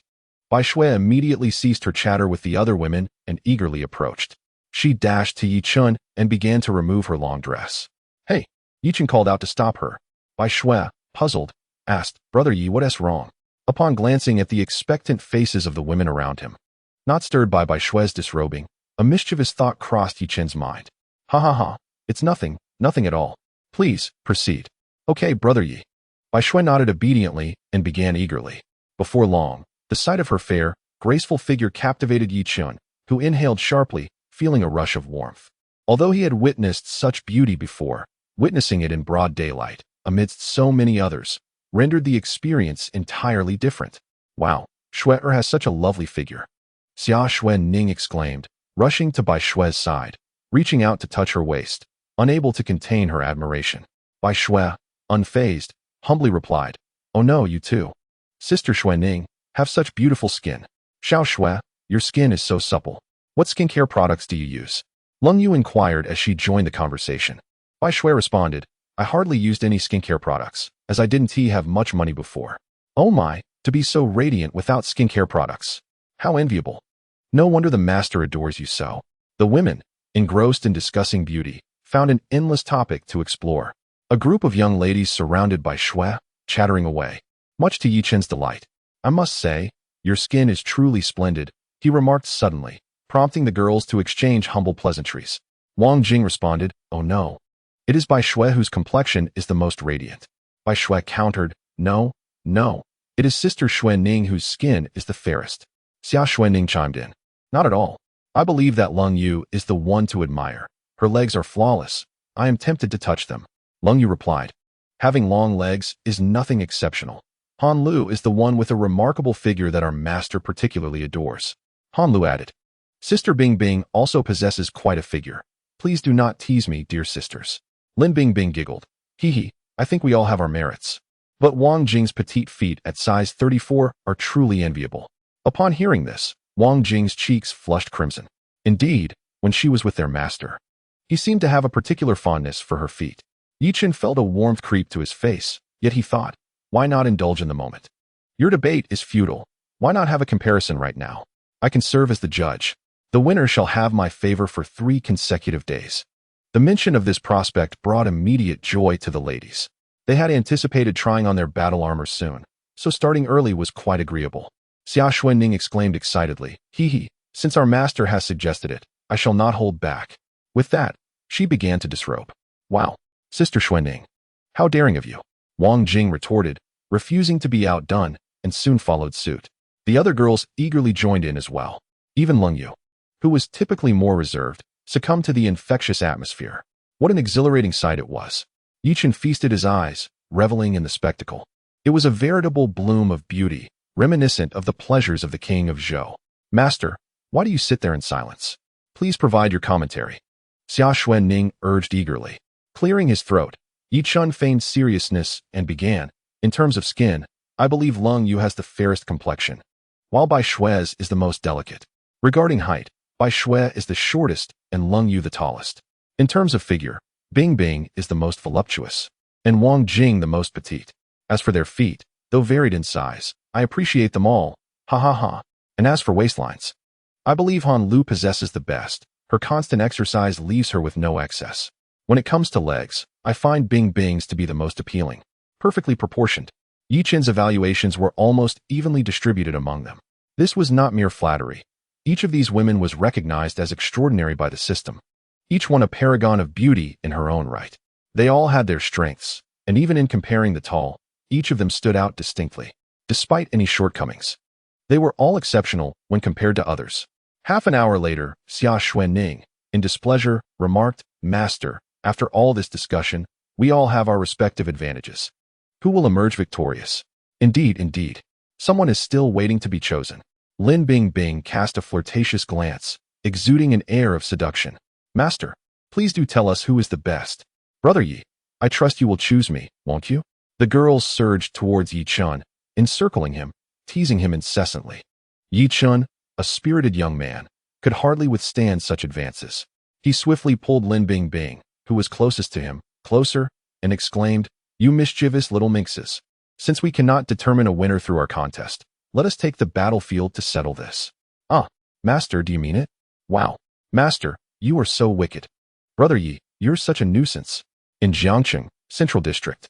The Central District serves as the unequivocal heart of Jiangqing, a hub of convergence. At this moment, within the towering structure of over 50 stories, prominently displaying the name of Sanoa Group in bright lights, the atmosphere was vibrant and bustling. On the 30th floor of the laboratory, a man with a grim expression, accompanied by a woman and a child, gazed intently at the scene beyond the partition glass. His demeanor dark and foreboding. The man, clad in a brown suit, appeared to be in his 40s, with a square jaw and a beard that exuded authority even in silence. This man was Lu Kunlong, the head of the Research and Development Department at Sanoa Group. Standing behind him was a boy dressed in a black hoodie, a lollipop in his mouth, holding a gaming console as he engaged in a particularly violent shooting game. The boy, remarkably cute and seemingly only 8 or 9 years old, was afflicted by a peculiar condition that prevented him from growing, though he was actually over 30. Beside him stood a woman in a lovely white gown, draped in a luxurious white fur coat, appearing to be in her mid-30s, radiating an air of sophistication and remarkable beauty.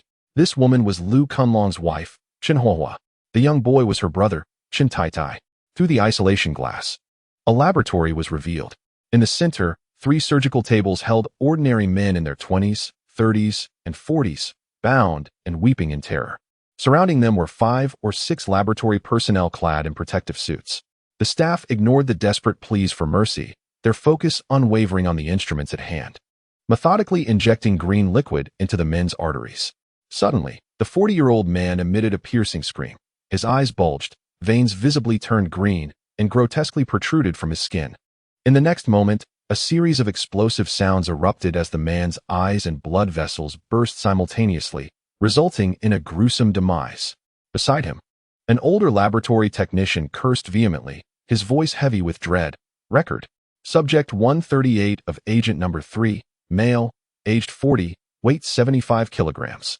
Time of death, cause of death, inability to withstand the drug's potency leading to vascular rupture. Total duration of the experiment, 38 hours, 27 minutes, and 13 seconds. Simultaneously, the 30-year-old man began to writhe violently, ultimately meeting the same fate as the 40-year-old. Only the 20-year-old man persisted, yet his veins began to turn green, emitting piercing screams of agony. Quick, administer adrenaline. Emergency measures. We cannot allow this subject to perish. He is the last test subject for Agent Number 3. If he dies, you will all accompany him to the grave. The recently recorded man shouted furiously at the others. The laboratory personnel, taken aback, rushed to provide aid. However, an hour later, the 20-year-old succumbed, bursting apart like the others. The only distinction being that, due to his youth, he lingered a few hours longer. Damn it. You will all pay for this. You will all pay? Chapter 119, Agent Number 3. The man roared in fury, throwing down his notebook and striding toward the exit. The other laboratory personnel, terrified, dared not utter a sound, yet deep within, they were seething with frustration. This experiment was under your supervision. The methods and procedures were all orchestrated by you. If something goes awry, you should share the responsibility. Why must we be the ones to face the consequences? Ultimately, they remained silent, their anger unexpressed. The man stormed out, removing his protective mask, addressing Lu Kunlong. The experiment has failed. Slap. Lu Kunlong retaliated with a swift strike to the man's face, seething. Useless waste. You claimed that Agent Number 3 would take a maximum of 1 month. Yet here we are, a month and a half later, with no progress. What purpose do I have for you as the deputy supervisor? The deputy supervisor clenched his teeth in frustration, trembling as he replied. It's not that my progress is lacking. It's that the number of test subjects is insufficient. You promised me 300 robust subjects, yet only a little over 100 were deemed suitable. The rest were either too old or infirm. I have truly done my best. Ah, done your best. Indeed, Lu Kunlong scoffed coldly. It seems I have been too lenient with you. Go explain yourself to the director. Hearing the mention of the director, the deputy supervisor panicked. His fury could no longer be contained, and he shouted, Lu Kunlong, enough already. You are merely a supervisor older than me by a year. What have you achieved this month? I have been the one worrying about the development. You keep claiming responsibility for capturing subjects, yet what have you brought us? We both share the blame for this failure. You have your backers, and I am not alone in this. Do not expect me to shoulder the blame entirely. The deputy supervisor, known for his explosive temper, stormed out, evidently seeking out higher authorities. Supervisor Wong indeed possessed a formidable temperament. At that moment, a young boy, engrossed in his video game, suddenly emitted a sinister chuckle. In the next instant, a shadow darted out from the boy's hair, lunging towards Supervisor Wong. The shadow swiftly crawled up Wong's nostrils. What have you done to me? Get that thing out. Supervisor Wong exclaimed, panic-stricken, as he held his breath in an attempt to halt the shadow's advance, his voice laced with fury. Yet, in mere moments, a horrifying scream escaped him. He collapsed to the ground, blood seeping from all orifices, and after a brief struggle, he succumbed to death. Come out, the boy's clear. Youthful voice rang out, and the shadow emerged from Wong's nostril. Upon closer inspection, it revealed itself to be a black maggot, no larger than a finger. The shadow returned to the boy's hair, vanishing from sight. What have you done? Lu Kunlong gasped, astonished. Everything had transpired far too swiftly, and he yelled at the boy. The young boy, Chen Tai, chuckled. Why are you angry, brother-in-law? The experiment failed. Someone must bear the blame. If Supervisor Wong survives and spreads rumors, won't that cause trouble for you? In the Three Flowers group, strength dictated respect. Had he failed and been slain by Lu Kunlong, no one would dare speak against it. A flicker of apprehension crossed Lu Kunlong's eyes. Although he held the esteemed position of head of the RD department and was a genuine third-level ability user, he harbored a degree of fear toward the psychologically twisted and bloodthirsty Chen Tai. Were it not for the fact that Chen Tai was the younger brother of his wife, Chen Huohua, he would never tolerate such a volatile individual in his proximity. All right, Chen Huohua interjected, waving her hand. Though Tai Tai is impulsive, he acts with your interests in mind. Let it go. The third serum was of paramount importance to the group. Only by elevating its success rate to 50% could they mass-produce third-level ability users and dominate Lingjiang province. Supervisor Wang bore the blame this time. But if they failed to produce the serum within a month, they would be the next to face dire consequences. Yet the potency of the third serum was exceedingly difficult to control. Perfection within a month was utterly unattainable. Lu Kunlong's expression darkened. In truth, when he received this task, he never anticipated success within a month. Thus, the plan to make Supervisor Wang a scapegoat had long been in his mind. Otherwise, he wouldn't have brought Chen Tai Tai and the others to wait here today. He had already resolved to eliminate Supervisor Wang. However, Chen Tai Tai acted without his command, which irked Lu Kunlong. Nonetheless, it remained within the bounds of his original plan. Chen Huahua furrowed her brows and said, I believe we must adopt a dual approach. Firstly, the experiments here cannot be halted. I will send someone to capture more subjects. However, this time, we should refrain from apprehending ordinary individuals. Instead, we might consider capturing some extraordinary beings. By conducting experiments on them, we can ascertain whether they can withstand the potency of the substances before applying it to regular humans. Indeed, that is a splendid idea. Lu Kunlong's eyes brightened. If even the extraordinary beings cannot endure it, then the ordinary populace would naturally be incapable as well. Furthermore, given the superior physical constitution of these beings, we could significantly reduce the loss of experimental subjects. What is the other method you mentioned? Lu Kunlong inquired. A smile curved Chen Huahua's lips. According to reports from my subordinate Han Hu, the Xia family seems to have acquired some methods for cultivating level 3 extraordinary beings. Albeit imperfectly, I believe that if we could obtain this method from the Xia family and combine it with our research findings, we might achieve results far beyond our expectations. However, Lu Kunlong expressed his concerns. Although the Xia family is not as formidable as the Sanhua group, the latter's strength is too dispersed. If we do not mobilize forces from other cities to confront the Xia family, it will not be an easy task. The higher-ups would certainly not approve of risking a mutually destructive confrontation with the Xia family for this possibility. Mutual destruction is not inevitable. We only need to find a way to capture a core member of the Xia family and threaten them. Why would they not yield the data? Oh, are you suggesting you know of a solitary core member of the Xia family? Lu Kunlong asked excitedly. Yes, Chen Huahua nodded. The team I dispatched to capture experimental subjects reported yesterday that they spotted the eldest daughter of the Xia family, Xia Xuanning, in the Yulongting Villa area. Based on the photos they covertly took, I am certain that the individual is indeed Xia Xuanning. She holds a prominent position within the Xia family and is being groomed by the elder Xia as a future successor. If we capture her, we need not fear the Xia family withholding their cultivation data. Lu Kunlong was overjoyed. Heaven is aiding us. Truly, heaven is aiding us. However, Xia Xuanning is a core figure in the Xia family. How could she possibly leave the Xia estate and venture to Yulongting? Chen Huahua shook her head. I am uncertain about that, but it presents an opportunity nonetheless. However, to ensure absolute certainty, I suggest that I and Tai Tai first visit Yulongting to investigate their circumstances. Chapter 120. Meeting on the rooftop, Lu Kunlong nodded. Indeed, that seems the most prudent course of action. If the experiment fails, even if this individual takes the blame, the higher-ups will certainly be displeased with me. Should there be any further casualties due to negligence, I would not be spared. Then you and Tai Tai should go scout the area, but remember to ensure your safety, understand? Ha ha ha, you needn't worry about that. You are well aware of my abilities. If I wish to escape, no one can detain me. Chen Huahua smiled alluringly, leaving Lu Kunlong parched with desire. Even after more than 3 years of marriage, he could not help but feel stirred by her enchanting laughter. Were it not for Chen Tai Tai's presence, he would have been tempted to seize Chen Huahua right then and there. The Xia family. Xia Bingming departed from the Xia family in a vehicle accompanied by 4 formidable men. She occupied the front passenger seat, while 1 man drove and the other 3 sat in the rear. All 4 were second-tier abilities users, exhibiting extraordinary prowess, hailing from the most elite blood guard of the Xia family. Suddenly, the car came to a screeching halt at an intersection. Xia Bingming's expression shifted. Why had they stopped? The man in the driver's seat chuckled awkwardly. Miss Sixth, your esteemed status is undeniable, but this is your first venture outside the Xia family since the apocalypse. Therefore, we have deliberated and decided that to prevent any rash decisions that might jeopardize your safety, we require your full compliance with our directions for the duration of this journey. Is there an issue with that? What did you say?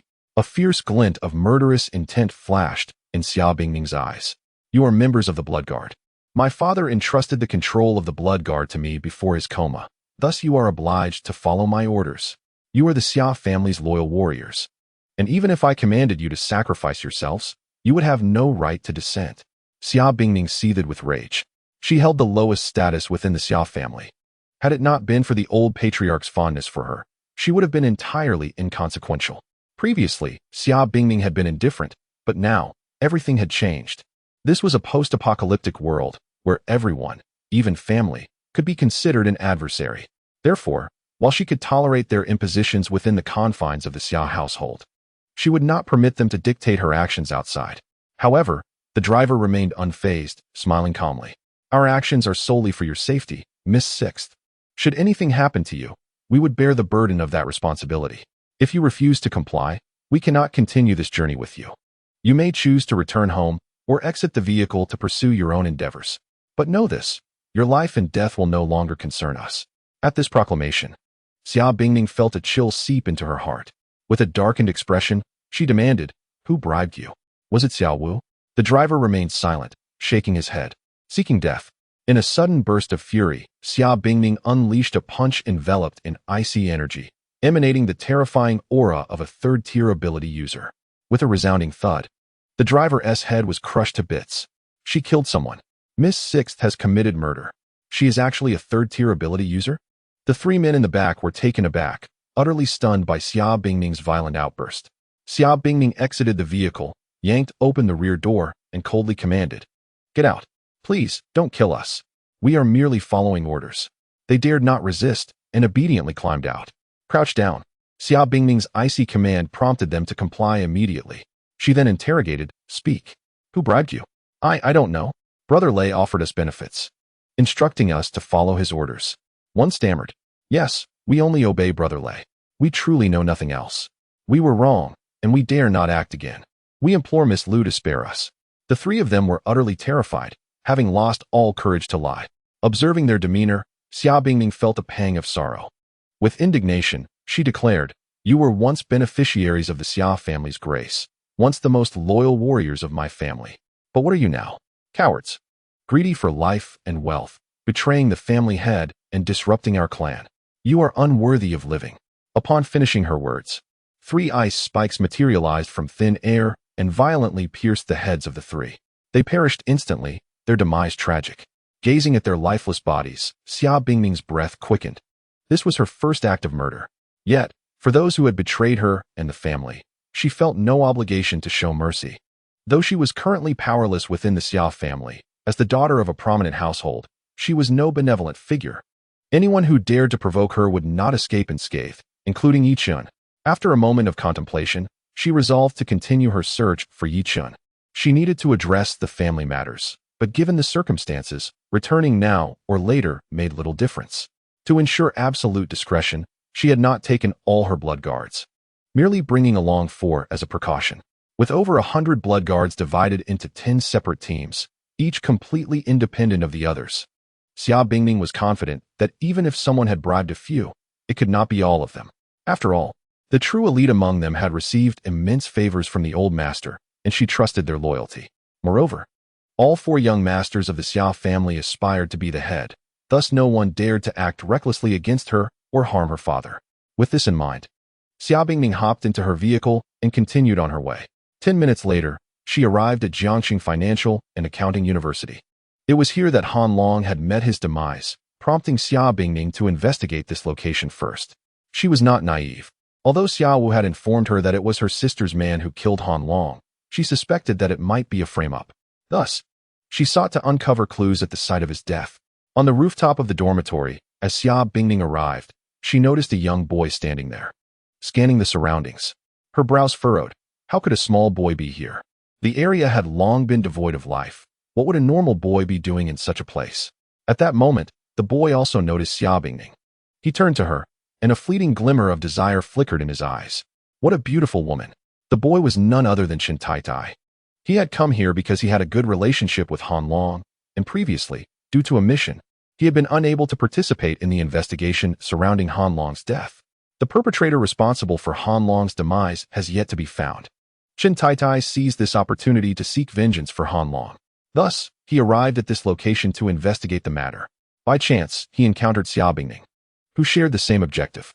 Chapter 121, The Soul-Stirring Battlefield. Wow, what a beautiful big sister. Are you here to relieve yourself as well?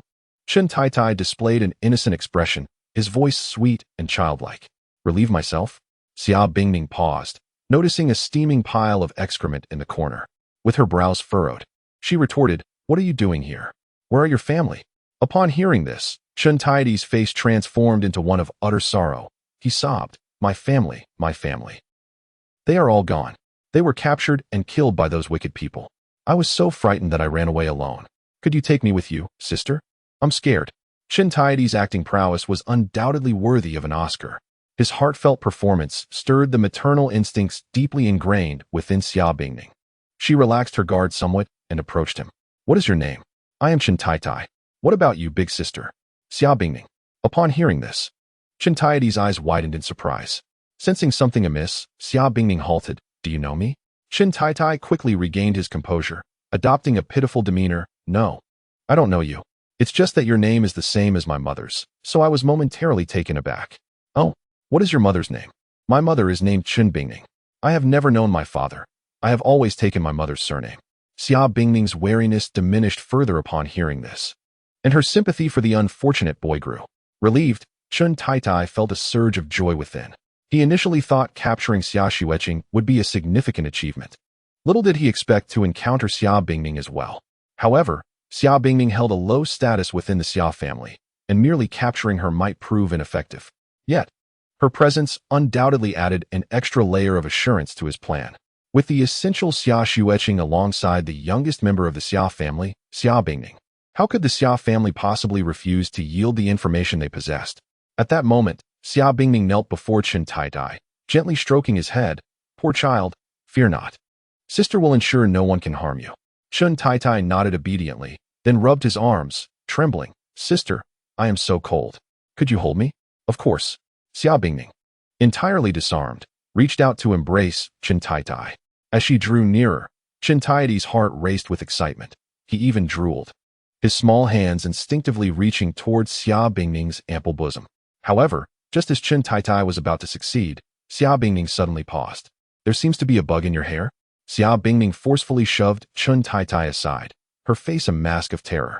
Before the apocalypse descended, she had merely been a girl of 18 or 19. Naturally, she harbored an intense fear of the creatures. "Damn it!" Chen Taitai, witnessing the opportunity slip away, cursed angrily. His voice transformed from that of a child to a deep, steady male tone, laced with a sinister curse. Startled, Xia Bingning's expression shifted. Something was amiss. With a malevolent grin, Chen Taitai dropped the pretense, taunting, "Xia Bingning, encountering me is your misfortune. If you wish to live, kneel and become my dog. Otherwise, I shall show you what true suffering entails." As he spoke, he waved his hand, and a swarm of insects poured forth from his hair. Though wingless, these creatures defied gravity, floating ominously. Their bodies were pitch black, with eerie green eyes emitting a strange glow, and their mouths were lined with an array of jagged teeth, instilling dread. A level 3 ability user. Xia Bingning's demeanor turned serious. Now that you recognize my prowess, you should hastily kneel and submit." Chen Taitai pressed aggressively. "Humph. Be your dog." Xia Bingning scoffed, her disdain palpable. "With your physique, those creatures must be no larger than a thumb. What? Do you intend to tickle me, or are you planning to wash rags in the sea?" The phrase "wash rags in the sea" ignited Chen Taitai's fury. His size was his greatest insecurity, and to suggest something more humiliating than that was to refer to his underdeveloped companions. Thumb-sized? Perhaps even that was an overestimation. "You wretched woman, you seek death," he roared. "Insects, eliminate her."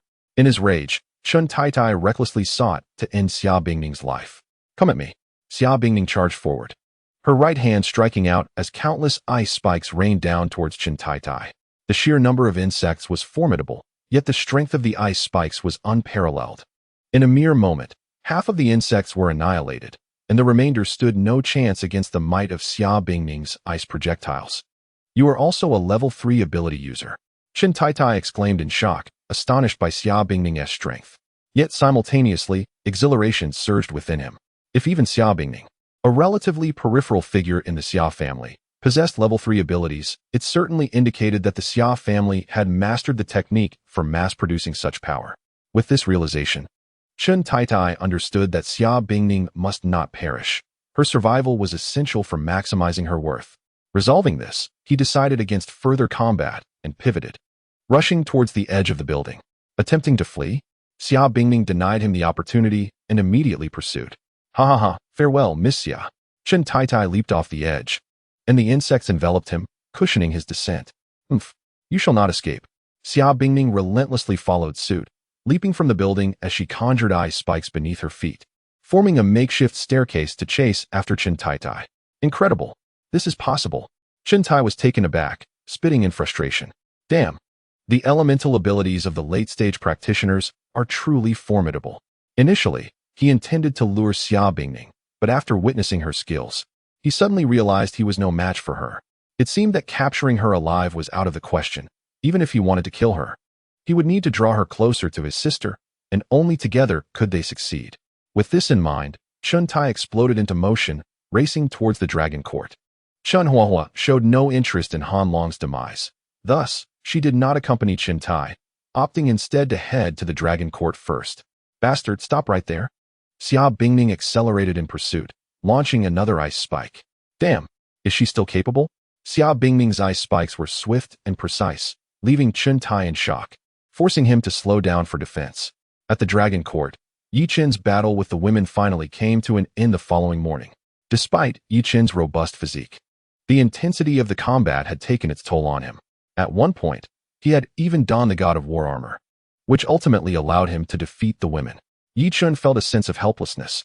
Who would have imagined that the first actual combat for the illustrious God of War armor would take place in such a captivating battlefield? Chapter 122. Mutual consideration. After cleaning the battlefield, the group eagerly turned their attention to the God of War armor. Bai Shui, unable to contain her excitement, asked, Brother Yi, can I wear this now? Of course, Yi Chen replied, taking Bai Shui's hand and placing it on the armor. You just need to try to communicate your thoughts and have the armor conform to your body. Is it that simple? Yi Chen, somewhat bewildered, nodded, yes. Suddenly, the women fixed him with accusatory gazes. Xia Xuanning exclaimed, Master, you are so wicked. If it's as easy as merely thinking, why did you make us undress? It's exposed now. Yi Chen's face flushed with embarrassment as he stammered, cough. That was your own initiative. I never said anything. Wow. Master, you're terrible. Brother Yi, you're annoying. You're such a lecher. Humph. I won't pay attention to you anymore, Master. You're a bad guy. Half an hour later, the women each tried on the God of War armor. The results confirmed that the armor could indeed be worn by anyone, not just Yi Chen. Moreover, once donned, their demeanor transformed, resembling true warrior goddesses, exuding unmatched charisma. Fully equipped, the women lingered in the living room, their eyes fixed on the God of War armor. Their admiration unmistakable. Yi Chen, well aware of their intentions, sighed, I only have one set of this armor. I know all of you desire it, but I cannot distribute it evenly. Upon hearing this, Xia Xuanning gritted her teeth and smiled. I think it should go to Xiao Shui. She has been with the master the longest and truly deserves this armor. Bai Shui. No. I have followed Brother Yu the longest, and as a result, I possess the greatest strength. I believe it would be more beneficial for Sister Ling Yue, as her abilities are comparatively weaker. Ling Yue, absolutely not. I have been with the master for the shortest time. How can I overshadow others? I think this should go to Bing Bing, as she spends the most time cooking and contributes the most, making it only fair for her to receive it. Lin Bing Bing, I merely know how to cook. It hardly qualifies as a significant contribution. How about we give it to Wang Jing instead? She is younger, and we should take extra care of her. Wang Jing, what are you saying, Bing Bing? We are all sisters. Age should not determine who receives more care. I believe it would be better suited for Han Lu, as she previously worked in the security bureau, and she would truly embody the essence of this outfit. Han Lua, I can't accept this, like Sister Ling Yue. I have been with the master for too short a time.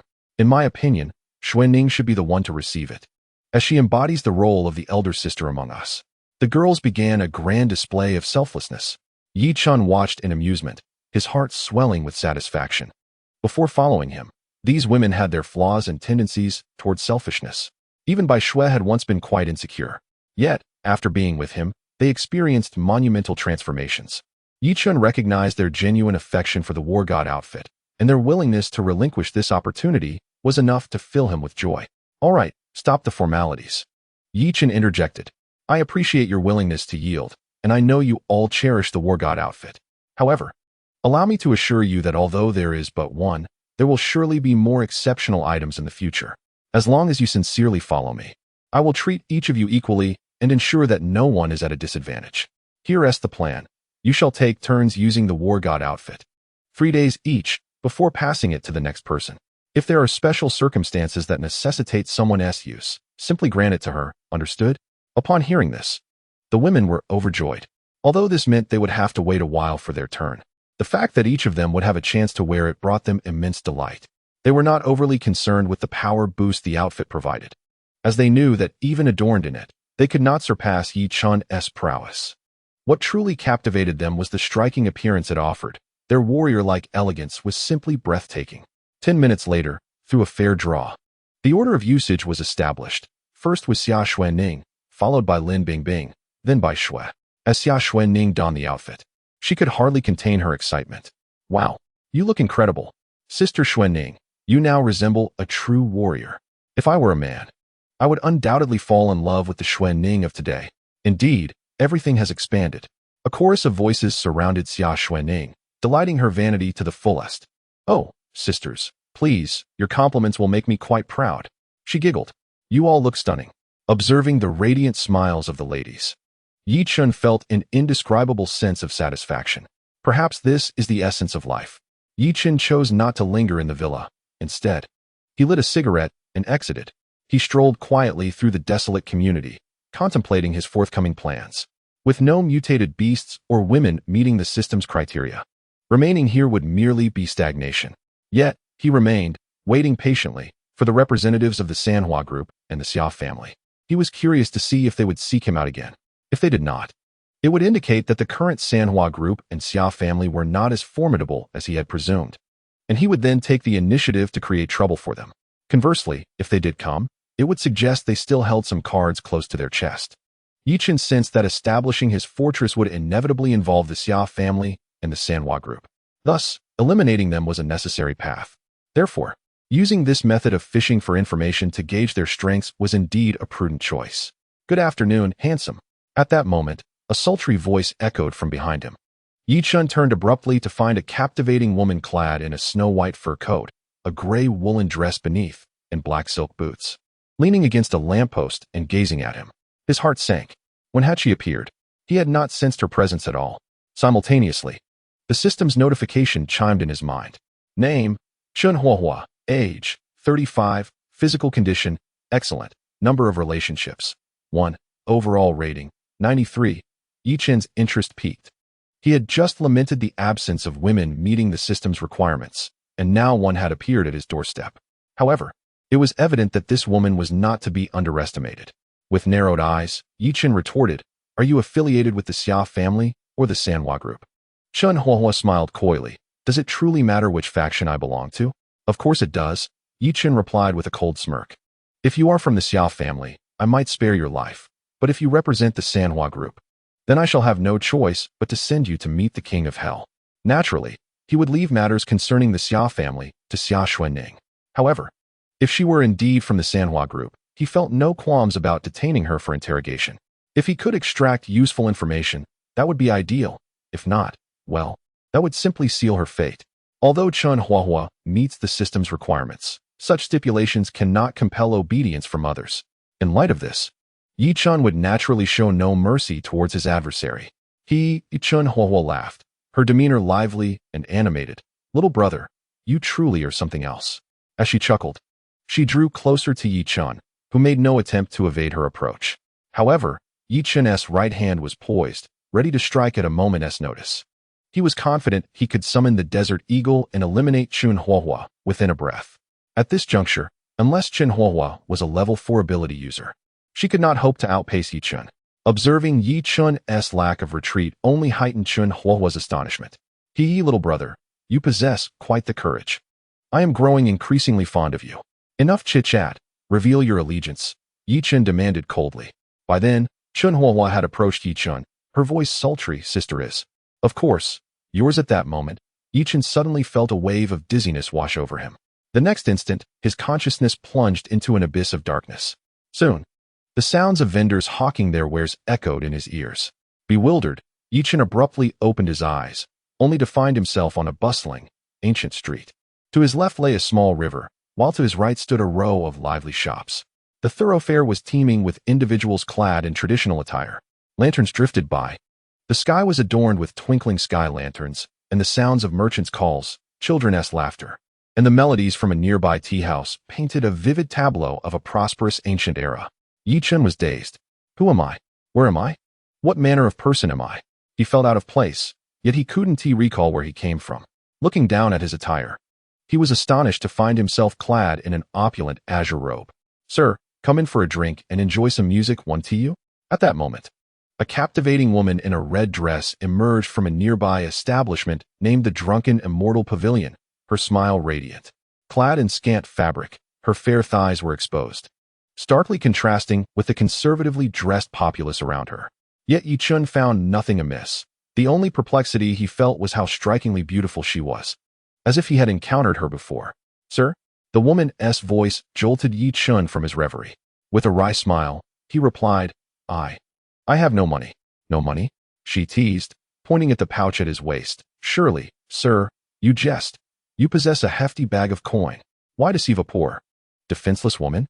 She continued, Come now, sir, our celestial brew is renowned throughout the capital. If it weren't for today's festival, only nobility could partake. Her words seemed to hold a certain enchantment, and coupled with the faint, alluring fragrance she exuded, Yi Chen found himself unable to refuse, despite his earnest desire to decline. Thus, Yi Chen was half led, half urged by the woman into the wine house. The second floor offered a view of the performances of singers and dancers on the first floor, and the woman personally attended to Yi Chen, serving him tea and pouring wine.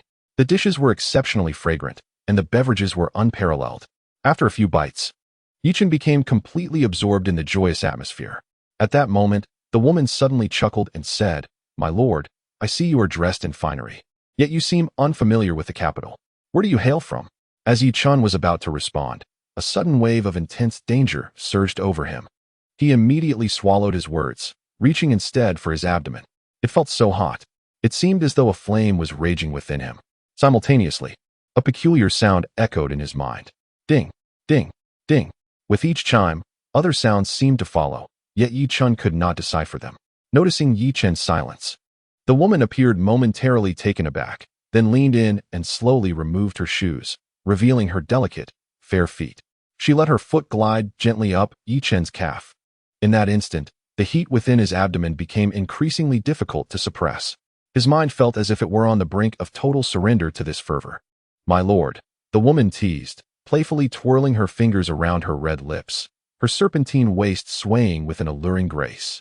Here, we offer special services tailored for esteemed guests from afar. Just reveal your origins, and I assure you, you'll find great comfort. Gasping for breath, Yi Chen's heart raced, and he seized the delicate foot that had climbed to his thigh. Ah! The woman gasped, her body quivering. My lord, how naughty you are. You've hurt me, let go. Suddenly, a cold smirk appeared at the corner of Yi Chen's mouth. He abruptly lifted his head, his eyes flashing with a sharpness akin to an eagle's gaze. Chen Huohua, your illusion is indeed impressive, but against me, it is still too naive. Everything around him swiftly faded away. Yi Chen's consciousness returned to his true self, and the surroundings reverted to their prior state. Yi Chen stood on the street, grasping firmly the very foot of Chen Huohua. Her embroidered shoe, specifically that pair of black leather boots, lay beside him. Chen Huohua's eyes were filled with horror. She was utterly terrified, her disbelief reaching its peak as she trembled and questioned, No, this is impossible. How could you break my illusion? My illusion is potent enough to ensnare a level 3 ability user permanently. Combined with my unique allure, even level 4 ability users cannot escape. As for level 5 users, I cannot control them at all, so you cannot possibly be one. Given this, how could you have escaped my illusion? How could it be? Of course, it is because of the system. The sound of ringing was a warning from the system regarding imminent danger, while the fiery sensation in his lower abdomen served as a signal from his instincts. With these dual warnings, Yi Chun was able to escape. A wave of trepidation washed over him. In his previous life, he had heard tales of those with the ability to conjure illusions, yet he had never encountered one. He had assumed that such illusions merely induced hallucinations, causing one to perceive strange sights. Little did he know that this illusionary ability could plunge a person directly into a dreamlike realm. Had it not been for Chun Huahua's initial intent to gather information, Yi Chun would now be oblivious to the very cause of his demise. Chapter 124. Facial Care. Yi Chun mused deeply. When Chun Huahua inquired about his origins within the illusion, it was certainly not a straightforward matter. If he responded affirmatively, she would surely glean the answers she sought from the outside world. With one hand gripping Chun Huahua's foot and the other firmly around her neck, he glared at her, his eyes sharp as a blade, and threatened. Your concern should not be how I escaped your illusion, but how you might avoid my wrath. Speak. From where do you hail? Gulp. Chun Huahua swallowed hard, fear etching her features. Her power lay solely in her illusions. Apart from that, she possessed no combat capabilities.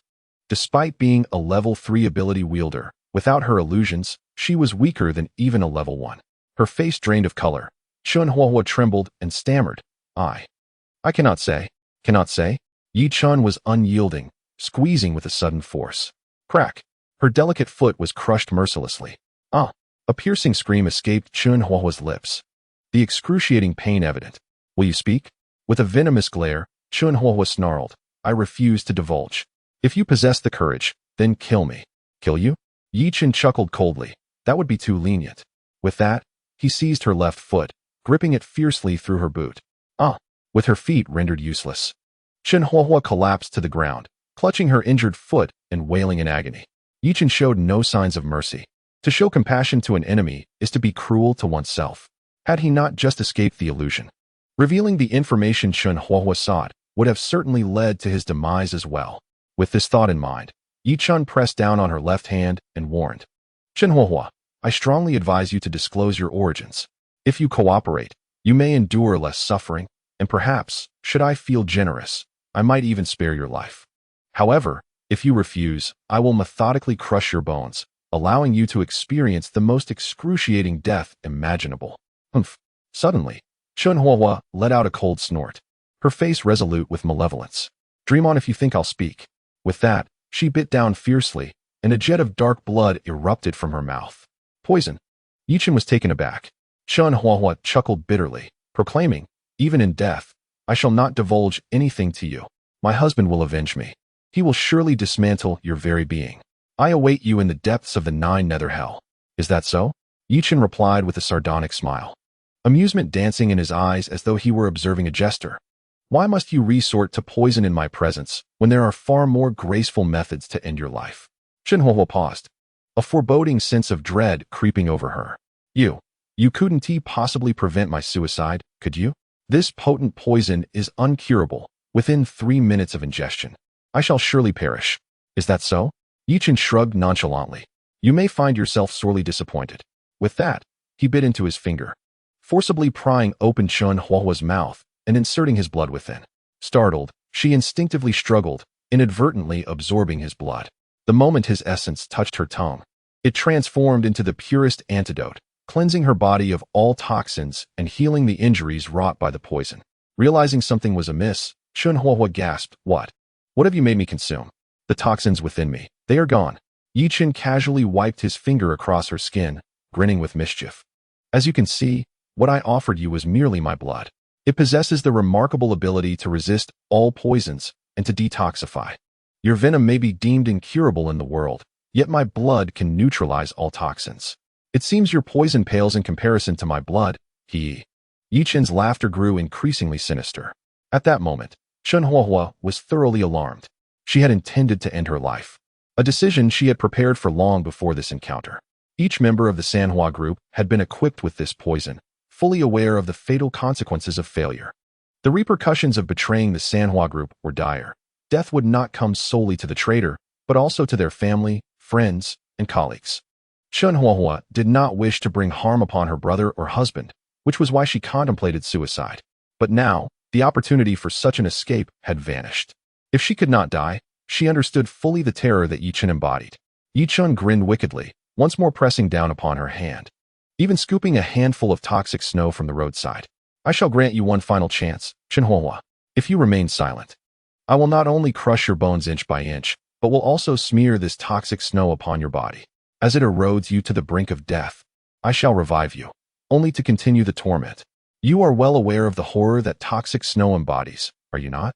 A shudder coursed through Chenhuahua's heart. As a member of the RD department, how could she be ignorant of its dreadfulness? All concoctions from the department were derived from the blood of toxic snow, aberrant beasts, and celestial brains.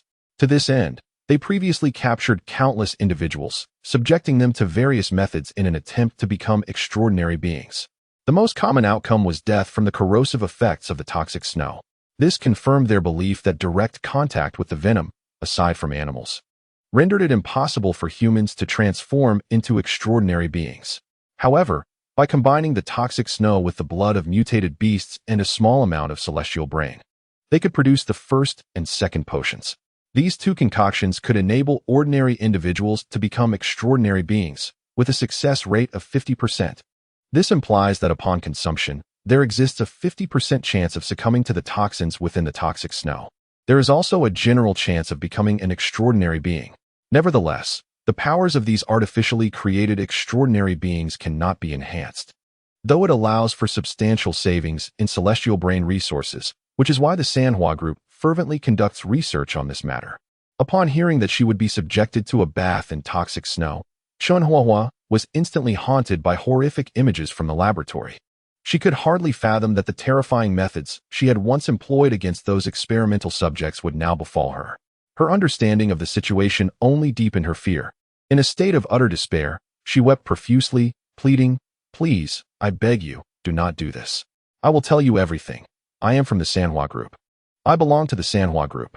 Yi Chen chuckled, continuing to inquire, "What role do you play within the Sanhua Group? What was the question you intended to ask me?" At his words, Chenhuahua was momentarily taken aback, hesitating. Yi Chen swiftly tugged at her collar, thrusting the toxic snow before her. After all, a woman's greatest concern is her appearance, is it not? Therefore, shall we commence with facial care? Chapter 125. She is a deity. No, I will speak. I will reveal everything. Chenhuahua's defenses crumbled entirely. Please, could you remove that? Do you think you have the right to bargain? Yi Chen's gaze turned frigid. This is your final opportunity. Should you dare to employ deceit again, I shall ensure you will have no further chance to speak. I wish to inquire about your strength. How many individuals accompany you, your relationship with Xia Xuanning, and whether you are aware of the progress of the Xia family's extraordinary being cultivation program. Chenhuahua blurted out in one breath. Yi Chen instantly seized upon a key term, the extraordinary being cultivation program. The notion of artificially cultivating extraordinary beings was something he had heard of in his past life. In his previous existence, he was merely a bounty hunter, lacking the privilege to interact with influential figures.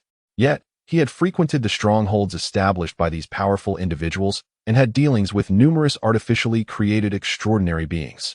He was acutely aware of the brutality associated with these fabricated beings. What surprised Yi Chen was that these formidable factions had initiated their artificial extraordinary being projects so early on. Yi Chen pressed further. What stage have you reached in your artificial extraordinary being program? We have already achieved the capability to mass-produce the second potion, which has a 50% success rate in creating second-level extraordinary beings. Why do you wish to ask me those questions? Because I want to kidnap Xia Xuanning. Why do you want to kidnap Xia Xuanning? Due to reports suggesting that the Xia family has mastered the art of creating third-level superhumans. And in light of the obstacles faced by the group in developing the third serum, I intend to use Xia Xuanning as leverage to compel the Xia family to divulge their methods. Yi Chen comprehended the entirety of the situation. With a slight narrowing of his eyes, a thought began to form in his mind.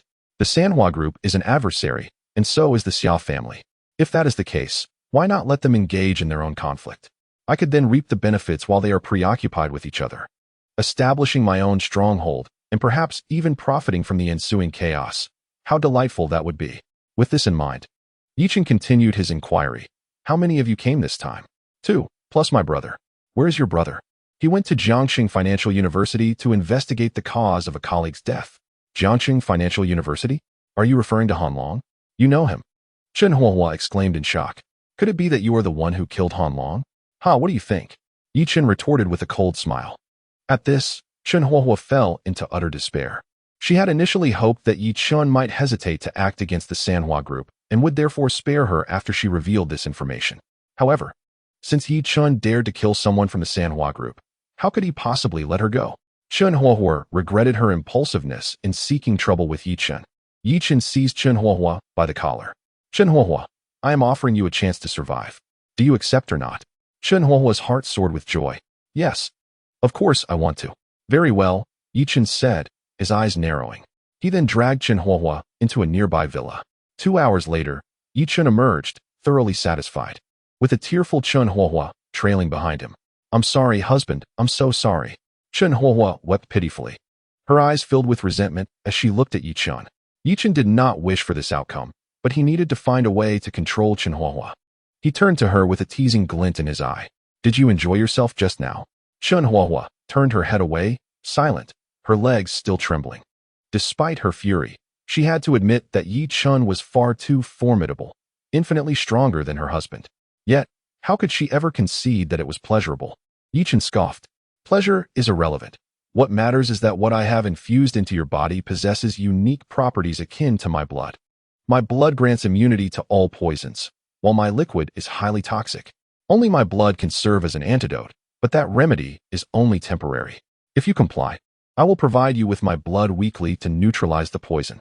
Otherwise, your body will begin to rot from within. A process 1,000 times more agonizing than the corrosion of toxic snow." At these words, Chen Huohua's face turned pale with fear. Yet, she still hoped that Yi Chen would release her, allowing her to return and confess everything. However, the next words from Yi Chen plunged her into despair. "Your brother should be arriving here shortly, yes? What? What do you intend to do?" Chen Huohua gasped in alarm. Yi Chen smirked and said, "It's nothing much. Just keeping your brother occupied for a while. You can return and claim he has gone missing or even that he has perished, however you wish to articulate it. But should you dare to betray me, not only will you meet a gruesome end, but your brother will also share the same fate. You despicable fiend." Chen Huohua cried out in indignation. "You have already humiliated me, and now you poison my very being. Why must you go to such lengths? Are you feeling anxious?" Yi Chen mused playfully. "Your brother is in my company, and I assure you, he will not be mistreated. Your urgency suggests that perhaps you are already contemplating treachery against me." This statement rendered Chen Huohua speechless with fear. After a prolonged silence, she stammered, What do you wish for me to do in your stead?" "I haven't decided yet. Let us keep in touch for now." Yi Chen waved dismissively. "Keep me informed of any movements from the Sanhua group. Should you withhold information, well, you are already aware of the consequences." With that, Yi Chen gestured. "It seems your brother is about to arrive. Let us go greet him." He grasped Chen Huohua's arm and moved forward. Despite her multitude of objections, she dared not resist. Deep down, she resolved that once her brother arrived, she would do everything in her power to help him escape. Yi Chen was a level 4 ability user, and Chen Taidai would certainly be no match for him. However, Chen Taidai's abilities were rather tenacious. If he exerted himself completely to flee, Yi Chen might not be able to pursue him effectively. 5 minutes later, Yi Chen brought Chen Huohua back to the villa. Upon entering, they were met by a woman standing at the door, towering over 3 meters and exuding a warrior's aura. This sight nearly frightened Chen Huohua into submission. Who is she?" Xiaxue pondered, her brows furrowing. Why did this woman seem so mindless? Upon noticing the presence of outsiders, the other women rushed over, each releasing their own formidable abilities. At that moment, had Chen Huohua not held herself together, she might have been utterly terrified. Ability users. A room filled with ability users, and all of them at the peak of level 3. Moreover, they were not artificial ability users. It was evident that any one of them could easily overpower her and match her brother, Chen Taidai, in combat. In that instant, despair enveloped Chen Huohua completely.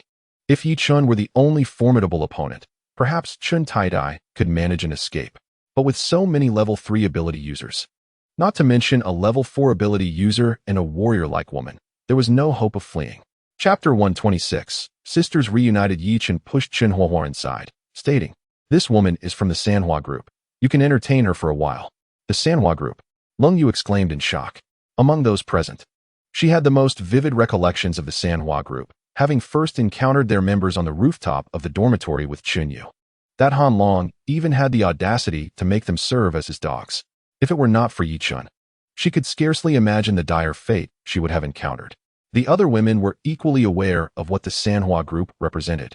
Upon hearing that Chunhua hailed from the Sanhua group, a sense of loathing washed over their hearts, yet their faces wore smiles. Xia Xuanning was the first to step forward, grasping Chunhua's hand with a warm smile. "Sister, do not be afraid. Here, it is just like home.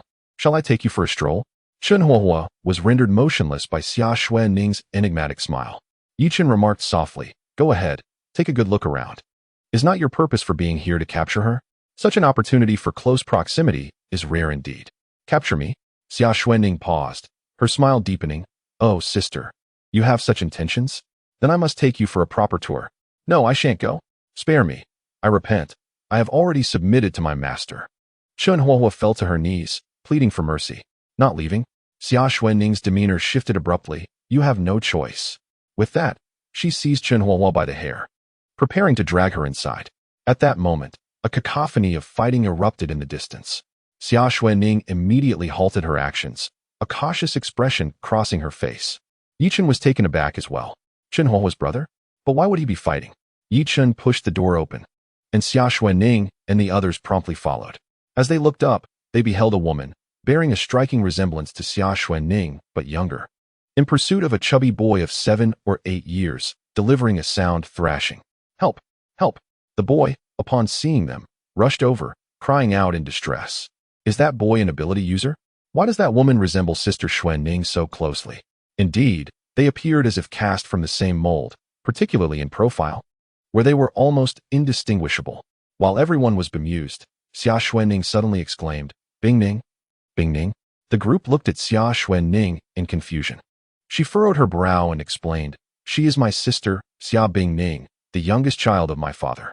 She is only 18, still in school, so not many in the outside world know of her." Enlightenment dawned upon them. Yi Chun inquired, "What is your relationship with your sister?" Xia Xuanning replied, "She is the person I am closest to in the Xia family. She would never harm me." At this, Yi Chun's astonishment deepened. Could it be that Xia Bingning was not seeking out Xia Xuanning, but rather had encountered the boy and chased after him? Yet who was that boy? Before Yi Chun could ponder further, Xia Bingning had chased Chun Tai Tai to their vicinity.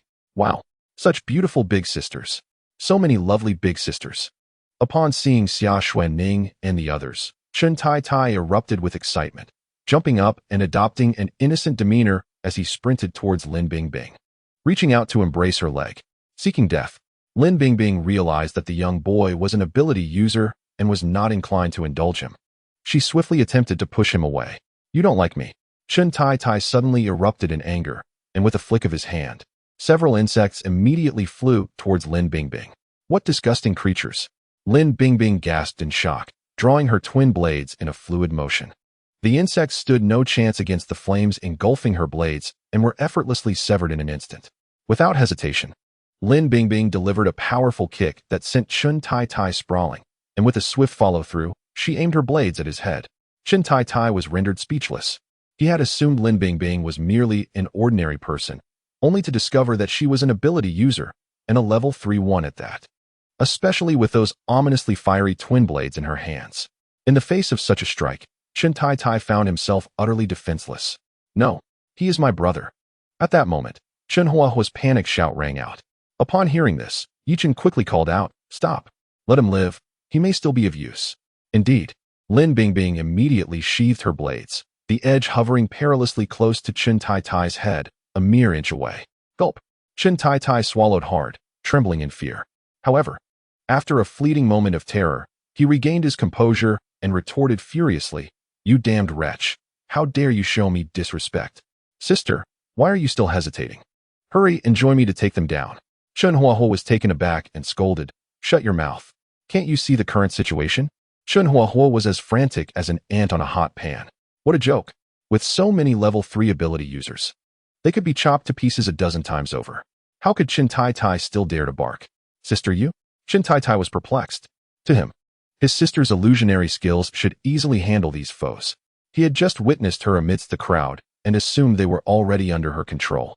Yet, even if they were not, they shouldn't inspire such fear in his sister. Yi Chun reached out to stroke Chunhua's head, saying with a hint of amusement, "Go on, have a good chat with your brother. His fate, whether life or death, depends on how you converse." Chen Huahua, not daring to delay, nodded eagerly and rushed towards Chen Tai Tai. Meanwhile, the atmosphere between Xia Xuanning and Xia Bingning had become incredibly delicate. Xia Bingning gazed at her sister. Clad in the formidable battle god's suit, her expression filled with trepidation. Xia Xuanning looked back at Xia Bingning, her beautiful eyes brimming with unspoken words. Unsure of how to convey her feelings. After a long separation, their reunion had come amidst this apocalyptic world. After a lengthy pause, Xia Bingning finally spoke, "Sister." Xia Xuanning's eyes instantly glistened with tears. With a thought, she released the battle god suit and rushed towards Xia Bingning. Bingning. Xia Xuanning embraced her sister tightly, both weeping in their heartfelt reunion. Name, Xia Bingning. Age, 18. Physical condition, poor. Number of relationships, 0. Overall rating, 90. The system's prompt sound did not take Yichun by surprise. Xia Bingning bore a striking resemblance to Xia Xuanning, yet appeared even more youthful. It would have been odd had she not met the system's criteria.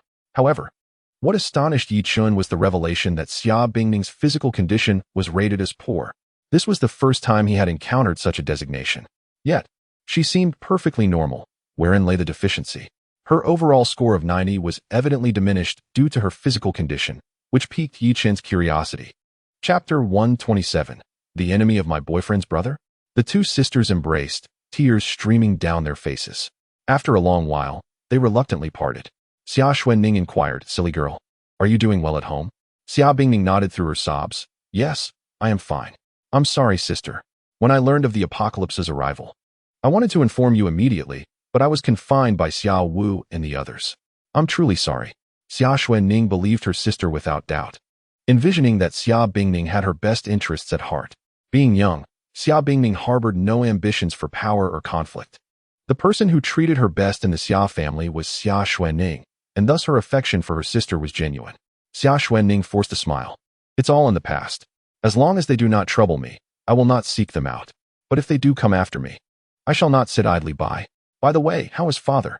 Xia Xuanning asked, inquiring about the only other person she cared for in the Xia family. Xia Bingning sighed. "Father is still in a coma, but after taking the immortal brain, his condition has improved." The immortal brain was indeed remarkable. It not only enabled humans to become supernatural beings, but also possessed healing properties. Upon hearing this, Xia Xuanning felt a sense of relief and asked again, "What is the current situation of the Xia family?" Regarding this matter, Xia Bingning did not hold back and shared the family's circumstances in one breath. Yichun listened attentively, as this information was vital to him as well.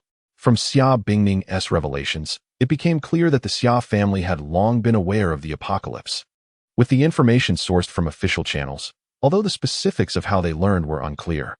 Furthermore, after the apocalypse's onset, the officials revealed the existence of supernatural beings and methods to become one. The notion of researching the mass production of supernatural beings had also been subtly suggested by the authorities, prompting the Xia family's endeavors in this area. Indeed, the Xia family had made significant breakthroughs and could now create level 3 supernatural beings with a success rate of 60%. Xia Bingning, however, did not mention the human trials. Even so, Yichun was acutely aware that the Xia family had undoubtedly captured numerous individuals. This realization ignited a fierce desire for vengeance within him. Although he was no saint and incapable of saving the world, he could not remain indifferent in the face of the Xia family's inhumane actions. Xia Bingning continued her narrative.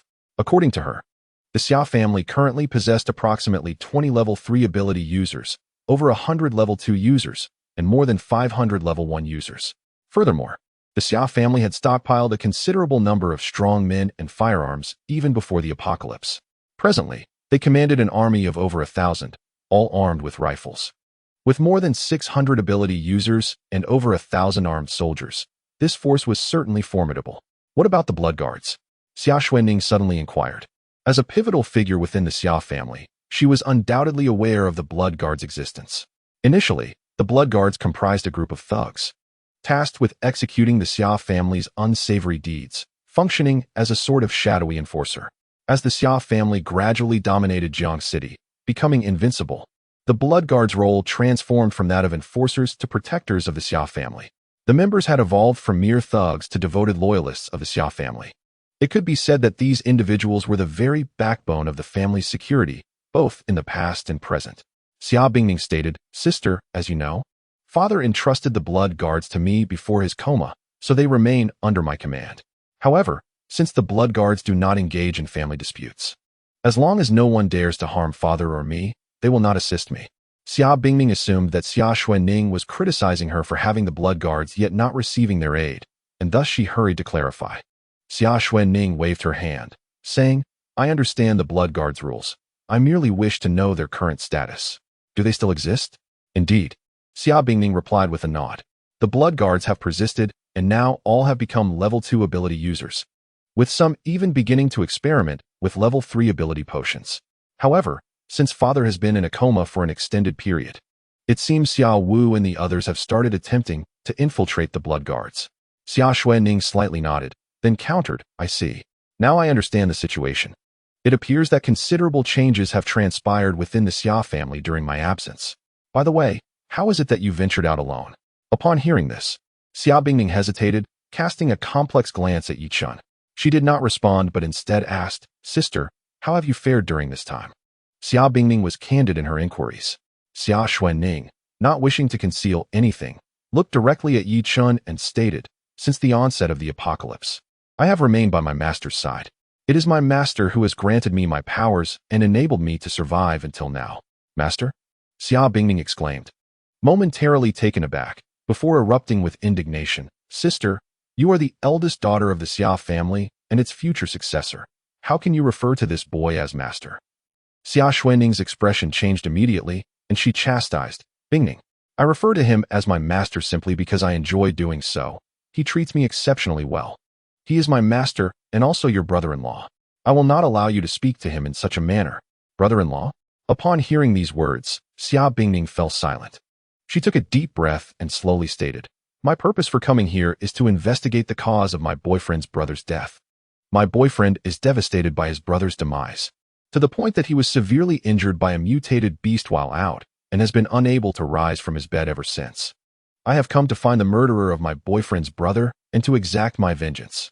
Upon hearing this, Xia Xuanning was taken aback. "Are you referring to Han Hu?" "Yes." Xia Bingning nodded emphatically, to which Xia Xuanning exclaimed in astonishment, "Is his brother Han Long?" In an instant, Xia Bingning's face turned ashen. Her greatest fear had indeed come to fruition. If Han Long did not perish at Yi Chen's hands, how could Xia Xuanning know the name of Han Hu's brother? Trembling, Xia Bingning pointed at Yi Chun. "So it truly was he who killed Han Long?" Yi Chun was at a loss for words. He had heard of enemies who sought vengeance for slain fathers, wives, mothers, and children, but never of someone avenging a boyfriend's brother. What sort of relationship was this? It was utterly chaotic. "No, dear sister-in-law, allow me to explain." Yi Chun stepped forward, eager to clarify. Given Xia Bingning's close relationship with Xia Xuanning, Yi Chun felt compelled to show her some respect. "Silence!" Xia Bingning shouted angrily, clearly unwilling to grant Yi Chun any leniency. "You murderous fiend, I shall not listen to your excuses. It is you who has caused Hu Gu's sorrow. It is you who has brought him harm. I, Xia Bingning, will not rest until I have avenged him." Chapter 128. Is there also a younger brother involved? Yi Chun found himself both amused and exasperated. How could this woman be so irrational and somewhat infatuated? Prepare to face your end. Before Yi Chun could contemplate further, Xia Bingning suddenly struck. A wave of third-tier abilities surged forth, and an ice spike hurtled toward Yi Chun's vital points. "You are utterly unreasonable." Yi Chun, growing irate, glared and prepared to retaliate. He was no saint. Even if she was his sister-in-law, he would not simply stand there and take a beating. However, before he could act, a fireball erupted and shattered the ice spike. Xia Xuanning stood before Yi Chun, glaring at Xia Bingning, and demanded, "Bingning, what do you intend to do? He is your brother-in-law. I will not allow you to harm him." "Sister, he is a murderer. How can you defend him like this?" Xia Bingning questioned angrily. "A murderer?" Xia Xuanning scoffed. "In this apocalyptic world, do you not find those words somewhat amusing? My master is a murderer. Does that mean the Xia family is not? Are the experiments conducted by the Xia family not indiscriminate slaughter of the innocent?" Xia Bingning found herself speechless in the face of this retort. Xia Xuanning continued, "Moreover, the master acted in self-defense. That Han Long indiscriminately slaughtered innocents and sought to capture people at random, which is why the master had to kill him. Pray tell, what would you have done in such a situation?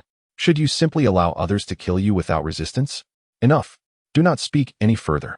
Xia Bingning's emotions suddenly surged, and she shouted, "You have no idea what Han who has truly endured. Regardless of the circumstances, I am determined to kill that scoundrel. If you still consider me your sister, then step aside." Xia Bingning's resolve was unwavering. Yet, Xia Xuanning showed no hesitation. She brandished the baseball bat from behind her, her expression dark as she glared at Xia Bingning. "Xia Bingning, I have long sworn an oath with the master to sever ties with the Xia family. If you still acknowledge me as your sister, then leave immediately. Should you insist on this course, do not blame me for being unkind." "Sister." Bingning. Neither party retreated, their gazes locked in a fierce confrontation. "Very well. Since you insist on this path, I shall subdue you before confronting that wretch," Xia Bingning declared coldly, and with that, she summoned ice spikes to strike at Xia Xuanning. "You." Xia Xuanning was infuriated, yet she did not falter. She retaliated by conjuring fireballs to hurl at Xia Bingning. Their skirmish was evidently measured, neither seeking to bring the other to death. Thus, it was clear that this was a clash between third-level ability users, yet there might scarcely surpass that of second-level users. "Bingning, enough. Even if you defeat me, you will not stand a chance against the master. If you persist, you will lose your life." For Brother Hu, I would gladly sacrifice my life." Xia Bingning refused to yield, her lethal attack suddenly intensifying. A sword of ice materialized in her right hand, charging towards Xia Xuanning's shoulder. "Are you serious?" Xia Xuanning was enraged, directly channeling her energy into the baseball bat, delivering a fierce blow towards Xia Bingning's abdomen. However, Xia Bingning proved to be a reckless fighter. She did not retreat an inch, willingly exchanging injury for injury. Boom. Thud. The ice sword and baseball bat struck simultaneously. A gaping wound was carved into Xia Xuanning's shoulder, blood spraying forth, while Xia Bingning was struck heavily in her abdomen, sending her flying. Ultimately, Xia Bingning lacked combat experience. In her flight, she panicked. Seizing the opportunity, Xia Xuanning, despite the excruciating pain, lunged forward, gripping Xia Bingning's neck with her right hand and slamming her heavily to the ground. The bat pressed against her head. Xia Bingning was taken aback, ready to struggle and retaliate. "Enough." Xia Xuanning's roar echoed once more. Her eyes brimmed with boundless anger, mingled with unshed tears. "Enough. Do not continue this fight. Must one of us truly perish here today, amongst sisters?" The words of Xia Xuanning awakened Xia Bingning, her eyes brimming with tears as she gazed into Xia Xuanning's eyes, a profound anguish resonating in her heart. Ultimately, she shed all resistance. Through her sobs, she declared, "I may leave today, but I swear I will kill Yi Chun. You can end my life right now. Otherwise, I shall not relent. You seek death." Xia Xuanning screamed in fury, her right hand gathering strength. "Stop." Yi Chun's commanding voice resonated just in time. He could not bear to witness Xia Xuanning slay her own sister. He did not wish for the woman he loved to transform into a monster. Xia Xuanning exhaled in relief, promptly releasing Xia Bingning. She had never truly intended to take Xia Bingning's life. In that moment of despair, she had been at a loss for what to do. Yi Chun approached the two, sighing, "Why hasten to harm one another, being of the same blood? You seek to kill me. Do not let my presence ruin the bond between you sisters." Xia Bingning was taken aback. "What did you just say?" Yi Chun reached out, lifting Xia Bingning, brushing off the dust from her clothing. "You heard every word I spoke. I confess, I killed Han Long.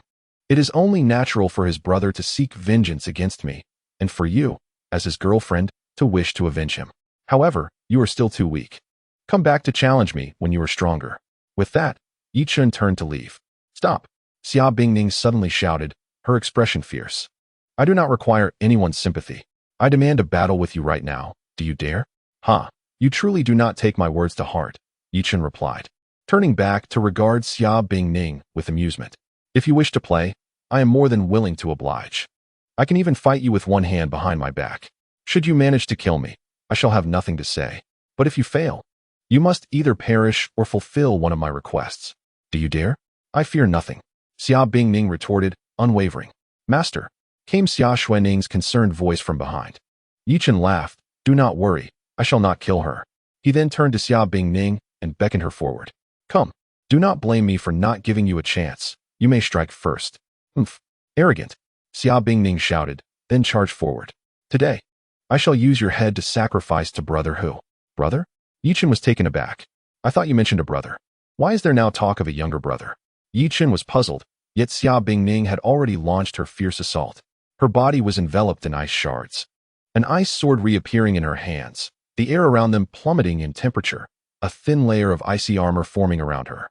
Upon witnessing this, the onlookers' expressions changed dramatically. Bai Shui cried out in alarm, Yi Gu, be careful. She did not unleash her full power before. Chapter 129. Ants barking at the sun. Ants dare to bark at the sun. Yichen scoffed, then unleashed a punch. Fire dragon technique. Roar. The fire dragon roared forth, swiftly engulfing Xia Bingning. Ah! The anguished cries of Xia Bingning echoed as she was hurled away, her icy armor melting instantaneously, and even her garments were reduced to ashes. This was unbearable. Chen Huahua hastily covered Chen Taitai's eyes.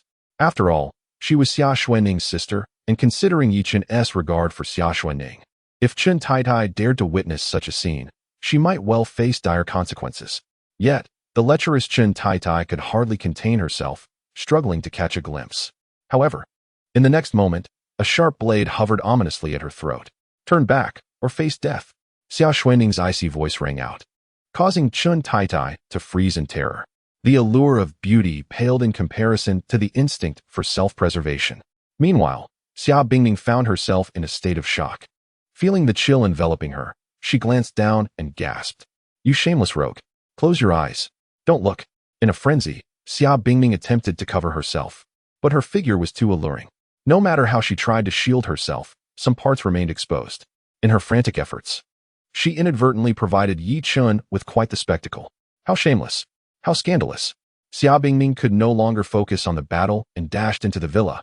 TSK, master. You are quite wicked, Lin Bingbing chuckled mischievously. The others echoed her sentiments. Coughing awkwardly, Yi Chen remarked, it was all an accident. Who could have anticipated this? Yet, the vivid image of the earlier incident lingered in his mind. TSK. Truly, she was a small figure with a big impact. At that moment, Xia Xuanning approached. Pleading, Master, could you spare Bingning? She is not of ill nature, merely a bit childish. As Yi Chen began to speak, Xia Xuanning suddenly knelt before him. I was wrong, Master. I know this request is rude, but she is my most cherished sister. Tears streamed down her face like rain. Yi Chen, with a sigh, responded. What are you doing? Am I truly that terrifying? Rest assured, I shall not harm her. However, since she has come, I will not allow her to leave. Do you understand? Xia Xuanning beamed with joy, nodding eagerly, of course. As long as you do not kill her, I will persuade her to serve you alongside me. Yi Chen nearly choked on his own breath, his expression darkening. What I meant was to prevent her from returning and alerting others. Do you comprehend? Our objective is to keep the Xia family and the Sanhua group in the dark, so they come to us piece by piece for their demise. If they uncover our true strength, they might come at us in full force, and that would spell trouble for us. Yes, Master is wise. Xia Xuanning nodded excitedly. I will ensure Bingning serves you. Yi Chun's expression grew even darker, though he felt a sense of satisfaction at Xia Xuanning's understanding. Xia Bingning is indeed a woman who meets the system's requirements, and she has yet to know a man. This presents me with the unique opportunity to obtain 2 chances for a lottery. Such a fortunate circumstance. How could Yi Chun let it slip away? What of the sister-in-law? It is precisely the sister-in-law that I desire. In the grand hall of the villa, as Yi Chun and the others entered, Xia Bingning had already donned a white down jacket, the origin of which was unknown, and stormed down with an indignant expression. Yi Chun, you despicable scoundrel. Yi Chun shrugged nonchalantly. I am a fire element ability user. Should I not utilize my powers? Am I to bite you instead? It is a marvel you have survived. As for your clothing, one can only blame its flammability. You. Xia Bingning seethed, her teeth clenched in fury. Yi Chun waved dismissively. Let us dispense with the trivialities. You have already lost. Before you lies a choice. Either meet your demise or fulfill one of my requests. Though Xia Bingning was infuriated, she understood that she could not contend with Yi Chun. No one desires death, and she was no exception. With this in mind, she huffed indignantly. What is your request?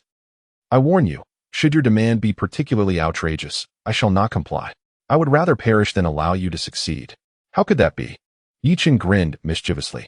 I am a paragon of virtue. You may inquire with your sister. Xia Xuanning pondered. A paragon of virtue? Surely he must have some misunderstanding of the term. Xia Xuanning fell silent, awkwardly. Xia Bingning felt no need to heed her sister's explanation and pointed at the women surrounding them. If you are truly a paragon of virtue, how could you have so many women? Hey, that is slander. You are defaming me. Yi Chen feigned innocence. They are all captivated by my charm and genuinely wish to be with me. Trust me, spend enough time with me, and you too shall be enchanted. Bah! Xia Bingning retorted impatiently. You are utterly shameless. Speak your request plainly. I have no time for your prattle.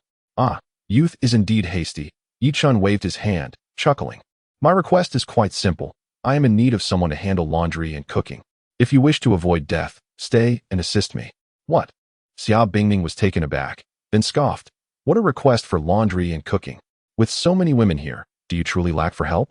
If you desire my body, simply say so. There is no need for such roundabout methods. I could never agree to such a request. Propose another. Are you foolish, Xia Bingning? Yi Chen's expression suddenly turned cold. If I wished for your body, would I require such elaborate schemes? You are no match for me. I could simply bind you and take what I want. Moreover, your sister is present. Would she really stand by and watch you succumb to me? Xia Bingning found herself speechless. Yi Chen's words seemed to hold a semblance of logic. Are you truly asking me solely to do your laundry and cooking? Xia Bingning, in a state of doubt, asserted, but I will not give up on killing you. If you keep me by your side, I assure you that I will seize any opportunity to end your life. Very well, Yi Chen replied nonchalantly. If you truly possess the capability to slay me, then I shall concede that my skills are lacking. Here, no one will impede your efforts. With a glance at the women present, Yi Chen continued, listen closely. Should there come a day when she manages to kill me, regardless of the method, you must not hinder her departure. Do you understand? He, understood, master. Since you have spoken, we shall obediently comply. Humph. You wish to slay Brother Yi? You'd best think again. A young girl retorted. In your next life, perhaps. Little girl, you are indeed fortunate. Others who wish to kill Brother Yi meet their demise. Yet you can brazenly attempt it without fear of death. Although Xia Bingning felt somewhat bewildered, her heart brimmed with joy. This overconfident individual was practically inviting his own end. Chapter 130. A lesson in earnest with a resolute tone, Xia Bingning declared, all right. If you truly guarantee that, I shall gladly wash your clothes and prepare your meals. However, I will devise ways to kill you each day. So you had better remain vigilant. Rest assured, I will provide you with ample opportunities to attempt my demise, Yi Chen replied playfully. However, should you fail in your endeavors, I may impart some minor lessons to you. Humph. As long as you do not kill me, I will eventually bring about your end. Xia Bingning retorted fiercely, turning on her heel to ascend. Where shall I reside? Choose any vacant room, Yi Chen replied. After Xia Bingning departed, Yi Chen turned to Chen Huohua. You may return now. Chen Huohua glanced at Chen Tai, his expression laden with worry. Fear not, he is my bargaining chip. As long as you remain useful, he will not perish, Yi Chen reassured. Upon hearing this, Chen Huohua exhaled in relief and then addressed Chen Tai. Tai, we have encountered a setback this time. This is our only path to survival. Remain composed and do not act recklessly. Having witnessed Yi Chen's formidable prowess, Chen Tai had long since abandoned any hope of resistance. Watching his sister's retreating figure, a sense of despair enveloped him. Bang! The door slammed shut. Chen Tai turned to survey the room filled with beautiful women. Yet he felt no joy. This place, though ostensibly warm, felt like a frigid hell to him. Sensing the predatory gazes directed at him, Chen Tai's anxiety deepened. What do you intend to do? He stammered. Giggles erupted. Oh, little brother, do not fear. We are all good people. What could we possibly do? Lin Bingbing, with a cheerful demeanor, pulled Lung Yu closer. At your age, this is the prime time for learning. How can you afford to be lax? Learning? Chen Tai was taken aback. A sense of foreboding suddenly surged within him. Indeed, in the next moment, Lin Bingbing produced a large box from seemingly nowhere. As the box opened, it revealed an overwhelming collection of 3 years' worth of college entrance examination simulations. Chen Tai's eyes nearly bulged out of their sockets. Is this for me? Chen Tai was utterly astonished. Lin Bingbing teasingly remarked, the sisters haven't prepared any gifts for you, so consider this as a token of our meeting. I believe you will appreciate it, won't you? I adore your fried dough twists. Chen Tai, nearing 30, scoffed at the idea of learning such trivial skills. Besides, in this day and age, who still bothers with education? You don't like it? Lin Bingbing's expression suddenly shifted, and out of nowhere, she produced a whip soaked in brine. Chen Taitai was taken aback, quickly adopting a pitiful demeanor as he stammered, "Of course I like it. I absolutely adore gifts from big sisters. I must study hard and improve every day." "Well, that's more like it," Lin Bingbing said with a smile.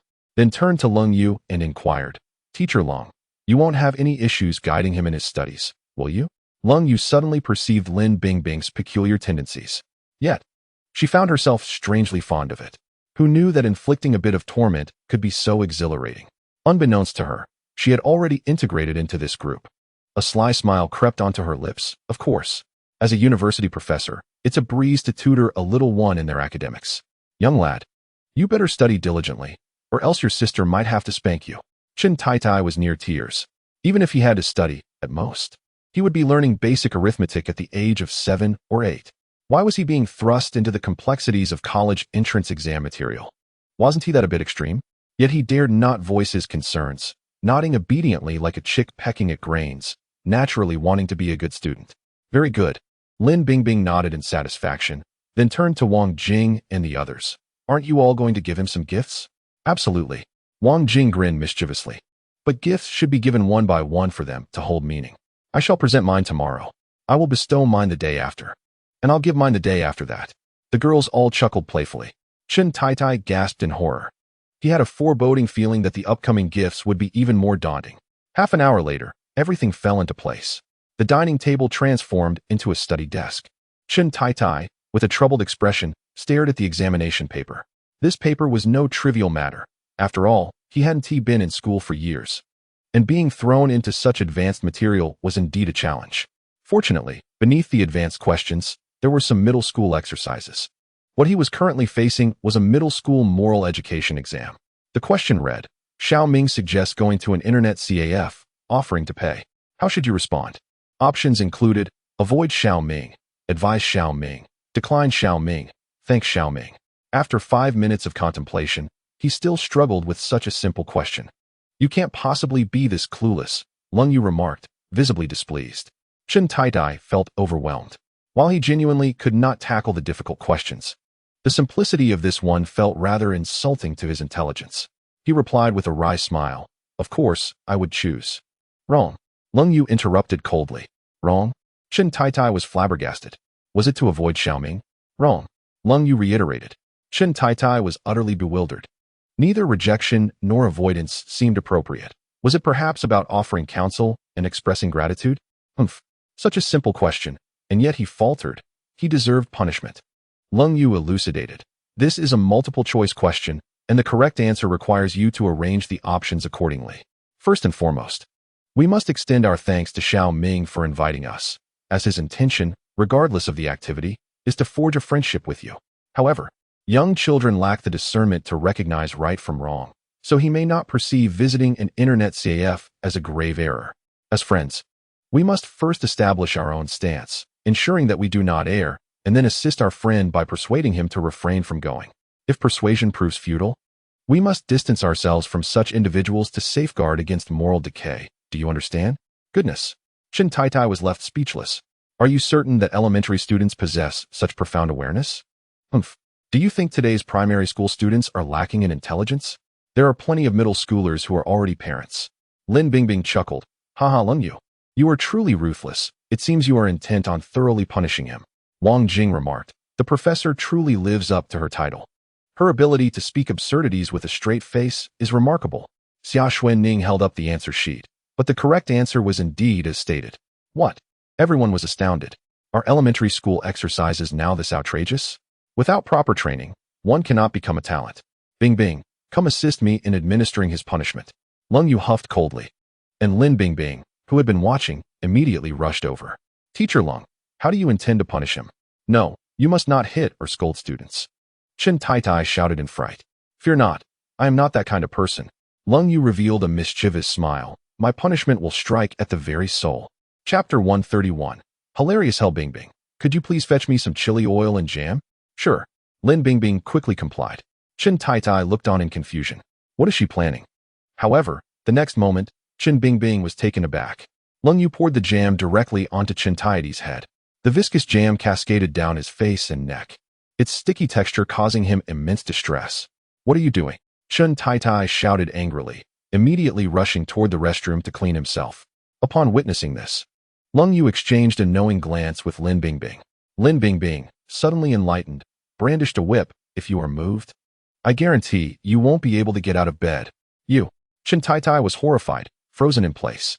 Compared to this disgusting sensation, the thought of being struck was undoubtedly more painful.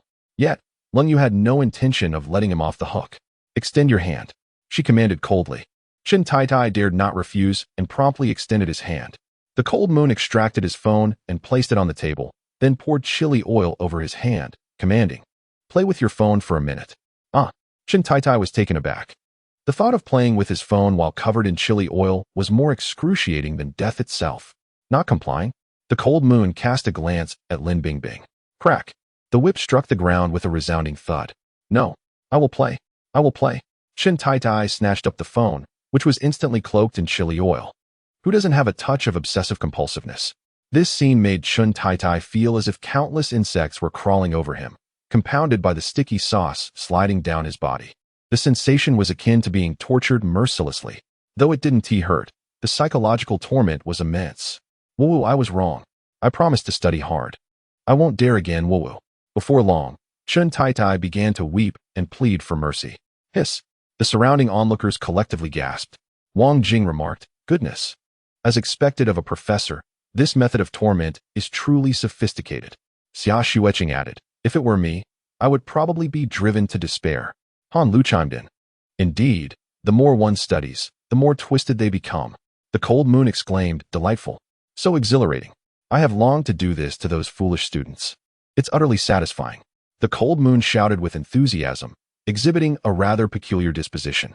Nearby, Yi Chen's eyelid twitched. Well, he had thought the cold moon would be the most serious among them, yet it turned out she harbored such eccentricities. Was it the environment here that fostered their eccentricities? Or were they inherently peculiar, only finding release in this setting? Yi Chen leaned towards the latter notion. Who among us doesn't harbor some darker inclinations? In a law-abiding society, people conceal such tendencies well. Yet once those constraints vanish, one's true nature is bound to surface, right? And what of Han Lu's peculiarities? Yi Chen glanced at Han Lu. His curiosity piqued. With this in mind, Yi Chen said to Han Lu, "Han Lu, you shall present your gift tomorrow. Wang Jing can deliver hers the day after." "Oh, all right, Han Lu replied, momentarily taken aback, but quickly nodded in agreement. Her prompt acquiescence indicated she had already contemplated what to offer. Following this, the teaching resumed. The cold moon conjured countless methods to torment Chun Tai, each one devoid of pain, yet profoundly discomforting. Thus, by the time night fell, Chun Tai's eyes were filled with trepidation, shrinking back in fear at the sight of anyone. As night deepened, tranquility enveloped the surroundings. Yi Chun, rarely alone, drifted off to sleep early. Creak. Suddenly, a faint sound of a door opening echoed from the entrance. Thanks to the villa's expensive wooden door, the sound was nearly imperceptible. Then, a figure clad entirely in black stealthily entered the room. Under the moonlight, the silhouette appeared elongated and voluptuous, unmistakably that of a woman. She crept up to Yi Chen's side, listening to the snoring emanating from the bed, her eyes igniting with a fierce intent to kill. In the next moment, she abruptly raised the dagger in her hand and brought it down with force. With a soft thud, the blade pierced the blanket. Yet it encountered no resistance of flesh as one would expect, resembling the sensation of stabbing into cotton instead. Indeed, as she withdrew the dagger, it revealed the torn stuffing within. How could this be possible? The woman gasped in astonishment. The snoring was unmistakably present. How could there be no one? Wait, that sound. It seemed she suddenly crouched down, and there was Yi Chun, indeed sleeping beneath the bed. Damn scoundrel. He had taken such precautions against her. Enraged, the woman stood up, snatched the dagger left on the bed, and bent down once more to kill Yi Chun. However, just as she lowered her head, a dark visage emerged from the shadows. Its two round eyes almost touching her face, staring intently at her. Ah! The woman nearly fainted from fright. Such a close encounter with death was terrifying. She screamed in terror, collapsing to the ground, tears streaming down her face. Yi Chun chuckled as he crawled out from beneath the bed, flipping on the light. With such cowardice, you thought to kill me? Xia Bingning, you truly are pathetic. Indeed, the woman on the floor was none other than Xia Bingning. Upon realizing it was Yi Chun, her sobs began to diminish. You despicable creature. You feigned sleep to frighten me. Oh, and you accuse me of being despicable for defending myself? Yi Chen regarded Xia Bingning as if she were a fool, pondering whether to call her foolish or merely foolish. Xia Bingning was rendered speechless with rage. She fully understood that Yi Chen had been deliberately waiting for her. Don't get too pleased with yourself. As long as you don't kill me, I will ensure your demise. Xia Bingning retorted angrily, wiping away her tears, and astonishingly began to walk away. Attempting to leave, Yi Chen swiftly yanked Xia Bingning back. Startled, she clutched her chest, trembling. What do you intend to do? I have warned you. Should you fail in your assassination attempt, I will impose punishment upon you. Yi Chen grinned mischievously, his gaze appraising Xia Bingning from head to toe. Xia Bingning, increasingly terrified, exclaimed, Don't even think about it. If you intend to do anything to me, I would rather die than consent. You overestimate your importance. Yi Chen sneered. The women I desire will inevitably come to my bed willingly. There is no need for coercion. With that, Yi Chen pushed Xia Bingning onto the bed and seized her small foot. For your first punishment, let us indulge you in a taste of exquisite pleasure. This technique is known as hellish laughter. Upon finishing his words, Yi Chen directly targeted the delicate soles of Xia Bingning's feet, teasingly scratching them. Yi Chen, you beast. Let me go. Chapter 132, Return My First Kiss. Little girl, do you think I cannot handle you? Yi Chen said with a mischievous grin, his hands continuing their playful torment. You beast. How dare you touch a girl's feet? I am your sister-in-law. Oh, Yi Chen replied with intrigue. So now you've realized you are my sister-in-law? Why didn't you consider that I am your brother-in-law when you attempted to assassinate me? Did you think I would let you off so easily? Tell me how I might spare you. Xia Bingning was nearly breathless from laughter. Yi Chen felt a surge of delight, realizing the effectiveness of his strategy. He had drawn inspiration from the punishment Cold Moon had inflicted on Chen Tai-Dai. This was his first realization that inflicting pain and threats were not the sole methods to deal with someone. The terror of soft violence was indeed formidable. Intent on subduing Xia Bingning, he proposed a condition related to this playful exchange. As long as you give me a kiss, I shall let you go this time. Kiss you? You must be dreaming. Very well, keep laughing. I shall see if you can maintain your mirth until my hands tire. Xia Bingning's once rosy feet had turned crimson, and soon enough, she could no longer withstand the tickling. You scoundrel. I will kiss you. Is that not enough? Upon uttering this, Yi Chen immediately ceased his antics, gazing at Xia Bingning with amusement. Xia Bingning clutched her feet, her expression one of pained reproach. Yi Chen, you scoundrel. Oh, would you like to continue? Yi Chen chuckled, reaching out as if to resume his playful assault. You dare, Xia Bingning exclaimed, startled, as she leaped toward Yi Chen, aiming to plant a kiss on his lips. Quick as a flash, Yi Chen turned his head away. A soft smack echoed as her lips landed squarely on Yi Chen's mouth. Xia Bingning's eyes widened in shock, her pupils dilating in disbelief. She pushed Yi Chen away, her voice filled with anger. Yi Chen, you despicable creature. You promised just one kiss. Return my first kiss. Return it. Return it? Yi Chen pulled Xia Bingning back towards him and kissed her once more. Xia Bingning was nearly driven to madness, screaming, How dare you take advantage of me? Hey, this is unjust. Yi Chen shrugged innocently. But you were the one who said I should return your first kiss. Am I not following your wishes? You. Xia Bingning, upon realizing the situation, was so exasperated that tears brimmed in her eyes. She fixed her gaze on Yi Chen, weeping inconsolably, resembling a wronged little wife. You are shameless, despicable, untrustworthy. What nonsense is this? Yi Chen retorted with a roll of his eyes. I told you to kiss me. I never specified where. A kiss counts, doesn't it? You. Xia Bingning's sobs grew more intense. Yi Chen, with a mischievous smile, remarked, If you don't leave now, in this secluded setting with just the two of us, I cannot guarantee what I might do. Startled, Xia Bingning ceased her crying and hurried towards the door, exclaiming in anger, Yi Chen, you wait for me. I, Xia Bingning, vow that if I do not kill you, I shall not be human. With a resounding slam, the door was shut. Yi Chen touched his damp lips, a wicked grin forming at the corners of his mouth. You think you can kill me? Against a girl like you, I could easily take down 100.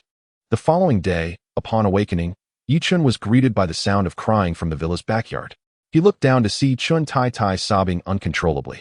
In the backyard stood Lung Yu, Han Lu, and Lin Bingbing before the weeping Chun Tai Tai. Woe is me. I was wrong. Please spare me. She pleaded. What are you talking about, child? Lung Yu responded disapprovingly. Han Lu's gift was meant for your benefit. How could you be so ungrateful? Indeed, Lin Bingbing chimed in. As a student, you must develop in all aspects, morally, intellectually, physically, artistically, and in labor. Han Lu is doing this for your own good. Chun Tai Tai sniffled. But I am an ability user. Do I really need this kind of training? Of course, Han Lu asserted seriously. This training is derived from the Safety Bureau's research on enhancing physical abilities. If you wish to avoid punishment, you must continue. Trembling, Chun Tai Tai glanced towards the distance and began to cry anew. Heavens, are you certain this is physical training? Isn't this a matter of life and death? In the distance lay Han Lu's meticulously crafted training apparatus. The first was a jump rope, but unlike any ordinary jump rope, it was a thorny vine. It lacked handles and showed signs of having been soaked in saline. The pain from this would be unimaginable if it struck the body. Even merely gripping it with both hands would inflict excruciating agony. Han Lu's requirement was for her to perform 3 sets of exercises with this jump rope, completing 10,000 jumps in under 5 minutes. Even for an ability user, this was an almost insurmountable task. Beside the jump rope was a tire engulfed in flames. The fire was peculiar, as it could not burn the tire away. The second exercise required Chun Tai Tai to push this burning tire back and forth 1,000 times, enduring the searing pain. And this was merely the beginning. In addition, there are a dazzling array of 7 or 8 tasks that Chun Tai Tai must complete within a single day. It is no wonder that she was overwhelmed to the point of tears. This is not merely physical training. It is akin to hell itself. Soon, the backyard echoed with her heart-wrenching cries. Yi Chun, once again taken aback by the sheer intensity of the situation, retracted his neck and retreated indoors to wash up. Chun Tai Tai's eccentricity was considerable, yet in the presence of such a gathering of oddities, her quirks seemed trivial by comparison.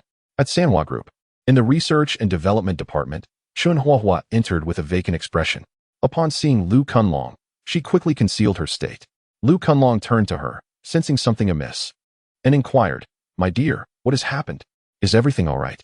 Chun Huahua forced a bitter smile and nodded, acknowledging, "We underestimated the prowess of that group. Have we failed?" Lu Kunlong exclaimed in shock, rushing over to assess her condition. "Are you hurt?" Chun Huahua shook her head, stating, "You know my abilities. As long as I wish to leave, no one can detain me." Chapter 133, The Third Director. I am fine. However, Chun Huahua suddenly burst into tears, sobbing. Tai Tai sacrificed himself to protect me. Boom. Her words struck Lu Kunlong like a thunderclap, leaving him astounded. He was well aware of Chun Tai's formidable strength. He was a peak-level 3rd-tier ability user, a master within the Sanoa Group. The revelation of his death was shocking. Yet, beneath his astonishment, Lu Kunlong felt a surge of joy. He had long disapproved of Chun Tai's reckless demeanor and secretly wished for his demise. However, he could not reveal his true feelings. Immediately, he donned a mask of sorrow, comforting her. "My dear, I apologize for allowing you to venture into danger. I'm so sorry, but death is irreversible. You must find a way to mourn." "No, it's all right," Chun Huahua replied through her sobs, shaking her head. "It was I who insisted we scout ahead. The responsibility for any mishap lies with me." As she spoke, a glint of determination appeared in her eyes. "Those wretched individuals. I will ensure they pay for this."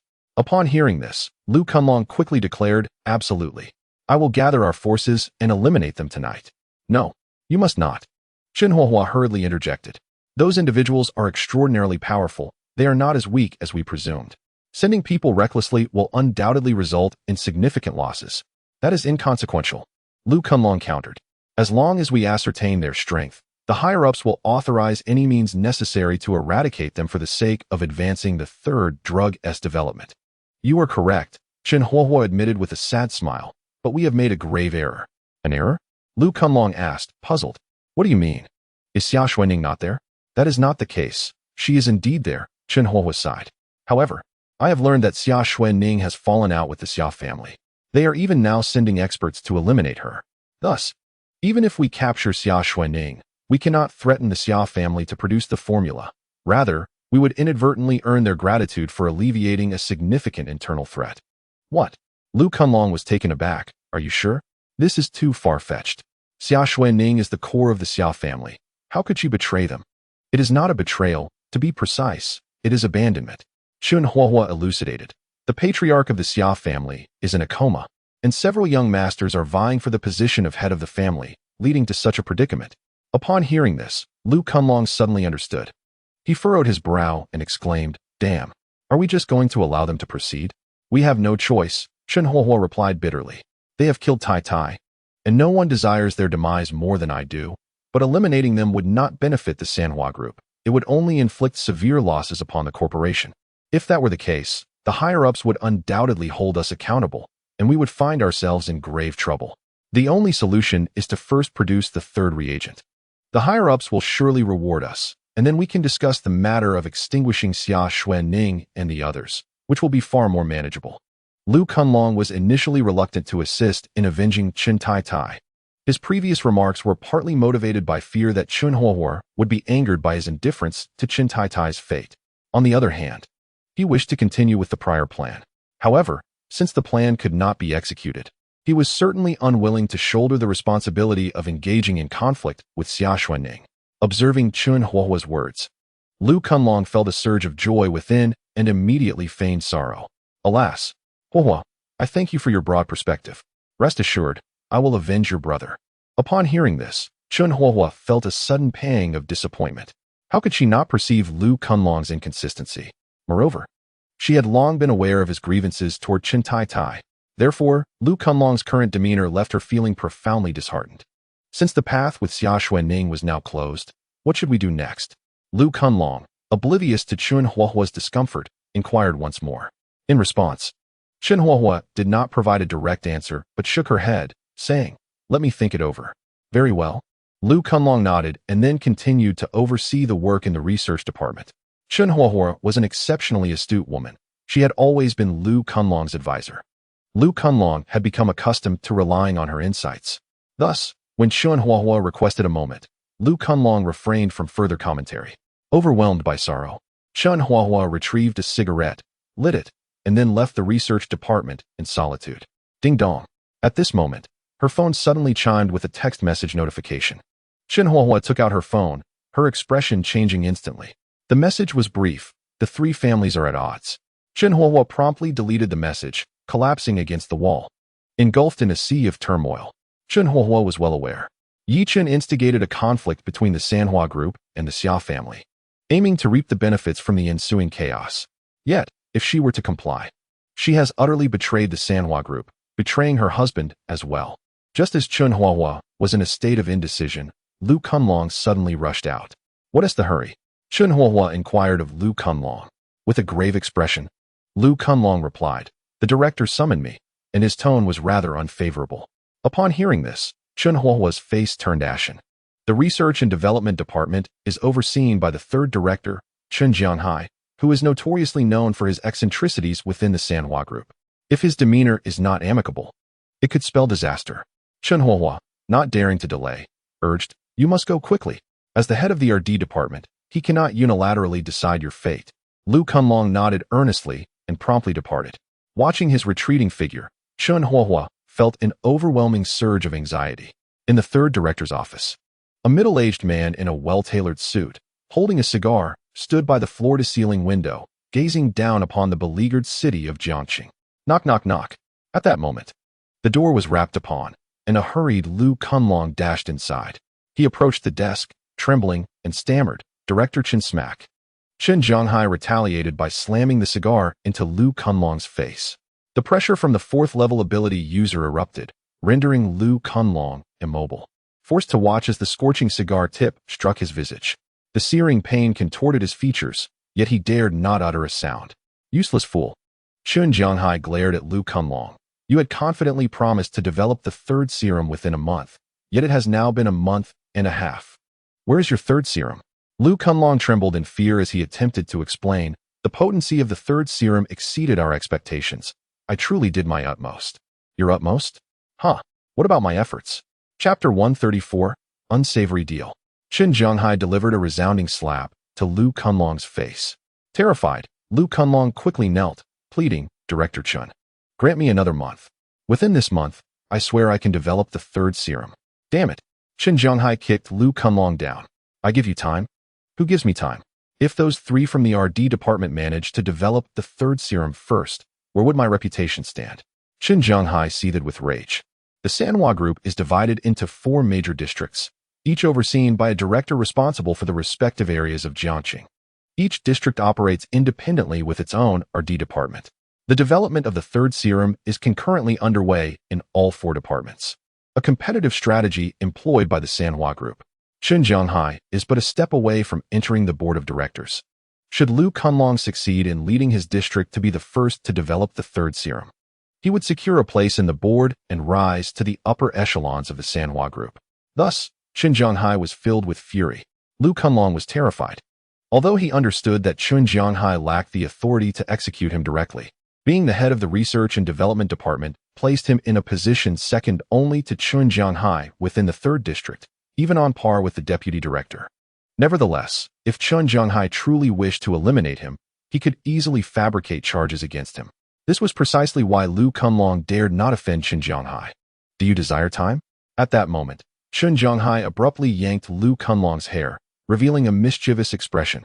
Lu Kunlong, trembling, nodded cautiously. Chen Zhonghai smirked. Very well. Considering your years of service, I shall grant you a month. However, I am a man who believes in rewarding merit and punishing transgressions. If you do not pay a certain price, it will be challenging to gain public acceptance. What do you want? Lu Kunlong hastily inquired, grasping Chen Zhonghai's implication. A lewd smile crept across Chen Zhonghai's lips. My secretary encountered an incident recently, and I happen to be in need of a new one. I find your wife quite suitable, if you catch my drift. Lu Kunlong's face turned ashen. Chen Zhonghai's lecherous reputation was well known throughout the Sanoa group. Among the experimental subjects captured in the third district, any with even a hint of attractiveness had fallen victim to Chen Zhonghai's depravity. Some were even subjected to his perverse whims until death, resulting in the third district's experimental subjects being fewer than those in other districts. Thus, when Chen Zhonghai spoke of a secretary, it was evident he intended to have Lu Kunlong's wife for himself. And no, Chen, I cannot comply with such a request. Please, could you ask for something else? I will agree to any demand as long as it is not that. Lu Kunlong pleaded for mercy. Yet, how could Chen Zhonghai relinquish this opportunity?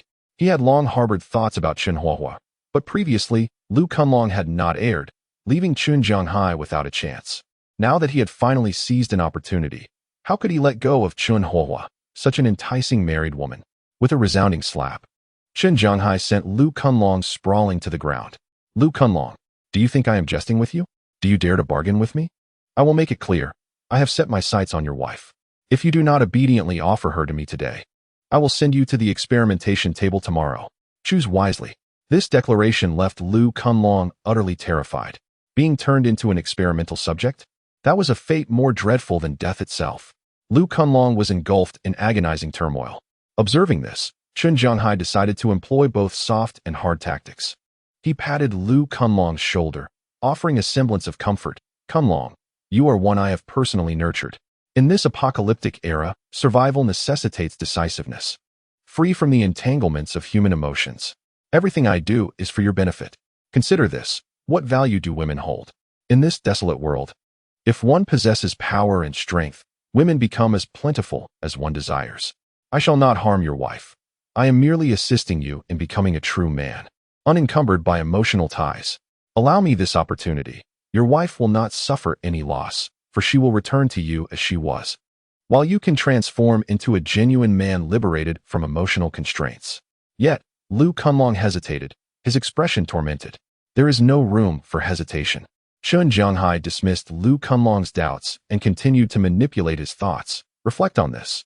Who holds the highest position in our third district, aside from myself? It is undoubtedly you. As long as you consistently develop the third serum, I will naturally ascend to the board, leaving the position of director in our district vacant. As your trusted confidant and the head of the serum's development, with a few favorable words from me at the board, the director's position will be yours. You need only be resolute. You need not perish. Your wife remains your wife, and you can attain a higher status. Is this not appealing? This declaration shattered Lu Kunlong's defenses. The advantages are overwhelming, too numerous to refuse. In this chaotic world, humanity's baseness is magnified. Qin Zhonghai's words served to ignite Lu Kunlong's desires entirely. A glimmer of resolve flashed in his eyes. Very well, I shall comply. Qin Zhonghai erupted in triumphant laughter, affirming, indeed, I did not misjudge you. Now go. Hurry back and bring your wife. My secretary's position cannot remain vacant for long. With a clenched jaw, Lu Kunlong departed. Outside the RD department, upon seeing Lu Kunlong return with a bruised visage, Chun Huahua rushed over with concern. Did he strike you? Is it because of the third serum? Lu Kunlong bitterly nodded in reply. Damn it, that scoundrel. Chun Huahua muttered angrily. He does nothing all day, yet complains incessantly. If he hadn't squandered so many test subjects, we might have already completed the serum. Suddenly, Lu Kunlong grasped Chun Huahua's arm, halting her tirade. What is it? She inquired. Confusion etched on her face. I wish to discuss something with you, if I may. Lu Kunlong spoke with a tone of guilt. A foreboding sense of dread surged within Chun Huahua. With a trembling voice, she queried, You haven't struck a deal with Qin Zhonghai, have you? I apologize. My dear wife, I am so sorry. Lu Kunlong suddenly broke down in tears. If I refuse him, he will kill me. I am truly sorry, my wife. Please save me. I do not wish to die. I do not want to perish. Chapter 135. Sacrifice for Love. Chun Huahua's complexion turned as pale as wax. Trembling as she inquired, What agreement have you made with him? Chun Zhonghai's character and preferences were all too familiar to Chun Huahua. The current state of Lu Kunlong, pleading for her assistance, was undoubtedly entwined with an agreement concerning Chun Huahua. As a fragile woman, she was acutely aware of what made her appealing to Qin Zhonghai. Before this, she had witnessed the intense, almost predatory gaze he directed towards her, laden with insinuations, countless times. Yet, despite this knowledge, she found it implausible that her man would betray her for the sake of survival. Therefore, she needed to hear the words from Lu Kunlong's own lips. Lu Kunlong grasped Chun Huahua's hand tightly, sobbing, He wants you to be his secretary. But rest assured, if you accompany him just once, I swear I will find a way for you to avoid that role. He promised me that if you could endure just one evening with him, not only would he grant me an additional month, but he would also elevate me to the position of third supervisor. At that point, we would no longer need to bow to others. Huahua, I know you love me the most. I beg you to help me. I implore you. Boom. Lu Kunlong's words struck Chun Huahua's heart like a sudden chill, plunging her into an icy abyss. A piercing cold radiated from her toes to the crown of her head, akin to a heavy blow landing squarely on her heart, rendering her desolate. Tears streamed down her cheeks, and she struggled to breathe. At last, Chun Huahua's composure shattered completely. She forcefully wrenched her hand from Lu Kunlong's grip, screaming, Lu Kunlong, do you even comprehend what you are saying? I have been loyal to you since I was 16, always considering your needs. For your sake, I have sacrificed my conscience, becoming a heartless demon, and this is how you repay me? I believed we had a beautiful future ahead, yet you have utterly disappointed me. Lu Kunlong was overwhelmed with guilt. Huahua, please allow me to explain. Everything I do is for our future.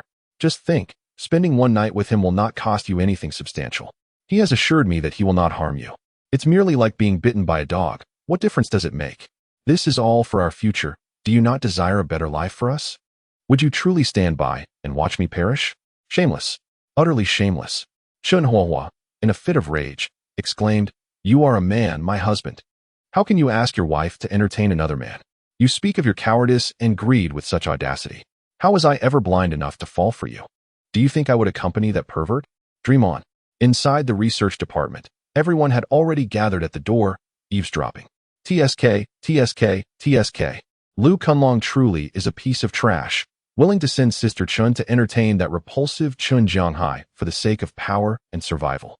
Alas, Sister Chun's fate is indeed tragic. Because of this worthless Lu Kunlong, her own brother had to perish. And now, before the 7th day of mourning has even passed, her husband has betrayed her. If I were Sister Chun, I would likely go mad.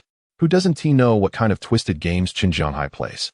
If she falls into his hands, she would either be utterly destroyed or left with lifelong scars. As they spoke, several of them cast their gazes toward the 3 or 4 young and beautiful girls within the research department. Those girls were now crying uncontrollably, as if haunted by some dreadful thought. They were so fragile. Who among them hadn't been toyed with by Qin Zhonghai? Just being able to stand here was a stroke of luck. Many who went to accompany Qin Zhonghai never returned alive. The memories of that day were enough to rend their hearts with agony. It was the greatest nightmare of their lives. While they cursed Lu Kunlong for his shamelessness and expressed sympathy for Chun Huohua, outside, Lu Kunlong was enraged. His eyes reddened with fury, and in a fit of shame and anger, he yanked Chun Huohua's hair and delivered a sharp slap across her face. The crisp sound of the slap made Chun Huohua's eyes widen in shock. The burning pain was nothing compared to the deeper ache in her heart. "You hit me?" Chun Huohua could hardly believe it. "What's wrong with hitting you?" Lu Kunlong sneered. "You filthy whore. Did you think I was being kind to you? If it weren't for me, would you even be an ability user? Would you be living so comfortably in this apocalypse?" Chun is right. You women simply don't appreciate what you have. Women in this world are nothing but resources. Just playthings. I could devote myself to you. And yet you don't consider me at all. Do you really think I'm engaged in charity, raising this useless thing? I'm laying it out clearly today. You either go, or you die. There are no other options. Boom. His words shattered Chun Huohua once more. Tears streamed down her face as she trembled, gazing at her former lover, suddenly realizing how foreign he had become. The person she had spent day and night with seemed to have switched souls. Is this truly the real him? Was everything before just a fade? No. She refused to believe it. Chun Huohua screamed, "No? No. Come along. You're just joking with me, aren't you? You love me, right? Come along, please don't scare me. I beg you, don't frighten me." Upon hearing this, the people inside fell silent. Damn, how can Sister Chin still be so love-stricken? Indeed, Lu Kunlong has treated her this way, and she still dares to say such words? I feel that if Lu Kunlong were to take back what he just said, Sister Chun would forgive him. Alas, the bond between husband and wife runs deep. After all those years together with Manager Lu, how could Sister Chin's affection vanish so easily? Do you think Manager Lu might have a change of heart? I doubt it. That man is downright depraved. He's stolen glances at my backside more times than I can count, though I never had the nerve to call him out. And that's not even the worst of it. My socks and undergarments have gone missing from the locker room multiple times. At first, I suspected that creep Chun Jianghai, but then I realized, if he wanted me, would he really go to such lengths? So I installed a hidden camera in my locker. Guess who the thief turned out to be? No way. Manager Lu? Exactly. Not only did he steal them, but he used them on the spot. Disgusting. TSK. But what can we do? In these apocalyptic times, defiance isn't an option. Back in the old days, a single police report would have ruined him. Chapter 136. Love was just a facade. Bang. Amid the furious curses, the lab door was suddenly kicked open. Lu Kunlong stormed in, dragging Chun Huohua by her hair. "You think I love you? Open your damn eyes and see for yourself." He flung Chun Huohua aside and seized the youngest, prettiest girl in the lab. "Strip," he commanded. The girl trembled. "And Manager Lu, please. I'm scared. Smack. A brutal slap silenced her. Lu Kunlong had long abandoned any pretense of restraint. "Hurry up, or I'll send you straight to the experiment table." The threat shattered her. Becoming a test subject? Worse than death. But she was new, untouched even by Chun Jianghai's cruelty. The humiliation was unbearable. She hesitated. Furious, Lu Kunlong barked, "Someone, tie her up for experiments." The girl shrieked, "I'll do it. Please, don't make me a test subject." And so, under the horrified gaze of the crowd, she bared herself. Tears streamed down her face as she begged Chun Huohua, "Sister Chun, save me." Chun Huohua's eyes widened in disbelief. The man she loved, revealed as a monster. But the nightmare wasn't over. Lu Kunlong advanced, forcing the girl onto the table. The piercing scream, the agony, shattered Chun Huohua's soul. "Save me, it hurts. Sister Chin, please." Lu Kunlong's laughter, twisted and triumphant, echoed like a blade through flesh. "Ha! Finally, I've waited so long for this." His voice dripped with perverse glee. "Still untouched? What a lucky break for me." The girl's torment was his ecstasy. At that moment, a boy let out a furious roar. "You bastard, let Lily go." This boy had harbored feelings for the girl for a long time, and this scene drove him into a frenzy. He furiously charged at Lu Kunlong, thinking, "You're asking for death." With a thunderous punch, Lu Kunlong pierced through the boy's chest in an instant. He slowly knelt before the girl, and in the final moment before his vision blurred, he uttered a few words. "I'm sorry I couldn't protect you." "No." The girl's desperate scream erupted, her eyes wide with anguish. Yet, this only fueled Lu Kunlong's excitement, propelling him to attack with greater fervor. Unfortunately, Lu Kunlong was but a fool. Merely 3 minutes later, the battle came to a close. The girl collapsed to the ground, neither crying nor resisting, her gaze vacantly fixed upon the boy, lost in a trance. In the next moment, the girl suddenly sprang up, seizing an experimental knife from the table and plunging it brutally into her own neck. With a splatter, blood gushed from her carotid artery, soaring 2 meters high. The girl grinned savagely, locking her gaze onto Lu Kunlong. Lu Kunlong, I curse you to a miserable death. I will haunt you even as a ghost. She fell into a pool of blood. However, Lu Kunlong remained unfazed, waving his hand dismissively. Take her away and bury her. Then, he turned to the dazed Chen Huahua, sneering, did you see that? This is the real me. I was merely pretending before. But you forced me to reveal my true nature. Don't blame me for that. As he spoke, he gathered his supernatural energy in his right hand, his eyes glinting with murderous intent. I will ask you one last time. Do you wish to die, or will you comply? A surge of intense hatred exploded within Chen Huahua's heart. In that moment, all her feelings of worthlessness and grievance transformed into a deep-seated rage towards Lu Kunlong. Her affection for him dissipated entirely, leaving only a profound hatred that wrapped around her heart. Yet, she was a wise woman. She understood that if she were to kill Lu Kunlong, she could never escape the grasp of the Sanhua group. More importantly, she had far greater matters to attend to within the group. She recalled the message sent by Yi Chun. At that moment, she finally recognized the heinous nature of the Sanhua group, the depravity of humanity, and the ugliness of Lu Kunlong. She felt no lingering attachment towards him. Her ties to the Sanhua group had been solely due to Lu Kunlong. With her affection for him extinguished, her connection to the Sanhua group vanished as well. She resolved to execute Yi Chun's plan. She knew that as a weak woman in this apocalyptic world, she could not survive alone. Thus, after leaving the Sanhua group and Lu Kunlong, her only option was to follow Yi Chun. After all, Yi Chun was her second man. Chen Huahua was not a woman to be trifled with. Despite everything being against her will, she could not simply ignore it. She had once despised Yi Chun, believing him to be a great villain. However, she suddenly realized that, compared to Lu Kunlong, Yi Chun seemed to be somewhat better. At the very least, he would not betray the women around him. This aspect alone surpassed Lu Kunlong by a considerable margin. With this thought in mind, Chen Huahua wiped away her tears and feigned a look of terror. Please don't kill me. I was wrong, dear husband. You are right. In this apocalypse, women should serve men. I will accompany General Chun and will be obedient. Lu Kunlong was overjoyed, laughing heartily. If only you had said this sooner. He approached Chen Huahua, grasped her hand in a feigned gesture of comfort, and said, My dear, you know I love you the most. Everything I did earlier was out of necessity. Rest assured, as long as you behave, I promise not to disappoint you. I vow to make you the happiest woman in the world. Huh, the happiest woman. What a laughable notion. Could a woman truly be happy if her husband betrayed her to be with another man? How ironic. Yet, Chen Huahua did not refute him. Instead, she smiled awkwardly and replied, Yes, I believe you, dear. With that, she turned and left the RD department, heading towards Chun Jianghai's office. As she walked away, Lu Kunlong's eyes glinted with malice. Damn bitch. If it weren't for your beauty, I would have ended you.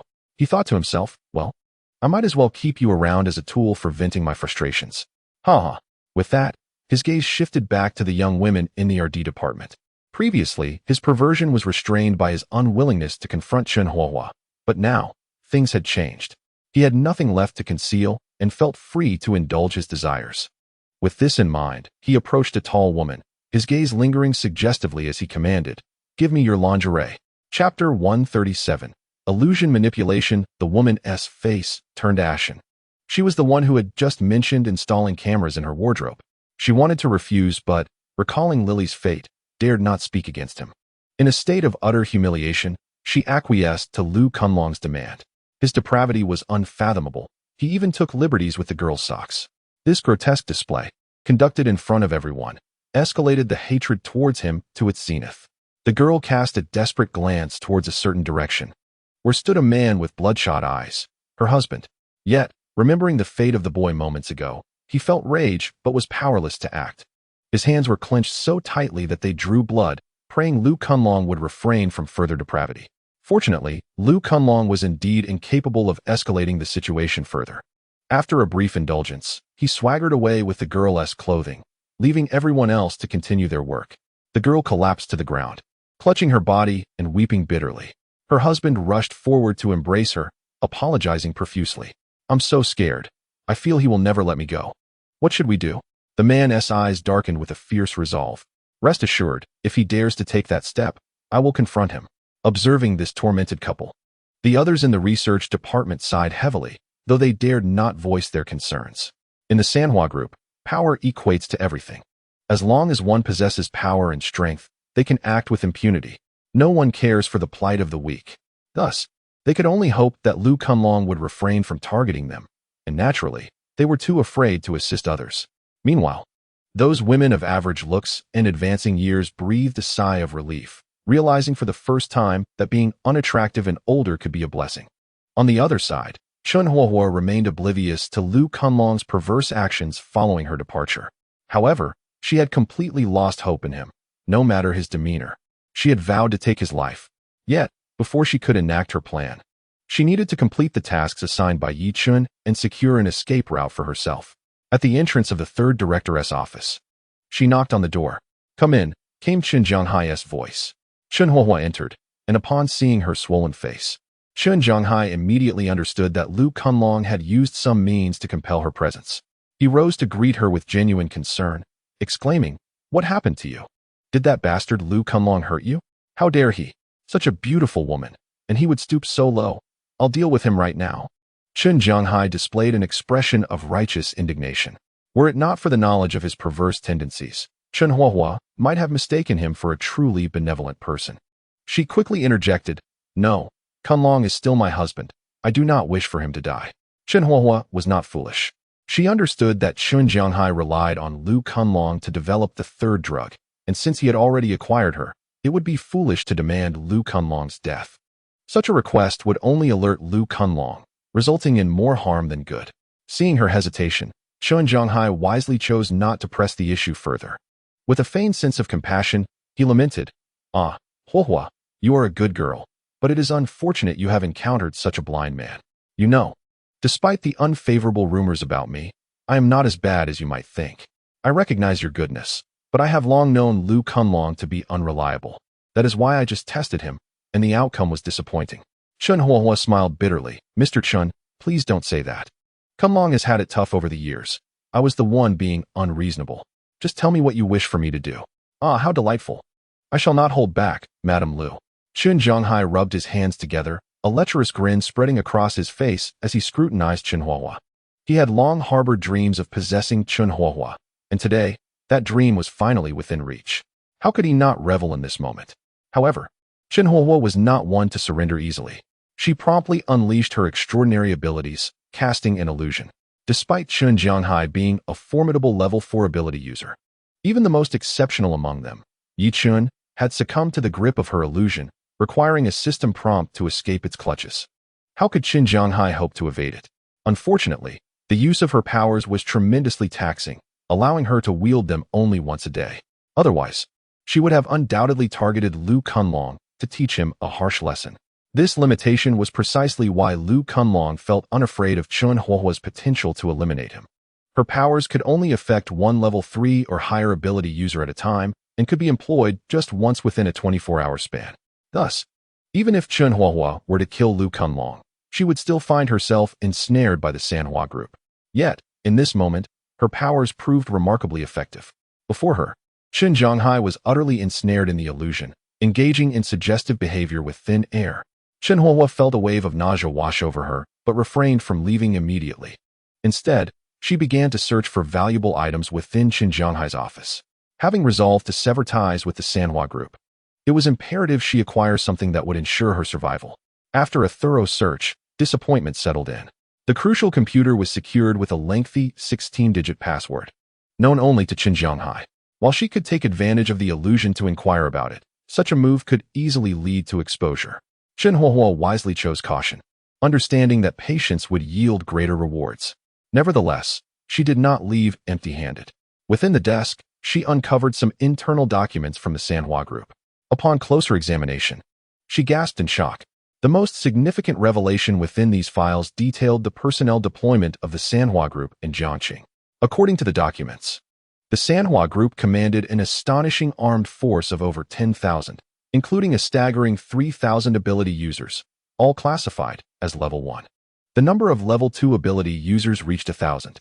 As for those at level 3 and above, their information was classified and required access to the computer for review. A wave of despair surged within Chenhuahua. The might of the Sanhua group exceeded her expectations. At that moment, Chen Jianghai, having finished with his indulgence, began to regain his senses. Chenhuahua quickly tucked away her findings and approached him, deliberately disheveling her clothing. Shortly thereafter, Chen Jianghai emerged from the illusion. "Ah, Mr. Chen, you are truly remarkable." Chenhuahua gasped, playing along with the final scene before the illusion faded. Chen Jianghai burst into triumphant laughter, exclaiming, "Madam Lu, you are indeed extraordinary. You almost have me completely drained. After all these years, I have never felt such exhilaration." Chapter 138. The plan succeeds. Observing Chen Jianghai's lingering demeanor, Chenhuahua could not help but feel a twinge of disdain. Although she could not directly witness Chen Jianghai's experiences within the illusion, every detail had been meticulously orchestrated by her. Dressed and ready, Chen Jianghai attempted to reach out to Chenhuahua, only for her to gracefully evade his advance. "You, Chen, promise to allow me to accompany you just once." Damn, this was not merely evasion. It was unmistakably an invitation. How could Chen Jianghai, now enticed by the taste of pleasure, resist? Rubbing his hands together, he chuckled awkwardly. "Hey, after the delightful time we just shared, do you truly wish for only a single encounter? You mentioned that Lu Kunlong, that useless fool, could not satisfy you. If that is the case, why not simply choose to be with me? I am no inept Lu Kunlong. If you join me, I assure you, no one will dare to bully you again. Is that so?" Chenhuahua smacked her lips. "Yet I have heard that there is currently an open position on the board. Apart from you, the other 3 directors are eagerly eyeing that seat. You four are sworn enemies. If one of the others ascends, your own position might be in jeopardy." Instantly, Chen Jianghai's expression darkened. This was another reason for his urgency. The directors of the 4 districts were locked in a fierce struggle for power, each unable to tolerate the others. The Sanhua group operated on a principle of strength-based hierarchy. Should one of the other 3 secure a position, they would undoubtedly seek to eliminate the remaining directors and replace them with their own allies. While it was unlikely that all of them would be loyal to any single individual, the higher-ups would likely turn a blind eye to such ruthless reshuffling, viewing it as a reward for the ascendant. The Sanhua group thrived on this bloodthirsty, predatory competition to maintain its dominance. Quickly regaining his composure, Chen Jianghai smiled. "Rest assured, as long as we can develop the 3rd reagent ahead of the others, that board position will undoubtedly be mine. But can we truly develop it first?" Chenhuahua posed a critical question. Chen Jianghai felt a flicker of irritation, but, recalling their recent intimacy, he suppressed his displeasure and replied, "Of course we can. Although Lu Kunlong is incompetent, I still have faith in his research capabilities. He was the first to develop the 1st reagent. And while he was not the first with the 2nd, he was only 3 days slower than the 1st district. As far as I know, the other 3 districts have encountered bottlenecks in the development of the 3rd reagent, so I still trust Lu Kunlong." "Ah, Chen, you are mistaken." Chenhuahua suddenly sighed. Chen Jianghai's expression shifted. What did she mean? After a moment's hesitation, Chenhuahua gritted her teeth and said, "Let me be frank, Chen. Lu Kunlong has betrayed me, and I have no lingering feelings for him. Since you have just mentioned that I can follow you, I shall speak my mind. The development of the 3rd agent has not encountered a mere bottleneck. Rather, it is utterly stalled. The recent murder of the deputy director was orchestrated by Lu Kunlong, who sought a scapegoat." "What?" Chen Jianghai was instantly consumed by rage. He slammed his hand on the table, infuriated by Lu Kunlong's deceit. "How dare he deceive me? I shall make him pay." Chen Jianghai was about to storm out when Chenhuahua hurriedly restrained him, urging, "Calm down, Mr. Chen. Although Lu Kunlong has failed to develop the 3rd agent, he is our most elite researcher in the 3rd district. If you were to kill him now, our pursuit of the agent would be utterly thwarted. Lu Kunlong may not be worth much, but if you jeopardize your position in the process, I would be left completely vulnerable. I do not wish to incite you to eliminate Lu Kunlong. Rather, I seek to illuminate a path forward." Upon hearing this, Chen Jianghai displayed a look of doubt. "A path forward? What do you mean?" Chenhuahua elaborated. "According to credible sources, the Xia family has already perfected the formula for the 3rd agent. Therefore, a few days ago, Chen Taitai and I attempted to abduct Xia Xuanning, intending to coerce the Xia family into surrendering the formula. It was during this venture that we confirmed the Xia family indeed possesses the formula. but Xia Xuanning has since fallen out with her family, rendering her an ineffective means of pressure. What? Is that truly the case? Qin Zhonghai was no fool. He had ascended to his position not by blindly trusting others. Chen Huahua's face bore a somber expression. My dear brother Qin Taitai sacrificed his life for this information. Do you truly believe it could be fabricated? Qin Zhonghai felt a pang of emotion. He was well aware of the bond between Qin Taitai and Qin Huahua. While she might disregard Lu Kunlong, she would never jest about her brother. With this realization, Qin Zhonghai feigned sympathy. I apologize for doubting you. My condolences. It's all in the past. I have no further attachments now, only a desire to survive. Qin Huahua replied, wiping her tears, her resolve unwavering. Qin Zhonghai nodded slightly, then seated himself behind the desk, falling into deep contemplation. After a moment, he spoke gravely. Threatening the Xia family is no trivial matter.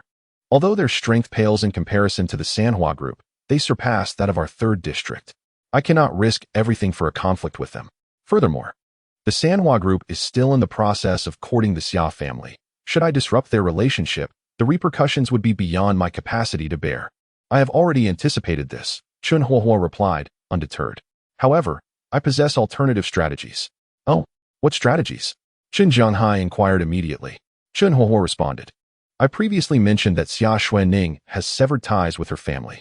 Given this, why not have our people masquerade as her associates and create turmoil for the Xia family? As long as our actions are conducted under the auspices of Xia Xuanning, the Xia family will be unable to find any incriminating evidence against us. Is that not splendid? Upon hearing this, Qin Zhonghai was indeed stirred. His face revealed excitement. What a splendid idea. With a grand gesture, he declared, you shall first register as my secretary in human resources. I will handle the arrangements. And you will personally oversee the matter. Thank you, Mr. Chun. Qin Huahua rejoiced inwardly. Qin Zhonghai exhibited a charming smile. When in the company of others, he was addressed as Mr. Chun, but in private, that title hardly sounded appealing. Qin Huahua, understanding the nuances, cooed, of course, my dear. The endearing term sent Qin Zhonghai's hormones soaring. He was utterly captivated, his mind swirling with plans regarding Qin Huahua's scheme, devoid of any suspicion. Qin Huahua turned to leave, a glint of bloodthirsty malice flickering in her eyes. Ah, Qin Zhonghai, Lu Kunlong, and the Sanhua group. You shall all pay the price. Chapter 139, Secrets of the Butterfly Dance Yulong Ting. As night fell, Yichen sat alone on the rooftop, gazing at the text messages on his phone, awaiting a response. Shortly after, his phone rang. Master, is it convenient to talk? Qin Huahua's voice came through the line. I'm available at any time. It depends on your end, Yichen replied solemnly. It's no problem. My husband has already fallen asleep, and I'm currently outside the door. Qin Huahua reassured him. Yichen chuckled coldly. Qin Huahua, do you know what the consequences of toying with me are? Your brother's life is still firmly in my grasp. Yichen was taken aback. In his calculations, he had expected Qin Huahua to hesitate for quite some time after receiving his instructions. Even if she were to assist him, he anticipated she would do so half-heartedly, at best dragging her feet. Yet, in less than a day, she had messaged him, claiming she had accomplished what he requested, and wished to discuss it further over the phone. Such a rapid response would raise suspicion in anyone's mind. Sensing Yichen's skepticism, Qin Huahua replied earnestly, Master, you are my only avenue of retreat. How could I betray you? What do you mean? Yichen countered. Qin Huahua promptly divulged the details of Lu Kunlong's betrayal. Upon hearing this, Yichen narrowed his eyes. He was uncertain whether to trust her words, for they sounded utterly implausible. In times of peace, he might have leaned towards disbelief. However, in the apocalyptic world, he found himself more inclined to accept the truth.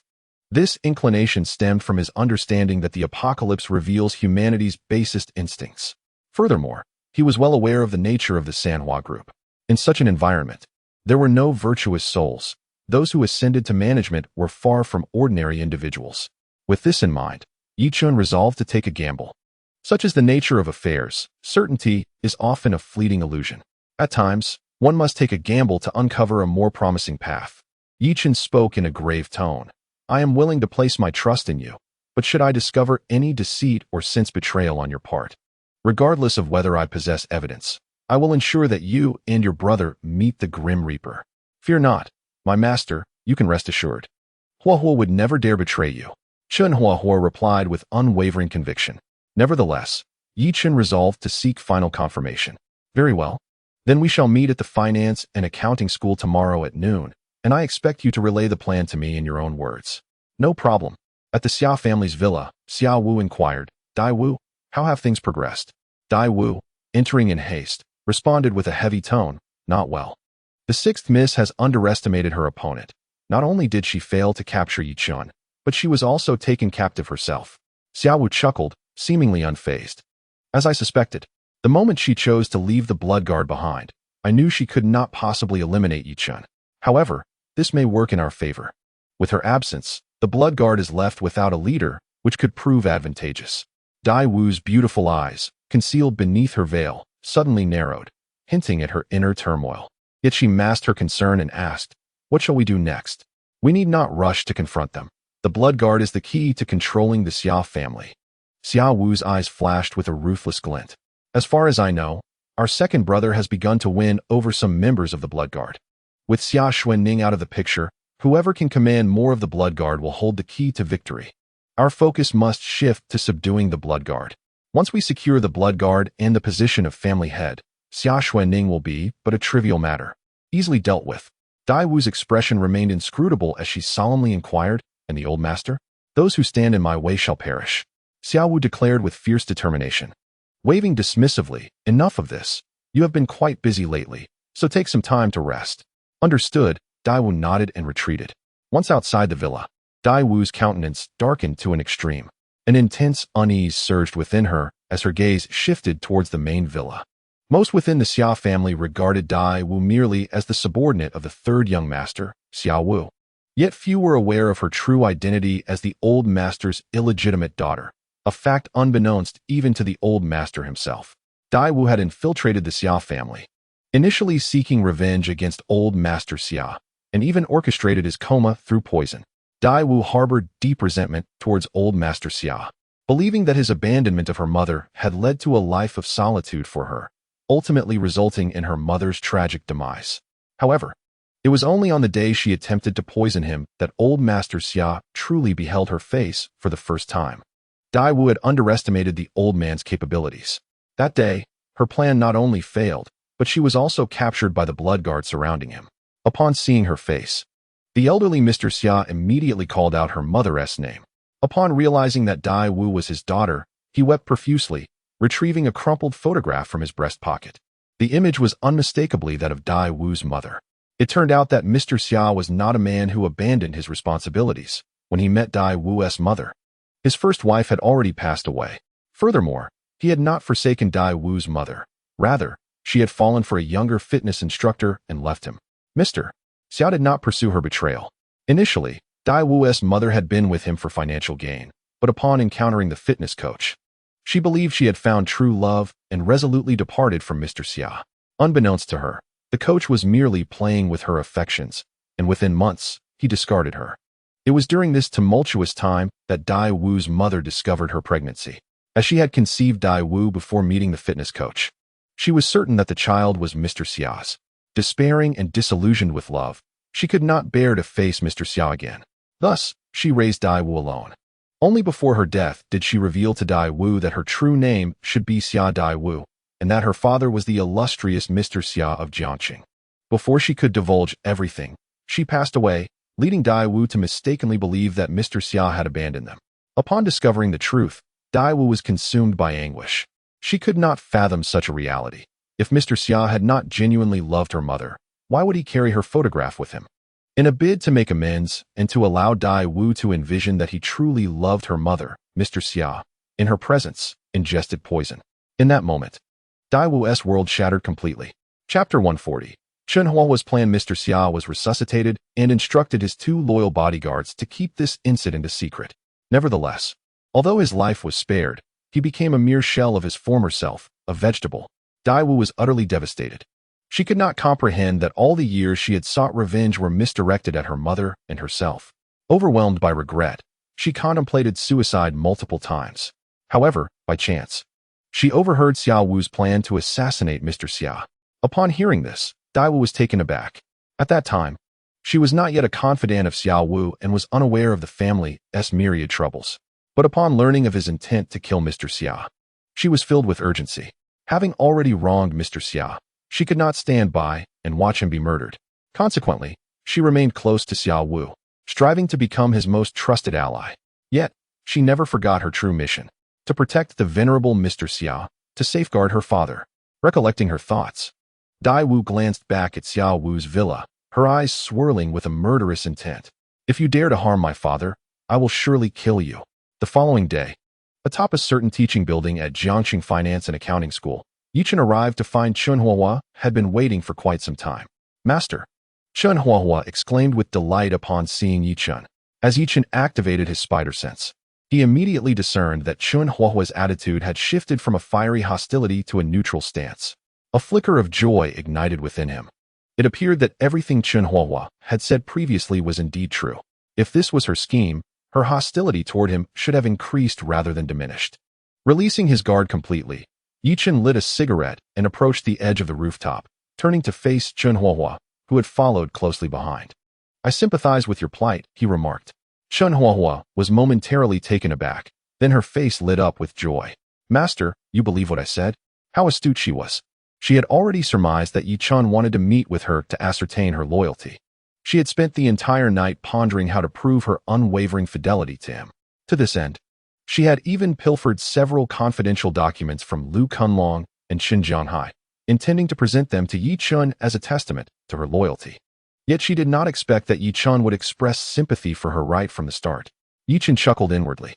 Since his spider sense confirmed that she had not lied, how could he not understand how to navigate the complexities of women? Perhaps he had once been oblivious, but now, immersed in the company of women daily, he understood them better than they understood themselves. Women, particularly those recently wounded by love, crave sympathy and support. Trust is, after all, the cornerstone of such reliance.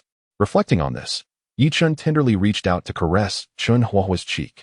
She froze for a moment, instinctively wanting to retreat. Yet she stood her ground.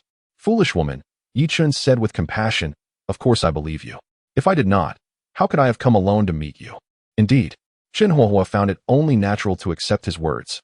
Had he doubted her, he would likely have feared a trap and brought numerous companions. In actuality, 3 kilometers away, in an RV, Xia Xuanning and the others were already on high alert, ready to rush in at the sound of gunfire.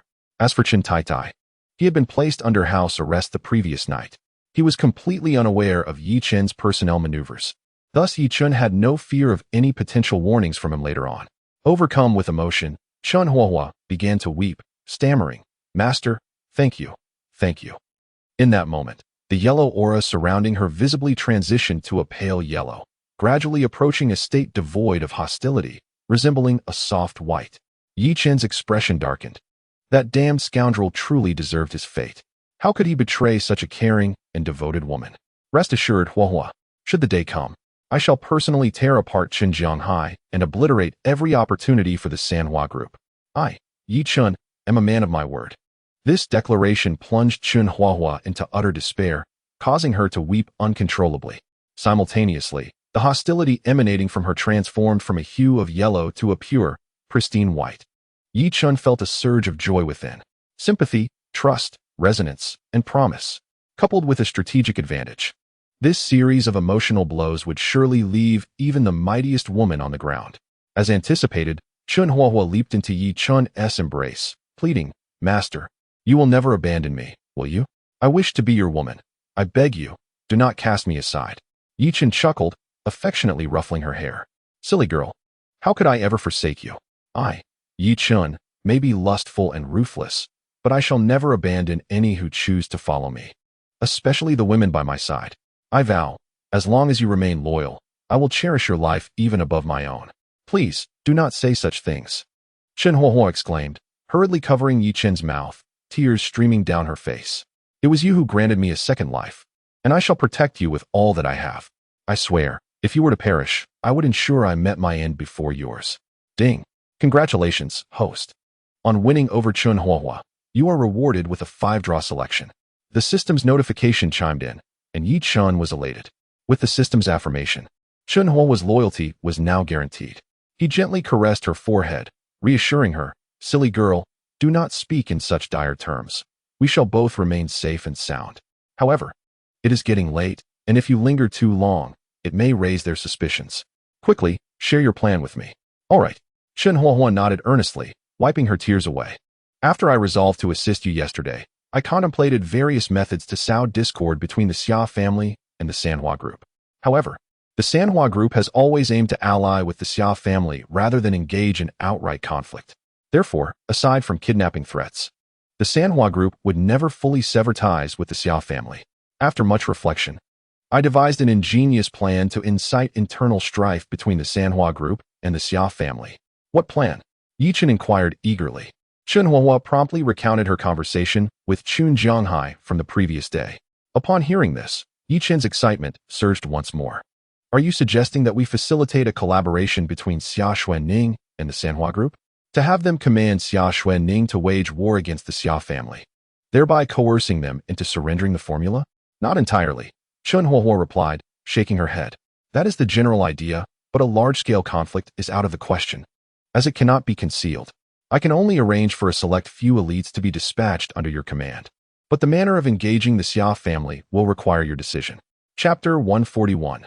The second punishment. Yi Chun refrained from immediately voicing his opinion, instead countering with, "What are your thoughts? Please, share your ideas." He could discern that Chen Huahua was not a foolish woman devoid of intellect.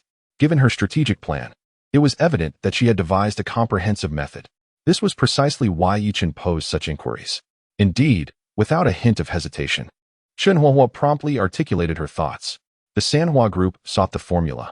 As long as the master could maintain equilibrium in this matter, we could gradually deplete the Sanhua group's resources while simultaneously exhausting the active forces of the Xia family. Yi Chun's expression reflected contemplation as he slightly nodded. Chen Huahua's proposal aligned closely with his own thoughts. Very well, you shall orchestrate the subsequent arrangements. I have faith in you. Yi Chun gently caressed Chen Huahua's cheek, prompting a radiant smile to illuminate her face. Rest assured, Master, I will ensure everything is meticulously organized. At the Yolonting Villa, Yi Chun summoned Xia Xuanning to the balcony in solitude. Master, calling me here in broad daylight. You wouldn't be thinking of, Xia Xuanning remarked with a mischievous smile, her finger gliding across Yi Chun's chest. Yi Chun was instantly engulfed in a wave of exasperation. What on earth is this girl constantly thinking about? Stop. I have serious matters to discuss with you. Yi Chun conveyed the details regarding Chen Huahua's situation to Xia Xuanning without reservation. Afterward, he inquired, what is your perspective? Xia Xuanning's expression turned resolute. I have severed all ties with the Xia family. Aside from Bing Ning, the only one I still care about is my father. I consent to this plan. Excellent. Yi Chun nodded. Chen Huahua should soon dispatch someone to collaborate with you. Do you have any clever strategies to provoke the Xia family into taking action? I believe I would serve as the ideal bait. I can pay a visit to the Xia family. Xia Xuanning asserted earnestly. No. Yi Chun categorically rejected the idea. It is far too perilous for you to go to the Xia family. I cannot agree. But only by going to the Xia family can I potentially incite their anger, prompting them to resort to desperate measures against me. Xia Xuanning grasped Yi Chun's arm, comforting him. Master, do not worry. Those individuals from the Xia family are all ostentatious characters. They may dare to assassinate me in secret, but if I were to approach them openly, they would not dare to kill me. For if they did, it would provide others with a pretext to unite against them. They are not so foolish. Upon hearing this, Yi Chun fell into deep contemplation. Xia Xuanning had a point, yet what if something went awry? Master, Xia Xuanning's expression grew earnest. The day I resolved to follow you, I prepared myself to sacrifice everything for you. The conflict with the Xia family arose because of me. It must be concluded by my hand. I do not wish to be a mere ornament. I implore you to support me. Sighing, Yi Chun gazed at the unwavering Xia Xuanning, and he found himself lacking any compelling reason to refuse. Very well, I can acquiesce to your request. But I must accompany you. No. Xia Xuanning hastily shook her head. That would be far too dangerous. Yi Chun asserted without a hint of doubt. In my heart, each of you is of utmost importance to me, and I shall not permit any mistakes. He continued, if you refuse, I shall resort to alternative plans. With a resigned nod, Xia Xuanning acquiesced to Yi Chun's demands. Once she departed, Yi Chun made his way to the villa's backyard. The Sanhua group was sending someone, and Chen Tai Tai must be hidden away. However, Just as Yi Chun rounded the corner of the staircase, a gleaming dagger lunged towards his neck with astonishing swiftness, emerging from his blind spot. Yet, how could such a maneuver escape the foresight of Yi Chun, who possessed a spider-like intuition? He merely lifted his hand, and the dagger was sent flying. How is this possible? Xia Bingning gasped in disbelief. She believed her concealment to be flawless, her presence undetectable. Even if Yi Chun were to survive, he should have been in utter disarray. How could he have appeared to anticipate her presence? Did he possess some sort of clairvoyance? Yi Chun swiftly seized Xia Bingning by her collar, exclaiming, "Little girl, you have failed once again." With that, he dragged her towards the bedroom. Upon being unceremoniously tossed onto the bed, Xia Bingning's face contorted in fear as she instinctively shielded her feet, crying out, You rogue, get away from me." With a mischievous grin, Yi Chun replied, "I have warned you. I can grant you the opportunity to assassinate me, but with each failure, there shall be consequences. You better not touch my feet." Xia Bingning clutched her feet tightly, refusing to grant Yi Chun any opportunity. The most amusing aspect was that she had donned numerous pairs of socks, making her feet comically plump and amusing. "Do you truly think I would employ the same trick?" Yi Chun scoffed before decisively flipping her onto the bed. Xia Bingning, bewildered, shouted, "What do you intend to do? If you dare to treat me that way, I shall haunt you as a ghost." "Fear not. I have promised not to sully your honor," he assured her. Suddenly, a sharp sound echoed through the room as Yi Chun delivered a resounding slap to her backside.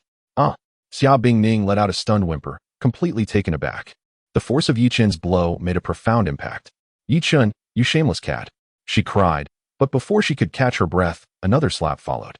The excruciating pain and indescribable sensations brought tears to her eyes, and she sobbed, "Yi Chun, you despicable, shameless rogue."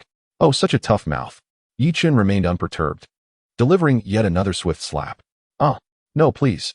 Xia Bingning trembled, her gaze becoming increasingly dazed, releasing a strange, muffled sound. Yi Chun was taken aback. Goodness, this girl is indeed Xia Xuanning's sister. Could she possess some indescribable, special trait as well? It's a scientific inquiry indeed. Practice is the sole criterion for testing the truth. With this in mind, Yi Chun undoubtedly had to continue his actions, with a series of resounding slaps. Xia Bingning was left utterly incapacitated. Even if Yi Chun's hand landed slightly askew, it was astonishing.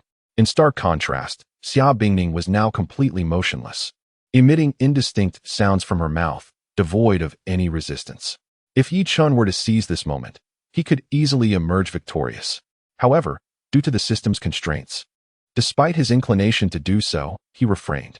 With a final slap, Yi Chun lifted Xia Bingning's chin, grinning mischievously. "So what do you say? Are you convinced?" His words jolted Xia Bingning back to awareness. Sensing the unusual state of her body, she felt an overwhelming shame, wishing she could simply vanish. "Convinced? I would rather become a ghost than concede to you." Chapter 142. To kiss or to slap? Xia Bingning shouted angrily. Yi Chun remained unfazed, as all of this was within his expectations.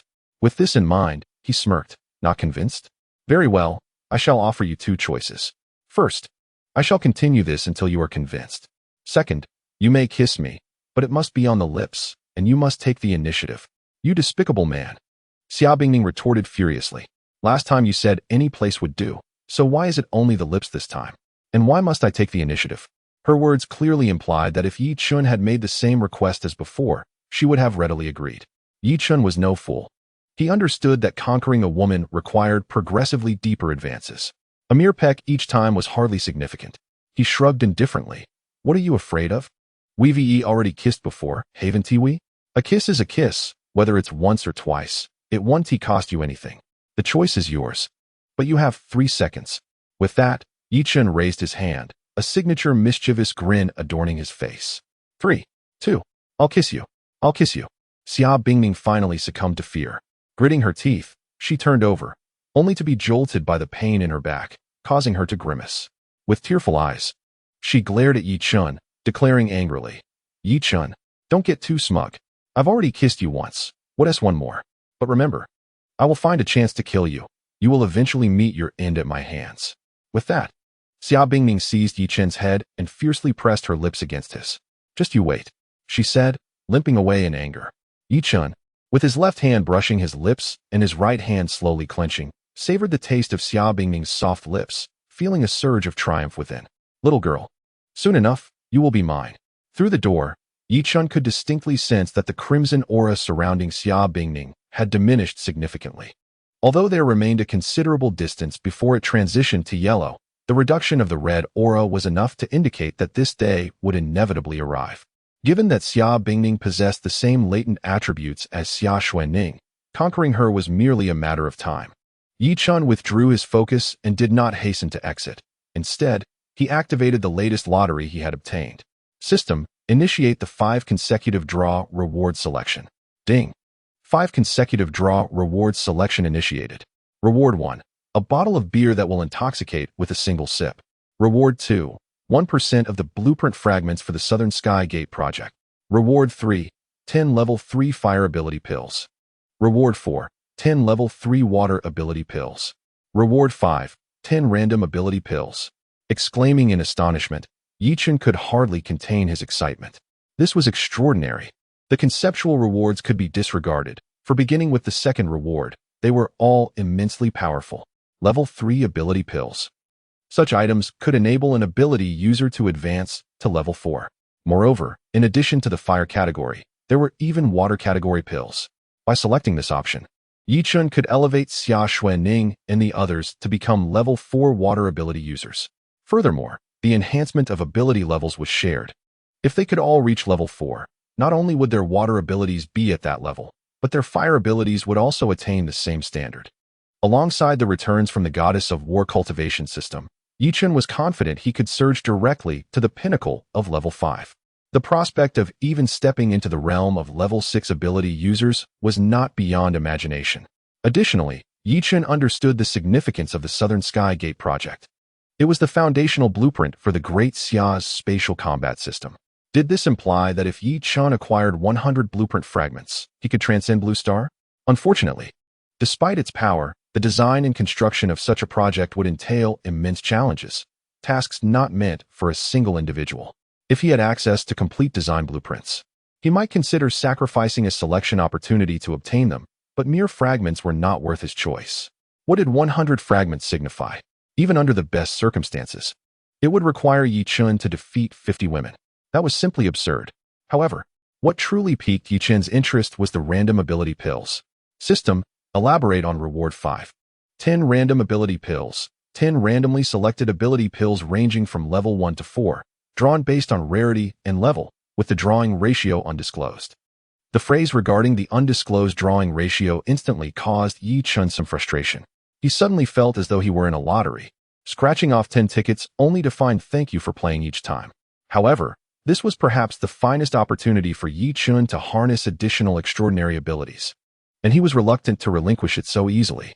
After much contemplation, Yichun ultimately decided against the Tier 3 water ability elixir and instead opted for 10 random ability elixirs. Taking a chance, he thought, transforming a bicycle into a motorcycle. System, I choose reward 5. Beep. Congratulations, host, you have received reward 5. Distributing rewards now. Beep. Congratulations, host, you have obtained 1 Tier 1 laser eye ability elixir. Beep. Congratulations, host, you have obtained 1 Tier 1 culinary master ability elixir. Beep. Congratulations, host, you have obtained 1 Tier 1 repair master ability elixir. Beep. Congratulations, host, you have obtained 1 Tier 1 martial arts master ability elixir. Beep. Congratulations, host, you have obtained 1 Tier 2 fire ability elixir. Beep. Congratulations, host, you have obtained 1 Tier 1 photographic memory ability elixir. Beep. Congratulations, host, you have obtained 1 Tier 1 water ability elixir. Beep. Congratulations, host, you have obtained 1 Tier 1 fire ability elixir. Beep. Congratulations, host, you have obtained 1 Tier 1 space ability elixir. Beep. Congratulations, host, you have obtained 1 Tier 2 bone breaker ability elixir. Yichun. What the heck? I was promised Tier 1 to Tier 4 ability elixirs, yet the highest reward is merely Tier 2? Yichun felt utterly bewildered. What a load of nonsense. Particularly, some of the ability rewards left him feeling despondent. Culinary Master? Repair Master? Photographic Memory? What on earth is the use of these? They are the most trivial of life abilities. Although they do enhance physical strength, the abilities acquired are bizarre in the extreme. Nevertheless, Some of the other rewards brought each in a measure of solace. The water ability had indeed appeared, and in addition, there were the laser eye, martial arts master, and bone breaker abilities, which were comparatively useful. The laser eye ability was something Yi Chun had encountered before, a skill wielded by Chun Yu's ex-boyfriend. Though not as formidable as the elemental abilities that allow one to master skills, its lethality in the early stages is undeniably superior. As the name suggests, the martial arts master ability, once acquired, elevates one's combat skills to unparalleled heights. When considered independently, the martial arts master ability can be regarded as the most essential among combat abilities. However, when combined with other abilities, it can yield exceedingly formidable results. Chapter 143. The Master is divine, for any combat ability does not conflict with perfect martial arts techniques. Rather, it enhances them. Thus, in Yi Chun's previous life, those who mastered the martial arts master ability often utilized it as an auxiliary skill, possessing other more powerful abilities. The bone breaker ability, on the other hand, is quite rare. This ability allows the human skeleton to morph at will, akin to Wolverine, capable of producing claws. Moreover, the weapons generated from these bones possess strength comparable to that of spirit artifacts of the same tier. The strength of the Bone Shatterer ability is relatively considerable. Yi Chun, currently a level 4 ability user, possesses merely a level 1 spirit weapon. Should Yi Chun master the Bone Shatterer ability, he would be capable of summoning a spirit weapon equivalent to level 4 to aid in combat, coupled with the assistance of a martial arts master. Although Yi Chun remains a level 4 ability user, he could potentially crush a level 5 ability user. This exemplifies the formidable power of ability combinations. Moreover, there lies another treasure, an ability pill, which excites Yi Chun the most. A space-type ability pill. This space-type ability does not entail traversing through time and space. Rather, it provides a personal storage space. If deemed trivial, a standalone space-type ability user is indeed the most inconsequential of all. In his past life, Yi Chun heard that various factions were particularly fond of capturing space-type ability users, employing them as mobile transporters. Thus, when venturing out, they could carry minimal personal supplies, allowing the space-type users to bear the brunt of the load. As long as they ensured the safety of the space-type users, they could proceed with ease. However, despite their intent to protect these users, when faced with true peril, self-preservation remains paramount. Space-type ability users possess no combat capabilities beyond their storage space. Once left unguarded, they become easy prey for mutated beasts. Moreover, since the role of carrying space ability users typically involves treacherous territories, their mortality rate is alarmingly high. Initially, various organizations employed space-type ability users, but as these individuals became unwilling to risk their lives, the organizations resorted to capturing them. After all, with no means of defense, capturing a space-type ability user is a simple task. Though they may appear as a lackluster presence, for Yi Chun, they hold immense potential. Although he possesses a system space and does not require this ability, if he were to give it to Xia Xuanning and the others, they could all become space-type ability users, gaining their own storage space. While a solitary space-type ability user may seem worthless, when utilized as a supplementary aid, their value skyrockets. Weapons, supplies, and more can be stored within. They could also spring a lethal weapon on their opponents unexpectedly. One could argue that augmenting a combat ability user with the capabilities of a space-type user is akin to divine assistance. Furthermore, Yi Chun's system space has its limitations, whereas the storage capacity of space-type users expands alongside their ability level. It is said that high-level space-type ability users can possess a storage space large enough to accommodate an entire skyscraper. The astounding capacity is evident. Indeed, while these ability pills may not enable me to break through to level 5, they will significantly enhance both my strength and that of the ladies.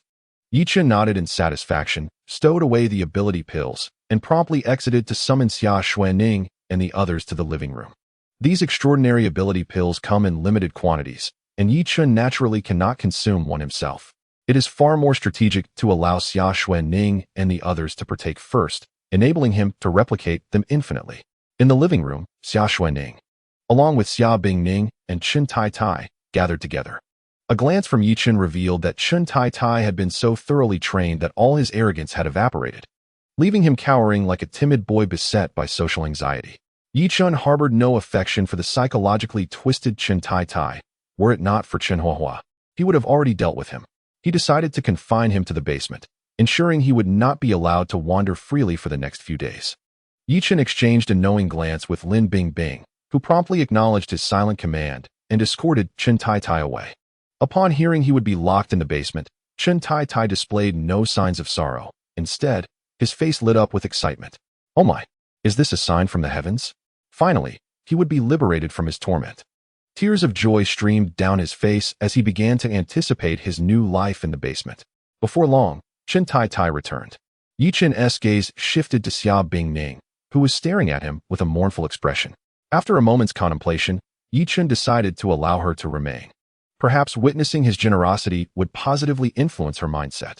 Observing the eager expressions of the women around him, Yichen chose not to prolong the suspense. He revealed the extraordinary ability pills he had just acquired, placing them upon the table. Wow, so many ability pills, they exclaimed. Each pill was a vibrant hue, suggesting they might possess unique effects. It felt incredibly impressive. Yichen smiled and said, "You guessed correctly. Each of these pills is distinct. Please, select one that appeals to you. Are these for us?" Xia Xuanning and the others asked, elated. Yichen nodded. "Of course. Why else would I have summoned you? Choose one you like." "Great." Bai Shui exclaimed first. "Since my name means white, I will choose the white one." "I want the blue one," Xia Xuanning declared. "I'll take the yellow one." Another chimed in. "I desire the green one," came yet another voice.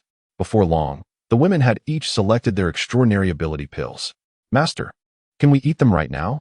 Wang Jing asked eagerly, her face alight with anticipation, mirrored by the others as they looked expectantly at Yichen.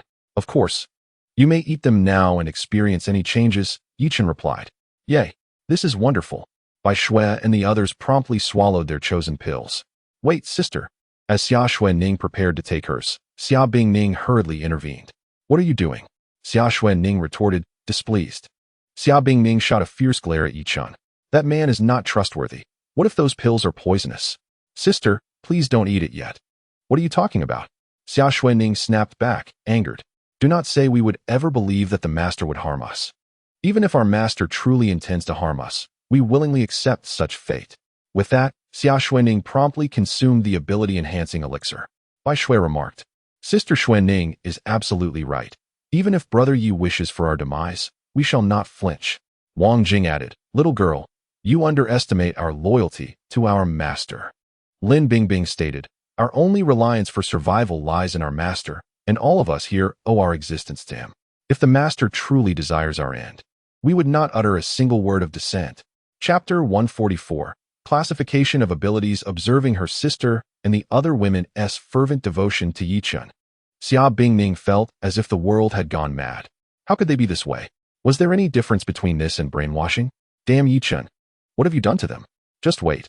I will unveil your hypocritical facade. I will expose to everyone how repulsive you truly are. Xia Bingning shouted in anger.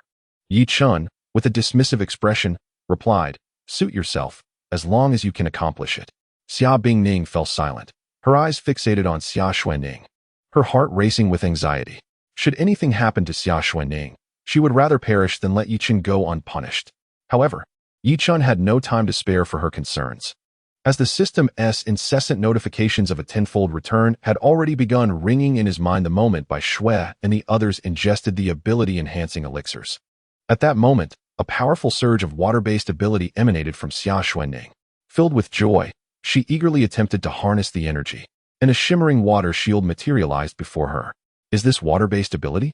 Xia Xuanning exclaimed in delight. Yichen chuckled. "Indeed, you're quite fortunate. You have selected the most precious water-based ability elixir among these." He continued, "From now on, not only are you a level 3 fire ability user, but you are also a level 3 water ability user." Upon hearing this, the surrounding individuals cast envious glances. "Wow, Sister Xuanning, your luck is incredible. Water and fire cannot coexist, yet you possess both abilities. How cool is that?" they exclaimed, filled with admiration. As everyone expressed their envy, Xia Bingning stood in shock. What is that? It can actually transform someone into a water-based ability user?" Her jaw dropped in disbelief. According to the timeline, true ability users who comprehended alchemy had yet to emerge. Even if they did, they should not be able to concoct water-based ability elixirs. Consequently, most were entirely unaware of what ability elixirs were. In Xia Bingning's world, She believed that ability users either gained their powers from consuming celestial flora or through artificially developed potions. Regardless of the method, the transformation into an ability user was inherently uncontrollable. Yet, Yichen not only had the capacity to control it, but could also ensure a 100% success rate. How terrifying! Yet, the story unfolds. This is merely the beginning of an astonishing revelation. What is this phenomenon? At this moment, Lin Bingbing gazed in horror at the bone spurs emerging from her hands, letting out a piercing scream. The others were equally taken aback by this spectacle. Could it be that Bingbing has mutated? What on earth is this? It is utterly terrifying. No. I seem to sense a powerful surge of extraordinary energy emanating from this entity. Yichen interrupted the discussions among the group, elucidating. This is a bone fracture ability, enabling 1's bones to pierce through the skin without pain or injury, forming armor or weaponry, equivalent in power to a spirit tool of the same grade. Gasp! The crowd collectively inhaled sharply.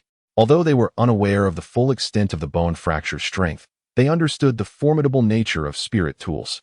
The first-grade spirit tools in their possession could effortlessly dispatch foes. Just imagine how terrifying the bone spur in Lin Bingbing's hand, comparable to a third-grade spirit tool, must be. Upon hearing Yichen's explanation, Lin Bingbing's fear dissipated, replaced by unbridled joy. Xia Bingming was once again left in awe. Yet, this was just the beginning. Suddenly, a beam of light flashed in Wang Jing's eyes, obliterating the wall leading from the villa to the garage. Wow! Isn't this the power of Chen Yu's little boyfriend? Indeed, just like Superman, it's absolutely magnificent. Master, what ability has Wang Jing acquired? Yichen responded. This ability is called laser vision. Although it is a type of extraordinary power, you may directly interpret it as an offensive skill. Xia Xuanning exclaimed, wow. With eyes akin to Superman, Wang Jing, you've struck gold.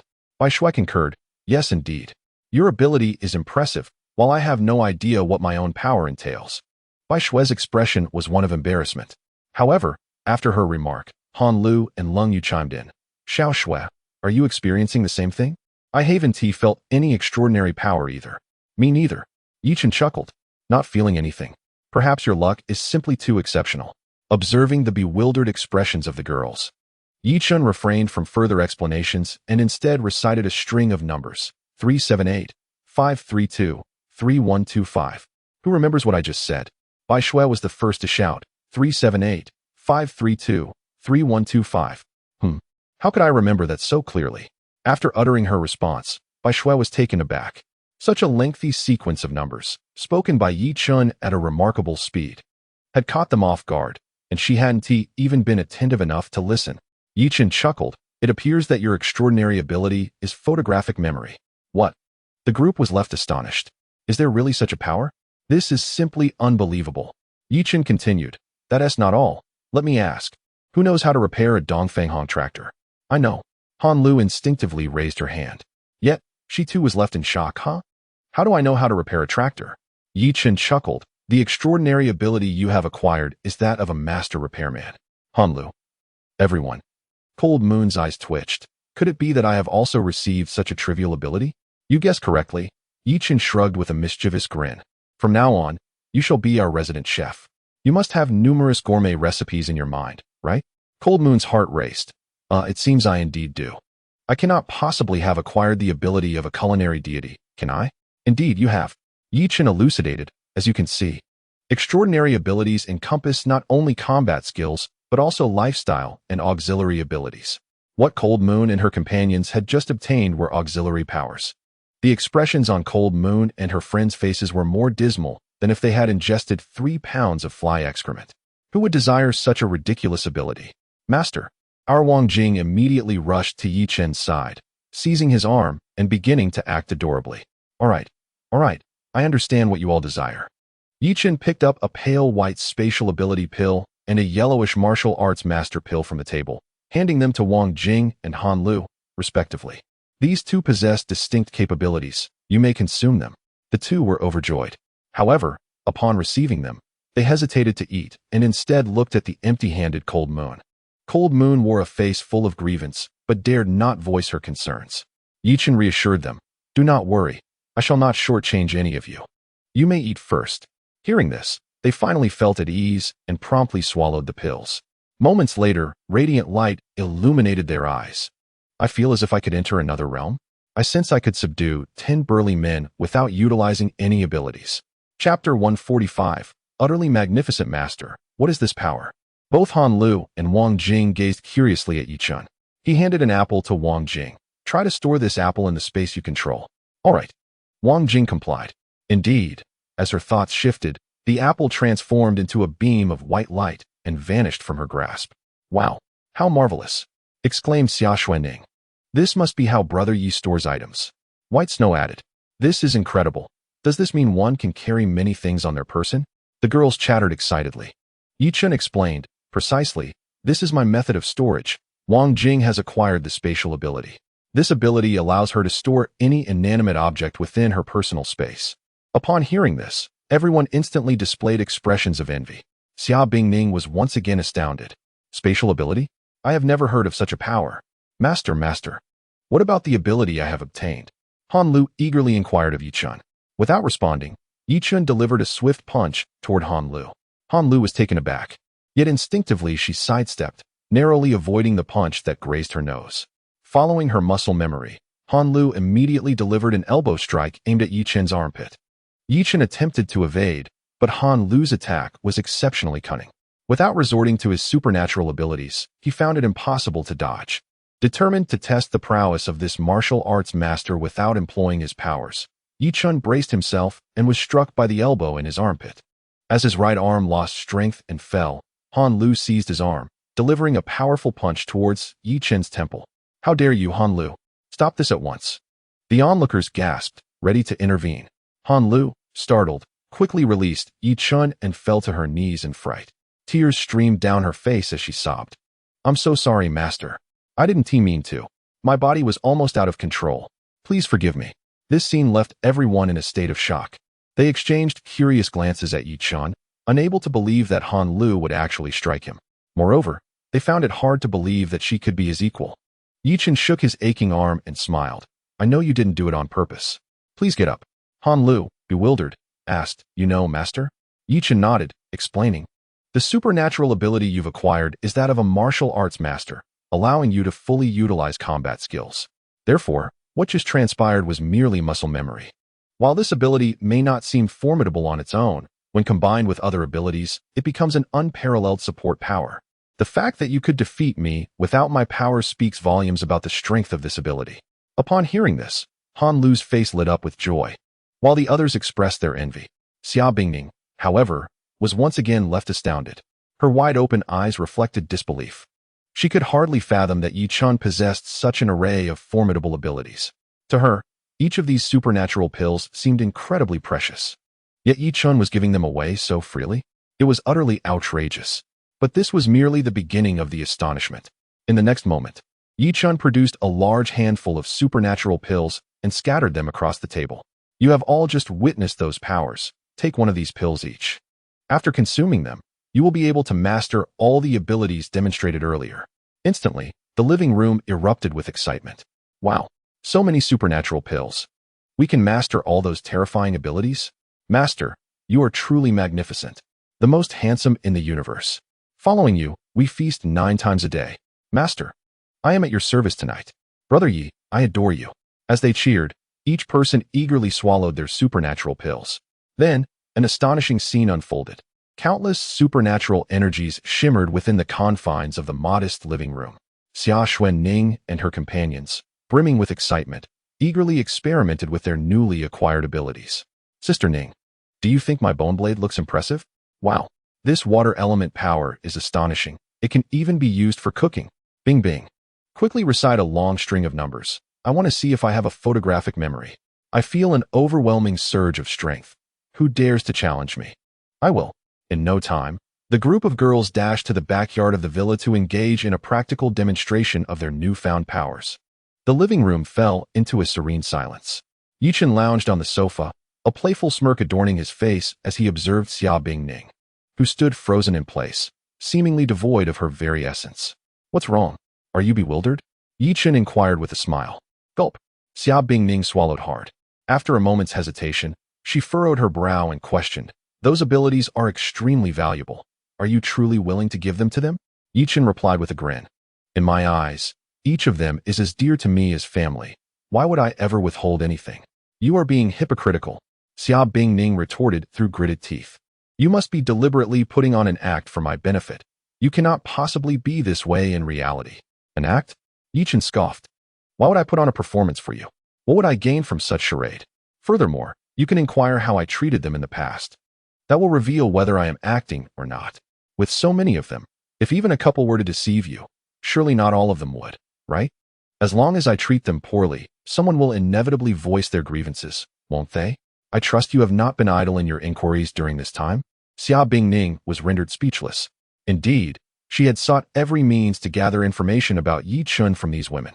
Yet, without exception, the Yi Chun they described was nothing short of a perfect idol, powerful, handsome, and extraordinarily capable. Especially when they spoke of him, their faces were alight with excitement and praise, devoid of any hint of grievance. Xia Bingning had initially thought they were exaggerating, perhaps even brainwashed. She had sworn to reveal Yi Chen's hypocritical nature to them. However, the events of today left her feeling somewhat despondent. Yi Chen's treatment of them was beyond commendable. It was nothing short of exceptional.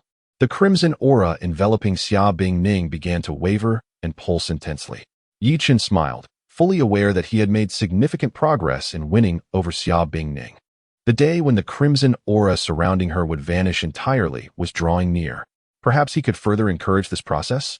Chapter 146. The Survivor Gang. With this in mind, Yi Chen remarked, by the way, my sister and I will be visiting the Xia family in a few days. You should accompany us. Visit the Xia family? What do you intend to do?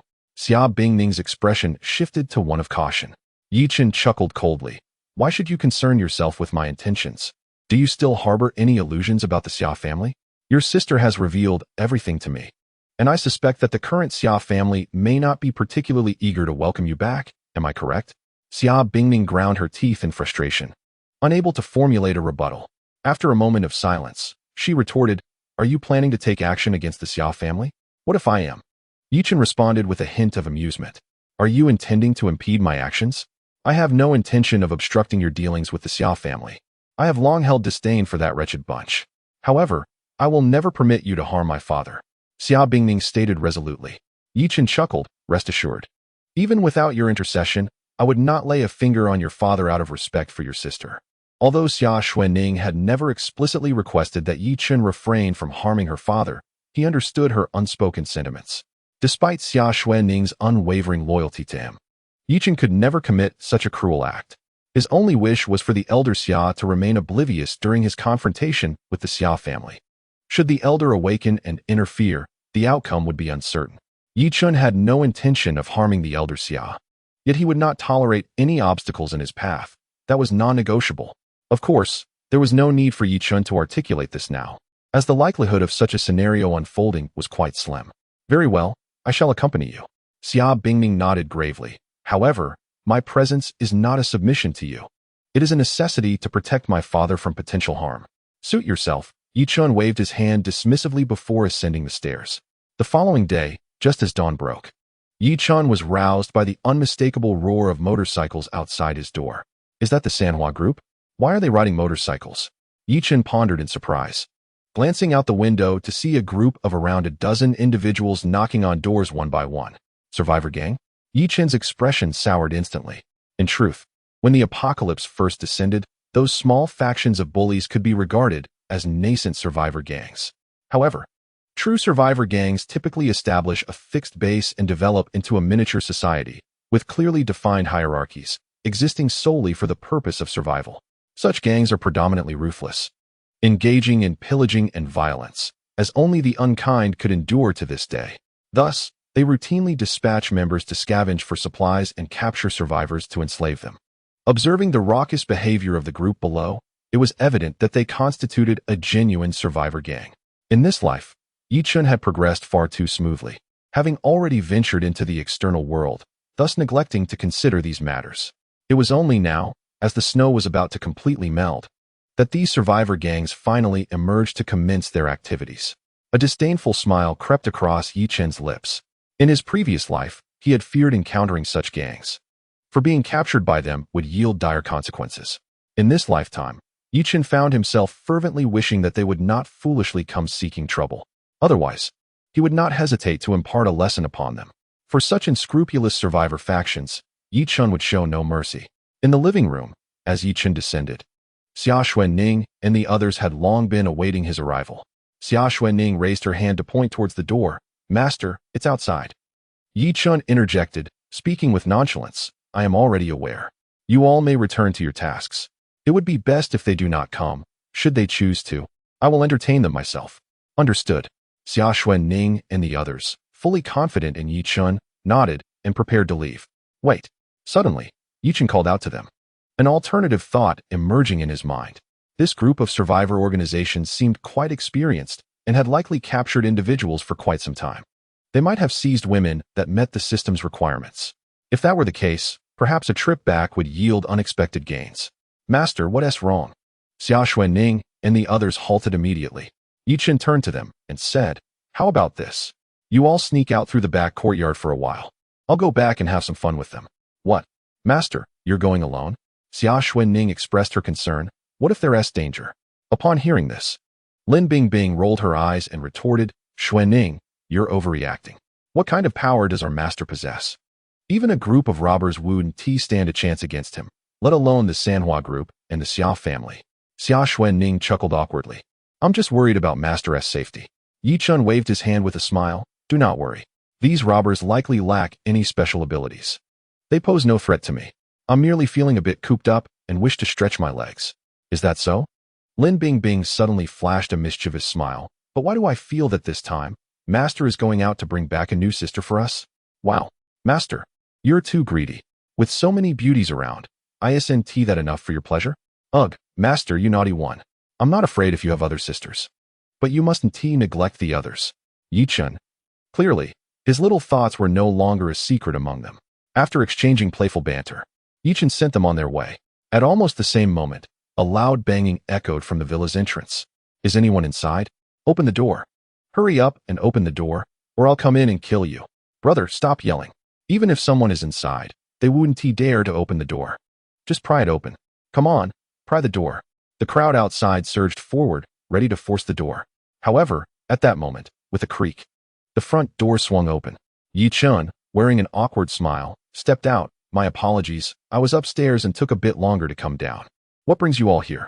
Yichen donned a flattering expression, feigning great fear of the group. At the forefront stood a bald and muscular man, evidently the leader of this group. He forcefully pushed Yichen inside, subsequently beckoning a dozen or so lackeys to follow suit. Upon his entry, Yichen discerned that aside from this bald man, the two henchmen trailing him were also endowed with abilities. The others appeared to be mere ordinary individuals wielding knives, posing little threat. This bald man seemed to possess the strength of a second-tier ability user, while his two companions were clearly weaker, at the level of first-tier ability users. To his dismay, Yichen pondered whether there were others hidden within the premises.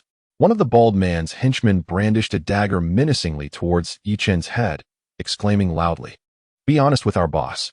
If you dare to lie, I'll sever both your heads." Chapter 147. Infiltration into the tiger's den. Feigning panic, Yichen stammered, No. It's just me in here. My wife and child are both dead." "Dead?" The leader scrutinized Yichen from head to toe, sneering, "You look well-fed and well-dressed. Not someone who seems to be lacking in essentials. How did your wife and child meet their demise?" Yichen hesitated, struggling to form a coherent response. Just then, the henchman pressed the dagger firmly against Yichen's neck, threatening, "Speak the truth. If you don't, I'll end you right now. I'll tell you." Yichen's face turned pale with fear, trembling as he admitted, "Our food supplies were running low, and to survive, I had to kill them." At this revelation, several of the men momentarily froze, then erupted into laughter. "Ha! You're quite something, aren't you? A ruthless character," one exclaimed. "Killing your wife and child? That's impressive among us. Pathetic. If you're starving, why not go out and steal? Killing your own family? What a coward." They jeered. Remarkably, none of them doubted Yichen's words, such as the apocalypse. In previous times, such claims would have been met with disbelief, yet in this grim reality, they bore an unsettling credibility that surpassed even the most legitimate excuses. Though they spoke with grandiloquence, each of them was undoubtedly a demon stained with blood. Yi-Chun found it hard to believe that none among them had ever committed such heinous acts. The bald leader patted Yi-Chun on the shoulder, muttering, "You may be a coward, but your physique is solid enough. You could serve as labor when we take you back."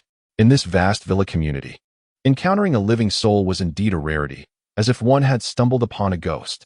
"Search the place and seize anything useful," the leader commanded, instructing them to escort Yi-Chun outside. Outside, 5 motorcycles awaited them, alongside 3 vans designated for transporting goods. Yi-Chun was shoved into one of the vans, where he was guarded by a slender man with a sinister appearance. The man gripped his knife tightly, his gaze fixed unwaveringly on Yi-Chun.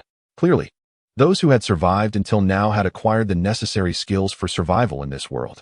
They understood that any moment of complacency could lead to their demise in these perilous times. Yi-Chun was indifferent to the man, his gaze directed towards the window. Finding living souls? How absurd. He had eliminated all the men in this villa district, and the women had been subdued by him to seek out others. Apart from this small group, it would be a miracle to find any living being in the villa area. Half an hour later, the convoy departed from the Yulong-Ting Villa district.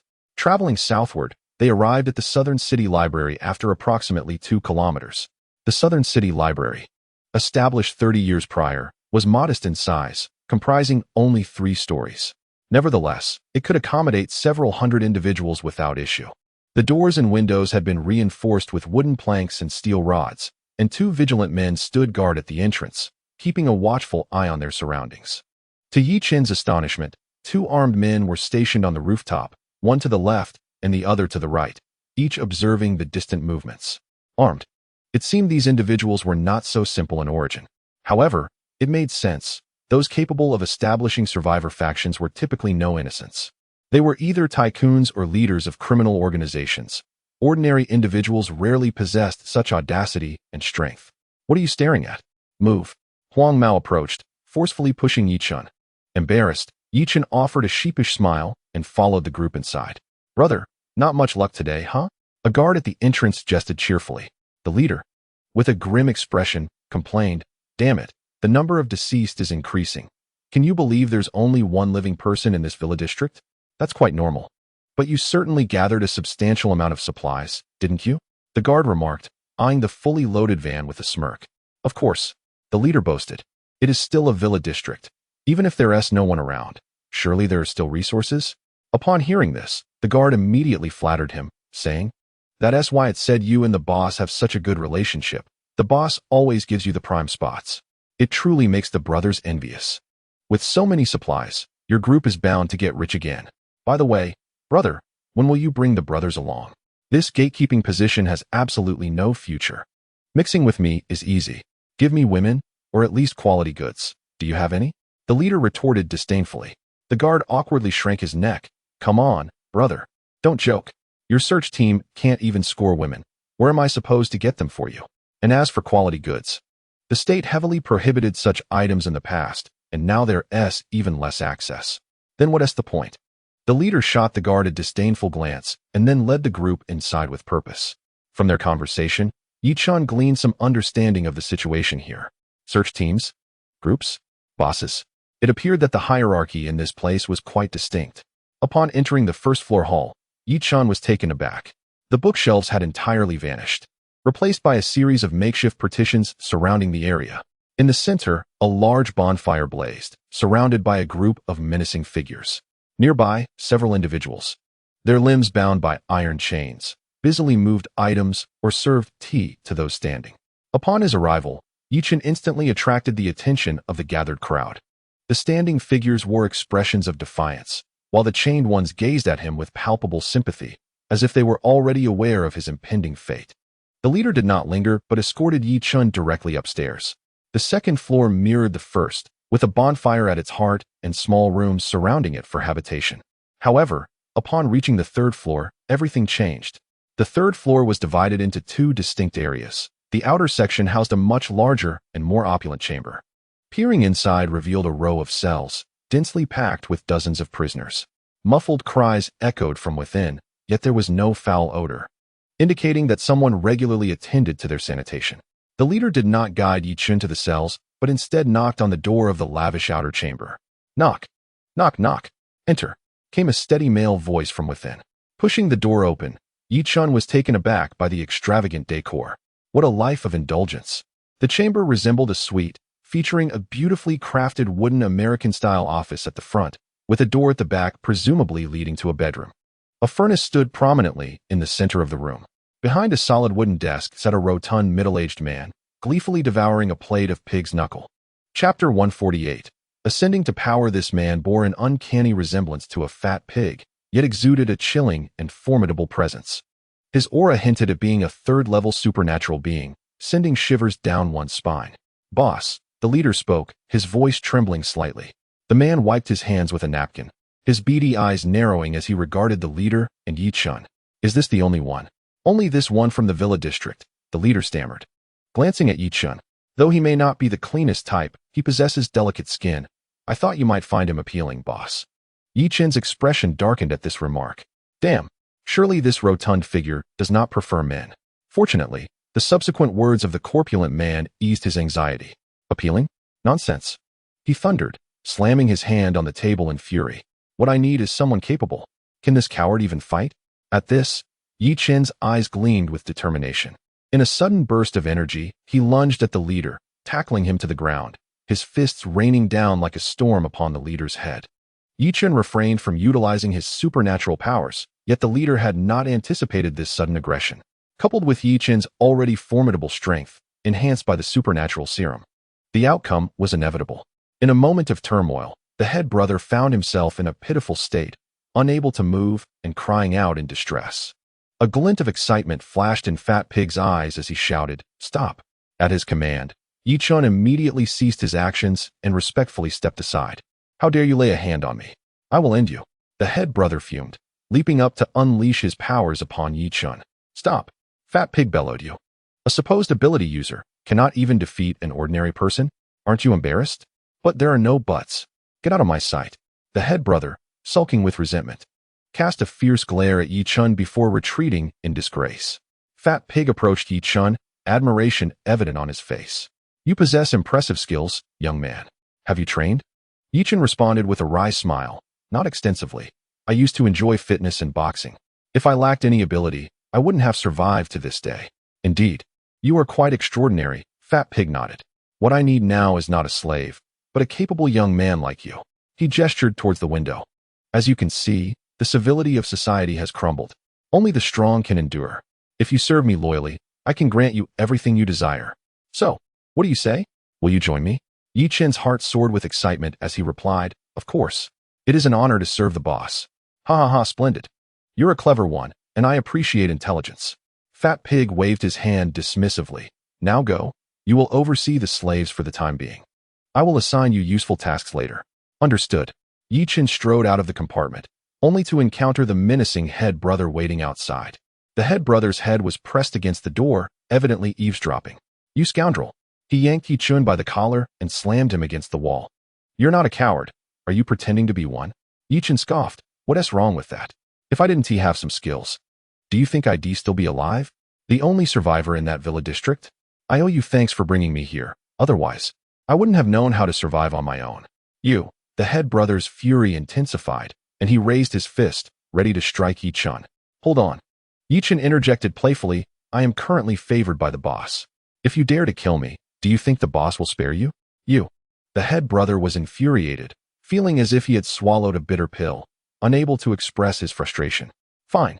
You have some guts. Just wait. You'd better not fall into my hands, or I will certainly end you." Fuming, the head brother shoved Yi Chun away and stormed off. "Just you? And me? Maybe in your next life." Yi Chun sneered, then turned his attention to the iron cage behind him. His expression shifted to seriousness as he slowly approached the prison area. Separated from the outside by an iron door, a guard wielding a knife stood at the entrance. "Who goes there?" Upon the guard's sighting of the unfamiliar visage of Yi Chun, he immediately adopted a vigilant demeanor and barked a warning. With an air of nonchalance, Yi Chun replied, "The boss sent me to oversee them. You may take your leave." "The boss?" the man queried, skepticism etched upon his face. "If you doubt my words, feel free to inquire for yourself," Yi Chun retorted, disinterested in further dialogue. "Haha, my brother, since you have said so, I certainly believe you." The man, his countenance alight with excitement, stepped forward, handing Yi Chun a key. From now on, this place is in your charge. Just ensure nothing goes awry. You must not only prevent their escape, but also guard against any self-inflicted demise, for the boss will not spare you otherwise." With that, the man turned to depart, his jubilance unmistakable, as if he had long grown weary of this dismal place. Indeed, the surroundings were dark and damp, devoid of any comforts, and replete with a sense of confinement. Any individual of sound mind would naturally abhor such an environment. Yi Chen peered inside, revealing a total of 10 cells, each housing 6 or 7 individuals. The sexes were segregated, with men outnumbering women, approximately 40 to 20. Yi Chen harbored no delusions of martyrdom. His primary objective was to ascertain whether any women here met the system's criteria. Should he find suitable candidates, he would take them away. Otherwise, he would bid farewell to this place without a second thought. The emergence of survivor organizations follows a predictable pattern. They will inevitably sprout like mushrooms after rain. Yi Chen felt no obligation to assist everyone, nor did he wish to. His focus remained on ensuring a better existence for himself and those he cherished. Abstaining from meddling in the affairs of others is a crucial tenet of survival in this apocalyptic realm. Even with the power to annihilate this group, his stance would remain unchanged. Everything is intricately linked by cause and effect. One can never foresee which act of interference may lead to their own downfall. Upon encountering Yi Chen, the individuals exhibited a spectrum of reactions. Some were filled with trepidation, while others seethed with anger. A cursory glance revealed that many cowered in the corners, heads bowed in submission. The system required Yi Chen to see their faces to determine their suitability. With this in mind, he commanded, "Lift your heads."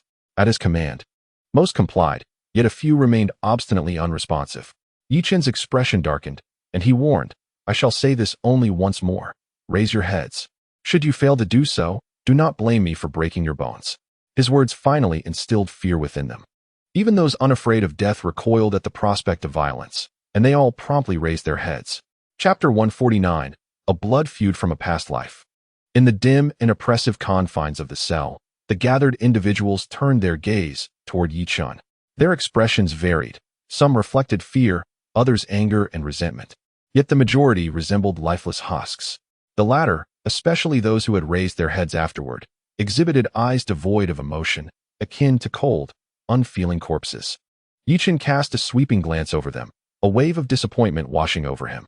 To his dismay, there was not a single woman among them who met the system's standards of beauty. Though disheartened, Yi Chen felt little sorrow. After all, it was unlikely that a stunning beauty scoring over 9 would have fallen to such depths, as she would have likely perished at the hands of these beasts long ago.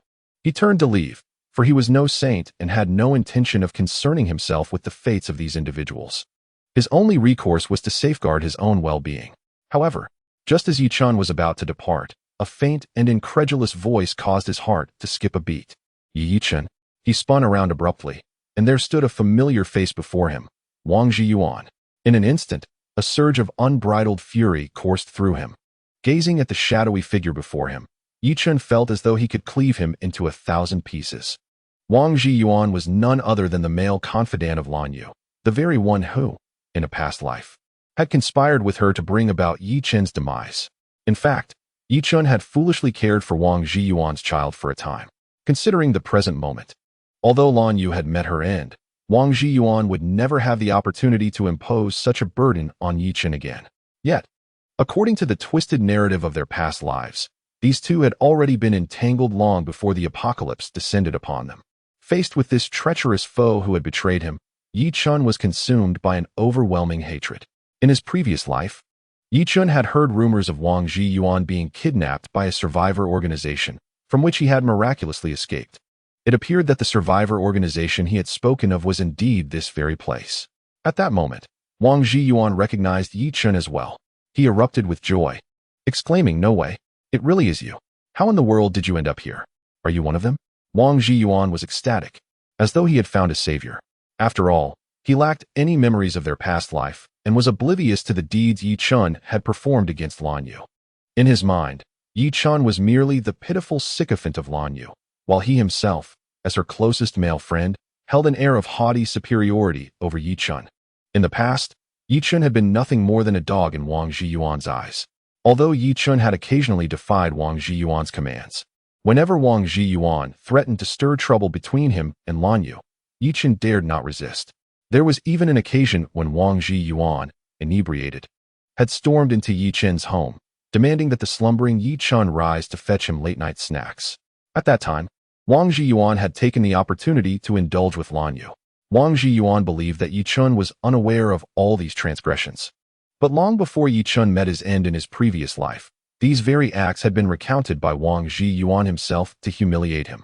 Confronted with this blood feud, Yi Chen wished to obliterate Wang Zhiyuan with a single punch. However, to do so would be far too lenient. Reflecting on this, Yi Chen suppressed his wrath and replied with a smile, "Indeed, I am one of them now. How remarkable, you've actually mingled with their ranks." Wang Zhiyuan exclaimed with delight. Then continued, "Quick, let me out. I feel like I'm being tormented to death by them." Upon hearing this, Yi Chen merely shook his head with a smile. In an instant, Wang Zhiyuan's expression turned a sickly green, and he retorted angrily, "Yi Chen, what do you mean by this? How dare you disregard my commands? Do you believe that if I escape, I can make Lan Yu break up with you in a heartbeat?" Yi Chen chuckled and leisurely approached the cell, subsequently unlocking the door. Witnessing this, Wang Zhiyuan's spirits soared. "Huh, you're still the obedient little dog you always were," he boasted, eager to step outside. Feeling triumphant, he couldn't resist mocking Yi Chen.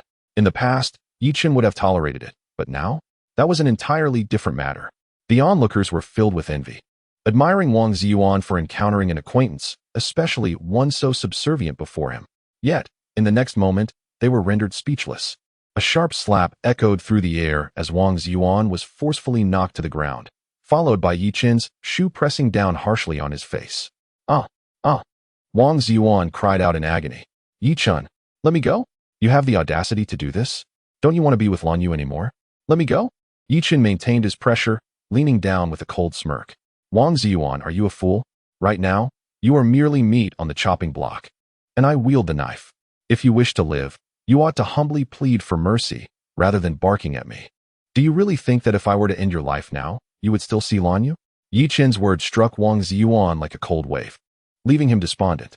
It dawned on him how foolish his previous actions had been. Indeed, Yi Chen was now the one in power, his decisions determining Wang Zhiyuan's fate. No matter how reckless Wang Zhiyuan was, he could not afford to act defiantly at this moment. Yet, he found it hard to believe that Yi Chen, who had once seemed so weak, could suddenly be so ruthless. He was even willing to strike him. However, it soon became clear to Wang Zhiyuan.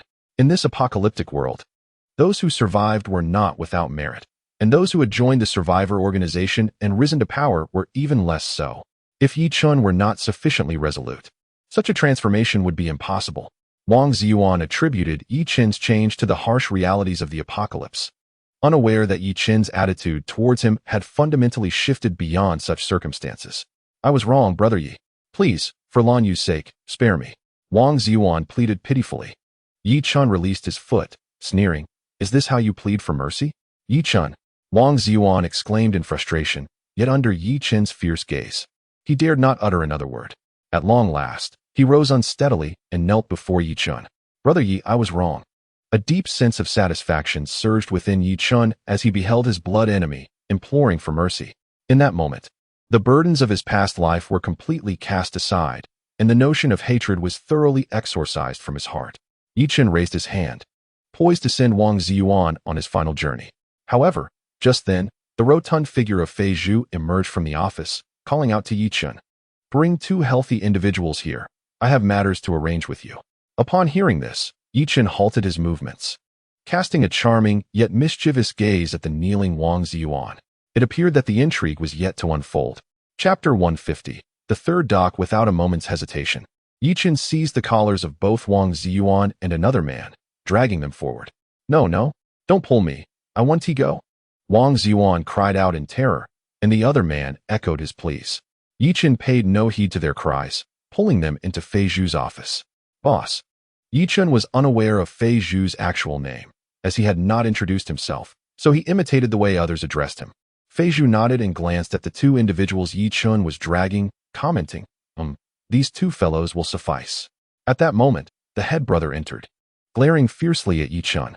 Unperturbed, Yi Chen returned the look with an expression of playful defiance. "Ahem." Fei Zhu cleared his throat, and spoke in a grave tone. I understand there are tensions between you two, but you are both under my command now. I do not wish to witness any conflicts between you. Do you understand my meaning? Yi Chun immediately chuckled. Rest assured, boss. How could I dare to conflict with the head brother? The head brother responded with a disgruntled, I get it.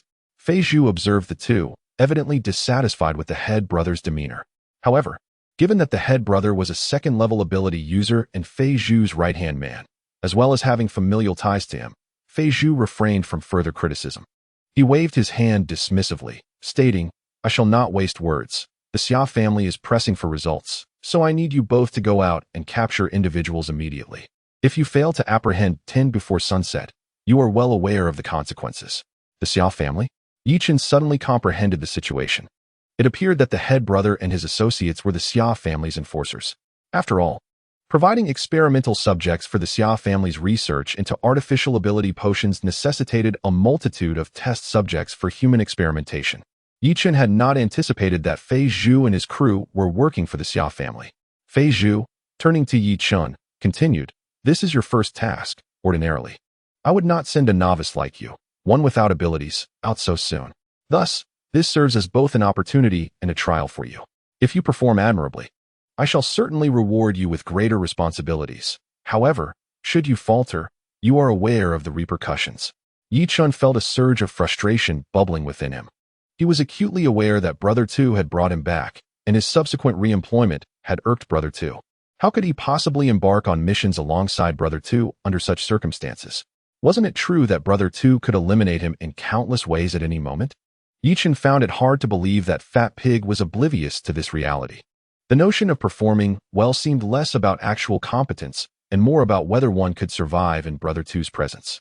If one succeeded, it would signify that they were indeed a person of worth, deserving of further trust.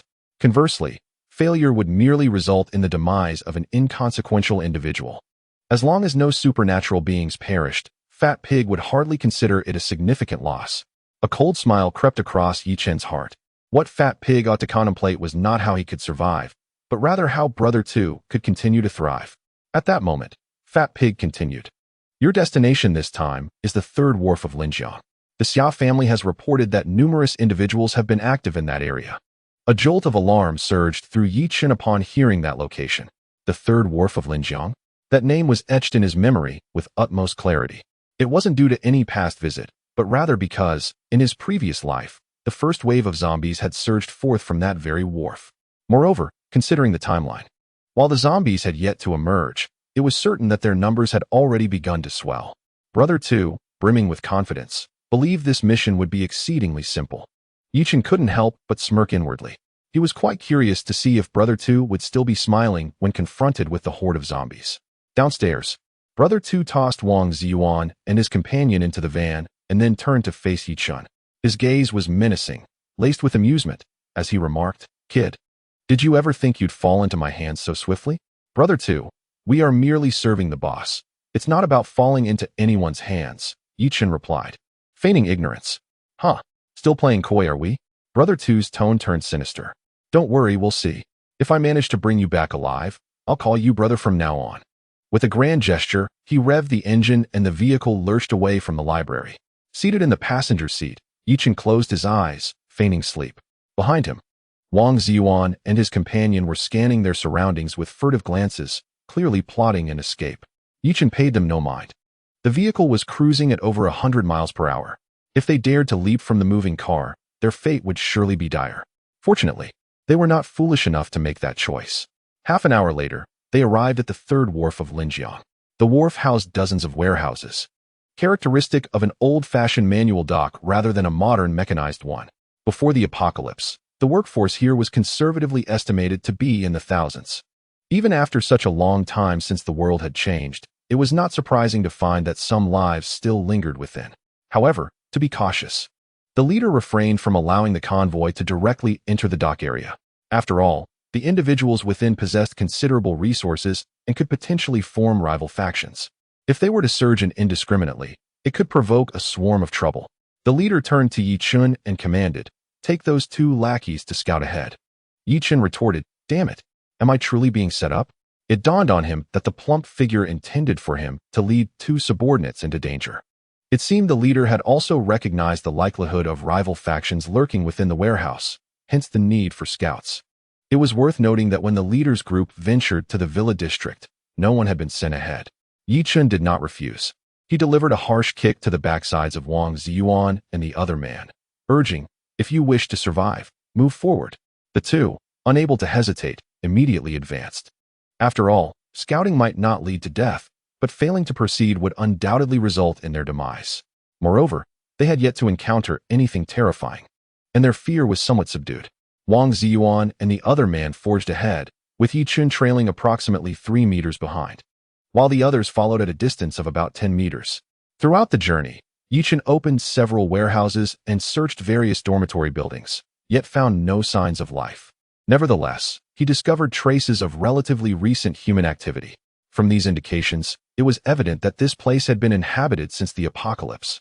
Consequently, the deeper they ventured, the more tense the leader and his companions became. They clutched their weapons tightly, their eyes scanning their surroundings warily. Given the time that had elapsed without encountering a single corpse, it was increasingly likely that the residents had organized themselves. Chapter 151, The Rise of the Undead. Ziyuan. Why do I suddenly feel a chill? The other scouting man trembled as he spoke to Wang Ziyuan. Damn it! Wang Ziyuan cursed under his breath. Don't frighten yourself. This place is desolate. What could possibly chill you? But I can't shake this feeling. My sixth sense has always been accurate since childhood. I really feel it's unwise to proceed.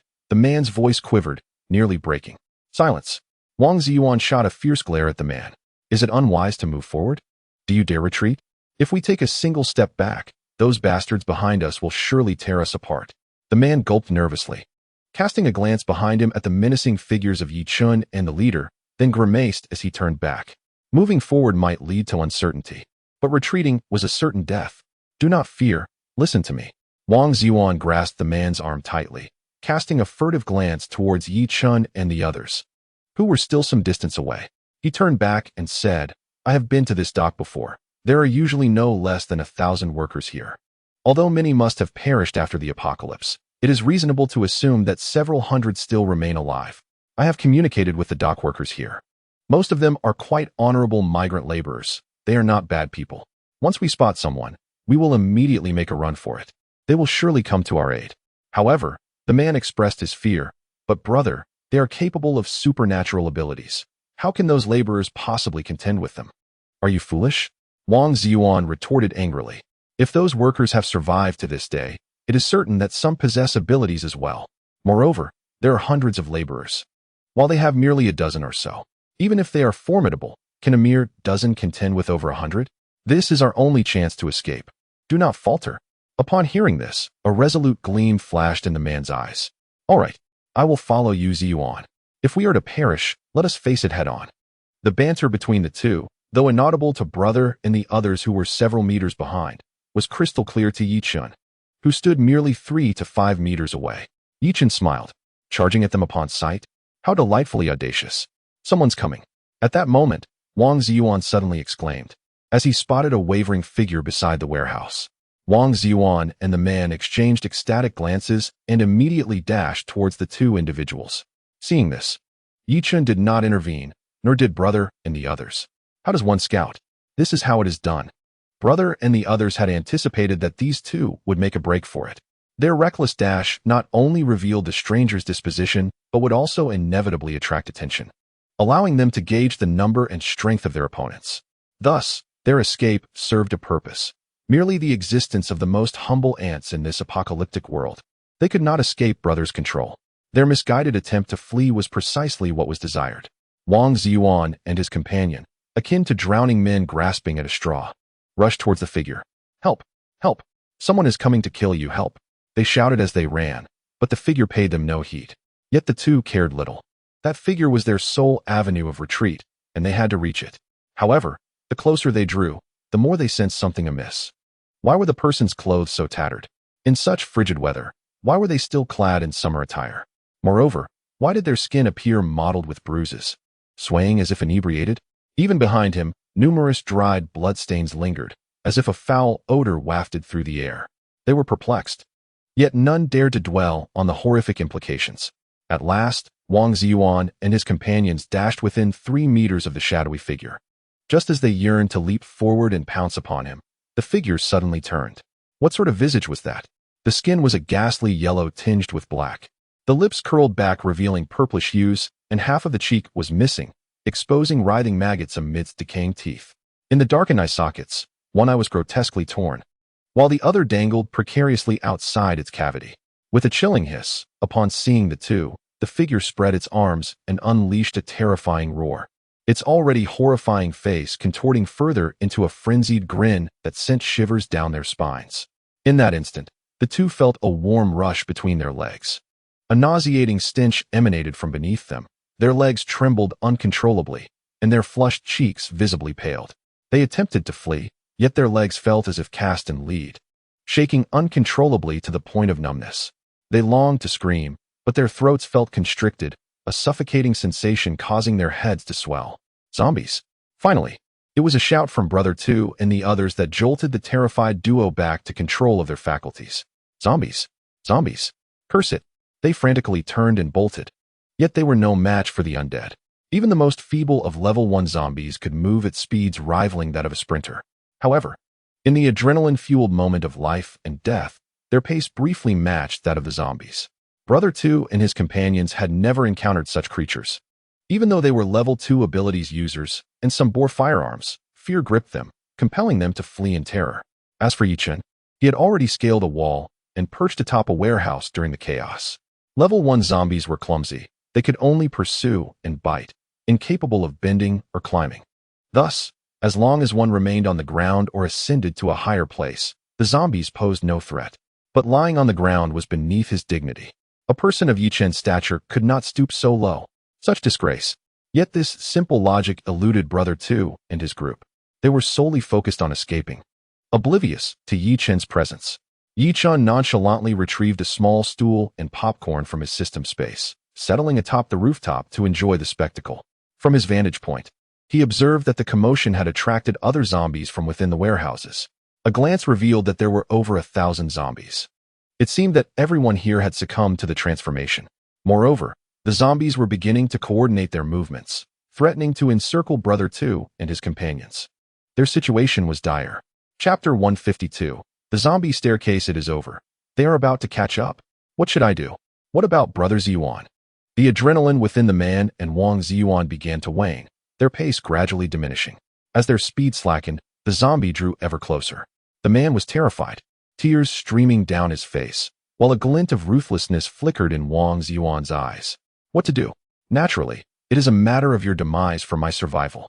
Breathless, Wang Ziyuan let out a roar and, without hesitation, shoved the man, already exhausted and on the brink of collapse. The man lost his balance and fell headlong to the ground. Thud! He landed in a disgraceful heap, his face smeared with dirt and blood. Rising to his feet, he opened his mouth to curse, Wang Ziyuan, you bastard. Before the man could finish his tirade, the zombie lunged forward and brought him down. While zombies do not chase their prey on all fours, that does not imply they cannot feast in such a manner. Once the zombie pinned the man to the ground, it began to tear into him with wild ferocity. Wang Ziyuan, I swear I will haunt you even as a ghost. The man's piercing screams echoed behind. Wang Ziyuan, noticing the zombie had ceased its pursuit, halted his steps. He coldly gazed at the wretched man, disdainfully remarking, with that mentality, even as a ghost, you would be but a fool. However, before Wang Ziyuan could savor his moment of triumph, Brother Two and his companions came rushing back, a chaotic tide. Wang Ziyuan was momentarily bewildered, fearing they had returned to confront him. But when he turned around to plead for mercy, he was met with a sight that sent terror coursing through him once more. Zombies. A horde of zombies. An overwhelming wave of them. It was over, utterly doomed. Wang Ziyuan had no time to ponder. He immediately followed Brother Two and the others in a frantic retreat. Yet, they had scarcely escaped when another throng of zombies surged towards them. Brother Two and the others scattered like birds as the crowd began to disperse. Some leaped onto the frozen river, others dove into warehouses, while a few sought refuge in nearby alleys. However, only a handful would manage to escape. At that moment, someone finally noticed Yichen, who had been sitting atop a rooftop, munching snacks while enjoying the spectacle. What the hell? How did that kid end up there? Damn it. Why isn't that zombie attacking him? Wait, Could it be that these zombies cannot climb walls? The realization struck the crowd, and they quickly began to scramble up to the rooftops around them. Their movements were not slow, yet ultimately, only 5 individuals made it to safety atop the buildings. They had arrived with a dozen or more, but now, including Yichun, only 6 remained alive. Brother 2, being the strongest among them, was naturally among the survivors. Perched alone on one warehouse rooftop, while the other 4 each found refuge on separate rooftops. The survival of Brother 2 did not come as a surprise to Yichun. However, he was taken aback to find that among the 5 survivors was Wang Ziyuan. How fortunate that lad was. The 5 individuals were panting heavily and appeared utterly disheveled. They glared at Yichun with palpable fury. Brother 2 was the first to roar, "You scoundrel! Did you know that once we climbed up, the zombies wouldn't bite? Why didn't you mention it?" Yichun innocently pointed to his own nose and replied, "But no one asked me."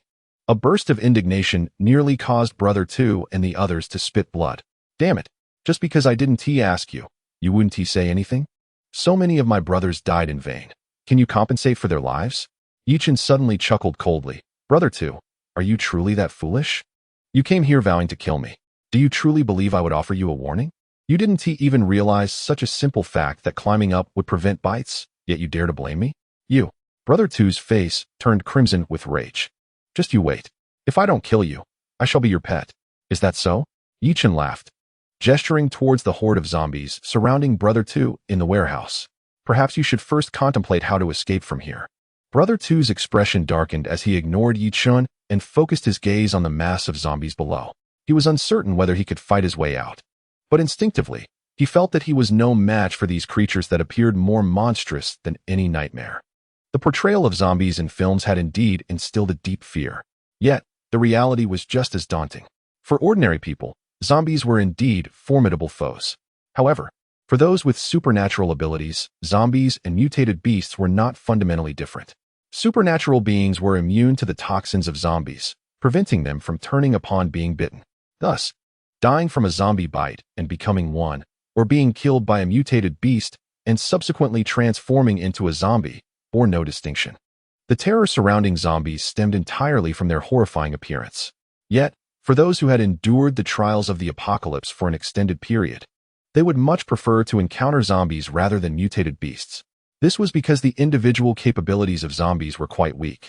Even the most advanced zombies could not match the prowess of an equally ranked supernatural being or mutated beast.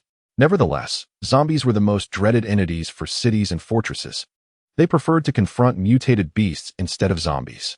This was due to a particularly terrifying ability that zombies possessed, the zombie tide. When a high-level zombie appeared, it could instinctively command all lower-level zombies in the vicinity. Although individual zombie combat strength was lacking when thousands or even millions of zombies amassed, their collective power could obliterate any fortress and tear apart any formidable opponent. However, as long as there was no high-level zombie leading them, even the largest horde of zombies would merely be a disorganized mob, posing little threat. Hiss! At that moment, a piercing roar emanating from hundreds of meters away sent a jolt of fear through Yichun's scalp. The sound resembled the hiss of a venomous serpent, yet also echoed like the roar of a mighty lion, deep and resonant, infused with a terrifying high pitch that seemed capable of piercing the very soul. At the moment this howl reached their ears, every zombie wandering on the ground ceased its movements, turning in unison towards the source of the dreadful noise. Yichun turned to look and beheld an unusual zombie, its skin tinged with green, standing ominously before him. A level 2 zombie. Yichun furrowed his brow, suddenly realizing why these zombies had congregated here, refusing to disperse. It was because this level 2 zombie was commanding them. However, Yichun felt no significant fear. While a level 2 zombie leading 1,000 level 1 zombies was indeed terrifying, even capable of tearing apart a level 3 ability user for a level 4 ability user. Breaking through this situation posed no insurmountable challenge. Yet, a scene that plunged Brother He and the others into despair unfolded before their eyes. The level 2 zombie emitted another chilling roar, and to their astonishment, the zombies, who were previously incapable of climbing, began to stack themselves like a tower, forming a macabre staircase to ascend towards the roof of the warehouse. Damn it, how can this be happening? Aren't they supposed to be unable to reach higher ground? Brother He and his companions were paralyzed with horror, unable to comprehend that these zombies had begun to climb. However, The initial terror had faded. Upon witnessing the zombies surge once more, they refused to remain passive. Bang, bang, bang. The sound of gunfire rang out as he seized his weapon, swinging it wildly at the approaching horde. Yet, against the overwhelming mass of zombies, individual strength was utterly inadequate. Although he was an ability user.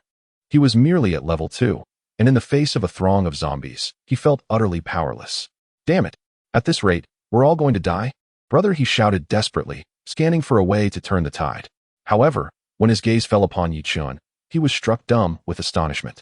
There, on Yi Chun's side, the zombies had not only failed to climb, but the ones that had previously been wandering beneath his warehouse had vanished entirely. What the hell? How is this possible? He was bewildered, urgently demanding, how in the world did you manage that? Yi Chun pointed to his own nose, feigning surprise as he replied, You're asking me? Do you think I would tell you? You. He gritted his teeth in frustration, convinced that Yi Chun had discovered yet another way to fend off the zombie assault. At this moment, he finally understood why the boss had such faith in Yi Chun. Though he was an ordinary person, Yi Chun undeniably possessed a sharp intellect. With a determined grit of his teeth, he forced a smile. Brother. I'm calling you brother now. We're all under the boss. How can you just stand by and watch your brother die? I was wrong, and I apologize. Please, for the sake of our lives, tell me how to stop them from attacking. Rest assured, my brother, your efforts shall not be in vain. Once we weather this calamity, you shall be as dear to me as a blood brother. Who would dare to wrong you when I stand resolutely by your side? Yi Chun chuckled, bemused by his brother's audacity. Even at this critical juncture, he still resorts to empty promises? What nonsense about brotherhood? If he survives this ordeal without taking my life, it would be nothing short of a miracle. Furthermore, what means does Yi Chun possess to avert the assault of the undead? The reason the zombies refrain from attacking him is that the second-tier zombies have developed a modicum of sentience. They cannot think, but can discern danger. They sense a formidable threat emanating from him, and thus refrain from sending the lesser zombies to encircle him. It is as simple as that. Yet, given that his brother has come to him, how could Yi Chun not extend his care? With this in mind, he feigned a sigh, saying, Brother, had you expressed this sooner, would I have gone to such lengths? Now that you've brought it up, I cannot stand idly by and watch you perish. Listen closely to how we can avoid the zombies' onslaught. I will only say it once. Upon hearing this, the elder brother felt a surge of satisfaction. What cleverness! Is he truly foolish enough to believe I would spare him? You have caused the demise of so many of my brethren, yet you expect me to grovel. Once we survive this ordeal, I shall ensure your end. The elder brother thought grimly, though his visage remained one of feigned anticipation as he gazed at Yi Chun. The others mirrored his sentiment. Yi Chun slowly rose, calmly declaring, First, kneel. Kneel. His words left everyone bewildered. What on earth does kneeling signify? Brother, are you truly resorting to insults? The elder brother was visibly displeased. Yi Chun, with an innocent expression, replied, Brother, do not misunderstand. I am not insulting you. I am merely indicating how to evade the zombies' attack. Though these creatures lack intellect, they were once human, so kneeling and begging for mercy is indeed effective. At this, the group exchanged glances, wholly unconvinced of its efficacy. After all, such scenarios never played out in films. Yet, as the horde of zombies drew nearer, considering that Yi Chun had indeed found a way to avoid being besieged, and that he himself remained unharmed, they had no choice but to place their faith in him. Consequently, they promptly knelt. A rather comical scene unfolded thereafter. Oh, dear zombie grandfathers, I was wrong. Please do not advance upon us. Brothers, you were once human too. Why must we turn against one another? Brothers and sisters, spare me. I shall return and burn offerings for you. I shall bring roasted chickens. Please, I implore you. Do not approach. The group pleaded and bowed, leaving Yi Chun unable to contain his laughter. Damn it, this is futile. Moments later, the elder brother grew frantic. His forehead nearly battered to a pulp, yet the horde of zombies continued to surge forward. The crowd hurriedly turned their gaze towards Yi Chun, their eyes filled with profound skepticism. Yi Chun wore a bewildered expression, thinking to himself, this shouldn't be the case. I had clearly done just that. And then they left. Brother, you've been tricked. The zombies are about to swarm in. You must speak the truth to us. Head brother rushed to his feet, striking down several zombies in a panic. Suddenly, a scream echoed from the rooftop. A junior, who had exhausted his ammunition, was gruesomely devoured by the horde of zombies. This scene intensified the anxiety among the others. Oh dear, how could I have forgotten this? Yi Chen exclaimed, slapping his forehead. What I meant to say was, I was wrong about Yi Chen's grandfather. Yi Chen's grandfather, I was wrong? Head brother muttered in confusion, involuntarily voicing his thoughts. Yi Chen chuckled, ah, good grandson. In an instant, the expressions of head brother and the others changed dramatically. At that moment, they realized they had been deceived. You scoundrel! How dare you play me for a fool? Even if I perish, I shall drag you down with me. Head brother had never endured such humiliation before. Consumed by rage, he momentarily forgot all fear. With a single leap, a tempest swirled beneath him, propelling him fiercely toward the rooftop where Yi Chen stood. As a wind-type ability user, he covered an impressive distance of over 10 meters with that step. He landed heavily and unleashed several tornadoes to repel the surrounding zombies, then charged again toward Yi Chen. Head brother, save me. Help. A junior on the rooftop cried out in desperation. Head brother glanced at the junior, hesitated for a moment, but ultimately turned and dashed over. He seized the junior by the collar, and together they sprinted toward Yi Chen. Strangely enough, as they approached within 50 meters of Yi Chen's warehouse, the zombies abruptly halted, ceasing all movement. On the other side, the zombie assault on head brother provided Wang Ziyuan with a chance to escape, initially intending to flee in the opposite direction. Upon witnessing the zombies refraining from approaching Yi Chen, he too rushed toward that direction. Before long, Wang Ziyuan, head brother, and the sole surviving junior found themselves in this temporary safe zone. Chapter 154. The end of the resentment. The three of them, panting heavily, gazed at the horde of zombies mere meters away, yet they dared not advance. Their faces were etched with disbelief. What had this young man done? Why were these zombies unwilling to approach? There was something peculiar about this. This young man was undoubtedly hiding something. Just as the three remained in a state of confusion, the zombie horde suddenly took 3 steps forward. They were alarmed. Turning to look, they were astonished to see Yi Chen had taken 3 steps back. A horrifying thought struck their minds simultaneously. It was Yi Chen. These zombies were centered around Yi Chen, within a 50-meter radius, refusing to come closer. Thus, whenever Yi Chen takes a step back, the horde of zombies surges forward without hesitation. Stop! Don't move! Brother Tao shouted in desperation. Having just battled against the zombies and having fought his way through the throng, he had nearly depleted his internal energy reserves. If Yi Chen were to flee at this moment, he would undoubtedly be torn apart by the relentless undead. Yi Chen teased, Oh, is Brother Tao afraid? You dare to insult me? He took 3 steps backward, prompting the zombies to advance 3 steps closer. No, I was wrong, I truly was. Brother, please, don't move. Brother Tao yelled anxiously. You still call me brother? Yi Chen raised an eyebrow. No. I'm the younger brother. You are the elder. Only an elder? Yi Chen deliberately elongated his tone. Brother Tao felt as though his heart might shatter. Gritting his teeth, he managed to utter a few words. Dad, was that sufficient? Fine. From now on, we'll each have our own titles. I'll call you grandson, and you'll call me father, Yi Chen replied with a grin. Uffed. Brother Tao was so furious that he spat out a mouthful of blood. Was this a situation in which he was destined to suffer? He dared not retort, and forced a smile. Brother, could you let us pass? That simply won't do, Yi Chen remarked playfully. I am not one to engage in unprofitable transactions. If you wish to cross, you must present something that captures my interest. Come on.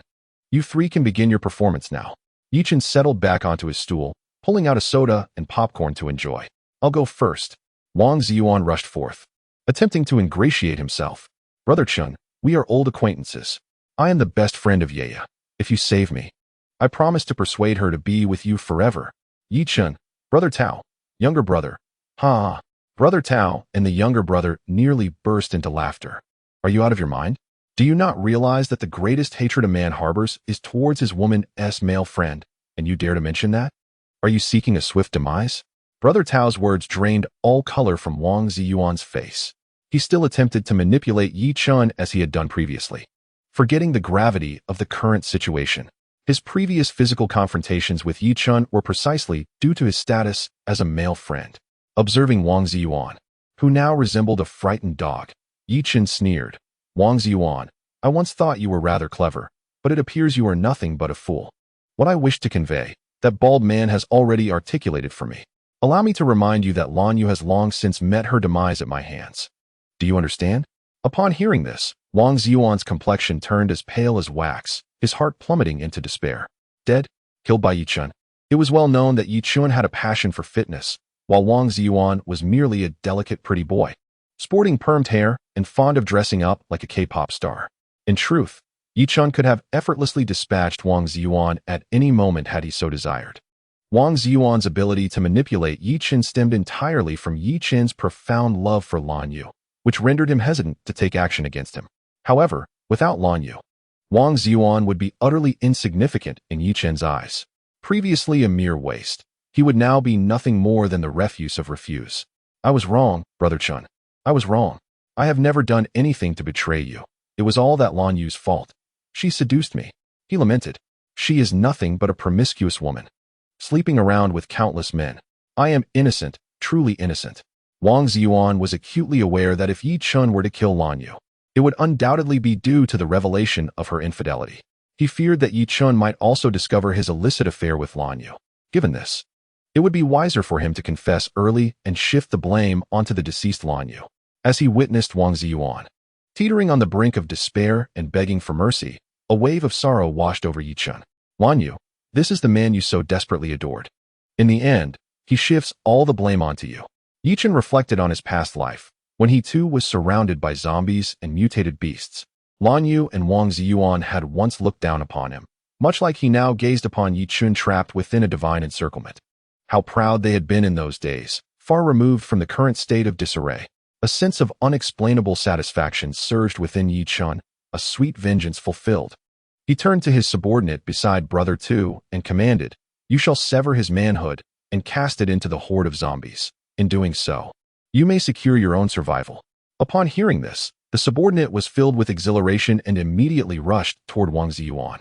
"No, please, don't." Wang Ziyuan desperately resisted. But he was no match for the determined subordinate, who swiftly overpowered him. The gleam of a dagger flashed ominously. "Ah!" the subordinate exclaimed as he seized the severed part and scoffed. "Can such a trifling thing truly attract women?" With that, he hoisted the weeping and wailing Wang Ziyuan, along with his filthy remnants, and cast them into the sea of zombies. A chorus of horrified screams erupted, as countless zombies surged forward, tearing apart his flesh, blood, and bone, devouring his very insides.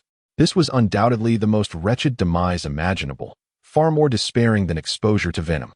He could vividly feel every inch of his body being shredded and watch in horror as the repulsive horde consumed him piece by piece. Yi Chun had once experienced such a feeling, and this was precisely the fate that awaited the treacherous paramour. The pent-up frustrations within Yi Chun finally dissipated as he beckoned to his subordinate. "You may approach now." The subordinate, elated, paid no heed to Brother Tu's fate and dashed forward. Now it was Brother Tu's turn to panic. Although he had witnessed others being torn apart by zombies, this was his first time observing it so closely. The despair of being devoured by the horde was overwhelming. Even the thought of it was enough to rend his heart. He trembled as he looked at Yi Chun, utterly devoid of anger. "Brother Chun, I have made a mistake. Dear brother, I possess valuable information. May I exchange this information for my life?" Yi Chun replied coldly, "Speak and let us see. But you must promise me." Are you setting conditions with me?" Yi Chun raised an eyebrow. The elder brother's heart trembled at once, and he chuckled awkwardly. No, I would never dare. I am aware that the boss has a villa behind the library, specifically used for the confinement of beautiful women. Brother Chun, if you release me, I can take you to enjoy all the women there.